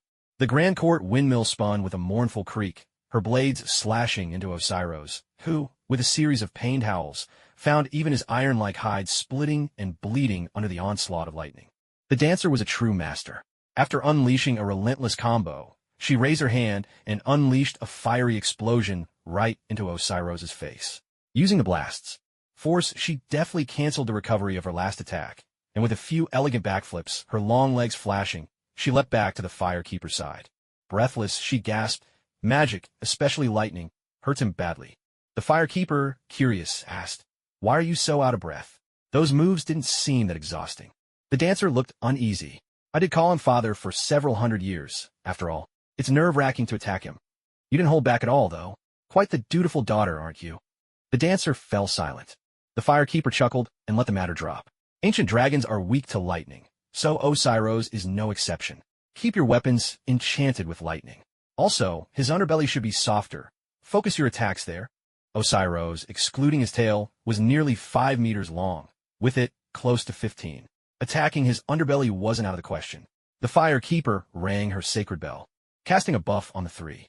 With the dancer drawing attention at the front, crestfallen Guy and Magda ducked low and darted beneath Osiros' belly, launching a furious assault.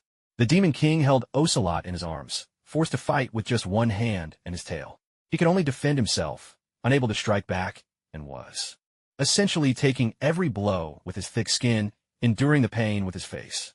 On top of that, the dancer was fiercely filial when she saw Osiros hesitate for Ocelot's sake. She simply shifted her steps and swung both blades mercilessly toward Ocelot. This left Asuros utterly torn, unable to defend everything at once, so he was left vulnerable to relentless attacks from crestfallen Bro and Magda between his legs, causing him to bleed profusely. If things continued like this, it was only a matter of time before Asuros fell.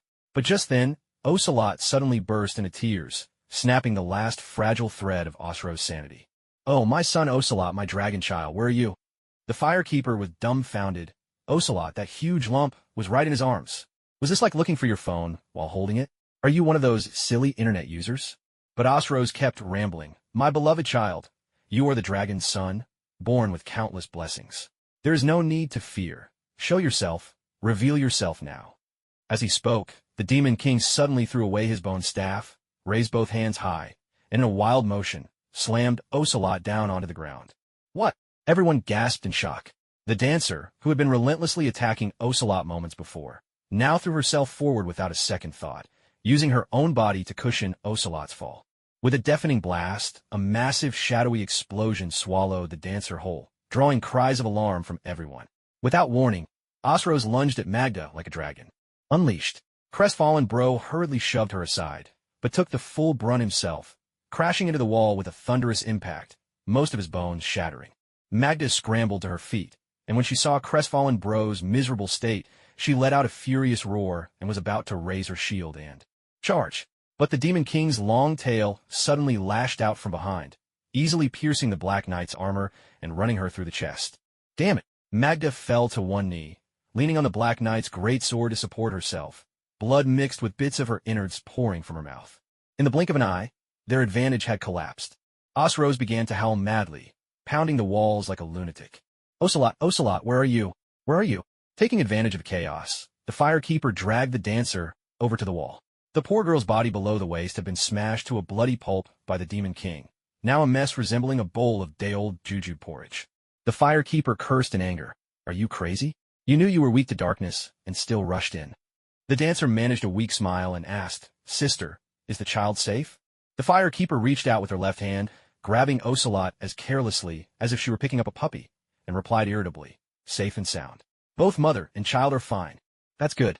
The dancer's relief was quickly replaced by pain. "Sister, it hurts so much. Please, heal me quickly. You deserved it." Though she said this, the Firekeeper still cast a radiant healing spell, and in the glow, that blob of leftover red date porridge transformed once again into Lothric's proudest curves. Afterward, the Firekeeper revived the crestfallen knight, helped Magda to her feet, and fulfilled her role as a healer to perfection. Then she stood up and strode toward Osiros. Magda struggled to her feet, insisting, "Your Highness, I can still fight." The dancer and the crestfallen knight also volunteered to return to battle. "There's no need." The Firekeeper pulled out the set of illusion battle armor, gifted by Asgard from beneath her skirt, and, as she suited up, declared, "I'm switching to DPS mode." With a deep blue underlayer and gleaming silvery armor in place, she transformed into Artoria, Fire, Keeper Pendragon. "Bah!" she spat mentally. "I am no mere princess of blankets. My charisma is unmatched."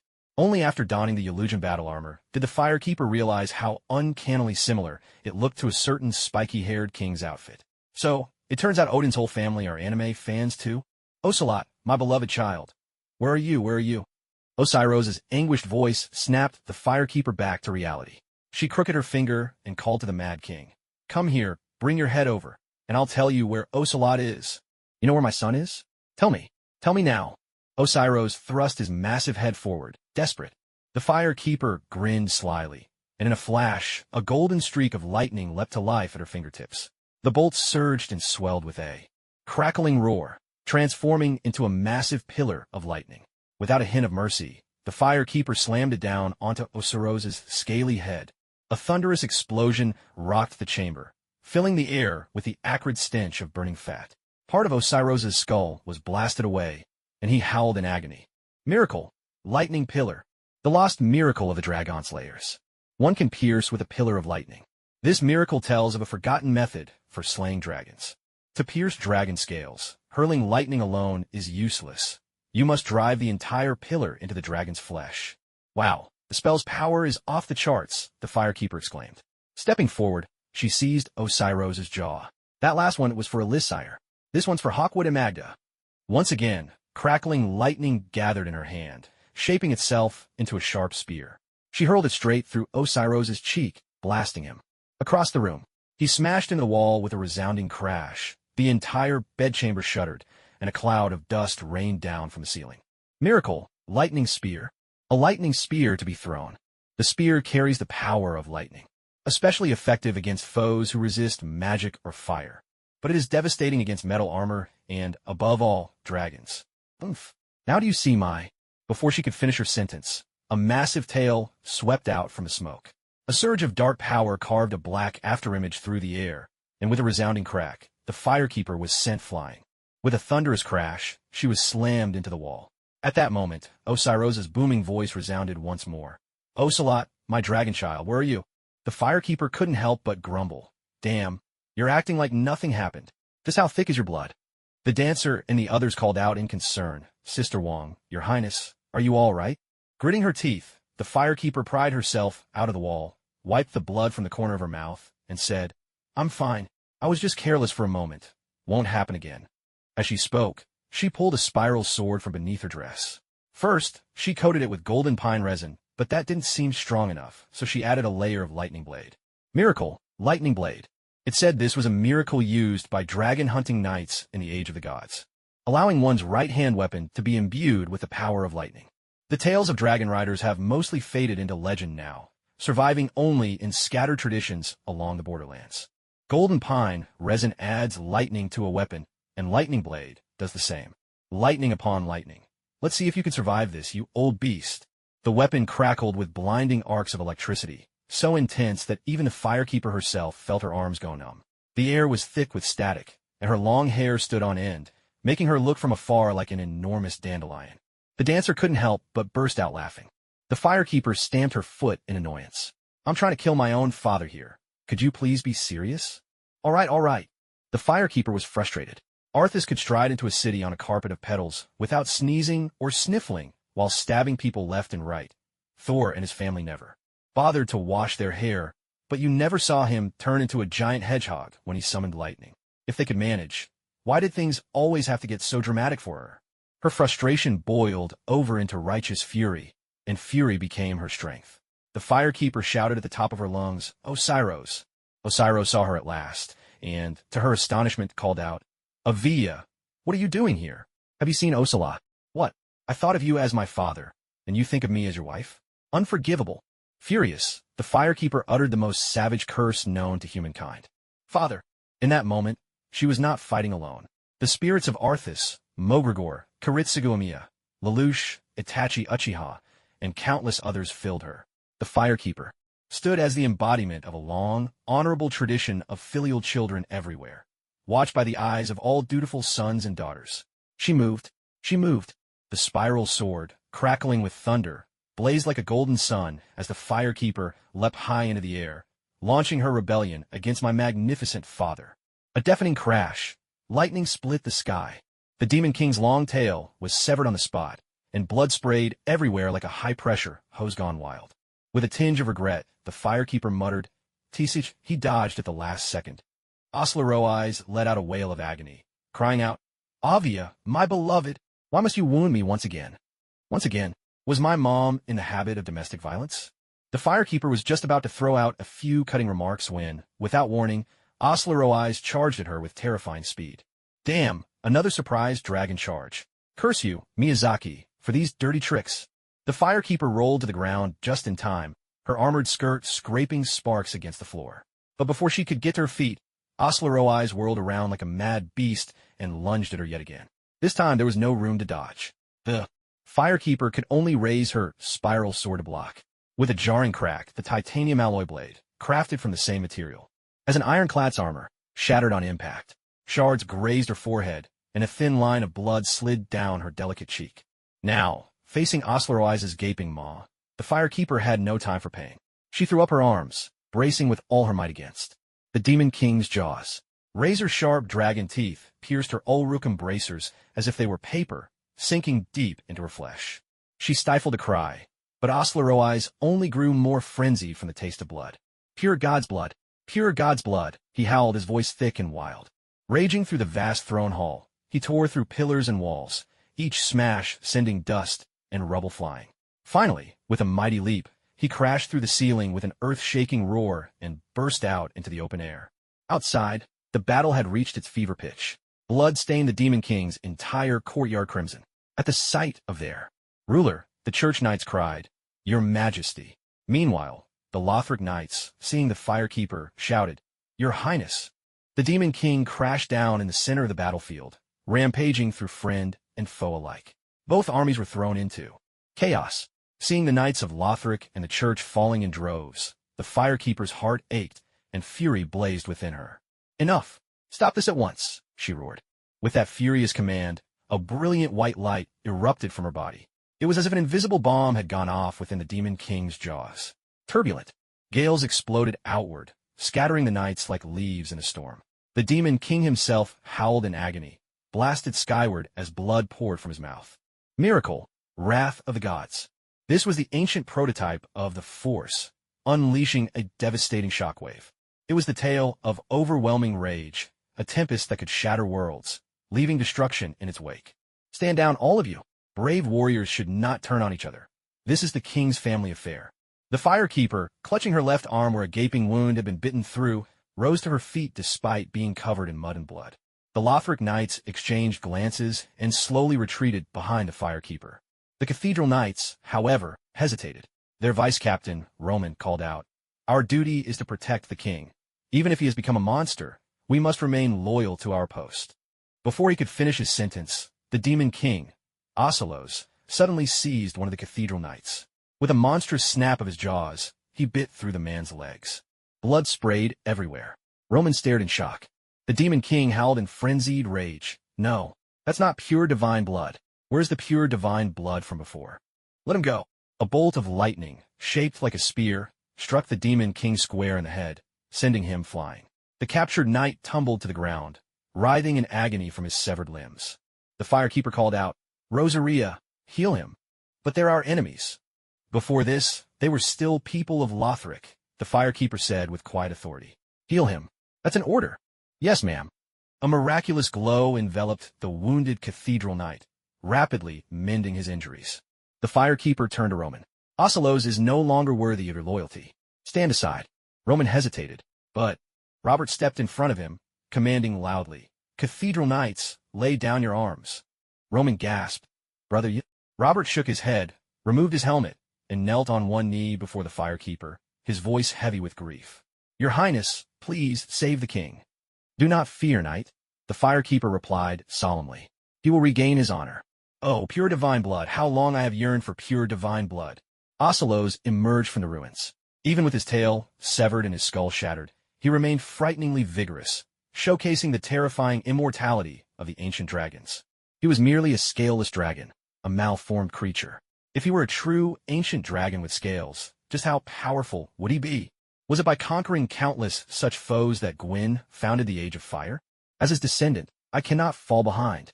The Firekeeper drew her sacred chime. It rang out twice, clear and bright. First, she cast sunlight healing to mend her wounds, then followed with parting tear, vow of stone, profound shield, magic barrier, and greater magic barrier. With this full suite of blessings, further amplified by the golden armor of Ulrich, her strength, resistance, magical defense, and stamina recovery all leaped to new heights. A transformation as dramatic as Banner becoming the Hulk. You possess a unique dragon transformation technique, while I hold the heroic legacy passed down from our noble forebears. Is it personal valor, or the brilliance of civilization? Let's find out. Let's see whom this era chooses. The Firekeeper finished speaking, pressing her hand to her chest. Instantly, a surge of black energy flooded into her body. Miracle, absolution, a miracle bestowed by the Launder Black Church upon the exiled. It makes one more susceptible to enemy attacks. The exile believe that redemption remains possible within this tale, and that the cursed journey will one day come to an end. I will bear the sins of regicide and patricide. The Firekeeper crooked her fingers, shouting, "Come on, face me." The power of absolution drove Ocelos's already frenzied mind into further madness. He let out a wild, guttural roar, launching his signature dragon rush once more. The Firekeeper rolled aside to dodge, but this time she was well prepared. Rather than rising to her feet, she dropped to one knee, assuming the posture of drawing a bow to shoot an arrow. A crackling surge. Fierce lightning coalesced into a massive bow, while her spiral sword, now crackling with thunder, became the arrow. Miracle, lightning arrow. In the age of gods, this rare miracle was wielded by a few valiant knighesses who hunted dragons. When a lightning bow is drawn to its fullest, it can unleash a bolt of pure thunder. Compared to a spear, its range is even more formidable. Legend has it the arrow could strike a dragon's eye from afar. The lightning arrow loosed a thunder-charged sword that blazed like a miniature sun. The knights nearby instinctively stepped back from the crackling energy. With a tremendous crash, the arrow struck Ocelot's right leg. The mutated dragon's claw was blasted skyward. Ocelot howled in agony. The firekeeper let 2 more lightning arrows fly in rapid succession. One was swatted aside by Ocelot, but the other pierced straight through his shoulder, pinning him to the ground. Ocelot's dragon rush was simply too powerful. To defeat him, his movement had to be sealed first. Sensing the moment was right, the firekeeper dispersed the lightning, gripped her spiral sword, and charged forward. With a swift twist of her wrist, she unleashed a brilliant crescent slash, a shimmering arc, that severed Ocelot's left arm in a single, ringing blow. The beastly king shrieked. The firekeeper turned to strike at his right arm, but Ocelot lashed out, shattering her sword with a swipe of his claw. Blood streamed from the firekeeper's torn palms. She tossed aside the broken blade with a sharp tisk, then, giving her skirt a shake, sent a cascade of a dozen spiral swords clattering to the ground. All courtesy of a friendly sponsorship from Stark Industries. Shutting yourself off from the world only leads to obsolescence. Unilateralism brings nothing but ruin upon yourself. The firekeeper declared loudly. Face the wrath of modern industrial assembly lines. I am Sorbones, the infinite blade factory. The firekeeper switched from wielding a two-handed weapon to dual-wielding in a frenzy, gripping a spiral sword in each hand. With a swift motion, she plunged her left sword straight through the Demon King's right palm, then swung her right blade to hack off his beastly claw. Blood splattered all over her, but she paid it no mind. Without pause, she picked up 2 more spiral swords, and, with a crisscrossing slash at the Demon King's only remaining left leg, utterly reduced him to a pitiful, limbless trunk. Seeing the Demon King gape his massive jaws, still desperate to bite someone, she simply pressed the 2 spiral swords together and, summoning all her strength, struck upward with immense force. The Demon King let out a miserable howl as every last one of his dragon fangs was knocked clean from his mouth, clattering and crashing against the courtyard walls, leaving deep gouges wherever they landed. Dazed and helpless, the Demon King collapsed. The firekeeper leapt up onto his body in a few quick steps, planting her foot on his beastly head. Looking down from above, she declared, "Sorry, but it seems destiny has chosen me." As her words fell, so did the spiral sword, its twisted blade piercing the Demon King's heart. Wild currents of electricity surged through his body, roasting him alive as he wailed in agony, powerless to resist any longer. Witnessing the scene of a loving father and filial daughter, the onlookers were moved. Men fell silent, and women's eyes filled with tears.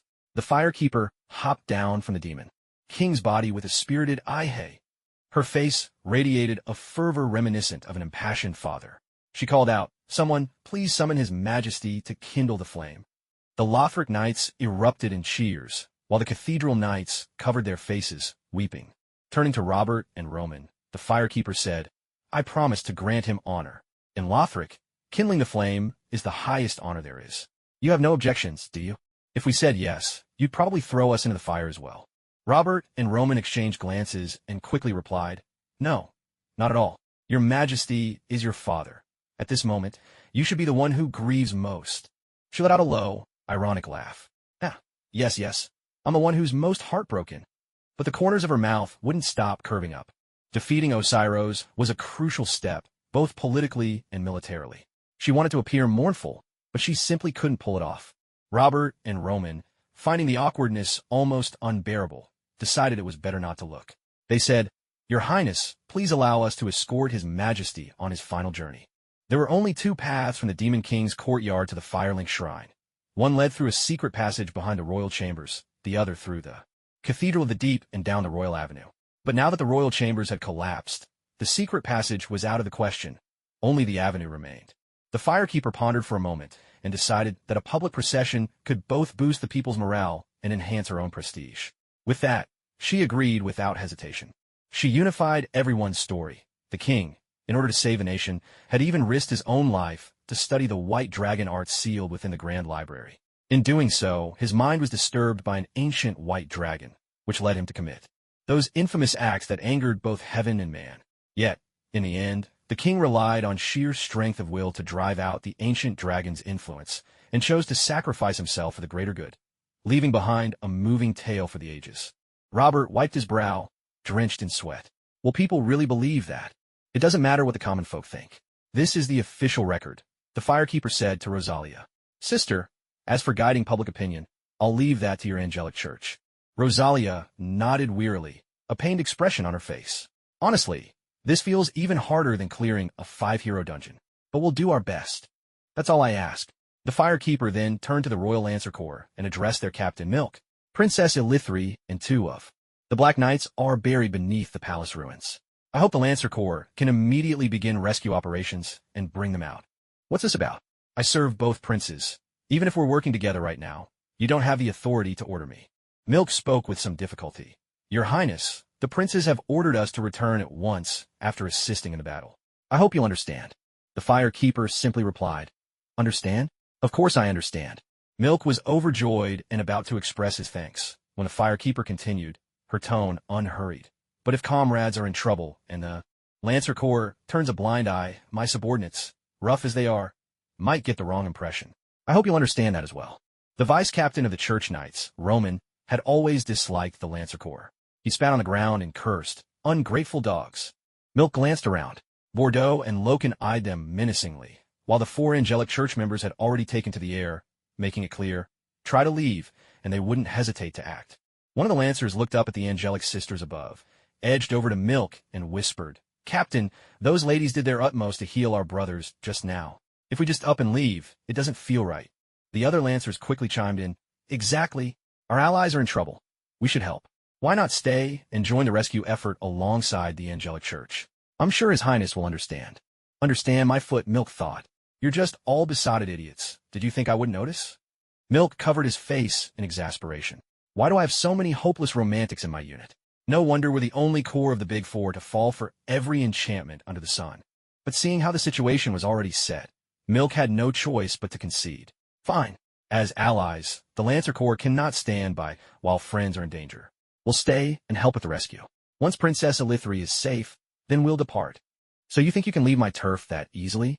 The firekeeper sneered inwardly, though outwardly she beamed and said, No problem at all. The demon king Osiros was tied to a thick wooden stake, carried on the shoulders of Robert and Roman, both of them straining under the weight as they hauled him toward the firelink.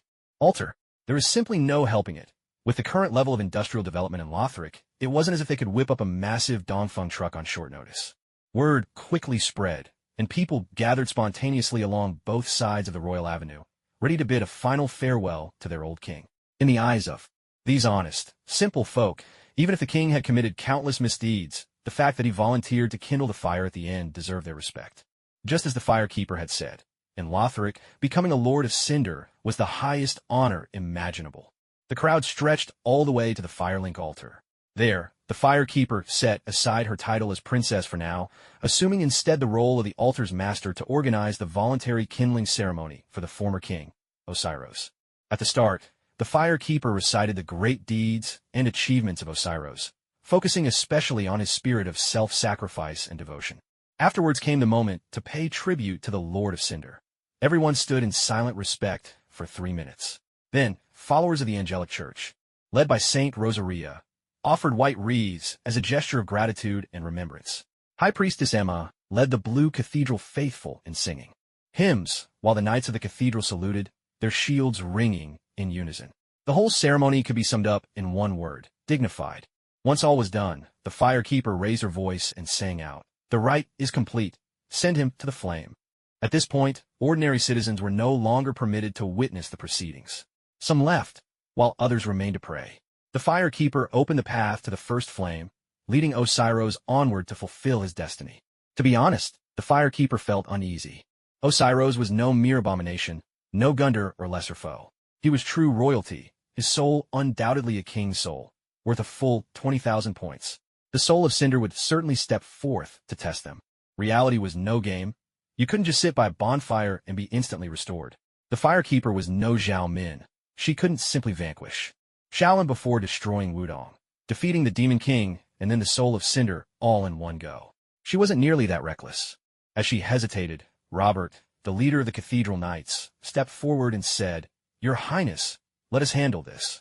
The Firekeeper was taken aback. "You?" Robert nodded. "We wish to escort His Majesty on his final journey." "Very well, then." The Firekeeper entered the first flame's chamber, the Demon King strung along beside her, like a garland of ill fate. The first flame still flickered, not much larger than a candle. Yet sensing the power of the Demon King, the Soul of Cinder shed its usual lethargy, and slowly rose to its feet. With a deliberate motion, it drew the great sword of fire, its entire form suddenly ablaze with fierce, raging flames. He was the embodiment of countless lords of Cinder, guardians of the first flame throughout the ages. Whenever someone stepped into the chamber, he would raise his sword in challenge. Only those who defeated him were worthy to claim the first flame as their own. The Lord of Cinder's incarnation stood clad in armor that was nearly charred to cinders. He leveled his blazing sword of flame at the Firekeeper, as if mocking her audacity for daring to challenge him alone. Then, Robert stepped out from the Firekeeper's left, and Roman emerged from her right. One by one, the remaining 30 Cathedral Knights marched forward from behind her, each wielding colossal swords and massive shields, swiftly forming a ring around their foe. The Lord of Cinder. The Firekeeper gave a faint, knowing smile, lifted her delicate chin, and commanded, "Go!" Like tigers unleashed from their cage, the 32 Cathedral Knights charged forward, their battle cries echoing as they surged into the fray. The Lord of Cinder barely managed to swing his flaming sword when a dozen massive shields rushed in to intercept the blow. Before he could recover, another wave of enormous cathedral swords crashed down in perfect unison. He managed to parry the first and the second, but the third, fourth, fifth, on, came relentlessly. The clash of steel rang out in thunderous succession, and with no suspense at all, he was battered to the ground. The Lord of Cinder. He hadn't even begun to rise when a cluster of glowing points ignited beneath him.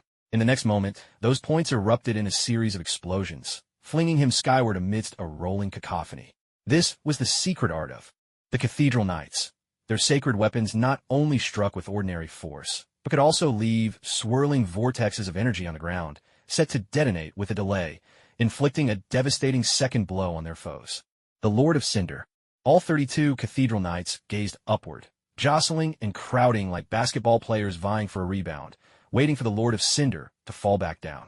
One knight made a keen prediction and claimed the landing spot, but seeing 3 or 4 others rush in, he abandoned his sword, raised his foot, and gave the Lord of Cinder a hefty kick right in the backside. Regardless of whether it did much damage, it was simply irresistible fun. Not to be outdone, another knight swung his shield to stop the ball, then delivered a firm kick of his own, sending the Lord of Cinder flying in another direction. And so it went. The Cathedral Knights, elbowing and shouting, each seizing their chance to deliver a kick, filling the field with boisterous chaos. The Lord of Cinder. The Firekeeper was dumbfounded. She thought this was a basketball game, but was it actually football? No. At this rate, if Lothric really joined the United Nations, the world rankings for that unmentionable country's football team would surely drop another notch. As she worried for those 11 millionaire players, Osrose suddenly spoke up. "So it's you. You've regained your memory." The Firekeeper shook her head. "No, I haven't." Osrose was taken aback. "Then to you. I'm a complete stranger. Why risk so much to attack me?" "Because I'm the Princess of Lothric." Osrose shook his head again. "No, you're not. You have no memories. That title is just something others told you. It must be hard for you to truly feel any sense of belonging." "Perhaps, but maybe I've chosen to accept it all the same." Osrose chuckled and said, "You can't fool me. Don't forget before I was a king, I was a scholar. You seem rather proud of that, don't you? Shouldn't one feel proud to possess knowledge? Does that pride extend to the pus of man as well?" "Of course," Osrose replied without hesitation. "Though it brings pain, it's the only way for my people to survive in this age of the deep sea. To turn people into pilgrimage butterflies? Not pilgrimage butterflies. Ancient dragons," Osrose exclaimed passionately. "You've seen one, haven't you?" "Yes, I've met one." "Wonderful. That means my theory was right." The Firekeeper asked, "So your research into the pus of man was to help your people survive the age of the deep sea?" "What else could it be? I am the king. My duty is to protect my people," Osrose emphasized. "The rampage of the pus of man was merely an accident." "And what about Ocelot?" Osrose fell silent for a moment, then gave a wry smile. "By the time I gave birth to Ocelot, I had already lost my mind. Looking back now, I suppose I wanted to give the people a king to lead them. The firekeeper was stunned. Ocelot is your child? Osiris replied matter-of-factly, of course. I became a scaleless white dragon, and ancient dragons have no gender. They all reproduce asexually. Didn't I teach you that once? The firekeeper said, I've lost my memory. Ah yes, you've forgotten. Osiris glanced around and said, the kiln of the first flame. What a place to remember. I once guarded the first flame, served as the god of fire for thousands of years. It wasn't until Gwyn rekindled the flame that I was ordered to leave and prepare to build Lothric above the kiln. Now I am old. The first flame is barely alive, and you've brought me here. Do you want me to link the fire? The firekeeper nodded. Osiris managed a small smile, a fitting end to a long journey. The firekeeper asked, is there anything you wish to say before the end? I'd like to hear you call me Father King one more time. The firekeeper said nothing. Osiris let out a hearty laugh. That look on your face, how unlike the person you once were. He laughed a little more, then continued. Just a joke. Here's what I truly want to say. Osiris spoke earnestly. Find your mother. Tell her I'm sorry. The firekeeper nodded. I will. She thought that was the end, but to her surprise, Osiris suddenly lowered his voice and said, then find your real father, and call him a damned bastard for me. The firekeeper gasped, what? But Osiris didn't answer. Instead, he laughed loudly and reached his remaining right arm toward the first flame. The fire began to spread over him, quickly engulfing his entire body. Gwyn, I've arrived. Of course, I haven't let you down. The first flame still burns. Ha ha ha, care for a drink? Sorry, I'm a bit tired. Inimdonop. Wake me when I'm needed. The firekeeper bowed her head gently. Rest easy, great king. The knights of the cathedral pressed their hands to their chests in a gesture of respect.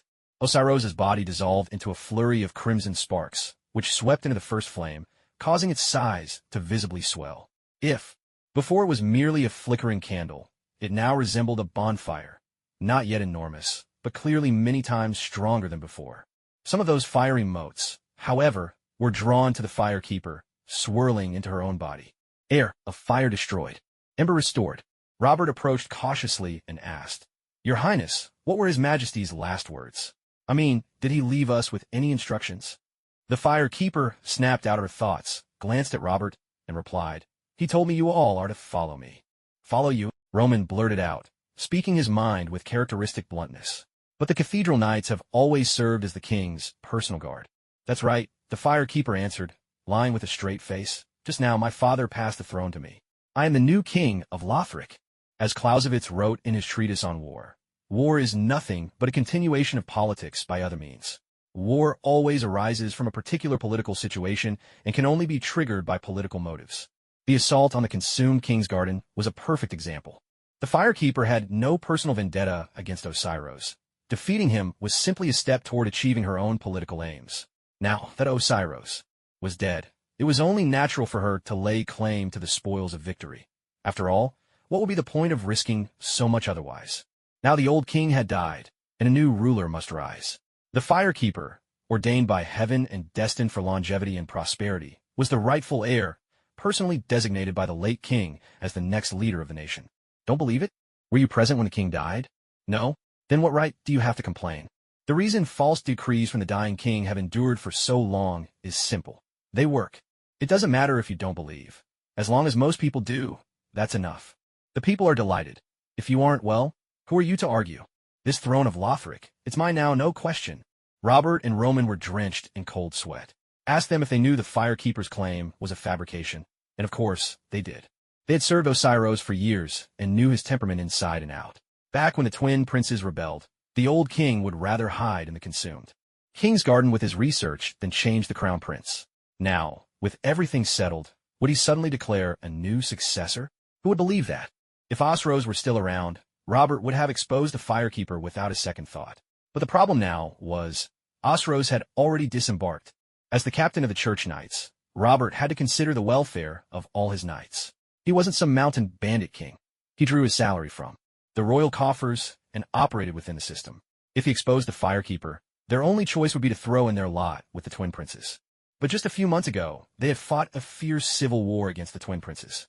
Now, telling them to go serve at the prince's court, wouldn't that make them all jittery? The firekeeper was a different story. If she truly defeated the twin princes and ascended the throne, the church knights would become loyal retainers of the new dragon monarch. Maybe they wouldn't be living in luxury, but at least they'd enjoy the privileges of the royal guards. With this comparison, Robert saw things clearly. Why offer help to those who already have plenty, when you can deliver aid in a time of need? Besides, the princess had shown real loyalty. She had just set aside past grudges to help heal their wounds. That was more than could be said for the twin princes, who hadn't even bothered to show up at the front lines. Nothing ventured, nothing gained. Robert steeled his resolve, dropped to one knee before the firekeeper, and respectfully declared, "The church knights salute your majesty." Seeing his big brother kneel, Roman thought, well, guess I have to kneel too. When the other members saw their two leaders kneeling, they all followed suit. Such is the nature of people, to follow the crowd. The firekeeper, thoroughly pleased, generously bestowed her rewards. With a wave of her hand, she scattered the embers she had just received among the church knights. So many people. Seemed like there wasn't quite enough to go around. The firekeeper glanced at the first flame. Since the Lord of Cinder's avatar wasn't around, she decided to borrow a bit of power from the first flame for now and return it when she had plenty to spare. The first flame was stunned. Was the firekeeper some kind of large red feline, stealing from her own station? The firekeeper happily drew upon the flame, granting each church knight a Lord of Cinder form, delighting these armored warriors to no end. After instructing the knights to stand by at the Cathedral of the Blue, the firekeeper inspected the kiln of the first flame one last time. Just as she was about to leave, she heard a faint voice. "Kill me." The firekeeper saw that it was Caecilius, that good-hearted soul. His body had already turned charcoal black, but thanks to Dormammu's support, he couldn't die. A rather unique kind of undead, one could say. "Please kill me," Caecilius begged again. The firekeeper shot back. "Haven't I been trying to kill you all this time? You just won't die. What am I supposed to do?" Caecilius fell silent.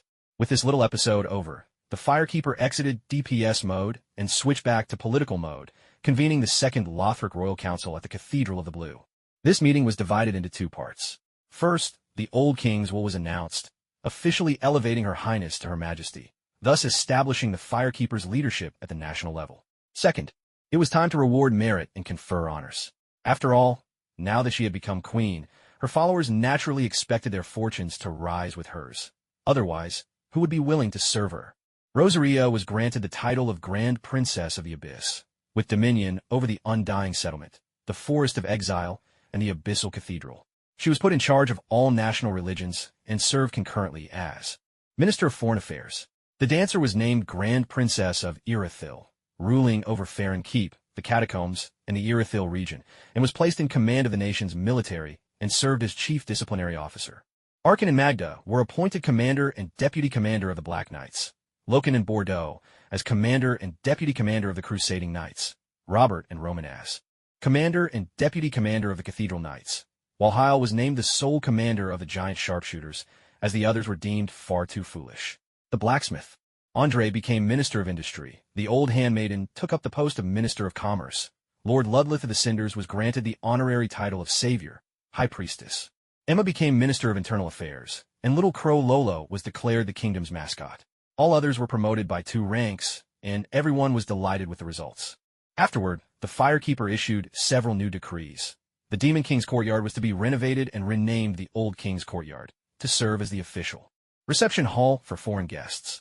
The Blue Cathedral would be relocated, allowing the Royal Avenue to run straight into the inner city, and all remnants of the accursed white trees and anything related to the Abyssal Blight were to be eradicated, with the goal of eliminating the Blight once and for all. With these orders, the people sprang into action.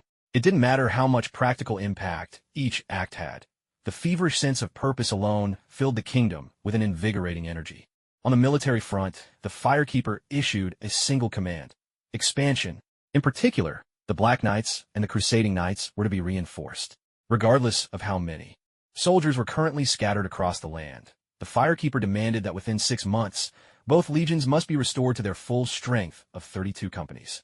When all this was complete, Grand Princess Rosaria, representing the Angelic Church, the Blue Church, the White Church, the Sun Church, the Dark Moon Church, and all major faiths of the realm, presented the new monarch with the shield emblem ring. Grand Princess Alysiolov Irithyll, on behalf of all the military orders, presented the sword emblem ring. This ceremony symbolized the unification of the twin pillars of the nation, religion, and the military, under the new king's leadership, pledging their united efforts for the glorious revival of Lothric. Items: sword emblem ring and shield emblem ring. Rings crafted in the likeness of the sword and shield of Lord Lloyd, the Allfather. When at full health, they grant increased attack power and damage resistance. The White Church's Lloyd has long since faded from faith, but in Lothric, the Angel's Daughter is gradually becoming the new deity. Soon after, good news arrived. During the clearance of the Demon King's courtyard, a citizen discovered an auspicious omen, and with the new king's coronation at hand, presented it as tribute. The Firekeeper was overjoyed and had the omen brought forward. It was a great sword, its blade forged from pale blue crystal. Saint Rosaria stepped forward from the crowd and spoke with reverence. "Congratulations, Your Majesty, felicitations. This sword is none other than the legendary Moonlight. Great sword, a relic from the dawn of creation itself. To see it emerge once more into the world is surely a blessing from the heavens. This calls for great celebration." But the Firekeeper spoke with concern. "Yet such a weapon carries ill fortune. Could it be that the heavens, displeased with my bloodshed, have sent this sword as a warning?" The dancer Elise Ray then stepped forth and said, "While weapons do bring war, they also clear the way through brambles and thorns. In my view, this is a sign from the heavens that Your Majesty should press on, boldly expanding your realm and uniting Lothric to restore peace to the land." The Firekeeper suddenly understood. So that's how it is. I had wished for peace and to give my people respite from war. But now, with this sign from above, I cannot refuse. My duty, send word to the troops, prepare for battle. First, we seize the Grand Archives. Then we conquer the Old King's city and call upon the twin princes to abdicate. The assembly echoed her command in unison. First seize the Grand Archives, then conquer the Old King's city and call upon the twin princes to abdicate. Raising the Moonlight Greatsword high, the Firekeeper commanded, "March out." Item, Moonlight Greatsword. A legendary weapon of dragons and sorcery. When power is gathered to its utmost with a heavy attack, a stream of moonlight is unleashed. The Demon King Osiros pursued the moonlight with all his obsession, yet he never glimpsed it, not even once. Weapon art, Moonlight Stream. After preparing an attack, thrust forth and transform the moonlight into a rushing torrent. And so, as the army had only just stepped outside, not even 2 miles from the gates, a messenger arrived with astonishing news. The Grand Archives had surrendered. The Firekeeper.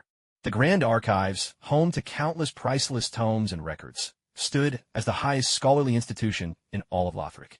Its history stretched back to the age of King Gwyn, founded by the White Dragon Seth. After Seth's demise, Big Hat Logan studied and refined the art of sorcery, founding new disciplines of soul and crystal magic, laying the foundation for modern sorcery. Simply put, the Grand Archives were the stronghold of the Mage Order, the premier academy for all sorcerers. There, the mages calling themselves sages, devoted themselves to unraveling mysteries and legends, indifferent to the world outside, dwelling apart in their own realm. As pure scholars, the mages bore their own unique pride. To them, politics was deceitful, authority corrupt. Only knowledge was eternal. No one could ever conquer the Grand Archives. Any who dared attack it would, before their assault began, receive a letter of surrender from the archives themselves. The Firekeeper, Rosaria, said softly, "Your Majesty, pay them no mind." Back when the followers of the Flame lost the Civil War, the sages wasted no time in taking revenge. Never mind the rest. Why, I myself was locked in a birdcage above by their hand. The leader of the Great Library, High Mage Dirac, hurriedly spoke up. "It's all a misunderstanding, Your Highness Princess of the Abyss. We were forced into this by those 2 princes. We mages of the Sage faction are dedicated solely to the pursuit of arcane mysteries. We would never dare get involved in political struggles." Rosalia snorted, making it clear she didn't believe a word he said. Lothric was a nation where royal authority and divine power coexisted.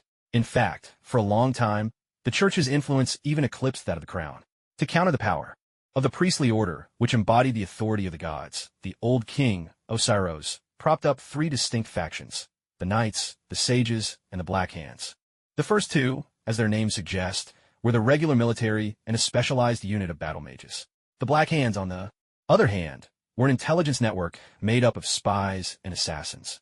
Working openly and in secret, these 3 groups gradually chipped away at the priest's influence, until finally Osiros seized his chance. With a combination of calculated blows and diplomatic maneuvering, he managed to unify the kingdom's various religions under his rule, becoming the new head of the priestly order.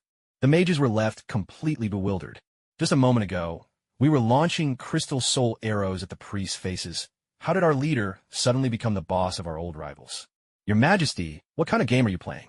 Osarosa's deft maneuver left the sages, who represented the mages, utterly at a loss. But the king had his reasons for making such a move. He understood that gods truly existed in the soul world, and he himself was one of their kind. From the very beginning, it was impossible to stamp out the worship of the divine. Since he couldn't destroy it, he saw only one path forward. If you can't defeat them, join them. Osiris accepted the priest's allegiance and declared that Lothric would respect the freedom of all faiths. "We are all stewards of this nation," he said. "There's no need for endless fighting. Why not sit down, have some tea, and talk things over?" Talk things over? As if. Of course the priests bore grudges. But since they couldn't best the king, their only outlet was to vent their anger on the sages. After all, the knights in black hands were arms of the state, simply following orders during the conflict, understandable. But the sages? Their attacks had been the most ruthless, as if they were hoping to replace the priests altogether. The sages, in turn, were none too pleased. Weren't we supposed to share the glories of the mortal world together?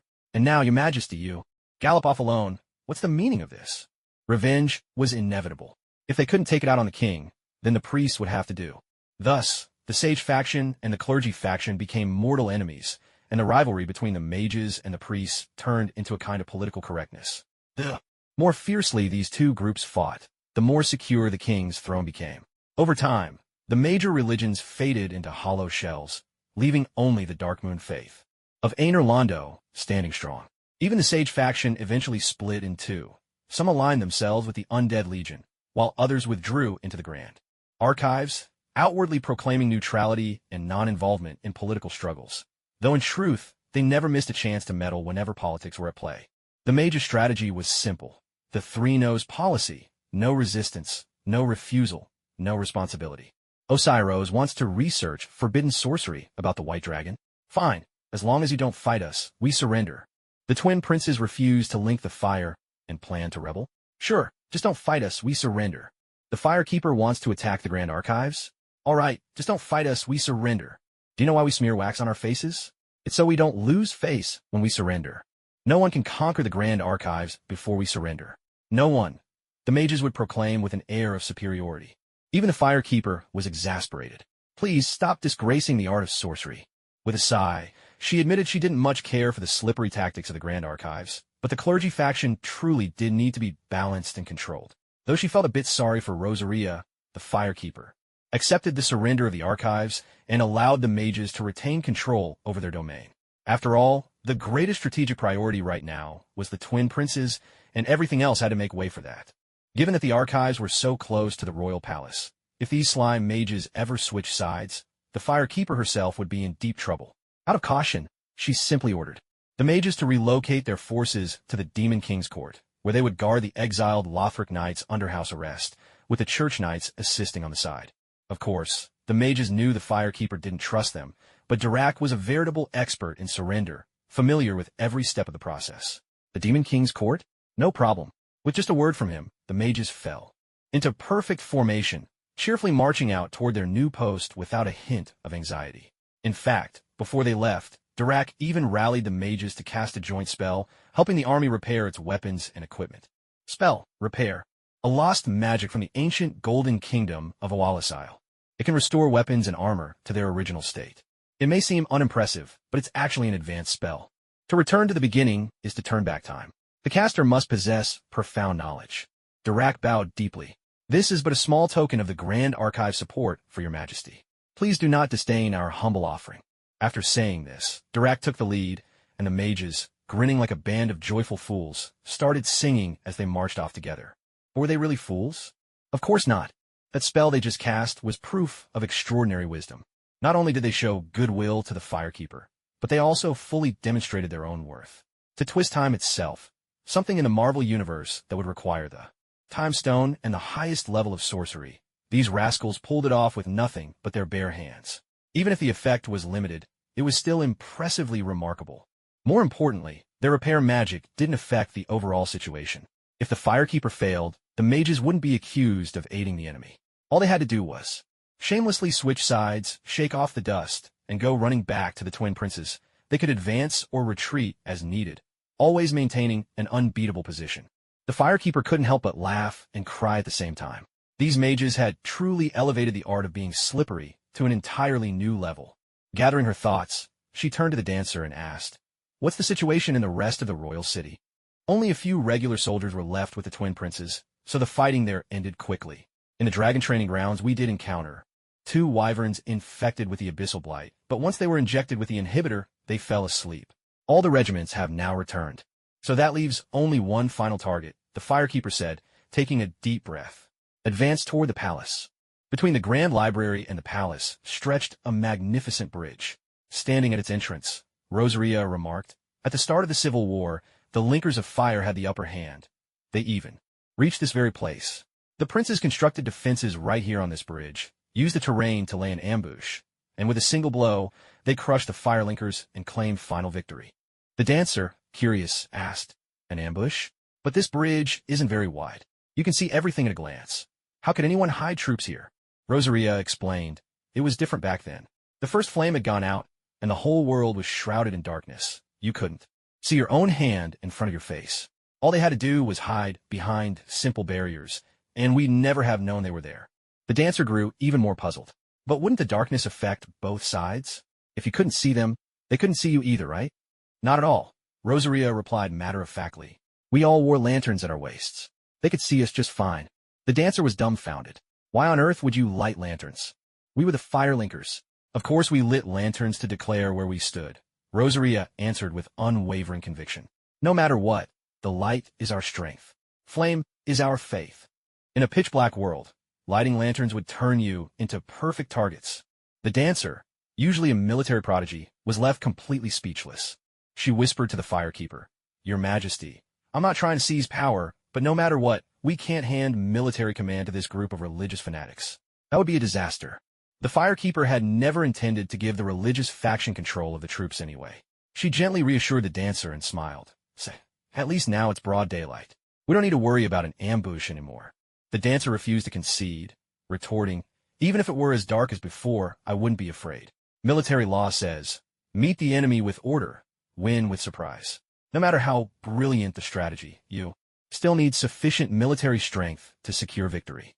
Back then, the twin princes were forced into a corner, fighting with their backs to the river, and that's what brought out their formidable power.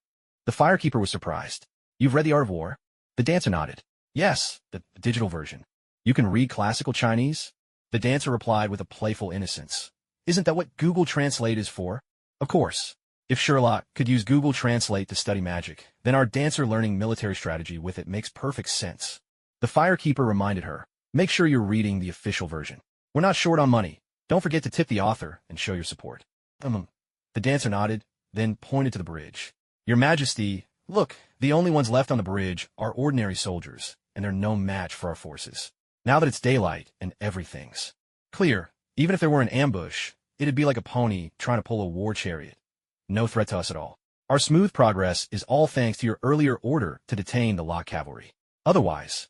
She hadn't finished her sentence when Rosalia coughed quietly and whispered, "Shoo, there are too many ears around.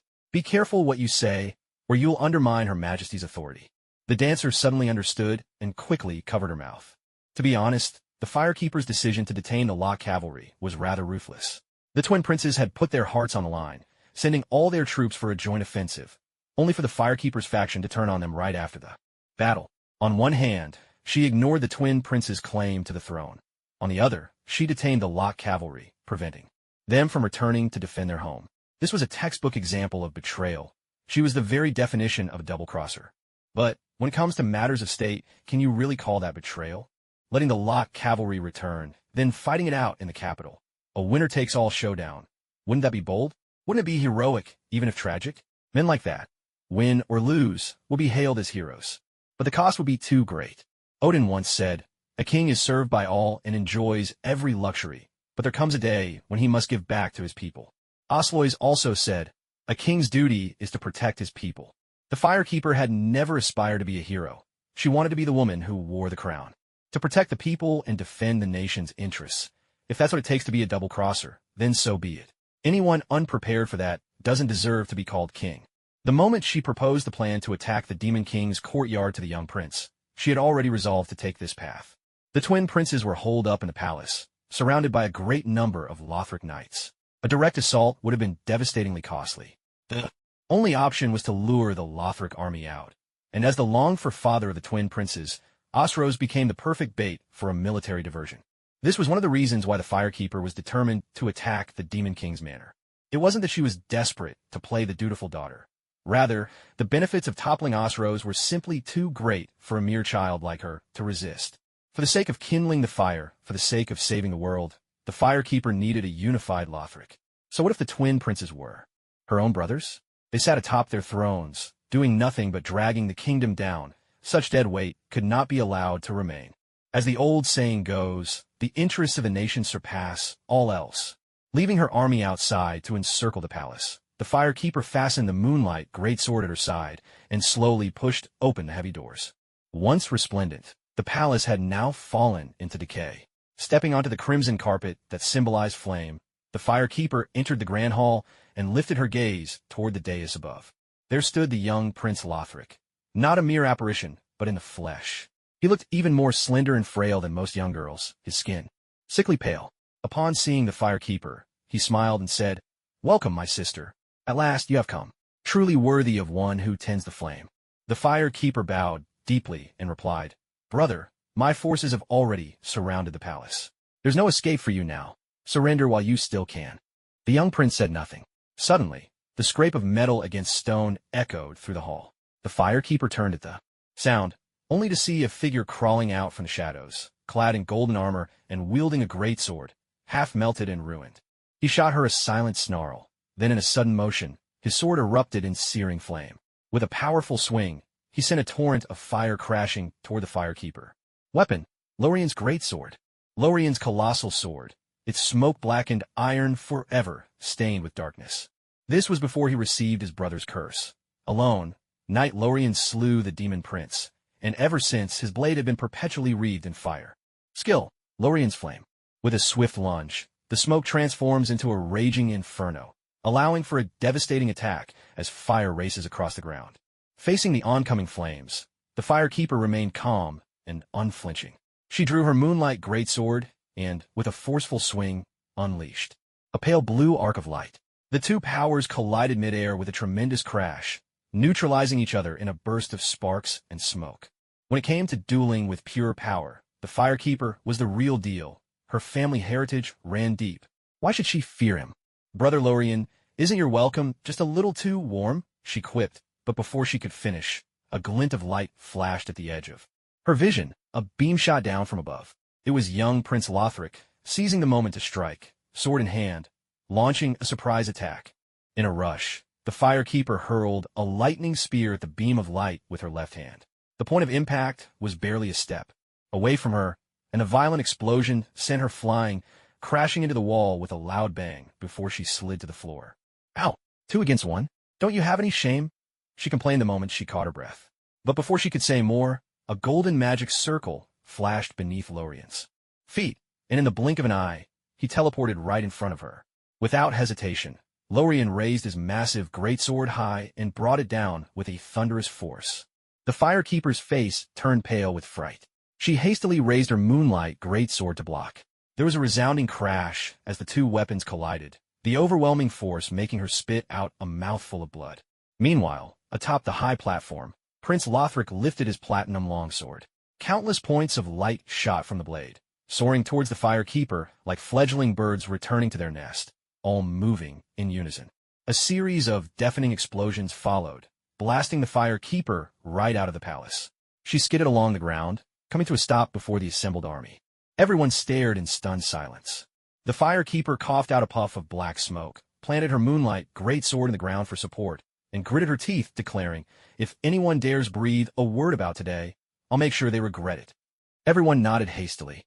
Switching into her dark gold armor, the Firekeeper hoisted the moonlight greatsword onto her shoulder and announced, "Rosaria, Elfriede, come with me. Let's go teach them a lesson." "Yes, ma'am," replied the dancer, drawing her paired blades. Weapons: Dancer's enchanted swords. Twin enchanted swords bestowed upon the dancer of the Boreal Valley by Pontiff Sullivan, marking her vow to become a dancer. The right-hand sword brims with dark magic, while the left-hand sword blazes with fire, an exact inversion of the Pontiff's own blades. Skill: Dance of the Dancer. With a whirling, dance-like motion, she releases the power of the twin swords. As long as her stamina holds, she can continue slashing in a relentless, flowing attack. Rosaria readied her own weapons, a barbed whip in one hand and a sacred bell in the other. Weapon: thorned whip.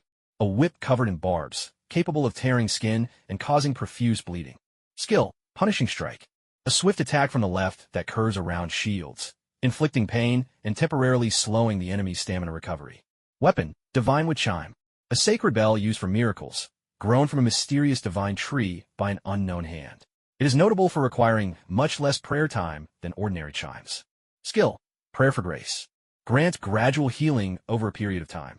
Fully armed, the three sisters exchanged glances and nodded in unison.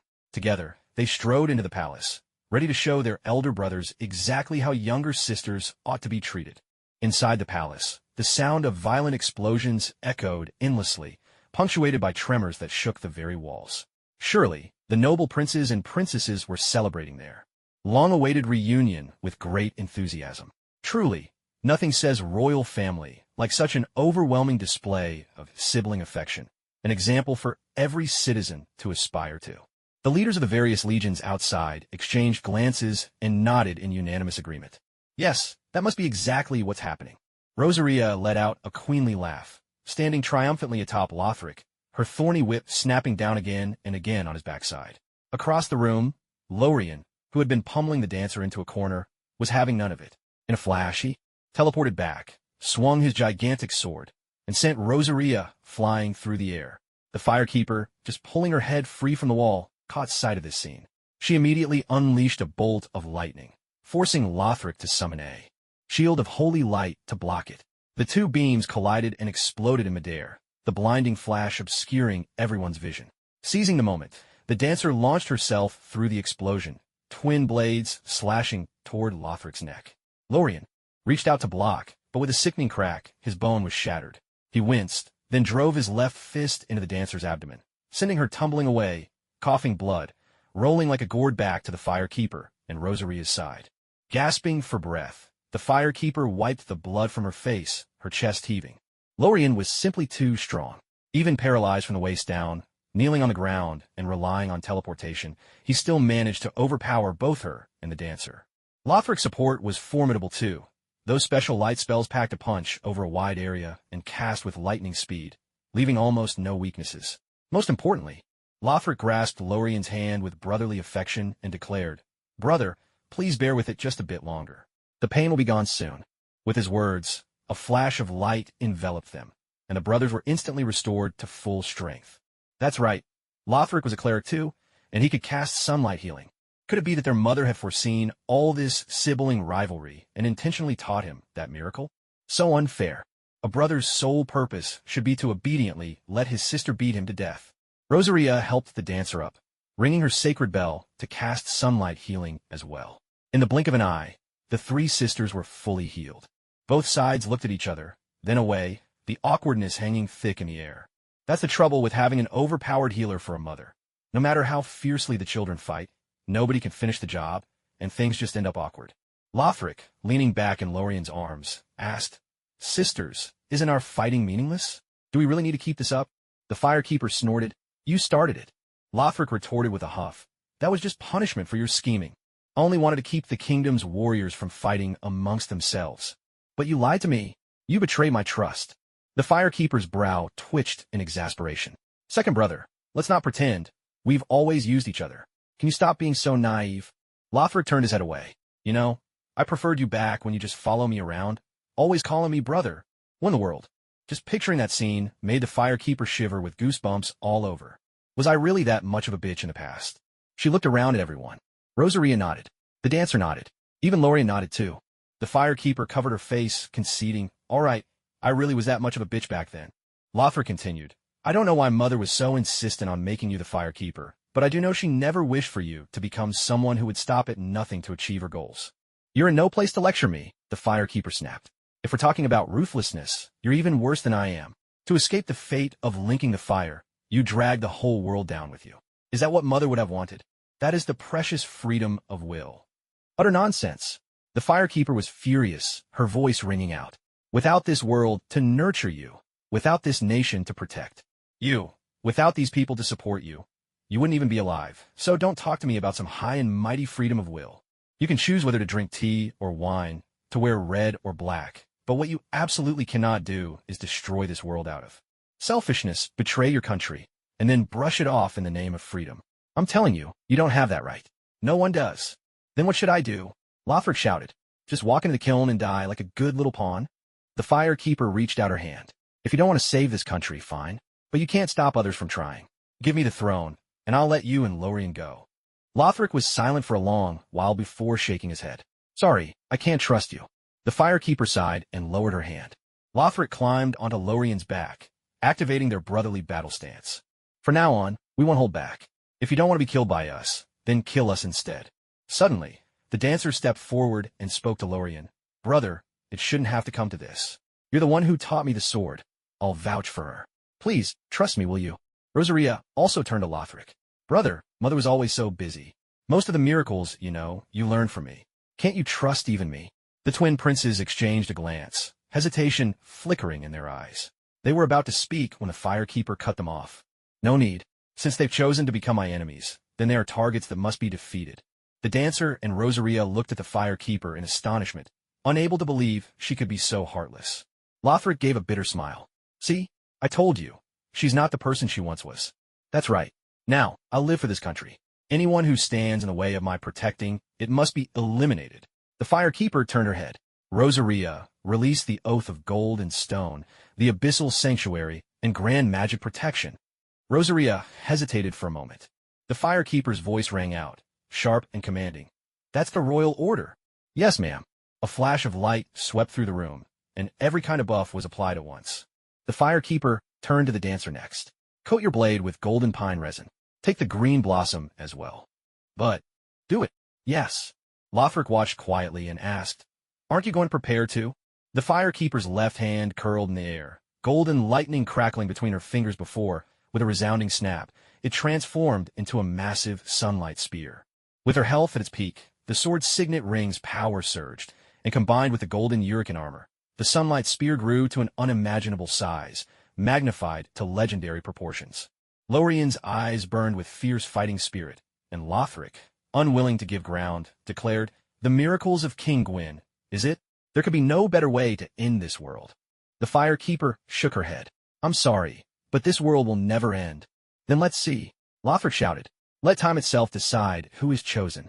It will be me, the firekeeper answered, and with that, she hurled the colossal sunlight spear. For a moment, it was as if the sun itself descended upon them. The immense sunlight spear blazed like a second sun, flooding the entire hall with radiant light. Lorien raised his greatsword high, while Lothric laid his hand firmly on the hilt as well. Then, a torrent of fire and light surged forth, a fusion of their shared bond and defiance, clashing headlong with the sunlight spear. In an instant, fire, lightning, and even pure light were torn to shreds, yet none of the five present retreated. Instead, braving the chaotic storm of energy, they charged forward with renewed fury.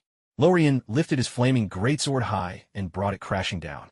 The dancer gritted her teeth, crossing her twin blades and mustering all her strength to block the blow. Rosaria swept her long whip in a deadly arc, shattering the bones in Lorien's hand.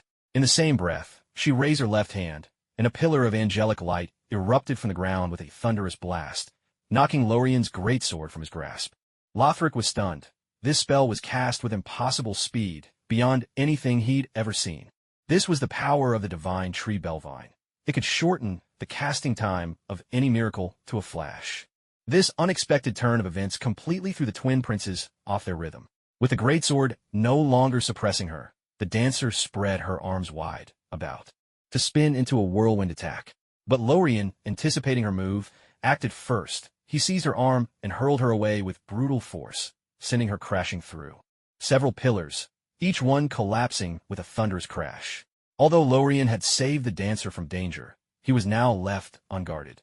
The relentless angelic beams struck him one after another, one even catching his shin and snapping his head back. He let out a muffled groan, blood spurting from his mouth as he staggered. Rosaria's joy lasted less than a second before Lothric raised his hand, unleashing a beam of light that sent her flying and broke her spellcasting. Seizing the moment, the firekeeper conjured another sunlight spear in her hand. Though hastily formed and smaller than before, it still radiated formidable power. At that moment, Lorien was disarmed and left reeling by the angelic barrage.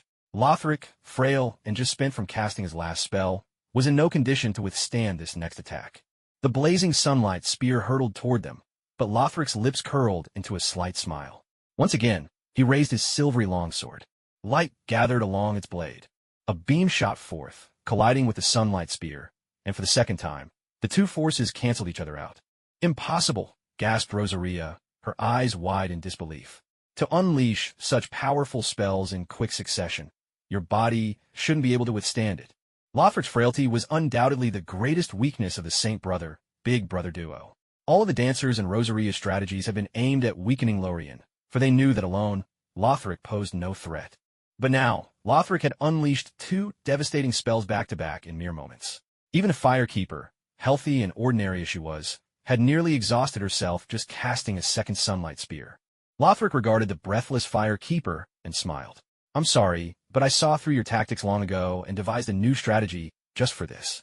You thought the light spells were coming from me. No, the true source of the magic is this sword. Weapon, Lothric's holy sword. The straight sword of Prince Lothric, imbued with powerful sorcery. This platinum holy sword was meant to be wielded by a hero, but in the end, it was never put to use. Weapon art, Lothric's sacred light. When assuming a ready stance, the blade gathers holy light, which can be unleashed in a thrust alongside a heavy attack. Lothric raised the holy sword once more, gathering radiance until it shimmered blindingly. My apologies. It seems the age has chosen me. The light intensified, its force now surpassing even what a divine body could withstand. Rosaria and the dancer shouted desperately, urging the Firekeeper to dodge. But the Firekeeper stood her ground, unmoving. She pulled out a sacred bell and shook it gently. A dark halo rippled outward, instantly snuffing out the radiance of the holy sword. Lothric stood there, sword in hand, utterly stupefied. Rosaria and the dancer were also frozen in place, stunned. The Firekeeper tucked the bell away and spoke with elegant composure. See, this is why increasing your reading is so important. Miracle, the Silence Decree. A miracle of the Sable Church of Londr. It can seal the spells of everyone nearby, including oneself. Realization suddenly dawned on Lothric. In a panic, Lorien reached out to seize the Firekeeper, but she drove her sword straight through his chest, knocking him to the ground. Lothric tumbled off his brother's back, landing in a heap. As he tried to rise, the Firekeeper pressed her foot firmly on his chest, pinning him down. Leaning closer, she smiled and said, "Forgive me, my king, but I saw through your tactics long ago, and I knew you'd see that we had seen your plan, so we devised a new strategy in response. Now that you can't use any spells, what else can you do?" With a wry smile, Lothric tossed aside the holy sword and said, "We've lost. Go ahead and kill us." The Firekeeper shook her head. "Wouldn't killing you too be such a waste?" Lothric was taken aback, then understood. "You want to burn us instead? Well, that is my duty after all. I only regret dragging my brother into this." The dancer and Rosaria stepped forward to plead. "Your Majesty, for the sake of your bond as siblings, please spare them. At the very least, grant them a swift end. Kindling is an agony beyond words." The Firekeeper snorted in irritation. "Are you serious? After the beating they gave you, and now you're here begging mercy for them?" The dancer and Rosaria exchanged a glance, tears brimming in their eyes. "We may not be true-born sisters, but we grew up together with our brothers. That bond can't be faked." How laughable! In a world built upon a lie, you still believe feelings can't be faked. The Firekeeper shook her head, her tone grave. "Forgive me, but for the sake of the realm's peace, they must disappear. Then, at least spare them the flames. Let them." Before the dancer or Rosaria could finish, the Firekeeper plunged her hand into Lorien's chest. Everyone gasped in shock. The dancer and Rosaria, tears streaming down their faces, whispered, "Thank you, your Majesty." Lothric burst out laughing. "Thank you. At least this way, we've broken the chains of fate. Go on, kill me too, and ascend the throne over our blood." "I will ascend the throne, but kill you? I'm afraid I must decline." Lothric stared in disbelief. "You won't kill us? Then what are you doing?" The Firekeeper's once delicate features twisted in pain, as if she were enduring unbearable torment. Gritting her teeth, she declared, "I am pulling the curse from your bodies." As soon as she finished speaking, the Firekeeper suddenly wrenched a mass of black soul from Lorien's chest. The moment that soul was torn from Lorien's body, the Firekeeper absorbed it at once. An indescribable agony erupted from within her, as if a piece of her soul had been bitten away. Unable to contain the pain, she smashed her fist into the ground, shattering it, and let out a beast-like roar. Lothric called out in a trembling voice, "Are you insane? You actually chose to absorb the curse yourself." Since childhood, his younger brother Lothric had been afflicted by a mysterious curse, leaving him frail and sickly. That was the very reason he was chosen as a Lord of Cinder. Lorien, the elder brother, had willingly shared the curse to ease his brother's suffering. As a result, he lost his legs and his voice, transforming from a mighty warrior who once slew the demon prince single-handedly into a mute, crippled recluse, forced to hide away in an empty palace with only his brother for company. That was also why he couldn't personally slay Osiros. Yet now, the Fire Keeper had not only spared him, but even drawn the curse from his body. Such an act left the elder brother utterly stunned. With a hoarse voice he asked, "Was it worth it, what you just did?" "There's no such thing as worth or not worth," the Fire Keeper replied. "There's only whether you're willing. I was willing, so I did it. That's all there is to it." Having said this, she grabbed Lothric by the collar, smiled, and said, "This will hurt a bit. Bear with it. You'll feel much better soon." Before Lothric could answer, she plunged her hand through her brother's chest once more, gritting her teeth as she yanked out a mass of soul even darker and denser than Lorien's. Instantly, she absorbed it into herself. A howl of agony burst from her lips, so piercing it shattered the palace windows. Lothric stared in disbelief, then slowly rose to his feet, his once feeble legs now brimming with strength, and the pallor of his skin began to flush with color. He clenched and unclenched his hands, feeling a power he had never known before, and murmured as if in a dream, "I'm healed." Lorien hugged him from behind and said gently, "Yes, brother, you're healed, and it's all thanks to our sister." Yes. Lothric suddenly understood, turning hurriedly to ask the Fire Keeper, "Sister, are you all right?" At that moment, the Fire Keeper was drenched in sweat, leaning against a broken pillar. The dancer moved as if to help her, but was stopped by a wave of her hand. "Stay back," she warned. "The curse hasn't stabilized yet. If it transfers to you, things could get ugly." "But—" "No buts," the Fire Keeper said with a weary smile. "You wouldn't want me to suffer like that again, would you?" The dancer quickly shook her head. The Fire Keeper then turned to Rosaria and said, "I've lifted the silence spell, sister. Please heal everyone."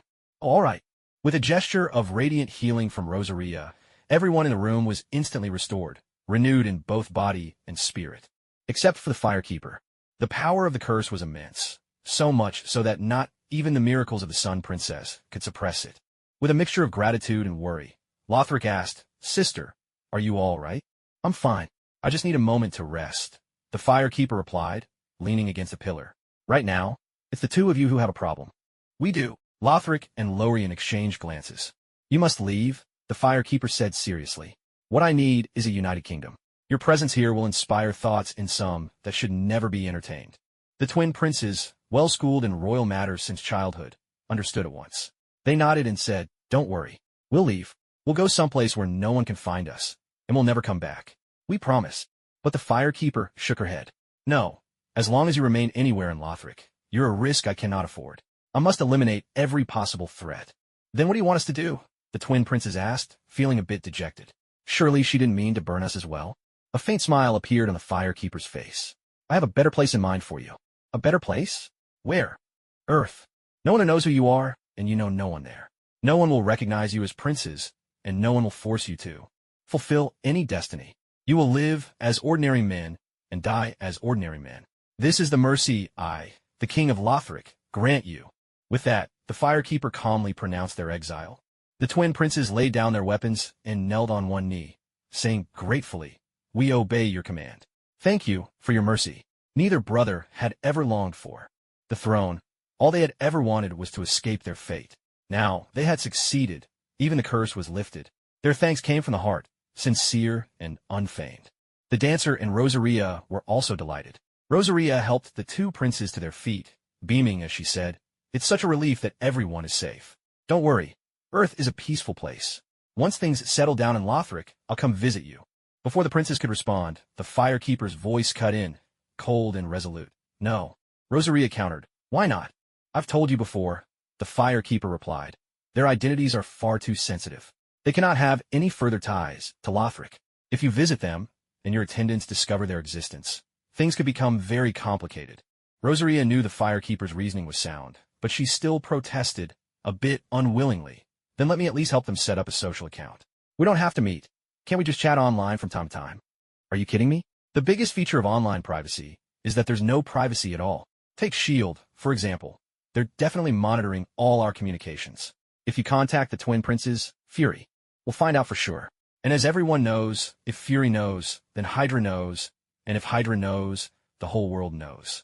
What if some lowlife impersonates the twin princes to mess with me? We can't open that door.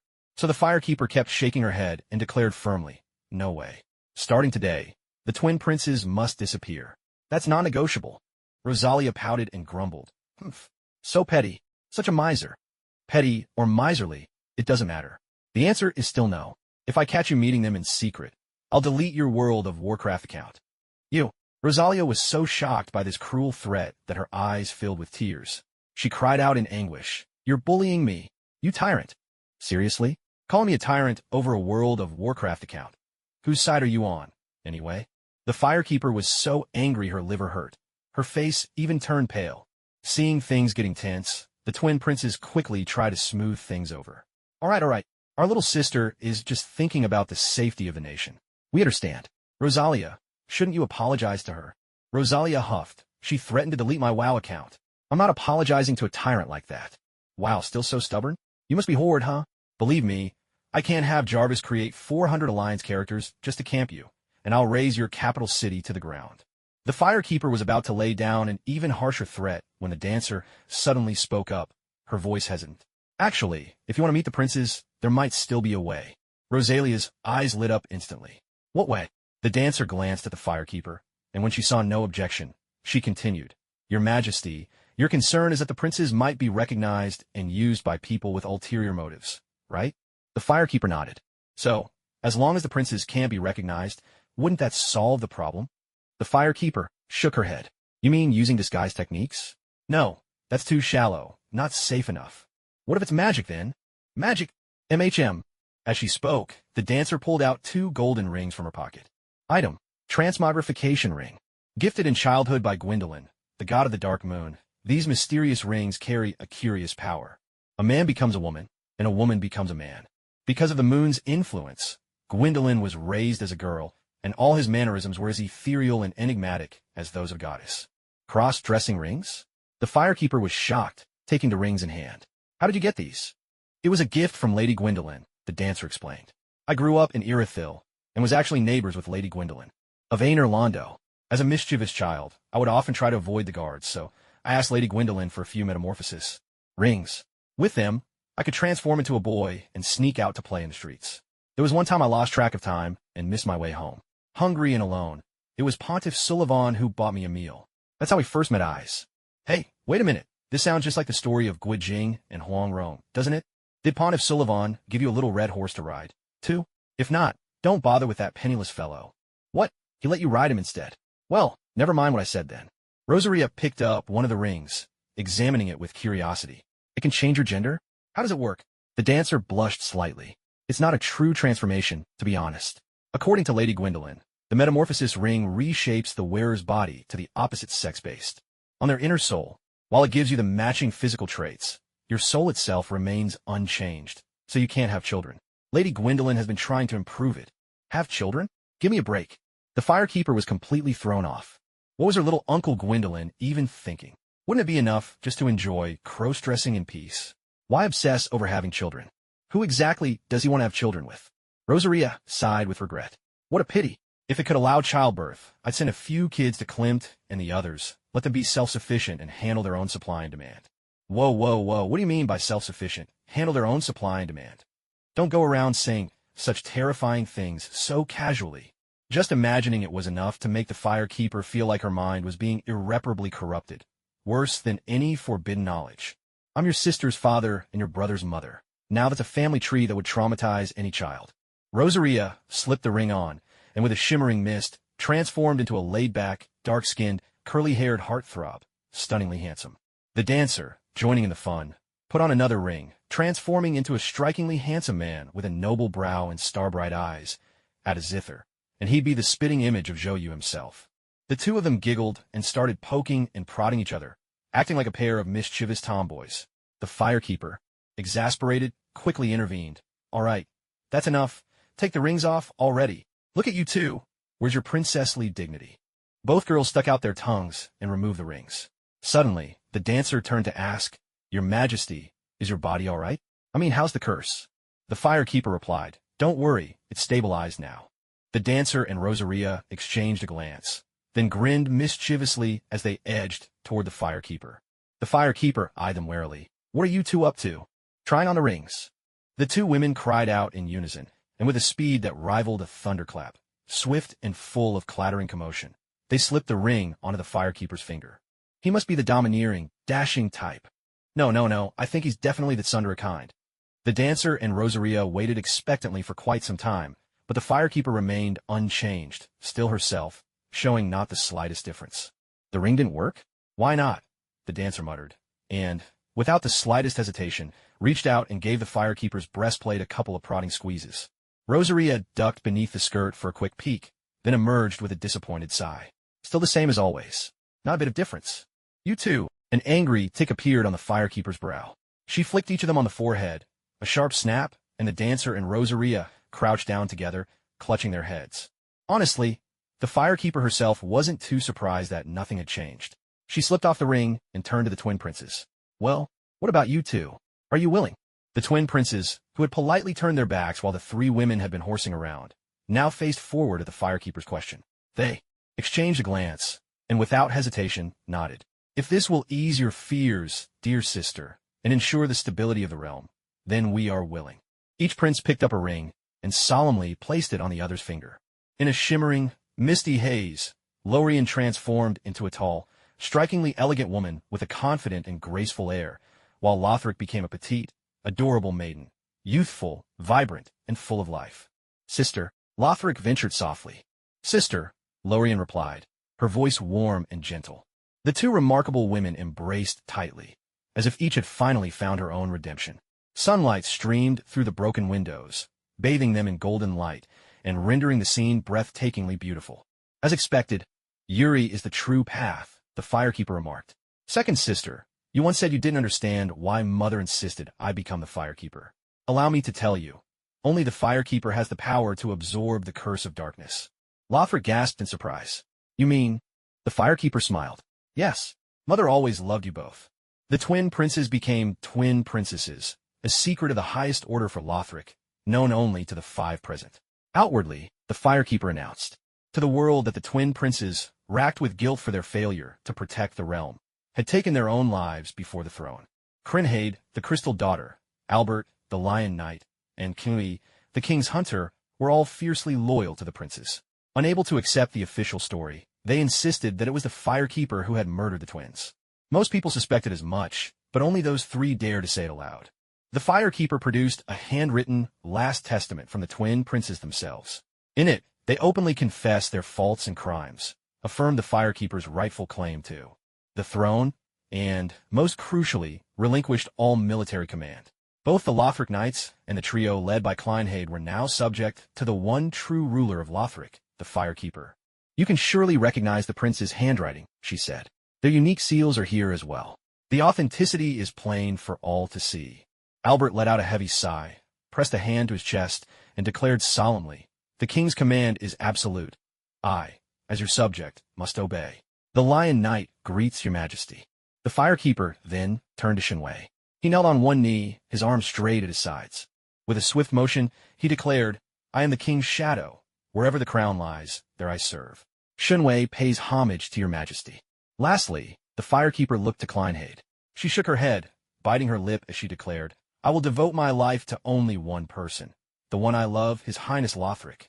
At this point, Clinhaid had thrown caution to the wind, openly admitting her deep feelings for the young prince. The firekeeper almost wanted to tell her, You'd best stop, sister. You've already lost to a man over a man. If you don't turn back, you'll only lose again, fighting a woman over a woman. Come to think of it, the bond between the twin princes truly transcended gender. This was undoubtedly true love, second only to the legendary act of eating a beloved's excrement. It was enough to make others envious. The firekeeper raised her hand and called out, Guards! Shenwei and Albert responded hastily, Your Majesty. Glancing at them, the firekeeper ordered, Take Clinhaid to the dungeons. Both Shenwei and Albert thanked her at once. Thank you, Your Majesty. As long as she wasn't executed, there was still hope. Yet Kleinhade refused their pity. As soldiers dragged her away, she shouted at the top of her lungs, "You false queen! Regicide, patricide, fratricide! One day you'll reap what you've sown and be cast down by the wrath of the people." Albert broke into a cold sweat, terrified the firekeeper might end Kleinhade's life in a fit of rage. But the firekeeper remained remarkably calm. Indeed, she had killed the king, her father, and her brother. So what? The wrath of the people? Absurd. Did the people not have lives of their own? Nothing better to do than obsess over royal squabbles? It wasn't meant as an insult, but the truth was the people never cared who wore the crown. All they wanted was stability, prosperity, and peace.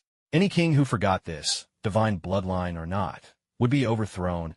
Any king who remembered it, traitor or usurper, would be embraced. A king's greatness lay not in their lineage, but in their deeds. Yes, I killed the king, my father, and my brother. I rule with an iron hand. But I know this. I am the greatest ruler this land has ever known. The people may denounce my actions and criticize my policies, but whenever the nation is threatened and my position is shaken, they will still, without hesitation, take up arms and fight for me. This is the way of kingship I uphold. A whole month passed after the twin princes took their own lives, during which the firekeeper busied herself with the aftermath. This included negotiating the surrender of the Lothric knights, reviewing and reappointing officers, as well as reorganizing and comforting the rank-and-file soldiers. Following the advice of the military minister, the dancer, all regular soldiers, except for knights, were separated from military system. They would no longer participate in military operations, but instead be responsible for internal security and civil disputes. Within the kingdom, a large number of soldiers would be demobilized and redirected into the kingdom's daily production and construction, while a select group of elite soldiers would be promoted to knights, replenishing the ranks of the major legions with fresh talent. This measure liberated a vast labor force, separated the military and police systems, and clarified the jurisdictions of the kingdom's powers. It also provided a practical and achievable path for talent to rise through the military ranks, a move that benefited all sides and quickly garnered broad support, passing into effect without delay. On another front, the firekeeper established a fundamental national policy prioritizing commerce while advancing industry and agriculture. In tandem, she called for vigorous development of foreign trade, leveraging Lothric's native resources to acquire the production materials needed for rapid growth. Both technology and magic were to be grasped firmly, and the nation's overall strength was to be elevated as quickly as possible, shedding the old image of technological backwardness and stepping onto the international stage with a bold new presence. As these decrees were issued, another month slipped by. The Minister of Internal Affairs, Emma, submitted a memorial urging the firekeeper to heed the will of the people and hold a coronation ceremony. It should have been a matter of course, but unexpectedly, the Scholars' Consortium of the Grand Archives raised a united objection. The Grand Archivist, Dirac, maintained that according to Lothric tradition, every king must be well-versed in history and ever mindful of the duty to kindle the first flame. The firekeeper had turned the tide and saved the nation in its hour of need, and undoubtedly deserved the crown. Yet, to neglect tradition would be to mar perfection. He proposed that the Grand Archives take full charge, providing the firekeeper with an intensive, all-encompassing crash course aimed at strengthening her sense of royal mission and historical responsibility, so that she could better serve the kingdom and ensure the legacy of the first flame. Damn it, I burned my own father, beat up my brother, and now you bunch of old foxes want to give me a lesson in politics? The firekeeper scoffed inwardly, but she also realized that these crafty scholars were growing anxious. The ascent of a new monarch heralded a new style of governance.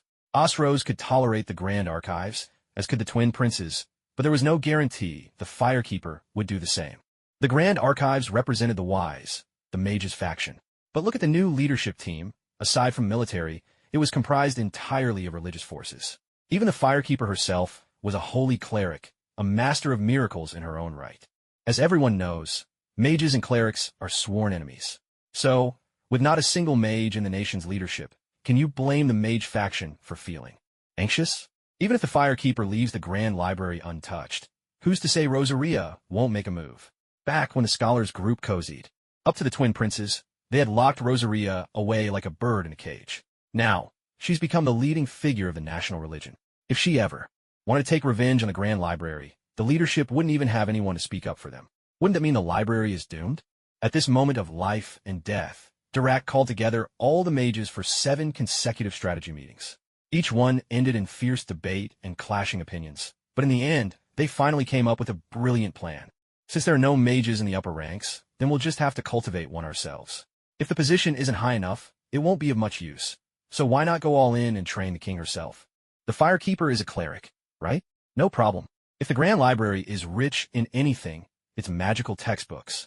As long as you complete these 20 tons of practice exercises, you'll become a high-level mage. On one hand, this was about balancing the powers within the country. On the other, it was also about their envy of the Grand Library's collection. After a brief consideration, the Firekeeper agreed to Durak's request. So, over the next 2 months, the Firekeeper was completely immersed in a sea of knowledge. She opened her eyes to problem sets and closed them to quizzes. Mondays, Wednesdays, and Fridays were spent studying elemental magic. Tuesdays, Thursdays, and Saturdays were devoted to non-elemental magic. If she was lucky enough to get a Sunday off, she still had to pore over dark magic under the watchful eyes of the mages. After all this grueling work, her sanity points plummeted, but her intelligence soared. At last, she mastered all forms of magic and became a high-level mage. With an ingratiating smile, Durak said, "Congratulations, Your Majesty. Your talent is truly astonishing. I hope that after graduation, you'll visit us often." "Visit my foot." The Firekeeper looked at the facade of the Grand Library and felt a chill run down her spine. Not even during my college entrance exams did I work this hard. In a place this terrifying, anyone who wants to come can go. Just don't count me in. She turned to Durak and said, "I understand what you're asking. Don't worry. So long as you all stay honest and serve the country faithfully, no one will trouble you. But remember this. If you take advantage of our connection to act recklessly, don't blame me for turning against you without mercy." Sweat beaded on Durak's forehead as he replied, "Yes, the Grand Library will surely follow your Majesty's lead and strive for the great revival of Lothric." "Good." The Firekeeper nodded in satisfaction. "Pick out a few bright young mages and send them abroad as Lothric's exchange students to learn science and technology." Durak hesitated. Science is but a shallow reflection of rules. How could it compare to the profound study of magic, which delves into the very essence of the world? "I think. See? Are you the king, or am I?" The Firekeeper said coldly. "Or are you telling me you won't even follow my very first order?" Durak hurriedly replied, "I wouldn't dare. I'll select the right people at once. Please rest assured, Your Majesty." The Firekeeper nodded in satisfaction, about to deliver another rousing speech, when her body suddenly swayed and she collapsed to the ground in a faint. Durak was utterly dumbfounded on the spot. "Hey, if you have to drop dead, please don't do it here. If she dies on my watch, even the Great Library won't be able to clear its name, no matter how hard we try." Sunday, April 15th, 2012. Year of Rinchun in the lunar calendar, Year of the Dragon. Month of Jechin, Day of Bingwu, the 25th day of the 3rd month. Auspicious for travel, breaking down walls, and meeting friends. Inauspicious for treating illness, holding funerals, or speaking recklessly. And another pitch. This one's a high fly into foul territory. The Dodgers are running out of time. Amid the static crackle of the old-fashioned radio, Steve Rogers opened his eyes. He wore a white shirt emblazoned with SSR across the chest, khaki soldier's trousers, and sturdy leather boots. A female officer in uniform pushed open the door, her smile dazzlingly sweet. "Hi, Captain. Good morning, or perhaps I should say, good afternoon." Steve sat up in his hospital bed. Above him, a three-bladed fan turned lazily. Beside him, sheer white curtains fluttered in the breeze. He glanced at the officer and asked, "Where am I?" She replied, "You're in a post-op recovery room in New York." Steve's eyes flicked over to the still broadcasting radio. He pressed on, "Where am I, really?" The officer shook her head. "Captain, I'm not sure what you mean." Steve stood up and pointed at the radio. "This game was played in May 1941. I know because I was there. I'll ask you one more time. Where am I?" The officer looked flustered. As she stammered an explanation, she discreetly pressed an infrared signal transmitter hidden in her hand. "Please, let me explain, Captain." Before she could finish, two heavily armed special ops soldiers burst through the door. As Captain America, cut. As gymnastics captain, cut. As Steve Rogers. He'd never seen uniforms like these among the Allies. That could only mean one thing. These must be Nazis. No further discussion needed. Time to fight. With fists like battering rams, he struck both soldiers square in the chest, sending them crashing back with a tremendous bang. The flimsy wooden wall splintered as they flew through, collapsing onto a machine half a meter tall. In an instant, the fan, curtains, and everything else seemed to vanish, leaving only bare white walls. Captain America was stunned. What sort of unbelievable black technology was this? Clearly, this was the enemy's secret research facility. surely teeming with soldiers. Alone, he'd never stand a chance. No question. Time for a tactical retreat, and fast. With a few quick strides, he leapt over the wrecked machine and dashed away on his long legs, making a swift escape.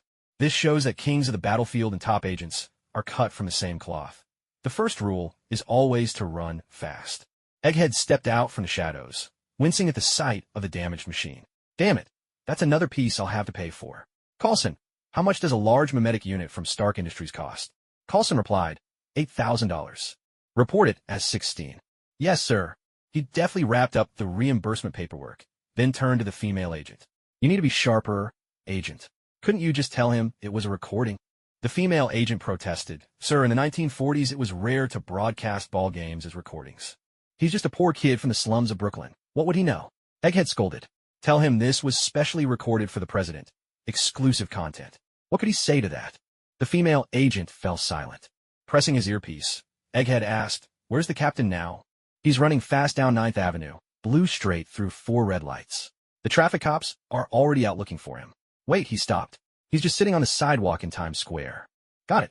I'm heading over now. What about the traffic cops? Of course, call them off. Are they really going to ticket Captain America? Yes, sir. Moments later, several Chevrolets rolled to a stop in front of Cap. Egghead got out, ready to approach, when Coulson suddenly spoke up. Sir, let me handle this. Egghead frowned. Oh, Coulson politely explained. With respect, sir, your presence is rather imposing. It might give the wrong impression. Imposing? Just say I look like a thug, why don't you? It's fine, let him handle it. I trust him. Captain America spoke up unexpectedly. Egghead lifted his chin, noticeably pleased. Seems a true war hero knows how to look past appearances and judge a man's character. Sitting on the curb, Cap looked up at Egghead with a rueful smile. Actually, I trust you because of your appearance. The Germans never considered people of color to be human. Someone as dark as you definitely isn't working for them. Egghead was speechless. Realizing what he'd just said, Cap quickly apologized. Sorry, my mind a mess. That was out of line. Are you offended? Egghead's face twitched. No, not at all. Glad to hear it. Cap glanced around. Now, can you finally tell me what's going on? First of all, I owe you an apology for my poor performance earlier. Performance? We wanted you to accept the truth gradually. Accept what? That you've actually been asleep for 70 years. Cap took a deep breath. Then where am I exactly? As you can see, this is New York. We're right here, in Times Square. Don't you recognize it? It looks a lot like it, but much more beautiful than I remember. Captain America glanced over at a man in the distance who was lighting a cigarette with a flame from his pinky finger and said, Back in our day, we all used matches. Damn, that pyromancy division, making things even harder to explain. Nick Fury replied, Times always move forward, Captain. Captain America looked in another direction, where 3 mischievous boys were using a simple wind spell to blow up the skirts of passing girls. Seems like progress hasn't gone that far. We used to pull stunts like that too.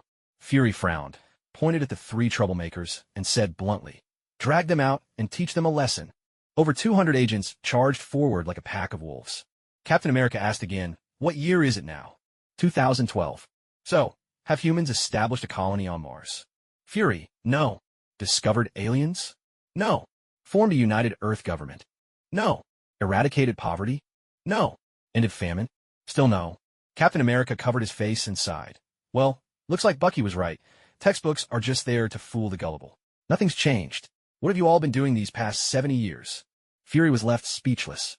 Indeed, what have we been doing these 70 years? Fury thought back and realized it was all infighting. And then he stopped himself because the memories were just too frustrating. He steadied his emotions and said to Captain America, Captain, I know you just woke up and still need rest, but there's something very troubling I have to tell you.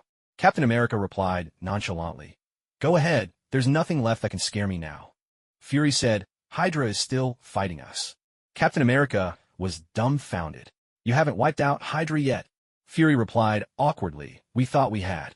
At least that kind of arrogance hasn't changed one bit in 70 years. Captain America stood up from the curb and dusted himself off. All right, what do you need me to do? Share your experience and get ready to fight. Back to the old job, huh? Not bad. Last time I fought HYDRA, I missed a date. Let's hope this time I don't lose even more. The mention of fighting Hydra instantly brought Captain America to life, and he asked, Sir, do you have any detailed intel? Of course. Hop in, we'll discuss on the way back. No sooner had Fury finished speaking than a suit of red and gold armor came hurtling down from the sky. Iron Man's irreverent voice rang out. Don't mind me. I was going to check out the old friend my dad used to talk about. Hey, Cap, you look way better than you do in the pictures. Come on, give us a smile. With a sharp click, Iron Man snapped a photo, and before anyone could react, he shot up into the sky with a whoosh. I know S.H.I.E.L.D. doesn't care for me. I'm out. No need to see me off. Fury looked awkward, just about to explain, when Captain America spoke up excitedly. Isn't that a robot? That's incredible. At last, something from the textbook turns out to be true. Once he understood the situation, Captain America donned his star-spangled uniform again, grabbed his vibranium shield, and, escorted by Coulson and a team, set out to join the peacekeeping force at the front lines. In times of peace, to still stand fearless and fight against Hydra, it must take true patriots of unwavering loyalty and courage to serve in the peacekeeping force. On the plane, Captain America pored over the files of the peacekeeping team, genuinely admiring as he read. Absolutely, they're the best of the best, beacons guarding humanity against the darkness, Coulson added, pointing to a few names on the papers. Alexander Pierce, John Garrett, Brock Rumlow. These are the backbone of S.H.I.E.L.D. Captain America nodded in approval. Historically, S.H.I.E.L.D. evolved from the SSR, the Strategic Scientific Reserve. The SSR had a wealth of experience fighting Hydra, striking heavy blows against them time and again. I believe S.H.I.E.L.D. will inherit this proud legacy and once more shatter Hydra's schemes. Coulson nodded eagerly, eyes shining. He rubbed his hands together nervously. Captain, I grew up listening to your stories. Captain America cleared his throat, cutting him off with a smile. Maybe to you, I'm already a 90-year-old man, but in my mind, I'm still 26. Hearing you say that actually makes me feel pretty awkward. Oh, sorry, I didn't mean to offend you. I just wanted to express my respect. Coulson apologized quickly, the words tumbling out, his usual calm replaced by the fervor of a true fan. Captain America replied modestly, There's nothing particularly worthy of respect. I'm just a soldier. There are plenty of others like me. No, you're one of a kind, a symbol of your era's spirit. Coulson, flustered in front of his idol, could only blurt out the most heartfelt compliment any fan could muster. I truly believe that with you here, we will win. Captain America smiled. Thank you. I hope I can live up to your expectations. The plane landed in a remote village on Nepal's border. By now, Whitehall was utterly spent, forced to hole up in this decrepit old Hydra base, barely hanging on. The peacekeeping forces gave Captain America a warm welcome, even hanging up banners to greet him. The overall commander of the peacekeeping mission, Daiji and Malik, led the welcoming party, accompanied by Pierce, Garrett, and Crossbones. The four of them personally waited at the entrance to receive Cap. Daiji and Malik greeted him enthusiastically. Welcome. I grew up listening to stories of your heroic battles. Captain America. Pierce chimed in. Me too. Back when I was in school, we even had test questions about you. Every night, I'd fall asleep reciting your exploits. Captain America, John Garrett added. When I was a new recruit, you were the idol of the entire camp. Every soldier kept one of your posters under their pillow. Captain America, Crossbones, the youngest of the group, felt a bit left out. All of them had their own connection to Cap's era, but he was born in a new age. Who still remembers Captain America these days? Seeing everyone waiting for him to say something, he quickly improvised. I've seen a movie based on you, sir. Your bravery on screen is still my inspiration to this day. Captain America's mouth twitched. He forced a smile and said, Thank you for the kind words. But the others found this a bit odd. Captain America was a symbol of American ideals, and his image was copyrighted by Congress. Who could possibly make a movie about him? While Daiji and Malik and Pierce led Cap into the camp, John Garrett quietly asked Crossbones, Did they really make a movie about Cap? Crossbones replied coolly, IV. John Garrett put Crossbones in a playful headlock and chuckled. Kid, lend me a copy sometime, will ya? Captain America noticed their cheerful camaraderie and smiled. You all seem so close. Back in my day, the atmosphere in camp was always tense. Daiji and Malik replied, Well, it was wartime then. A bit of tension was only natural. But now it's peacetime. Human rights should take priority, Pierce said with a genial grin. I believe in equality for all. No more strict hierarchies. We should be like one big family. That's the best way to keep out outside influences. Exactly. The genuine bonds between comrades are the best defense against Hydra's brainwashing. Like me and Bucky, he was captured and brainwashed by Hydra, but it was our friendship that brought him back to the light. Sadly, he still sacrificed himself during a mission. Captain America said sincerely, Mr. Pierce, if you'd been born in my time, you would have been an outstanding fighter against Hydra. Pierce beamed. I wouldn't dare claim that. I'm just good at talking people through things. For real heroics, we need warriors like you. After a round of friendly banter and mutual compliments, the group entered the operations room, and turned to the real business at hand. John Garrett explained the situation. Whitehall, a colleague and disciple of Red Skull, inherited Red Skull's ideology and has been on establishing a world ruled by might. He secretly stole some specimens of the pilgrimage, Butterfly, and refined a new generation of the human pus virus, creating bio-warriors. With these, he launched multiple terror attacks against S.H.I.E.L.D. across the globe. He's an extremist with anti-human tendencies. Captain America asked curiously, if he wants to establish a regime of power, shouldn't he be targeting governments? Why attack S.H.I.E.L.D.? Because it was the predecessor of S.H.I.E.L.D., the SSR, that captured him. And the team leader at the time was none other than Peggy Carter. Pierce glanced at Captain America, and seeing that his expression remained calm, he continued. After Whitehall was imprisoned, Agent Carter was responsible for his interrogation. She declared he was beyond redemption and swore that as long as she lived, Whitehall would never see the light of day again. Out of this grudge, when Whitehall escaped from prison, he sent people to attack Agent Carter's nursing home. Thankfully, S.H.I.E.L.D. intervened in time, repelling the human pus soldiers and ensuring Agent Carter's safety. Thank you. Captain America gave Pierce a brief nod. He separated his personal feelings from duty, immediately shifting his focus to the task at hand. Pointing to a photo projected on the screen, he asked, "You said Whitehall was arrested by the SSR. Based on that, he should be quite old by now. But in this photo, he looks barely over 30. How is that possible?" "The exact reason is unknown, but DNA tests confirm it's the same man," Pierce replied with a shrug. "Maybe he's found a way to cheat time." "That's impossible." Captain America shook his head. "Time is the great equalizer. No one escapes its grasp." Everyone turned to look at him. Captain America looked puzzled. "Why are you all staring at me?"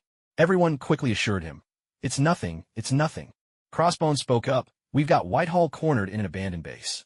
Next, we plan to send a squad with heavy weapons for a frontal assault at the main entrance, while 5 other squads spread out in all directions to prevent him from escaping through any secret passages." "Captain, you're the expert. Any advice?" Captain America shook his head and patted Crossbones on the shoulder. "Hydra's specialty is slipping away when you least expect it. Focusing your forces on the perimeter is an excellent tactic.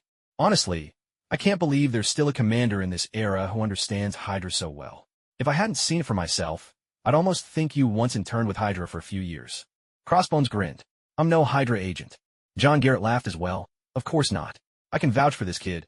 He's definitely not Hydra." Pierce affirmed, "There are no Hydra agents in S.H.I.E.L.D. Gideon Malik concluded, "We are all patriots, fighting for our country and our people. There's absolutely no way any of us would be Hydra." Everyone broke into laughter, and the atmosphere brimmed with a sense of righteousness. The battle against Whitehall soon erupted. The peacekeeping troops fought like tigers. Their horses surged ahead like dragons. They scaled the mountains with the agility of apes and dove into the water as swiftly as otters. Before long, they stormed the old base and secured a complete victory. Whitehall had long since run out of ammunition and supplies. The second-generation extremist virus was depleted, and most of the Iron Man suits from Obadiah Stane were scrap metal. Defeat came crashing down upon him, utterly inevitable. It said that true animosity only exists between rivals in the same trade. Malik and his allies showed no mercy when dealing with Whitehall.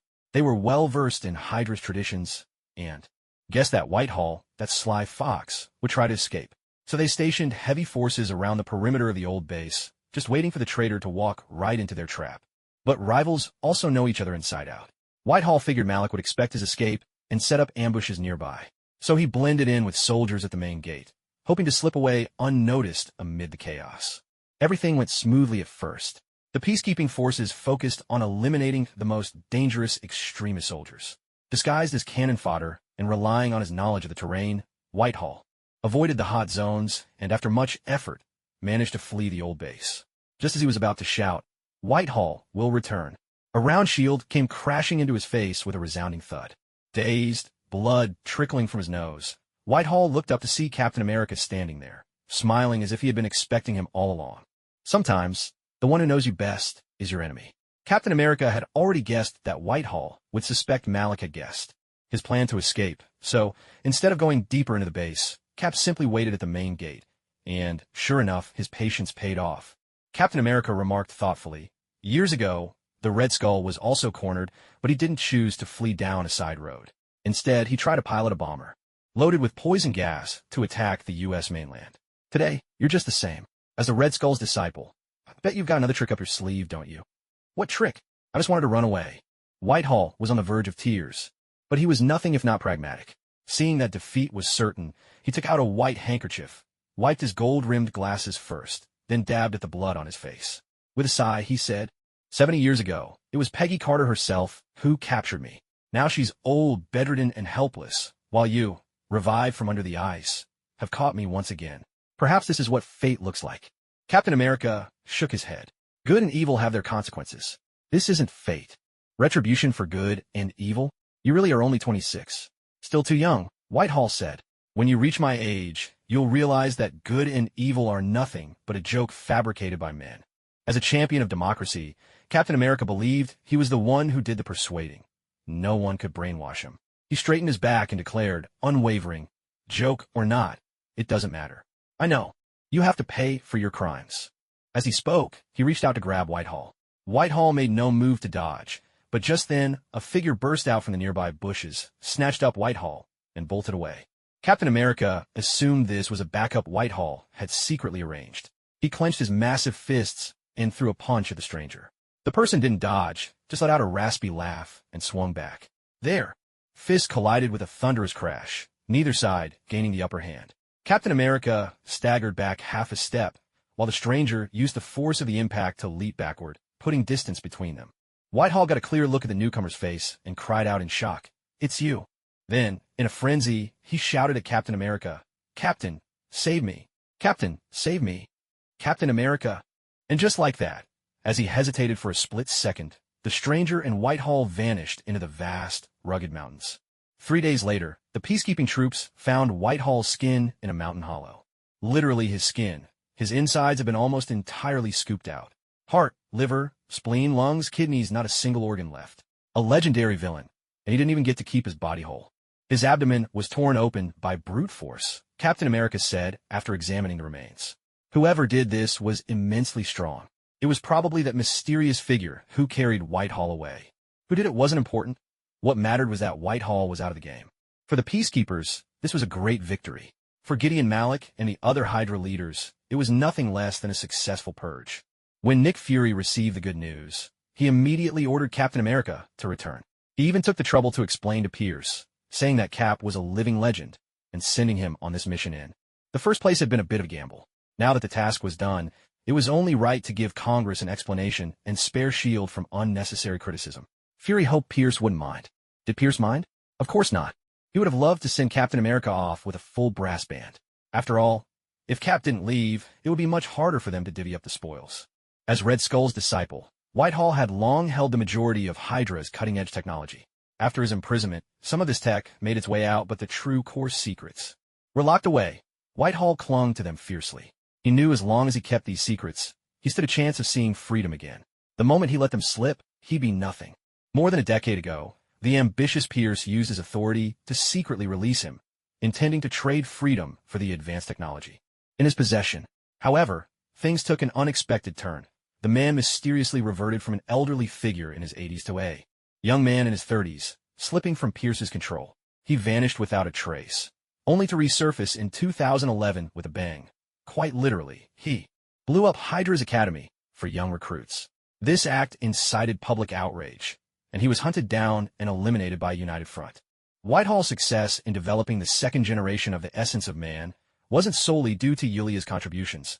It was largely because he already possessed much of the advanced technology left behind by Red Skull. During Hydra's recent civil war, all factions suffered heavy losses. Now that Whitehall has fallen, it's only natural that they try to make up for internal losses by seizing assets from outside. The scramble is intense. Within Hydra, there are 3 main factions: Pierce from S.H.I.E.L.D., Gideon Malik from the World Security Council, and Baron Strucker of the Pureblood faction. These 3 locked themselves in a room and exchanged heated words, each determined to claim the lion's share. Naturally, nobody was willing to yield, and the argument soon escalated into a physical altercation. Gideon Malik, being the oldest, was the first to fall. Pierce, although a former agent, had spent recent years behind a desk, leaving him physically weakened. Before long, he too was defeated by the robust and youthful Baron Strucker, a former world fencing champion. Huh, you're both too soft.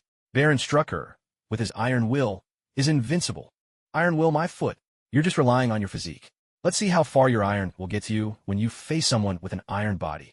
Gideon Malik and Pierce both cursed silently, But in Hydra, strength commands respect, and neither dared voice their complaints. Whitehall spoils were divided into 3 parts. Baron Strucker had the first pick, followed by Pierce, and finally Gideon Malik. Baron Strucker had already made up his mind. Without a moment's hesitation, he claimed the most valuable asset, Whitehall's research team.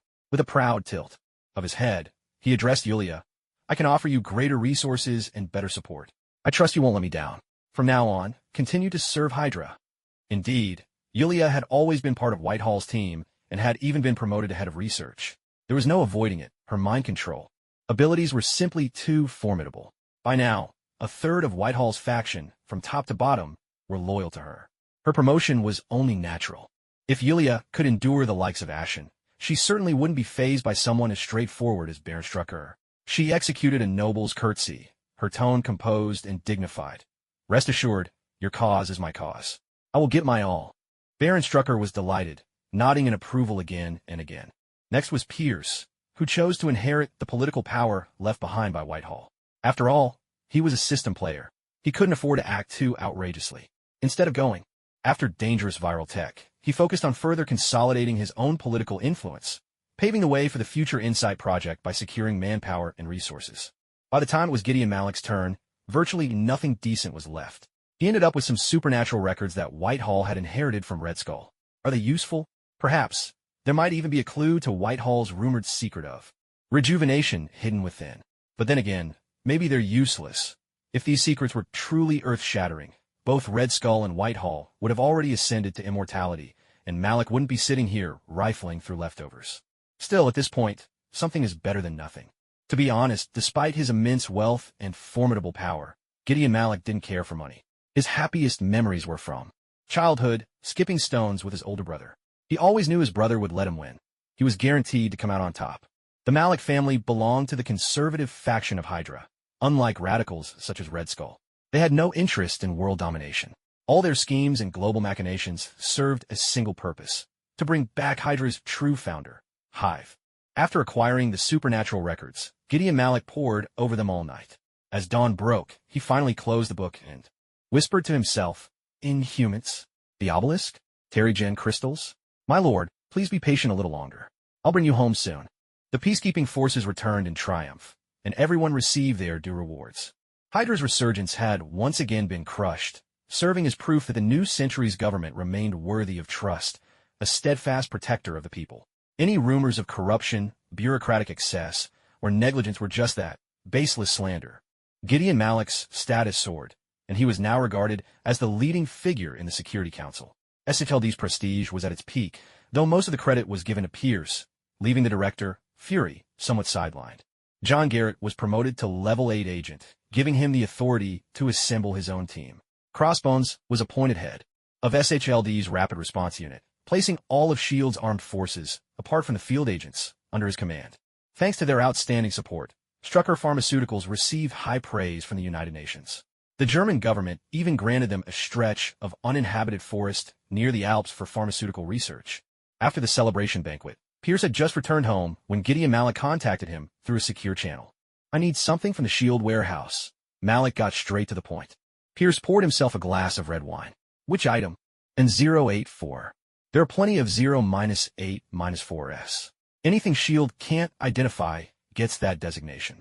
Which one do you want? Item 084, first on the list. Pierce thought for a moment, furrowing his brow.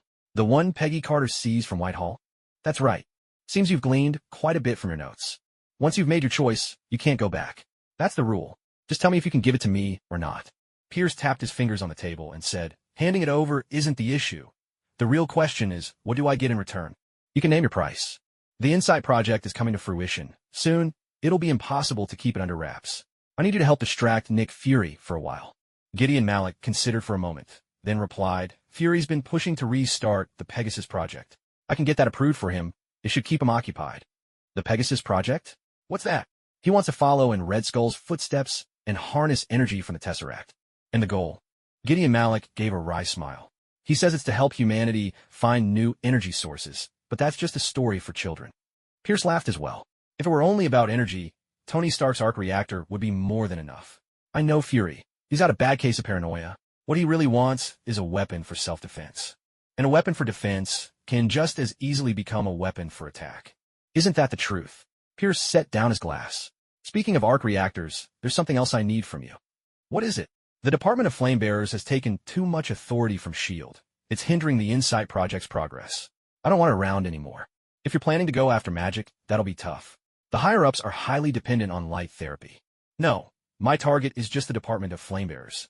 I'm a fan of light therapy myself. Oh, then that's not a problem. Lothric's sudden departure has already stirred up a lot of discontent. If I work things right, I can turn that discontent into suspicion. I appreciate it. About the 084 item? I'll have Sitwell deliver it to you tomorrow. Okay. Over the next month, Gideon Malik and Pierce joined forces to suppress the Department of Flamebearers. Up against these two old foxes, Tony's network of contacts was as fragile as a child's toy. It was crushed in an instant. The department's functions were stripped away, its authority reclaimed, and it was soon reduced to a hollow shell, able to do little more than offer advice and consultation. Tony, being the stubborn sort, took one look at the situation and simply shut the doors of the department. I'm done, he declared. The sorcerers packed up, some headed home, others returned to their sanctums. As long as that UN paycheck arrived every month, life was just fine. In the underground research base for the Cosmic Cube, Hawkeye suggested to Nick Fury, "Boss, the Firelink division has helped us a lot before, and Tony gave us plenty of advice and suggestions during the construction of the helicarrier. Do we really need to go this far?" "Business is business, Agent Barton," Fury replied seriously. "There are indeed suspicious points about the mass disappearance in Lothric. Suspending the Firelink division is purely for security reasons. As for Tony Stark designing the helicarrier for S.H.I.E.L.D., I paid him for his work. I don't owe him anything." Hawkeye knew that Fury was also unhappy about the Firelink division seizing authority from S.H.I.E.L.D., so he tried a different approach. "All right, even if we put the past aside, we should think about the future. Tony Stark is a double PhD, a world-renowned inventor. Who knows when S.H.I.E.L.D. might need his help? As if S.H.I.E.L.D. ever needs to beg for help for the sake of world security. If I ask him to help, I'm just giving him some respect, that's all." Fury's patience wore thin, and he said coldly, "S.H.I.E.L.D. doesn't beg Tony Stark for anything. Agent Barton, your job is to protect the Cosmic Cube. Focus on that." Then, the very next day, Loki returned in triumph. Single-handedly, he stormed the underground research base, used the Mind Scepter given by Thanos to control Hawkeye and Dr. Selvig, and stole the Cosmic Cube. The entire underground base collapsed, leaving a massive crater exposed. Fury stood at the edge, staring into the void, dazed. His deputy, Hill, reported, "Director, there's still many people buried down there. We'll need the mage's assistance." Fury was speechless. Hill pressed on, "Director, should I contact Tony Stark?" Fury remained silent. Well, that was a quick turn of fortune.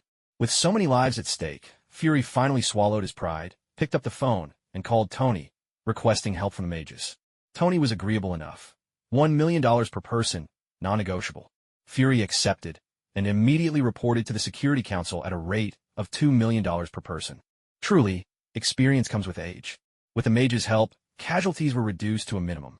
Tony had hoped to use this opportunity to show what the Firelink division could do and redeem their reputation. Unexpectedly, what arrived was a detention order from the Security Council. The order stated that everyone in the Firelink division must be placed under quarantine and investigation. Until the matter was resolved, no one was to act independently. Any violations would be treated as organizing terrorist activities. Tony was furious and immediately demanded an explanation from the Security Council. Gideon Malik replied with a dark expression, "Loki, who stole the Tesseract, claims to be a prince of Asgard.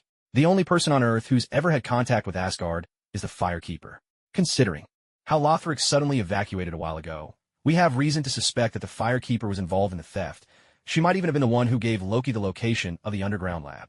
Tony scoffed. "Ridiculous. When the Firekeeper left, the underground lab hadn't even been built. She's never even seen the Tesseract. How could she have conspired with Loki to steal it?" After speaking, he shot a look at Fury. "Hey, you know the whole timeline better than anyone. Say something." Fury, ever the paranoid, thought it over for a while, then said bluntly, "I think Director Malik has a point." Damn it. Tony was furious, muttering through clenched teeth, "Fine. Do whatever you want. I'm out of this." As a result, Tony and the mages from the Flameborn Order were detained. Fury sent Natasha to find Bruce Banner, hoping to track the Tesseract's location by searching for gamma radiation. On May 3rd, the helicarrier took off and ascended into the sky. To get his hands on the iridium stored by S.H.I.E.L.D., Loki deliberately appeared in Germany, where he was apprehended by Captain America. On the way back, Thor sensed Loki's presence and rushed from Asgard. After a brief clash with Captain America, the two realized they were allies and returned to the helicarrier together, with Loki now locked up in an isolation cell. Before the S.H.I.E.L.D. senior staff, Thor was indignant. Loki deserves better than this. You can't just lock him up like some kind of animal. Phil responded crisply, he's a criminal. Thor slammed his hand on the table, shouting, he's also my brother. Phil's face remained emotionless. 6 hours ago, your brother killed over 80 people. Thor froze, awkwardly withdrawing his hand. Well, we're only cousins. We're not that close. Captain America asked, Prince Thor, what does Loki want with the Tesseract? Thor answered gravely, my father saw this coming long ago. Loki commands an army of Chitauri, a horde of raiders, villains, and cutthroats. If Loki uses the Tesseract to open a portal, they'll be able to invade Midgard straight from the depths of space. Captain America leaned back, caught off guard. You're saying there's an alien armada out there in space, waiting to invade Earth? Thor nodded. Great. Captain America covered his face. Another thing from the textbooks coming true. Thor looked around, puzzled. What are we waiting for? Let's fight back. Where's my aunt? Your aunt? Yeah. She's also called the Firekeeper. Fury was startled. She's an Asgardian too? No. She's from Lothric, Thor answered honestly. But she's my mother's sworn sister, so I call her aunt. Everyone fell silent. Thor scratched his head. So where is she now? She went back to Lothric half a year ago. Thor's eyes widened in surprise. She left 6 months ago. 6 months ago came the confirmation. Thor stretched out his hand, and with a swift whoosh, Mjolnir flew neatly into his grip. Fury tensed up and asked, what are you planning to do? I'm taking Loki back to Asgard. And you're just leaving Earth behind? Thor replied candidly. Even my aunt has run off. If I stay here, it'll be for nothing. Don't worry. Once I return to Asgard, I'll rally the army and avenge you all. Everyone. So in your eyes, we're as good as dead already, aren't we? Fury laid his hand on the grip of his gun and said loudly, Prince Thor, Loki knows the whereabouts of the cosmic cube. We can't hand him over to you. Please put down your weapon. All right. Thor's temper flared at those words, and he shouted, no one can make a warrior lay down his weapon. Mjolnir sparked with lightning, the current crackling along the metal walls. The regular agents were knocked off their feet by the surge, numb and dazed. Fury shouted above the chaos, Cap! A vibranium shield shot across the room, striking Thor square in the face. With a furious roar, he swung Mjolnir and clashed with Captain America. Bruce Banner was hiding under a table, his eyes lowered in deep concentration, muttering over and over, a tranquil heart fears no falling sky. A tranquil heart fears no falling sky. Natasha, curious, asked, what are you chanting? It's some kind of Eastern mystical incantation, Bruce explained. Supposed to calm your anger and soothe your nerves. I bought it from Market. Stall for $20. The seller even told me a story about wind and clouds, but I don't read Chinese, so I couldn't really understand it. Natasha was speechless for a moment, then asked, so you're just going to keep chanting that? Bruce pursed his lips. We're almost 20 kilometers above ground right now. I figure keeping calm is in everyone's best interest. Natasha pictured the Hulk suddenly bursting out and immediately broke into a cold sweat. Keep chanting, doctor. I know an agent who beat cancer with some kind of miraculous Eastern herbal remedy. Exactly, the East is a land of wonders. So many mysteries, so much good food. Bruce's impromptu travelogue had barely begun, but meanwhile, the battle between Cap and Thor had reached its peak. In theory, Cap shouldn't be a match for Thor, but his fighting skills were exceptional, and with the vibranium shield to protect him, he was actually managing to hold his own for the moment. Vibranium is also known as sound-absorbing metal, because its molecules are relatively stationary, making it almost impervious to conducting heat or kinetic energy. Thanks to these properties, a vibranium shield can absorb heat, energy, and kinetic force, granting it exceptional defensive power, making it the perfect nemesis for the energy weapon that is the Mjolnir. Each thunderous strike from Thor's hammer bounced perfectly off the vibranium shield, the wild arcs of electricity redirected into the metal walls. On the flying aircraft carrier, countless expensive instruments were fried by the surging current. The bridge was soon filled with shrill, urgent alarms, and Coulson shouted loudly to Nick Fury, Sir, the circuits of turbines 1, 3, and 4 are all burnt out. We're going down. Can we make an emergency landing? For now, yes, but if these two keep fighting, I can't guarantee anything.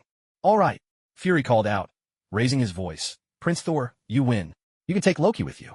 Both Thor and Captain America, these two muscle-bound titans, stopped at once, chests heaving, the air around them heavy with a philosophical tension. Are you sure? Thor asked. Absolutely. Fury nodded. Coulson, take him. Yes, sir. Coulson then turned to Bruce Banner, who was crouched under the table. Doctor, you'd better come along too. It'll be a little quieter where we're going. Bruce Banner crawled out. Fine by me. I like quiet. The three of them made their way to the isolation cell where Loki was being held. Loki himself looked a little bewildered. I haven't even started yet. Why are you all fighting each other? At this rate, am I just an afterthought? Thor opened the cell, pulled Loki out, and declared, You're coming back to Asgard with me. Father is deeply disappointed in you. Loki shouted, He's not my father. Thor roared back. That's enough. Do you even realize how much chaos you've caused? How many lives will be lost because of you? To die for a ruler is their honor. You don't understand what it means to rule at all. Oh, really? Loki suddenly smiled. My dear brother, do you understand what it means to rule? As soon as the words left his lips, Loki vanished. Thor froze for a moment, quickly turning to look, only to see Loki's hand stabbing straight through Coulson's chest from behind, warm blood splattering across Bruce Banner's face. No! Thor rushed forward to help, but before he could react, a massive green fist sent him flying, smashing him through walls and equipment, triggering a series of violent explosions. Wow! Loki looked up at the furious Hulk and smiled, saying, My, aren't you tall? The Hulk let out a furious roar and lunged at Loki, but Loki's figure flickered, disappearing, and the Hulk crashed headlong into the isolation chamber. Loki reappeared, closed the cell door, said a quick goodbye, and slammed his fist onto the big red button nearby. The isolation pod plummeted from 15,000 meters in the sky with a sharp whoosh. Amidst the chaos, Loki effortlessly reclaimed the Mind Scepter from the laboratory, then strode onto the deck to rendezvous with Hawkeye, who had taken advantage of the confusion to slip aboard the helicarrier. Watching the helicarrier belching thick smoke, the mind control Hawkeye looked at Loki in admiration and asked, How did you pull that off? You might not believe it, Loki replied, but I simply took a stroll inside a glass cell, and they started fighting each other all on their own. Hawkeye chuckled. You're too modest. I finally tell the truth for once, and no one believes me? Fine. I guess I'll just keep lying from now on. Loki rolled his eyes. Do you have the goods? Yeah, they're all right here. Hawkeye patted the satchel slung over his shoulder. Well done. Now, back to New York. It's time to show Earth our true power. I'm afraid that's not happening. Fury appeared, his face streaked with blood, clutching a small pistol in his hand. Drop your weapons. Now, who are you ordering around? Loki's voice suddenly sounded from right behind him. Fury spun around in alarm, only for Loki to grab his forehead, reading his memories in an instant. With a dull thud, Fury collapsed to the deck, barely conscious, while Loki burst into triumphant laughter. So the woman isn't here. Wonderful. Absolutely wonderful. I don't know where she's gone, but after being gone for half a year, your precious princess probably isn't coming back. With that, Loki strode off in high spirits, so pleased that he didn't even bother to finish off Fury. 23 minutes later, the helicarrier made an emergency landing in the Atlantic, its maiden voyage lasting 6 hours and 48 minutes. 2 hours after that, a pillar of light shot up from Stark Tower, tearing open a portal that stretched across half the sky. The Chitauri army poured straight into the defenseless city, and in an instant, all of New York was engulfed in flames. Recalling Loki's words, Fury finally realized that the fireproof woman wasn't in league with Loki. Watching the city on his screen being ravaged by the Chitauri, he muttered helplessly, Your Highness, aren't you coming back? The fireproof woman's figure wavered, and she fainted dead away. Dirac was dumbfounded on spot. Hey, if you're going to drop dead, at least don't do it in front of me. Now the Grand Library is in serious trouble. There's no way we can clear our name. The dancer immediately led her troops to surround the Grand Library. If anything happened to the fireproof woman, she'd make sure the mages paid with their lives. Rosalia quickly summoned every cleric she could find. Healing spells, restorative magic, rays of sunlight for therapeutic warmth. None of it made the slightest difference. In the end, it was a handmaiden helping the fireproof woman change clothes who noticed something odd and timidly remarked, Her Majesty's burning up? Maybe she just caught a cold and has a fever. Rosalia took one look, and sure enough, that was it. It felt as if fire was raging inside her body, or as though a massive boulder weighed heavy on her chest. The firekeeper awoke from her agony to find Rosalia and the dancer, one on each side, holding her tightly. Their lovely faces were barely a centimeter from her own, pressing against her like two soft, silken velvet quilts. What the? Why are you two snuggled up in bed with me? Are you trying to smother me with warmth and inherit my throne? The firekeeper struggled free from the gentle embrace of their fragrant, delicate bodies, her movement rousing the other two women. Rosalia rubbed her eyes and exclaimed joyfully, You're awake, little sister. The dancer touched the firekeeper's forehead, relief washing over her. Your fever's gone down. Fanning herself with one hand and clutching her collar with the other, the firekeeper asked, "What happened to me?" "You suddenly fainted," said Rosalia. The dancer added, "More precisely, you fell ill, and then the illness caused you to collapse. And you too. The divine race rarely gets sick, so there aren't any medicines that could help with your fever. There's an old saying among mortals, if a patient can pass their illness on to someone else, they'll get better themselves. So Alice and I held you all night, hoping we could share your pain and help you recover faster." As they spoke, Rosalia and the dancer leaned in, touching their foreheads to hers from either side. They were so close that their noses brushed together, their lips almost meeting, and she could feel the sweetness of their breath mingling. What in the world?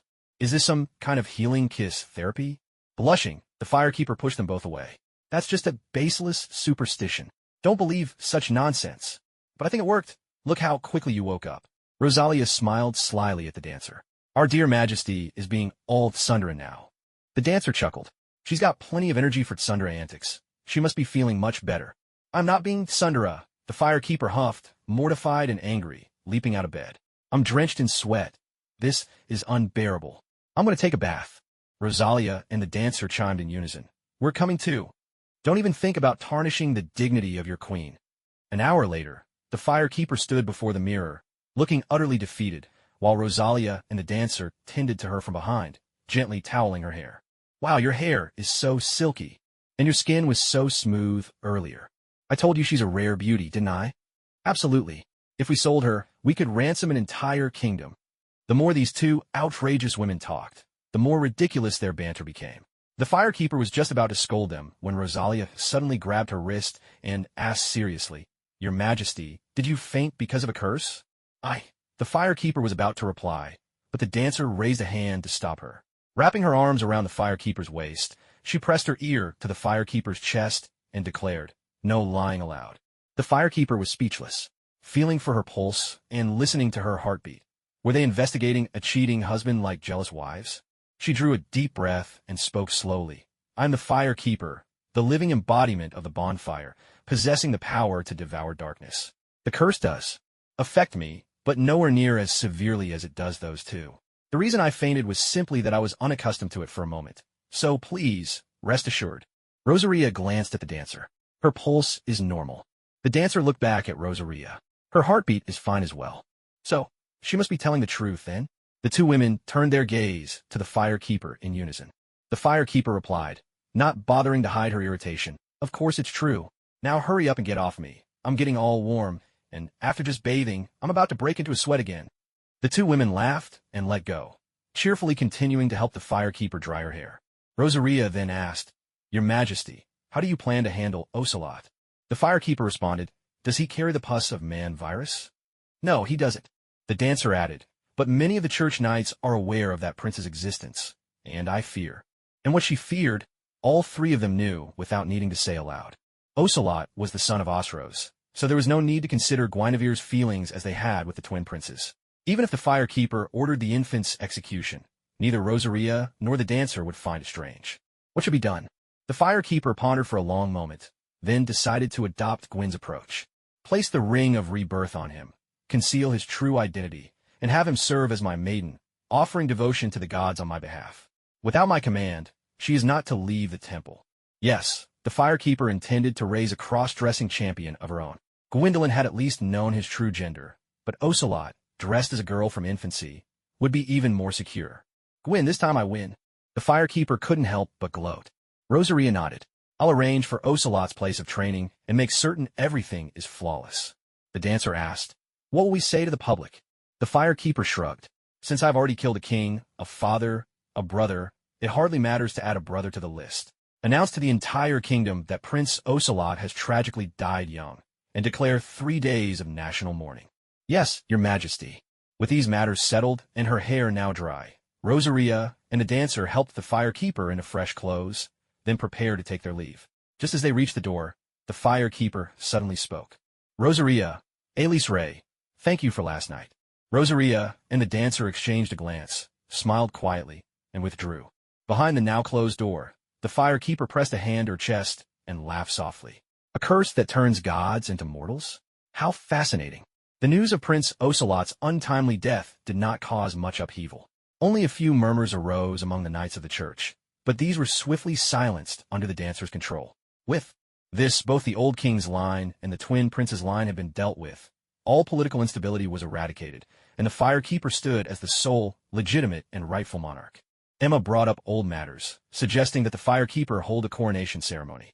This time, no one objected, and the proposal was quickly approved. After discussion, it was decided that the coronation would take place in 9 days.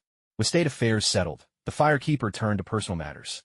The twin princesses revealed the whereabouts of Guinevere.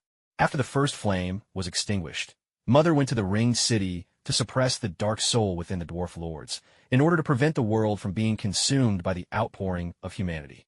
The Firekeeper knew that if humanity spilled out in great quantities, it would give rise to the abyss, and eventually, the deep sea would swallow the world. The Ringed City, a magnificent complex of buildings and palaces, had been a gift from King Gwyn to the dwarf lords, but in truth, it served as a quarantine zone. Humanity is the product of the dark soul, and the dwarf lords, as bearers of the dark soul, would produce it in abundance. That Guinevere would go there only made sense. No one truly knew the exact location of the Ringed City, though in the game, one could reach it by traveling through the Painted World. It seemed now that the Firekeeper would have to resort to that cumbersome method to get there. Thinking of the Painted World brought Freed to mind, and with Freed came thoughts of Yuria. The Firekeeper drew a summoning sign on the ground, intending to ask Yuria whether she wanted to visit the Painted World and find her kin. Yuria's white, spectral form slowly rose from the sign. As the leader, the Firekeeper couldn't dive straight into the topic. A few lines of small talk were in order. She picked up a glass of juice, took a sip, and casually asked, "How are things on Earth?" Yuria answered calmly, "Oh, I just finished taking control of Europe the other day." The Firekeeper nearly spit out her juice, startled. "What did you just say?" At that moment, the Firekeeper felt like she was playing Romance of the Three Kingdoms. She'd appointed a general to lead a legion, and while she was still at home, teasing Jiao Chan, the general had already unified the country. What a terrible game experience. Upon further questioning, she learned that Yuria hadn't truly conquered all of Europe. Rather, she'd taken advantage of the panic caused by an alien invasion to rapidly grow the ranks of the Church of the World Serpent.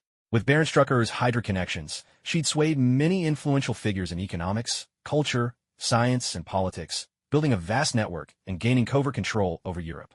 Oh, so it was an alien invasion. For a moment, I thought Yuria had gone in with Launder and single-handedly swept the place. What a false alarm. Wiping the cold sweat from her brow, the Firekeeper asked, "What's this about an alien invasion?" Yulia replied, "It said that Loki, the Prince of Asgard, opened a portal in New York. An alien race called the Chitauri swept across the entire United States within half a month." The Fireproof Girl was stunned. She knew this plot, but what about the Avengers? The Avengers? Yulia shook her head. "I've never heard of such an organization." "What about S.H.I.E.L.D.? They organized a counterattack at the very beginning, but they were no match for the Chitauri and suffered a crushing defeat. In the end, they managed to escape pursuit using the cloaking device of their helicarrier. And now, they are under the protection of the Pan-Asian Defense Alliance." "Pan-Asian Military Alliance?" The Fireproof Girl asked blankly, "What's that supposed to be?" "It's a military alliance formed by China and Russia to resist the Chitauri invasion. Japan and South Korea have joined as well." "What kind of mess is this?" "I spent 2 months cramming in the Grand Library, and the whole world turned upside down. Clearly, extra lessons are the root of all evil, directly threatening world peace. It must be stopped at all costs." A headache throbbed behind the Fireproof Girl's eyes. She waved her hand and said, "Never mind the details. Just tell me everything you know." "Yes." Yulia began her account in a calm and measured tone. "It has now been 21 days since Loki opened the portal, and the entire United States has fallen into his hands. The Chitauri have superior technology compared to Earth, but not so advanced that they could conquer the U.S. in just 21 days.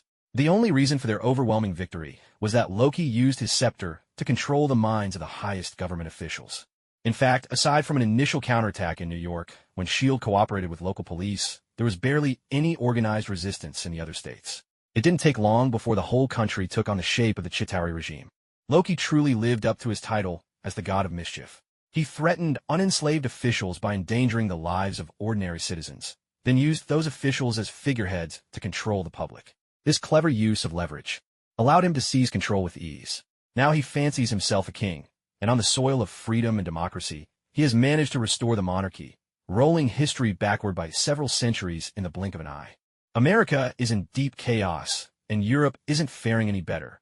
It's as messy as a bowl of leftover porridge. The Chitauri haven't even arrived yet, but conspiracy theories, doomsday cults, and apocalyptic prophecies are springing up everywhere. Even the once loyal and daring Hydra is trembling in fear, to say nothing of the average citizen. Supermarkets have been stripped of all bottled water and instant noodles, while pharmacies and gas stations are swamped with desperate crowds. The flaws of democracy have never been so blatantly exposed. The EU is planning to hold a meeting to decide whether to resist or not, but they spent an entire week just discussing whether a meeting was necessary at all. The inefficiency drove the British Prime Minister up the wall. He stormed out and threatened to leave the EU altogether. Yulia's pyramid scheme empire also flourished in this wave of upheaval. She fervently promoted her New World doctrine, claiming that her followers could escape disaster by traveling to another world. Thanks to her efforts, the legend of the world serpent blossomed and took deep root in people's hearts. That's essentially what it means to have taken control of Europe. Over in Asia, the two superpowers responded with remarkable speed. They immediately formed a military alliance, deploying a vast array of warships and fighter jets to reassure their citizens and stabilize the situation, making their region the safest in the world. Later, countries like Japan, South Korea, and India joined the alliance, further strengthening its power and forming a united front across the Pacific from the Chitauri. Africa, quiet with little movement. Australia, quiet as well. Antarctica, Tencent just kept up its cute antics. That's the current situation, Yulia concluded. Whoa, things have really escalated. The Firekeeper drew in a sharp breath, startled by the magnitude of the chaos. She never expected that just a simple flap of her small wings would bring down Nick Fury's Avengers. But thinking about it, it made sense. Tony belonged to the Firelink faction, and Thor had only spent 2 nights at SHLD's makeshift camp, either drunk or on his way to getting drunk, so there was no real camaraderie forged. With the 2 smartest and most formidable Avengers out of commission, all Fury had left were the Hulk and Captain America. The former was uncontrollable, and the latter didn't even have an AoE move. They stood no chance against the Chitauri army. So what should Lothric do now? The Firekeeper pondered carefully for a moment and decided to send reinforcements. First of all, Earth was the gateway for Lothric to reach the outside world. If Loki seized it, countless troubles would arise out of nowhere. Moreover, Lothric's current development still depended on Earth's resources. As the saying goes, how can you sleep soundly with a tiger at your bedside? For Lothric, a divided Earth is a safe Earth. Anyone unifying the planet, Loki included, would pose a serious threat to Lothric, and even a fool like him couldn't be tolerated. So they had to act. Secondly, the Chitauri were Thanos' minions, not the strongest foes, but far from weak. Since Lothric was destined for cosmic expansion, a little battlefield practice wouldn't hurt. And most importantly, these invaders were like free firewood. Why not take advantage? Lastly, the Mind Scepter contained the Mind Stone, and the Cosmic Cube held the Space Stone. Such treasures belonged to whoever could claim them. Now that they'd practically landed on her doorstep, was she supposed to just let them walk away? The Firekeeper wasn't blind. With all these interests at stake, the Firekeeper raised the banner. Resist the Chitauri, aid the Earth, defend the kingdom, and kindle the flame. As for the grand coronation ceremony, well, that could wait until after she'd finished off these little monsters. The 4 great legions of Lothric had just been expanded, and with the addition of the newly surrendered Church Knights and other forces, they were all itching for a chance to prove themselves. The moment they heard there was a battle to be fought, every single one of them scrambled to be first in line, their desire for combat running high. There was no need for lengthy mobilization speeches. Just tell them what to kill, how many to kill, and where to kill, and that would suffice. After listening to Yulia's account of the Chitauri, the dancer judged that Lothric's current military power was more than enough for victory. However, she did not recommend a head-on clash with the Chitauri.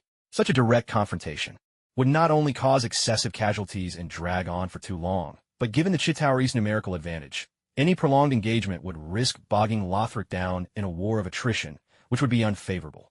After careful deliberation, the Firekeeper decided to have the dancer stay in Lothric to assemble the army, while she herself would first travel to Earth to assess the situation before finalizing their tactics. For reasons of safety, the New York Sanctuary, right under Loki's watchful eye, was out of the question, and the Hong Kong Sanctuary, under the Pan-Asian Defense Alliance, was equally unpredictable. The London Sanctuary, within Yulia's sphere of influence, seemed the safest bet.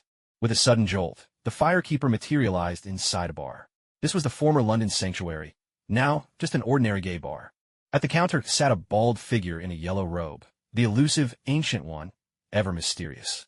She offered the firekeeper a gentle smile, slid a glass of cola across the bar, and said, "You've finally come back. This one's on me." The firekeeper took a sip, surprise flickering across her face. This is a unique flavor. The sweetness is just right. Nothing like the cola they sell nowadays. Where did you get it? The ancient one replied calmly. Just an ordinary shop. The firekeeper took another sip. Now you're just teasing me. This tastes completely different. Come on, where did you really get it? I'm not lying, the ancient one said with a smile. Perhaps the brewing process was simply different back then. Back then? The ancient one nodded. This is cola from 82. The firekeeper nearly choked, spraying water across the table. The ancient one smiled. In the past, you probably wouldn't have cared about such trivial things. But since you've returned, you seem a little changed. Realizing that this 1982 cola had likely been brought back by the ancient one using the time stone, and thus probably hadn't expired, the firekeeper relaxed, poured herself another glass, and said, "I absorb a curse and my constitution has changed a bit. To put it simply, I'm in the process of shifting from a divine body to something more mortal." The ancient one nodded thoughtfully. That sounds serious, yet you don't seem particularly worried. As everyone knows, divinity comes with its own drawbacks.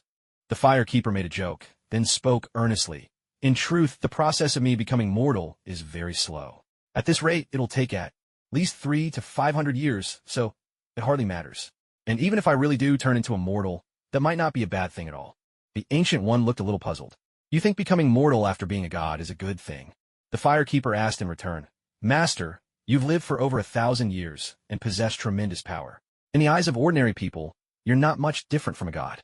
Let me ask you, if you were to die tomorrow, what would you do today?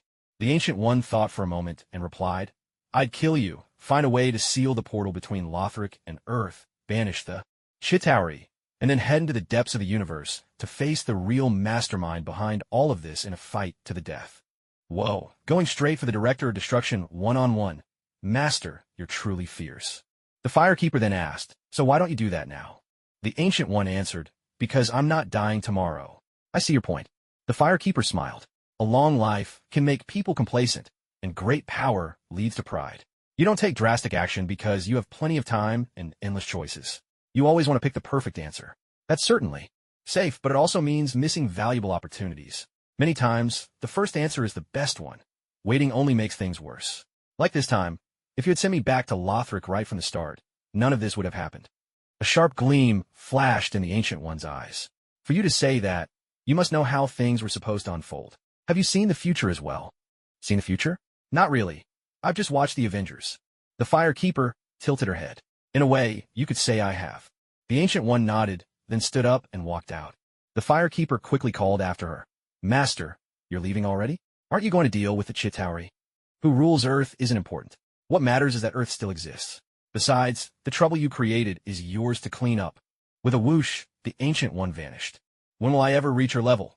The firekeeper muttered, grabbing her soda bottle, downing the vintage cola from 82 in one go, letting out a cute little burp, then wiped her mouth and got to work. The Chitauri? The original Avengers handled them just fine. There's no way a head of state like me can't deal with them. She sent word to Yulia, instructing her to quietly stabilize the situation in Europe. Whether it was the public, the government, or even Hydra. If it was a dragon, let it coil up. If it was a tiger, let lie low. If anyone dared stir up trouble while she dealt with the Chitauri, there'd be no mercy. They'd be ruthlessly crushed. It has to be said, in times like these, a dictatorship is far more efficient than a democratic government.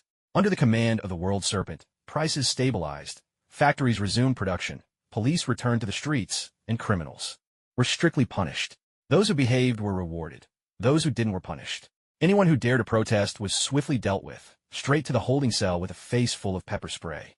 These actions by the various governments became a lightning rod for sociologists, who condemned them with biting words, branding them as the very incarnation of Satan, messengers from the depths of hell.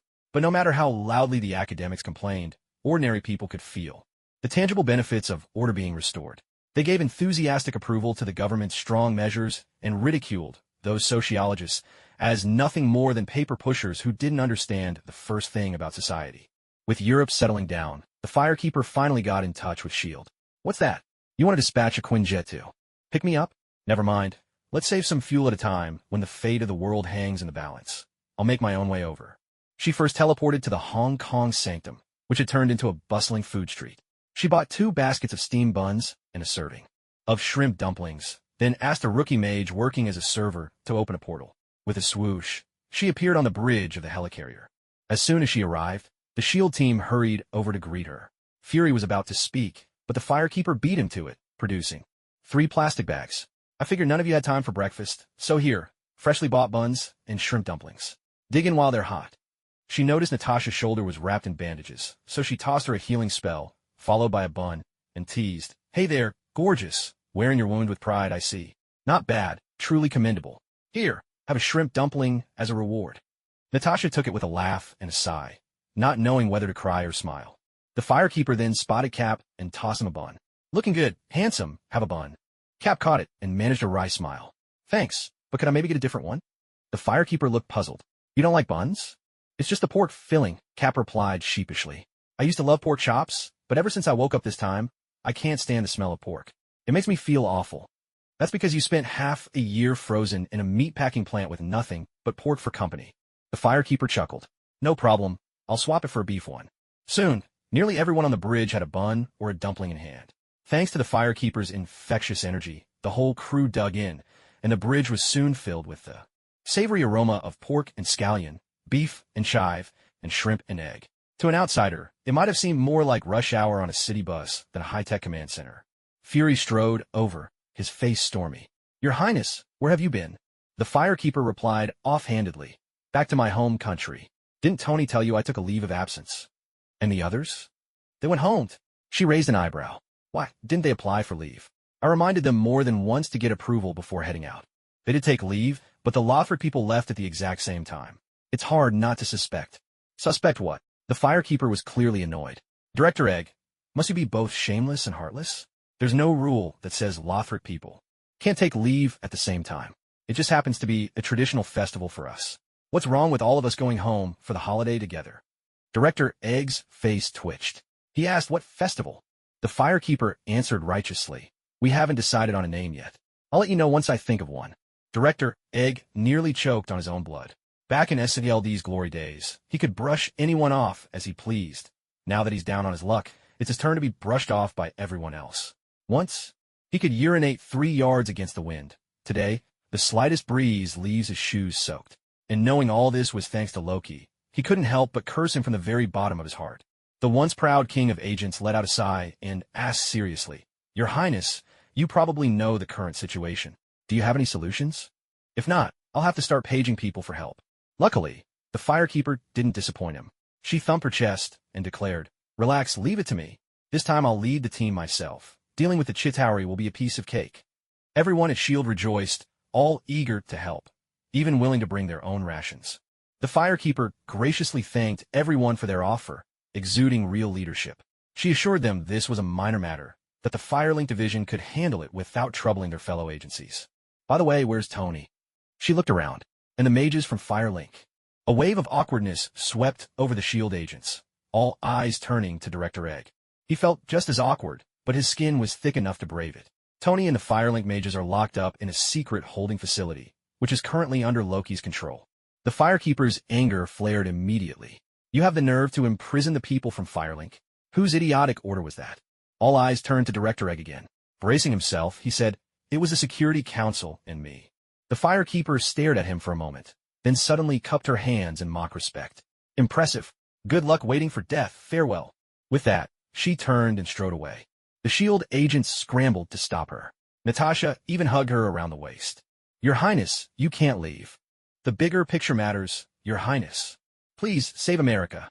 Everyone clamored at once, dragging and pulling until they managed to seat the firekeeper back in a leather chair. Natasha pleaded softly, "This time, all the blame lies with SHIELD. But right now, the most urgent thing is to defeat the Chitauri army. Once this crisis is over, SHIELD will accept whatever judgment Firelink division sees fit." "You said it yourself." The firekeeper snorted. "Fine, I can step in, but I have one condition." Name it, they urged her. The firekeeper swept her gaze over the group and declared, "I want command of SHIELD." Fury barked immediately, "That's impossible." The firekeeper stood up. "All right, then you can clean up this mess on your own." Everyone hurried to pull her back in her seat. Fury gritted his teeth and demanded, "At least tell us why." With a loud smack, the firekeeper slammed her palm on the table. Why? Because all my people are gone. You're not giving me any backup. Do you expect me to take on the alien army alone?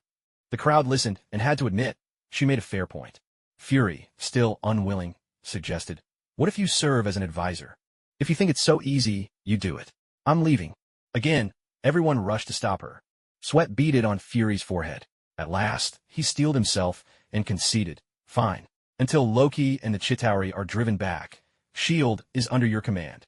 The Firekeeper smiled. Call everyone together. Meeting in the mess hall. In the helicarrier's mess hall, nearly everyone had gathered, save for the essential personnel still on duty. Thanks to support from the Pan-Asian Defense Alliance, S.H.I.E.L.D. was eating surprisingly well. Each standard meal came with fish and meat, milk and eggs, combined with top-tier culinary skills from the so-called nation of gourmet. Even these hardened agents were so delighted their taste buds nearly deserted them. Is it good? The Firekeeper asked. It's delicious, everyone replied honestly. Excellent. The Firekeeper picked up a chicken drumstick from her tray and tossed it to the floor, then called out, Captain Rogers, come here a moment. Captain America stepped forward. Ma'am, what can I do for you? The Firekeeper pointed at the drumstick on the floor. Step on it. Captain America was taken aback. Excuse me? What's with the confusion? The Firekeeper said impatiently. Are you hard of hearing? Or am I not speaking clearly? Reluctantly, Captain America stamped down on the drumstick, over and over. There was nothing left of the meat, and even the bone was crushed to bits. In the blink of an eye, the perfectly good drumstick was reduced to something that resembled an abstract artwork that could fool a collector in a modern art museum.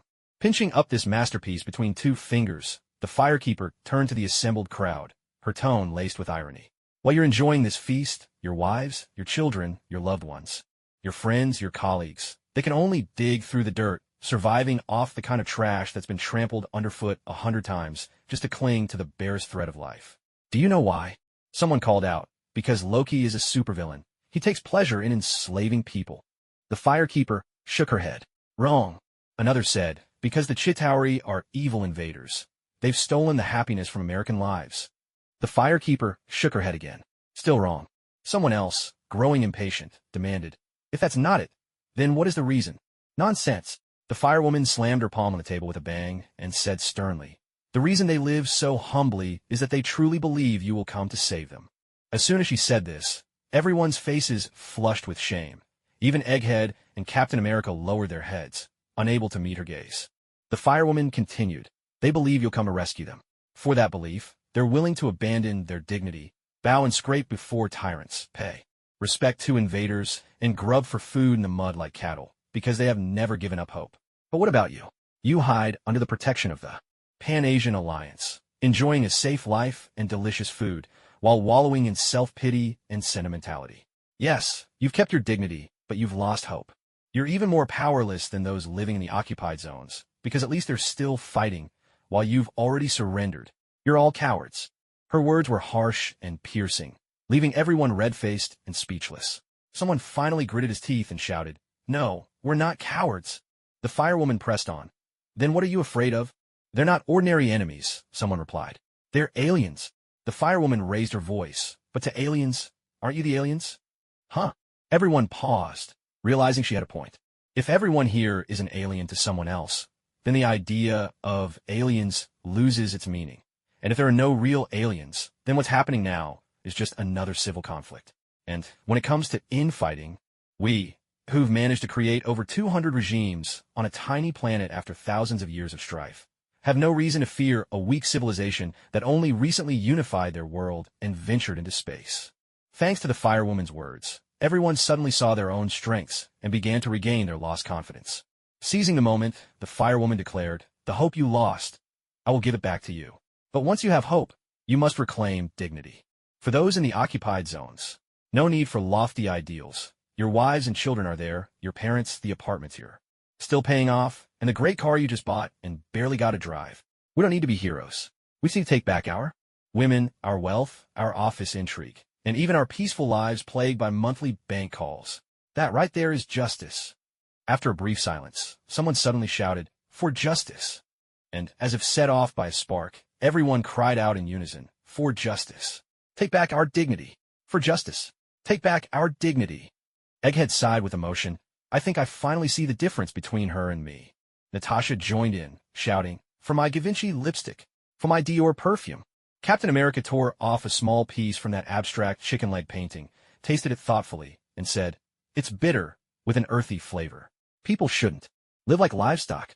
70 years ago, I fought for that ideal, and 70 years later, I'll continue to fight for it. Commander, just give the order. What's our move?" The group fell silent, waiting for the Firekeeper's command. With calm assurance, the Firekeeper declared, "It's quite simple. We must drive back the Chitauri army, capture Loki, and reclaim the Tesseract." Nick Fury waited a moment. When the Firekeeper didn't continue, he asked, puzzled, "Go on." "I'm done," said the Firekeeper. Fury was taken aback. "And the actual plan?" The Firekeeper replied, a little impatiently. "How could I have a plan when I have no idea what's going on in New York?" Fury was nearly at his wit's end.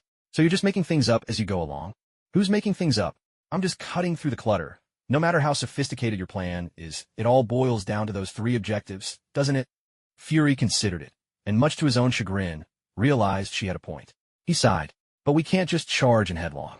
The Chitauri outnumber and outgun us by a huge margin. The Pan-Asian Alliance is focused on protecting itself and refuses to deploy troops. Breaking through their lines will be nearly impossible." The Firekeeper replied, "If the Pan-Asian Alliance won't send troops, then Lothric will. I've already ordered Ellis Rei to gather our forces at home, ready to join the fight at any moment."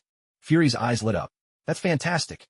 Why not have Her Highness, Princess Irithyll, bring the army now and strike back at New York with a shield helicarrier? You do realize a single helicarrier can't fit the entire Lothric army, right? This time I prepared some heavy hitters. You can't expect them to swim across the Pacific, can you?" "Heavy hitters?" Fury remembered the giant archers he'd seen before and nodded, asking, "So, Your Highness, what's your plan for deploying the troops?" The Firekeeper rested her delicate chin on her hand and said, "The Chitauri have advanced long-range weaponry. Ellis Rei believes a frontal assault would be to our disadvantage. We do better to bypass their defenses and break the stalemate with a surprise attack." Captain America nodded in agreement. "That's a solid tactic. It'll also minimize casualties from full-on assault." Fury asked, "But how do we get around their defenses?" Natasha, ever the quick thinker, suddenly exclaimed, "Tony, I mean the Firelink mages. If we can rescue them and have them open portals, we could drop the army right inside New York, bypassing the Chitauri lines entirely." "Good thinking." Captain America furrowed his brow and continued, "But Tony's being kept under heavy guard on Loki's orders, deep within the city. How can we possibly extract them safely from the midst of the enemy horde?" Everyone turned to look at the Firekeeper. The Firekeeper blinked in surprise. "Why are you all looking at me? I've never been good at this kind of scheming and plotting." Everyone fell silent. "Judging by your faces, you don't believe me, do you? I, the Firekeeper, have always been a model of virtue and integrity, upright and generous, lauded as the golden son of Lothric." "Your Highness, we believe you. We believe every word." Egghead quickly interrupted her self-praise and gently suggested, "Let's focus on discussing the plan to rescue Tony." The Firekeeper spread her hands. "I'm telling you, I'm not good at these tricks." Natasha asked, "Can't we have the other mages open a portal to get there?" The Firekeeper shook her head. "We tried that. Loki is a formidable mage himself. He's interfered with the spatial nodes in that area. It's like he's locked the space from within. It's almost impossible to pinpoint from the outside." The group fell into silence, each lost in thought. Not even 20 seconds passed before the Firekeeper suddenly exclaimed, "Ah, I've got it. So quick to come up with a solution, Firekeeper. And you say you don't know any tricks?" Egghead quickly asked, "What should we do?" The Firekeeper chuckled. "Doesn't our situation feel exactly like Loki's before? Back then, we were in the light, strong in numbers, while Loki hid in the shadows, short-handed. So, how did he manage to find the helicarrier and steal the plutonium from right under our noses?" Natasha replied, "He showed himself on purpose and let us capture him." Captain America suddenly understood. "It wasn't Loki who found the helicarrier. We brought him onto it ourselves. So the answer's right in front of us. We just need to copy his method. Loki is the god of mischief. There's no shame in learning from the best." The Firekeeper said with a bright smile. "Relax, this is just an open book test." The Firekeeper, never one for mental gymnastics, decided to just borrow Loki's entire playbook. Loki faked surrender, so we'll fake surrender. Loki opened the door, so we'll open the door. Loki called for reinforcements, so will we. What? You say we're copying you? Come on, it's just like running or swimming. Whatever you do, he does too. If that counts as copying, then what is the Olympics? An international imitation competition every 4 years? Even if, for the sake of argument, we do pick up a few of your tricks here and there, that's called paying tribute. It's well-intentioned, it's friendly, and it's nothing to be ashamed of. In short, your tactics are impressive, but the next moment they're mine. I, the Firekeeper of Gusu, will show you today my family's secret technique. Heavenly Star Shift. Captain America piloted a Quinjet on a surprise assault towards Stark Tower, but he hadn't even gotten within a few kilometers before the Chitauri's anti-aircraft cannons took him down. Faced with the endless waves of alien troops, even Captain America, with his 50-50 odds, was no match. Before long, he was beaten to a pulp, blood streaming down his face as he was dragged before Loki. Oh my, isn't this the one and only Captain America? Remind me again, what do you stand for? In the resplendent golden palace, Loki lounged on his dazzling throne, holding the scepter of mind in one hand while tapping his forehead with the other. He pondered for quite a while, but still couldn't recall. Smiling, he said, "Apologies, but as the ruler of a nation, my duties keep me far too busy to remember the names of such insignificant figures. Mr. Stark, would you care to remind me?" From behind a nearby screen, Tony emerged, his face adorned with an unkempt beard and a cheeky grin. "He stand for the American spirit, Your Majesty," Tony replied with mock reverence. Captain America, sprawled on the floor, braced himself with effort and called out hoarsely, "Tony." Loki descended from his throne, using the scepter to lift Captain America's chin. With a sly half-smile, he asked, "Oh, so you two know each other?" Tony quickly waved his hands. "Know him? Absolutely not. Just look at his outfit. Zero fashion sense. He's a walking relic from the last century. How could I possibly know someone like that? Really, as true as pearls are rare." "Excellent." Loki aimed the scepter directly at Captain America's chest, grinning. "That means I can kill this so-called symbol of American spirit without worrying about hurting your feelings." He made a show of preparing to strike, and Tony cried out in alarm, "Don't." Loki's gaze turned icy as he looked Tony up and down. Sweat beaded on Tony's brow as he stammered, "What I mean is, his name is Captain America, not American spirit, right? He can't die. Not yet anyway. He's the very emblem of American morale. If Your Majesty were to hold a public execution, it would be a devastating blow to the American spirits." Loki's eyes bored into Tony, and the Chitauri soldiers nearby cocked their guns at him. The tension in the air so thick Tony instinctively swallowed hard as a bead of sweat traced down his temple. "A most enlightening suggestion," Loki said with a thin smile. The Chitauri soldiers lowered their weapons. Tony let out a long breath in relief and managed a smile. "Honored to be of service, Your Majesty. If you'd like, I can organize a live broadcast for you. A public execution of Captain America. It's guaranteed to be the most explosive show in America this year." Loki burst out laughing and waved his hand dismissively. "Tempting, but unnecessary." Tony blinked in confusion. "Why unnecessary?" "Because I don't make such rookie mistakes." "He dies now." As soon as he finished speaking, Loki leveled his scepter and unleashed a beam of energy straight at Captain America. Without his vibranium shield, there was no way his flesh and blood could withstand such a deadly assault. Just as the blast was about to hit, Tony muttered a curse, and in a flash, reached out. An Iron Man gauntlet shot from the wall with a metallic whir, snapped onto his arm, and blocked the lethal attack just in time. Loki chuckled.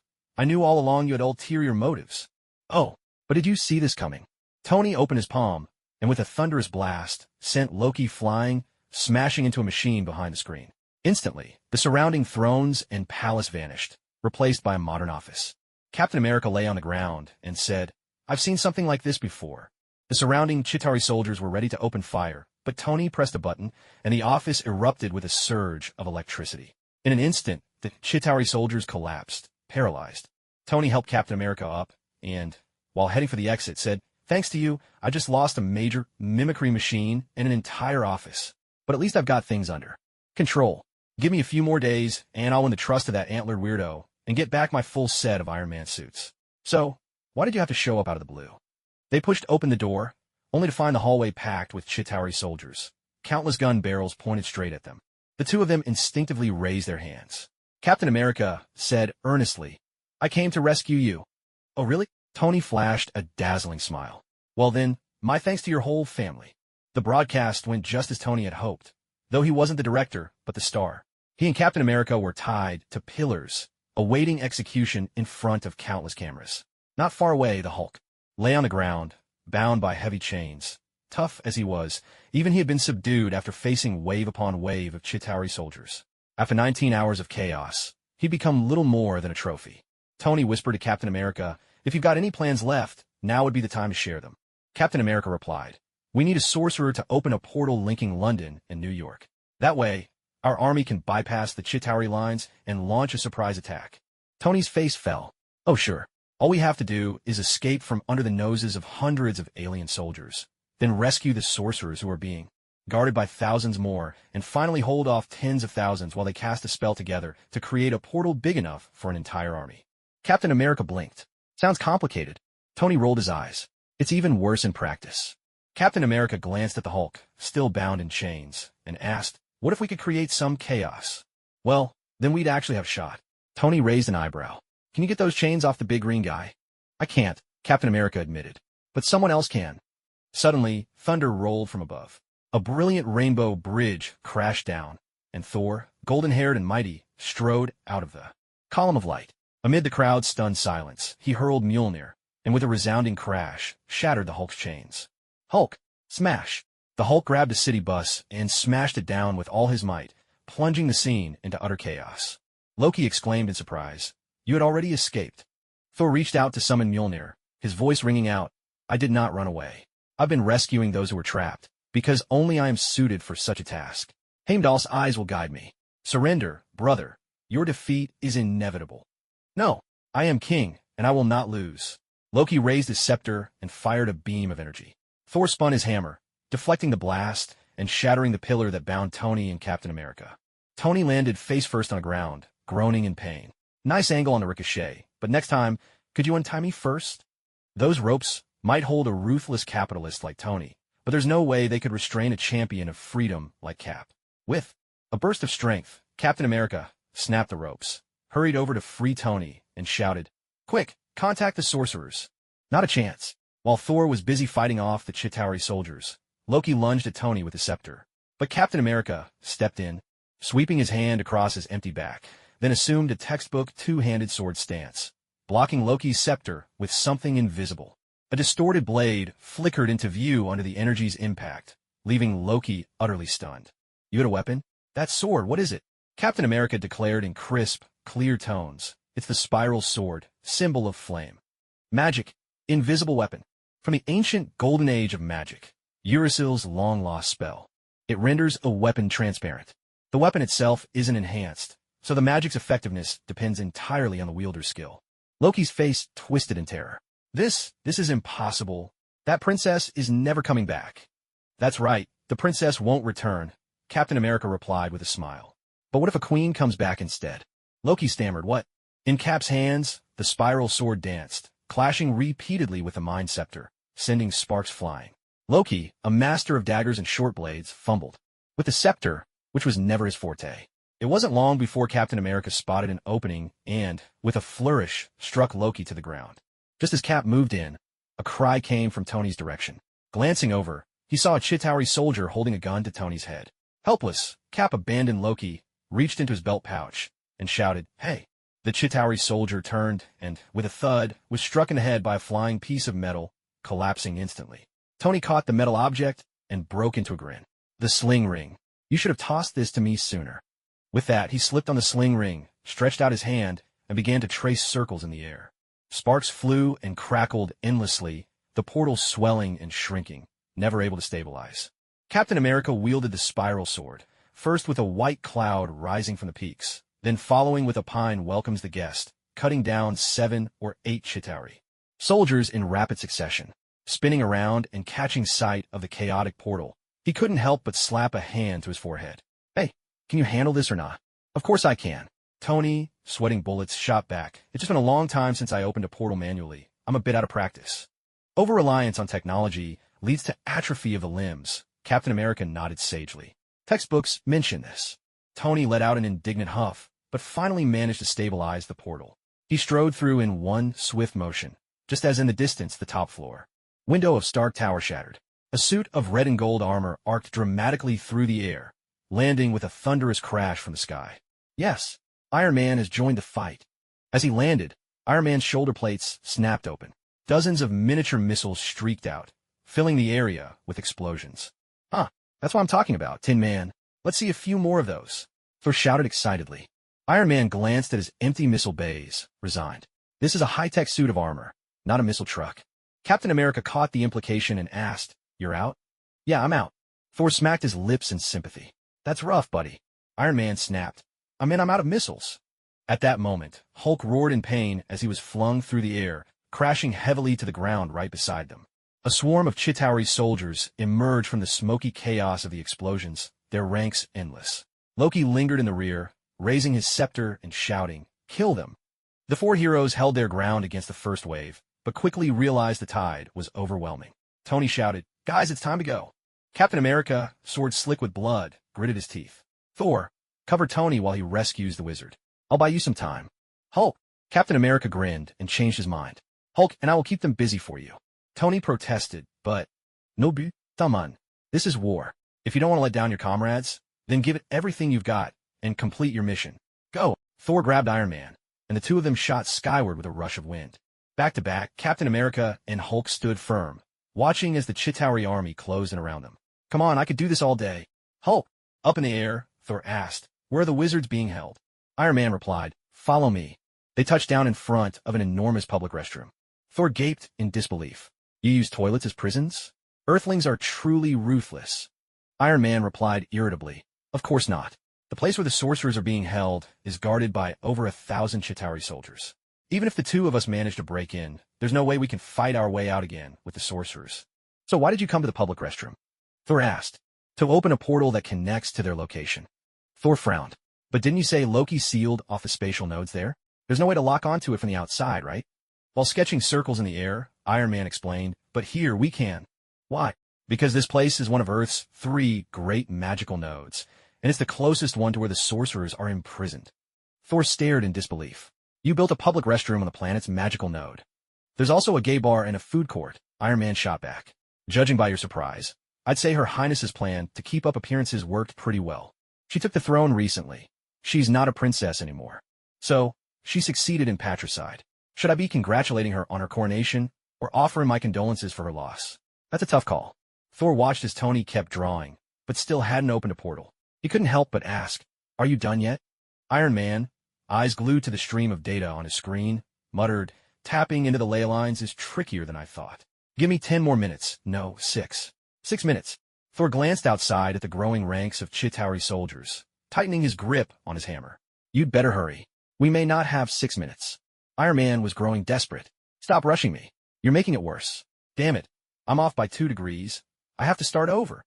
Just as he was about to begin again, a woman in yellow robes with a shaved head appeared across from him. She smiled calmly and said, "The ley lines are the will of the planet. All the sorcerer needs to do is follow its flow." With a gentle tap of her finger, the portal materialized instantly, and with a sharp crackle, it sprang open, revealing a crowd of astonished sorcerers on the other side. "Don't just stand there, move," Thor shouted, and the sorcerers snapped out of their daze, scrambling through the portal in a rush. When Iron Man looked back toward where the woman had been, she had vanished without a trace. Was it just a vision? "Hey, Tin Man, you'd better get those sorcerers to open more portals now." Thor's tense voice snapped Iron Man back to the moment. He glanced outside, just in time to see 3 Leviathan warships, each over 50 meters long, gliding past the skyscrapers. Legions of Chitauri soldiers advanced in formation, sealing off the New York sanctum from all sides. Loki, cloaked behind his army, called out, "I see now. You're all just trying to trick me, aren't you? That princess is never coming back." Thor answered, "No, she's already returned. Loki, surrender now, and I'll plead for mercy on your behalf." "I don't need it." Loki roared. "Look around you. This is my power. The mightiest nation on Earth has already bowed to me. If I wish, my army could sweep across the planet in 3 days. It's not that I crave power. I just want you and Father to see that I, too, am worthy to be king." Thor shook his head. "No, you are not. Even if a king wages war, it should be for the people, not to satisfy personal desires. The moment you try to prove yourself worthy of the throne through war, you lost the right to be king, just as I once did."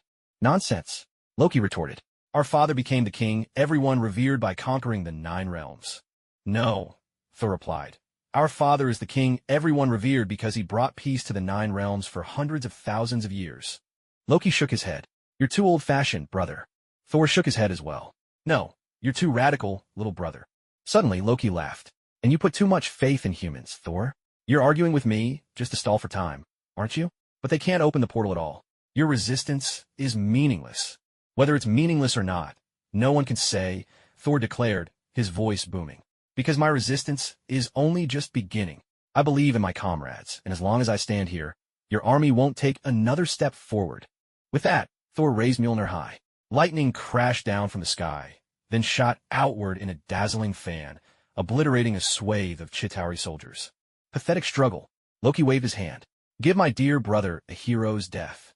The main cannons of 3 Leviathan warships began to charge, and then, all at once, enormous beams of energy lanced out. With a shout, Thor charged forward instead of retreating, spinning Mjolnir rapidly to form a shield that blocked the blasts. The searing energy scorched his skin and melted parts of his armor, but even in the face of such peril, he burst out laughing. Not enough. Not nearly enough. Compared to those heroes who passed on the flame, this heat is nothing. I, Thor, son of Odin, die today to protect Earth. People of Earth, build me a statue, and toast me with your finest mead in thanks. You want to die? Your mother would be heartbroken. I'm not allowing it. A familiar voice rang out, the Fire Mage. Everyone looked up to see a massive golden portal opening in the sky, shining alongside the blue portal above Stark Tower like sun and moon sharing the heavens. Thor turned around to see the wizards collapse with exhaustion, and Iron Man, gasping for breath, quipped, "A statue in front of a public restroom? You really do have unique tastes." Thor laughed until tears filled his eyes. The feigned surrender had worked, the portal was open, and now it was time to call in reinforcements. Loki stared at the sky in terror, just as the Firekeeper shouted, "Vaten, world-ending blast." A massive pillar of white light shot out from the portal, striking with a thunderous roar. It punched straight through a Leviathan warship, then swept wildly across the battlefield, vaporizing hundreds of Chitauri soldiers in an instant. Magic, Soul Torrent. This was a spell taught by the original sage at the founding of Lothric and the Grand Archives, a torrent of souls unleashed in overwhelming force. The original sage had always harbored doubts about the fire-linking ritual, and, rumor had it, was also a private tutor to the prince. Loki, completely rattled, shouted in panic, "Fall back! Get out of the blast range!" "Fall back? Where could you possibly hide?" The Firekeeper retorted. "Lothric attack!" With 2 deafening dragon roars, a black and a white dragon burst through the portal, diving toward 2 more Leviathan warships. Their razor-sharp claws tore effortlessly through the Leviathan's exoskeletons. Then, with a blazing breath, they roasted the beasts inside and out, leaving them steaming and crisped in seconds. Clad in her gleaming Urican armor, the Firekeeper drove the twin dragon standard of Lothric into the ground and called out in a ringing voice, "Lothric, show the world your strength." The Black Knight Legion, the Conquering Knight Legion, the Lothric Cavalry, the Cathedral Knights, the Grand Archives Battle Mages, and the Angelic Order surged forward as one, a tidal wave of steel and magic, unstoppable and fierce. Each legion's knights formed the vanguard, shields locked in place. The Grand Archives battle-hardened mages unleashed power from the rear, the Angelic Sisters administered healing and support, with tanks, healers, and damage dealers all in perfect harmony, and dragons swooping overhead. How could they possibly lose? The Firekeeper turned, casting a brilliant healing light. Thor and the others were instantly restored to full strength, ready for battle. She clapped Thor on the shoulder and said warmly, "Well done. Your parents will be proud of you." Thor scratched his head with a bashful grin, his face creasing with laughter. "It's all thanks to your brilliant leadership, Aunt." The Firekeeper then addressed the assembled mages. "You've all done splendidly. I'm sure you'll benefit greatly from your communion with the Earth Veins. But let me say this. When this is over, I'll tell the United Nations your salaries should be doubled." The mages burst into delighted laughter, protesting that they served the people selflessly and sought no reward, while Tony privately muttered about their shamelessness. Spurred on by the promise of gold, the mages all volunteered for the front lines, eager to show the might of their magic, to uphold Earth's honor, and to teach the alien invaders a lesson. But the Firekeeper shook her head. Cloth-wearing mages in close combat were no better than gun-waving amateurs. They'd only be throwing their lives away, given their unique abilities to open portals and move unpredictably. She assigned them instead as guides, working with the superheroes to rescue trapped New York citizens and key government officials. No sooner said than done. The sorcerers split into groups, coordinating with Iron Man and Thor to begin rescuing people from all corners. The Firekeeper glanced left and right, feeling as though she'd forgotten something. Suddenly, she smacked her forehead. Of course, Captain America was still over there, taking a beating. She let out a sharp whistle, and with a thunderous crash, 2 dragons, one black, one white, landed behind her. These were the dragons from the training grounds. They had once been infected by the Abyss, but after being injected with an inhibitor, they'd miraculously recovered, and their intelligence had even improved. In Lothric, dragon hunting was once the norm, but later, people fought alongside dragons, gaining a wealth of experience in dragon riding. The Firekeeper saw the dragons at her disposal. How could she pass up such a show-stopping opportunity? She was born to bask in the spotlight. Without hesitation, she took on the mantle of dragon rider. And not just any rider. She insisted on riding both dragons. To be fair, she alternated daily. If the coin landed heads, she'd ride the white dragon, tails the black. In this way, neither was favored, and both received equal attention. Today, the coin landed heads, so she rode the white dragon. The black dragon, not to be outdone, kept nipping at its companion's tail. The Firekeeper scolded. Enough with the mischief. You two must live in harmony. Understand? Now, hurry over there. People's lives are at stake. With a synchronized roar, the two dragons surged forward, their mighty wings propelling them hundreds of meters in a single beat. Any Chitauri soldiers in their path were incinerated by blasts of dragon fire. When they encountered a Leviathan warship, they tore at it with claws and teeth, carving a bloody swath through the chaos until they hovered above Captain America and the Hulk. The Hulk, though battered, was still indestructible. Captain America, for all his mastery of combat, relied most on his shield. Earlier he'd been captured and his shield confiscated. Though he now wielded a spiral sword with impressive skill, his defense was lacking, and he was already covered in wounds. Just then, the main cannon of a distant Leviathan warship began to glow, firing a beam of energy straight at him. The Firekeeper, alarmed, hurriedly pulled an object from beneath her skirt and hurled it toward Captain America, shouting, "Spare him!" A deafening explosion followed as the main cannon struck, sending up clouds of smoke and debris. The Chitauri soldiers cheered, weapons raised high. But as the smoke cleared, instead of the shattered remains they expected, a massive, jet-black door stood upright where Captain America had been. Its paint was chipped in places, a silent testament to the force of the attack. Weapon, door shield. A grotesque, great shield fashioned in the likeness of a door, won a matching pair. A relic left behind by a knight renowned for protecting the weak, though in truth, he could protect no one. Skill, tight seal. By shutting the door completely, a formidable defense is formed. A simple blow can turn this shield into a battering ram. With a heavy attack, one can stand firm and regroup, significantly reducing incoming damage. The massive gate cracked open just a sliver, revealing Captain America's resolute gaze. Then, with a thunderous crash, the door slammed shut and surged forward, plowing into the Chitauri soldiers like a relentless bulldozer. One after another, they were smashed, bones snapping and bodies mangled, leaving behind a gruesome, meter-wide trail of carnage across the ground, like a ribbon of spilled tomato sauce. The violence was staggering. High above, Chitauri soldiers riding on flying machines opened fire. Captain America deftly split the gate shield in two, raising his left arm to block the barrage, and with his right hand, delivered a crushing blow, his shield smashing half the skull of another Chitauri. Now, with a half-shield on each arm, he looked even more formidable than before, the protection nearly enveloping his entire body. Offense and defense were perfectly balanced. He moved with the power of a warrior truly unleashed. The Firekeeper swooped down on her dragon with a ground-shaking landing, sunlight radiating from her hands as she cast a healing spell over Captain America. "Captain, you've done well. You can rest now." But he shook his head firmly. "Ma'am, I still have strength left. Please, let me keep fighting." Recognizing that people needed a symbol to inspire them, the Firekeeper agreed. "Very well. Join the mages and help rescue those who are trapped." Captain America preferred saving lives to taking them, so he agreed without hesitation. As he turned to leave, he glanced down at the shield in his hands, a hint of uncertainty in his eyes. "Ma'am, about this shield." The Firekeeper smiled gently. "It's a relic left by a knight who devoted his life to protecting the weak. Captain, do not let it be dishonored."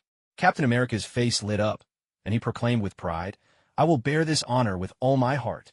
He called for a mage to open a portal and departed. The remaining Chitauri soldiers scattered in retreat. With no more enemies in sight, the Hulk spun around and caught sight of the two dragons. An earth-shaking roar erupted from him. The two dragons exchanged glances, then answered with an even louder roar, showering Hulk's face with fiery sparks. "That's enough. The battle's over. No need to make things worse for the people of New York," someone admonished. The Hulk was a double-edged sword, useful against the Chitauri, but if left unchecked, he could wreak havoc on Lothric next. With a might-as-well-give-it-a-try attitude, the Firekeeper took out her sacred bell and gave it a shake. A gentle healing miracle washed over the Hulk. Miracle, tears of healing. A wonder taught by Moan, apostle of the High Priest of Karam. This miracle can heal bleeding, poison, frost, and other abnormal states for both the caster and those nearby. Mon was a famed servant of the goddess Kaida, and this is the story of when she was surrounded by death. Bathed in radiant light, the Hulk staggered back, shaking his head. Then, with a heavy thud, he collapsed to the ground, slowly reverting to Bruce Banner's form. So it turns out the Hulk is really just another of Bruce Banner's abnormal states. How fascinating. At this moment, S.H.I.E.L.D.'s helicarrier slowly emerged from the portal in the sky, surrounded by dozens of fighter jets that immediately began attacking the nearby Chitauri troops. The fireproof woman signaled for the Black Dragon to hook Bruce Banner's epic-sized shorts with its claw. Then, riding atop the dragon, they landed with a thunderous crash onto the deck of the helicarrier. The massive weight caused the helicarrier to list to one side, sending everyone into a panic. People stared with wide-eyed terror at these two colossal creatures. Setting aside their combat strength for now, the very sight of such mythical beings was far more awe-inspiring than even the Hulk. One couldn't help but feel a deep sense of reverence just looking at them. Under the worshipful gaze of the crowd, the fireproof woman was so pleased she could have floated away, though she maintained an air of nonchalance and said coolly, "Dr. Banner needs to rest. Some glucose would be even better." Deputy Hill nodded, and a medical team immediately stepped forward to unhook Bruce Banner from the dragon's claw. They were clearly distracted, with one young nurse even sneaking a selfie with the dragon's foot. As they carried Banner away, they kept glancing back, and as a result, there was a loud thud as they accidentally knocked Banner's head against the door frame on the way in. Watching this, the fireproof woman broke out in a cold sweat. She figured that if this superhero didn't meet his end at the hands of the Chitauri, he might just get taken out by a medical mishap. Fury cleared his throat and, his face dark, demanded, "Is this the big guy you were talking about?" The fireproof woman nodded. "That's right." Fury snapped, exasperated. "This is not what we agreed on." The fireproof woman looked puzzled. "What's different?" Fury glanced over at the two dragons gnawing on the aircraft catapult, clearly agitated. "They're way too big." "Obviously," the fireproof woman replied matter-of-factly. "I told you they were the big guys. Of course they're huge." At a loss for words, Fury decided to drop the subject altogether. The Chitauri are spread throughout New York on their flying craft, while most of Lothric's forces are ground troops. "I doubt they'll engage you in a pitched battle." The fireproof woman grinned. "Guerrilla tactics? They're not worthy. So what's your plan?" She glanced at the blue portal atop Stark Tower and declared, "Strike where the enemy must defend." The Chitauri were Thanos' army. They weren't here to conquer Earth, but to seize the Tesseract. Right now, the Tesseract was on the rooftop of Stark Tower, powering and maintaining the portal. Full of confidence, the fireproof woman explained, "The Chitauri are part machine, part living being. They're controlled by the mothership. As soon as I reclaim the Tesseract, the portal will close, severing the mothership's signal, and the Chitauri army on Earth will be completely finished." Fury's eyes went wide. "The Tesseract belongs to S.H.I.E.L.D. What do you mean, reclaim it?" The Firekeeper let out a couple of dry chuckles, completely ignoring Egghead's attempt to steer the conversation, and went on, "Lothric will strike at Stark Tower. To protect this vital lifeline, the Chitauri will surely swarm to its defense. That means they'll have to give up their advantage in the air, and that's exactly the opening we've been waiting for." Egghead tried to interject. "Wait, shouldn't we talk about the Tesseract first?" With a look of noble resolve, the Firekeeper declared, "Don't worry, Director Egghead. Leave the toughest part to us Lothric folk. You, S.H.I.E.L.D. agents should hurry up and save the suffering people of New York. Oh, and please don't thank me. This is simply my duty." "Thank you? Fat chance." Egghead was so angry he nearly sprouted a full head of hair.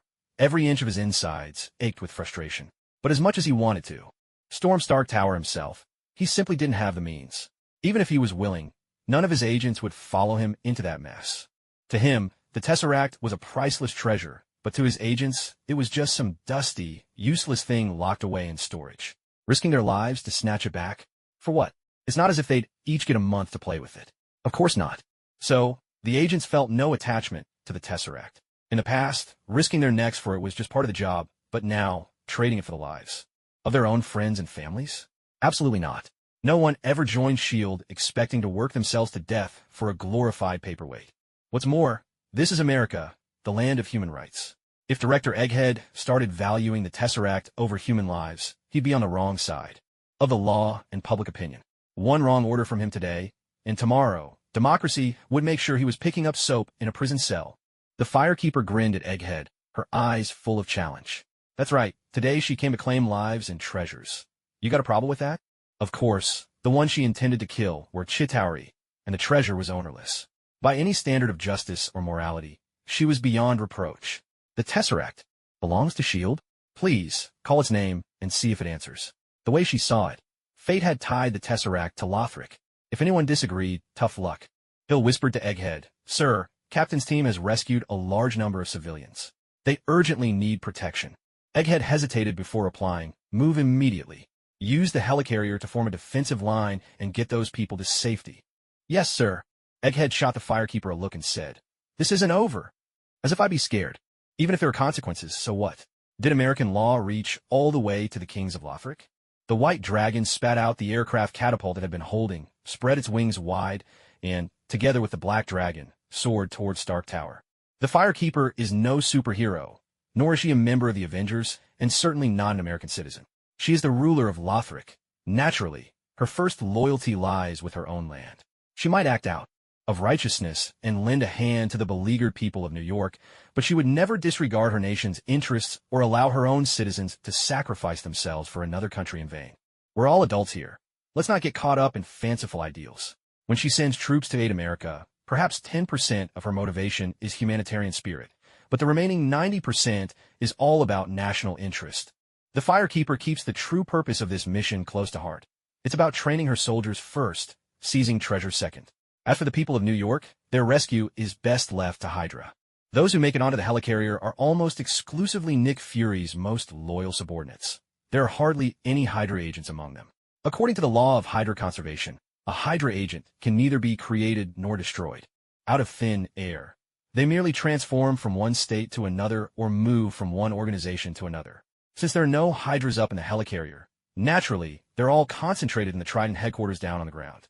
In all of New York, the most troubled soul isn't the average citizen. It's Alexander Pierce, head of Hydra's S.H.I.E.L.D. division. He'd finally managed to get Nick Fury out of the way, and the Insight program was progressing smoothly. Just about to launch, then the Chitauri invasion hit. It's like downloading a file that gets stuck at 99%. You've already rolled up your sleeves, and suddenly a pop-up says the resource is unavailable. How is this fair to anyone? Ask who in America hates the Chitauri the most. Not the president, but the ever-loyal Alexander Pierce. So, the moment he sees Lothric coming to aid and SLD's helicarrier returning, this 60-something-year-old man feels a surge of youthful passion. Grabbing his pistol and donning a bulletproof vest, he shouts, "All Hydras, follow me," and charges straight onto the front lines. This cry is like the bugle call for New York's counterattack. From government and military to corporations and ordinary citizens, heroes begin to emerge from every corner. They lead the people in a courageous fight back against the Chitauri invaders, showcasing the American spirit of resilience, their noble yearning for freedom, an inspiring tale after tale of heroism and sacrifice. Even Captain America is moved to tears. With emotion trembling in his voice, he says, "This scene reminds me of 70 years ago. Back then, people stood as one and triumphed over the evil Axis. I believe, 70 years later, we will be no different." With the helicarrier above and civilian resistance below, the Chitauri, who had entrenched themselves in the city for 22 days, are finally driven out. S.H.I.E.L.D. and Hydra unite in victory at times. Square and countless witnesses erupt in long, thunderous applause at this momentous occasion. One fortunate journalist captures the scene, a single shot that would go on to win the Pulitzer Prize of 2012. Of course, that's a story for another time.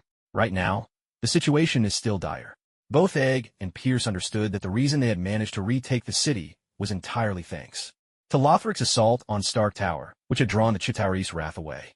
As long as the portal remained open, the Chitauri army would continue pouring onto Earth in endless waves. The two of them looked toward Stark Tower. Outside, the building was already surrounded by a dense throng of Chitauri soldiers. Every so often, golden lightning and blue crystalline bursts shot out, signaling that Lothric was still locked in fierce combat. "This can't go on," Pierce said gravely. "There are too few people on Lothric's side. To destroy the portal generator in one decisive blow, we'll need to use technological weapons." Earth's governments weren't just sitting idly by. They had long since weighed the pros and cons of technology and magic. In their eyes, magical weapons were resilient and sturdy, but lacked explosive power and the capacity for mass destruction. Technological weapons, on the other hand, were all about instant results. Either you take out the enemy, or you get taken out yourself. Though they tended to be a one-shot deal, they could be mass-produced and provide large-scale technical support in a short period of time. Both approaches had their strengths and weaknesses. Egg generally agreed with this assessment. Frowning, he said, but isn't the military leadership all under Loki's mind control? With our current level of authority, I doubt we can mobilize the heavy weaponry we need. Mind control can be broken. A voice spoke up suddenly. Everyone turned to look. Natasha called out in delight. Barton, you're back to your senses? Yeah, Hawkeye replied, rubbing the large bump on his head with a wry smile. I was in Star Tower. It was Her Highness the Princess who saved me, though her rescue methods were anything but gentle. Egg asked, Agent Barton, do you have a specific solution? A hard blow to the head, Hawkeye said. A forceful impact to the skull can break the mind control. You'll feel intense dizziness and a sense of unreality afterward, but I started feeling better after a couple of minutes. For most people, they should recover in about 10 minutes or so. Thor exclaimed excitedly. That's just like the way we as Guardians sober up. Iron Man chimed in. Maybe I can invent a device, a kind of oscillator. Sound waves could directly affect the brain, controlled, safe, with minimal side effects, and way more efficient. Bruce Banner staggered forward. Let me help you. With two scientific geniuses joining forces, Captain America gazed at the distant Star Tower, took a deep breath, and said, let's just hope Lothric can hold out a little longer. Oh, by the way, I found this in the tower, Hawkeye said, pulling out a vibranium shield. Thank you. Captain America took the shield and slung it over his back without hesitation. Now, each of his hands held half of a massive door-like shield, while a circular vibranium shield rested on his back. With his tall, imposing figure, from a distance he looked every bit like a walking fortress. Seeing everyone inching closer behind him, Captain America asked in confusion, What are you all doing? Natasha grinned and replied, Oh, nothing, just that standing behind you feels especially safe. Captain America. Inside Star Tower, chaos had completely broken out. Since this was meant to be a training exercise, the Firekeeper had no intention of skipping out. She simply ordered her army to advance. Floor by floor, the building had a total of 82 floors, and so far, Lothric had fought his way up to the 27th. At first, the Firekeeper kept urging everyone to pick up the pace, worried that the Chitauri would run off with the Tesseract. But after more than an hour battling, from the first up to the 27th floor, the portal in the sky remained perfectly intact. There was no sign that the Chitauri were planning a retreat. Who would have thought? The Chitauri were so loyal. The Firekeeper tilted her head, utterly baffled. Meanwhile, on the rooftop penthouse, Loki and the Chitauri leader, Renard, were locked in a heated argument. Renard insisted, I must present the Tesseract to Lord Thanos. Loki countered, if you take the Tesseract, the portal will close. Renard shot back, if the portal closes, I'll be stranded on this planet. Loki replied, exactly. To avoid being stranded, you can't take the Tesseract. Renard repeated, I must present the Tesseract to Lord Thanos. Loki, yes, it was precisely for this rather bizarre reason that the Chitauri hadn't immediately tried to flee with the Tesseract. In fact, Earth is an extremely remote corner of the universe, about as obscure as a hermit's cave high up in the Himalayas. For most spacefaring civilizations, it's one of those places you might have heard of once, but never actually intended to visit. The Chitauri were no exception.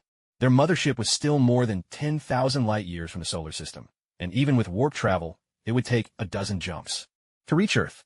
But warp points in space are like interstellar highways. No one's ever heard of a highway being built up the Himalayas. After all, so, around Earth and the solar system, there simply aren't any warp points. The nearest one is still several hundred light-years away. Even Captain Marvel, upon receiving a page, would need a year to fly back, let alone the Chitauri's rickety little ships. In summary, the Chitauri needed the cosmic cube to open the portal when they arrived, and they needed it again to leave. Yet Loki didn't actually know how to use the cube properly, so all he could do was have Selvig build a makeshift wormhole generator.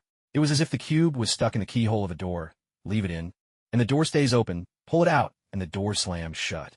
If the Chitauri took the cube, they couldn't get back home. If they left the cube, they could return, but the whole reason they came to Earth was to get the cube. If they left empty-handed, what was the point of going back and forth through the city gates? In short, what should have been a straightforward affair ended up stuck at both ends, thanks to the combined efforts of Loki, Dr. Selvig, and the Chitauri. The result was a mess that left all three parties thoroughly frustrated. Renard grabbed Dr. Selvig and hoisted him up, growling, You must find a solution for me. Dr. Selvig stammered, I can try to make some adjustments, but I have to shut the system down first. What do you mean? Loki explained, He means the portal has to be closed for a while. That's not possible. Renard shouted, If the portal closes, we'll lose the signal from the mothership, and all go offline. Loki muttered under his breath, So much for being one of the universe's mightiest armies. Take away their Wi-Fi, and they're done for. Renard glared. What did you just say? Oh, nothing at all. Loki quickly put on a smile. Chief Renard, the urgent matter now is to defeat that troublesome woman below us. Once she's taken care of, I can reclaim control over this country. All you need to do is take your troops back to the mothership and wait for a short while, and I'll have time to build a more advanced device. Then I'll reopen the portal, and you can return and take the cosmic cube without any trouble. Renard considered this for a moment. It seemed there really was no other way. He nodded confidently. All right, let's do that. Don't worry, we Chitauri outnumber them by a huge margin. If we have to, we'll just bury them under our own dead. Meanwhile, the Firekeeper had already reached the 36th floor, and the Chitauri assault was growing fiercer by the minute. Their numbers dwarfed those of Lothric by the thousands, but here, indoors, sheer numbers couldn't be fully brought to bear. The Chitauri didn't dare bring the building down either, with a wormhole generator sitting just above. More importantly, for the Chitauri, every loss was permanent, while on Lothric's side, they had healers. As everyone knows, a team fight with a healer is a completely different challenge than one without. Not only did Lothric have healers, they also had Farewell, an ability to escape death once, and bonfires. With her allies fighting desperately, the Firekeeper would not be stingy. She simply lit a bonfire on every floor, sometimes two, and if that wasn't enough, three. She was, after all, the very embodiment of bonfires. Let them fall as much as they liked. If they couldn't resurrect, she'd admit defeat. Reality is not like a game. In real life, being reborn from a bonfire takes time. But so what? We're not reaching the top floor anytime soon anyway. Once you resurrect at the bonfires below, just take the elevator up. That's all there is to it. Fang Zheng had just one thing to say. As long as you can't be killed, fight as if your life depends on it. Worried about losing your humanity or memories after death? It doesn't matter. All you need to remember is victory and glory. The living will remember you. The Firekeeper raised her moonlight greatsword high and shouted, Warriors, advance! Advance! The knights pressed forward under a barrage of bullets and shells. The mages hurled soul crystal spells as if their magic was endless. The angelic girls' healing miracles never ceased for a single moment. Every floor was turning into a meat grinder, each one bearing witness to Lothric's triumph. On the 40th, 50th, 60th floors, flesh and blood warriors laughed in the face of death, while it was the half-mechanized Chitauri soldiers who broke down first. Error. Uncontrolled neural signals detected. Conflict removal failed. Suspected emotional virus. Eliminate the infected. Suddenly, a whole group of fleeing Chitauri collapsed, tripping up another wave of their own charging comrades. With a flick of the Firekeeper's finger, the fallen soldiers exploded, and a surge of black souls tore the tripped soldiers to shreds in an instant. Miracle. Animation of the dead. A blasphemous miracle from the Launder Black Church. This miracle could bless corpses, turning them into bombs of darkness. In the land of wandering souls, Launder, only the undying count as people. Corpses are merely remnants incompatible with the living. Why hesitate to bless them? The Firekeeper gathered the souls of countless Chitauri, using their power to further strengthen her valiant warriors, forming a perfect virtuous cycle. Compared to the beginning, the Lothric army's strength not only hadn't waned, it had grown, and their pace in clearing floors quickened until they smashed through the 82nd floor and kicked open the rooftop doors. Reynard was ready. He had amassed his army on the rooftop, and when he saw the Lothric host arrive, he didn't hesitate to give the order to open fire. The cathedral knights stepped forward, raising their massive shields. Mages lifted their wands and cast powerful magical barriers. Blue energy surged, reinforcing the cathedral's great shields, while the Chitauri watched in disbelief as their lasers struck the shields only to ricochet away with a sizzling crackle. It was just like the days when Sherman tanks fired at Tiger tanks, unable to pierce the enemy's armor. You'd think this was the height of despair, but no, it wasn't over yet. Two dragons swooped from the sky, and an angel mon ascended, radiant above the battlefield. Dragon fire and beams of light rained down together, and in a heartbeat, nearly half the Chitauri soldiers were reduced to ashes. Reynard's face twisted with fury as he shouted, You will pay for this. You must pay for this. He contacted the mothership, summoning an even greater swarm of Leviathan warships, which surged through the cosmos, converging on the portal in an attempt to invade Earth. The Firekeeper gave a dismissive smile and extended her hand to the side. With reverence, Rosalia slipped a freshly crafted ring on her finger. Item, Moan's ring. A warped ring bestowed upon the Knights of Kareem. Increases the power of miracles, plus 12%. Mon was a follower of the goddess Quad, and is said to have later become the apostle of Archbishop Kareem, using his strength to comfort the weak. The Firekeeper clenched her fist, golden lightning crackling and swirling in her palm before morphing into a colossal lightning spear, its brilliance rivaling the sun itself, a radiant beacon of gold. Sunlight Spear. With Reynard staring in stunned disbelief, the Firekeeper swung her slender arm and hurled the spear with all her might. As soon as the spear left her hand, it surged and expanded across half the sky, then split in 2, then 4, then 8. In mere moments, it multiplied into thousands, swarming like a hive of missiles and crashing headlong into the oncoming Leviathan fleet, unleashing a deafening barrage of explosions. High-energy impact detected. Battle damage at 72.44%. The message from the mothership left Reynard utterly shocked. He then saw the Firekeeper conjure yet another ball of lightning in her hand. No way, not again. Reynard swallowed hard, his voice trembling as he stammered. Respected one, The Firekeeper cut him off with a single word, leave. Without a second thought, Reynard leapt onto a flyer and retreated with his entire army. Only Loki remained on the scene. Forcing a smile, he began, Once more, the Firekeeper interrupted with a single command, kneel. Loki's face twitched, but in the end, he managed a faint smile, opened his hands, and slowly dropped to one knee. Yet halfway down, he suddenly thrust his mind scepter forward, firing a beam of energy straight at the Firekeeper. She curled her lips in disdain. Instantly, a barrier of light flared up before her, and the beam rebounded with a sharp sizzle, smacking Loki square in the face and launching him backward. Spell, Twisted Light Wall. A lost spell from the ancient golden sorceress kingdom of Awalisile. It bends light, deflecting spells back upon their caster. Among light-manipulating magics, it stands as an arcane masterpiece. Did you really think I let my guard down around you? The Firekeeper said, stepping forward to seize Loki by the collar. In a few strides, she carried him to the rooftop's edge, dangling him over the abyss. My father is Odin. You won't dare let me fall, Loki said with certainty. The Firekeeper sighed. You're right. I won't let you fall. Loki had only managed to muster half a smile when the Firekeeper suddenly let go of his hand. With a startled yelp, he plummeted down, nearly biting his own tongue in the process. The Firekeeper studied the Morn ring on her hand, quickly realizing its color clashed terribly with her skin tone. She made a mental note to ask Rosaria to craft a new one for her later. 3 seconds later, Thor swooped up with Loki in tow, the sound of their ascent slicing through the air. With a hearty thud, Thor tossed Loki onto the ground. Loki's face had gone pale as he shouted, You said you wouldn't let go. I lied. The Firekeeper replied with a bright, mischievous grin. Surprised? Didn't see it coming, did you? Wasn't it exciting? Thor burst out laughing, utterly carefree. Loki glared at him with undisguised fury. Thor chuckled heartily. What's wrong? That was pretty funny, wasn't it? Loki stood up, brushing the dust from his clothes with as much dignity as he could muster. He declared, I am Loki, son of Odin. Even in defeat, I deserve to. He didn't get to finish his sentence before the Firekeeper grabbed him by the collar and flung him off the rooftop again. This time, she even snatched the scepter of mine from his hand. Thor smacked his lips and quipped, My mother owns something even prettier than that. With that, he leapt off the roof after them. 2 seconds later, Thor was back, dragging Loki up into the sky once more. Feeling a bit more clear-headed now, the Firekeeper asked. Loki lay shivering on the ground, his voice trembling as he asked, Why is this happening?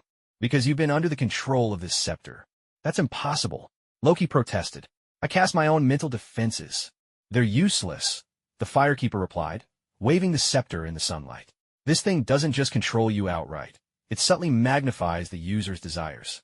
For example, you're longing to be king, to earn the recognition of your father and brother. It encourages you to pursue those wishes. Normally, you'd keep yourself in check, but under its influence, you do anything to get what you want. Thor grinned with relief. So Loki never really wanted to kill anyone. The Firekeeper laughed. Oh, he didn't want to, but normally he wouldn't dare. The scepter just gave him the courage to act. Loki's face flushed, then paled, as he stubbornly retorted. Then why aren't you affected? Are you saying you have no desires? Of course not, the Firekeeper answered with a gentle smile. But my desires have already reached their zenith, so this scepter has no power over me. Loki shivered as a chill ran down his spine. In any case, the Chitauri have been dealt with, Loki's captured, and all that's left is to close the portal. Rosaria, could you handle that? Be careful, don't get hurt. Don't worry, Your Majesty, Rosaria replied, making her way to the wormhole generator to retrieve the cosmic cube. Only then did the firekeeper remember to ask Thor, "By the way, what brought you here?" Loki's face turned pale as he listened. "So, the two of you weren't in on this together after all? That crazy woman really was planning to smash me to death just now." Thor was also a bit slow on the uptake. He fumbled around and pulled out a communicator, handing it to the firekeeper, saying, "The bald guy told me to give this to you. He said they're going to blow up this building with missiles, destroy the wormhole generator, and that you all should evacuate quickly. Too bad you've already won. Otherwise, I would have liked to see what a missile looks like." The firekeeper asked, "Have you ever seen the stuff Tony shoots?" "Yeah, I have." "Well, imagine that, but 20 times bigger. That's a missile." Thor suddenly understood and waved his hand dismissively. "Oh well, in that case, no problem." The communicator crackled to life, voices hissing with static. The firekeeper slipped it on gracefully and said, "Hello. Who is this?" "It's me, Your Highness," came Tony's tense voice. "Oh, Tony, don't worry. Everything here is under control," the firekeeper replied in her most official tone. "Remember, you're the second in command of the firekeepers, you need to keep your cool even if the sky is falling, got it?" "What? You don't get it?" "It means even if a giant rock lands on your face, you don't shout in pain." "A rock lands on my face, and I'm not supposed to shout? Wouldn't that knock me out?" "No, wait, this isn't the time for that." Tony took a deep breath and continued, "Your Highness, those shield bastards just fired 2 nuclear missiles at my tower. You need to come up with something fast." "What the? The plot's already twisted this far, and now there are nukes? And weren't there only supposed to be 1? How come I'm getting 2? Are they picking on me because I'm an outsider?" "Your Highness, are you listening?" I'm listening. The firekeeper thought, what's the big deal? Just do what they did in the first Avengers, have Tony carry it into space and blow it up. 2 nukes? Just tie them together with a piece of wire. She cleared her throat and continued in her official tone. "See, that's what I mean by not losing your composure when a boulder hits you in the face. You're already panicking again. As the saying goes, as long as your mindset doesn't collapse, there are always more solutions than problems. Listen carefully, I have a plan." Just as she said this, the firekeeper saw Rosaria smash the wormhole generator to pieces with her staff, then pick out the cosmic cube from the pile of parts. Cradling it in both hands, she skipped over, beaming with pride. "Your Majesty, I've got the cube." The firekeeper looked up, and the wormhole, a gateway to star systems 10,000 light-years away, vanished in an instant. Tony's voice came through the communicator again. "Your Highness, what's your plan?" The firekeeper replied with a dramatic sigh. "My plan just vanished." Tony. By now, in the distance, the 2 nuclear warheads could already be seen streaking through the sky. Thor shaded his eyes with his hand, grinning like a fool. "Oh, here they come. They look a lot bigger than I imagined. This is going to be quite the fireworks show." Of course, once these 2 land, New York is sure to find peace at last. Tony's voice came through the communicator. "Your Highness, what should we do? Run for our lives? What else? What about the nearly 8 million residents of New York?" The fire lady fell silent for a moment, then asked, "Sounds like you have an idea already. Care to share?" "Well, I'm thinking of opening a portal to send both missiles to the underground nuclear testing site in Nevada. At the speed those missiles are traveling, can you cast a spell in time?" "No, not if I'm on the ground. Even with Jarvis's assistance, I wouldn't make it." Tony chuckled. "That's why I'm going to stand on the missile and cast the spell from there. You do realize you'll be flying into the portal with a missile. It's better than letting 8 million New Yorkers die. And what about the staff at the test site? Do their lives not matter?" Tony paused before replying. "I checked. There are just over 200 people there. It's still less than 8 million. Sacrificing the few to save the many." "Tony Stark, are you trying to be a hero of justice?" "No, I just want to save everyone." Tony's voice was earnest. "Your Highness, I don't have many friends. Please look after Pepper for me." A dismissive laugh came from the fire lady. "I used to be a princess. Now I'm a queen. Others take care of me. I've never been the one to look after someone else. Tony, real men take care of their own women." "But the nuke." "Don't worry. Leave it to me." The fire lady spoke lightly, almost playfully. "I was just teasing you earlier. I've had a solution all along." "Really? Truer than pearls." "I said that last time when I was tricking Loki. You're much smarter than Loki. I couldn't fool you if I tried." "That's true. Loki, am I not dazzling enough? In any case, trust me." The fire lady's tone turned serious. "In the name of the Queen, thank you, Your Majesty." The fire lady ended the call, tossed the earpiece aside, and turned to Rosalia. "Sister, bring me my cosmic cube." The cosmic cube was a pale, blue hexagonal prism, a vessel for the space stone. It brimmed with spatial power, capable of opening portals to any destination. Now, with the golden sunlight at her back, the fire lady held out her delicate hand, palm up, as the pale, blue cube spun steadily above it. Several kilometers. Away, the missiles painted with white peace symbols hurtled closer. A fiery orange mushroom cloud would blossom over New York in less than half a minute. The Fire Lady raised her voice with determination. The enemy is at our gates, and the fate of us all hangs in the balance. I, the Fire Lady, will not fail. Thor looked at her, speechless. You're making this up as you go? The Fire Lady shot him a glare. What do you expect? It's my first time seeing the cube, and it doesn't exactly come with an instruction manual. How else am I supposed to figure it out? Thor scratched his head. My father spent thousands of years studying it, and still has no clue. Do you really think you can figure it out? That's only because your father never put his heart into it. If he ever had a couple of nuclear warheads flying at his head, he'd have solved it ages ago. Of course, the firewoman was just talking nonsense. Odin's lack of interest in the Tesseract wasn't because there weren't any nukes aimed at him, but because he had the Bifrost. Inside the Tesseract lies the Space Stone, one of the 6 Infinity Stones, each a remnant of the Big Bang, representing a fundamental law of the universe. For a low-level civilization like Earth, it's a supreme artifact that offers a glimpse of ultimate truth. But to a cosmic civilization like Asgard, it's not quite as impressive. That's because Infinity Stones are far too specialized. The Space Stone can manipulate space, but that's all it can do. Other than letting you roam the cosmos at will, it's not all that useful. Odin already has the Bifrost, which not only teleports but can be wielded as a planet-busting weapon. Compared to that, the Tesseract loses its appeal, so naturally, Odin never bothered to unlock all its secrets. The same goes for the other Infinity Stones. Each represents a rule, but is also tightly bound by that very rule. Much like how fire brought glory to Lothric, but also shackled it. Take the Power Stone, for example. The Celestials used it for planetary demolition. Sure, it looks impressive, but the universe is full of star-killing weapons. Any advanced civilization can whip up a few types. The Power Stone's only real advantage is how portable and plug-and-play it is. Or the Time Stone, master its workings, and even someone like Doctor Strange, who'd only studied magic for 3 months, could go toe-to-toe with Dormammu, the embodiment of the Dark Dimension. But for all its might, it couldn't make the Ancient One live forever, because that's just not what the Time Stone does. Infinity Stones are like specialists, unmatched in their own field, but deadweight outside it. Like Captain America. On the battlefield, he can make Hydra kneel and call him daddy, but in daily life, he might not even know how to make a bowl of noodles. Sure, noodles won't beat Hydra, but without them, Cap would starve. The universe is an interconnected whole, and so are its laws. A single law, like a formula, might help us understand the cosmos, but doesn't do much else. Only by combining multiple laws can the universe truly be reshaped. It's the same with the Infinity Stones. The power of any single stone is limited, rarely enough to impress an advanced civilization. That's why Hela scoffed at the Tesseract in Thor, Ragnarok, and why Thanos handed the Mind Stone scepter to Loki in the first Avengers film. Because they understood, a single Infinity Stone stands for knowledge, but all the stones together. Now that's where true power lies. Whether it was the Red Skull or the bald-headed general, their use of the Tesseract's power was like a band of apes stumbling upon a speeding train. The apes, delighted with themselves, used the train's sturdy wheels to crack open nuts they couldn't break before, completely ignoring the train's cargo, crates of workbooks and textbooks. It was the classic folly of valuing the box over its contents, a laughable mix-up of priorities. The Firekeeper, naturally, had no intention of learning from apes. She wasn't interested in the nuts. What she wanted was the knowledge aboard the train.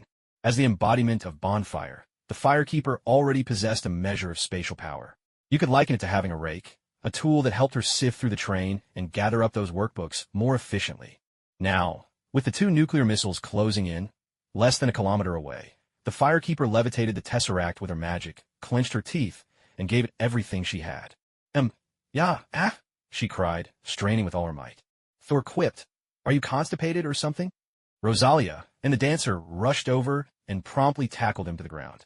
Great fullness seems empty, yet its use is never exhausted. True abundance appears hollow, yet it is boundless. Learning brings me joy, and extra classes make me happy. With the missiles almost upon her, cold sweat poured down the Firekeeper's face as she blurted out in panic, "Hey, if you keep ignoring me, I'm going to toss you in the fire." Suddenly, the Tesseract blazed with light. The Firekeeper exclaimed in delight. It worked. She stretched out her hands and instantly conjured 2 temporary spaces, trapping both missiles inside them. The missile exhausts sputtered and sizzled, but they couldn't advance an inch. Far away in Times Square, Captain America and the others erupted in cheers. But the Firekeeper knew her own struggle. She just crammed at the last minute, barely managing a last-ditch effort. Juggling 2 missiles at once was well beyond her usual scope. She could just about scribble solution on the exam to salvage her pride, but not a word more beyond that. No good, I can't hold them both. The farther away, the better. Let's get rid of one first. Gripping with her left hand, she sent the leading missile whisking away in an instant. 10,000 light-years away, aboard the Chitauri mothership, a massive white-painted missile marked with a peace symbol suddenly materialized, crashing straight through the control console with a deafening clang. Commander Reinhardt. Now, with just 1 missile to control, the Firekeeper felt much more at ease, but she couldn't just stand there holding onto it forever. Resigned, she asked, "Can someone please tell me what I'm supposed to do with this thing?" Tony, clad in his Iron Man suit, soared up to her. "There's a little island in the South Atlantic, an old secret U.S. nuclear testing site. It's already been cleared out. Just send the missile there." "Fine, wherever you say. But if there's any fallout, don't come looking for me." With a crisp, "Off you go" from the Firekeeper, the nuclear missile vanished, only to reappear on a remote island thousands of miles away, where it detonated with a thunderous roar. The shockwave flattened trees and sent towering waves crashing across the shore. Shimmering dust drifted down into the sea, where the currents carried it to every corner of the world.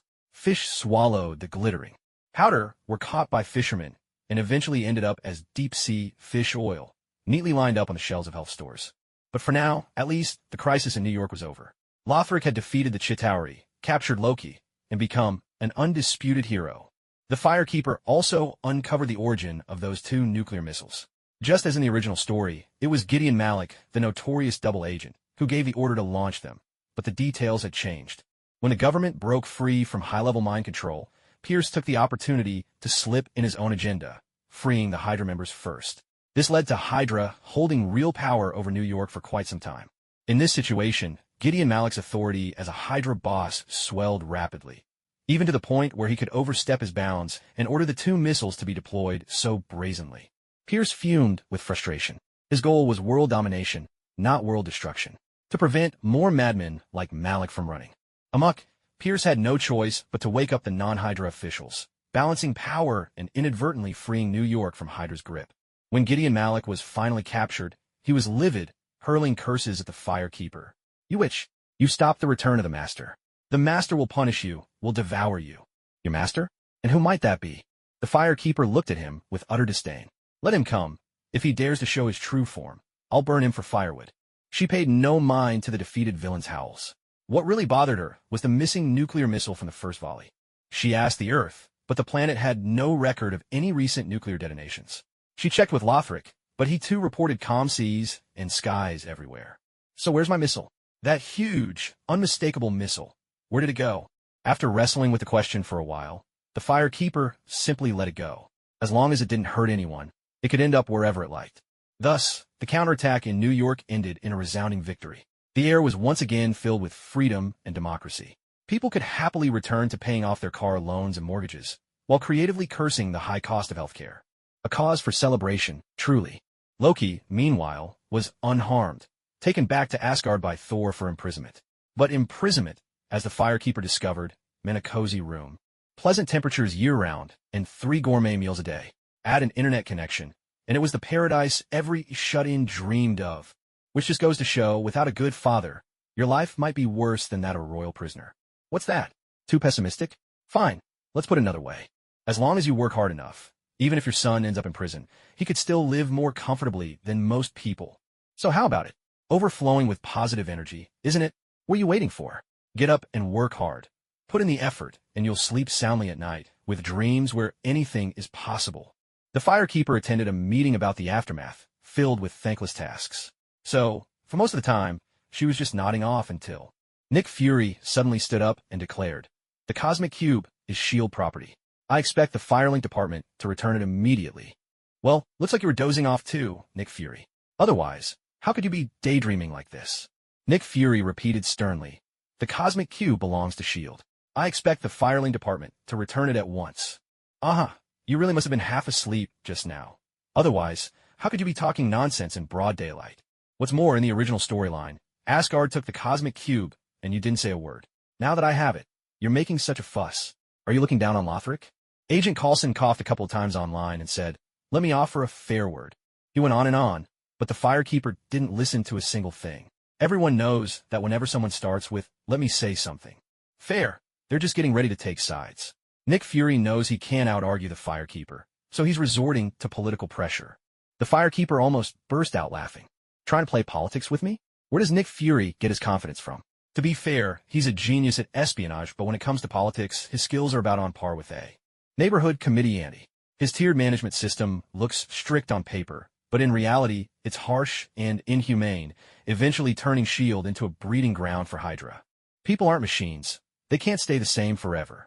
Without rules, things fall apart, but rules alone make people lose heart. S.H.I.E.L.D. turning into Hydra. That's on Nick Fury's head. Politics is all about understanding people, and Nick Fury just doesn't get it. The firekeeper almost wanted to tell him. When it comes to politics, S.H.I.E.L.D. is out of its depth. If you're so capable, why not call out your real boss, Hydra? Other officials chimed in, echoing the same sentiment. The Firelink department should hand over the cosmic cube. To this, the firekeeper simply smiled and gave a two-word reply. It's broken. What do you mean broken? She shrugged and said, the cosmic cube is broken. It overloaded while I was controlling the nukes, and with a loud crack, it shattered.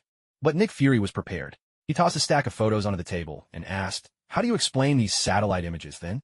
The firekeeper picked them up and saw herself, cosmic cube in hand, strolling down the street right after defusing the nuclear bombs. Coulson chimed in. Yeah, how do you explain these? Do I really owe you an explanation? The fireproof lady replied with just 2 words. It's broken. What's broken this time? Your satellite is broken. Everyone fell silent. Egghead slapped the table and shouted. You're lying. Yes, I am lying. But so what? The fireproof lady chuckled. Unless you have concrete evidence that I possess the cosmic cube, I absolutely refuse to admit I'm lying. Egghead pulled a device from under the table and said, the cosmic cube constantly emits faint gamma rays. This device, built by Dr. Bruce Banner, can precisely detect those rays. If it goes off, that means the cube is nearby. Do you want me to turn it on? Sounds so intimidating. Who are you trying to scare? Completely unfazed, the fireproof lady replied. Go ahead, turn it on. It'll prove my innocence. Beep, beep, beep. The device started beeping just as the fireproof lady claimed her innocence. Egghead turned it in another direction. Silence. Emma back at her. Beep, beep, beep.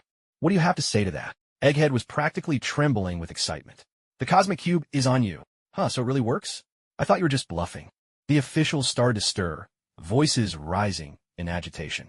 The fireproof lady scratched her face, sighed, and said with an embarrassed smile, it's broken. Those same 2 words again? Egghead's eyes widened. Surely you're not about to say, yes, your machine must be broken. Egghead was about to explode, and the officials' faces all twitched in disbelief.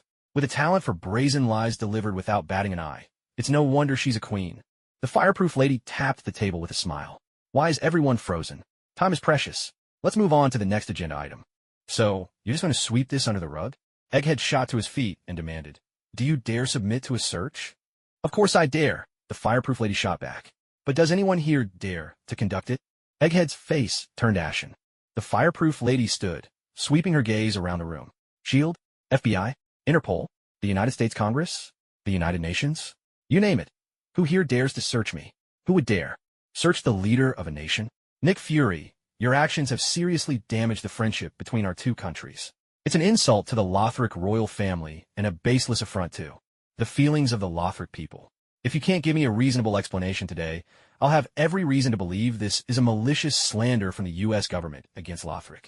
To defend my country's dignity, I hereby announce the immediate suspension of all green flower and mossball supply contracts, effective until the truth of this matter is brought to light.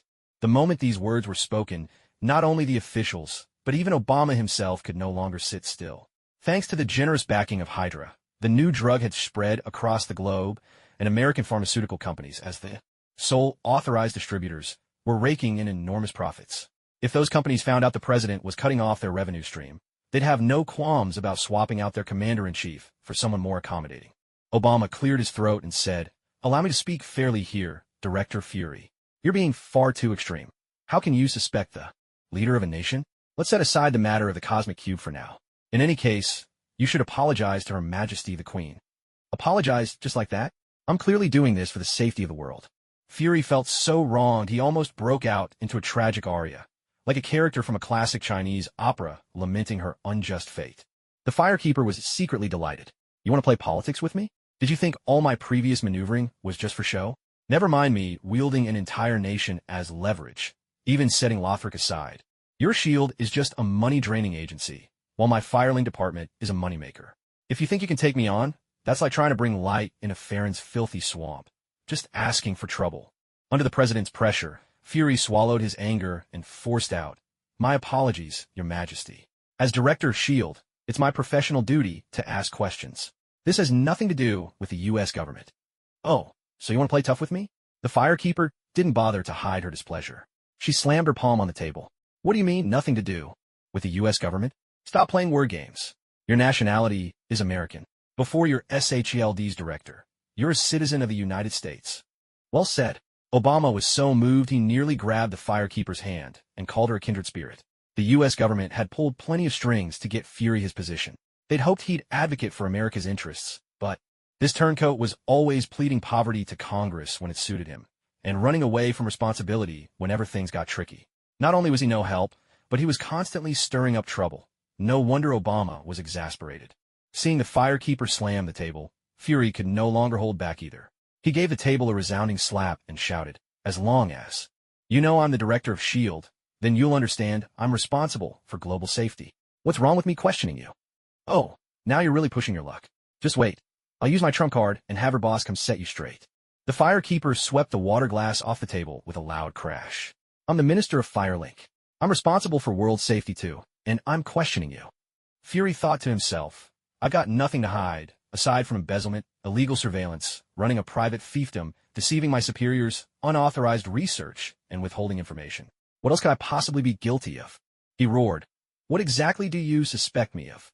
The firekeeper shouted back, "I suspect there's a Hydra spy inside S.H.I.E.L.D. Slurp. Pilst, who had been dozing off, suddenly slipped right under his seat. He'd been tallying up the losses from the Chitauri invasion, only to find the flames of war suddenly licking at his own feet. Talk about getting caught in the crossfire for no reason. Nick Fury let out a hearty laugh. "What are you talking about? There's no way Hydra could exist within S.H.I.E.L.D. Don't forget, when we took down the new Hydra led by Whitehall, it was S.H.I.E.L.D. leading the charge." "New Hydra? Why don't you just say new White Snake and be done with it?" The firebrand woman gave a non-committal "oh," her smile tinged with irony. "Then do you dare to launch an internal investigation within S.H.I.E.L.D.? Fury puffed out his chest. "Of course I." "Enough." Pilst suddenly slammed the table, cutting him off with a stern voice. "Director Fury, order has yet to be fully restored across the United States. Our people are still suffering. We should focus our limited energies on serving global security, not get bogged down in trivial details." Fury protested, but no buts. Pilst's face was etched with grief. "Think of our fallen comrades. Don't let their sacrifice be in vain." Fury's mind flashed to Coulson. "I understand. S.H.I.E.L.D. will do everything in its power to help America restore order." Pilst nodded approvingly. "That's the spirit. That's our director." The African-American representative led the applause. Suddenly, the hall was filled with warmth and camaraderie. The Tesseract? Maybe it could be refined into an infinite energy source someday, but that was a distant dream. What truly tempted them now was wealth, status, and power, right here, right now. The firebrand, having dealt a heavy blow, was just as quick to offer a sweetener. "Our nation's Shadow Princess is also interested in joining the relief efforts. The Angelic Church's light therapy can do wonders for critical patients and ease the burden on medical staff. And perhaps, while they're at it, spread their faith and sneak in a little cultural influence." "Thank you," the African-American representative said brightly. With the Tesseract discussed, the next item was the Mind Scepter. But after what happened last time, Fury didn't expect to get it back. He just went through the motions, saying the Mind Scepter possesses terrifying mind control powers. If it were to fall into the wrong hands, the consequences would be unthinkable. SHLD's special vaults have top-tier security measures. If your department's willing, we can offer a secure storage space for the scepter. The firebrand replied briskly, "No need for that hassle."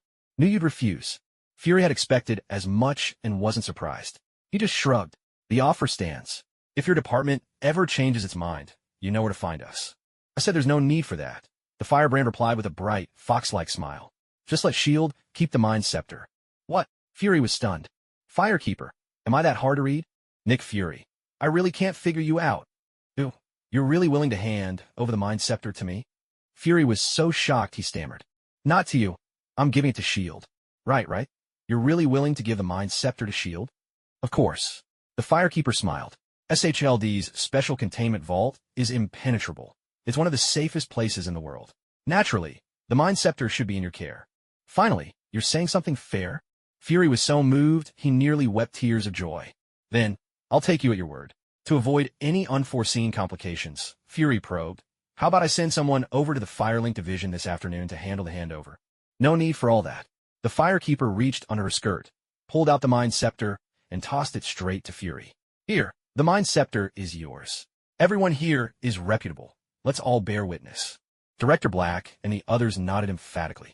The firekeeper wasn't just putting on a show, she was truly generous. First, both Yuria and Rosaria under her command were renowned masters of persuasion, and they had no interest in the scepter's crude mind. Control abilities. Second, Yuria found the scepter's properties intriguing. She thought it could be used to create artificial memories and possibly restore the undead to sanity, so she wanted to study it. This was a matter concerning the entire citizenry of Lothric, so of course the firekeeper was fully supportive. Considering Yuria was in Europe and shipping would take too long, the firekeeper simply decided to hand the scepter over to Fury. Once he had it, it was as good as Hydra having it. If Hydra had it, it was as good as the World Serpent having it. If the World Serpent had it, then Yuria would have it. Perfect. Fury. Thank you. Firekeeper. You're welcome. Hurry up and ship it out. No, get in the vault quickly. Fury. It'll be in the vault this afternoon, I promise. And so, the Tesseract was destroyed in battle. The Mind Scepter was entrusted as shield. The big players all signed off. Everything was filed and sealed. Done. On to the next agenda item. Fury remained the initiator.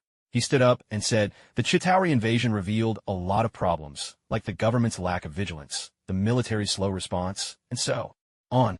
We were lucky this time, but what about next time? Or the time after that? We can't pin our hopes on the mercy of our enemies. We must have our own defensive force. I believe we need to propose a special task force. The firekeeper interrupted. Director Black and the other officials exchanged glances and nodded in quick agreement. Fury looked at the firekeeper in surprise. She had stolen his line. He continued, This special task force should be formed by superheroes, with the purpose of safeguarding global security, dealing specifically with enemies and crises that no single hero can handle. The firewoman declared, her voice ringing with authority. Baldy Egg grumbled, Why do you always steal my lines? Obamison and the officials exchanged a brief discussion, and soon all voiced their agreement. On one hand, they were determined never to let aliens trample them again. On the other, integrating these so-called superheroes into the system would make them much easier to control. Baldy Egg, delighted, was about to delve deeper into discussing the team's composition, funding sources, rights, and responsibilities, when Obamison interrupted him. The president waved these matters aside, insisting they were trivial details. If I have to worry about every little thing, what are my people for? Let's talk about something far more important. Baldy Egg was taken aback. Besides those topics, what could be more important? With a solemn expression, Obamison said, The name of the special squad. The name? That's what we're worried about. How could a name possibly impact our combat effectiveness? Baldy Egg frowned and replied, Mr. President, in my report, I called this team the Avengers. Obamison shook his head vigorously. No, Director Fury. The name Avengers is absolutely terrible. Why vengeance? Vengeance on whom? How do we avenge? Think about it carefully. Doesn't it reek of brute force and vigilante justice? It promotes the wrong message, undermines social unity and stability, and could mislead the youth. For a law enforcement agency, this name is just too blatant and politically incorrect. It has to change, no question about it. Baldy Egg was nearly driven mad. It's just a name. Shouldn't it be cool and inspiring? And that's enough? No wonder my previous applications kept getting rejected. I always thought the budget was too high, but it turns out the real issue was the name. All that pain-cutting cost was for nothing. Seeing an opening, Firewoman suggested, why not call it the Justice League? Obamison and the others lit up, giving her enthusiastic thumbs up. Excellent. Justice League is perfect. That's exactly the stance our governments want to project. Director. Fury, see? This is what true leadership looks like. Avengers, to outsiders, it sounds like a rogue militia. You should really learn from Her Majesty Firewoman in the future. Baldy Egg fell silent. Firewoman simply smiled, saying nothing. So, really, Marvel's political atmosphere is way too relaxed. Just look at DC. They know how to play the game. Justice League. Now that's political correctness. At its finest. If the Avengers ever set foot in the DC universe, every single one of them would get hauled out and lectured until their ears bled. In the end, The meeting concluded that the Justice League would be led by the Fire Transmission Department, with S.H.I.E.L.D. and governments worldwide offering their full cooperation. Under no circumstances should personnel transfers be obstructed or sabotaged. Meeting adjourned. Egghead wore a blank, befuddled look. All he got out of this meeting was a delivery gig. Nothing else. Even the Avengers team he'd been plotting for so long ended up as someone else's accomplishment, leaving him empty-handed. Stumbling out of the building in a daze, he couldn't help but ask himself the classic existential questions. Who am I? Where am I? Why did I even come to this meeting? In stark contrast, the firekeeper radiated confidence, her whole demeanor sparkling with the joy of good fortune. When they reached the parking lot, the two wyverns sprawled out over the parking spaces instantly leapt to their feet. Their tails wagged furiously as their massive heads nuzzled up to the firekeeper, just like eager puppies greeting their owner. No one quite knew why, but dragons seemed to have a special fondness for the firekeeper. These two wyverns had bonded with her instantly, becoming utterly devoted. Aga boys. Inside were just a bunch of deadbeat bureaucrats who never stopped talking. You must have been bored out of your minds. Don't worry, we're leaving right now. The firekeeper hopped onto the black dragon's neck, ready to take off. But just then, she noticed the wagging tails had smashed a Chevrolet into pieces. Startled, she quickly glanced around, and, seeing no one, made a hasty getaway. A moment later, Egghead arrived at the parking lot. He rubbed his eyes in disbelief, then let out a heartbroken wail. My car. High in the air, the firekeeper stuck out her tongue mischievously. She cast an invisibility spell over herself and the two wyverns, then whipped out the cosmic cube, opening a portal that whisked them away to a small town in Tennessee. The twin royals, no, twin princesses had been settled here. As per a reader's suggestion, the location was changed to Tennessee, far from trouble and safe from censors. Tennessee lies in the southeastern United States.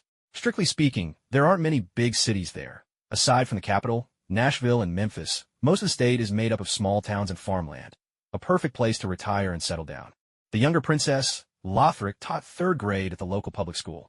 The elder princess, Lorien, served as the town sheriff, all thanks to Hydra pulling some strings.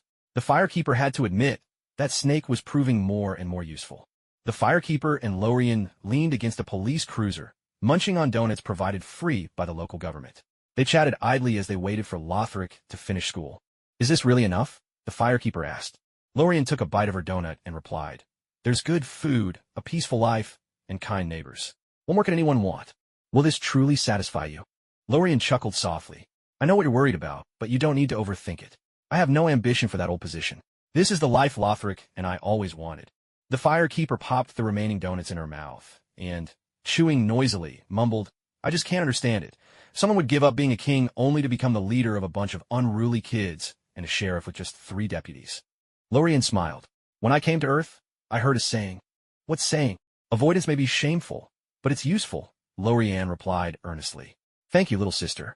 You've given us the life we've always dreamed of. The firekeeper sighed.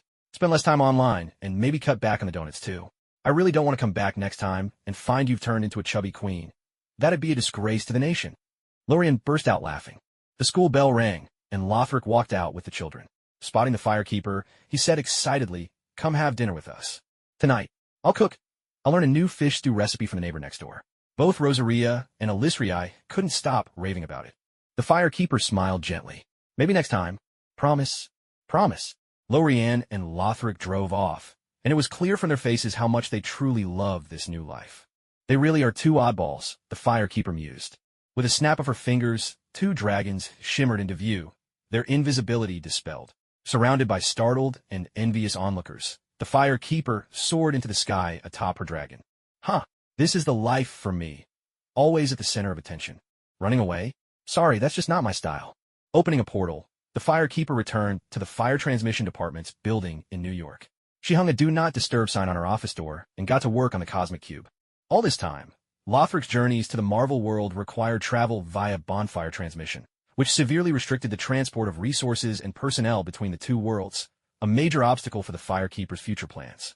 Now, with the Cosmic Cube in her hands and a first-hand understanding of the most advanced spatial rules in a single universe, the task of permanently connecting the 2 worlds finally took top priority. She drew out the spiral sword, set up a bonfire inside the room, then tossed the Cosmic Cube into the air to hover above the flames. Next she, attuned to the bonfire, confirmed Lothric's coordinates and used the cube to scan, record, analyze, transcode, and finally Begin replication. In an instant, the small room was filled with countless kaleidoscopic folds, layers upon layers of space opening and closing again and again. The firekeeper, the bonfire, and the cosmic cube merged in a trinity. Waves of magical power pulsed so strongly that the entire building shook, and with a tremendous crash, every glass object within 5 kilometers shattered. Damn it! Are we under another alien attack? Lately, Tony had grown especially jumpy. He instantly suited up in his Iron Man armor and demanded, "Jarvis, what just happened?" 12 seconds ago, there was a high-energy reaction detected. Where is the location? Right next door to you. Tony opened the door and saw the firekeeper standing with her back to them, amidst the chaos of an office in disarray. He asked carefully, "Your Majesty, are you all right?" "Of course, I'm perfectly fine." The firekeeper turned around, and with a flicker of blue light in her hand, a shimmering portal sprung open. Through the portal, everyone could see the towering, splendid palace beyond, and even catch a whiff of air so fresh and pure, untouched by any industrial pollution. The unique, breathtaking scenery left everyone in stunned silence, until Tony finally snapped out of it and asked incredulously, "Is this really?" The firekeeper smiled. "Yes, this is my Lothric. Lost World returns to the mortal realm, a beautiful magical kingdom, the unbelievable paradise regained, best hidden realm of 2012, a place everyone must visit." Headlines like these instantly dominated major news outlets around the globe. The mysterious Lothric had finally revealed her secrets to the world. During an interview with America's largest network, ABC, the firekeeper said Lothric closed her borders for millennia due to disease and war, but now, through the united efforts of all our people, we have eradicated illness and ended conflict, becoming a healthy nation once more. In these turbulent times, Lothric should not remain aloof. We must step forward and embrace the responsibilities of a great nation. As Queen of Lothric, I hereby announce the restoration of diplomatic ties and the construction of 4 grand portals in Asia, Europe, South America, and North America, opening our borders to facilitate the exchange of goods, cross-border tourism, and international trade. The news left not only the viewers, but even the anchorwoman herself utterly astonished. It wasn't just about opening borders. She had gone so far as to introduce portals, and 4 of them at that. Fortunately, with magic now commonplace, people were surprised, but once they accepted the idea, they actually found it rather exciting. The anchor, as the network's leading figure, quickly regained her composure and asked, "Your Majesty, I applaud your wise decision, but we've never heard any news about these portals before. Couldn't Lothric just open regular flights or train routes, like any other country?" The firekeeper smiled and replied, "That's right. Without the portals, Lothric cannot operate flights or trains. As you all know, Lothric is not an ordinary country. Strictly speaking, we are not a nation of technology, but a nation of magic." The female host joked, "Are you suggesting that Lothric doesn't have the industrial capacity to build airports or railways? You know, even Hogwarts is Platform 9 and 3/4 and its own train station. No offense, but even if Lothric really lacks the ability, couldn't it request international aid for construction?" "Of course, people everywhere are friendly and would help Lothric," the firekeeper replied, stunning everyone. "But what if Lothric isn't even on Earth?" Her words sent a wave of astonishment through the audience. The host, dumbfounded, asked, "Not on Earth? Are you saying Lothric is on another planet?" "No, Lothric has always been a part of the Earth," the firekeeper explained, gesturing with her hand. She conjured a large, blue, translucent bubble, and within it created a smaller bubble. She went on, "This is roughly how Lothric relates to the Earth." The host, a little awkward, said, "Your magical prowess is truly impressive, but to be honest, I think a lot of our viewers may not understand what you mean. Could you explain it in simpler terms for us?" "Of course," the firekeeper nodded. "To prevent the spread of disease, Lothric used magic to construct a gate. But this gate isn't an ordinary doorway. It's a portal through space. Lothric exists on Earth, but occupies a separate space, undisturbed by the world outside. Even if there were flights or trains, they would need to pass through the portal and be transformed before arriving in Lothric." "That sounds almost unbelievable." The firekeeper smiled. "Traveling across space is a truly wonderful experience. It's smoother and safer than any plane or train, and it can even inspire young people and heighten their magical sensitivity. In Lothric, it's quite a common way to travel." The host nodded eagerly. "Listening to you, I really want to try it myself."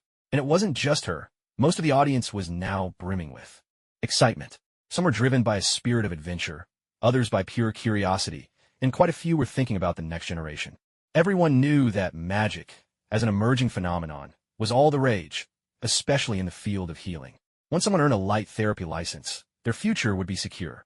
So when parents heard that spatial travel could enhance their children's magical sensitivity, they became incredibly enthusiastic, flooding the TV station with calls to ask about the specific locations and construction dates for the portals. The host, clearly having received a cue from the director, immediately turned to the firekeeper. Could you tell us more about the construction plans for these 4 portals? The audience leaned in, eager not to miss a word. The firekeeper didn't hold anything back.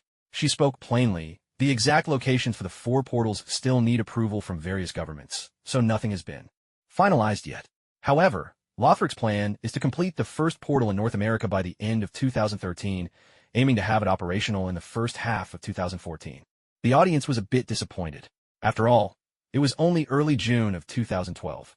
Just like that, the firekeeper had pushed their hopes all the way to 2014. How were they supposed to endure this long wait? The female host echoed their sentiment. It's just a door. Does it really take that long to build? It's no ordinary door, the firekeeper replied. It's a gateway connecting 2 realms. In Lothric's vision, it will stand an astonishing 2,000 meters high and span 1,000 meters wide. This is no small project. The host was stunned. My goodness, that's twice as tall as the Burj Khalifa, which was unveiled just 2 years ago. Do we even have materials capable of supporting such a massive structure? The power of magic, the firekeeper replied with a gentle smile. It's all thanks to the power of magic. The host nodded almost in a daze. Magic truly is magnificent. Let's all look forward to the day the portal is complete. Finally, a viewer asks, does the portal have a name yet? Something like the Grand Gate or the Towering Gate, perhaps? At that, the firekeeper's lips twitched, and she let out an awkward chuckle. Well, yes, it does have a name, sort of. The host's eyes lit up eagerly. What is it called? Clenching her teeth, the firekeeper answered, the Dark Portal. The host wiped the sweat from her brow and forced a smile. That sounds a little ominous. May I ask why it's called that? The firekeeper could only sigh. My elder sister, the Princess of the Abyss, is a devoted gamer. She was the one who came up with the name, as a tribute to Blizzard Entertainment, in thanks for their outstanding game, World of Warcraft. Just because of that, the host was momentarily frozen, unable to comprehend the logic of these gaming enthusiasts. The firekeeper didn't really understand it either. But with Rosaria's tears, tantrums, and dramatic pleas, she simply had no choice. Something that should have been so grand. The name Dark Portal instantly gave it a whole different flavor. To outsiders, it might even sound like Lothric was planning to invade Earth. With a sigh, she turned to the camera and, in a tone bordering on pleading, said, if using the name Dark Portal infringes on Blizzard Entertainment's rights, please let us know immediately. We will absolutely change it. This was already the firekeeper's last hope. She was counting on Blizzard to send a lawyer's letter to Lothric for copyright infringement. But Blizzard wasn't. Foolish. With so much buzz, why not ride the wave? It's just a name, after all. Take it. Use it as you like. If I so much as complain, I'll admit defeat. So, amid the celebrations of Rosaria and the shut-in angels of the Homebody Church, the Dark Portal project was officially greenlit, leaving the firekeeper in utter frustration. In the days that followed, the firekeeper plunged back into her busy routine, shuttling between Lothric and the Marvel Universe. Over in Lothric, the plan to reinforce the Frozen Valley was now on the agenda. The dancer was ordered to lead the Crusader Knights and Black Knights to the Farron Fortress, slowly advancing toward the Farron Shrine, preparing to break through the underground tombs and march into the Frozen Valley. Meanwhile, in the world of Marvel, Lothric's Dark Portal project garnered support from nations across the globe, especially the U.S. government, which went above and beyond in its enthusiastic promotion. Rumor had it that even canned air labeled imported from Lothric was being sold on the black market. Of course, Obama wasn't doing this out of pure goodwill. The real motive behind the U.S. government's actions was to divert the public's attention. Ever since the Chitauri invasion, federal authority had sunk to its lowest point in history. The legal militias had sprung up in every state, and the military had launched several crackdowns, leaving the nation anxious and unsettled. Obama's approval ratings kept dropping, with Republican candidate Romney lambasting him as a bloody butcher. Even his chances for re-election were in question. Under such circumstances, Obama desperately needed a big headline to prove himself. Thus, the Dark Portal project became his lifeline for re-election. He and the firekeeper hit it off immediately, and the Dark Portal project advanced smoothly, step by step. The portal would be built in the outskirts of New York City, and the media blitz was overwhelming. Economists debated around the clock on TV, predicting how much the project would boost the economy, drive domestic demand, and create new jobs. And these weren't empty promises. They were backed by hard numbers. For 3 months, the hype continued, even though construction hadn't even begun. Meanwhile, the stock market started to dip. As everyone knows, once the sound of money rings out, all criticism is silenced. A bloody butcher? Nonsense. Clearly, he was a president who served the nation and its people. Obama's approval ratings climbed higher and higher, just like a beanstalk reaching for the sky. As long as nothing unexpected happened, his re-election seemed certain. And then, the unexpected happened. Bombings broke out one after another across the country, claiming over 100 lives.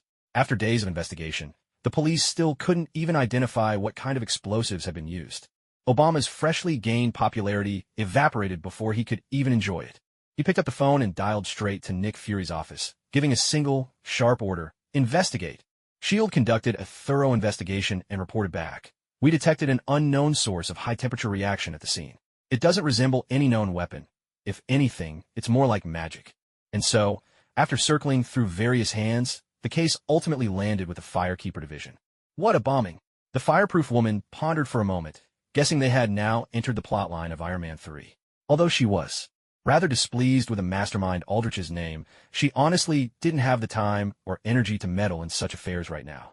The fireproof woman was currently in seclusion, working on developing new functions for the Cosmic Cube.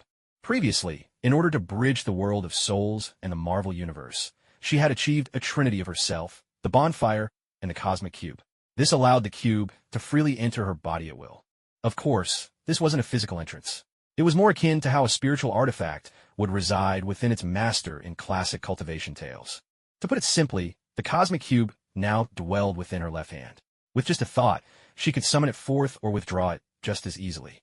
Not only was it convenient to carry and use, but also allowed her to deepen her understanding of the cube, unlocking even more possibilities. Her comprehension of space had now risen to an entirely new level, no longer just about opening simple portals. If she wished, she could use spatial power directly as a weapon against her enemies. The most straightforward method was to use space as a blade, much like how the sorcerer Wong sliced off Cull Obsidian's arm with a portal in the movies. However, the more powerful a person is, the stronger their biomagnetic field, which passively reinforces the stability of the surrounding space. So, while this trick worked well on lesser foes, it was hardly effective against heavyweights like Thanos, Odin, or the Ancient One. Another technique was to wield space as a blunt weapon, quite literally to crush opponents with it. Centering the power on the Space Stone, the fireproof woman could modify the Cosmic Cube. Outwardly, it might appear to be a small, perfectly shaped cube, but inside, countless layers of space had been superimposed. With her current skills, she could increase its mass to 100 tons, and thanks to the inherent durability of spatial constructs, it was essentially the Marvel equivalent of a legendary heaven-overturning seal. No one could withstand a direct blow from it. She was still far from mastering this move. Whether it was stacking the layers of space or manipulating the cube itself, she was still getting the hang of it, which is why she had secluded herself for practice. So, when Nick Fury asked the Firekeeper Division to look into the bombing, the fireproof woman couldn't muster any enthusiasm at all. Recalling the plot, it goes something like this. A company called Advanced Idea Mechanics, AM, spent over a decade developing something known as the Extremis virus. This virus could grant the human body remarkable regenerative abilities, even allowing limbs to grow back. The only problem was its instability. Those injected with it might suddenly spike to temperatures of 5,000 degrees and explode. Originally, the head of AIM, Aldrich, intended to make a fortune off the virus. But once he realized how powerful it was, he thought, why bother chasing money when I can overthrow the American capitalists and print my own? So, he turned to terrorism. Aldrich pulled off one wild move after another, cozying up to the vice president and president, orchestrating terror attacks. But then Tony swooped in, and in just a week, single-handedly brought down the entire AIM operation as if it were a game level he cleared on his own. That's right, you heard correctly. Aldrich's decade-long scheme was wrecked by Tony in a single week. If not for the fact that his name was so notorious, even the Fire which wouldn't bother to remember such a weakling. Given she was busy perfecting new abilities, she had no intention of getting involved. She simply sent a few mages to go through the motions and keep the Black President occupied, leaving the rest for Tony to handle solo. Meanwhile, in Tennessee, the local community was gripped by fear after a horrific explosion. A veteran suffering from severe PTSD had detonated a bomb, reducing himself and several others in the house to ashes. Harry, pull yourself together. Don't let your mother worry. If you need anything, just tell me. Lothric spoke gently to a gloomy elementary school boy. Harry nodded silently and walked away. But halfway down the road, he stopped, turned back, and asked Lothric, "My dad would never kill himself, and he would never hurt anyone else." Lothric quickly nodded. "Yes, I believe you. Your teacher believes you." Harry left. "You shouldn't blame yourself. This isn't your fault." It was late November 2012, and Tennessee had just seen its first snowfall. Lorien draped a coat over Lothric's shoulders and offered comfort. Lothric sighed, taking Lorien's hand. "How can such a tragedy happen in a world so beautiful?" "That's just life, I suppose." Lorien opened the car door. "Come on, I'll drive you home. Eat something and get to bed early. Don't forget to lock the doors and windows." Lothric asked, "Are you going out on patrol again?" "Yes." Lorien nodded. "I'm the sheriff of this town. After all, after something like this, being out and about helps the townspeople feel safer." Lothric nodded. "All right, but please be careful." Lorien smiled. "Don't worry, I'm armed." After dinner, Lorien drove around the streets on patrol. The town was small, and he kept his speed slow, circling again and again, hoping that this way he could ease everyone's anxiety a little. Before he knew it, it was already 1 in the morning. Lorien figured the townsfolk were all asleep by now, so he decided to make one last round before heading home. But as he passed by the house where the explosion had happened, he was surprised to see 2 people searching through the ruins. Vagrants? Lorien got out of the car, one hand resting on the pistol at his waist, the other holding a flashlight. He called out loudly, "You two need any help?" The 2 turned around. It was a man and a woman. The man was bald, with a defiant look on his face. The woman had short hair cut to her chin and smiled pleasantly. "No problem, officer. We're just passing by, seeing if there's anything valuable we can find." Lorien frowned.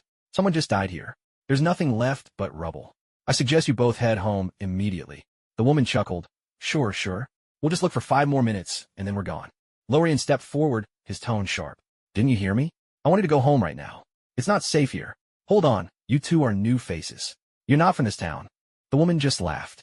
"Well, isn't this a surprise, running into such a dedicated police officer?"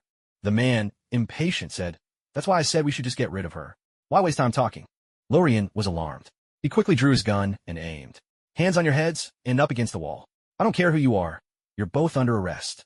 The woman licked her lips, grinning as she walked toward Lorien. Lorien backed away, warning, "Don't come any closer, or I'll shoot." The woman smiled. "Go ahead, shoot." Bang! The bullet struck the woman's right shoulder, blood splattering out. She paused, then stuck her fingers into the wound, digging out the bullet. Suddenly, her body surged with heat. Her veins even glowed red, and the bullet wound closed up before Lorien's very eyes, healing completely within seconds. Lorien stared in disbelief. What on earth? A Lord of Cinders on Earth? But this power seemed far too weak. The woman mistook Lorien's astonishment for fear and boasted, "Scared now, aren't you? Too bad. You've messed with the wrong people." Lorien fired again and again. The woman shielded her head with her arms and charged forward, grabbing Lorien's pistol in one swift motion. Her whole body burst into flames. The steel pistol melted instantly, forcing Lorien to let go and stumble back. But the woman reached out and pressed her hand against Lorien's chest. The searing heat ignited Lorien's police uniform, and bullets were forced out of the holes in her arm with metallic clinks, tumbling into the snow and burning blackened craters wherever they landed. "Sorry, but you shouldn't have been so dutiful." With a casual flick of her arm, the woman unleashed a strength far beyond that of an ordinary person. Lorien, statuesque and commanding as she was hurled through the air, tracing an arc before crashing with a heavy thud onto the windshield of the police car nearly 8 meters away. At that moment, the man pulled out a grenade, bit off the pin, and with a cheerful goodbye, bowled it under the police car as if he were playing a round of bowling. With a thunderous explosion, the grenade set off the fuel tank, and Lorien was instantly swallowed by flames. The fire engulfed both police cars, and the man laughed wildly. "Huh, did you see that? What a blaze. I bet that lady cop is roasted by now." The woman glanced at her watch, unfazed. "Let's go. It's done over there. Time to regroup." Just as the 2 were about to leave, a dissatisfied voice called out, "You know, you just destroyed the only police car in our entire town." Startled, the pair spun around, only to see Lorien, wreathed in flames, striding steadily out of the explosion's aftermath. "She's still alive? What is she, the Terminator?" The woman cursed under her breath. "What the hell?" Her body flared with fire, and her right arm glowed red-hot from the heat. With the force of a ferocious beast, she struck at Lorien's chest, using the deadly skill known as Black Tiger Steals the Heart. Enhanced by the apocalypse virus, she was now leagues above any normal human. Not only did she possess terrifying regenerative powers, but her strength was immense. With this heat-augmented punch, she could have punched through steel, let alone flesh and bone. So what if she's got heavy armor on her chest? If I can't have it, no one can. Fueled by a woman's singular resentment, she threw herself at Lorien with 120% of her strength, confident this blow would not fail. But with a sharp snap, her fist was caught and held fast in Lorien's grasp. No matter how she struggled, she couldn't budge an inch. The woman was dumbfounded. Fascinating flames, Lorien remarked, tightening her grip. With a wet crunch, she crushed the woman's fist, then, with a casual tug, tore off half her arm. Yahak! The woman screamed in agony, the fire blazing even brighter across her body. Gritting her teeth, she raised her left fist and lunged at Lorien again. Lorien, meanwhile, was examining the severed hand with curiosity. Sensing a rush of wind, she didn't even bother to look up. She simply raised her leg and kicked.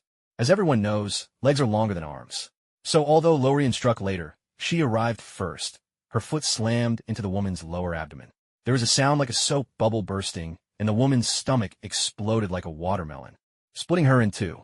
Scalding hot organs burst out and scattered everywhere, while the two severed legs shot past the man like cannonballs, slamming into the wall with a pair of heavy thuds, leaving behind a gruesome, bloody mess. Only then did the woman's upper half hit the ground.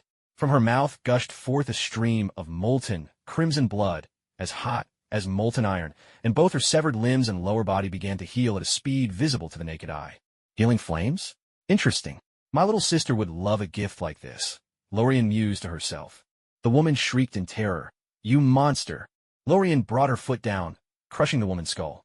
The firelight flickering around the woman's body faded away. Sorry, I'm not a monster. I'm just an ordinary police officer. With that, Lorien turned to the man beside her. Sir, you're under arrest for assaulting a police officer and destroying public property. You have the right to remain silent, but anything you say may be used as evidence in court. The man bolted, sprinting away at full speed. As a rookie cop, Lorien was clearly lacking in experience. She froze for a moment when the suspect fled, before remembering to give chase. But the despair virus was no joke. During that brief hesitation, the man had already dashed more than 100 meters away. Lorien picked up a severed arm and hurled it after him. Empowered by her immense strength, the small limb caught up with the man in an instant, striking his left shoulder with a resounding thud and sending him tumbling head over heels. For an ordinary person, such a blow would have meant instant unconsciousness. But everyone injected with the despair virus possessed extraordinary resilience. The man rolled on the ground, sprang up, and took off running again without so much as a backward glance, swift and decisive. The thief ran, so naturally the cop had to chase. Lorien cherished her current life deeply. In short, she was a little too invested in her role. She definitely didn't want her pay docked for letting a criminal escape, especially when next month's rent and cable bill were coming due. Thus began a fierce chase between two non-humans down the city streets. The man blazed with fire, running like a ghost rider without a motorcycle, while Lorien, calm and composed, made no sound, simply striding forward with her long legs, gaining ground with every step. As the distance steadily closed and panic set in for the man, he suddenly saw Lorien turn a corner and head to a phone booth. She picked up the receiver. Hey, Lothric, I've run into some trouble, and I'm in the middle of a chase. I probably won't be able to wake you up tomorrow morning, so don't be late. There's bread and jam in the fridge. Your stomach's sensitive, so toast the bread before you eat. I have to admit, Lorien's boyfriend potential is truly off the charts. Even now, he doesn't forget to show off their affection. But the bald man has no idea. The desolation virus didn't enhance his hearing, so he can't hear what Lorien is saying at all. He just assumes. She's on the phone calling for backup. But then, a sudden realization hits him. Right, if the police can call for reinforcements, so can I. At this life-or-death moment, he whips out his phone and frantically dials. As soon as the call connects, he says, I'm being tailed. Send a helicopter to pick me up, now. After hanging up, the bald man exchanges a glance with Lorien. Well, time to keep running. But this time, they haven't run far before two helicopters roar onto the scene. One of them, armed with a rotary machine gun, opens fire on Lorien with a hail of blue-lit bullets, forcing her back into the nearby woods. The bald man is overjoyed. He quickly signals for the helicopter to drop a rope ladder. As soon as he climbs aboard, he shouts, Hurry, take me back to the boss. The pilot laughs and says, Seven, you're scared like this by a mere policewoman? Seven snaps. You have no idea how dangerous she is. The pilot shrugs dismissively. No matter how dangerous, she's still just one person. You think she can take down 2 helicopters? Relax. I'll take care of her for you. He barely finishes speaking when, suddenly, a tree trunk whooshes through the air and crashes straight through the cockpit of the other helicopter with a thunderous clang. The whole machine, trailing black smoke, nosedives and explodes in a fiery blast. Everyone is left speechless. Seeing Lorien break off another tree and prepare to throw it, the pilot is so terrified he nearly wets himself. He jerks the control stick, spins the helicopter around in a full 180, and floors it to get out of there. Even as he flees, he grumbles, "What is that thing down there?" "The latest model of the Hulk." 7. Face Dark replies, "She claims she's a police officer." The pilot is left dumbfounded. He thinks to himself, if all police officers were like her, how did the Chitauri ever manage to invade? There must be something seriously wrong with the system in this country. The helicopter is far faster than 7 on foot, so Lorien can't catch up for now. But she's relentless. While the helicopter soars through the sky, she chases after on the ground, never letting up. The chase lasts for over 2 hours. Lorien is so focused on the helicopter above that she doesn't even realize where she's run to. Eventually, the helicopter lands at a dock, and 7 and his crew jump onto a speedboat and head out to sea. The sea? Does Tennessee even have something like that? Lorien is baffled, but since she's come this far, she can't just go back empty-handed. She leaps onto a nearby inflatable raft at the dock, grabs a paddle, and sets off in pursuit. On the speedboat, 7 is convinced they've finally shaken Lorien off. Suddenly, someone cries out in alarm, "That policewoman! She's caught up with us!" Impossible! 7 snatches the binoculars and looks through them, only to see Lorien, her paddle a blur, charging through the waves in her little inflatable raft, chasing after them like a force of nature. What the hell? Do they think this is a cartoon? 7 was about to lose his mind and shouted, "Faster! Step on it!" So the chase resumed. Lorien rowed the little inflatable boat with such force that it sped across the water like a motorboat. In no time, they spotted a massive cargo ship anchored out at sea. 7 got there first. He scrambled aboard, dashed into the armory, and came running back out with a rocket launcher slung over his shoulder. He flipped up the sight, squeezed the trigger hard, and the rocket whooshed through the air, striking the inflatable boat dead on. With a thunderous boom, a cloud of black smoke billowed up from the sea. 7, elated, shouted, "Go to hell, you damn cops!" But he hadn't even finished his sentence when, out of the dark smoke of the explosion, a figure suddenly leaped forth, tracing a graceful arc through the sky before landing with a heavy thud on the deck. It was Lorien, without so much as a glance at anyone else. She looked straight at 7 and said, "Sir, I'm afraid you've just added illegal weapons used to your list of charges. Surrender now."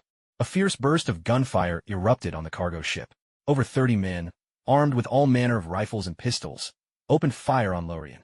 Lorien rolled once, twice, 3 times, weaving fluidly through the hail of bullets until she dove behind a shipping container.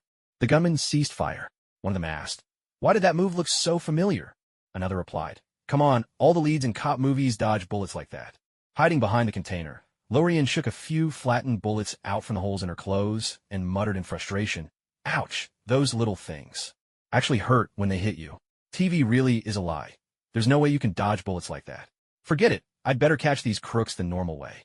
The gunman began to close in, hoping to catch her in one fell swoop. Suddenly, the container made a bizarre, creaking noise and was lifted. Off the ground, Lorien, gripping one corner as if it were a twig, swung it to the right, sending a group of gunmen flying. Then she smashed it to the left, flattening another group. Finally, she mustered all her strength and aimed to toss the container at the stunned 7. But with a sharp crack, the poor container couldn't take the strain and snapped in half, pinning her underneath the debris. What a mess. When I get back, Lothric's definitely not going to let me in bed like this. Lorien, disheveled and dusty, crawled out from the wreckage. By the time she looked around, 7 had already vanished. "This ship isn't that big. Where could you possibly run? I'm catching you today no matter what." With that, Lorien brushed herself off and began searching the cargo ship. Meanwhile, inside the ship, a gentleman in a white suit stood calmly, Eldritch himself. Next to him, visibly trembling, was a large, familiar man, none other than their old acquaintance, Old Black. Speaking of which, this American president really was down on his luck. This time, Eldritch hadn't managed to get in touch with the vice president, nor had he seized Rhodes' Iron Patriot suit, and yet he still ended up getting caught. The president wasn't captured on Air Force One this time, but rather during a nationwide tour and performance event. The extremist soldiers, with their superhuman combat abilities and near-invincible regenerative powers, made short work of the White House security, and, under the gaze of the public, kidnapped the President of the United States in the boldest fashion imaginable. Eldridge grinned and asked, "Mr. President, do you remember this ship?"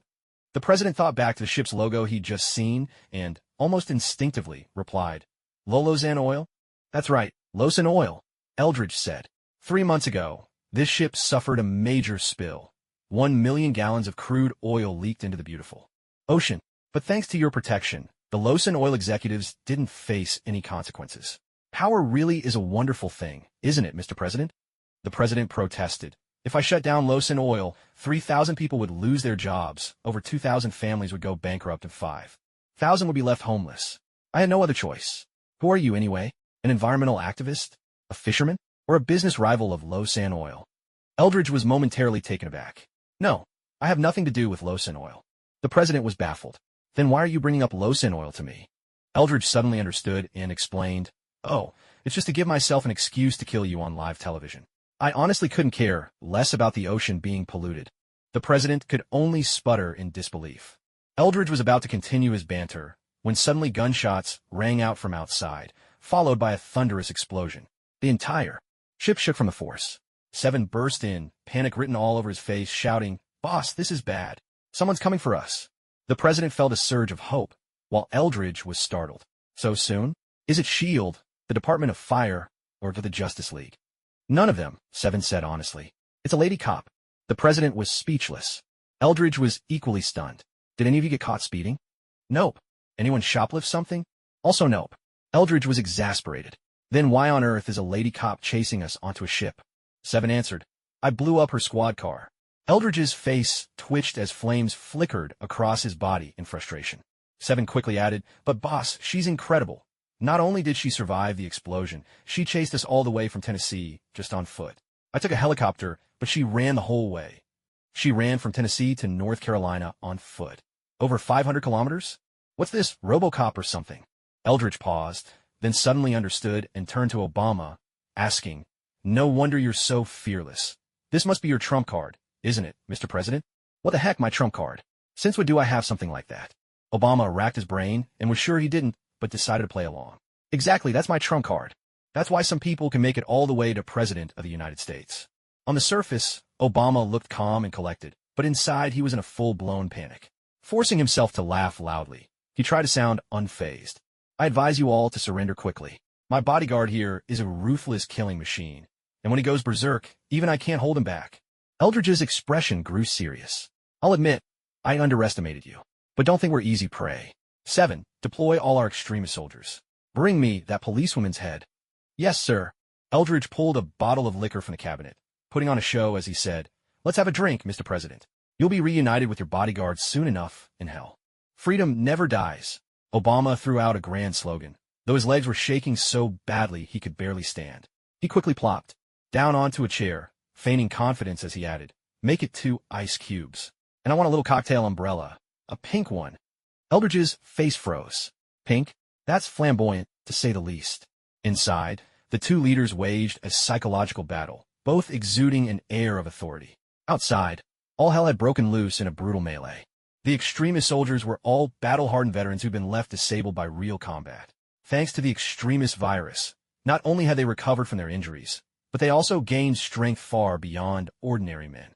Especially, when it came to heat, what was deadly to most people only made them more powerful. Now, over 100 extremist soldiers charged out like a pack of demons, the kind of force that would have Captain America himself running for the hills. But Lorien was no Captain America.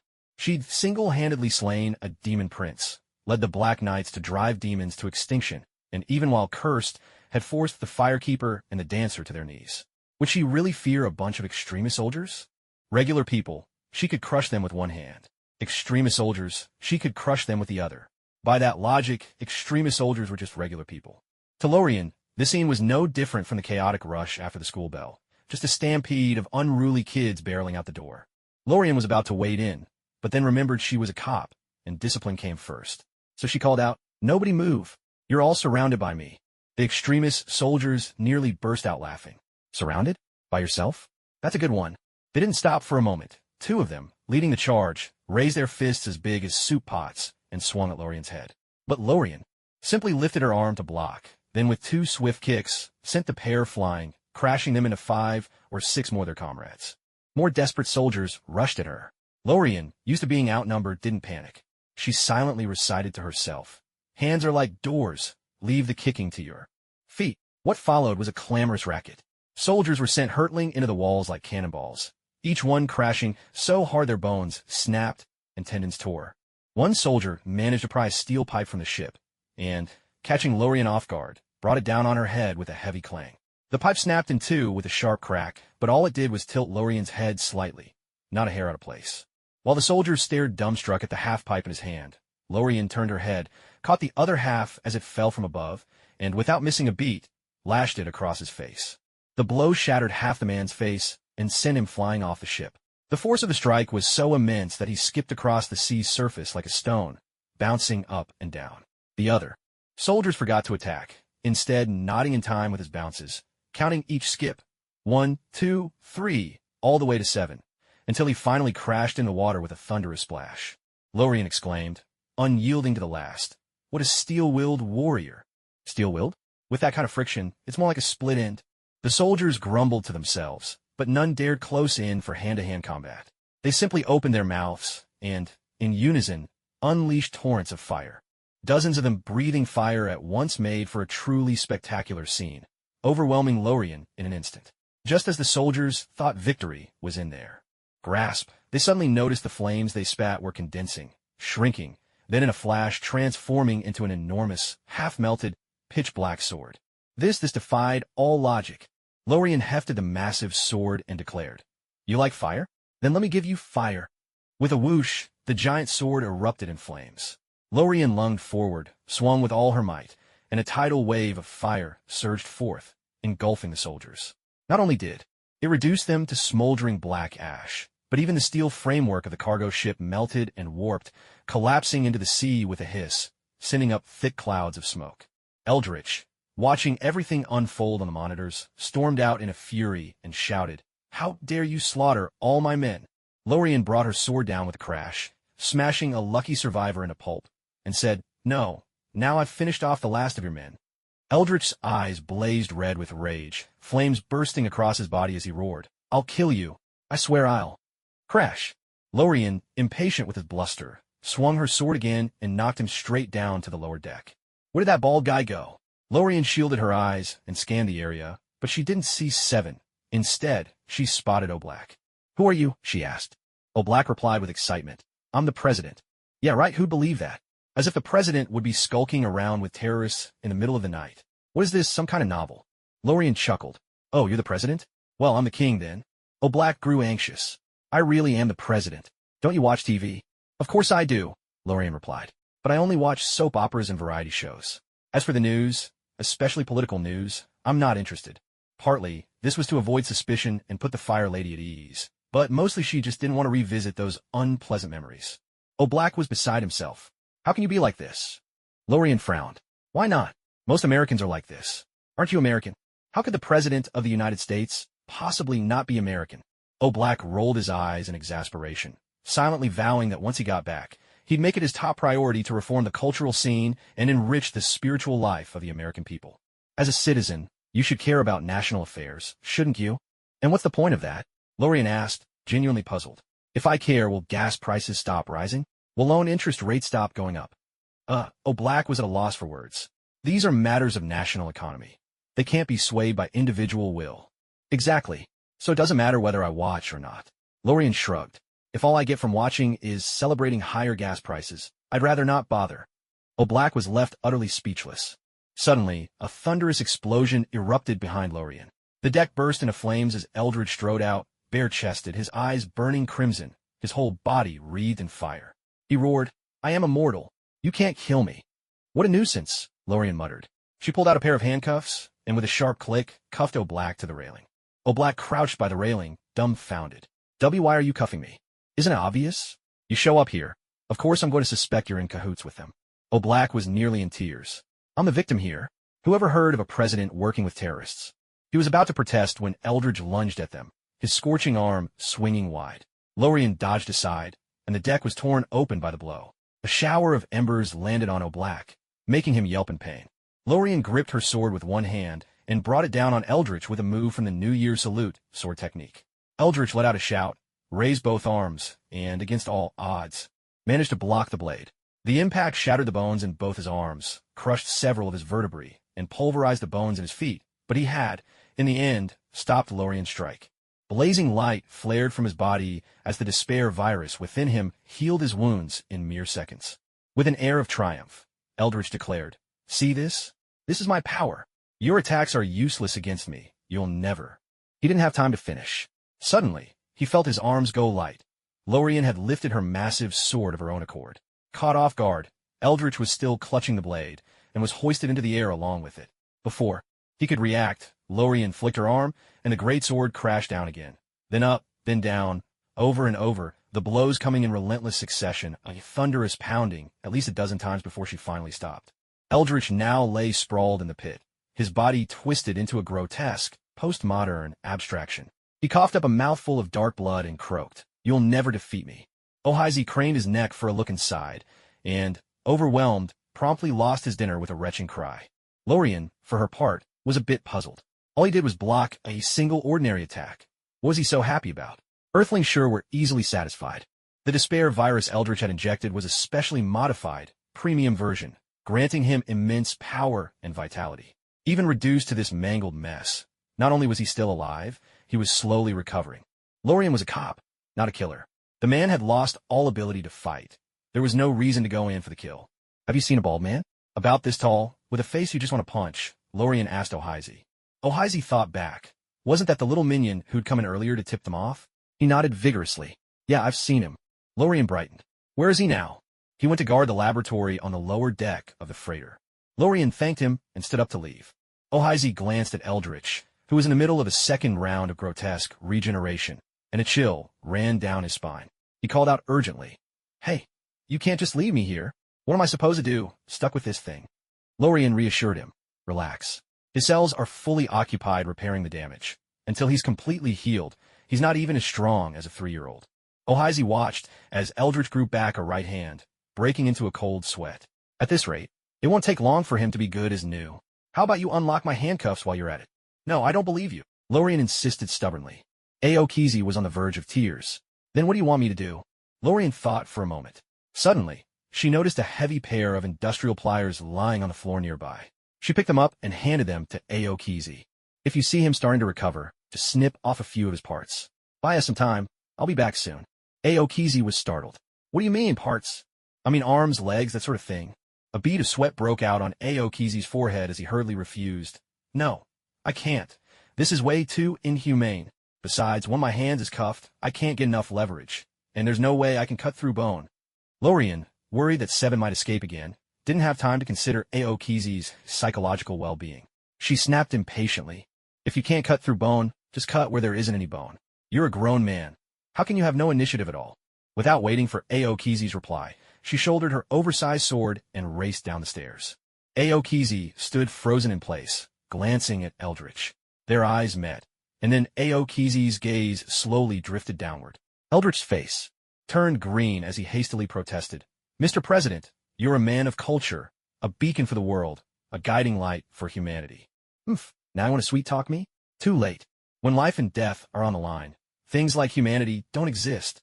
With one hand, Aokizi adjusted the pliers' position, then pressed down with all his might.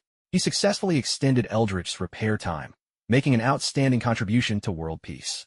By the time Lorien came back up the stairs carrying Seven, the whole scene was covered in metaphorical static.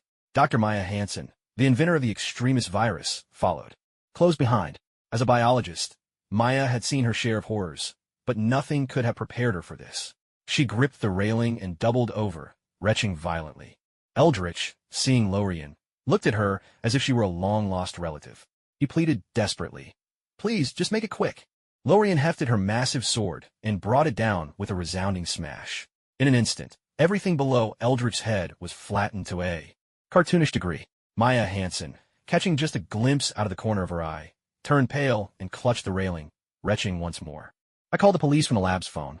They'll be here soon. You'd all better fend for yourselves," Lorien said, hoisting Seven onto her shoulder as she prepared to leave. Aokizi exclaimed in surprise, "Aren't you going to arrest him?" Eldritch was equally shocked. Yeah, you're not arresting me? Lorian answered honestly. An old mentor at the station once told me that overstepping jurisdiction is a big taboo. Since you didn't commit the crime on my turf, arresting you would look bad. Better to leave you to the local police. Eldritch was on the verge of a breakdown. So, but you're not actually the president's bodyguard? Then why on earth did you come all the way from Tennessee? To catch this guy. Lorian pointed to Seven, who sat on her shoulder, and said, This fellow blew up the only police car in our town. Because of that, our station is going to get points deducted for property damage. So we'll never get rated as an outstanding unit. Just imagine, after a whole year of hard work, we get hit with this. Don't you think that's just unfair? So I have to bring him back, to give the team an explanation. All for that. Eldritch was about to lose his mind. Over a single police car, more than a decade of ambition was shattered in one night. If anyone's being wronged here, it's me. O'Heasy suddenly let out a short, dry laugh and asked, Officer, is being rated outstanding really that important to you all? Of course it is, Lorian replied. There's a $1,000 bonus for being chosen as an outstanding unit each year. Our station splits it 4 ways, 250 each. George can use a share to plant a cherry tree in his yard. John can repaint his White House, and Thomas can finally buy that abandoned garden next door. And what about you? Me? Lorian grinned. I buy Christmas presents for my little sisters, of course. O'Heasy nodded. I promise, your wish will come true. Lorian shrugged. What good is your promise? You sound just like a president now, making promises without caring about the consequences. Oh, except you're squatting, not standing. O'Heasy, in just a single night, the presidential kidnapping that shocked the entire country was brought to a swift and perfect close. The president was rescued unharmed. The terrorist leader was apprehended. But what happened in between remained a mystery. Facing the cameras, O'Heasy declared, the true hero was an anonymous citizen. She could have been anyone in America, because she represents the very spirit of America itself. Lorian brought Seven in, charging him with assaulting a police officer, destruction of public property, and illegal use of weapons. Later, she heard he had other outstanding cases, so a higher-level law enforcement agency took him away. Lorian didn't bother with that. After all, she was just an ordinary small-town sheriff, responsible only for her own little patch of land. Plots, intrigue, politics, backroom deals, none of that existed in her world. As usual, after a shift, Lorian went home and said to Losrick, careful and apologetic, looks like this year's bonus is out of reach. I spent my salary this month on Christmas gifts for the girls, so maybe that dishwasher you wanted will have to wait until next year. Losrick asked, there's no bonus? Lorian nodded. Nope, it's gone. Really gone. Really gone. Smiling, Losrick pulled an envelope out of her apron pocket and asked, then why did Mr. John come by just now to deliver the bonus, saying you'd forgotten to pick it up? Lorian was dumbfounded. How was that possible? Lothric pouted, lips pursed in mock annoyance. Oomph. So now you're stashing away secret money?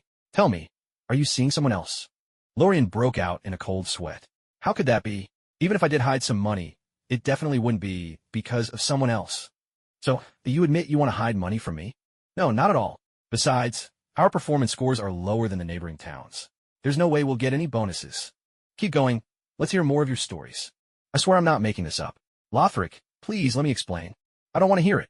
Suddenly, a white circle appeared at Lorian's feet. There was a sharp zap, and in a flash, she found herself teleported outside the door. A few mischievous kids, busy with their snowball fight, spotted her and immediately started teasing. Lorian, did Teacher Lothric kick you out again? Lorian's cheeks flushed red. It's the chief's family business. That's not called kicking me out, all right? Now get yourselves home, or I'll show you the 4 ways to wear handcuffs. The kids burst into laughter, their giggles ringing out and filling the whole town with cheerful energy. Snowflakes drifted down, announcing the arrival of Christmas. The firekeeper walked ahead, a dainty little bell dangling from the end of her hair, jingling brightly with every step she took. Tony had been holding back for a while, but finally couldn't resist asking, so what's with the bell? The firekeeper let out a sigh, looking utterly resigned. A gift from my family. That was all Tony needed to hear. His eyes lit up as he launched into a boast. Guess what I got Pepper this year? A 3-meter-tall plush bunny. And it's got a pair of, well, made exactly to her measurements. It's absolutely epic. Tony, if you don't stop talking, I'll send you straight to Mars. The crisis with Vanguard Technologies' extremist virus ended in the most unexpected way. Happy's business in Japan was booming. He had 0 time to visit the Hollywood Chinese theater, and so he was never caught in the explosion. Since Happy wasn't hurt, Tony never snapped and went on his televised rant, which meant he wasn't targeted by Severn's missiles and blown all the way to Tennessee. Because he didn't go to Tennessee, he never uncovered the truth behind the extremist virus, nor did he get to confront Eldridge Killian from Vanguard Technologies. On the bright side, Tony's seaside villa stayed intact, and Pepper never got injected with the extremist virus. On the downside, with the president being captured and no one to rescue him, things were looking grim for the White House. When the firekeeper heard the news, she was utterly stunned. She weighed the pros and cons back and forth, torn between rescuing the president or not, or maybe just not. According to the U.S. Constitution, the vice president is the first in line for succession. If the president dies, resigns, or is removed from office, the vice president steps in immediately. As it happened, the firekeeper was on excellent terms with the vice president. His daughter was even her unofficial apprentice. No matter how she looked at it, if Eldridge tried to assassinate the president and the firekeeper just stayed out of it, she'd end up the biggest winner of all. Then the first daughter and the second daughter came in person to plead for help. One was 14, the other 11, and the two girls wept in the firewoman's office for half an hour. The reason they only cried for that long was because after this, they still had to go to SHIELD to cry, to the Department of Defense to cry, to Congress to cry, to the White House to cry, and even to the vice president's house to cry. After all, the president of a democracy wasn't so precious. Plenty of people would be happy to see Obama gone. Everyone understood that the real issue now wasn't how to rescue him, but whether he should be rescued at all. For the sake of their father, the two daughters could only play the emotional card, hoping their tears might soften the hardened hearts of those in power. Don't get the wrong idea. I mean actual tears. The firewoman decided to save the president. But don't misunderstand. She wasn't swayed by sentimental family ties. It was simply that the Dark Portal project had just begun. If the president were assassinated, the country would undoubtedly raise its security level, which would slow down the progress of the project, a move she considered downright foolish. Yes, that's all there was to it. Firewoman quickly recalled the plot. She had Tony hack into SHLD's satellite system to search for large freighters near the coast, and soon, they pinpointed Obama's location. Once they had the spot, the rest was easy. With a sweep of her left hand, Firewoman opened a portal. The moment she stepped through, she was greeted by a scene that had to be heavily censored. She was so startled she blurted out, "Whoa, I'm blind. Oh wait, I already am. Never mind then." Turning her head, she spotted Obama, handcuffed to a railing, looking for all the world like a hippie chained to a radiator. Firewoman pulled out her phone and snapped a picture. Obama's face fell in utter despair. "All right, what do you want me to do?" "Relax. I promise it won't go against the heroic code." Obama's expression darkened even more. "Don't say that. Breaking the code is easy. Sticking to it is the real challenge. If it were easy, why would I need you?" Firewoman put away her phone, snapped the handcuffs off Obama, then glanced at the woman in a white lab coat nearby and smiled. "Dr. Maya Hansen?" Maya Hansen nodded nervously. Firewoman smiled. "I'm still short a scientist for my division of fire. Are you interested in joining us?" Maya's eyes lit up. She'd long wanted to study light therapy to remedy the flaws of the extremist virus, and Firewoman's offer was just what she'd been dreaming of. She nodded eagerly. "I'm interested absolutely, but I don't know magic. Can I still join the division of fire?" Tony Stark didn't know magic either, and look, he became deputy director of the division. Firewoman replied with pride. "If I say you're in, you're in. As long as you deliver results, I'll always have your back." Deep down, Maya Hansen was still a pure scientist. Her partnership with Eldridge Killian was merely a means to secure research, funding, and access to human trial data. Now, seeing a chance to switch allegiances, why would she hesitate? Of course, she'd choose the winning side. Brimming with excitement, she said, "Please rest assured, I've already conceptualized a second-generation extremist virus and even managed to create a few samples. If I can just unlock the secrets of phototherapy, I'm certain I can craft a perfect product." Second-generation extremist virus? The firewoman's curiosity was piqued. "Where are the samples?" "They're in the lowest cargo hold of the freighter. I'll get them for you right now." "I've also got a test subject," Maya Hansen answered eagerly. She had barely taken a step when the firewoman yanked her back. In the very spot Maya had just been standing, a searing hot arm suddenly plunged through the deck, piercing straight through and melting a puddle of iron. Maya stared, wide-eyed. It was Eldridge Killian. "That regeneration speed? You've evolved." Maya gasped, utterly astonished. Killian's nostrils and mouth belched fire with every step, droplets of flame falling to the floor. Within a few strides, he'd regained human form.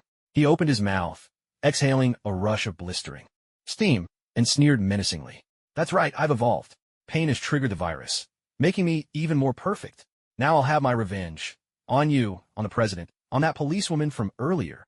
Policewoman? A chill shot up the firewoman's spine, racing from the small of her back straight to the top of her head. She sniffed the air and caught a faint, familiar scent of fire. Her forehead broke out in cold sweat. That seemed like Lorian's fire, but Lorian was in Tennessee, and this was North Carolina, several hundred miles apart. How could she have ended up here? Suppressing her unease, the firewoman asked Killian, "Hey, this policewoman you mentioned, does she have pale golden hair about this tall?" Killian, already seething, exploded at her blunt questioning. "You have no right to interrogate me," he roared. "What's with all the yelling?" The firewoman snapped back, equally annoyed. She raised her left hand and sent the cosmic cube spinning through the air. With a sharp whir and a heavy thud, it smashed right into Killian's face. There was a nasty crunch. Killian's neck twisted with a sickening crack, and he spat out a mouthful of teeth. Nearly half his lower jaw shattered into dust, his tongue flopping out and landing with a wet slap against his left cheek. The sheer force nearly snapped his neck and sent him flying across the deck, his body spinning like a top as he crashed from bow to stern. Both Blackie and Maya Hansen stood agape, mouths wide in shock. The firekeeper scratched her face and said to A.O. Heisey, "If I'm not mistaken, that policewoman is also from Lothric. She snuck in, but she means no harm. She just wanted to experience a different life." A.O. Heisey understood immediately and hurried to add, "It's fine. She saved my life, too. From today on, she's officially an American citizen." "Thank you," the firekeeper continued. "I hope this matter won't reach a third person." As she spoke, she glanced at Maya Hansen, noticing that the scientist looked positively terrified. Quickly, she corrected herself. "I mean a fourth person." A.O. Heisey nodded. "Don't worry. No one will disturb her life." Maya Hansen quickly pledged her loyalty as well. "I'm only here for research. I don't care about anything else. Won't record anything, and won't interfere." The firekeeper nodded with satisfaction. "Good. You're sure to become a great scientist. By the way, you don't need to fetch any samples. Even if you did, I wouldn't understand them. Didn't you mention an experimental subject? Where is it?" Maya Hansen looked toward the stern of the ship. The firekeeper opened a portal and pointed inside, where Eldritch had once again transformed into an abstract painting. "This thing." Maya Hansen nodded. The firekeeper frowned, grabbed the Fanteon-stamped cosmic cube, and gave it a few hard smacks. The cargo ship nearly shook itself apart, but to her surprise, Eldritch was still alive. "This guy is incredibly resilient. How did you manage that?" Maya Hansen nodded. "I studied phototherapy and found that, without exception, it stimulates the recipient's own cells to divide and repair themselves. I haven't figured out the exact mechanism, but the data shows a dramatic increase in cortical activity during treatment. I tentatively attribute this to an enhancement of mental strength. So, in the second-generation dead-end virus, I added components that further stimulate the brain's cortex. This successfully broke the Hayflick limit, allowing cells to divide infinitely, giving the organism limitless healing abilities." A.O. Heisey's eyes lit up. "Doesn't that mean anyone could become immortal?" Maya Hansen shook her head. "In theory, yes, but the success rate of the second-generation dead-end virus is extremely low, less than 8 in 10,000. Eldritch only survived because he had no other choice and injected himself out of sheer desperation. To be honest, he was at death's door and fully expected not to make it. But by some miracle, he pulled through. As the developer of the virus, even I can't guarantee who might be the next lucky 8 in 10,000. 8 in 10,000? That's practically a death sentence." A.O. Heisey wiped the sweat from his brow. "Maybe we should wait until we're on our deathbeds before injecting it. Who knows, we might just get lucky." Maya Hansen shook her head. "No, that's not possible. The older the body, the lower the success rate.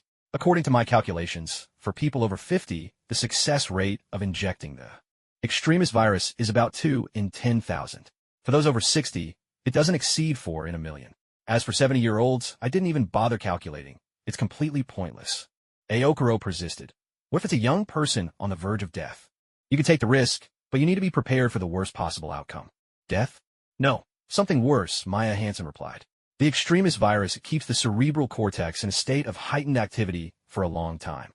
Simply put, it makes people excitable, impulsive, emotional, stubborn, irritable, and prone to extremes. Aldrich is a clear example." Aokuro was startled. "So, you're saying that even the successful ones could turn into lunatics? It seems the price of immortality really is as heavy as countless tales have warned." Suddenly, the firekeeper spoke up. "Even if the cells break through the Hayflick limit, where does the nourishment come from for endless cycles of division?" Maya Hansen shook her head. "That's something that puzzles me as well. I examined Aldrich's digestive system, and found no signs of mutation. It still functions just like a normal human's. Logically, with the way his body is regenerating at such intensity, he should have exhausted all his internal reserves long ago and completely collapsed. Yet, it seems there's some supply I can't detect that keeps replenishing what he consumes. The firekeeper curled her lips into a smile. It's not that you can't detect it. It's that you can't see it. Can't see it? The firekeeper stretched out her hand, and a glowing orb appeared in her palm. It floated towards Aldrich as if drawn by some invisible force, and then he inhaled it through his nose and mouth. Instantly, the speed of his recovery quickened before their very eyes. Maya Hansen was shocked. What was that white light? The firekeeper answered, a soul. Maya Hansen and Aokoro were both astonished. Are you saying this guy can devour souls? Seeing both of them leap back in alarm, the firekeeper quickly explained, don't worry, he can't absorb souls from the living. Only those of the dead, drifting in the air. Aokoro still kept his distance. Even so, that's pretty sinister. And why do you have a soul with you? Don't tell me. The firekeeper replied, somewhat irritably. It was from those Chitari earlier. Aokoro said, oh, then that's fine. Maya Hansen, ever the scientist, who wouldn't hesitate to sample even an alien out of curiosity, leaned in and asked, science has never acknowledged the existence of souls. How does he manage to do that? The firekeeper said, there may not be anything like this in the scientific community, but there certainly is in the world of magic. At the heart of magic lies mental power, which doesn't stem from muscles or bones, but from the brain. Your extremis virus boosts cerebral cortex activity, which, without a doubt, has artificially created a mage. Science can't provide Eldritch with enough nourishment, so for his survival, he naturally resorts to magical means.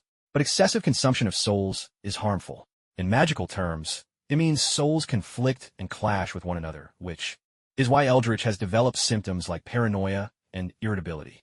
To put it simply, Dr. Maya Hansen, you use science to create a magical monster. Congratulations, truly congratulations.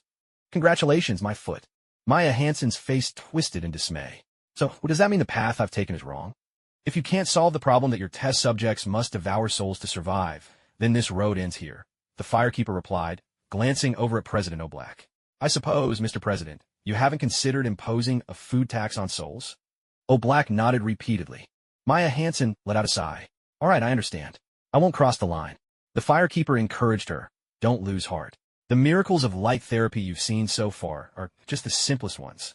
Once you join the firekeeping department, I can have the homebody teach you, and let the followers of the angelic church show you even more advanced miracles of light therapy. I'm sure they'll inspire you in ways you've never imagined. Maya's eyes sparkled. Thank you so much. I promise I won't let you down. The firekeeper nodded, then turned to O'Black. Mr. President, as you heard, Eldritch is a magical creation. I believe the firekeeping department should take responsibility for handling him. O'Black thought for a moment and asked, can you guarantee that he won't be a threat to the public? The firekeeper smiled slightly. Rest assured, not only will he never harm anyone, but he'll shine and radiate light, illuminating the whole world. O'Black. The president was safely rescued and, in front of thousands of reporters, embraced his wife and daughter in a touching, heartfelt scene. Good people always sympathize with the vulnerable.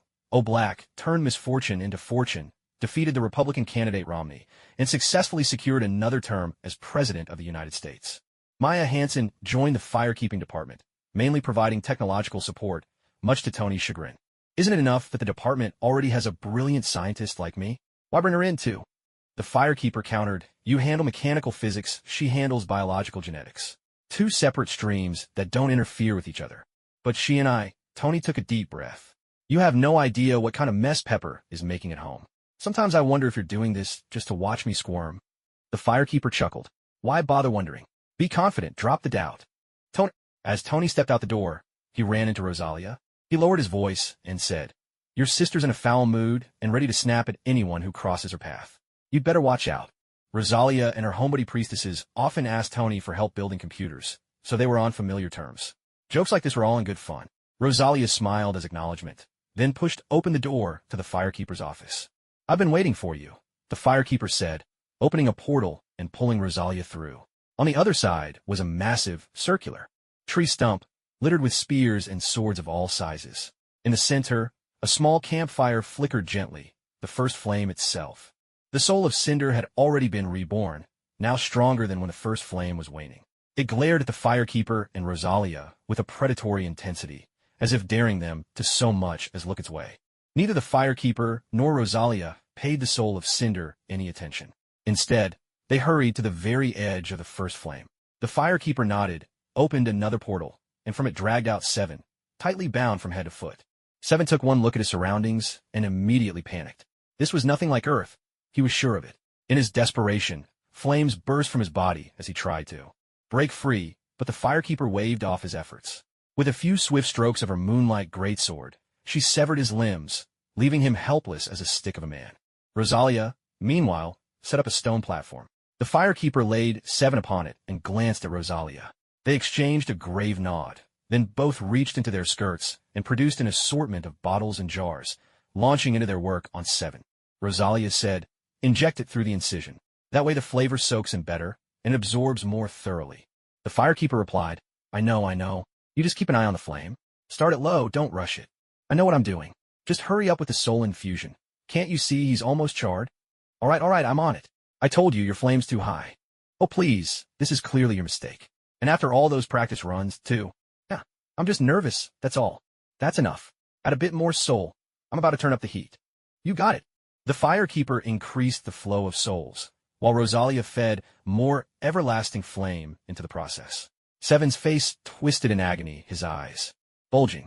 He was, after all, only human, enduring the gnawing of countless souls and the searing heat of the everlasting flame all at once. His mind and body suffered a double torment, but the second-generation despair virus, which grew stronger against resistance, kept rebuilding his mind even as his flesh wavered between rare and well done.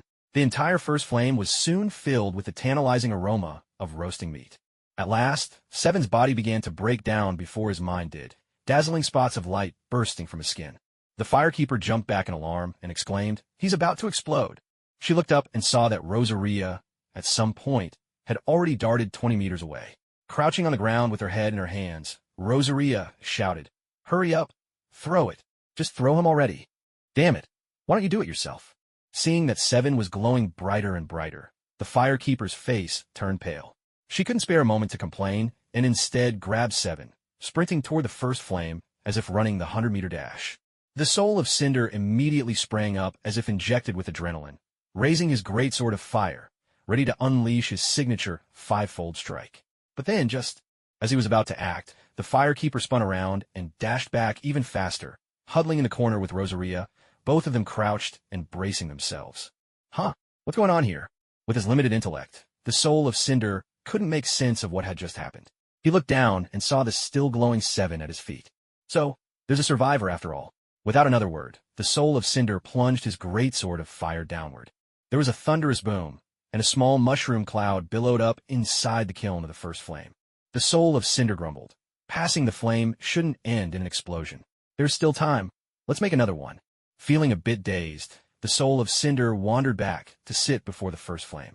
The Firekeeper flicked her delicate hand, reaching through a portal to drag out Aldrich. Seven was just practice. This one is the main course. To the Firekeeper, someone named Aldrich is simply too much of a waste if not burned. But even so, burning him recklessly would be a shame.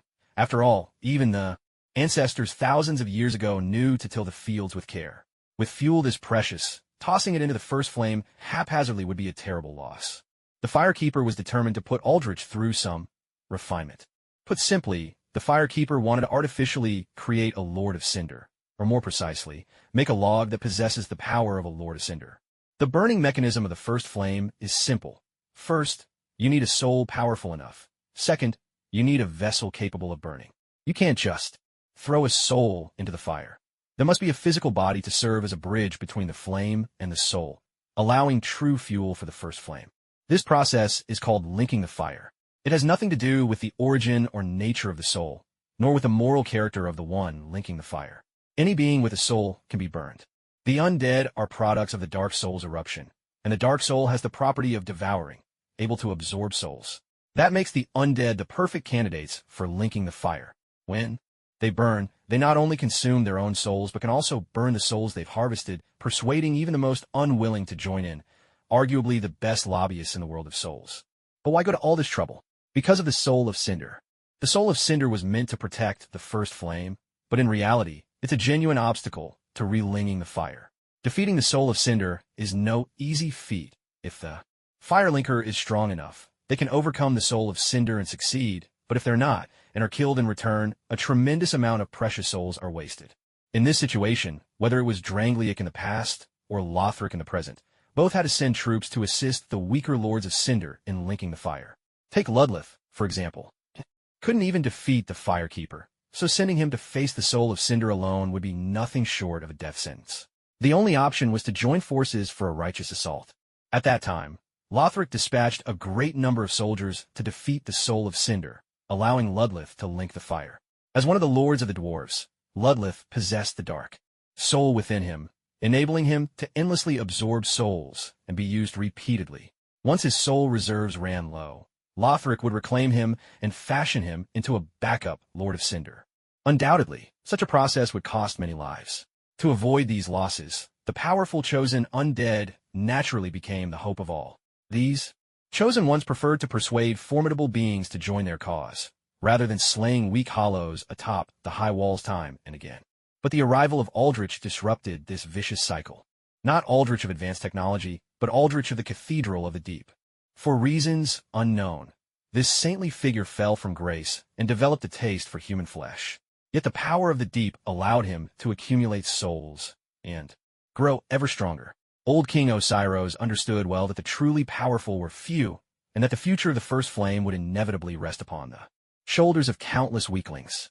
That is why he defied the world's condemnation and ordered the imprisonment and breeding of man-eating monsters, hoping that quantity would compensate for lack of strength, providing vital fuel for the First Flame at a decisive moment, saving the world, his kingdom, and his people. Sadly, that day never came. Madness claimed him before his vision could be realized. Today, however, the Firekeeper resolved to renew his experiment. The subjects of both their experiments bore the same name, Aldrich, as if fate itself demanded this cycle in return. "Bless us, Father," Rosaria murmured as she channeled the eternal flame into Aldrich's body. The eternal flame, the source of the fire giant King Surtur's power, was far beyond what any ordinary human could endure. Almost immediately, Aldrich began to scream in agony. Fire seeped from beneath his skin, searing his muscles and scorching his bones. But as a second-generation Doomsday virus host, true to the name, he grew only more tenacious the greater his peril. Aldrich's cells began dividing at a frenzied pace, constantly repairing the damage. Yet the eternal flame was no ordinary fire. Its immortal nature kept it burning without end. Soon, Aldrich's regenerative speed slowed as he ran out of nourishment. At that moment, the Firekeeper gently released the Chitauri souls she had gathered during the Great Battle in New York. As expected, Aldrich absorbed them in an instant, and the balance between destruction and restoration was restored. Everything was unfolding exactly as the Firekeeper had planned. Because Eldritch's soul-absorbing ability is passive, to infuse him with the First Flame, they had to continuously injure him, forcing his power to manifest. The Firekeeper then supplied souls for Eldritch to absorb, ultimately forging him in a firewood of such exceptional quality that it could rival the lords of Cinder themselves. Having practiced this procedure on 7 before, the Firekeeper and Rosaria now worked together with perfect coordination and ease. Gone were the days of disastrous mishaps. One was in charge of igniting, the other of feeding in souls, maintaining a balance between his restoration and destruction. In the process, they poured a torrent of Chitauri souls into Eldritch, dramatically enhancing his quality. In no time at all, he was transformed from ordinary white kindling into a purple, epic-grade fuel. During the Battle of New York, the Firekeeper had absorbed the souls of around 200,000 Chitauri. Although these beings operated as a kind of hive, they were still far stronger than fragile humans, each one packing about 10 soul units on average. Altogether, that amounted to more than 2 million souls. According to the Firekeeper, burning through that would surely trigger a qualitative change in the First Flame. With this flood of souls pouring into him, Eldritch had long since lost his mind. His body, constantly torn apart and then rebuilt, now resembled a rolling river of molten magma, blazing hot, no longer remotely human. As the searing heat intensified, Rosaria quickly cast a powerful magic shield over herself and the Firekeeper, bringing them some relief. She wiped the sweat from her brow and hesitantly asked, "Is this safe? He seems to be turning into something between a human and a fire giant." Beads of sweat dripped from the Firekeeper's delicate chin as she continued to channel souls. It's probably the despair virus evolving. A human body can't withstand the first flame, so becoming a fire giant is his only hope for survival. Rosaria was astonished. The despair virus can even change the nature of life itself? That's incredible. It's not the virus that's powerful. It's him. Eldritch. The firekeeper replied. Even as a human, his soul power was 63 units, dozens of times that of an ordinary person. Maybe a lifetime of hardship forged his resilience. If Tony hadn't let him down, he might have gone down in history as a great scientist. Rosaria gave a wry smile. Just as the magazines say, Tony Stark really is a jerk. The firekeeper nodded. He sure was back in 1999. But it's 2012 now. She pushed the last surge of souls into Eldritch with renewed determination, raising her voice. What's past is past. We have to face the future. Now, show me success. A thunderous roar erupted, echoing like a beast unleashed. Eldritch, his entire body flowing with molten lava, suddenly let out a thunderous roar. Over 5 million souls surged into him, completely transforming his very nature. He was now neither human nor fire giant, but something that stood between the two, a new being, crafted by the firekeeper's will alone. With her power, she had created a creature the world had never seen before. The firekeeper smiled and said, "Let's call you the Ashen King, born of kindling, destined to fall for the sake of kindling. There is no glory or radiance of a Lord of Cinder here, only the fate of being fuel to keep the first flame alive. This is Lothric's final mercy to those it deems unworthy. Be grateful, thank me, and thank the King of Lothric for giving you a chance at redemption." Eldritch swung down with a massive claw, but the firekeeper calmly raised a single finger. With a whir, the cosmic cube shot out, striking Eldritch's palm with a resounding thud. The cube bounced away, forcing Eldritch back a couple of steps. Seizing the moment, the firekeeper sliced open a portal, wrapped an arm around Rosaria's waist, and whisked them both to the other side of the kiln of the first flame. She wasn't done yet. Waving her wand, she cast a spell, shrouding herself and Rosaria in invisibility so their bodies faded into transparency. Next, she used a silent spell to erase the sound of their movements. And finally, she rang her sacred bell, casting absolution on both the Ashen King and the Soul of Cinder. With the minds of simple beasts, the two titans were instantly set at each other's throats, roaring and crashing together in a frenzied brawl. The firekeeper opened another portal, reached in her office drawer, and pulled out 2 large bags of snacks. She tossed one to Rosaria, and the two of them began to munch away, snacks crunching cheerfully as crumbs scattered across the floor of the kiln.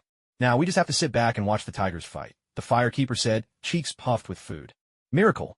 Absolution. A miracle bestowed by the Black Church of Launder upon the exiled. Become more likely to be attacked by enemies. Both the Soul of Cinder and Eldritch were conglomerations of countless souls, their minds not much sharper than pond scum. This miracle worked wonders on them. The two brutes were evenly matched, their battle fierce and relentless. The Soul of Cinder had the edge in skill, switching from greatsword to curved blade in an endless flurry of dazzling attacks. The Ashen King, Eldritch, relied on raw strength. A base of 2 million souls made his body tough as iron. He never dodged if he could take a hit head-on, the picture of brute masculinity. In truth, at this stage, the Soul of Cinder was a bit weaker than the Ashen King, and he was gradually being overwhelmed. Still, Eldritch fought at a cost, trading wound for wound. One claw pierced the Soul of Cinder's chest, but the Soul of Cinder's sword hacked off a large chunk of Eldritch's skull. Eldritch fell to his knees, while the Soul of Cinder dissolved into embers and returned to the first flame. Eldritch tried to absorb his foe's soul to heal, but he'd forgotten. There were still 2 others lurking in the kiln. The blue, sparkling cosmic cube shot out from the corner in a flash, striking Eldritch squarely on the forehead with a thud and knocking him straight into the ground. Yet, the searing pain only fueled his ferocity. With a furious roar, Eldritch erupted in flames, leaping high from the earth and lunging at the firekeeper, who had now revealed herself. But the blue cosmic cube whirled through the air once again, slamming into his chest with a heavy clang.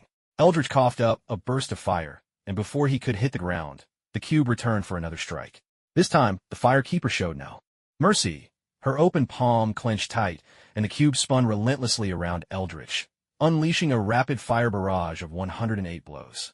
The onslaught kept him suspended in midair for a full 3.5 minutes, unable to touch the ground. With a wave of her left hand, the firekeeper summoned the cube back. She snapped her fingers, opening a portal just in time for Eldritch to tumble through it from the air. He crashed out the other side, rolling and scrambling until he sprawled before the first flame. He tried to rise, but the cosmic cube came down hard on his head again. He staggered to his feet, only to be struck once more. This sequence repeated 5 or 6 times until Eldritch, breathless and exhausted, finally collapsed. Lying flat on the ground, he surrendered, wholeheartedly agreeing to kindle the flame. The firekeeper approached with a bright smile, cupping a spark of the first flame from the bonfire and sprinkling it over Eldritch. Let the fire cleanse all things. Rosaria narrated from the sidelines. The tiny flame landed on Eldritch, flaring bigger and brighter. It first caught on his forehead, then spread to his hands and torso, down his legs, until Eldritch was transformed into a blazing human torch. The fire roared from the ground as well, radiating out from the first flame and engulfing a circle more than 20 meters across. The firekeeper jumped back in alarm. As the embodiment of the bonfire, she herself would not be burned by the first flame, but if Rosaria touched it, she'd be consumed in an instant. In that critical moment, she grabbed Rosaria and whisked her away through a portal. They barely escaped the reach of the flames, and just as the firekeeper let out a sigh of relief, she heard Rosaria burst into uncontrollable laughter. The firekeeper scolded, "What are you laughing at? Do you realize you almost died just now?" Rosaria paid her no mind, still giggling as she pulled the firekeeper's hand and pointed ahead with delight. "Look, the fire, it's burning bright." Turning to look, the firekeeper saw that the small bonfire-sized first flame had vanished, replaced by a vast, roaring field of fire more than 20 meters wide. The flames leapt and danced, their dull orange-red hue transformed into a vibrant, golden yellow, radiating hope, warmth, and power outward in all directions. What a breathtaking sight this was. Almost without thinking, the firekeeper reached out her hand, and a wisp of the first flame was drawn to her, gathering in her palm. Unlike its usual feeble state, the first flame now pulsed with strength and vitality. A tear slipped from beneath her mask. Rosaria asked, "Sister, are you crying?" I am not." The firekeeper banished the first flame from her hand and lifted her chin high, proud as a swan. "Since the dawn of time, only I have rekindled the first flame. Rosaria, tell me loud and clear, am I amazing or not?" Rosaria wrapped her arms around the firekeepers, giggling. Yes, you're wonderful." When the two of them stepped out of the kiln of the first flame, the fireling shrine was already crowded. Even the dancer, who had been far away fighting in Farron Keep, had hurried back. The old handmaiden, trembling, came forward and asked, "Your Majesty, word just came from all corners. Almost a fifth of the undead have lost the dark sign. Does this mean—" "Yes, that's exactly what it means," the firekeeper proclaimed, her voice ringing out. "The first flame has grown stronger. It's no longer the dying ember it once was. I have fulfilled my promise. Now what of your loyalty?" The crowd snapped out of their awe, raising their hands high and shouting with all their hearts, "Long live the Queen! Long live the Queen!" The firekeeper threw her head back and laughed, utterly satisfied. "Not enough. Louder. Let the whole world hear you." All of Lothric erupted in celebration. Everywhere, people rejoiced, singing the king's praises. In the beginning, the world was shrouded in mist. Then, the first flame was born within the roots of the great tree, and so there was light and dark, cold and heat, life and death. As ages passed, the first flame faded, its light waned, and the dark soul emerged. The dark sign appeared on people's bodies, cursing them to become undead, suffering without end. But now, the first flame burned strong once more, and the dark soul withered. The dark sign vanished, and the undead were freed from their hollowed forms. Flesh returned to bone, and for the first time in ages, they could smell the earth and feel the sun's warmth. Everywhere, people cupped water in their hands, tasting it with trembling lips and weeping with joy. Then, as if realizing the fullness of life in their bellies, they relieved themselves in the corners of the resplendent royal city, groaning with long-forgotten satisfaction as they let loose streams that had waited centuries. That's right, these rascals were relieving themselves wherever they pleased. The firekeeper nearly exploded with rage. "So, after all my hard work rekindling the first flame, you thank me by turning my royal city into your public restroom? Do you want me to march over to Marvel right now, grab a fire extinguisher, and snuff out the flame for good? Toilets. Build toilets now." The firekeeper slammed her hand on the table. Emma, the Minister of Internal Affairs, spoke up meekly. "That might delay the coronation ceremony, Your Majesty." The firekeeper glared at her. "You know it's the coronation, right? If there are no toilets, do you want them to relieve themselves in the palace?" Emma pictured the scene, shuddered, and shrank back in terror. "Yes, right away. I'll arrange it at once. First, We need to choose a location. There's no rush to start construction. Last year, our green flowers and wedge-shaped stones sold well, so let's go straight for it. Install flush toilets and build 5-star restrooms. Yes, understood. In fact, it's not just about the toilets, the dancer said. Now that the dark ring has faded, there are fewer undead, and the army's combat strength has dropped sharply. There's also the issue of supplies. Undead used to require no food or drink, but now, to maintain combat effectiveness, we need to provide ample food for everyone. Rosalia added, it's the same for civilians. There were already small-scale farming activities before, but now that more people have regained their physical needs, food has become our biggest concern. Besides that, there's also housing, heating, and healthcare, all of which are becoming urgent issues. We must find solutions quickly, or soon, many people will starve or freeze to death. The firekeeper listened, utterly stunned. How could it be that after she strengthened the first flame, a mountain of trouble suddenly appeared? Someone please tell her, was this really progress, or had things actually gotten worse? Of all things, the firekeeper never expected that her greatest challenge wouldn't be the extinction of the first flame, nor the Lord of Cinder snapping his fingers, but the most mundane, trivial problems of food, drink, and sanitation. With the dark ring fading and the undead regaining their mortal bodies, all sorts of basic needs had returned as well. By strengthening the first flame, the firekeeper had essentially downloaded a mod from the creative workshop. Suddenly, the undead had hunger and temperature meters, turning an action-adventure game into a post-apocalyptic survival challenge. Who knows if it made the game more fun, but it definitely made it a lot harder. Could this, too, be a classic Souls World tradition? Doing good with the best intentions, only to make things worse? No, the firekeeper would never admit that. Admittedly, restoring the people's mortal bodies brought enormous pressure to Lothric, but it wasn't all bad. There was a major upside. People who were no longer undead could have children again. And that's no small matter. The ability to have a new generation is vital to the fate of a nation. Before, apart from a few gods and normal folk, Lothric was crawling with undead. No one worried about people's everyday needs, and the army was strong. But since the undead couldn't have children, the kingdom's population was always shrinking. Whilst at a full legion only have 32 people. It's not as if they could afford to be picky, they were just running out of people. Without a new generation, a nation has no future. No matter how strong the undead are, one day they'll all turn into hollow shells. That whole race is more like an emergency measure for times when the world is on the brink, locking in blood, magic, and needs. Sure, they're powerful, like a defibrillator. Zap once for a quick fix, twice for a thrill, but if you keep zapping, even the living will end up dead. The undead can save the world, but they cannot sustain it. For a race to truly endure, to preserve a nation, a civilization, a world, it must be able to bear children, to renew itself through each generation. Gwyn understood this, and so he burned himself as fuel. Osiros saw it too, and prepared to burn his own son. Both were rulers with far-reaching vision, willing to make sacrifices for the future of their people. In a sense, they were the pioneers and experts of infertility treatment in the world of souls. The firekeeper, too, was willing to help everyone have children strike through. That is, to help everyone return to the life of ordinary mortals. This time, she was simply caught unprepared, which is why things seemed so chaotic and frantic. Fortunately, only 1/5 of the undead returned to normal this time. The step wasn't too drastic, though it did stretch things thin, it was just about bearable. To meet the needs of these demanding citizens, the firekeeper ordered the urgent construction of a batch of temporary shelters. With de-undeading, reducing the nation's productivity, the task fell to the military. After all, the military was also affected by the process, and rather than risk sending troops in a battle, it was wiser to regroup and adapt at home.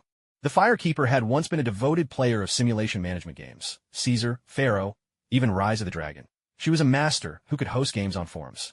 So, she fully understood that feeding the people is the foundation of any nation. She struck a deal with Ohik to import a shipment of food, expected to arrive in about a week. Until then, everyone would just have to make do and survive on river crabs. Of course, de-undeading brought many other benefits as well. Chief among them was a dramatic boost to the firekeeper's prestige, strengthening the people's confidence and the nation's sense of unity. Those who had been restored were deeply grateful, nearly worshipping her as a goddess. Even those who remained undead felt inspired. Their spirits lifted, the process of hollowing slowed, and they threw themselves into their work, each hoping to earn the firekeeper's favor and be granted a chance at restoration. The firekeeper herself was not blinded by this temporary victory. She learned from the experience, realizing that strengthening the first flame was a long-term struggle, not something to be rushed, nor a goal to be pursued with short-sighted haste. A steady, methodical approach was needed, with all sectors advancing together, and above all, securing sufficient supplies to avoid future chaos. Only by taking one solid step after another could they march toward glory. After discussions with her ministers, consensus was reached. Food security is the bedrock of any nation, and relying entirely on imports is tantamount to placing one's fate in the hands of others. Lothric must establish its own grain bases, at the very least, to ensure the population's most basic nutritional needs. In response, Minister of Industry André said, "Years ago, Fahrenkeep was once a part of the Black Forest. The soil there was rich and fertile, perfect for growing crops. It only turned into what it is today because of the Abyss's invasion. If we can find a way to clear away the Abyss's pollution, there's no doubt it would be the best place to grow food." The Firekeeper nodded and turned to the dancer. "Eris Ray, what's the situation at Fahrenkeep?" The dancer replied, "Thanks to the strengthening of the first flame, the Abyss's influence at Farron has lessened somewhat. But the true source of the corruption lies beneath Farron, in the catacombs under the keep. To remove the Abyss completely, we'd have to capture the Farron Shrine and purify the catacombs below. But considering how the undeath regression is affecting our army, I don't recommend launching a large-scale military operation right now." The Firekeeper asked, "Is the resistance at Fahrenkeep strong?" The dancer shook her head. "The main resistance at Fahrenkeep comes from the Ghoul Legion. They're descended from demons, acting as acolytes and support troops for the Undead Legion. Strictly speaking, they're still part of the Lothric military structure. Earlier, I led several campaigns against them. Those who survived have already surrendered and returned to the ranks of Lothric's army. So, when you talk about a large-scale military operation, what exactly do you mean?" The dancer glanced at the Ashen One and said, "It's the Undead Legion. I don't know why they refuse to link the fire, yet still hold fast to the Farron Shrine, but I do know that they're a battle-hardened force, highly disciplined and adept at fighting as a unit. Before the linking of the fire, they could conquer minor nations on their own. Even now, although their strength has waned, they're not to be underestimated. To ensure victory, I believe we need a massive army to overwhelm them by sheer numbers. But right now, I understand." The Firekeeper interrupted with a gentle smile. "It seems my impulsiveness has disrupted your plans. My apologies. Next time something this important happens, I promise to discuss it with you first." The dancer hurriedly assured her that she didn't dare take offense. The Firekeeper summed up, "We have two immediate tasks. First, we must rush to the Boreal Valley and rescue Lord Gwendolyn. Second, we need to cleanse the abyssal corruption from Fahrenkeep and turn it into a food production base. Both goals require us to break through the catacombs, and the entrance to the catacombs lies within Farron Shrine. To reach them, we must first deal with the Undead Legion entrenched there. But with our forces weakened by undeath regression, we can't commit enough troops, which leaves us in an impasse. Am I right?" The dancer nodded. The Firekeeper thought deeply for a moment, then declared with resolve, "We can't delay any longer. Whether it's rescuing the Boreal Valley or purifying Fahrenkeep, we must act now. If we can't send a full army, then we'll use the old way, sending a team of elites to break through." The dancer paused, puzzled. "Elite? Who do you mean?" The Firekeeper called out, "Hawkwood, you'll go." Hawkwood recoiled in alarm. "No, I only just managed to escape. I'm not going back." The Firekeeper's voice turned icy. "And what if I insist that you go?" Terror washed over Hawkwood's face. Suddenly, he spun on his heel and made a break for it. But the Firekeeper had anticipated this. She said calmly, "Champion, Igor, stop him." Hawkwood barely reached the gates of the Firelink Shrine before a katana and a massive hammer sent him tumbling back. He staggered to his feet, drawing his sword to resist, but just then, the cosmic cube whirled through the air. He threw up his left arm to block, only for his bones to be shattered by the blow. His arm hung limp and useless by his side. "Don't push me," Hawkwood shouted desperately. The Firekeeper responded coldly, "This isn't coercion, it's an order. Hawkwood, your only option is obedience. And if I refuse?" A sly smile touched the Firekeeper's lips. "Magda, you'll go." Magda hesitated for a heartbeat, but asked no questions. She bowed. "As you command." Hawkwood, furious, shouted, "You're sending her to her death." The Firekeeper turned to Magda. "Magda, are you willing to die for me?" Magda replied with utmost respect. "To die for you would be my greatest honor." The Firekeeper smiled at Hawkwood. "Anything else you'd like to say? Do I look like I'll change my mind?" Through gritted teeth, Hawkwood spat, "Fine. I'll go, all right? Just heal me. How dare you order me around? You've really grown bold." The Firekeeper snorted. "Now you want to go?" "Too late."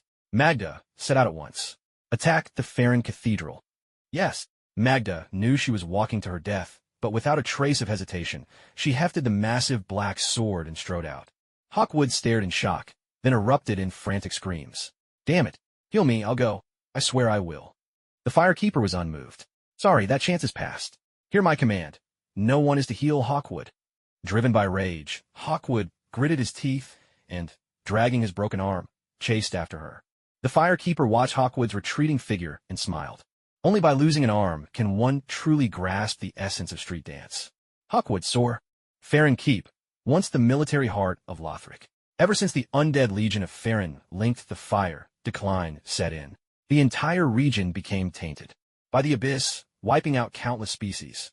The humanity within their corpses seeped out and pooled, forming a black ooze. Over centuries, this slime, mingled with rotting branches, broken corpses, decaying earth, and layer upon layer of accumulated filth. Stewing for hundreds of years, it became an ancient mire. Step in, and it would swallow you to the knee. Thus, Farron Keep earned itself the refreshingly unique nickname, the Farron Cesspit. This explains why the firekeeper doesn't go to the front lines herself. After all, a cute and adorable girl like her would never go rolling around in a cesspit. She even felt a bit embarrassed about it, taking the dancer's hand and saying apologetically, I'm sorry for making you suffer in my place. You've really had a tough time. The dancer just smiled and replied, It's no trouble. I'm usually riding on Vord anyway, so my feet never touch the ground. The firekeeper was stunned. No wonder people said Vord had lost his appetite lately. Considering he walks on all fours, he must have eaten plenty of unsavory things along the way. Rosaria laughed heartily and said, Ha, you're really clever. Hey, that's actually pretty cruel. Hurry up and apologize to Vort. Well, at least this shows that being a hopeless admirer isn't all bad. You can always rely on your skills to earn a bite to eat. The three sisters of Lothric were each carried through the sky in the arms of angelic maidens, giggling as they watched the Ashen One suffer below. The Ashen One wasn't soaring. He was slogging. Hounded by mutated bloodsuckers and cursed frogs, he crawled and stumbled through the filth. By the time he reached the Farron Shrine, he was caked from head to toe in a thick, foul-smelling sludge, and even let out a belch. Magda stood at the shrine's entrance, staring blankly at the scene inside, momentarily forgetting to move forward. The Ashen One approached, speaking self-mockingly. You saw it all, didn't you? Yes, this is the infamous end of the Farron Undead Legion. Dying. Like cattle, stripped of dignity and honor. How ridiculous is that? So you see, struggling is pointless. If you give up, there's no more pain. Magda turned around, startled, drawing her sword. What kind of monster are you? The Ashen One twisted his lips, wiped the grime from his face, and snapped. It's me. Only then did Magda lower her sword, but she still took a step back, saying, You smell terrible. Stay away from me. A vein popped on the Ashen One's forehead. What? You think I look like this for my own amusement? Magda snorted. I don't care why you're like this. I have a mission from Her Majesty. With that, she strode inside. The Ashen One reached out to stop her, but Magda dodged. If you have something to say, say it. Don't touch me. Blasted woman. Choking back his frustration, the Ashen One withdrew his hand and said, You've seen what's inside. Even after that, you still want to go in? Magda peered into the shrine and saw the corpses of the Undead Legion members strewn everywhere, piled up in a grotesque heap-like. Slaughtered livestock, swarming with flies that buzzed furiously through the air. A scene stripped of any semblance of dignity. In the deepest part of the mausoleum, 2 undead legionnaires were locked in combat. This was no friendly sparring between comrades, but a merciless fight to the death. Before long, one of them drove his greatsword through the chest of the other. Yet, before the victor could even catch his breath, another corpse crawled out from beneath the pile of bodies, sword in hand, and launched into battle against the survivor. They're killing each other? Magda asked in confusion. What? A bitter, mocking grin twisted Ashen's lips as he answered. The Farron Undead Legion was meant to cleanse the abyss. But what if the Legion itself has become the abyss? Then, slaughtering each other is their only option. Magda's eyes widened in shock. You mean, the Undead Legion has been corrupted by the abyss? Ashen scoffed. Isn't it ironic? The heroes who once butchered the abyss have now become the abyss themselves. Then why do they keep coming back to life, over and over? Because they share the blood of the wolf, Ashen explained. Blood is the vessel of the soul. By sharing wolf's blood, they share a single soul, making them not only powerful, but also impossible to truly destroy. As long as even one remains alive, the others will endlessly resurrect. Magda nodded slowly. I understand. With that, she picked up her sword and shield and began to walk deeper into the mausoleum. Don't go, please. Ashen shouted desperately. Unless you kill me, the Undead Legion will just keep coming back. You're no match for them. You'll die. Magda drew in a deep breath. I'm sorry, but But I have a reason I can't turn back. Because of the Empress's orders? Don't be foolish. That was just an excuse to force me to my death. Ashen burst out, his voice raw with emotion. The Empress knows that as long as I live, the Legion will never truly die. That's why she sent me here. She wants me dead to fulfill her grand strategy. Don't pretend otherwise, you and I. Both know what she's like. For the sake of the kingdom, she'd kill her own father and brothers without a second thought. Someone like me is nothing to her. But I want to. Live, no matter how much pain, no matter how much suffering, I still want to live. Please, I beg you, don't force me anymore. This is the only humble wish I have left. Ashen fell to his knees, clutching desperately at Magda's hand. Magda shook her head gently and spoke with warmth in her voice. It's all right, truly. Everyone wants to live. It's only natural. You don't have to blame yourself, and you certainly shouldn't feel ashamed. A glimmer of gratitude flickered in Ashen's eyes, and he opened his mouth to speak, but Magda had already slipped her hand from his grasp. But in this world, for the sake of fulfilling more people's wish to survive, someone must step forward and meet death willingly. First it was King Gwyn, then the Undead Legion, and now it's my turn. Marta picked up her sword and shield, saying, I'm sorry, but I have reasons I cannot turn away from. Hawkwood, it's been an honor to fight alongside you. Live on. And for me, go see the new world His Majesty has built. Resolutely, Marta charged into the Farron Shrine, joining the fray. Hawkwood fell to his knees, dazed and lost, watching Marta battle the endlessly resurrecting foes. Time and again she was struck down, only to rise again, while he himself couldn't even summon the courage to lift his sword. On one side was a woman, on the other, a brother. Whom should he help? Or perhaps, just for the sake of survival, should he simply look out for himself? Hawkwood's mind was a tangled mess, his eyes wide with confusion, completely overwhelmed. From the sky, the three sisters of Lothric descended. The Firekeeper spoke. Did you know? Marta's father was also a Black Knight. Hawkwood turned his head, blank and uncomprehending. In fact, her grandfather was as well, as was her great-grandfather and his father before him. For about 200 years, her family has passed down the armor, sword, and shield from parent to child, each generation taking up the mantle of the Black Knight. The Firekeeper asked, Doesn't that strike you as strange? Marta's family are gods, with lifespans far longer than mortals, and the Black Knights are formidable in battle. So why do they change generations so frequently? Yes, why indeed? A question flickered in Hawkwood's eyes. The Firekeeper smiled. Because of the Undead Legion. Hawkwood's eyes widened in astonishment. I found records of Marta's family in the Grand Archives, the Firekeeper explained. Her family has carried out the king's command for generations, guarding the passage between the Crucifixion Woods and Farron Shrine. Not for any other reason, but to watch over the Undead Legion. Gazing into the abyss gazes back. There are countless such examples, neither grand nor novel. King Osiros foresaw this long ago. That's why he stationed a Black Knight in the Crucifixion Woods. If any member of the Undead Legion showed signs of abyssal corruption, the Black Knight would immediately open the Iron Gate, take the secret path to Farron Shrine, and lead the suppression. Hawkwood was stunned, his face etched with shock. The Firekeeper continued, Isn't it odd? Even if a Black Knight is strong, how could they possibly overcome Undead Legion members who revive endlessly? Hawkwood nodded.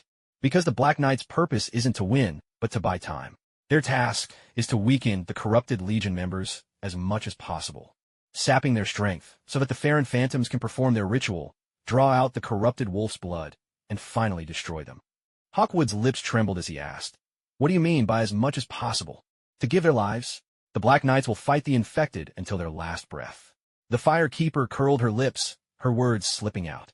Like a devil's whisper. That's right, just as you're thinking. Magda's father, grandfather, great-grandfather, and great-great-grandfather, every single one of them was slain by the Undead Legion. Their sole purpose was to die making up for the Legion's mistakes.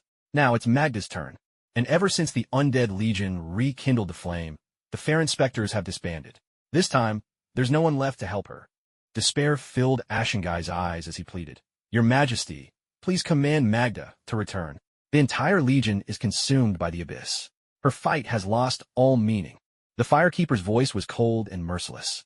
She will, like her ancestors, severely weaken the Legion's strength and reduce casualties for the army's coming purge. That is far from meaningless.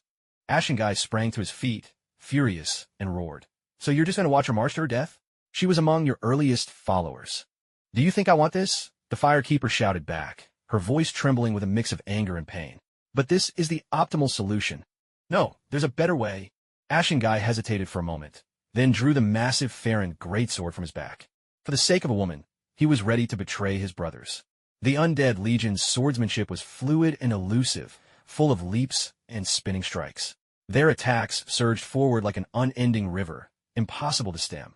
Once unleashed, they swept all before them, much like a raging Yellow River flood.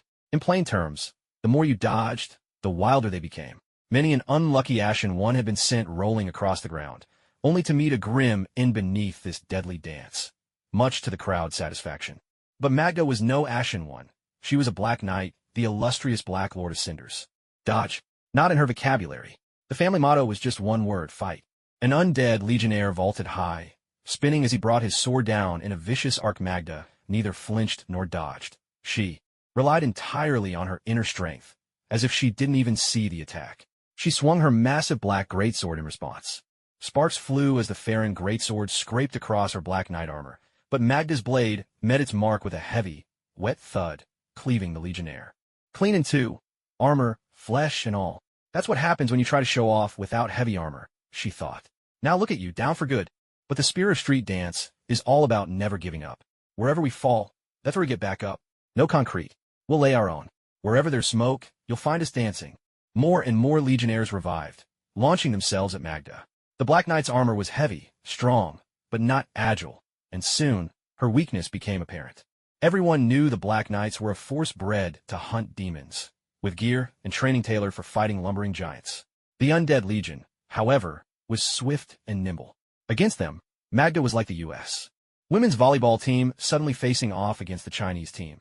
Used to playing a tall, power game, now caught off guard by fast, low, unpredictable style. Her rhythm was completely thrown off, and chaos ensued. The Magda family motto is to fight with blades, but you still need a blade to fight with. This time, the revived undead squad member was clearly an elite. His footwork nimble as if the floor were hot coals, his greatsword shifting unpredictably like your strictest teacher. In short, he was everywhere and nowhere, feinting east only to attack west. Magda braced herself, blocking one slash head-on with her giant shield, but the second blow curved around, aiming straight for the back of her neck.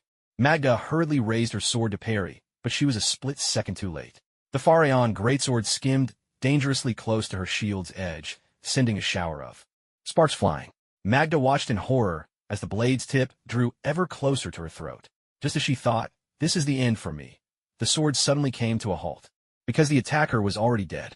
A matching Pharaon greatsword had pierced through his chest from behind. As the blade was withdrawn, the man's body crumpled to the ground. Brother Disheartened's figure emerged. He hung his left arm limply by his side and grimaced, saying, I just stabbed my second uncle. Magda blinked in surprise, then said earnestly, your second uncle is much stronger than you. Brother Disheartened was speechless. Watch out, they're coming back.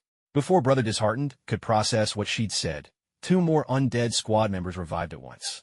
Brother Disheartened stepped forward to stand shoulder to shoulder with Magda. It's Little 5 and Little 6. They're my cousins. They're great at coordinated attacks, but after they leap, there's a brief opening. When that happens, you take the left, I'll take the right. Remember, we only get one shot at this. Magda muttered, I don't need your help. Brother Disheartened managed a wry smile. But I need yours. Magda couldn't help but smile to herself. Get ready. Here they come. Brother Disheartened called out. Follow my lead.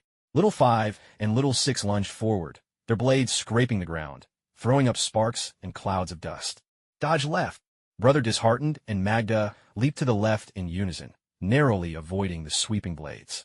Little 5 and Little 6 stabbed their free hands in the ground, spun around a full 180 degrees, kicking up a haze of dust, then suddenly struck out with their swords, aiming to slash the two from behind. Don't turn around. Take 2 steps forward. Both Brother Disheartened and Magda took 2 quick steps forward. The tips of Little 5 and Little 6 swords sliced through the air just behind them. So close, and yet a world away. Those few steps, executed with perfect timing, turned the attack into a missed opportunity, almost like a work of art. Their greatswords slammed into the ground, shattering floor tiles and kicking up dust. Suddenly, Little 5 and Little 6 sprang from the smoke, spinning as they swung their swords down in a heavy overhead strike. This is it. Brother Disheartened shouted to Magda. Remember what I taught you? Spin. Only street dance can defeat street dance. Brother disheartened, and Magda spun in opposite directions, perfectly dodging the blades of little 5 and little 6. At the same moment, their own swords found the mark. 2 sharp thrusts, and with a dull sound, their blades pierced straight through little 5 and little 6 chests. Wow, synchronized attacks. Are you two channeling your inner Shinji Ikari and Asuka Langley? The firekeeper couldn't resist making a jab. Sorry.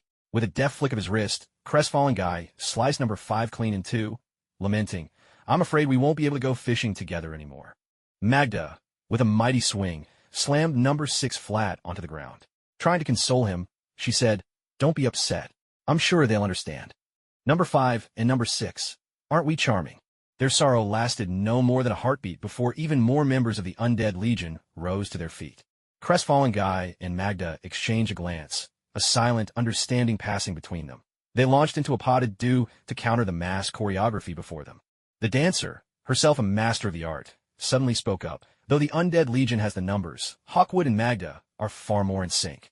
Their swordplay covers each other's weaknesses so seamlessly that there's no opening left. Little by little, they're gaining the upper hand.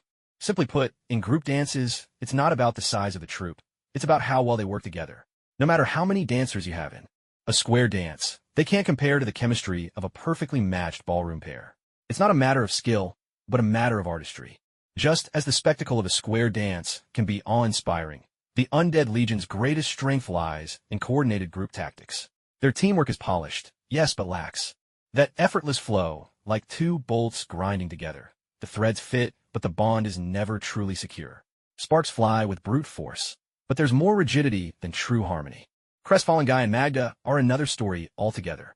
Their partnership is as natural as a bolt and nut, locking together with flawless precision.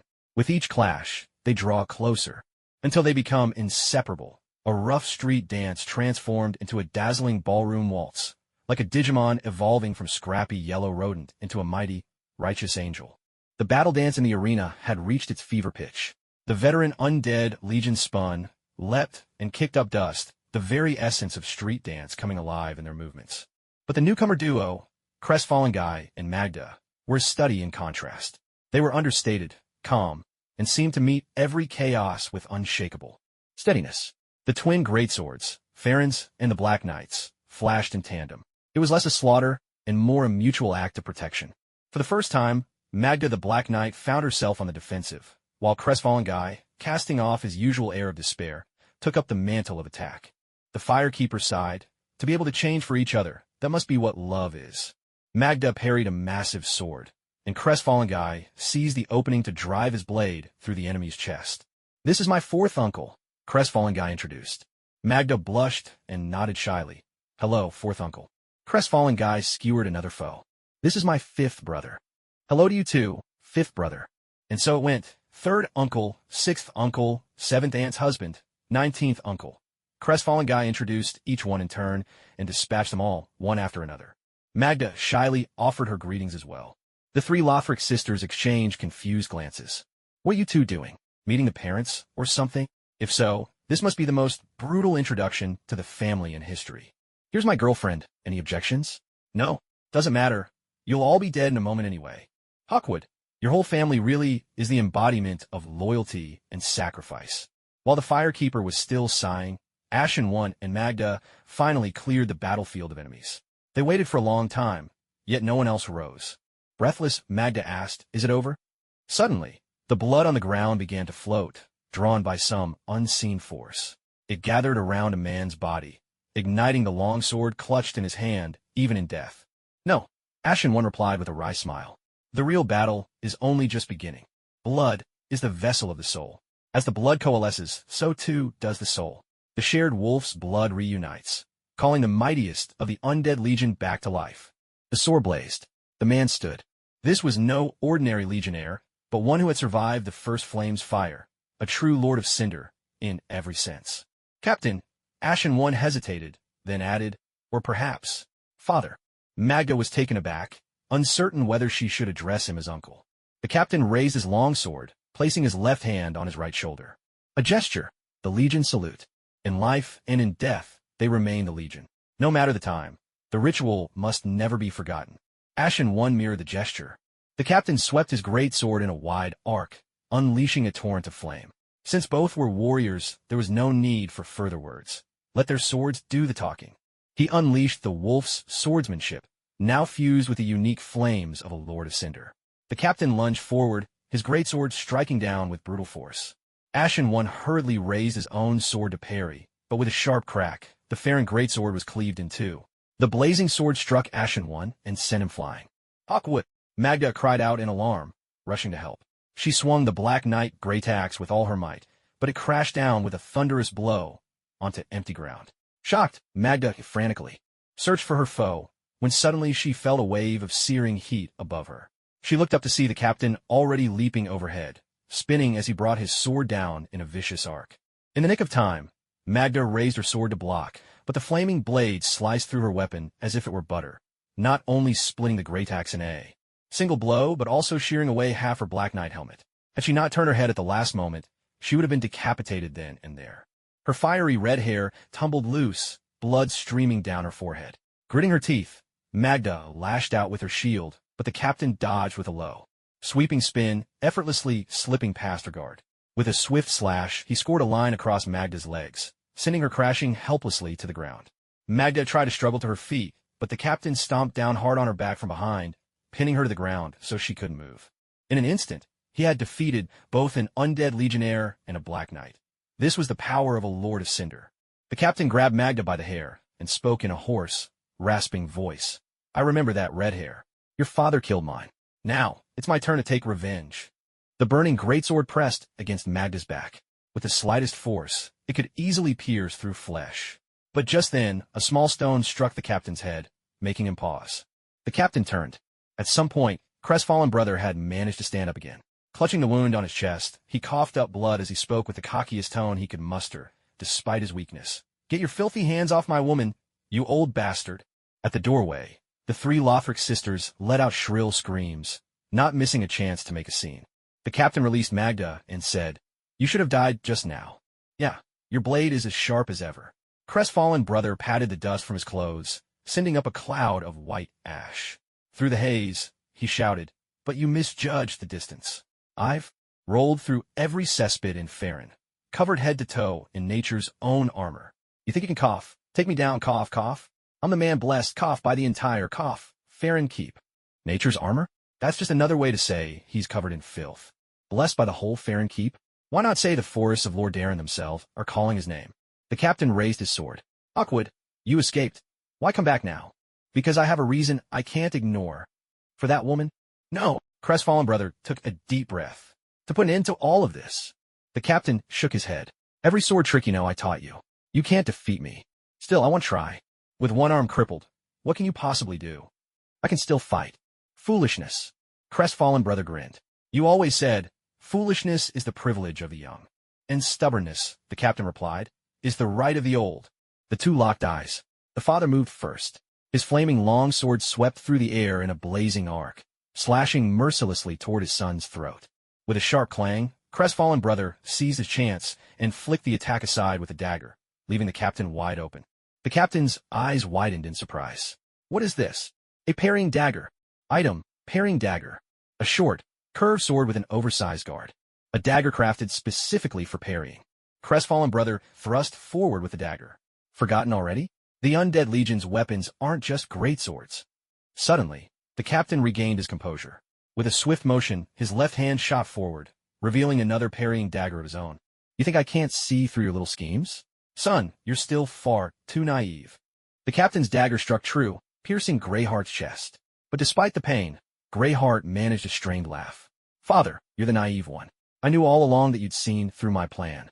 With those words, Greyheart lunged forward, letting the captain's entire arm drive through his chest, closing the distance between them. In one swift motion, he plunged his own blade deep into the captain's heart. Come home with me, father. Their blood mingled as one. With a powerful kick, the captain sent Greyheart flying. The sound rang out as he dropped to his knees, gasping desperately for breath. Greyheart was in even worse shape, curling up on the ground in a classic pose reminiscent of Yamcha's legendary defeat. Please, I beg you, don't get back up, Greyheart pleaded inwardly. But his father was never one to heed his son's wishes. Staggering, swaying, he forced himself upright and began to advance on Greyheart, step by relentless step. Magda crawled over, trying to stop him, but was struck aside with a single blow. The captain loomed over Greyheart, raising his long sword to deliver the final strike to his son. Hawkwood, get up! Was that His Majesty's voice? Hawkwood, get up! What a king! Always asking the impossible. But I'm sorry, this time I truly can't. I've given everything I have. Please, just let me die like this. Damn it. Even if you can't stand, at least open your eyes. I am your king, after all. Show me a little respect. Open my eyes. That at least I can do. Greyheart opened his eyes. Before him, leaves whirled and danced across the sky. They were long, blade-like leaves, sharp as swords, stained with blood. One by one, they rose from every fallen body, circling and soaring above the altar of Farron. What is this? Wolf's blood swordgrass.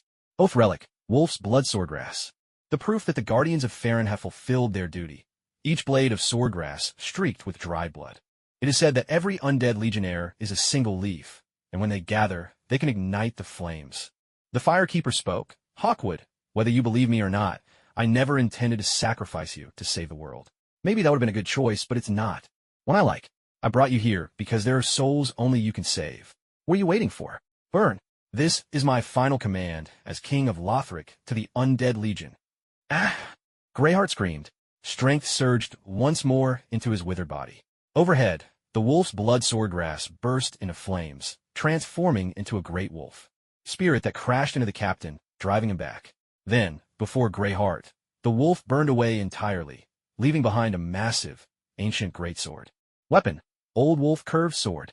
A curved sword imbued with the soul of the old wolf who guided the guardians of Farron. It can recreate the hunting movements of wolves from ages past. The more consecutive attacks are made, the stronger their power becomes, and they even restore health with each blow. Battle skill, Wolf Leap. Spinning fiercely, he slashes at his enemy, and with a powerful follow-up attack, he leaps and dodges with the agility of a wolf. Hold it tight. This is the weapon your comrades delivered, overcoming life and death for you. The Firekeeper smiled. Dance with it, and bring me victory. The Ashen One gripped the sword hilt. Suddenly, the old wolf curved sword erupted into flame. The captain rose to his feet as well, his great sword blazing with surging fire. The two locked eyes for a moment, then struck their stances in perfect unison. Only dance can defeat dance. Hawkwood, claim victory with new steps. With a roar, the captain bellowed, Son. The Ashen One shouted back, Father. They charged forward at once. Blade met blade. Fire clashed with fire. Step answered step in a furious duel. And then, a deafening explosion. Who was the victor? The blast sent up a cloud of dust. The old wolf curved sword spun high into the air, then landed with a resonant clang, embedding itself in the ground. Blood sprayed from the Ashen One's body as he collapsed heavily to his knees. The captain strode slowly from the smoke, glanced at the greatsword broken in his hand, then let it fall with a metallic crash to the ground. Magda gasped. How could this be? He's completely unharmed. She rushed forward to protect the Ashen One, but the Firekeeper held her back. It's all right, the Firekeeper said softly, shaking her head. Their battle is already over. The captain came to stand before the Ashen One, and instead of attacking, he removed his pointed hat and gently placed it on the Ashen One's head. I've met your bride. She's a fine woman. My son, for us all, go and see the new world. Tears streamed from the Ashen One's eyes. He reached for his father's hand, but caught only a single wolf's blood swordgrass. The small black soul crystal drifted away like smoke. The captain's body crumbled to ash, and with him, the remains of all the undead legion dissolved into black soul crystals, swirling upward toward the roof of the soul shrine. What is this? Back in that final blow, the captain's body was already destroyed, the Firekeeper explained. He must have transcended death itself, just to say goodbye to his son. Above the soul shrine, soul crystals danced in the air. Below, the blood of the wolf poured forth. Suddenly, the two forces merged and surged together, rushing toward the world's last remaining member of the Undead Legion, Hawkwood. Magda was horrified. The Undead Legion had long been tainted by the abyss. Their blood and souls were vessels of corruption. If Hawkwood absorbed them, he too would surely be corrupted. Seeing that Hawkwood was too weak to evade, Magda didn't hesitate. She rushed forward, wrapping her arms tightly around the Ashen One, determined to shield him with her own body. Hawkwood cried out urgently. Are you mad? Get away. I'm not leaving, Magda declared. I no longer wish to live just to slay the Undead Legion. From now on, I want to die protecting them. Hawkwood was deeply moved. Magda, Suddenly, with a thunderous crash, a mixture of black crystal and blood came hurtling down from above. Hawkwood and Magda clung tightly to each other, bracing for the blow that never came. Hey, how much longer are you two going to hug? You're practically drowning us in sweetness. They opened their eyes to a breathtaking sight. The Firekeeper stood firmly before them, one hand outstretched, radiating golden light that held back the torrent of black crystal and blood. The force of the impact sent powerful winds swirling around them, yet the Firekeeper stood unmoved, as steadfast as a mountain, her golden hair and flowing robes dancing wildly in the storm. Hawkwood gasped in disbelief. Your Majesty, you— I'm sorry, Hawkwood, the Firekeeper replied. The abyssal corruption of the Undead Legion is too severe. It was scattered and impossible to deal with before, but now, by letting the abyss merge once more with the wolf's blood, I can finally purify it completely. You're going to absorb the abyssal curse from the Legion? Hawkwood cried out, panic in his voice. No, it's too dangerous. The Legion is gone. As our sovereign, you shouldn't risk yourself for her. It's not about what's worth it or not. It's about whether I'm willing, the Firekeeper declared, her voice ringing out. The Undead Legion gave everything in loyalty and honor. It's my duty to help restore their glory. No one can steal Lothric's heroic souls, not even the Abyss. That is my promise, as the King of Lothric. As soon as she finished speaking, the golden light in her hand transformed into radiant lightning, a blazing sword that pierced the darkness with ease. The Firekeeper began to rapidly draw in the black crystal and blood. Instantly, dark stains crept across her once pale, flawless arm, spreading swiftly over half her body. Wow, this is really something, she muttered. Feels like 1,000 ducks are quacking inside my head. Oh no, this is getting out of hand. As the corruption reached her cheeks, she hastily summoned the cosmic cube, opening a portal to the first flame. Flustered, she shouted, oh no, First Flame, lend me your strength. The first flame responded, you again? You haven't even paid me back from last time. The Firekeeper replied, I'm a vessel of the bonfire too. We're like sisters. No need to keep tabs between family. Besides, if you help me out now, I'll find you some strong, handsome men as interest later. So, after a round of spirited bargaining, the first flame reluctantly extended a tongue of fire, linking itself to the Firekeeper. Oh, power! Power is welling up inside me. The Firekeeper felt as if she were about to transform into a Super Saiyan at any moment. With the slightest exertion, golden lightning erupted with a thunderous crash, blasting the roof clear off the Farron Shrine. A pillar of radiant light shot straight into the sky, and the Gruhord of the Farron Keep dropped their weapons, falling to their knees in worship toward the shrine. Black crystal and blood were drawn into the Firekeeper's left hand, sealing the abyss's curse firmly within her body. Pure wolf blood, bearing a flawless soul, flowed from her right hand, coalescing in the air into a pulsating golden soul. Then, once again, she absorbed it, the soul merging into her chest and vanishing within her. Lord of Cinder fallen, Ember restored. Key item, Soul of the Wolf's Blood. The Watchers who once shared the wolf's blood, now, with their souls united, have become the soul of the wolf's bloodmaster. We actually did it, Hawkwood exclaimed in disbelief. The curse of the abyss has been lifted. A warrior offers loyalty, and the monarch bestows honor. It's as simple as that, the Firekeeper declared, extending her hand. What are you waiting for, Hawkwood? Reach out and touch the darkness within me. Overcome with emotion, Hawkwood grasped her hand with utmost care. Flames drifted from the Firekeeper and swept over Hawkwood, igniting him in a blaze. Not with mere embers, but with true cinder. Warmth surged through him, healing every wound in an instant. He became, after Yuria, the second Lord of Cinder among the Firekeeper's followers. Hawkwood, inherit the will of the wolf and survive. In a new world I have forged, continue to sing praises of my greatness, the Firekeeper smiled. This is my final command to you. Hawkwood knelt on one knee before her, declaring with reverence, the Wolfpack fights for you, your Majesty. The Undead Legion of Farron was not gone. They had left behind a seed that would take root in the new era and blossom into countless new tales. Outside Farron Shrine, crowds of Gru gathered. They knelt before the Firekeeper and the Last Watcher. One little Gru piped up, Hawkwood, when will you rebuild the Undead Legion? Hawkwood replied with a question of his own, what do you think? The little Gru shouted, today is the day. Hawkwood smiled. The Undead Legion of Farron would soon return. In the deepest part of Farron Shrine, an altar slowly slid back, revealing an ancient staircase leading downward. Beneath us lies the underground mausoleum. Vort, Lord of Karthus, sought to wield the power of the Abyss, but in the end, it was the Abyss that consumed him. His most loyal followers volunteered to serve as guards, constructing a vast subterranean tomb below to watch over their monarch. The firekeeper leaned in and glanced inside. At the end of the dim corridor was a massive, open space. The tomb stretched downwards in tier upon tier, layer after layer, each level sprawling beneath the last. Along the way, torches fueled by precious pine resin blazed brightly, bathing the underground expanse in daylight brilliance. Even the exquisite reliefs carved into the stone walls stood out in crisp detail. Majestic, grand, imposing, and awe-inspiring. These were the first impressions the underground mausoleum left upon entering. The firekeeper felt a wave of envy wash over her. Seriously, if anyone dare say that death makes everyone equal, I'll smack them. Some people's tombs are bigger than your entire neighborhood. Fuming, the firekeeper declared, "When I die, I want a tomb even bigger than this one."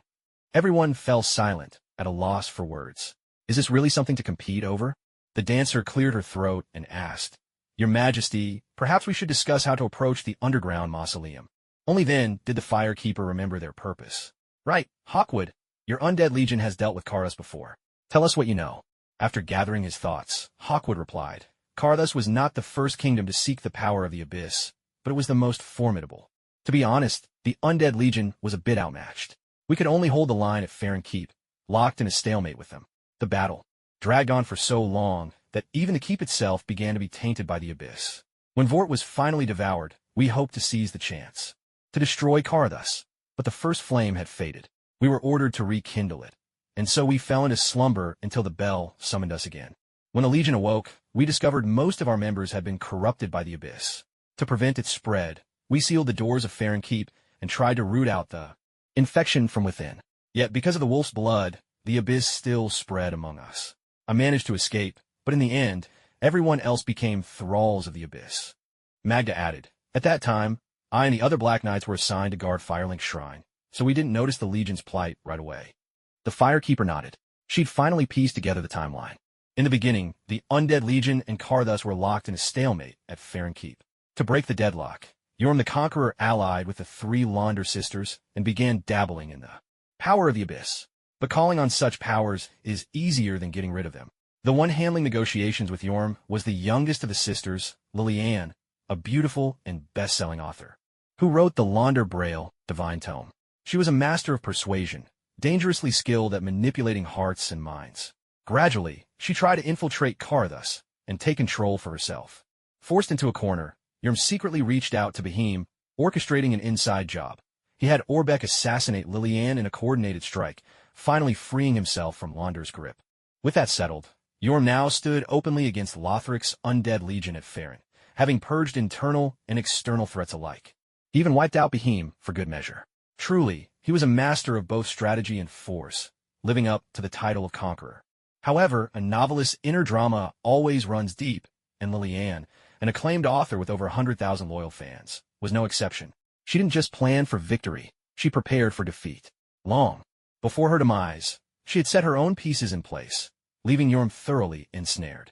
In the end, the Conqueror was swallowed whole by the abyss, and Karthus was finished, written out of history for good. Afterwards, the undead legion linked the fire, while the remnants of Karthus built an underground tomb beneath the ruins of Faron, never to see daylight again. Until now. The group let out a collective sigh, when suddenly, the firekeeper smacked her palm with a tiny fist and exclaimed, "Ah, so that's how it is." Rosaria, curious, asked, "Your Majesty, what have you realized?" Everyone turned to look. The firekeeper pointed at Ashen, saying, "Beneath Faron's shrine lies Yorm's tomb. So when you were fighting that dance crew just now, weren't you basically dancing on his grave?" The girls couldn't help but burst out laughing. Ashen looked utterly stricken. "I just slaughtered my entire family. How is that anything like dancing? And we're the undead legion, not some street dance crew." The firekeeper grinned mischievously. "Well, I'm the king now. Maybe I should issue a royal decree and rename you all the street dance crew from this day forward." With a dramatic flourish, Ashen drew his old wolf curved sword.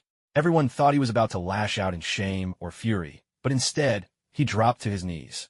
With a thud, holding the sword to his neck, and declared, with the most impassioned tone for the most reluctant words, "If you do that, I'll die right here."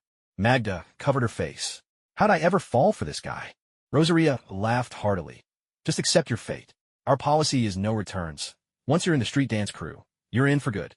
Seeing Ashen's resolve, The Firekeeper relented, swiftly abandoning the idea of renaming the legion. The dancer, acting as Minister of War, stepped forward and asked, "Your Majesty, the underground tomb is a labyrinth, and Karthus's loyalists down there are all Yorm's direct followers, formidable foes. Shall I summon the army?" But the Firekeeper shook her head. "No need. We won't be fighting." Everyone was stunned. "Why aren't we fighting?" "It's simple. We can't win." The Firekeeper smiled faintly and waved her hand, opening a shimmering portal. "Let the Gulu Legion hold the line at the Franling Temple, with Hawkwood and Magda in command.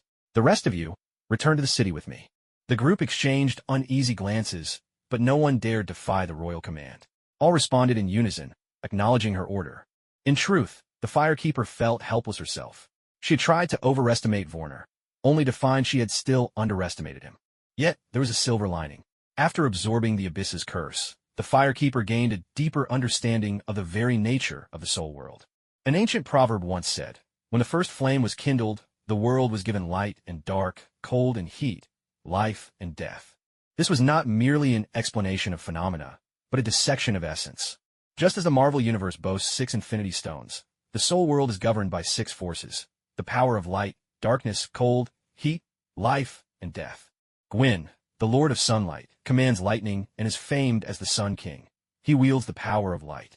Nito, the first of the dead, true to his name, holds dominion over death. The Witch of Izalith and her daughters forged the Chaos Flame and invented pyromancy, harnessing the power of heat. Manus, Lord of the Abyss, possesses the power of darkness. As for the powers of cold and life, their wielders are less certain. The Firekeeper surmised that cold's power might reside in the painted world, while life's force is scattered, manifesting as the soul world's unique miracles of healing. The Firekeeper, granddaughter of Lord Gwyn, naturally inherited a portion of the power of light. As the daughter of Guinevere, Princess of Sunlight, she also inherited radiant miracles of healing, suggesting a share of life's power. Now, having absorbed the Abyss's curse, she possessed, if not on Manus's level, at least a measure of darkness within her. Of the soul world's 6 primal forces, she now held 3. Regardless of her combat prowess, her understanding of the world already surpassed that of most others. She could now easily sense that Vorner, the Overlord, lurked in the deepest reaches of the catacombs. He was a tyrant who had slaughtered countless kingdoms, his form saturated with the power of death. With half his body sunk into the abyss, he also wielded immense darkness.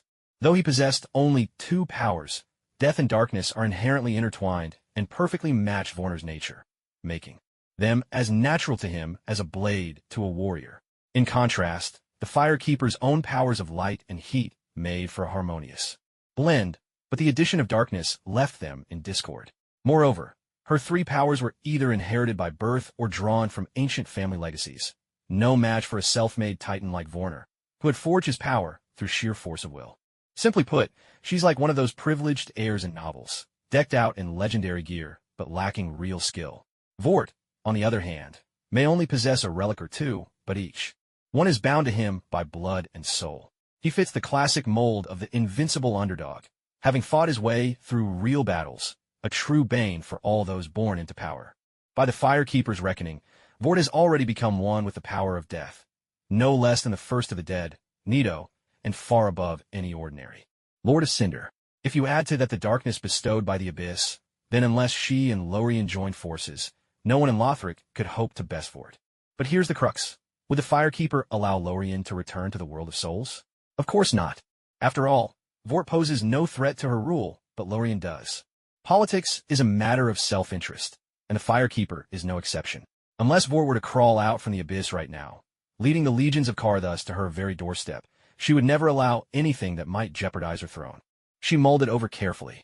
With both death and darkness at his command, Vort was far beyond her reach.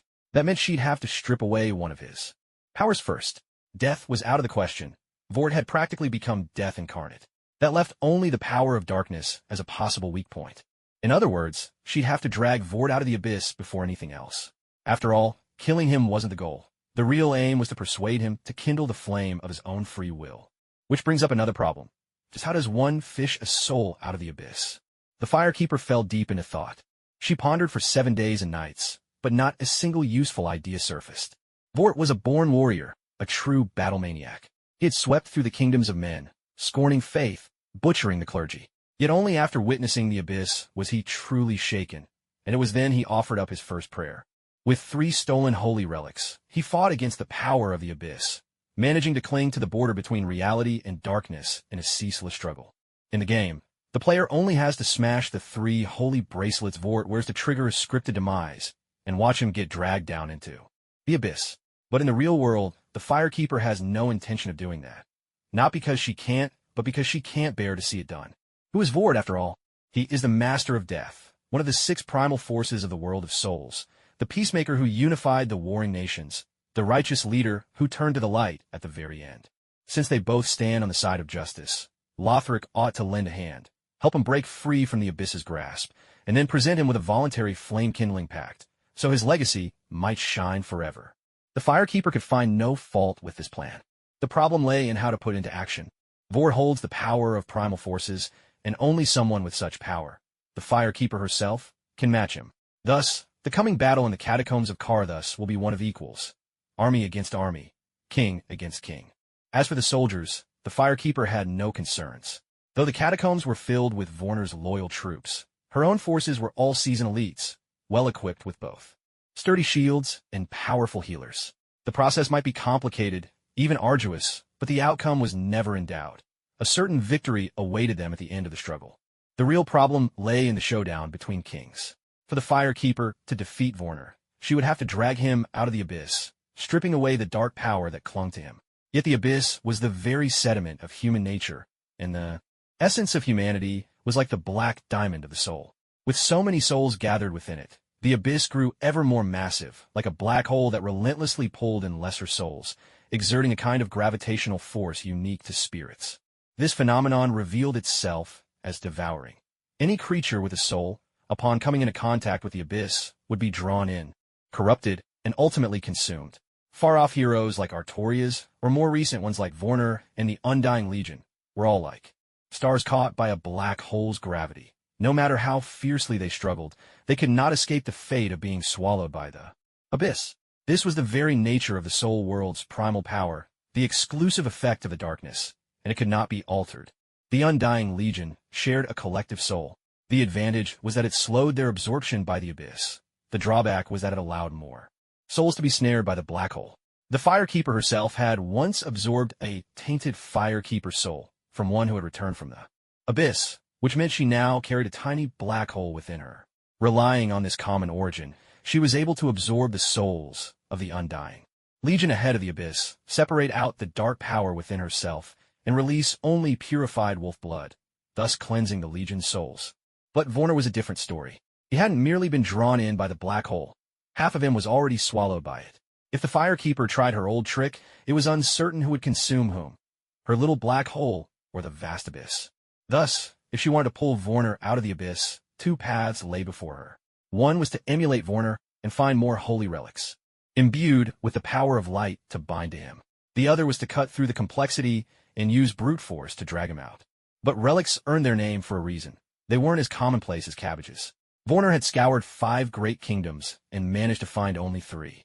Clearly, such items were vanishingly rare, far beyond what could be gathered in short order. As for brute force, that option was even more unrealistic. Pulling something out of a black hole barehanded would require strength enough to shake planets. No one in the soul world possessed such might. In the pages of Marvel Comics, perhaps, there were plenty of such powerhouses, but here, the world was clearly modeled after the cinematic universe. Even the green giant known for his brawn had ended up working a desk job. That alone showed just how much the upper limits here had been diminished. And so, the whole affair had reached an impasse. If Vort can't be pulled out of the abyss, the Firekeeper can't defeat him. And if she can't defeat him, she can't make him willingly link the fire. If Vort won't link the fire, then fighting him serves no purpose at all. So, she must find a way to pull Vort out of the abyss. But right now, there's simply no way. The Firekeeper sat on the throne, struggling for days with a furrowed brow, as if suffering from a stubborn bout of constipation. In the end, she had to admit, she simply couldn't think of a solution. Since there was no solution, she decided not to dwell on it any longer. The Firekeeper was already overwhelmed. Lothric needed rebuilding from the ground up, and the Marvel world required every second she could spare. She really couldn't afford to get stuck on a single problem. If it couldn't be resolved right now, she'd just set it aside, focus on other pressing matters, and wait until she'd gathered enough strength to come back and help Vort find his willingness. Uncle Gwendolyn, hang in there a little longer. Reinforcements from Lothric are on their way. She had no idea how her cross-dressing uncle was faring at the moment, whether Aldrich had finished devouring him or not. Remembering their familial bond, the Firekeeper decided to hold a grand coronation ceremony, make some noise, and bring her uncle some good fortune. In fact, Emma the Chamberlain had been preparing for the coronation all along, but it kept getting postponed for one reason or another. Emma's plans were always from Lothric's perspective, but the Firekeeper was preparing for the entire world. It had to be a grand, spectacular affair, nothing less. What's that? You say I'm being vain? Whoever said that can go mine in the undead settlement? I'm doing this to bring joy to my uncle, out of filial piety. It's the proud tradition of Lothric's royal family. If you don't believe me, go ask Osiros whether I gave him a grand celebration too. Arthas, Sekiro, Mordred, and others all gave their enthusiastic approval. Under the Firekeeper's orders, Emma's Chamberlain staff were kept busy day and night. Palace renovations, street repairs, garden landscaping, staff training.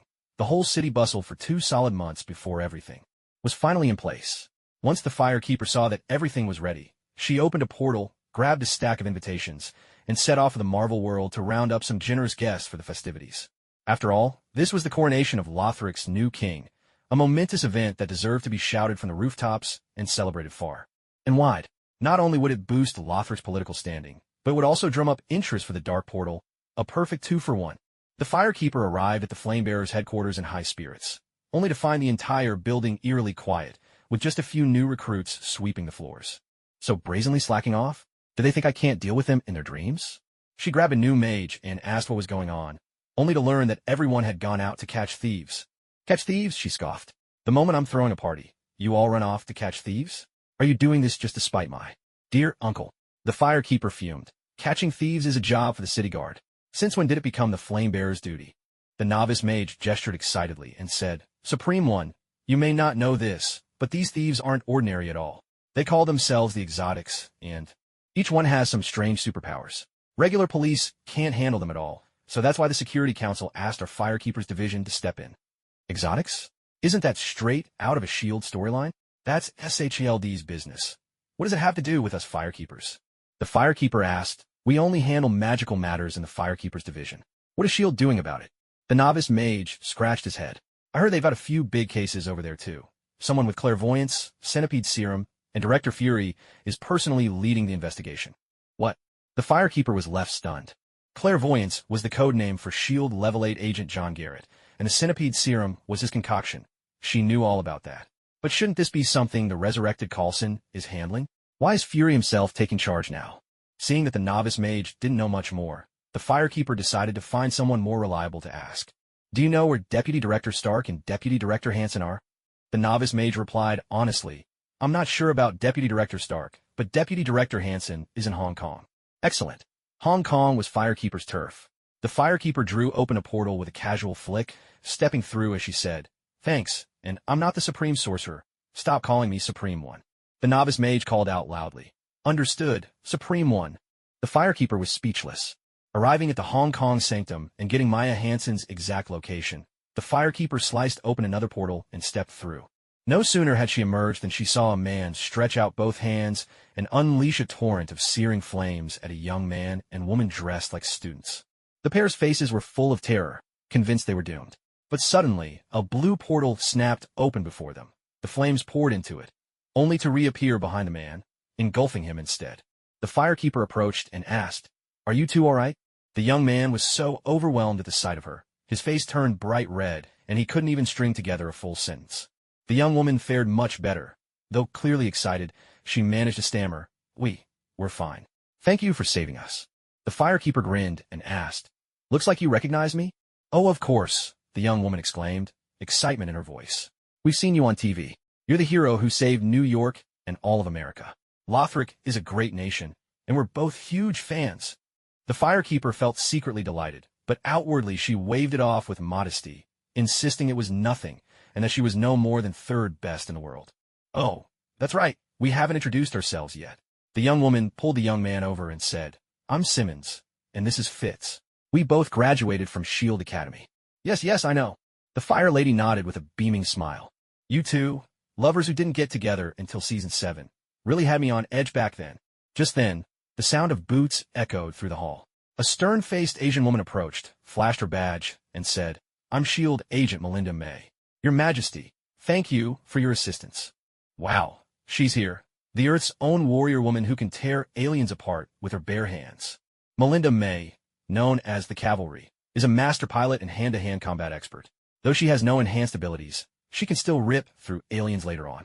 She's a tough, no-nonsense Chinese-American woman with a hidden warmth.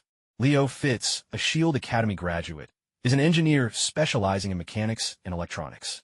He doesn't have any earth-shattering achievements, but he did invent a hyper-realistic framework system, letting many powerful folks play a real-life version of Isao.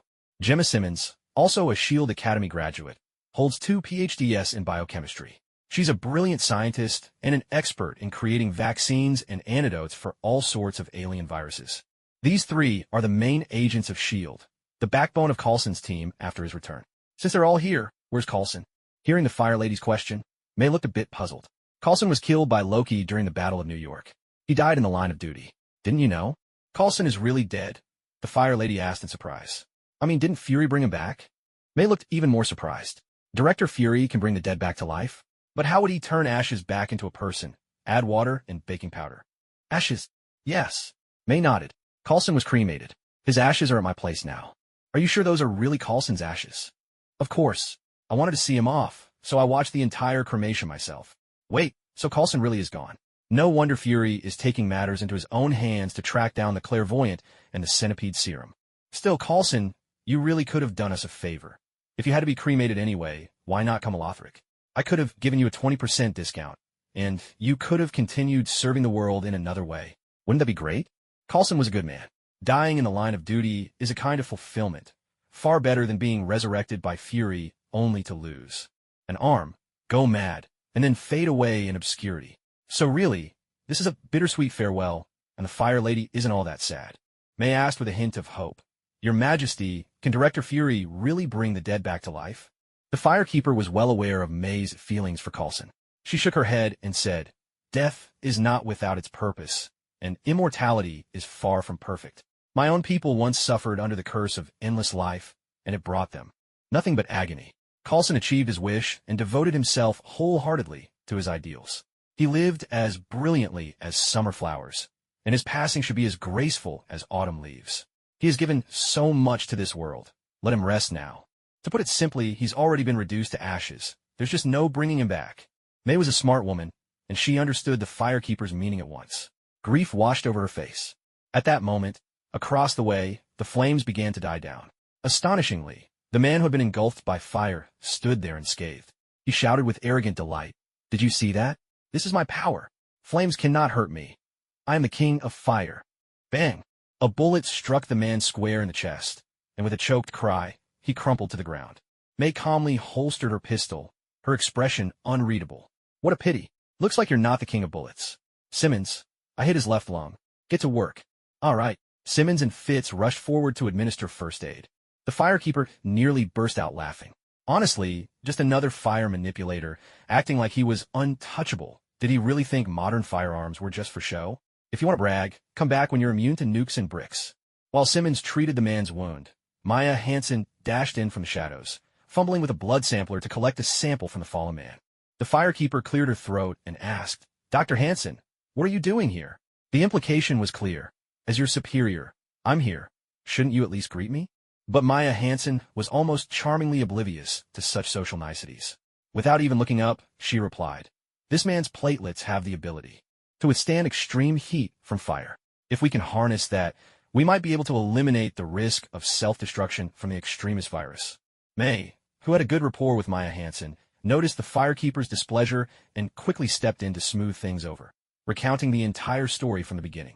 It turned out that not long after the Firekeeper returned to Lothric, the Marvel world began experiencing a string of petrification incidents. The victims were encased in a shell of solid rock, impenetrable to any detection device. As these cases multiplied, the Security Council ordered S.H.I.E.L.D. to launch an investigation. After a thorough investigation, S.H.I.E.L.D. discovered that all the victims had taken the same brand of deep-sea fish oil. Scientists detected a strange substance in this fish oil, something never before seen on Earth. To prevent the situation from spiraling out of control, S.H.I.E.L.D. immediately sealed off the fish oil supply while launching a detailed analysis of the mysterious substance. But before they could make any progress, the petrified victims began to awaken one after another. What's more, they emerged with bizarre new powers and soon started causing havoc, stirring up trouble on the streets and sparking a new wave of violent crime. The arrested man was one such case. His name was Chun Haoran, a third-rate street magician. After recovering from petrification, he gained the ability to control fire. At first, he tried to keep things above board, dazzling crowds with his newfound pyrokinetic tricks to make some extra money. But it wasn't long before greed and violence crept in. Dissatisfied with his modest gains, he developed a penchant for trouble and soon became entangled with a criminal organization. That's why May led a team to apprehend him. Meanwhile, Maya Hansen from the Department of Flame had also arrived to investigate the extraordinary events. Seeing an opportunity, the two sides decided to join forces. The fireproof woman paid little attention to Chun Haoran. To her, he was just another ordinary person who'd stumbled into power and lost all sense of proportion. What really caught her interest was the criminal organization May had mentioned.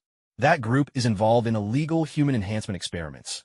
May explained candidly, knowing the fireproof woman was her equal. And there is no need to hide the truth. They've combined Hulk's blood, an incomplete super soldier serum, and the extremist virus to create a brand new enhancement serum. The serum comes in an external injector shaped like a centipede, so it's known as the centipede serum. Director Fury was furious over this. He suspects some other research institute leaked samples of those 3 formulas. Nonsense. S.H.I.E.L.D. has samples of all 3 as well. Everyone knows. What belongs to S.H.I.E.L.D. also belongs to Hydra, and what Hydra has, sooner or later, ends up in the hands of the whole world. The mastermind behind the centipede serum was none other than John Garrett, a level 8 Hydra agent within S.H.I.E.L.D. It's no surprise he could so easily get his hands on the materials. He was simply taking what was his. In short, the world had descended into chaos. The petrification epidemic had everyone on edge. Superpowered crimes were on the rise. John Garrett was stirring up trouble from the shadows, and the centipede serum's human trials were nothing short of shocking. The fireproof woman couldn't help but wonder, how did things fall apart the moment she turned her back? Were they trying to make her juggle 2 crises at once? The only silver lining was that the Department of Flame had gained more authority in the wake of this disaster, rising to stand almost shoulder to shoulder with S.H.I.E.L.D. The bad news? With fear and suspicion everywhere, the upcoming coronation ceremony was bound to lose much of its intended impact. Damn it, of all times to stir up trouble, they had to pick the peak of my glory. If my enemies were as formidable as Thanos, I'd understand. But for mere nobodies like John Garrett and a couple of weak Inhumans to dare challenge me. Do they really think the Firekeeper can't wield a blade? Over in Lothric, even the red paper for the guest signatures has already been cut. Anyone who dares to stop me from collecting wedding gifts, I'll see to it they regret it. I wasn't around before, but now that I'm back, the days of these petty clowns are numbered, the Firekeeper declared righteously. This world must have peace. May lowered her voice and said, Director Fury's investigation found that a mysterious figure named Clairvoyant is pulling the strings behind the centipede serum. He suspects this person is a remnant of Hydra, so those 3 serum samples were most likely stolen by Hydra. Clairvoyant really is Hydra's handiwork, but he never stole the serum. How could he steal what was already his? Just then, May suddenly received a transmission. Pressing her earpiece and responding briefly, she spoke gravely. Just now, SFLD's Dr. Hall was kidnapped. He's a renowned international physicist. For someone to defeat, S.H.I.E.L.D. agents head on and abduct Dr. Hall. That kind of firepower, Director Fury is convinced, must be the work of Hydra remnants. He wants me to lead a team immediately, rendezvous with him, and launch a rescue operation together. The Firekeeper curled her lip. Not likely. Hydra would never brazenly snatch something from S.H.I.E.L.D., so whoever pulled this off definitely isn't Hydra. Fury's there too? May nodded. Then let's go together, the Firekeeper thought to herself. This was the perfect opportunity to deliver an invitation to the Egghead. May didn't quite understand the Firekeeper's intentions, but seeing her willing to help, she was more than grateful and was just about to call for a helicopter. But before she could, the Firekeeper had already opened a portal, through which Fury's scowling face was clearly visible. So, Her Majesty has returned. Now we can finally sleep easy, Fury remarked, dry sarcasm lacing his words as he put away his pistol. The Firekeeper ignored him and strode straight through the portal. Looking out the window, she was greeted by blue skies and white clouds. She grinned. Not bad. This plane of yours, spacious, steady. Oh, even a liquor cabinet. Impressive, very impressive. Fury didn't reply. As May and her team prepared to step through the portal, he suddenly said, "Wait, don't board just yet." "May?" Fury pulled a $20 bill from his pocket. "You're in Hong Kong, right? Bring back a few baskets of dumplings for me. The food on this plane is unbearable." May. High above Colorado Island, 10,000 meters in the sky, Fury munched on dumplings as he briefed the group. Ian Quinn, a mining tycoon, an energy magnate, with connections in both high and low places. He's a mastermind behind Dr. Hall's kidnapping. May kept a cold expression as she asked, "And the motive?" Egghead replied, "Ian Quinn and Dr. Hall were college classmates, but Quinn lacked talent. After graduation, he went into business, while Dr. Hall excelled all the way, eventually becoming a world-renowned physicist. Maybe our wealthy tycoon was so humiliated by his academic shortcomings that he decided to take revenge." Firewoman laughed inwardly. What kind of reason was that? If she became a big boss herself, she'd be bragging to her old classmates, eager to protect them, not kidnap them. "That's just childish," Simmons interjected. "In terms of both wealth and social standing, Ian Quinn is the more successful one. He's the public's idea of a winner. The idea that he'd be angry out of humiliation doesn't make sense at all." Firewoman nodded. "See? Someone gets it." Egghead shot Simmons a glare. "Agent Simmons, what's your clearance level?"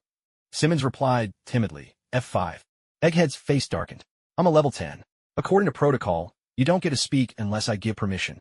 Simmons jumped, quickly apologizing. "Sorry, sir. This is your one warning. Don't let it happen again." "Yes, sir." After speaking, Simmons turned her head and noticed Firewoman looking her way. Embarrassed, she stuck out her tongue, only to be met with a reassuring smile from Firewoman. The small gesture instantly brought them closer. Firewoman, of course, saw right through Egghead's flimsy excuse, but she didn't mind at all. "So you're a level 10 agent. Keep barking orders and alienating people. The more you offend, the easier it'll be for me to step in." Poaching Coulson's team might have made Firewoman feel a little guilty, but poaching from Egghead? Not in the slightest. She'd already managed to snatch Avengers. Why wouldn't it make sense to recruit another special task force? Although S.H.I.E.L.D. was always butting heads with the Fire Transmission Department, Firewoman wasn't the least bit annoyed. In fact, she was more than willing to bring her own rations and lend a hand. Why? Because in her mind, S.H.I.E.L.D. had long become a sister agency, just another department under her command. Once S.H.I.E.L.D. finally disbanded, she'd simply scoop them all up, left hand transmitting fire, right hand holding the shield. How could she not be invincible? With that in mind, she treated S.H.I.E.L.D. agents with extra care, while Egghead's rigid and heartless management style was actually helping her out. She almost wanted to thank him. Unaware of Firewoman's private schemes, Egghead was still relishing his own self-importance. The world is mine to protect. He might not be a great leader, but when it came to battlefield command, he was in his element, quickly laying out a detailed operational plan. Corolla Island is Ian Quinn's private domain, and tonight he's hosting a charity gala here. Simmons and Fitz will go in undercover as a couple. Once they locate where Professor Hall is being held, they'll send us his position right away. Agent May and I will lead the team in for a direct assault. Any questions? Fitz, the shy young man, stammered, going undercover as a couple. "I'm afraid I'll give us away. Why don't we pretend to be siblings instead?" Coulson shot him a look. "Why not just pretend to be mother and son?" No, Fitz replied, sneaking a glance at Simmons. He hesitated on the outside, but inside he was secretly pleased. "A couple is fine. I've actually watched a few romance movies like Roman Holiday, Gone with the Wind, Waterloo Bridge, you know. I'm confident I can pull this off." "Wow, those are some old classics. Kid, you're really nostalgic." Coulson looked worried and turned to Simmons. Simmons quickly added, "I've seen Titanic." "Geez, a movie from '97 isn't exactly modern either. Are all scientists this out of touch with the times?" May, the only one here with real field experience, suddenly spoke up. "It's fine. That's more than enough. I trust those two." Fitz and Simmons both lit up with relief. Firegirl whispered, "Hey, neither of them has a modern view on love. Are you sure this will work?" May just shrugged. If it were only one of them, maybe not. But since they're both so old-fashioned, it actually makes them perfect. Match. It's like with reference points. If both the car and the lamppost are moving together, it's as if nothing's moving at all. What a brilliant metaphor, spoken like a true veteran. Fitz and Simmons could only smile wryly, while Coulson and Firegirl applauded in unison. The cabin instantly filled with a lively, cheerful energy. After this brief interlude, the mission began. Everything went smoothly. Fitz and Simmons, riding on the wave of their old-school romance, managed to blend in at the gala, and with their 21st century spy skills, they quickly located Dr. Hall. The moment the signal was sent, like a flare shooting through the clouds, Coulson and Agent May led the team in, bursting into the gala. Enforcing the law with civility? That was nowhere to be found. At Coulson's level, there are precious few laws that can keep him in check. Staying on the right side of the line is just a matter of self-discipline. He wouldn't hesitate to fudge reports in front of the Security Council. So what's Ian Quinn? A mere mining tycoon? To him, kidnapping a S.H.I.E.L.D. agent is like dancing on a tiger's head. He'd better get ready to spend his next life picking up soap in prison. On this southern island of Corolla, Coulson stood out in his leather jacket, his heat resistance as impressive as ever. Surrounded by bikini-clad women, he raised his voice to address the guests. Sorry to interrupt your party, but Ian Quinn is suspected of kidnapping. We're here to arrest him according to the law. Please cooperate to avoid any unnecessary misunderstandings. Faced with the muzzles of guns staring them down, of course, everyone complied. May led a team to arrest Ian Quinn. It should have been a straightforward conclusion. But then, the ground suddenly trembled, sending many people tumbling and screaming in fright. In the next moment, the entire island began to shake violently. An earthquake. Nick Fury had barely spoken when an even stronger tremor struck, knocking everyone to the ground at once. It felt as if they'd all been tossed into a giant washing machine. Fury and the others tumbled together in a dizzying chaos, spinning and rolling for over 30 seconds before it finally came to a halt. Though Fury hadn't undergone any enhancements, as the king of agents, his physical fitness far surpassed these pampered businessmen. He was the first on his feet, shaking off the dizziness as he called out loudly, "Is anyone hurt?" A woman cried out, "My nails. I spent 6 months and 12 days growing them, and now they're broken." Fury's mouth twitched. He peeled a small nail fragment from his face and flicked it away.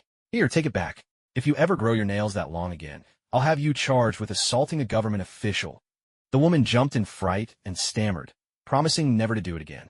As they exchanged words, the others got to their feet. It wasn't long before someone noticed something strange and shrieked, "Oh my God, look around. We're standing on a roof." Everyone looked and realized, to their shock, that they were indeed standing on what used to be the roof, and above them was the original floor.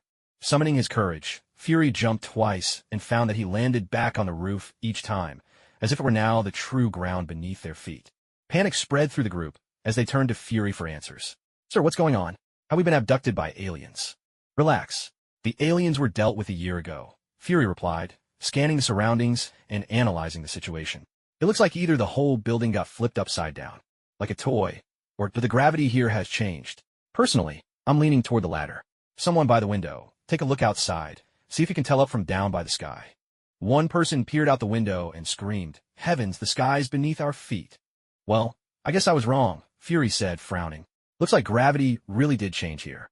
Seeing the person still shrieking, he scolded, "Phenomena like this are rare, but generally not dangerous. Why are you still panicking?" "Because this is a special case," the person shouted, pointing frantically outside. "There's a plane falling up towards us." Fury hurried to the window, and the sight made his heart nearly stop. His personal aircraft was falling up, straight towards them. The enormous transport plane roared as it hurtled upward from below. The whole room erupted in terrified cries, just as from the heavens seemed about to strike, when suddenly, with a shimmering swoosh, a giant blue portal appeared in midair. The massive plane plunged right in and vanished without a trace. This heart-pounding, electrifying scene sent everyone's adrenaline soaring, and then, swept up in the thrill of survival, the crowd erupted in jubilant cheers. Ludden wiped the sweat from his bald head and pressed his earpiece, asking, "Magic really is a marvelous thing. Your Majesty, is my plane all right?" A blue portal shimmered open beside Ludden, and the Fire Lady stepped out, announcing, "Don't worry. I've sent it to the other side of the Earth. Once it broke free from the strange gravity field here, it regained altitude and is flying smoothly again." Ludden nodded. "Anomalous gravity, huh? Looks like Dr. Hall has succeeded." The Fire Lady chuckled. "So, you really weren't telling the whole truth just now?" Ludden replied matter-of-factly, "It's called compartmentalized management. Nobody knows all the secrets, so nobody can leak them. Except you." Seeing that Ludden was about to argue, the Fire Lady waved him off. "All right, whether your approach is right or wrong, time will tell. For now, let's deal with the problem at hand. My suggestion, you tell me the whole story first. What do you think?" Ludden put on a stern face. "You mean to say, without knowing the truth, you can't solve this problem?" "No," the Fire Lady smiled. "If I don't know the truth, I'll simply use a portal to send this whole island into Martian orbit. If you tell me, maybe I can come up with a different solution." Ludden fell silent for a moment, then relented. Ian Quinn and Dr. Hall were close back in college. There's no bad blood between them. And Dr. Hall asked Ian Quinn to help stage this kidnapping. The Fire Lady's eyes widened in surprise. So, Dr. Hall got himself kidnapped on purpose? What? Ludden's face darkened. According to SHIELD regulations, Dr. Hall's resignation can't be approved until next summer. The Fire Lady pondered for a moment and said, so Dr. Hall wanted to quit, but you wouldn't let him, so he reached out to an old college friend and cooked up a kidnapping to force the issue. Ludden nodded. That's basically it. Seriously? All this fuss, and it turns out to be nothing more than a labor dispute. The Fire Lady shot him a disdainful look. Let me guess. You owe Dr. Hall a mountain of back pay. Ludden's mouth twitched. Absolutely not. Then you must have slept with Dr. Hall's wife. Ludden bristled. I'm not Tony Stark. The Fire Lady frowned in puzzlement. Then why would Dr. Hall rather be kidnapped than stay at S.H.I.E.L.D.? Because of Gravitium. Ludden blurted out, then caught himself, realization dawning. You tricked me. Of course. If I didn't, would you ever tell me? The Fire Lady grinned, her eyes sparkling. Why don't you tell me all about it? Seeing that things had come to this, Hard-Boiled Egg could only resign himself and blurted out, Gravitonium was a hypothetical substance, proposed by Dr. Hall's father. He believed it was an element with an extraordinarily high atomic number, possessing the remarkable ability to manipulate force, a key resource for humanity to escape the bonds of gravity and venture into space. But this idea contradicted the law of universal gravitation and was dismissed by the scientific community as nonsense. Dr. Hall's father's reputation was ruined because of it. Do you believe it? She asked. I didn't at first. Hard-Boiled Egg glanced at the upside-down room and let out a weary sigh. But reality gave me a slap in the face. The fireproof woman pressed on. What role did Ian Quinn play in all this? He was mentored by Dr. Hall's father in college, which left him obsessed with gravitonic matter. He knew he wasn't cut out for research, so he and Dr. Hall divided their efforts. He would search for gravitonium, while Dr. Hall continued his academic pursuits. Later on, Ian Quinn became a famous mining tycoon, digging holes all over the earth, while Dr. Hall became a physics expert, joined S.H.I.E.L.D., and used its resources to further his father's theories. A look of realization crossed the fireproof woman's face. So Dr. Hall's sudden resignation was because... Hard-Boiled Egg nodded. Because Ian Quinn actually found gravitonium. Wow, these two are truly inspiring. They set their sights high from a young age, went their separate ways, achieved their goals, and reunited in triumph. If this were turned into a TV series, just think how many young people it could inspire. The fireproof woman tilted her head. That does sound impressive. If gravitonium is really as miraculous as you say, then these two have made an extraordinary contribution to humanity. Why are you trying to capture them? Hard-Boiled Egg replied with conviction. Because it's dangerous. Gravitonium is a double-edged sword. Used wisely, it could benefit all mankind, but mishandled, it could destroy the entire planet. This isn't a toy for businessmen or rogue scientists. S.H.I.E.L.D. has a duty to confiscate gravitonium and safeguard the world's nations and people. He rattled on at length, but his core message was simple. Beauty belongs to the strong. The fireproof woman wholeheartedly agreed. If gravitonium is a primordial treasure, then Ian Quinn and Hall are, at best, wandering hermits from the mountains. Even if they get their hands on it, it'll only attract the covetous eyes of others. Hard-Boiled Egg, a master cultivator within S.H.I.E.L.D., was just one such person. In his view, a primordial treasure possesses immense power, and in the hands of ordinary people, it spells disaster. S.H.I.E.L.D., as the righteous leader of the world, bears the responsibility to manage it for the good of all. If rogue cultivators refuse to comply, then they're nothing but heretics, who must be subdued with thunderous force, imprisoned for life, and banished from the light of day. The Firekeeper wholeheartedly agreed with Nick Fury's reasoning. As a nascent soul cultivator herself, she gently patted Fury's bald head and said, Hold on, fellow Taoist. I believe this artifact is destined to come to Lothric with me. When it comes to killing and seizing treasures, everyone relies on their own abilities. If Fury could say that Ian Quinn and Dr. Hall were unworthy of possessing the gravity rhodium, then naturally the Firekeeper could also deem Fury himself unworthy of it. Not convinced? Well, you'll just have to swallow it. The Firekeeper asked, Where are they now? Fury pointed upward and replied, They're in the underground laboratory, though by now, I guess it's more like the Sky Lab. Dr. Hall has built a machine to control the gravity rhodium. The room is filled with gravitational fields, pulling in all directions, so Agent May and the others don't dare make a move. Ian Quinn has demanded that S.H.I.E.L.D. withdraw immediately, or he'll increase the gravity field and create an artificial black hole on this island, taking everyone down with him. The Firekeeper let out a surprised gasp. He can really create a black hole. Fury glanced at his phone. Well, SHLD's science consultants seem to think he can. The firekeeper shrugged. Looks like Ian Quinn isn't exactly on the side of justice, if he's willing to go that far. Fury retorted sarcastically.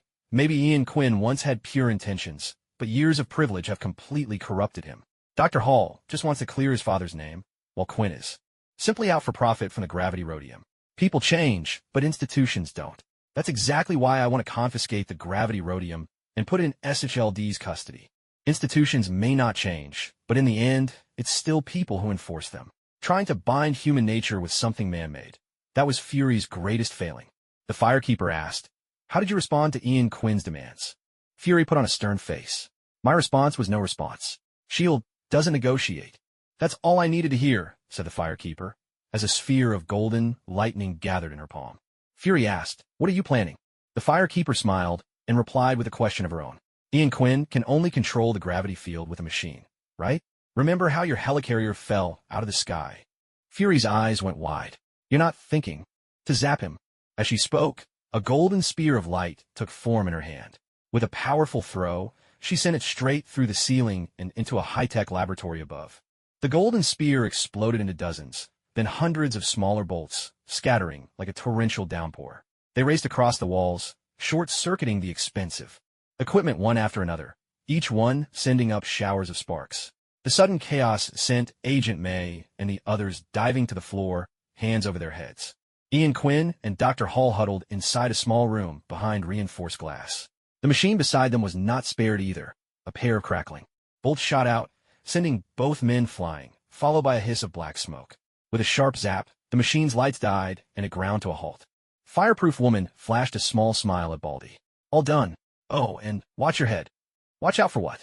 Before Baldy could even ask, he and the others suddenly plummeted from the ceiling, landing hard on the floor below. Ian Quinn and Dr. Hall were apprehended. The gravity generator was destroyed, and after everyone's identities were confirmed, the guests departed in an orderly fashion. The beautiful southern island once more returned to its tranquil state. Suspended silently in midair was a sphere of liquid metal, silver-white in hue, about 2 meters in diameter. The metallic surface flowed and shifted ceaselessly, giving it an eerie and mysterious allure. So, this is gravitonium? Fireproof Woman circled the metallic sphere. Doesn't look all that special to me. Looks a lot like Mercury. Fitz, busy scanning the sphere with an instrument, didn't even look up. Actually, the mass of this thing is astonishing on the inside. It's like this. As he spoke, he tossed a pen at the gravitonium. The silvery liquid rippled, and the pen was swallowed in an instant. Curious, Fireproof Woman asked, "Where did it go?" Fitz replied excitedly, "It's inside the gravitonium now. According to my calculations, that pen would have been compressed by the intense gravity to the size of a single atom. This is incredible. If I hadn't witnessed it myself, I'd never believe something so astonishing was buried deep within the earth." Fireproof Woman nudged Simmons with her elbow. "He's much more animated than usual, isn't he?" "Fitz is a genius. He has a passion for science like no one else," Simmons replied, shrugging. "Well, he's like every boy, really utterly fascinated by machines and metal and anything like that." Fireproof Woman laughed. "He actually reminds me of Tony. Pepper told me he even wears the Iron Man suit around the house to watch NBA games." Simmons' eyes lit up. "You mean Tony Stark? Iron Man?" Fireproof Woman nodded. Simmons exclaimed, "Could you arrange for me to meet him? I have some academic questions I'd love to ask him." "You want to ask him for academic advice?" Fireproof Woman found this a bit odd. "You're a biochemist, and Tony is all about physics and engineering. What academic questions could you possibly have for him? Unless you're working on something like Maya Hansen's virus. But isn't your specialty vaccines?" She glanced at Fitz, who remained oblivious to his crush's wish to meet the walking arsenal. He was still circling the gravitonium, happily recording data, as carefree and simple as an overgrown, blissful child. "Fitz, do you like the color green?" Fireproof Girl couldn't help but remind him. Fitz was taken aback. He scratched his head and replied in his usual clueless way. "Well, I guess it's okay. Green stands for nature and peace. After staring at a computer screen all day, I often look for something green to rest my eyes." "Well then, things just got easier for you. From now on, just grab a mirror and take a look at yourself." "Your Majesty?" Simmons was waiting for a response. Fireproof Girl leaned in and whispered, "Be honest with me. Are you really planning to ask Tony some academic questions?" Simmons' face turned bright red in an instant, like a child caught in a lie. Fireproof Girl was stunned. "Wait a second, You really are trying to pull a Maya Hansen and discuss the formulas for biological reproduction and friction with Tony? Blushing, Simmons said, I'm sorry, Your Majesty. I lied to you. Actually, I just want to ask Mr. Stark if it's true that he's been involved with all 12 of the Playboy cover models. What? Seriously? So that's your real question? Fireproof Girl was baffled. Why do you even want to know that? Simmons replied, I believe the rumors are true, but Fitz thinks they're false. So we made a bet. If I win, he has to go with me to the academic lecture next Wednesday. Wow, so this is how top students place their bets? The loser has to sit through a lecture? That's downright brutal. Curious, Fireproof Girl asked, and what if you lose?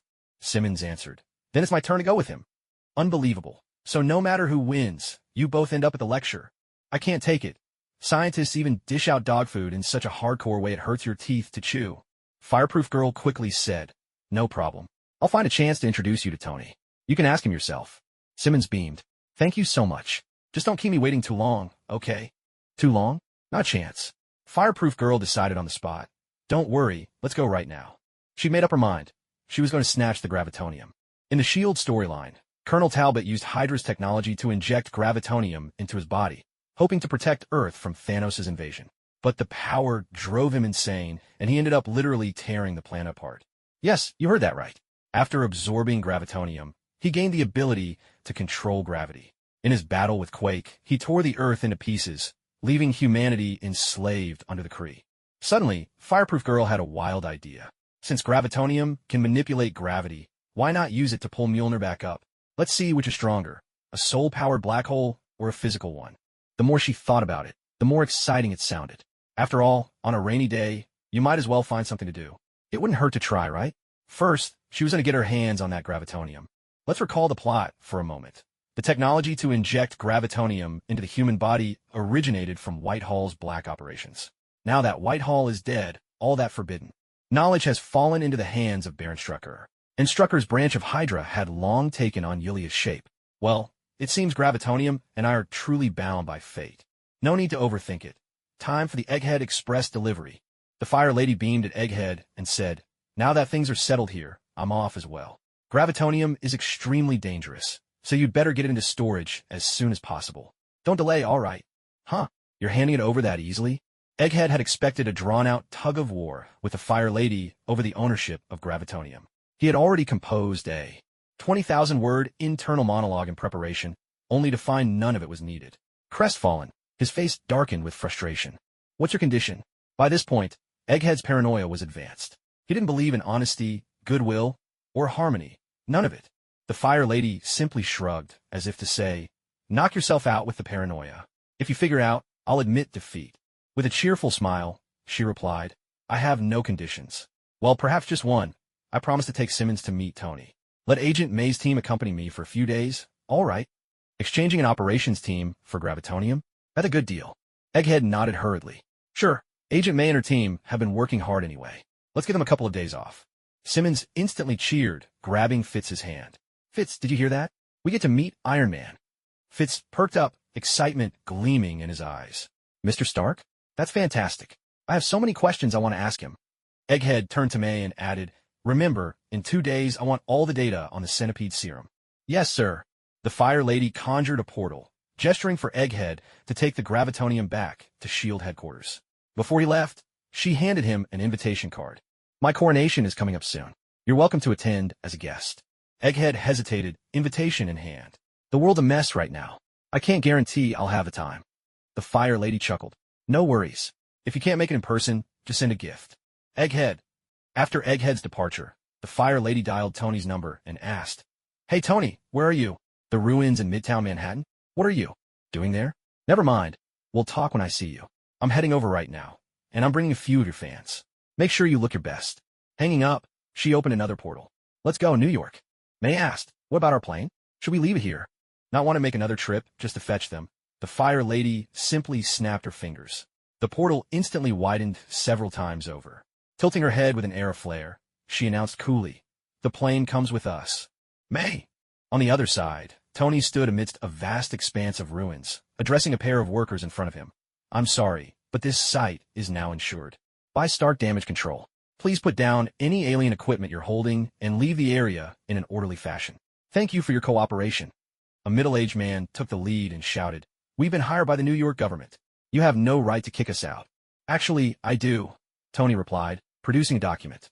This is the cleanup contract signed between Congress and Stark Industries. Your agreement with the New York government is no longer valid. Of course, according to the terms, the city will pay you a penalty for breaching the contract. If they don't, I can recommend a good lawyer to you. The middle-aged man was so furious that his hands trembled. Just as Tony, the heartless capitalist, was basking in his triumph, a sandwich came flying out of nowhere, hitting him squarely in the forehead. Clearly, it was someone's lunch, and there was even an egg inside, which now slid slowly down Tony's long face. Fighting down his disgust, Tony peeled the sandwich off his face and barked, "Don't let there be a next time. Otherwise, I can't promise what might happen." The middle-aged man couldn't take it anymore, shouting, "What's going to happen? Is the great Iron Man going to put on his suit and kill us? Go ahead. We've thrown all our money into this. Thanks to you, we're bankrupt. We have nothing left, nothing to lose. Put on your Iron Man suit and kill us like you did those aliens. Go on." Tony frowned and replied, "I built the Iron Man suit to protect peace. I'm not going to use it to kill anyone." The man picked up an iron pick from the ground, glaring at Tony. "Then you're in trouble. Haven't you read the books? As a capitalist, you'd better not show up alone in front of a group of workers." Tony was taken aback. "What are you trying to do?" The man shouted. "We're taking back what belongs to us. We're fighting for ourselves. We want a revolution." The crowd echoed his cry, grabbing construction tools and charging at Tony. But halfway through, a sudden blue portal opened right in front of them, and a Quinjet roared out, blasting them apart with a furious gust of wind. And just like that, the revolution was over. The workers crouched on the ground, hands over their heads, shivering in front of the massive Quinjet.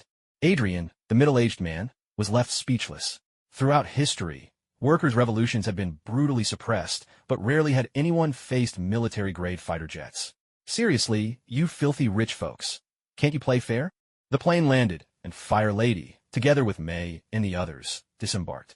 The moment Adrian caught sight of them, the spark of life returned to his once somber face. He called out loudly, "Your Majesty, is that really you? I'm Adrian. We met a year ago in Professor Irina's phototherapy class." Fire Lady paused in surprise. "Adrian, wasn't that the vulture for Spider-Man? Had she ever met him before?" She asked politely, "I'm sorry, my memory is a bit hazy. You're also one of Irina's students." "No, not me, my daughter, Liz." Adrian quickly clarified. "She's Peter Parker's classmate." Peter introduced Liz to the phototherapy course. "I took her to Professor Irina's class and was fortunate enough to meet you back then. You were still a princess at the time, and now you're the king. Please allow me, on behalf of my whole family, to offer you our heartfelt congratulations." Ah, no wonder he could one day become a movie villain. He certainly knew how to forge connections in just a few words, his compliments flowing as smoothly as honey. Fire Lady recalled the occasion. She had gone to visit young Peter, met Adrian by chance, but hadn't asked his name, so the encounter had slipped her mind. With her usual easygoing manner, Fire Lady grinned and said, "That's right. I remember now. We did meet once before. And your name is?" "Adrian Toombs. My daughter is Liz Toombs." I'll remember that." "Mr. Toombs, how is Liz? Has she had any trouble with her phototherapy studies?"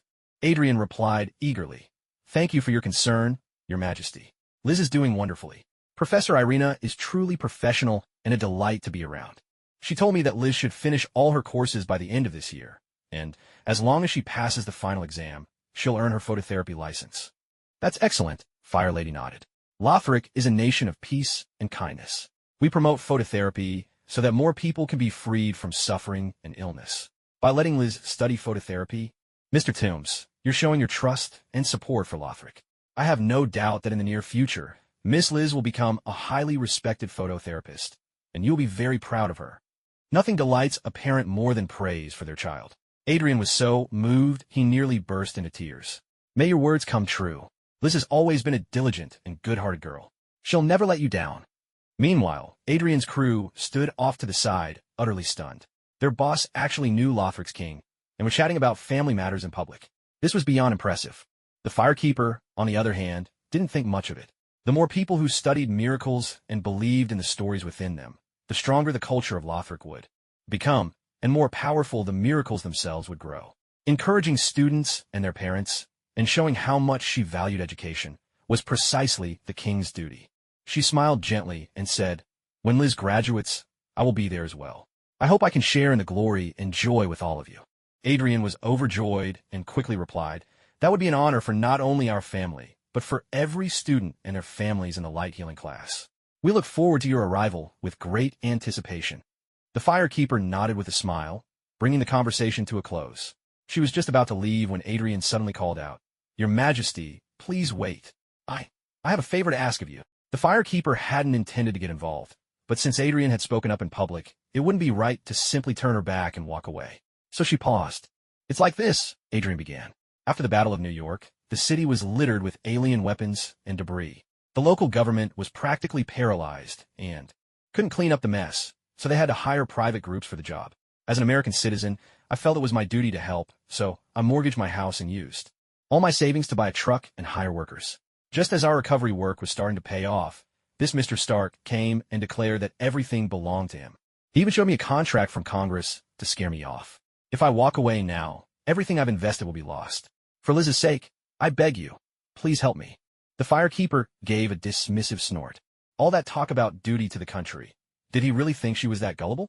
Those alien devices and metals were highly sought after. Anyone who managed to get their hands on them could trade them for a fortune in cash. Adrian was simply tempted by the prospect of easy money. Now that he'd lost everything for the sake of profit, it was nothing more than a failed investment. Pitiful, perhaps, but running out here to cry foul was a bit shameless. Of course, the American government was also at fault. At the time, the entire government had been cowed by Loki's scepter. They were powerless to restore order to the city and had no choice but to hire private groups as a stopgap measure. Those alien scraps were worth a fortune, and the private contractors made a killing. But they genuinely helped the government in its hour of need and played a huge role in restoring social order. Now that the government had recovered, they were jealous of the profits and immediately turned their backs, tearing up the contracts and kicking out the contractors. It was indeed an ugly move. In the end, it was a deal between willing parties. No one could really blame anyone else. If anything, Adrian misjudged the situation. A quick, small profit would have been enough. But instead he went all in, betting everything he had on a big win. In the end, he bit off more than he could chew and lost it all. His entire fortune wiped out in one fell swoop. He really hadn't considered just how much alien technology was hidden inside those damaged extraterrestrial devices. There was no way the government would allow civilian groups to stay involved forever. The only reason they were only now clearing everyone out was thanks to the benefits of a democratic government. If an efficient organization like Hydra were in charge, Adrian, you'd have gone bankrupt half a month ago. That's just the way things are. If you say it's wrong, well, there's nothing illegal about it from a legal standpoint. The New York government isn't refusing to pay the penalty for breach of contract. But if you say it's fair, what use is that tiny compensation? Adrian is not only going bankrupt, but also saddled with a mountain of debt. It really is miserable. After pondering for a while, the fireproof woman forced a dry laugh and said, "Mr. Toombs, personally, I sympathize with your situation. But these are your government's regulations. I can't interfere. In other words, even the most upright judge can't settle family squabbles. You folks keep fighting amongst yourselves. I'll just watch from the sidelines." But Adrian was shrewd. He seemed to have anticipated that the fireproof woman would try to stay neutral. So he immediately countered, "But you are the hero of the Battle of New York. It was you and the brave soldiers of Lothric who drove the Chitauri away.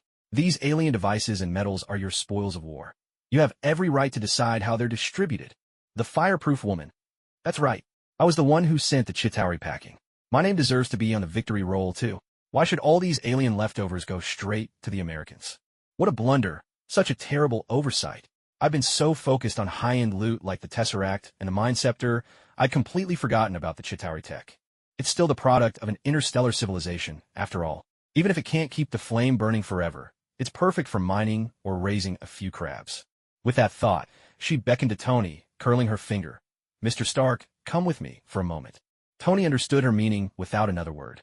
Once they'd stepped aside, before the fireproof woman could speak, he jumped in first. "You get 30%. The Department of the Flame gets 20%. The fireproof woman. "Oh, in that case, I've got no complaints." And just like that, it was settled. The reason Tony managed to secure the congressional contract was simple. He made sure everyone got a share. At this point, capital is all about mutual benefit. Your gain is my gain, and vice versa. Only by keeping everyone happy can things run smoothly. The fireproof woman certainly wasn't about to ruin her own prospects. By comparison, Adrian's vision was far too narrow. It was no wonder he lost out. After all, the nature of capital is big fish eating little fish, and he was just one of many small fry. Now the question was, how to politely but firmly tell Adrian to get lost. While the fireproof woman was turning this over in her mind, she suddenly saw an African-American woman begin to float into the air, tiny sparks of lightning radiating outward from her. Everyone was startled, including the fireproof woman herself. Flying and shooting lightning? Are you Storm? No one had mentioned there were X-Men in this world. But in the very next second, a faint buzzing came from the tiny lightning, growing louder and louder, until finally, with a sudden crack, a white arc of electricity burst forth. The dazzling flash forced everyone to turn their heads away in unison. As quickly as the white light came, it vanished. When they looked back, they saw the black woman floating motionless in the air. Simmons approached cautiously to check on her and announced, "She's dead." The current fried her brain. She was electrocuted. The fireproof woman suddenly understood. Storm would never die from electricity, so this person definitely wasn't her. This bizarre death stunned everyone, plunging the room into silence. The unnatural way the black woman died left everyone shaken, and the scene was eerily quiet. They drew her pistol, scanned the area, and reported, "No suspicious individuals detected." Tony added, "Jarvis hasn't found any signs of an external attack either."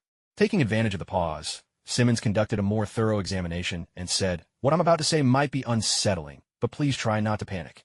Tony, ever the bravado in the presence of women, puffed out his chest and replied, "Don't worry, we're professionals. We don't scare easy." Simmons looked at the data on her instruments and explained, "If these readings are correct, the electrical current originated inside this woman's body, specifically from within her brain." Tony blinked in surprise. "You mean?" Simmons nodded. "She electrocuted herself from the inside out." Tony shrugged. "Well, last year we had someone who could set themselves on fire, and now we've got someone who can fry themselves with electricity.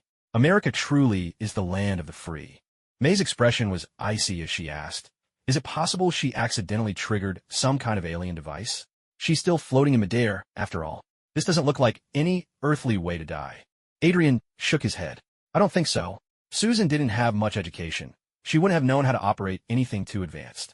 I only assigned her to do some cleaning work, just old Chitauri scrap metal. No alien devices involved. Cleaning, mainly Chitauri armor," Adrian explained, glancing at Iron Man. "Some of the Chitauri were smashed into a pulp, and Susan's job was to clean off any remaining organic matter from the armor." Tony hurried to clarify, "Don't look at me. Hulk was responsible for that mess. I'm the picture of civility." The fireproof woman asked, "Where's the material Susan was cleaning?" Adrian pointed to a large pile of Chitauri metal behind them. "Right there." The fireproof woman turned to Fitz. "Check it out." "Yes, ma'am." Fitz opened a suitcase, and in an instant, dozens of small drones shot out, casting scanning beams over the Chitauri metal under his precise control. Tony exclaimed in surprise, "This is an incredible design. Did you come up with it yourself?" Fitz replied shyly, "Yes, Mr. Stark." Tony's astonishment only grew. "How much does S.H.I.E.L.D. pay you a month?" "I'll triple it. Come work for me." But Fitz shook his head. "Thank you for your offer, but I must decline." "Not enough? How about 5 times your current salary?" Fitz still shook his head. Tony pressed on. "Still not satisfied? Then what do you want?" Fitz smiled bashfully. "The world is vast. I like to see it for myself." Tony paused, then nodded in approval. "That's a wonderful idea. You have my support. But whenever you're tired and need a place to rest, Stark Industries will always have a spot for you." Fitz replied gratefully, "Thank you, Mr. Stark." The Fire Lady whispered to Stark, "How does it feel to have your checkbook fail you? Your ultimate move was beaten by a kid barely out of his teens." Tony protested, "I didn't lose to a kid. I lost to a dream." "So, you think Fitz's promise?" Tony nodded, speaking with conviction. "I see the potential to change the world in him. Maybe one day, he'll accomplish even more than I have."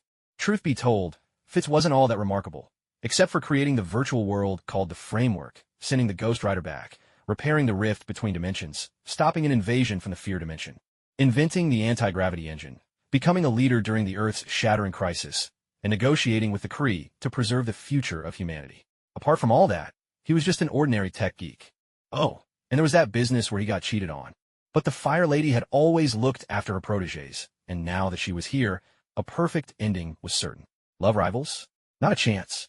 As if to repay the Fire Lady's faith in him, Fitz's scanner suddenly picked up something. "I found it, this Chitauri helmet. There's some unknown substance inside, and though I can't yet identify what it is, I'm sure it's not of Earth." Simmons came over for a look. "It seems to be some kind of virus." Tony glanced as well. "Feels more like nanobots to me."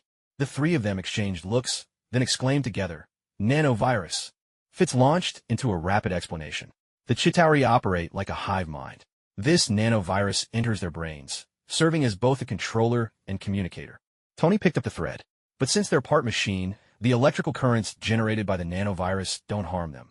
In fact, they recharge their energy and stamina. Simmons concluded, but humans are different. The electrical surges from the nanovirus would fry a human brain, instant, fatal.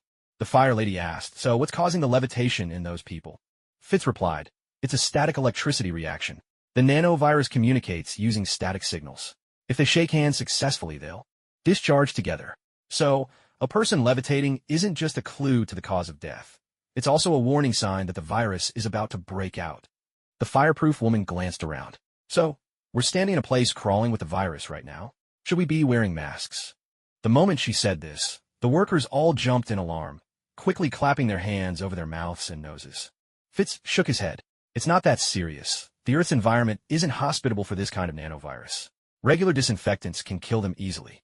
Plus, this virus mainly targets Chitauri brains, so over 90% of the nanovirus clusters are concentrated on the Chitauri soldiers' helmets. Unless you've actually worn one of those helmets, it's very hard to get infected. That's right. Susan wore a helmet, a worker exclaimed, pulling up a photo on his phone. She even posted a selfie. Let this be a lesson, comrades. Posting selfies can be deadly. Just then, another worker suddenly began to float before everyone's eyes. Damn it! Everyone get back! Tony shouted. Did you post a selfie too? The worker looked stricken. I just wanted to show off a little to my friends. A low, buzzing sound filled the air as tiny sparks of electricity flickered around them. The man's face turned pale as he cried out, help me, please, someone save me. I have 2 kids, I can't die. He hadn't even finished his plea when a sharp crack resounded and a blinding white light flashed, forcing everyone to squeeze their eyes shut on instinct. Everyone except the fireproof woman. Just gouge out your eyes, and you'll never have to fear high beams on the road again. The moment the current was released, the fireproof woman hurled a burst of radiant healing toward him. The worker's brain was only cooked for a third of a second before it was healed. He hung quietly, suspended in the air. Simmons rushed to examine him, her voice trembling with excitement. He's still alive. The workers erupted in cheers, and the fireproof woman's reputation soared instantly in their hearts. Such is the awe-inspiring power of a healer. But Simmons quickly added, the patient's brain was briefly fried by the current. Even though he was healed quickly, there could still be after effects. In mild cases, he might lose some memories. In more severe cases, he could slip into a vegetative state and never wake up again. The workers tensed up all over again. May asked, Simmons, what about a cure? I can try to make one, but I'll need a fully equipped biochemistry lab. The fireproof woman nodded. Tony, you heard her. Get the sorcerers moving and give Simmons everything she asks for. Fitz, you know her best. Go be her assistant. Tony and Fitz nodded in unison. The fireproof lady opened a portal and sent them back to the fire transmission department, where the mages would take over. When it came to running errands, Marvel sorcerers were truly the best in the business. She then turned to Adrian. Mr. Toombs, as you can see, alien waste disposal is an extremely dangerous job. The government is acting with your safety in mind. I hope you understand. Adrian wanted to argue further, when suddenly his phone buzzed with a new message. He checked it, and to his shock, it was a photo of his daughter. She wore a Chitauri helmet, flashing a victory sign with both hands, grinning at him with innocent delight. In that instant, fear gripped him so hard he nearly lost control. He pleaded with the fireproof lady. Your Majesty, I have no problem stepping aside, but please, you must save my daughter. I can't lose her. The fireproof lady didn't hesitate. She raised her hand, slashed open a portal, and just as quickly sealed it again. She turned to him and asked, by the way, where do you live? Adrian's home was in the suburbs. When the fireproof lady brought Adrian there through a portal, his daughter Liz was nowhere to be found. Damn it! Adrian kicked the Chitauri helmet off the table in frustration. I only brought that thing home as a keepsake. If it ends up hurting Liz, I'll never forgive myself. The fireproof lady asked, where did Liz go? Clutching his thinning hair, Adrian groaned. I don't know. Today's a weekend. She made plans with some classmates, but I have no idea where they went. Calm down. It looks like Liz went to meet her friends and hasn't shown any symptoms yet. As long as we find her in time, everything will be all right. Adrian grabbed onto this hope as if it were a lifeline. Your Majesty, do you have a way to find her? The fireproof lady shook her head. I don't, but you do. Me? Adrian was stunned. I'm just an ordinary mechanic. No magic, no special skills. What could I possibly do? She pointed at the landline phone in his house. Liz has a cell phone, doesn't she? Call her. Adrian was speechless. Sometimes, the simplest solutions are best. No need to rely on magic all the time. A phone call can work wonders. Adrian hung up, a bit embarrassed. Liz is at City Hospital. One of her classmates was hurt during the Battle of New York, and she and a few friends went to visit today.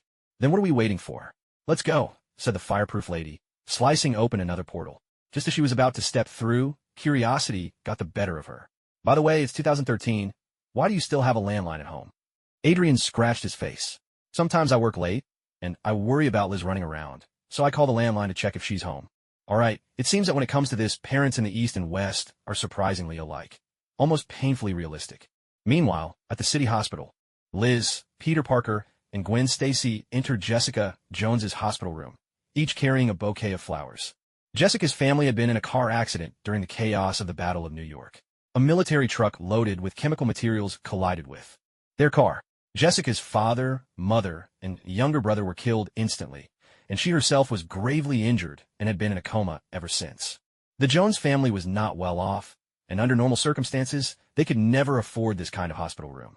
But Gwen's father was the chief of the NYPD, and she had pleaded and pestered him until he pulled some strings, registering Jessica as an important witness. This way, the NYPD would cover Jessica's medical expenses, taking full advantage of the system. Liz's situation was similar. Even though her father, Adrian, was a nobody compared to Tony Stark, he was still wealthy enough to land contracts with the city government. Clearly, he was a big capitalist in his own right, and money was never an issue at home.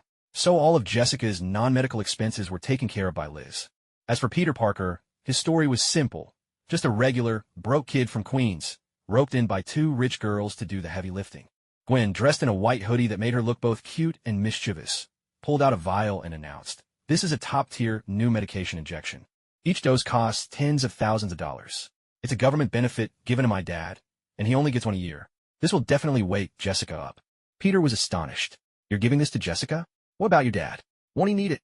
Gwen stuck out her tongue and replied, "Don't worry. I swapped it with a vial of saline solution. If he gets sick, we'll deal with it then." Peter was left speechless. He couldn't help but think, "Girl, you're such trouble for your dad. One day he's going to be the death of you."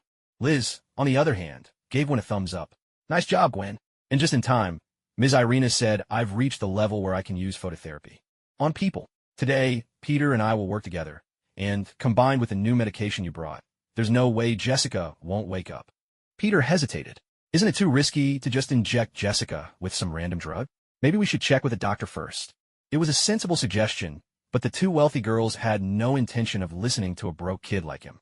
Gwen used her father's name to intimidate the nurses into staying away for a while, then locked the door, pulled out a syringe she'd sneaked in, drew up the medicine from the vial, and lifted Jessica's blanket.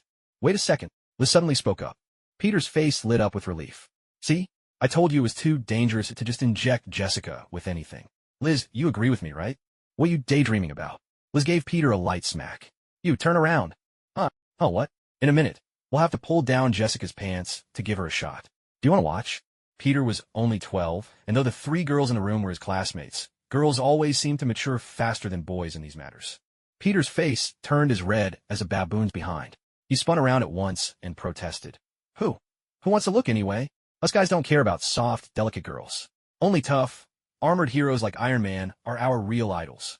Puffed. One day I'll have you kneeling to kiss my feet." The two privileged girls exchanged a glance, a flicker of rivalry in their eyes, which quickly faded as they united against the common cause. They rolled Jessica onto her stomach, positioning her at the edge of the bed, then tugged her pants down to her ankles in one swift motion. "Whoa, so pale. And so smooth." Gwen offered, "Should we take a picture with my phone?" Liz nodded, "Yeah, let's do it." Peter shouted in alarm, "No, don't. That's illegal." Gwen pouted, "But my dad's the police chief." "All the more reason not to break the law." Liz was even more blunt. "My dad has plenty of money. Please, let's preserve at least a shred of dignity for the justice system." The two girls looked at each other, then sighed in disappointment and said, "All right, fine." Phew. Peter finally convinced the two little tyrants and let out a deep breath of relief. "Jessica, remember this. I'm the one who defended your honor. You owe me at least a couple of days with your PSV when you get better." Unconscious Jessica.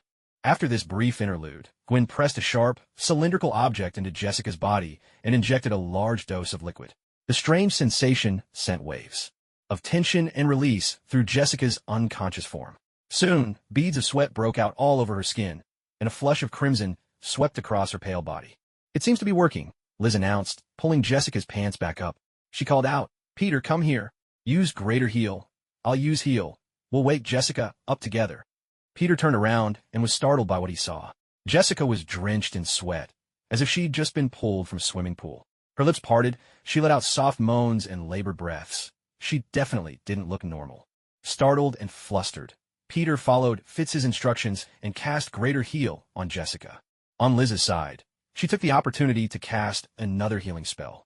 Twin beams of restorative light enveloped Jessica, making her frown as if she were enduring some kind of pain. Yet healing light was nothing short of miraculous, a tale countless people believed in with unwavering faith. Gradually, the crimson flush faded from Jessica's skin, her breathing steadied, and a sense of ease returned to her whole being.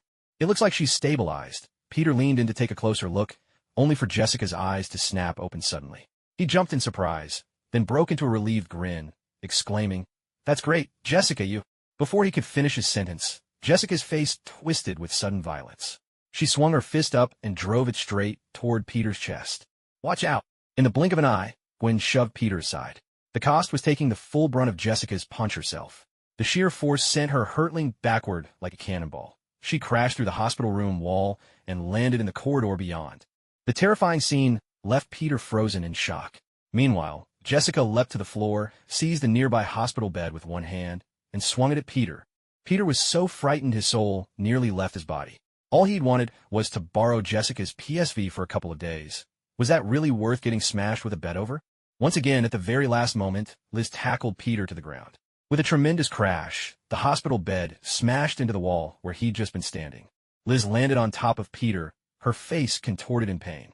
Peter tried to lift her, but his hand came away for her back slick with blood.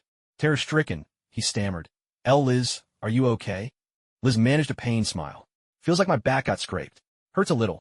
Before Peter could say anything more, Jessica was on him again, this time hefting an oxygen tank. Don't ask why a perfectly healthy patient's room had an oxygen tank. If you must chalk it up to medical overkill, dig deeper, it's a problem with the system. Either way, Peter's face went pale. As Jessica raised the tank, poised to bring it crashing down, a spray of white, sticky fluid suddenly splattered across her face.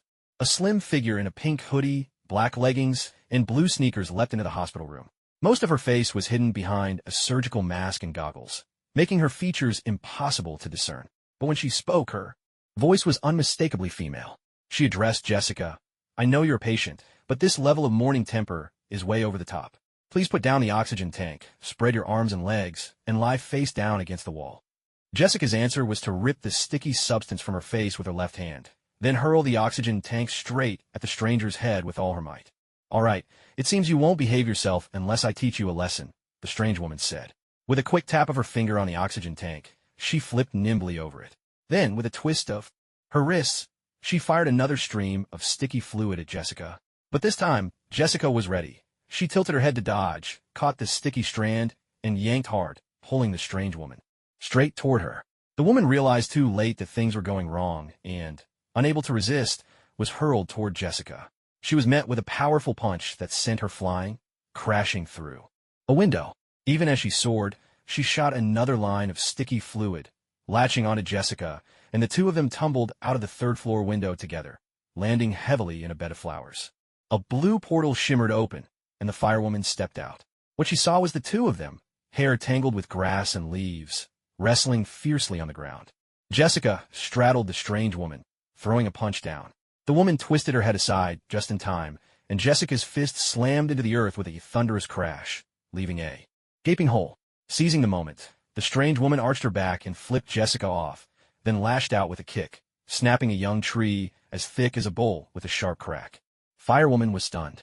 Were kids these days all this tough? With strength and speed like that, even Natasha and Hawkeye would have trouble keeping up. Adrian recognized Jessica. "I've seen her before. She's the classmate Liz was coming to visit. But wasn't she supposed to be in a coma? And where's Liz?" No sooner had the words left his mouth than sparks of electricity began to flicker and crackle around the third-floor window. "Up there!" cried Firewoman, slicing open a portal. She stepped through and saw Liz already floating in midair. Peter, spotting Firewoman, clung to her like a drowning man to a lifeline. "Your Majesty, Liz." Just then, Adrian followed her through the portal. The moment he saw Liz's condition, it was as if his whole world collapsed. "How can this be?" Wasn't there supposed to be a latent period? Why did it happen so fast? Firewoman caught sight of the blood streaming down Liz's back and understood at once. Liz is wounded.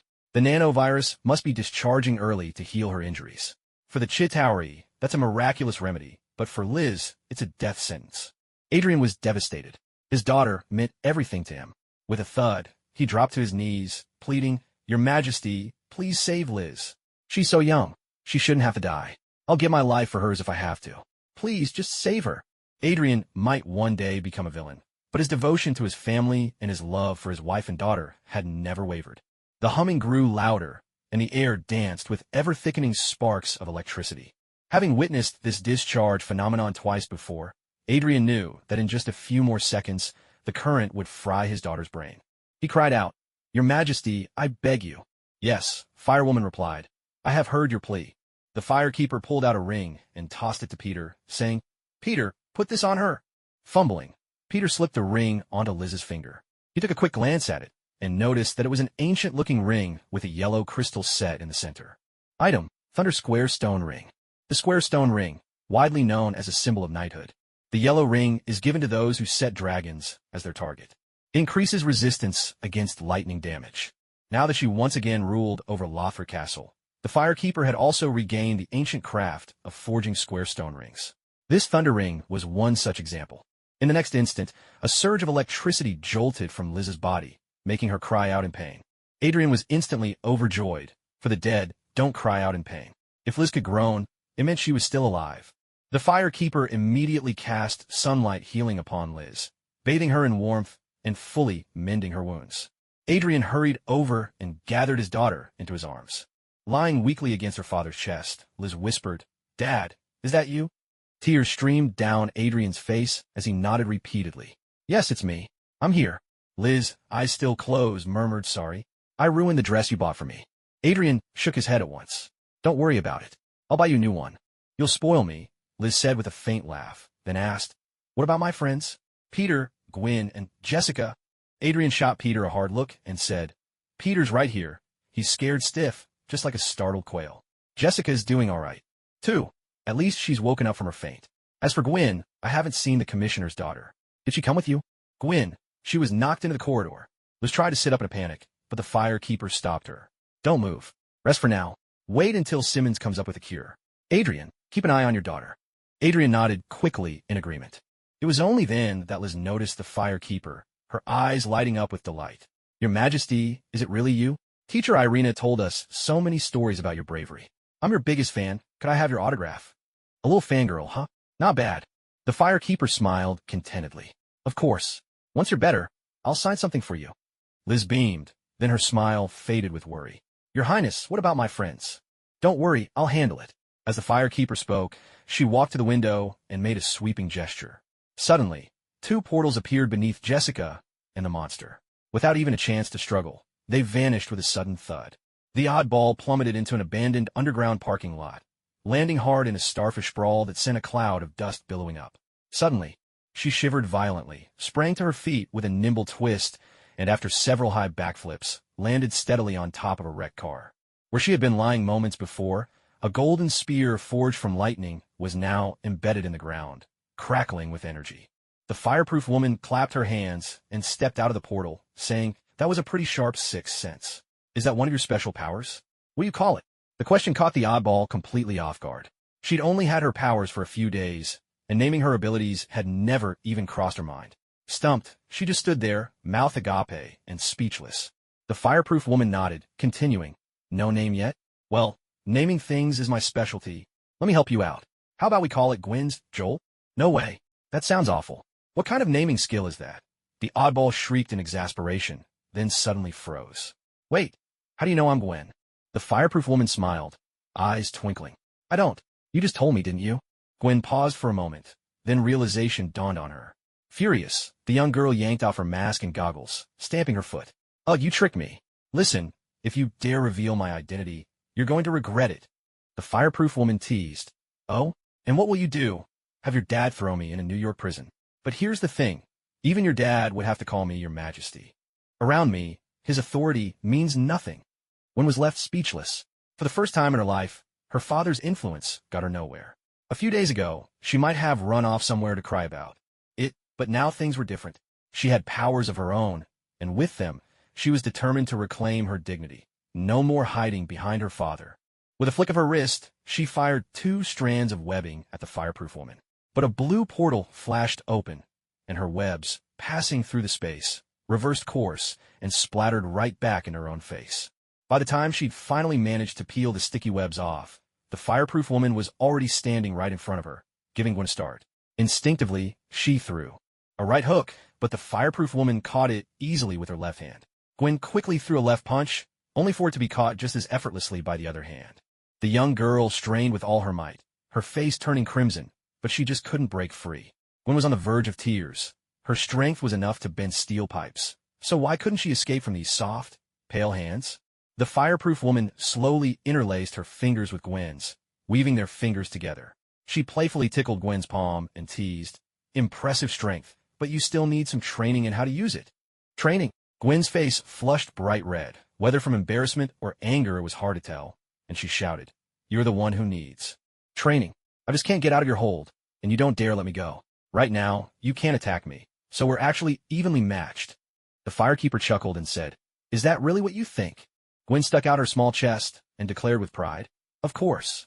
Before she could even finish her sentence, there was a sudden thud as the firekeeper delivered a sharp headbutt right to Gwen's forehead. The poor girl had no chance to defend herself. Her eyes rolled back, her tongue lolled out, and she collapsed limply backwards. When she came to, she found herself hanging upside down in midair. She struggled a couple of times, but couldn't break free. The firekeeper walked over with a stern face and said, "You're awake. Out of this batch of newcomers, you're the best." Gwen cried out, "What do you mean, this batch of newcomers? It's just you and me in here." "Oh dear, you saw through me," the firekeeper said with a grin, unfazed. "Well then, listen to this." She cleared her throat, then adopted a mock solemn, gentle tone. "You're awake." The gender reassignment surgery was a success. Gwen was startled and immediately swung her body, quickly checking between her legs to make sure nothing unexpected had appeared. Only then did she breathe a sigh of relief. Flustered and indignant, she shouted, "Stop spouting nonsense. Let me go right now, or else you'll what?" The firekeeper pinched Gwen's cheek teasingly. "Your father doesn't outrank me, and you can't beat me. So what exactly are you going to do?" Gwen's face turned scarlet where she'd been pinched, and tears welled up in her eyes from the pain. In that moment, she truly understood what it meant to be at someone else's mercy, completely powerless. Looking around the empty parking lot, she finally felt a pang of fear. Cautiously, she pleaded, "Aren't you the hero who saved all of New York? You're the king of Lothric. Bullying a little girl like me, what's the point? So you do know who I am?" The firekeeper laughed cheerfully. "And yet you were still so fierce with me just now." Gwen huffed, "You're being unreasonable. You were the one who attacked me first."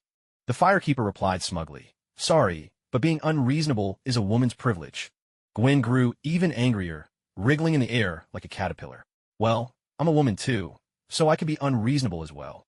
The firekeeper pulled open Gwen's collar and glanced inside, scoffing, "Call yourself a woman when your frontal armor is at least half as developed as mine." Gwen was about to explode with rage. Through gritted teeth, she snapped, What about me?" The firekeeper responded matter-of-factly, "If we're being honest, you're still a long way from being a real woman." Gwen was so furious her hair practically stood on end. She screamed, "I'm still young. I have plenty of time. One day I'll surpass you. Although I find it rather difficult, just to encourage you, I'll reluctantly say, I'll be waiting." Gwen's lips twitched, and she finally decided to skip over this self-defeating topic. With a huff, she demanded fiercely, "You wouldn't hang me up here for no reason.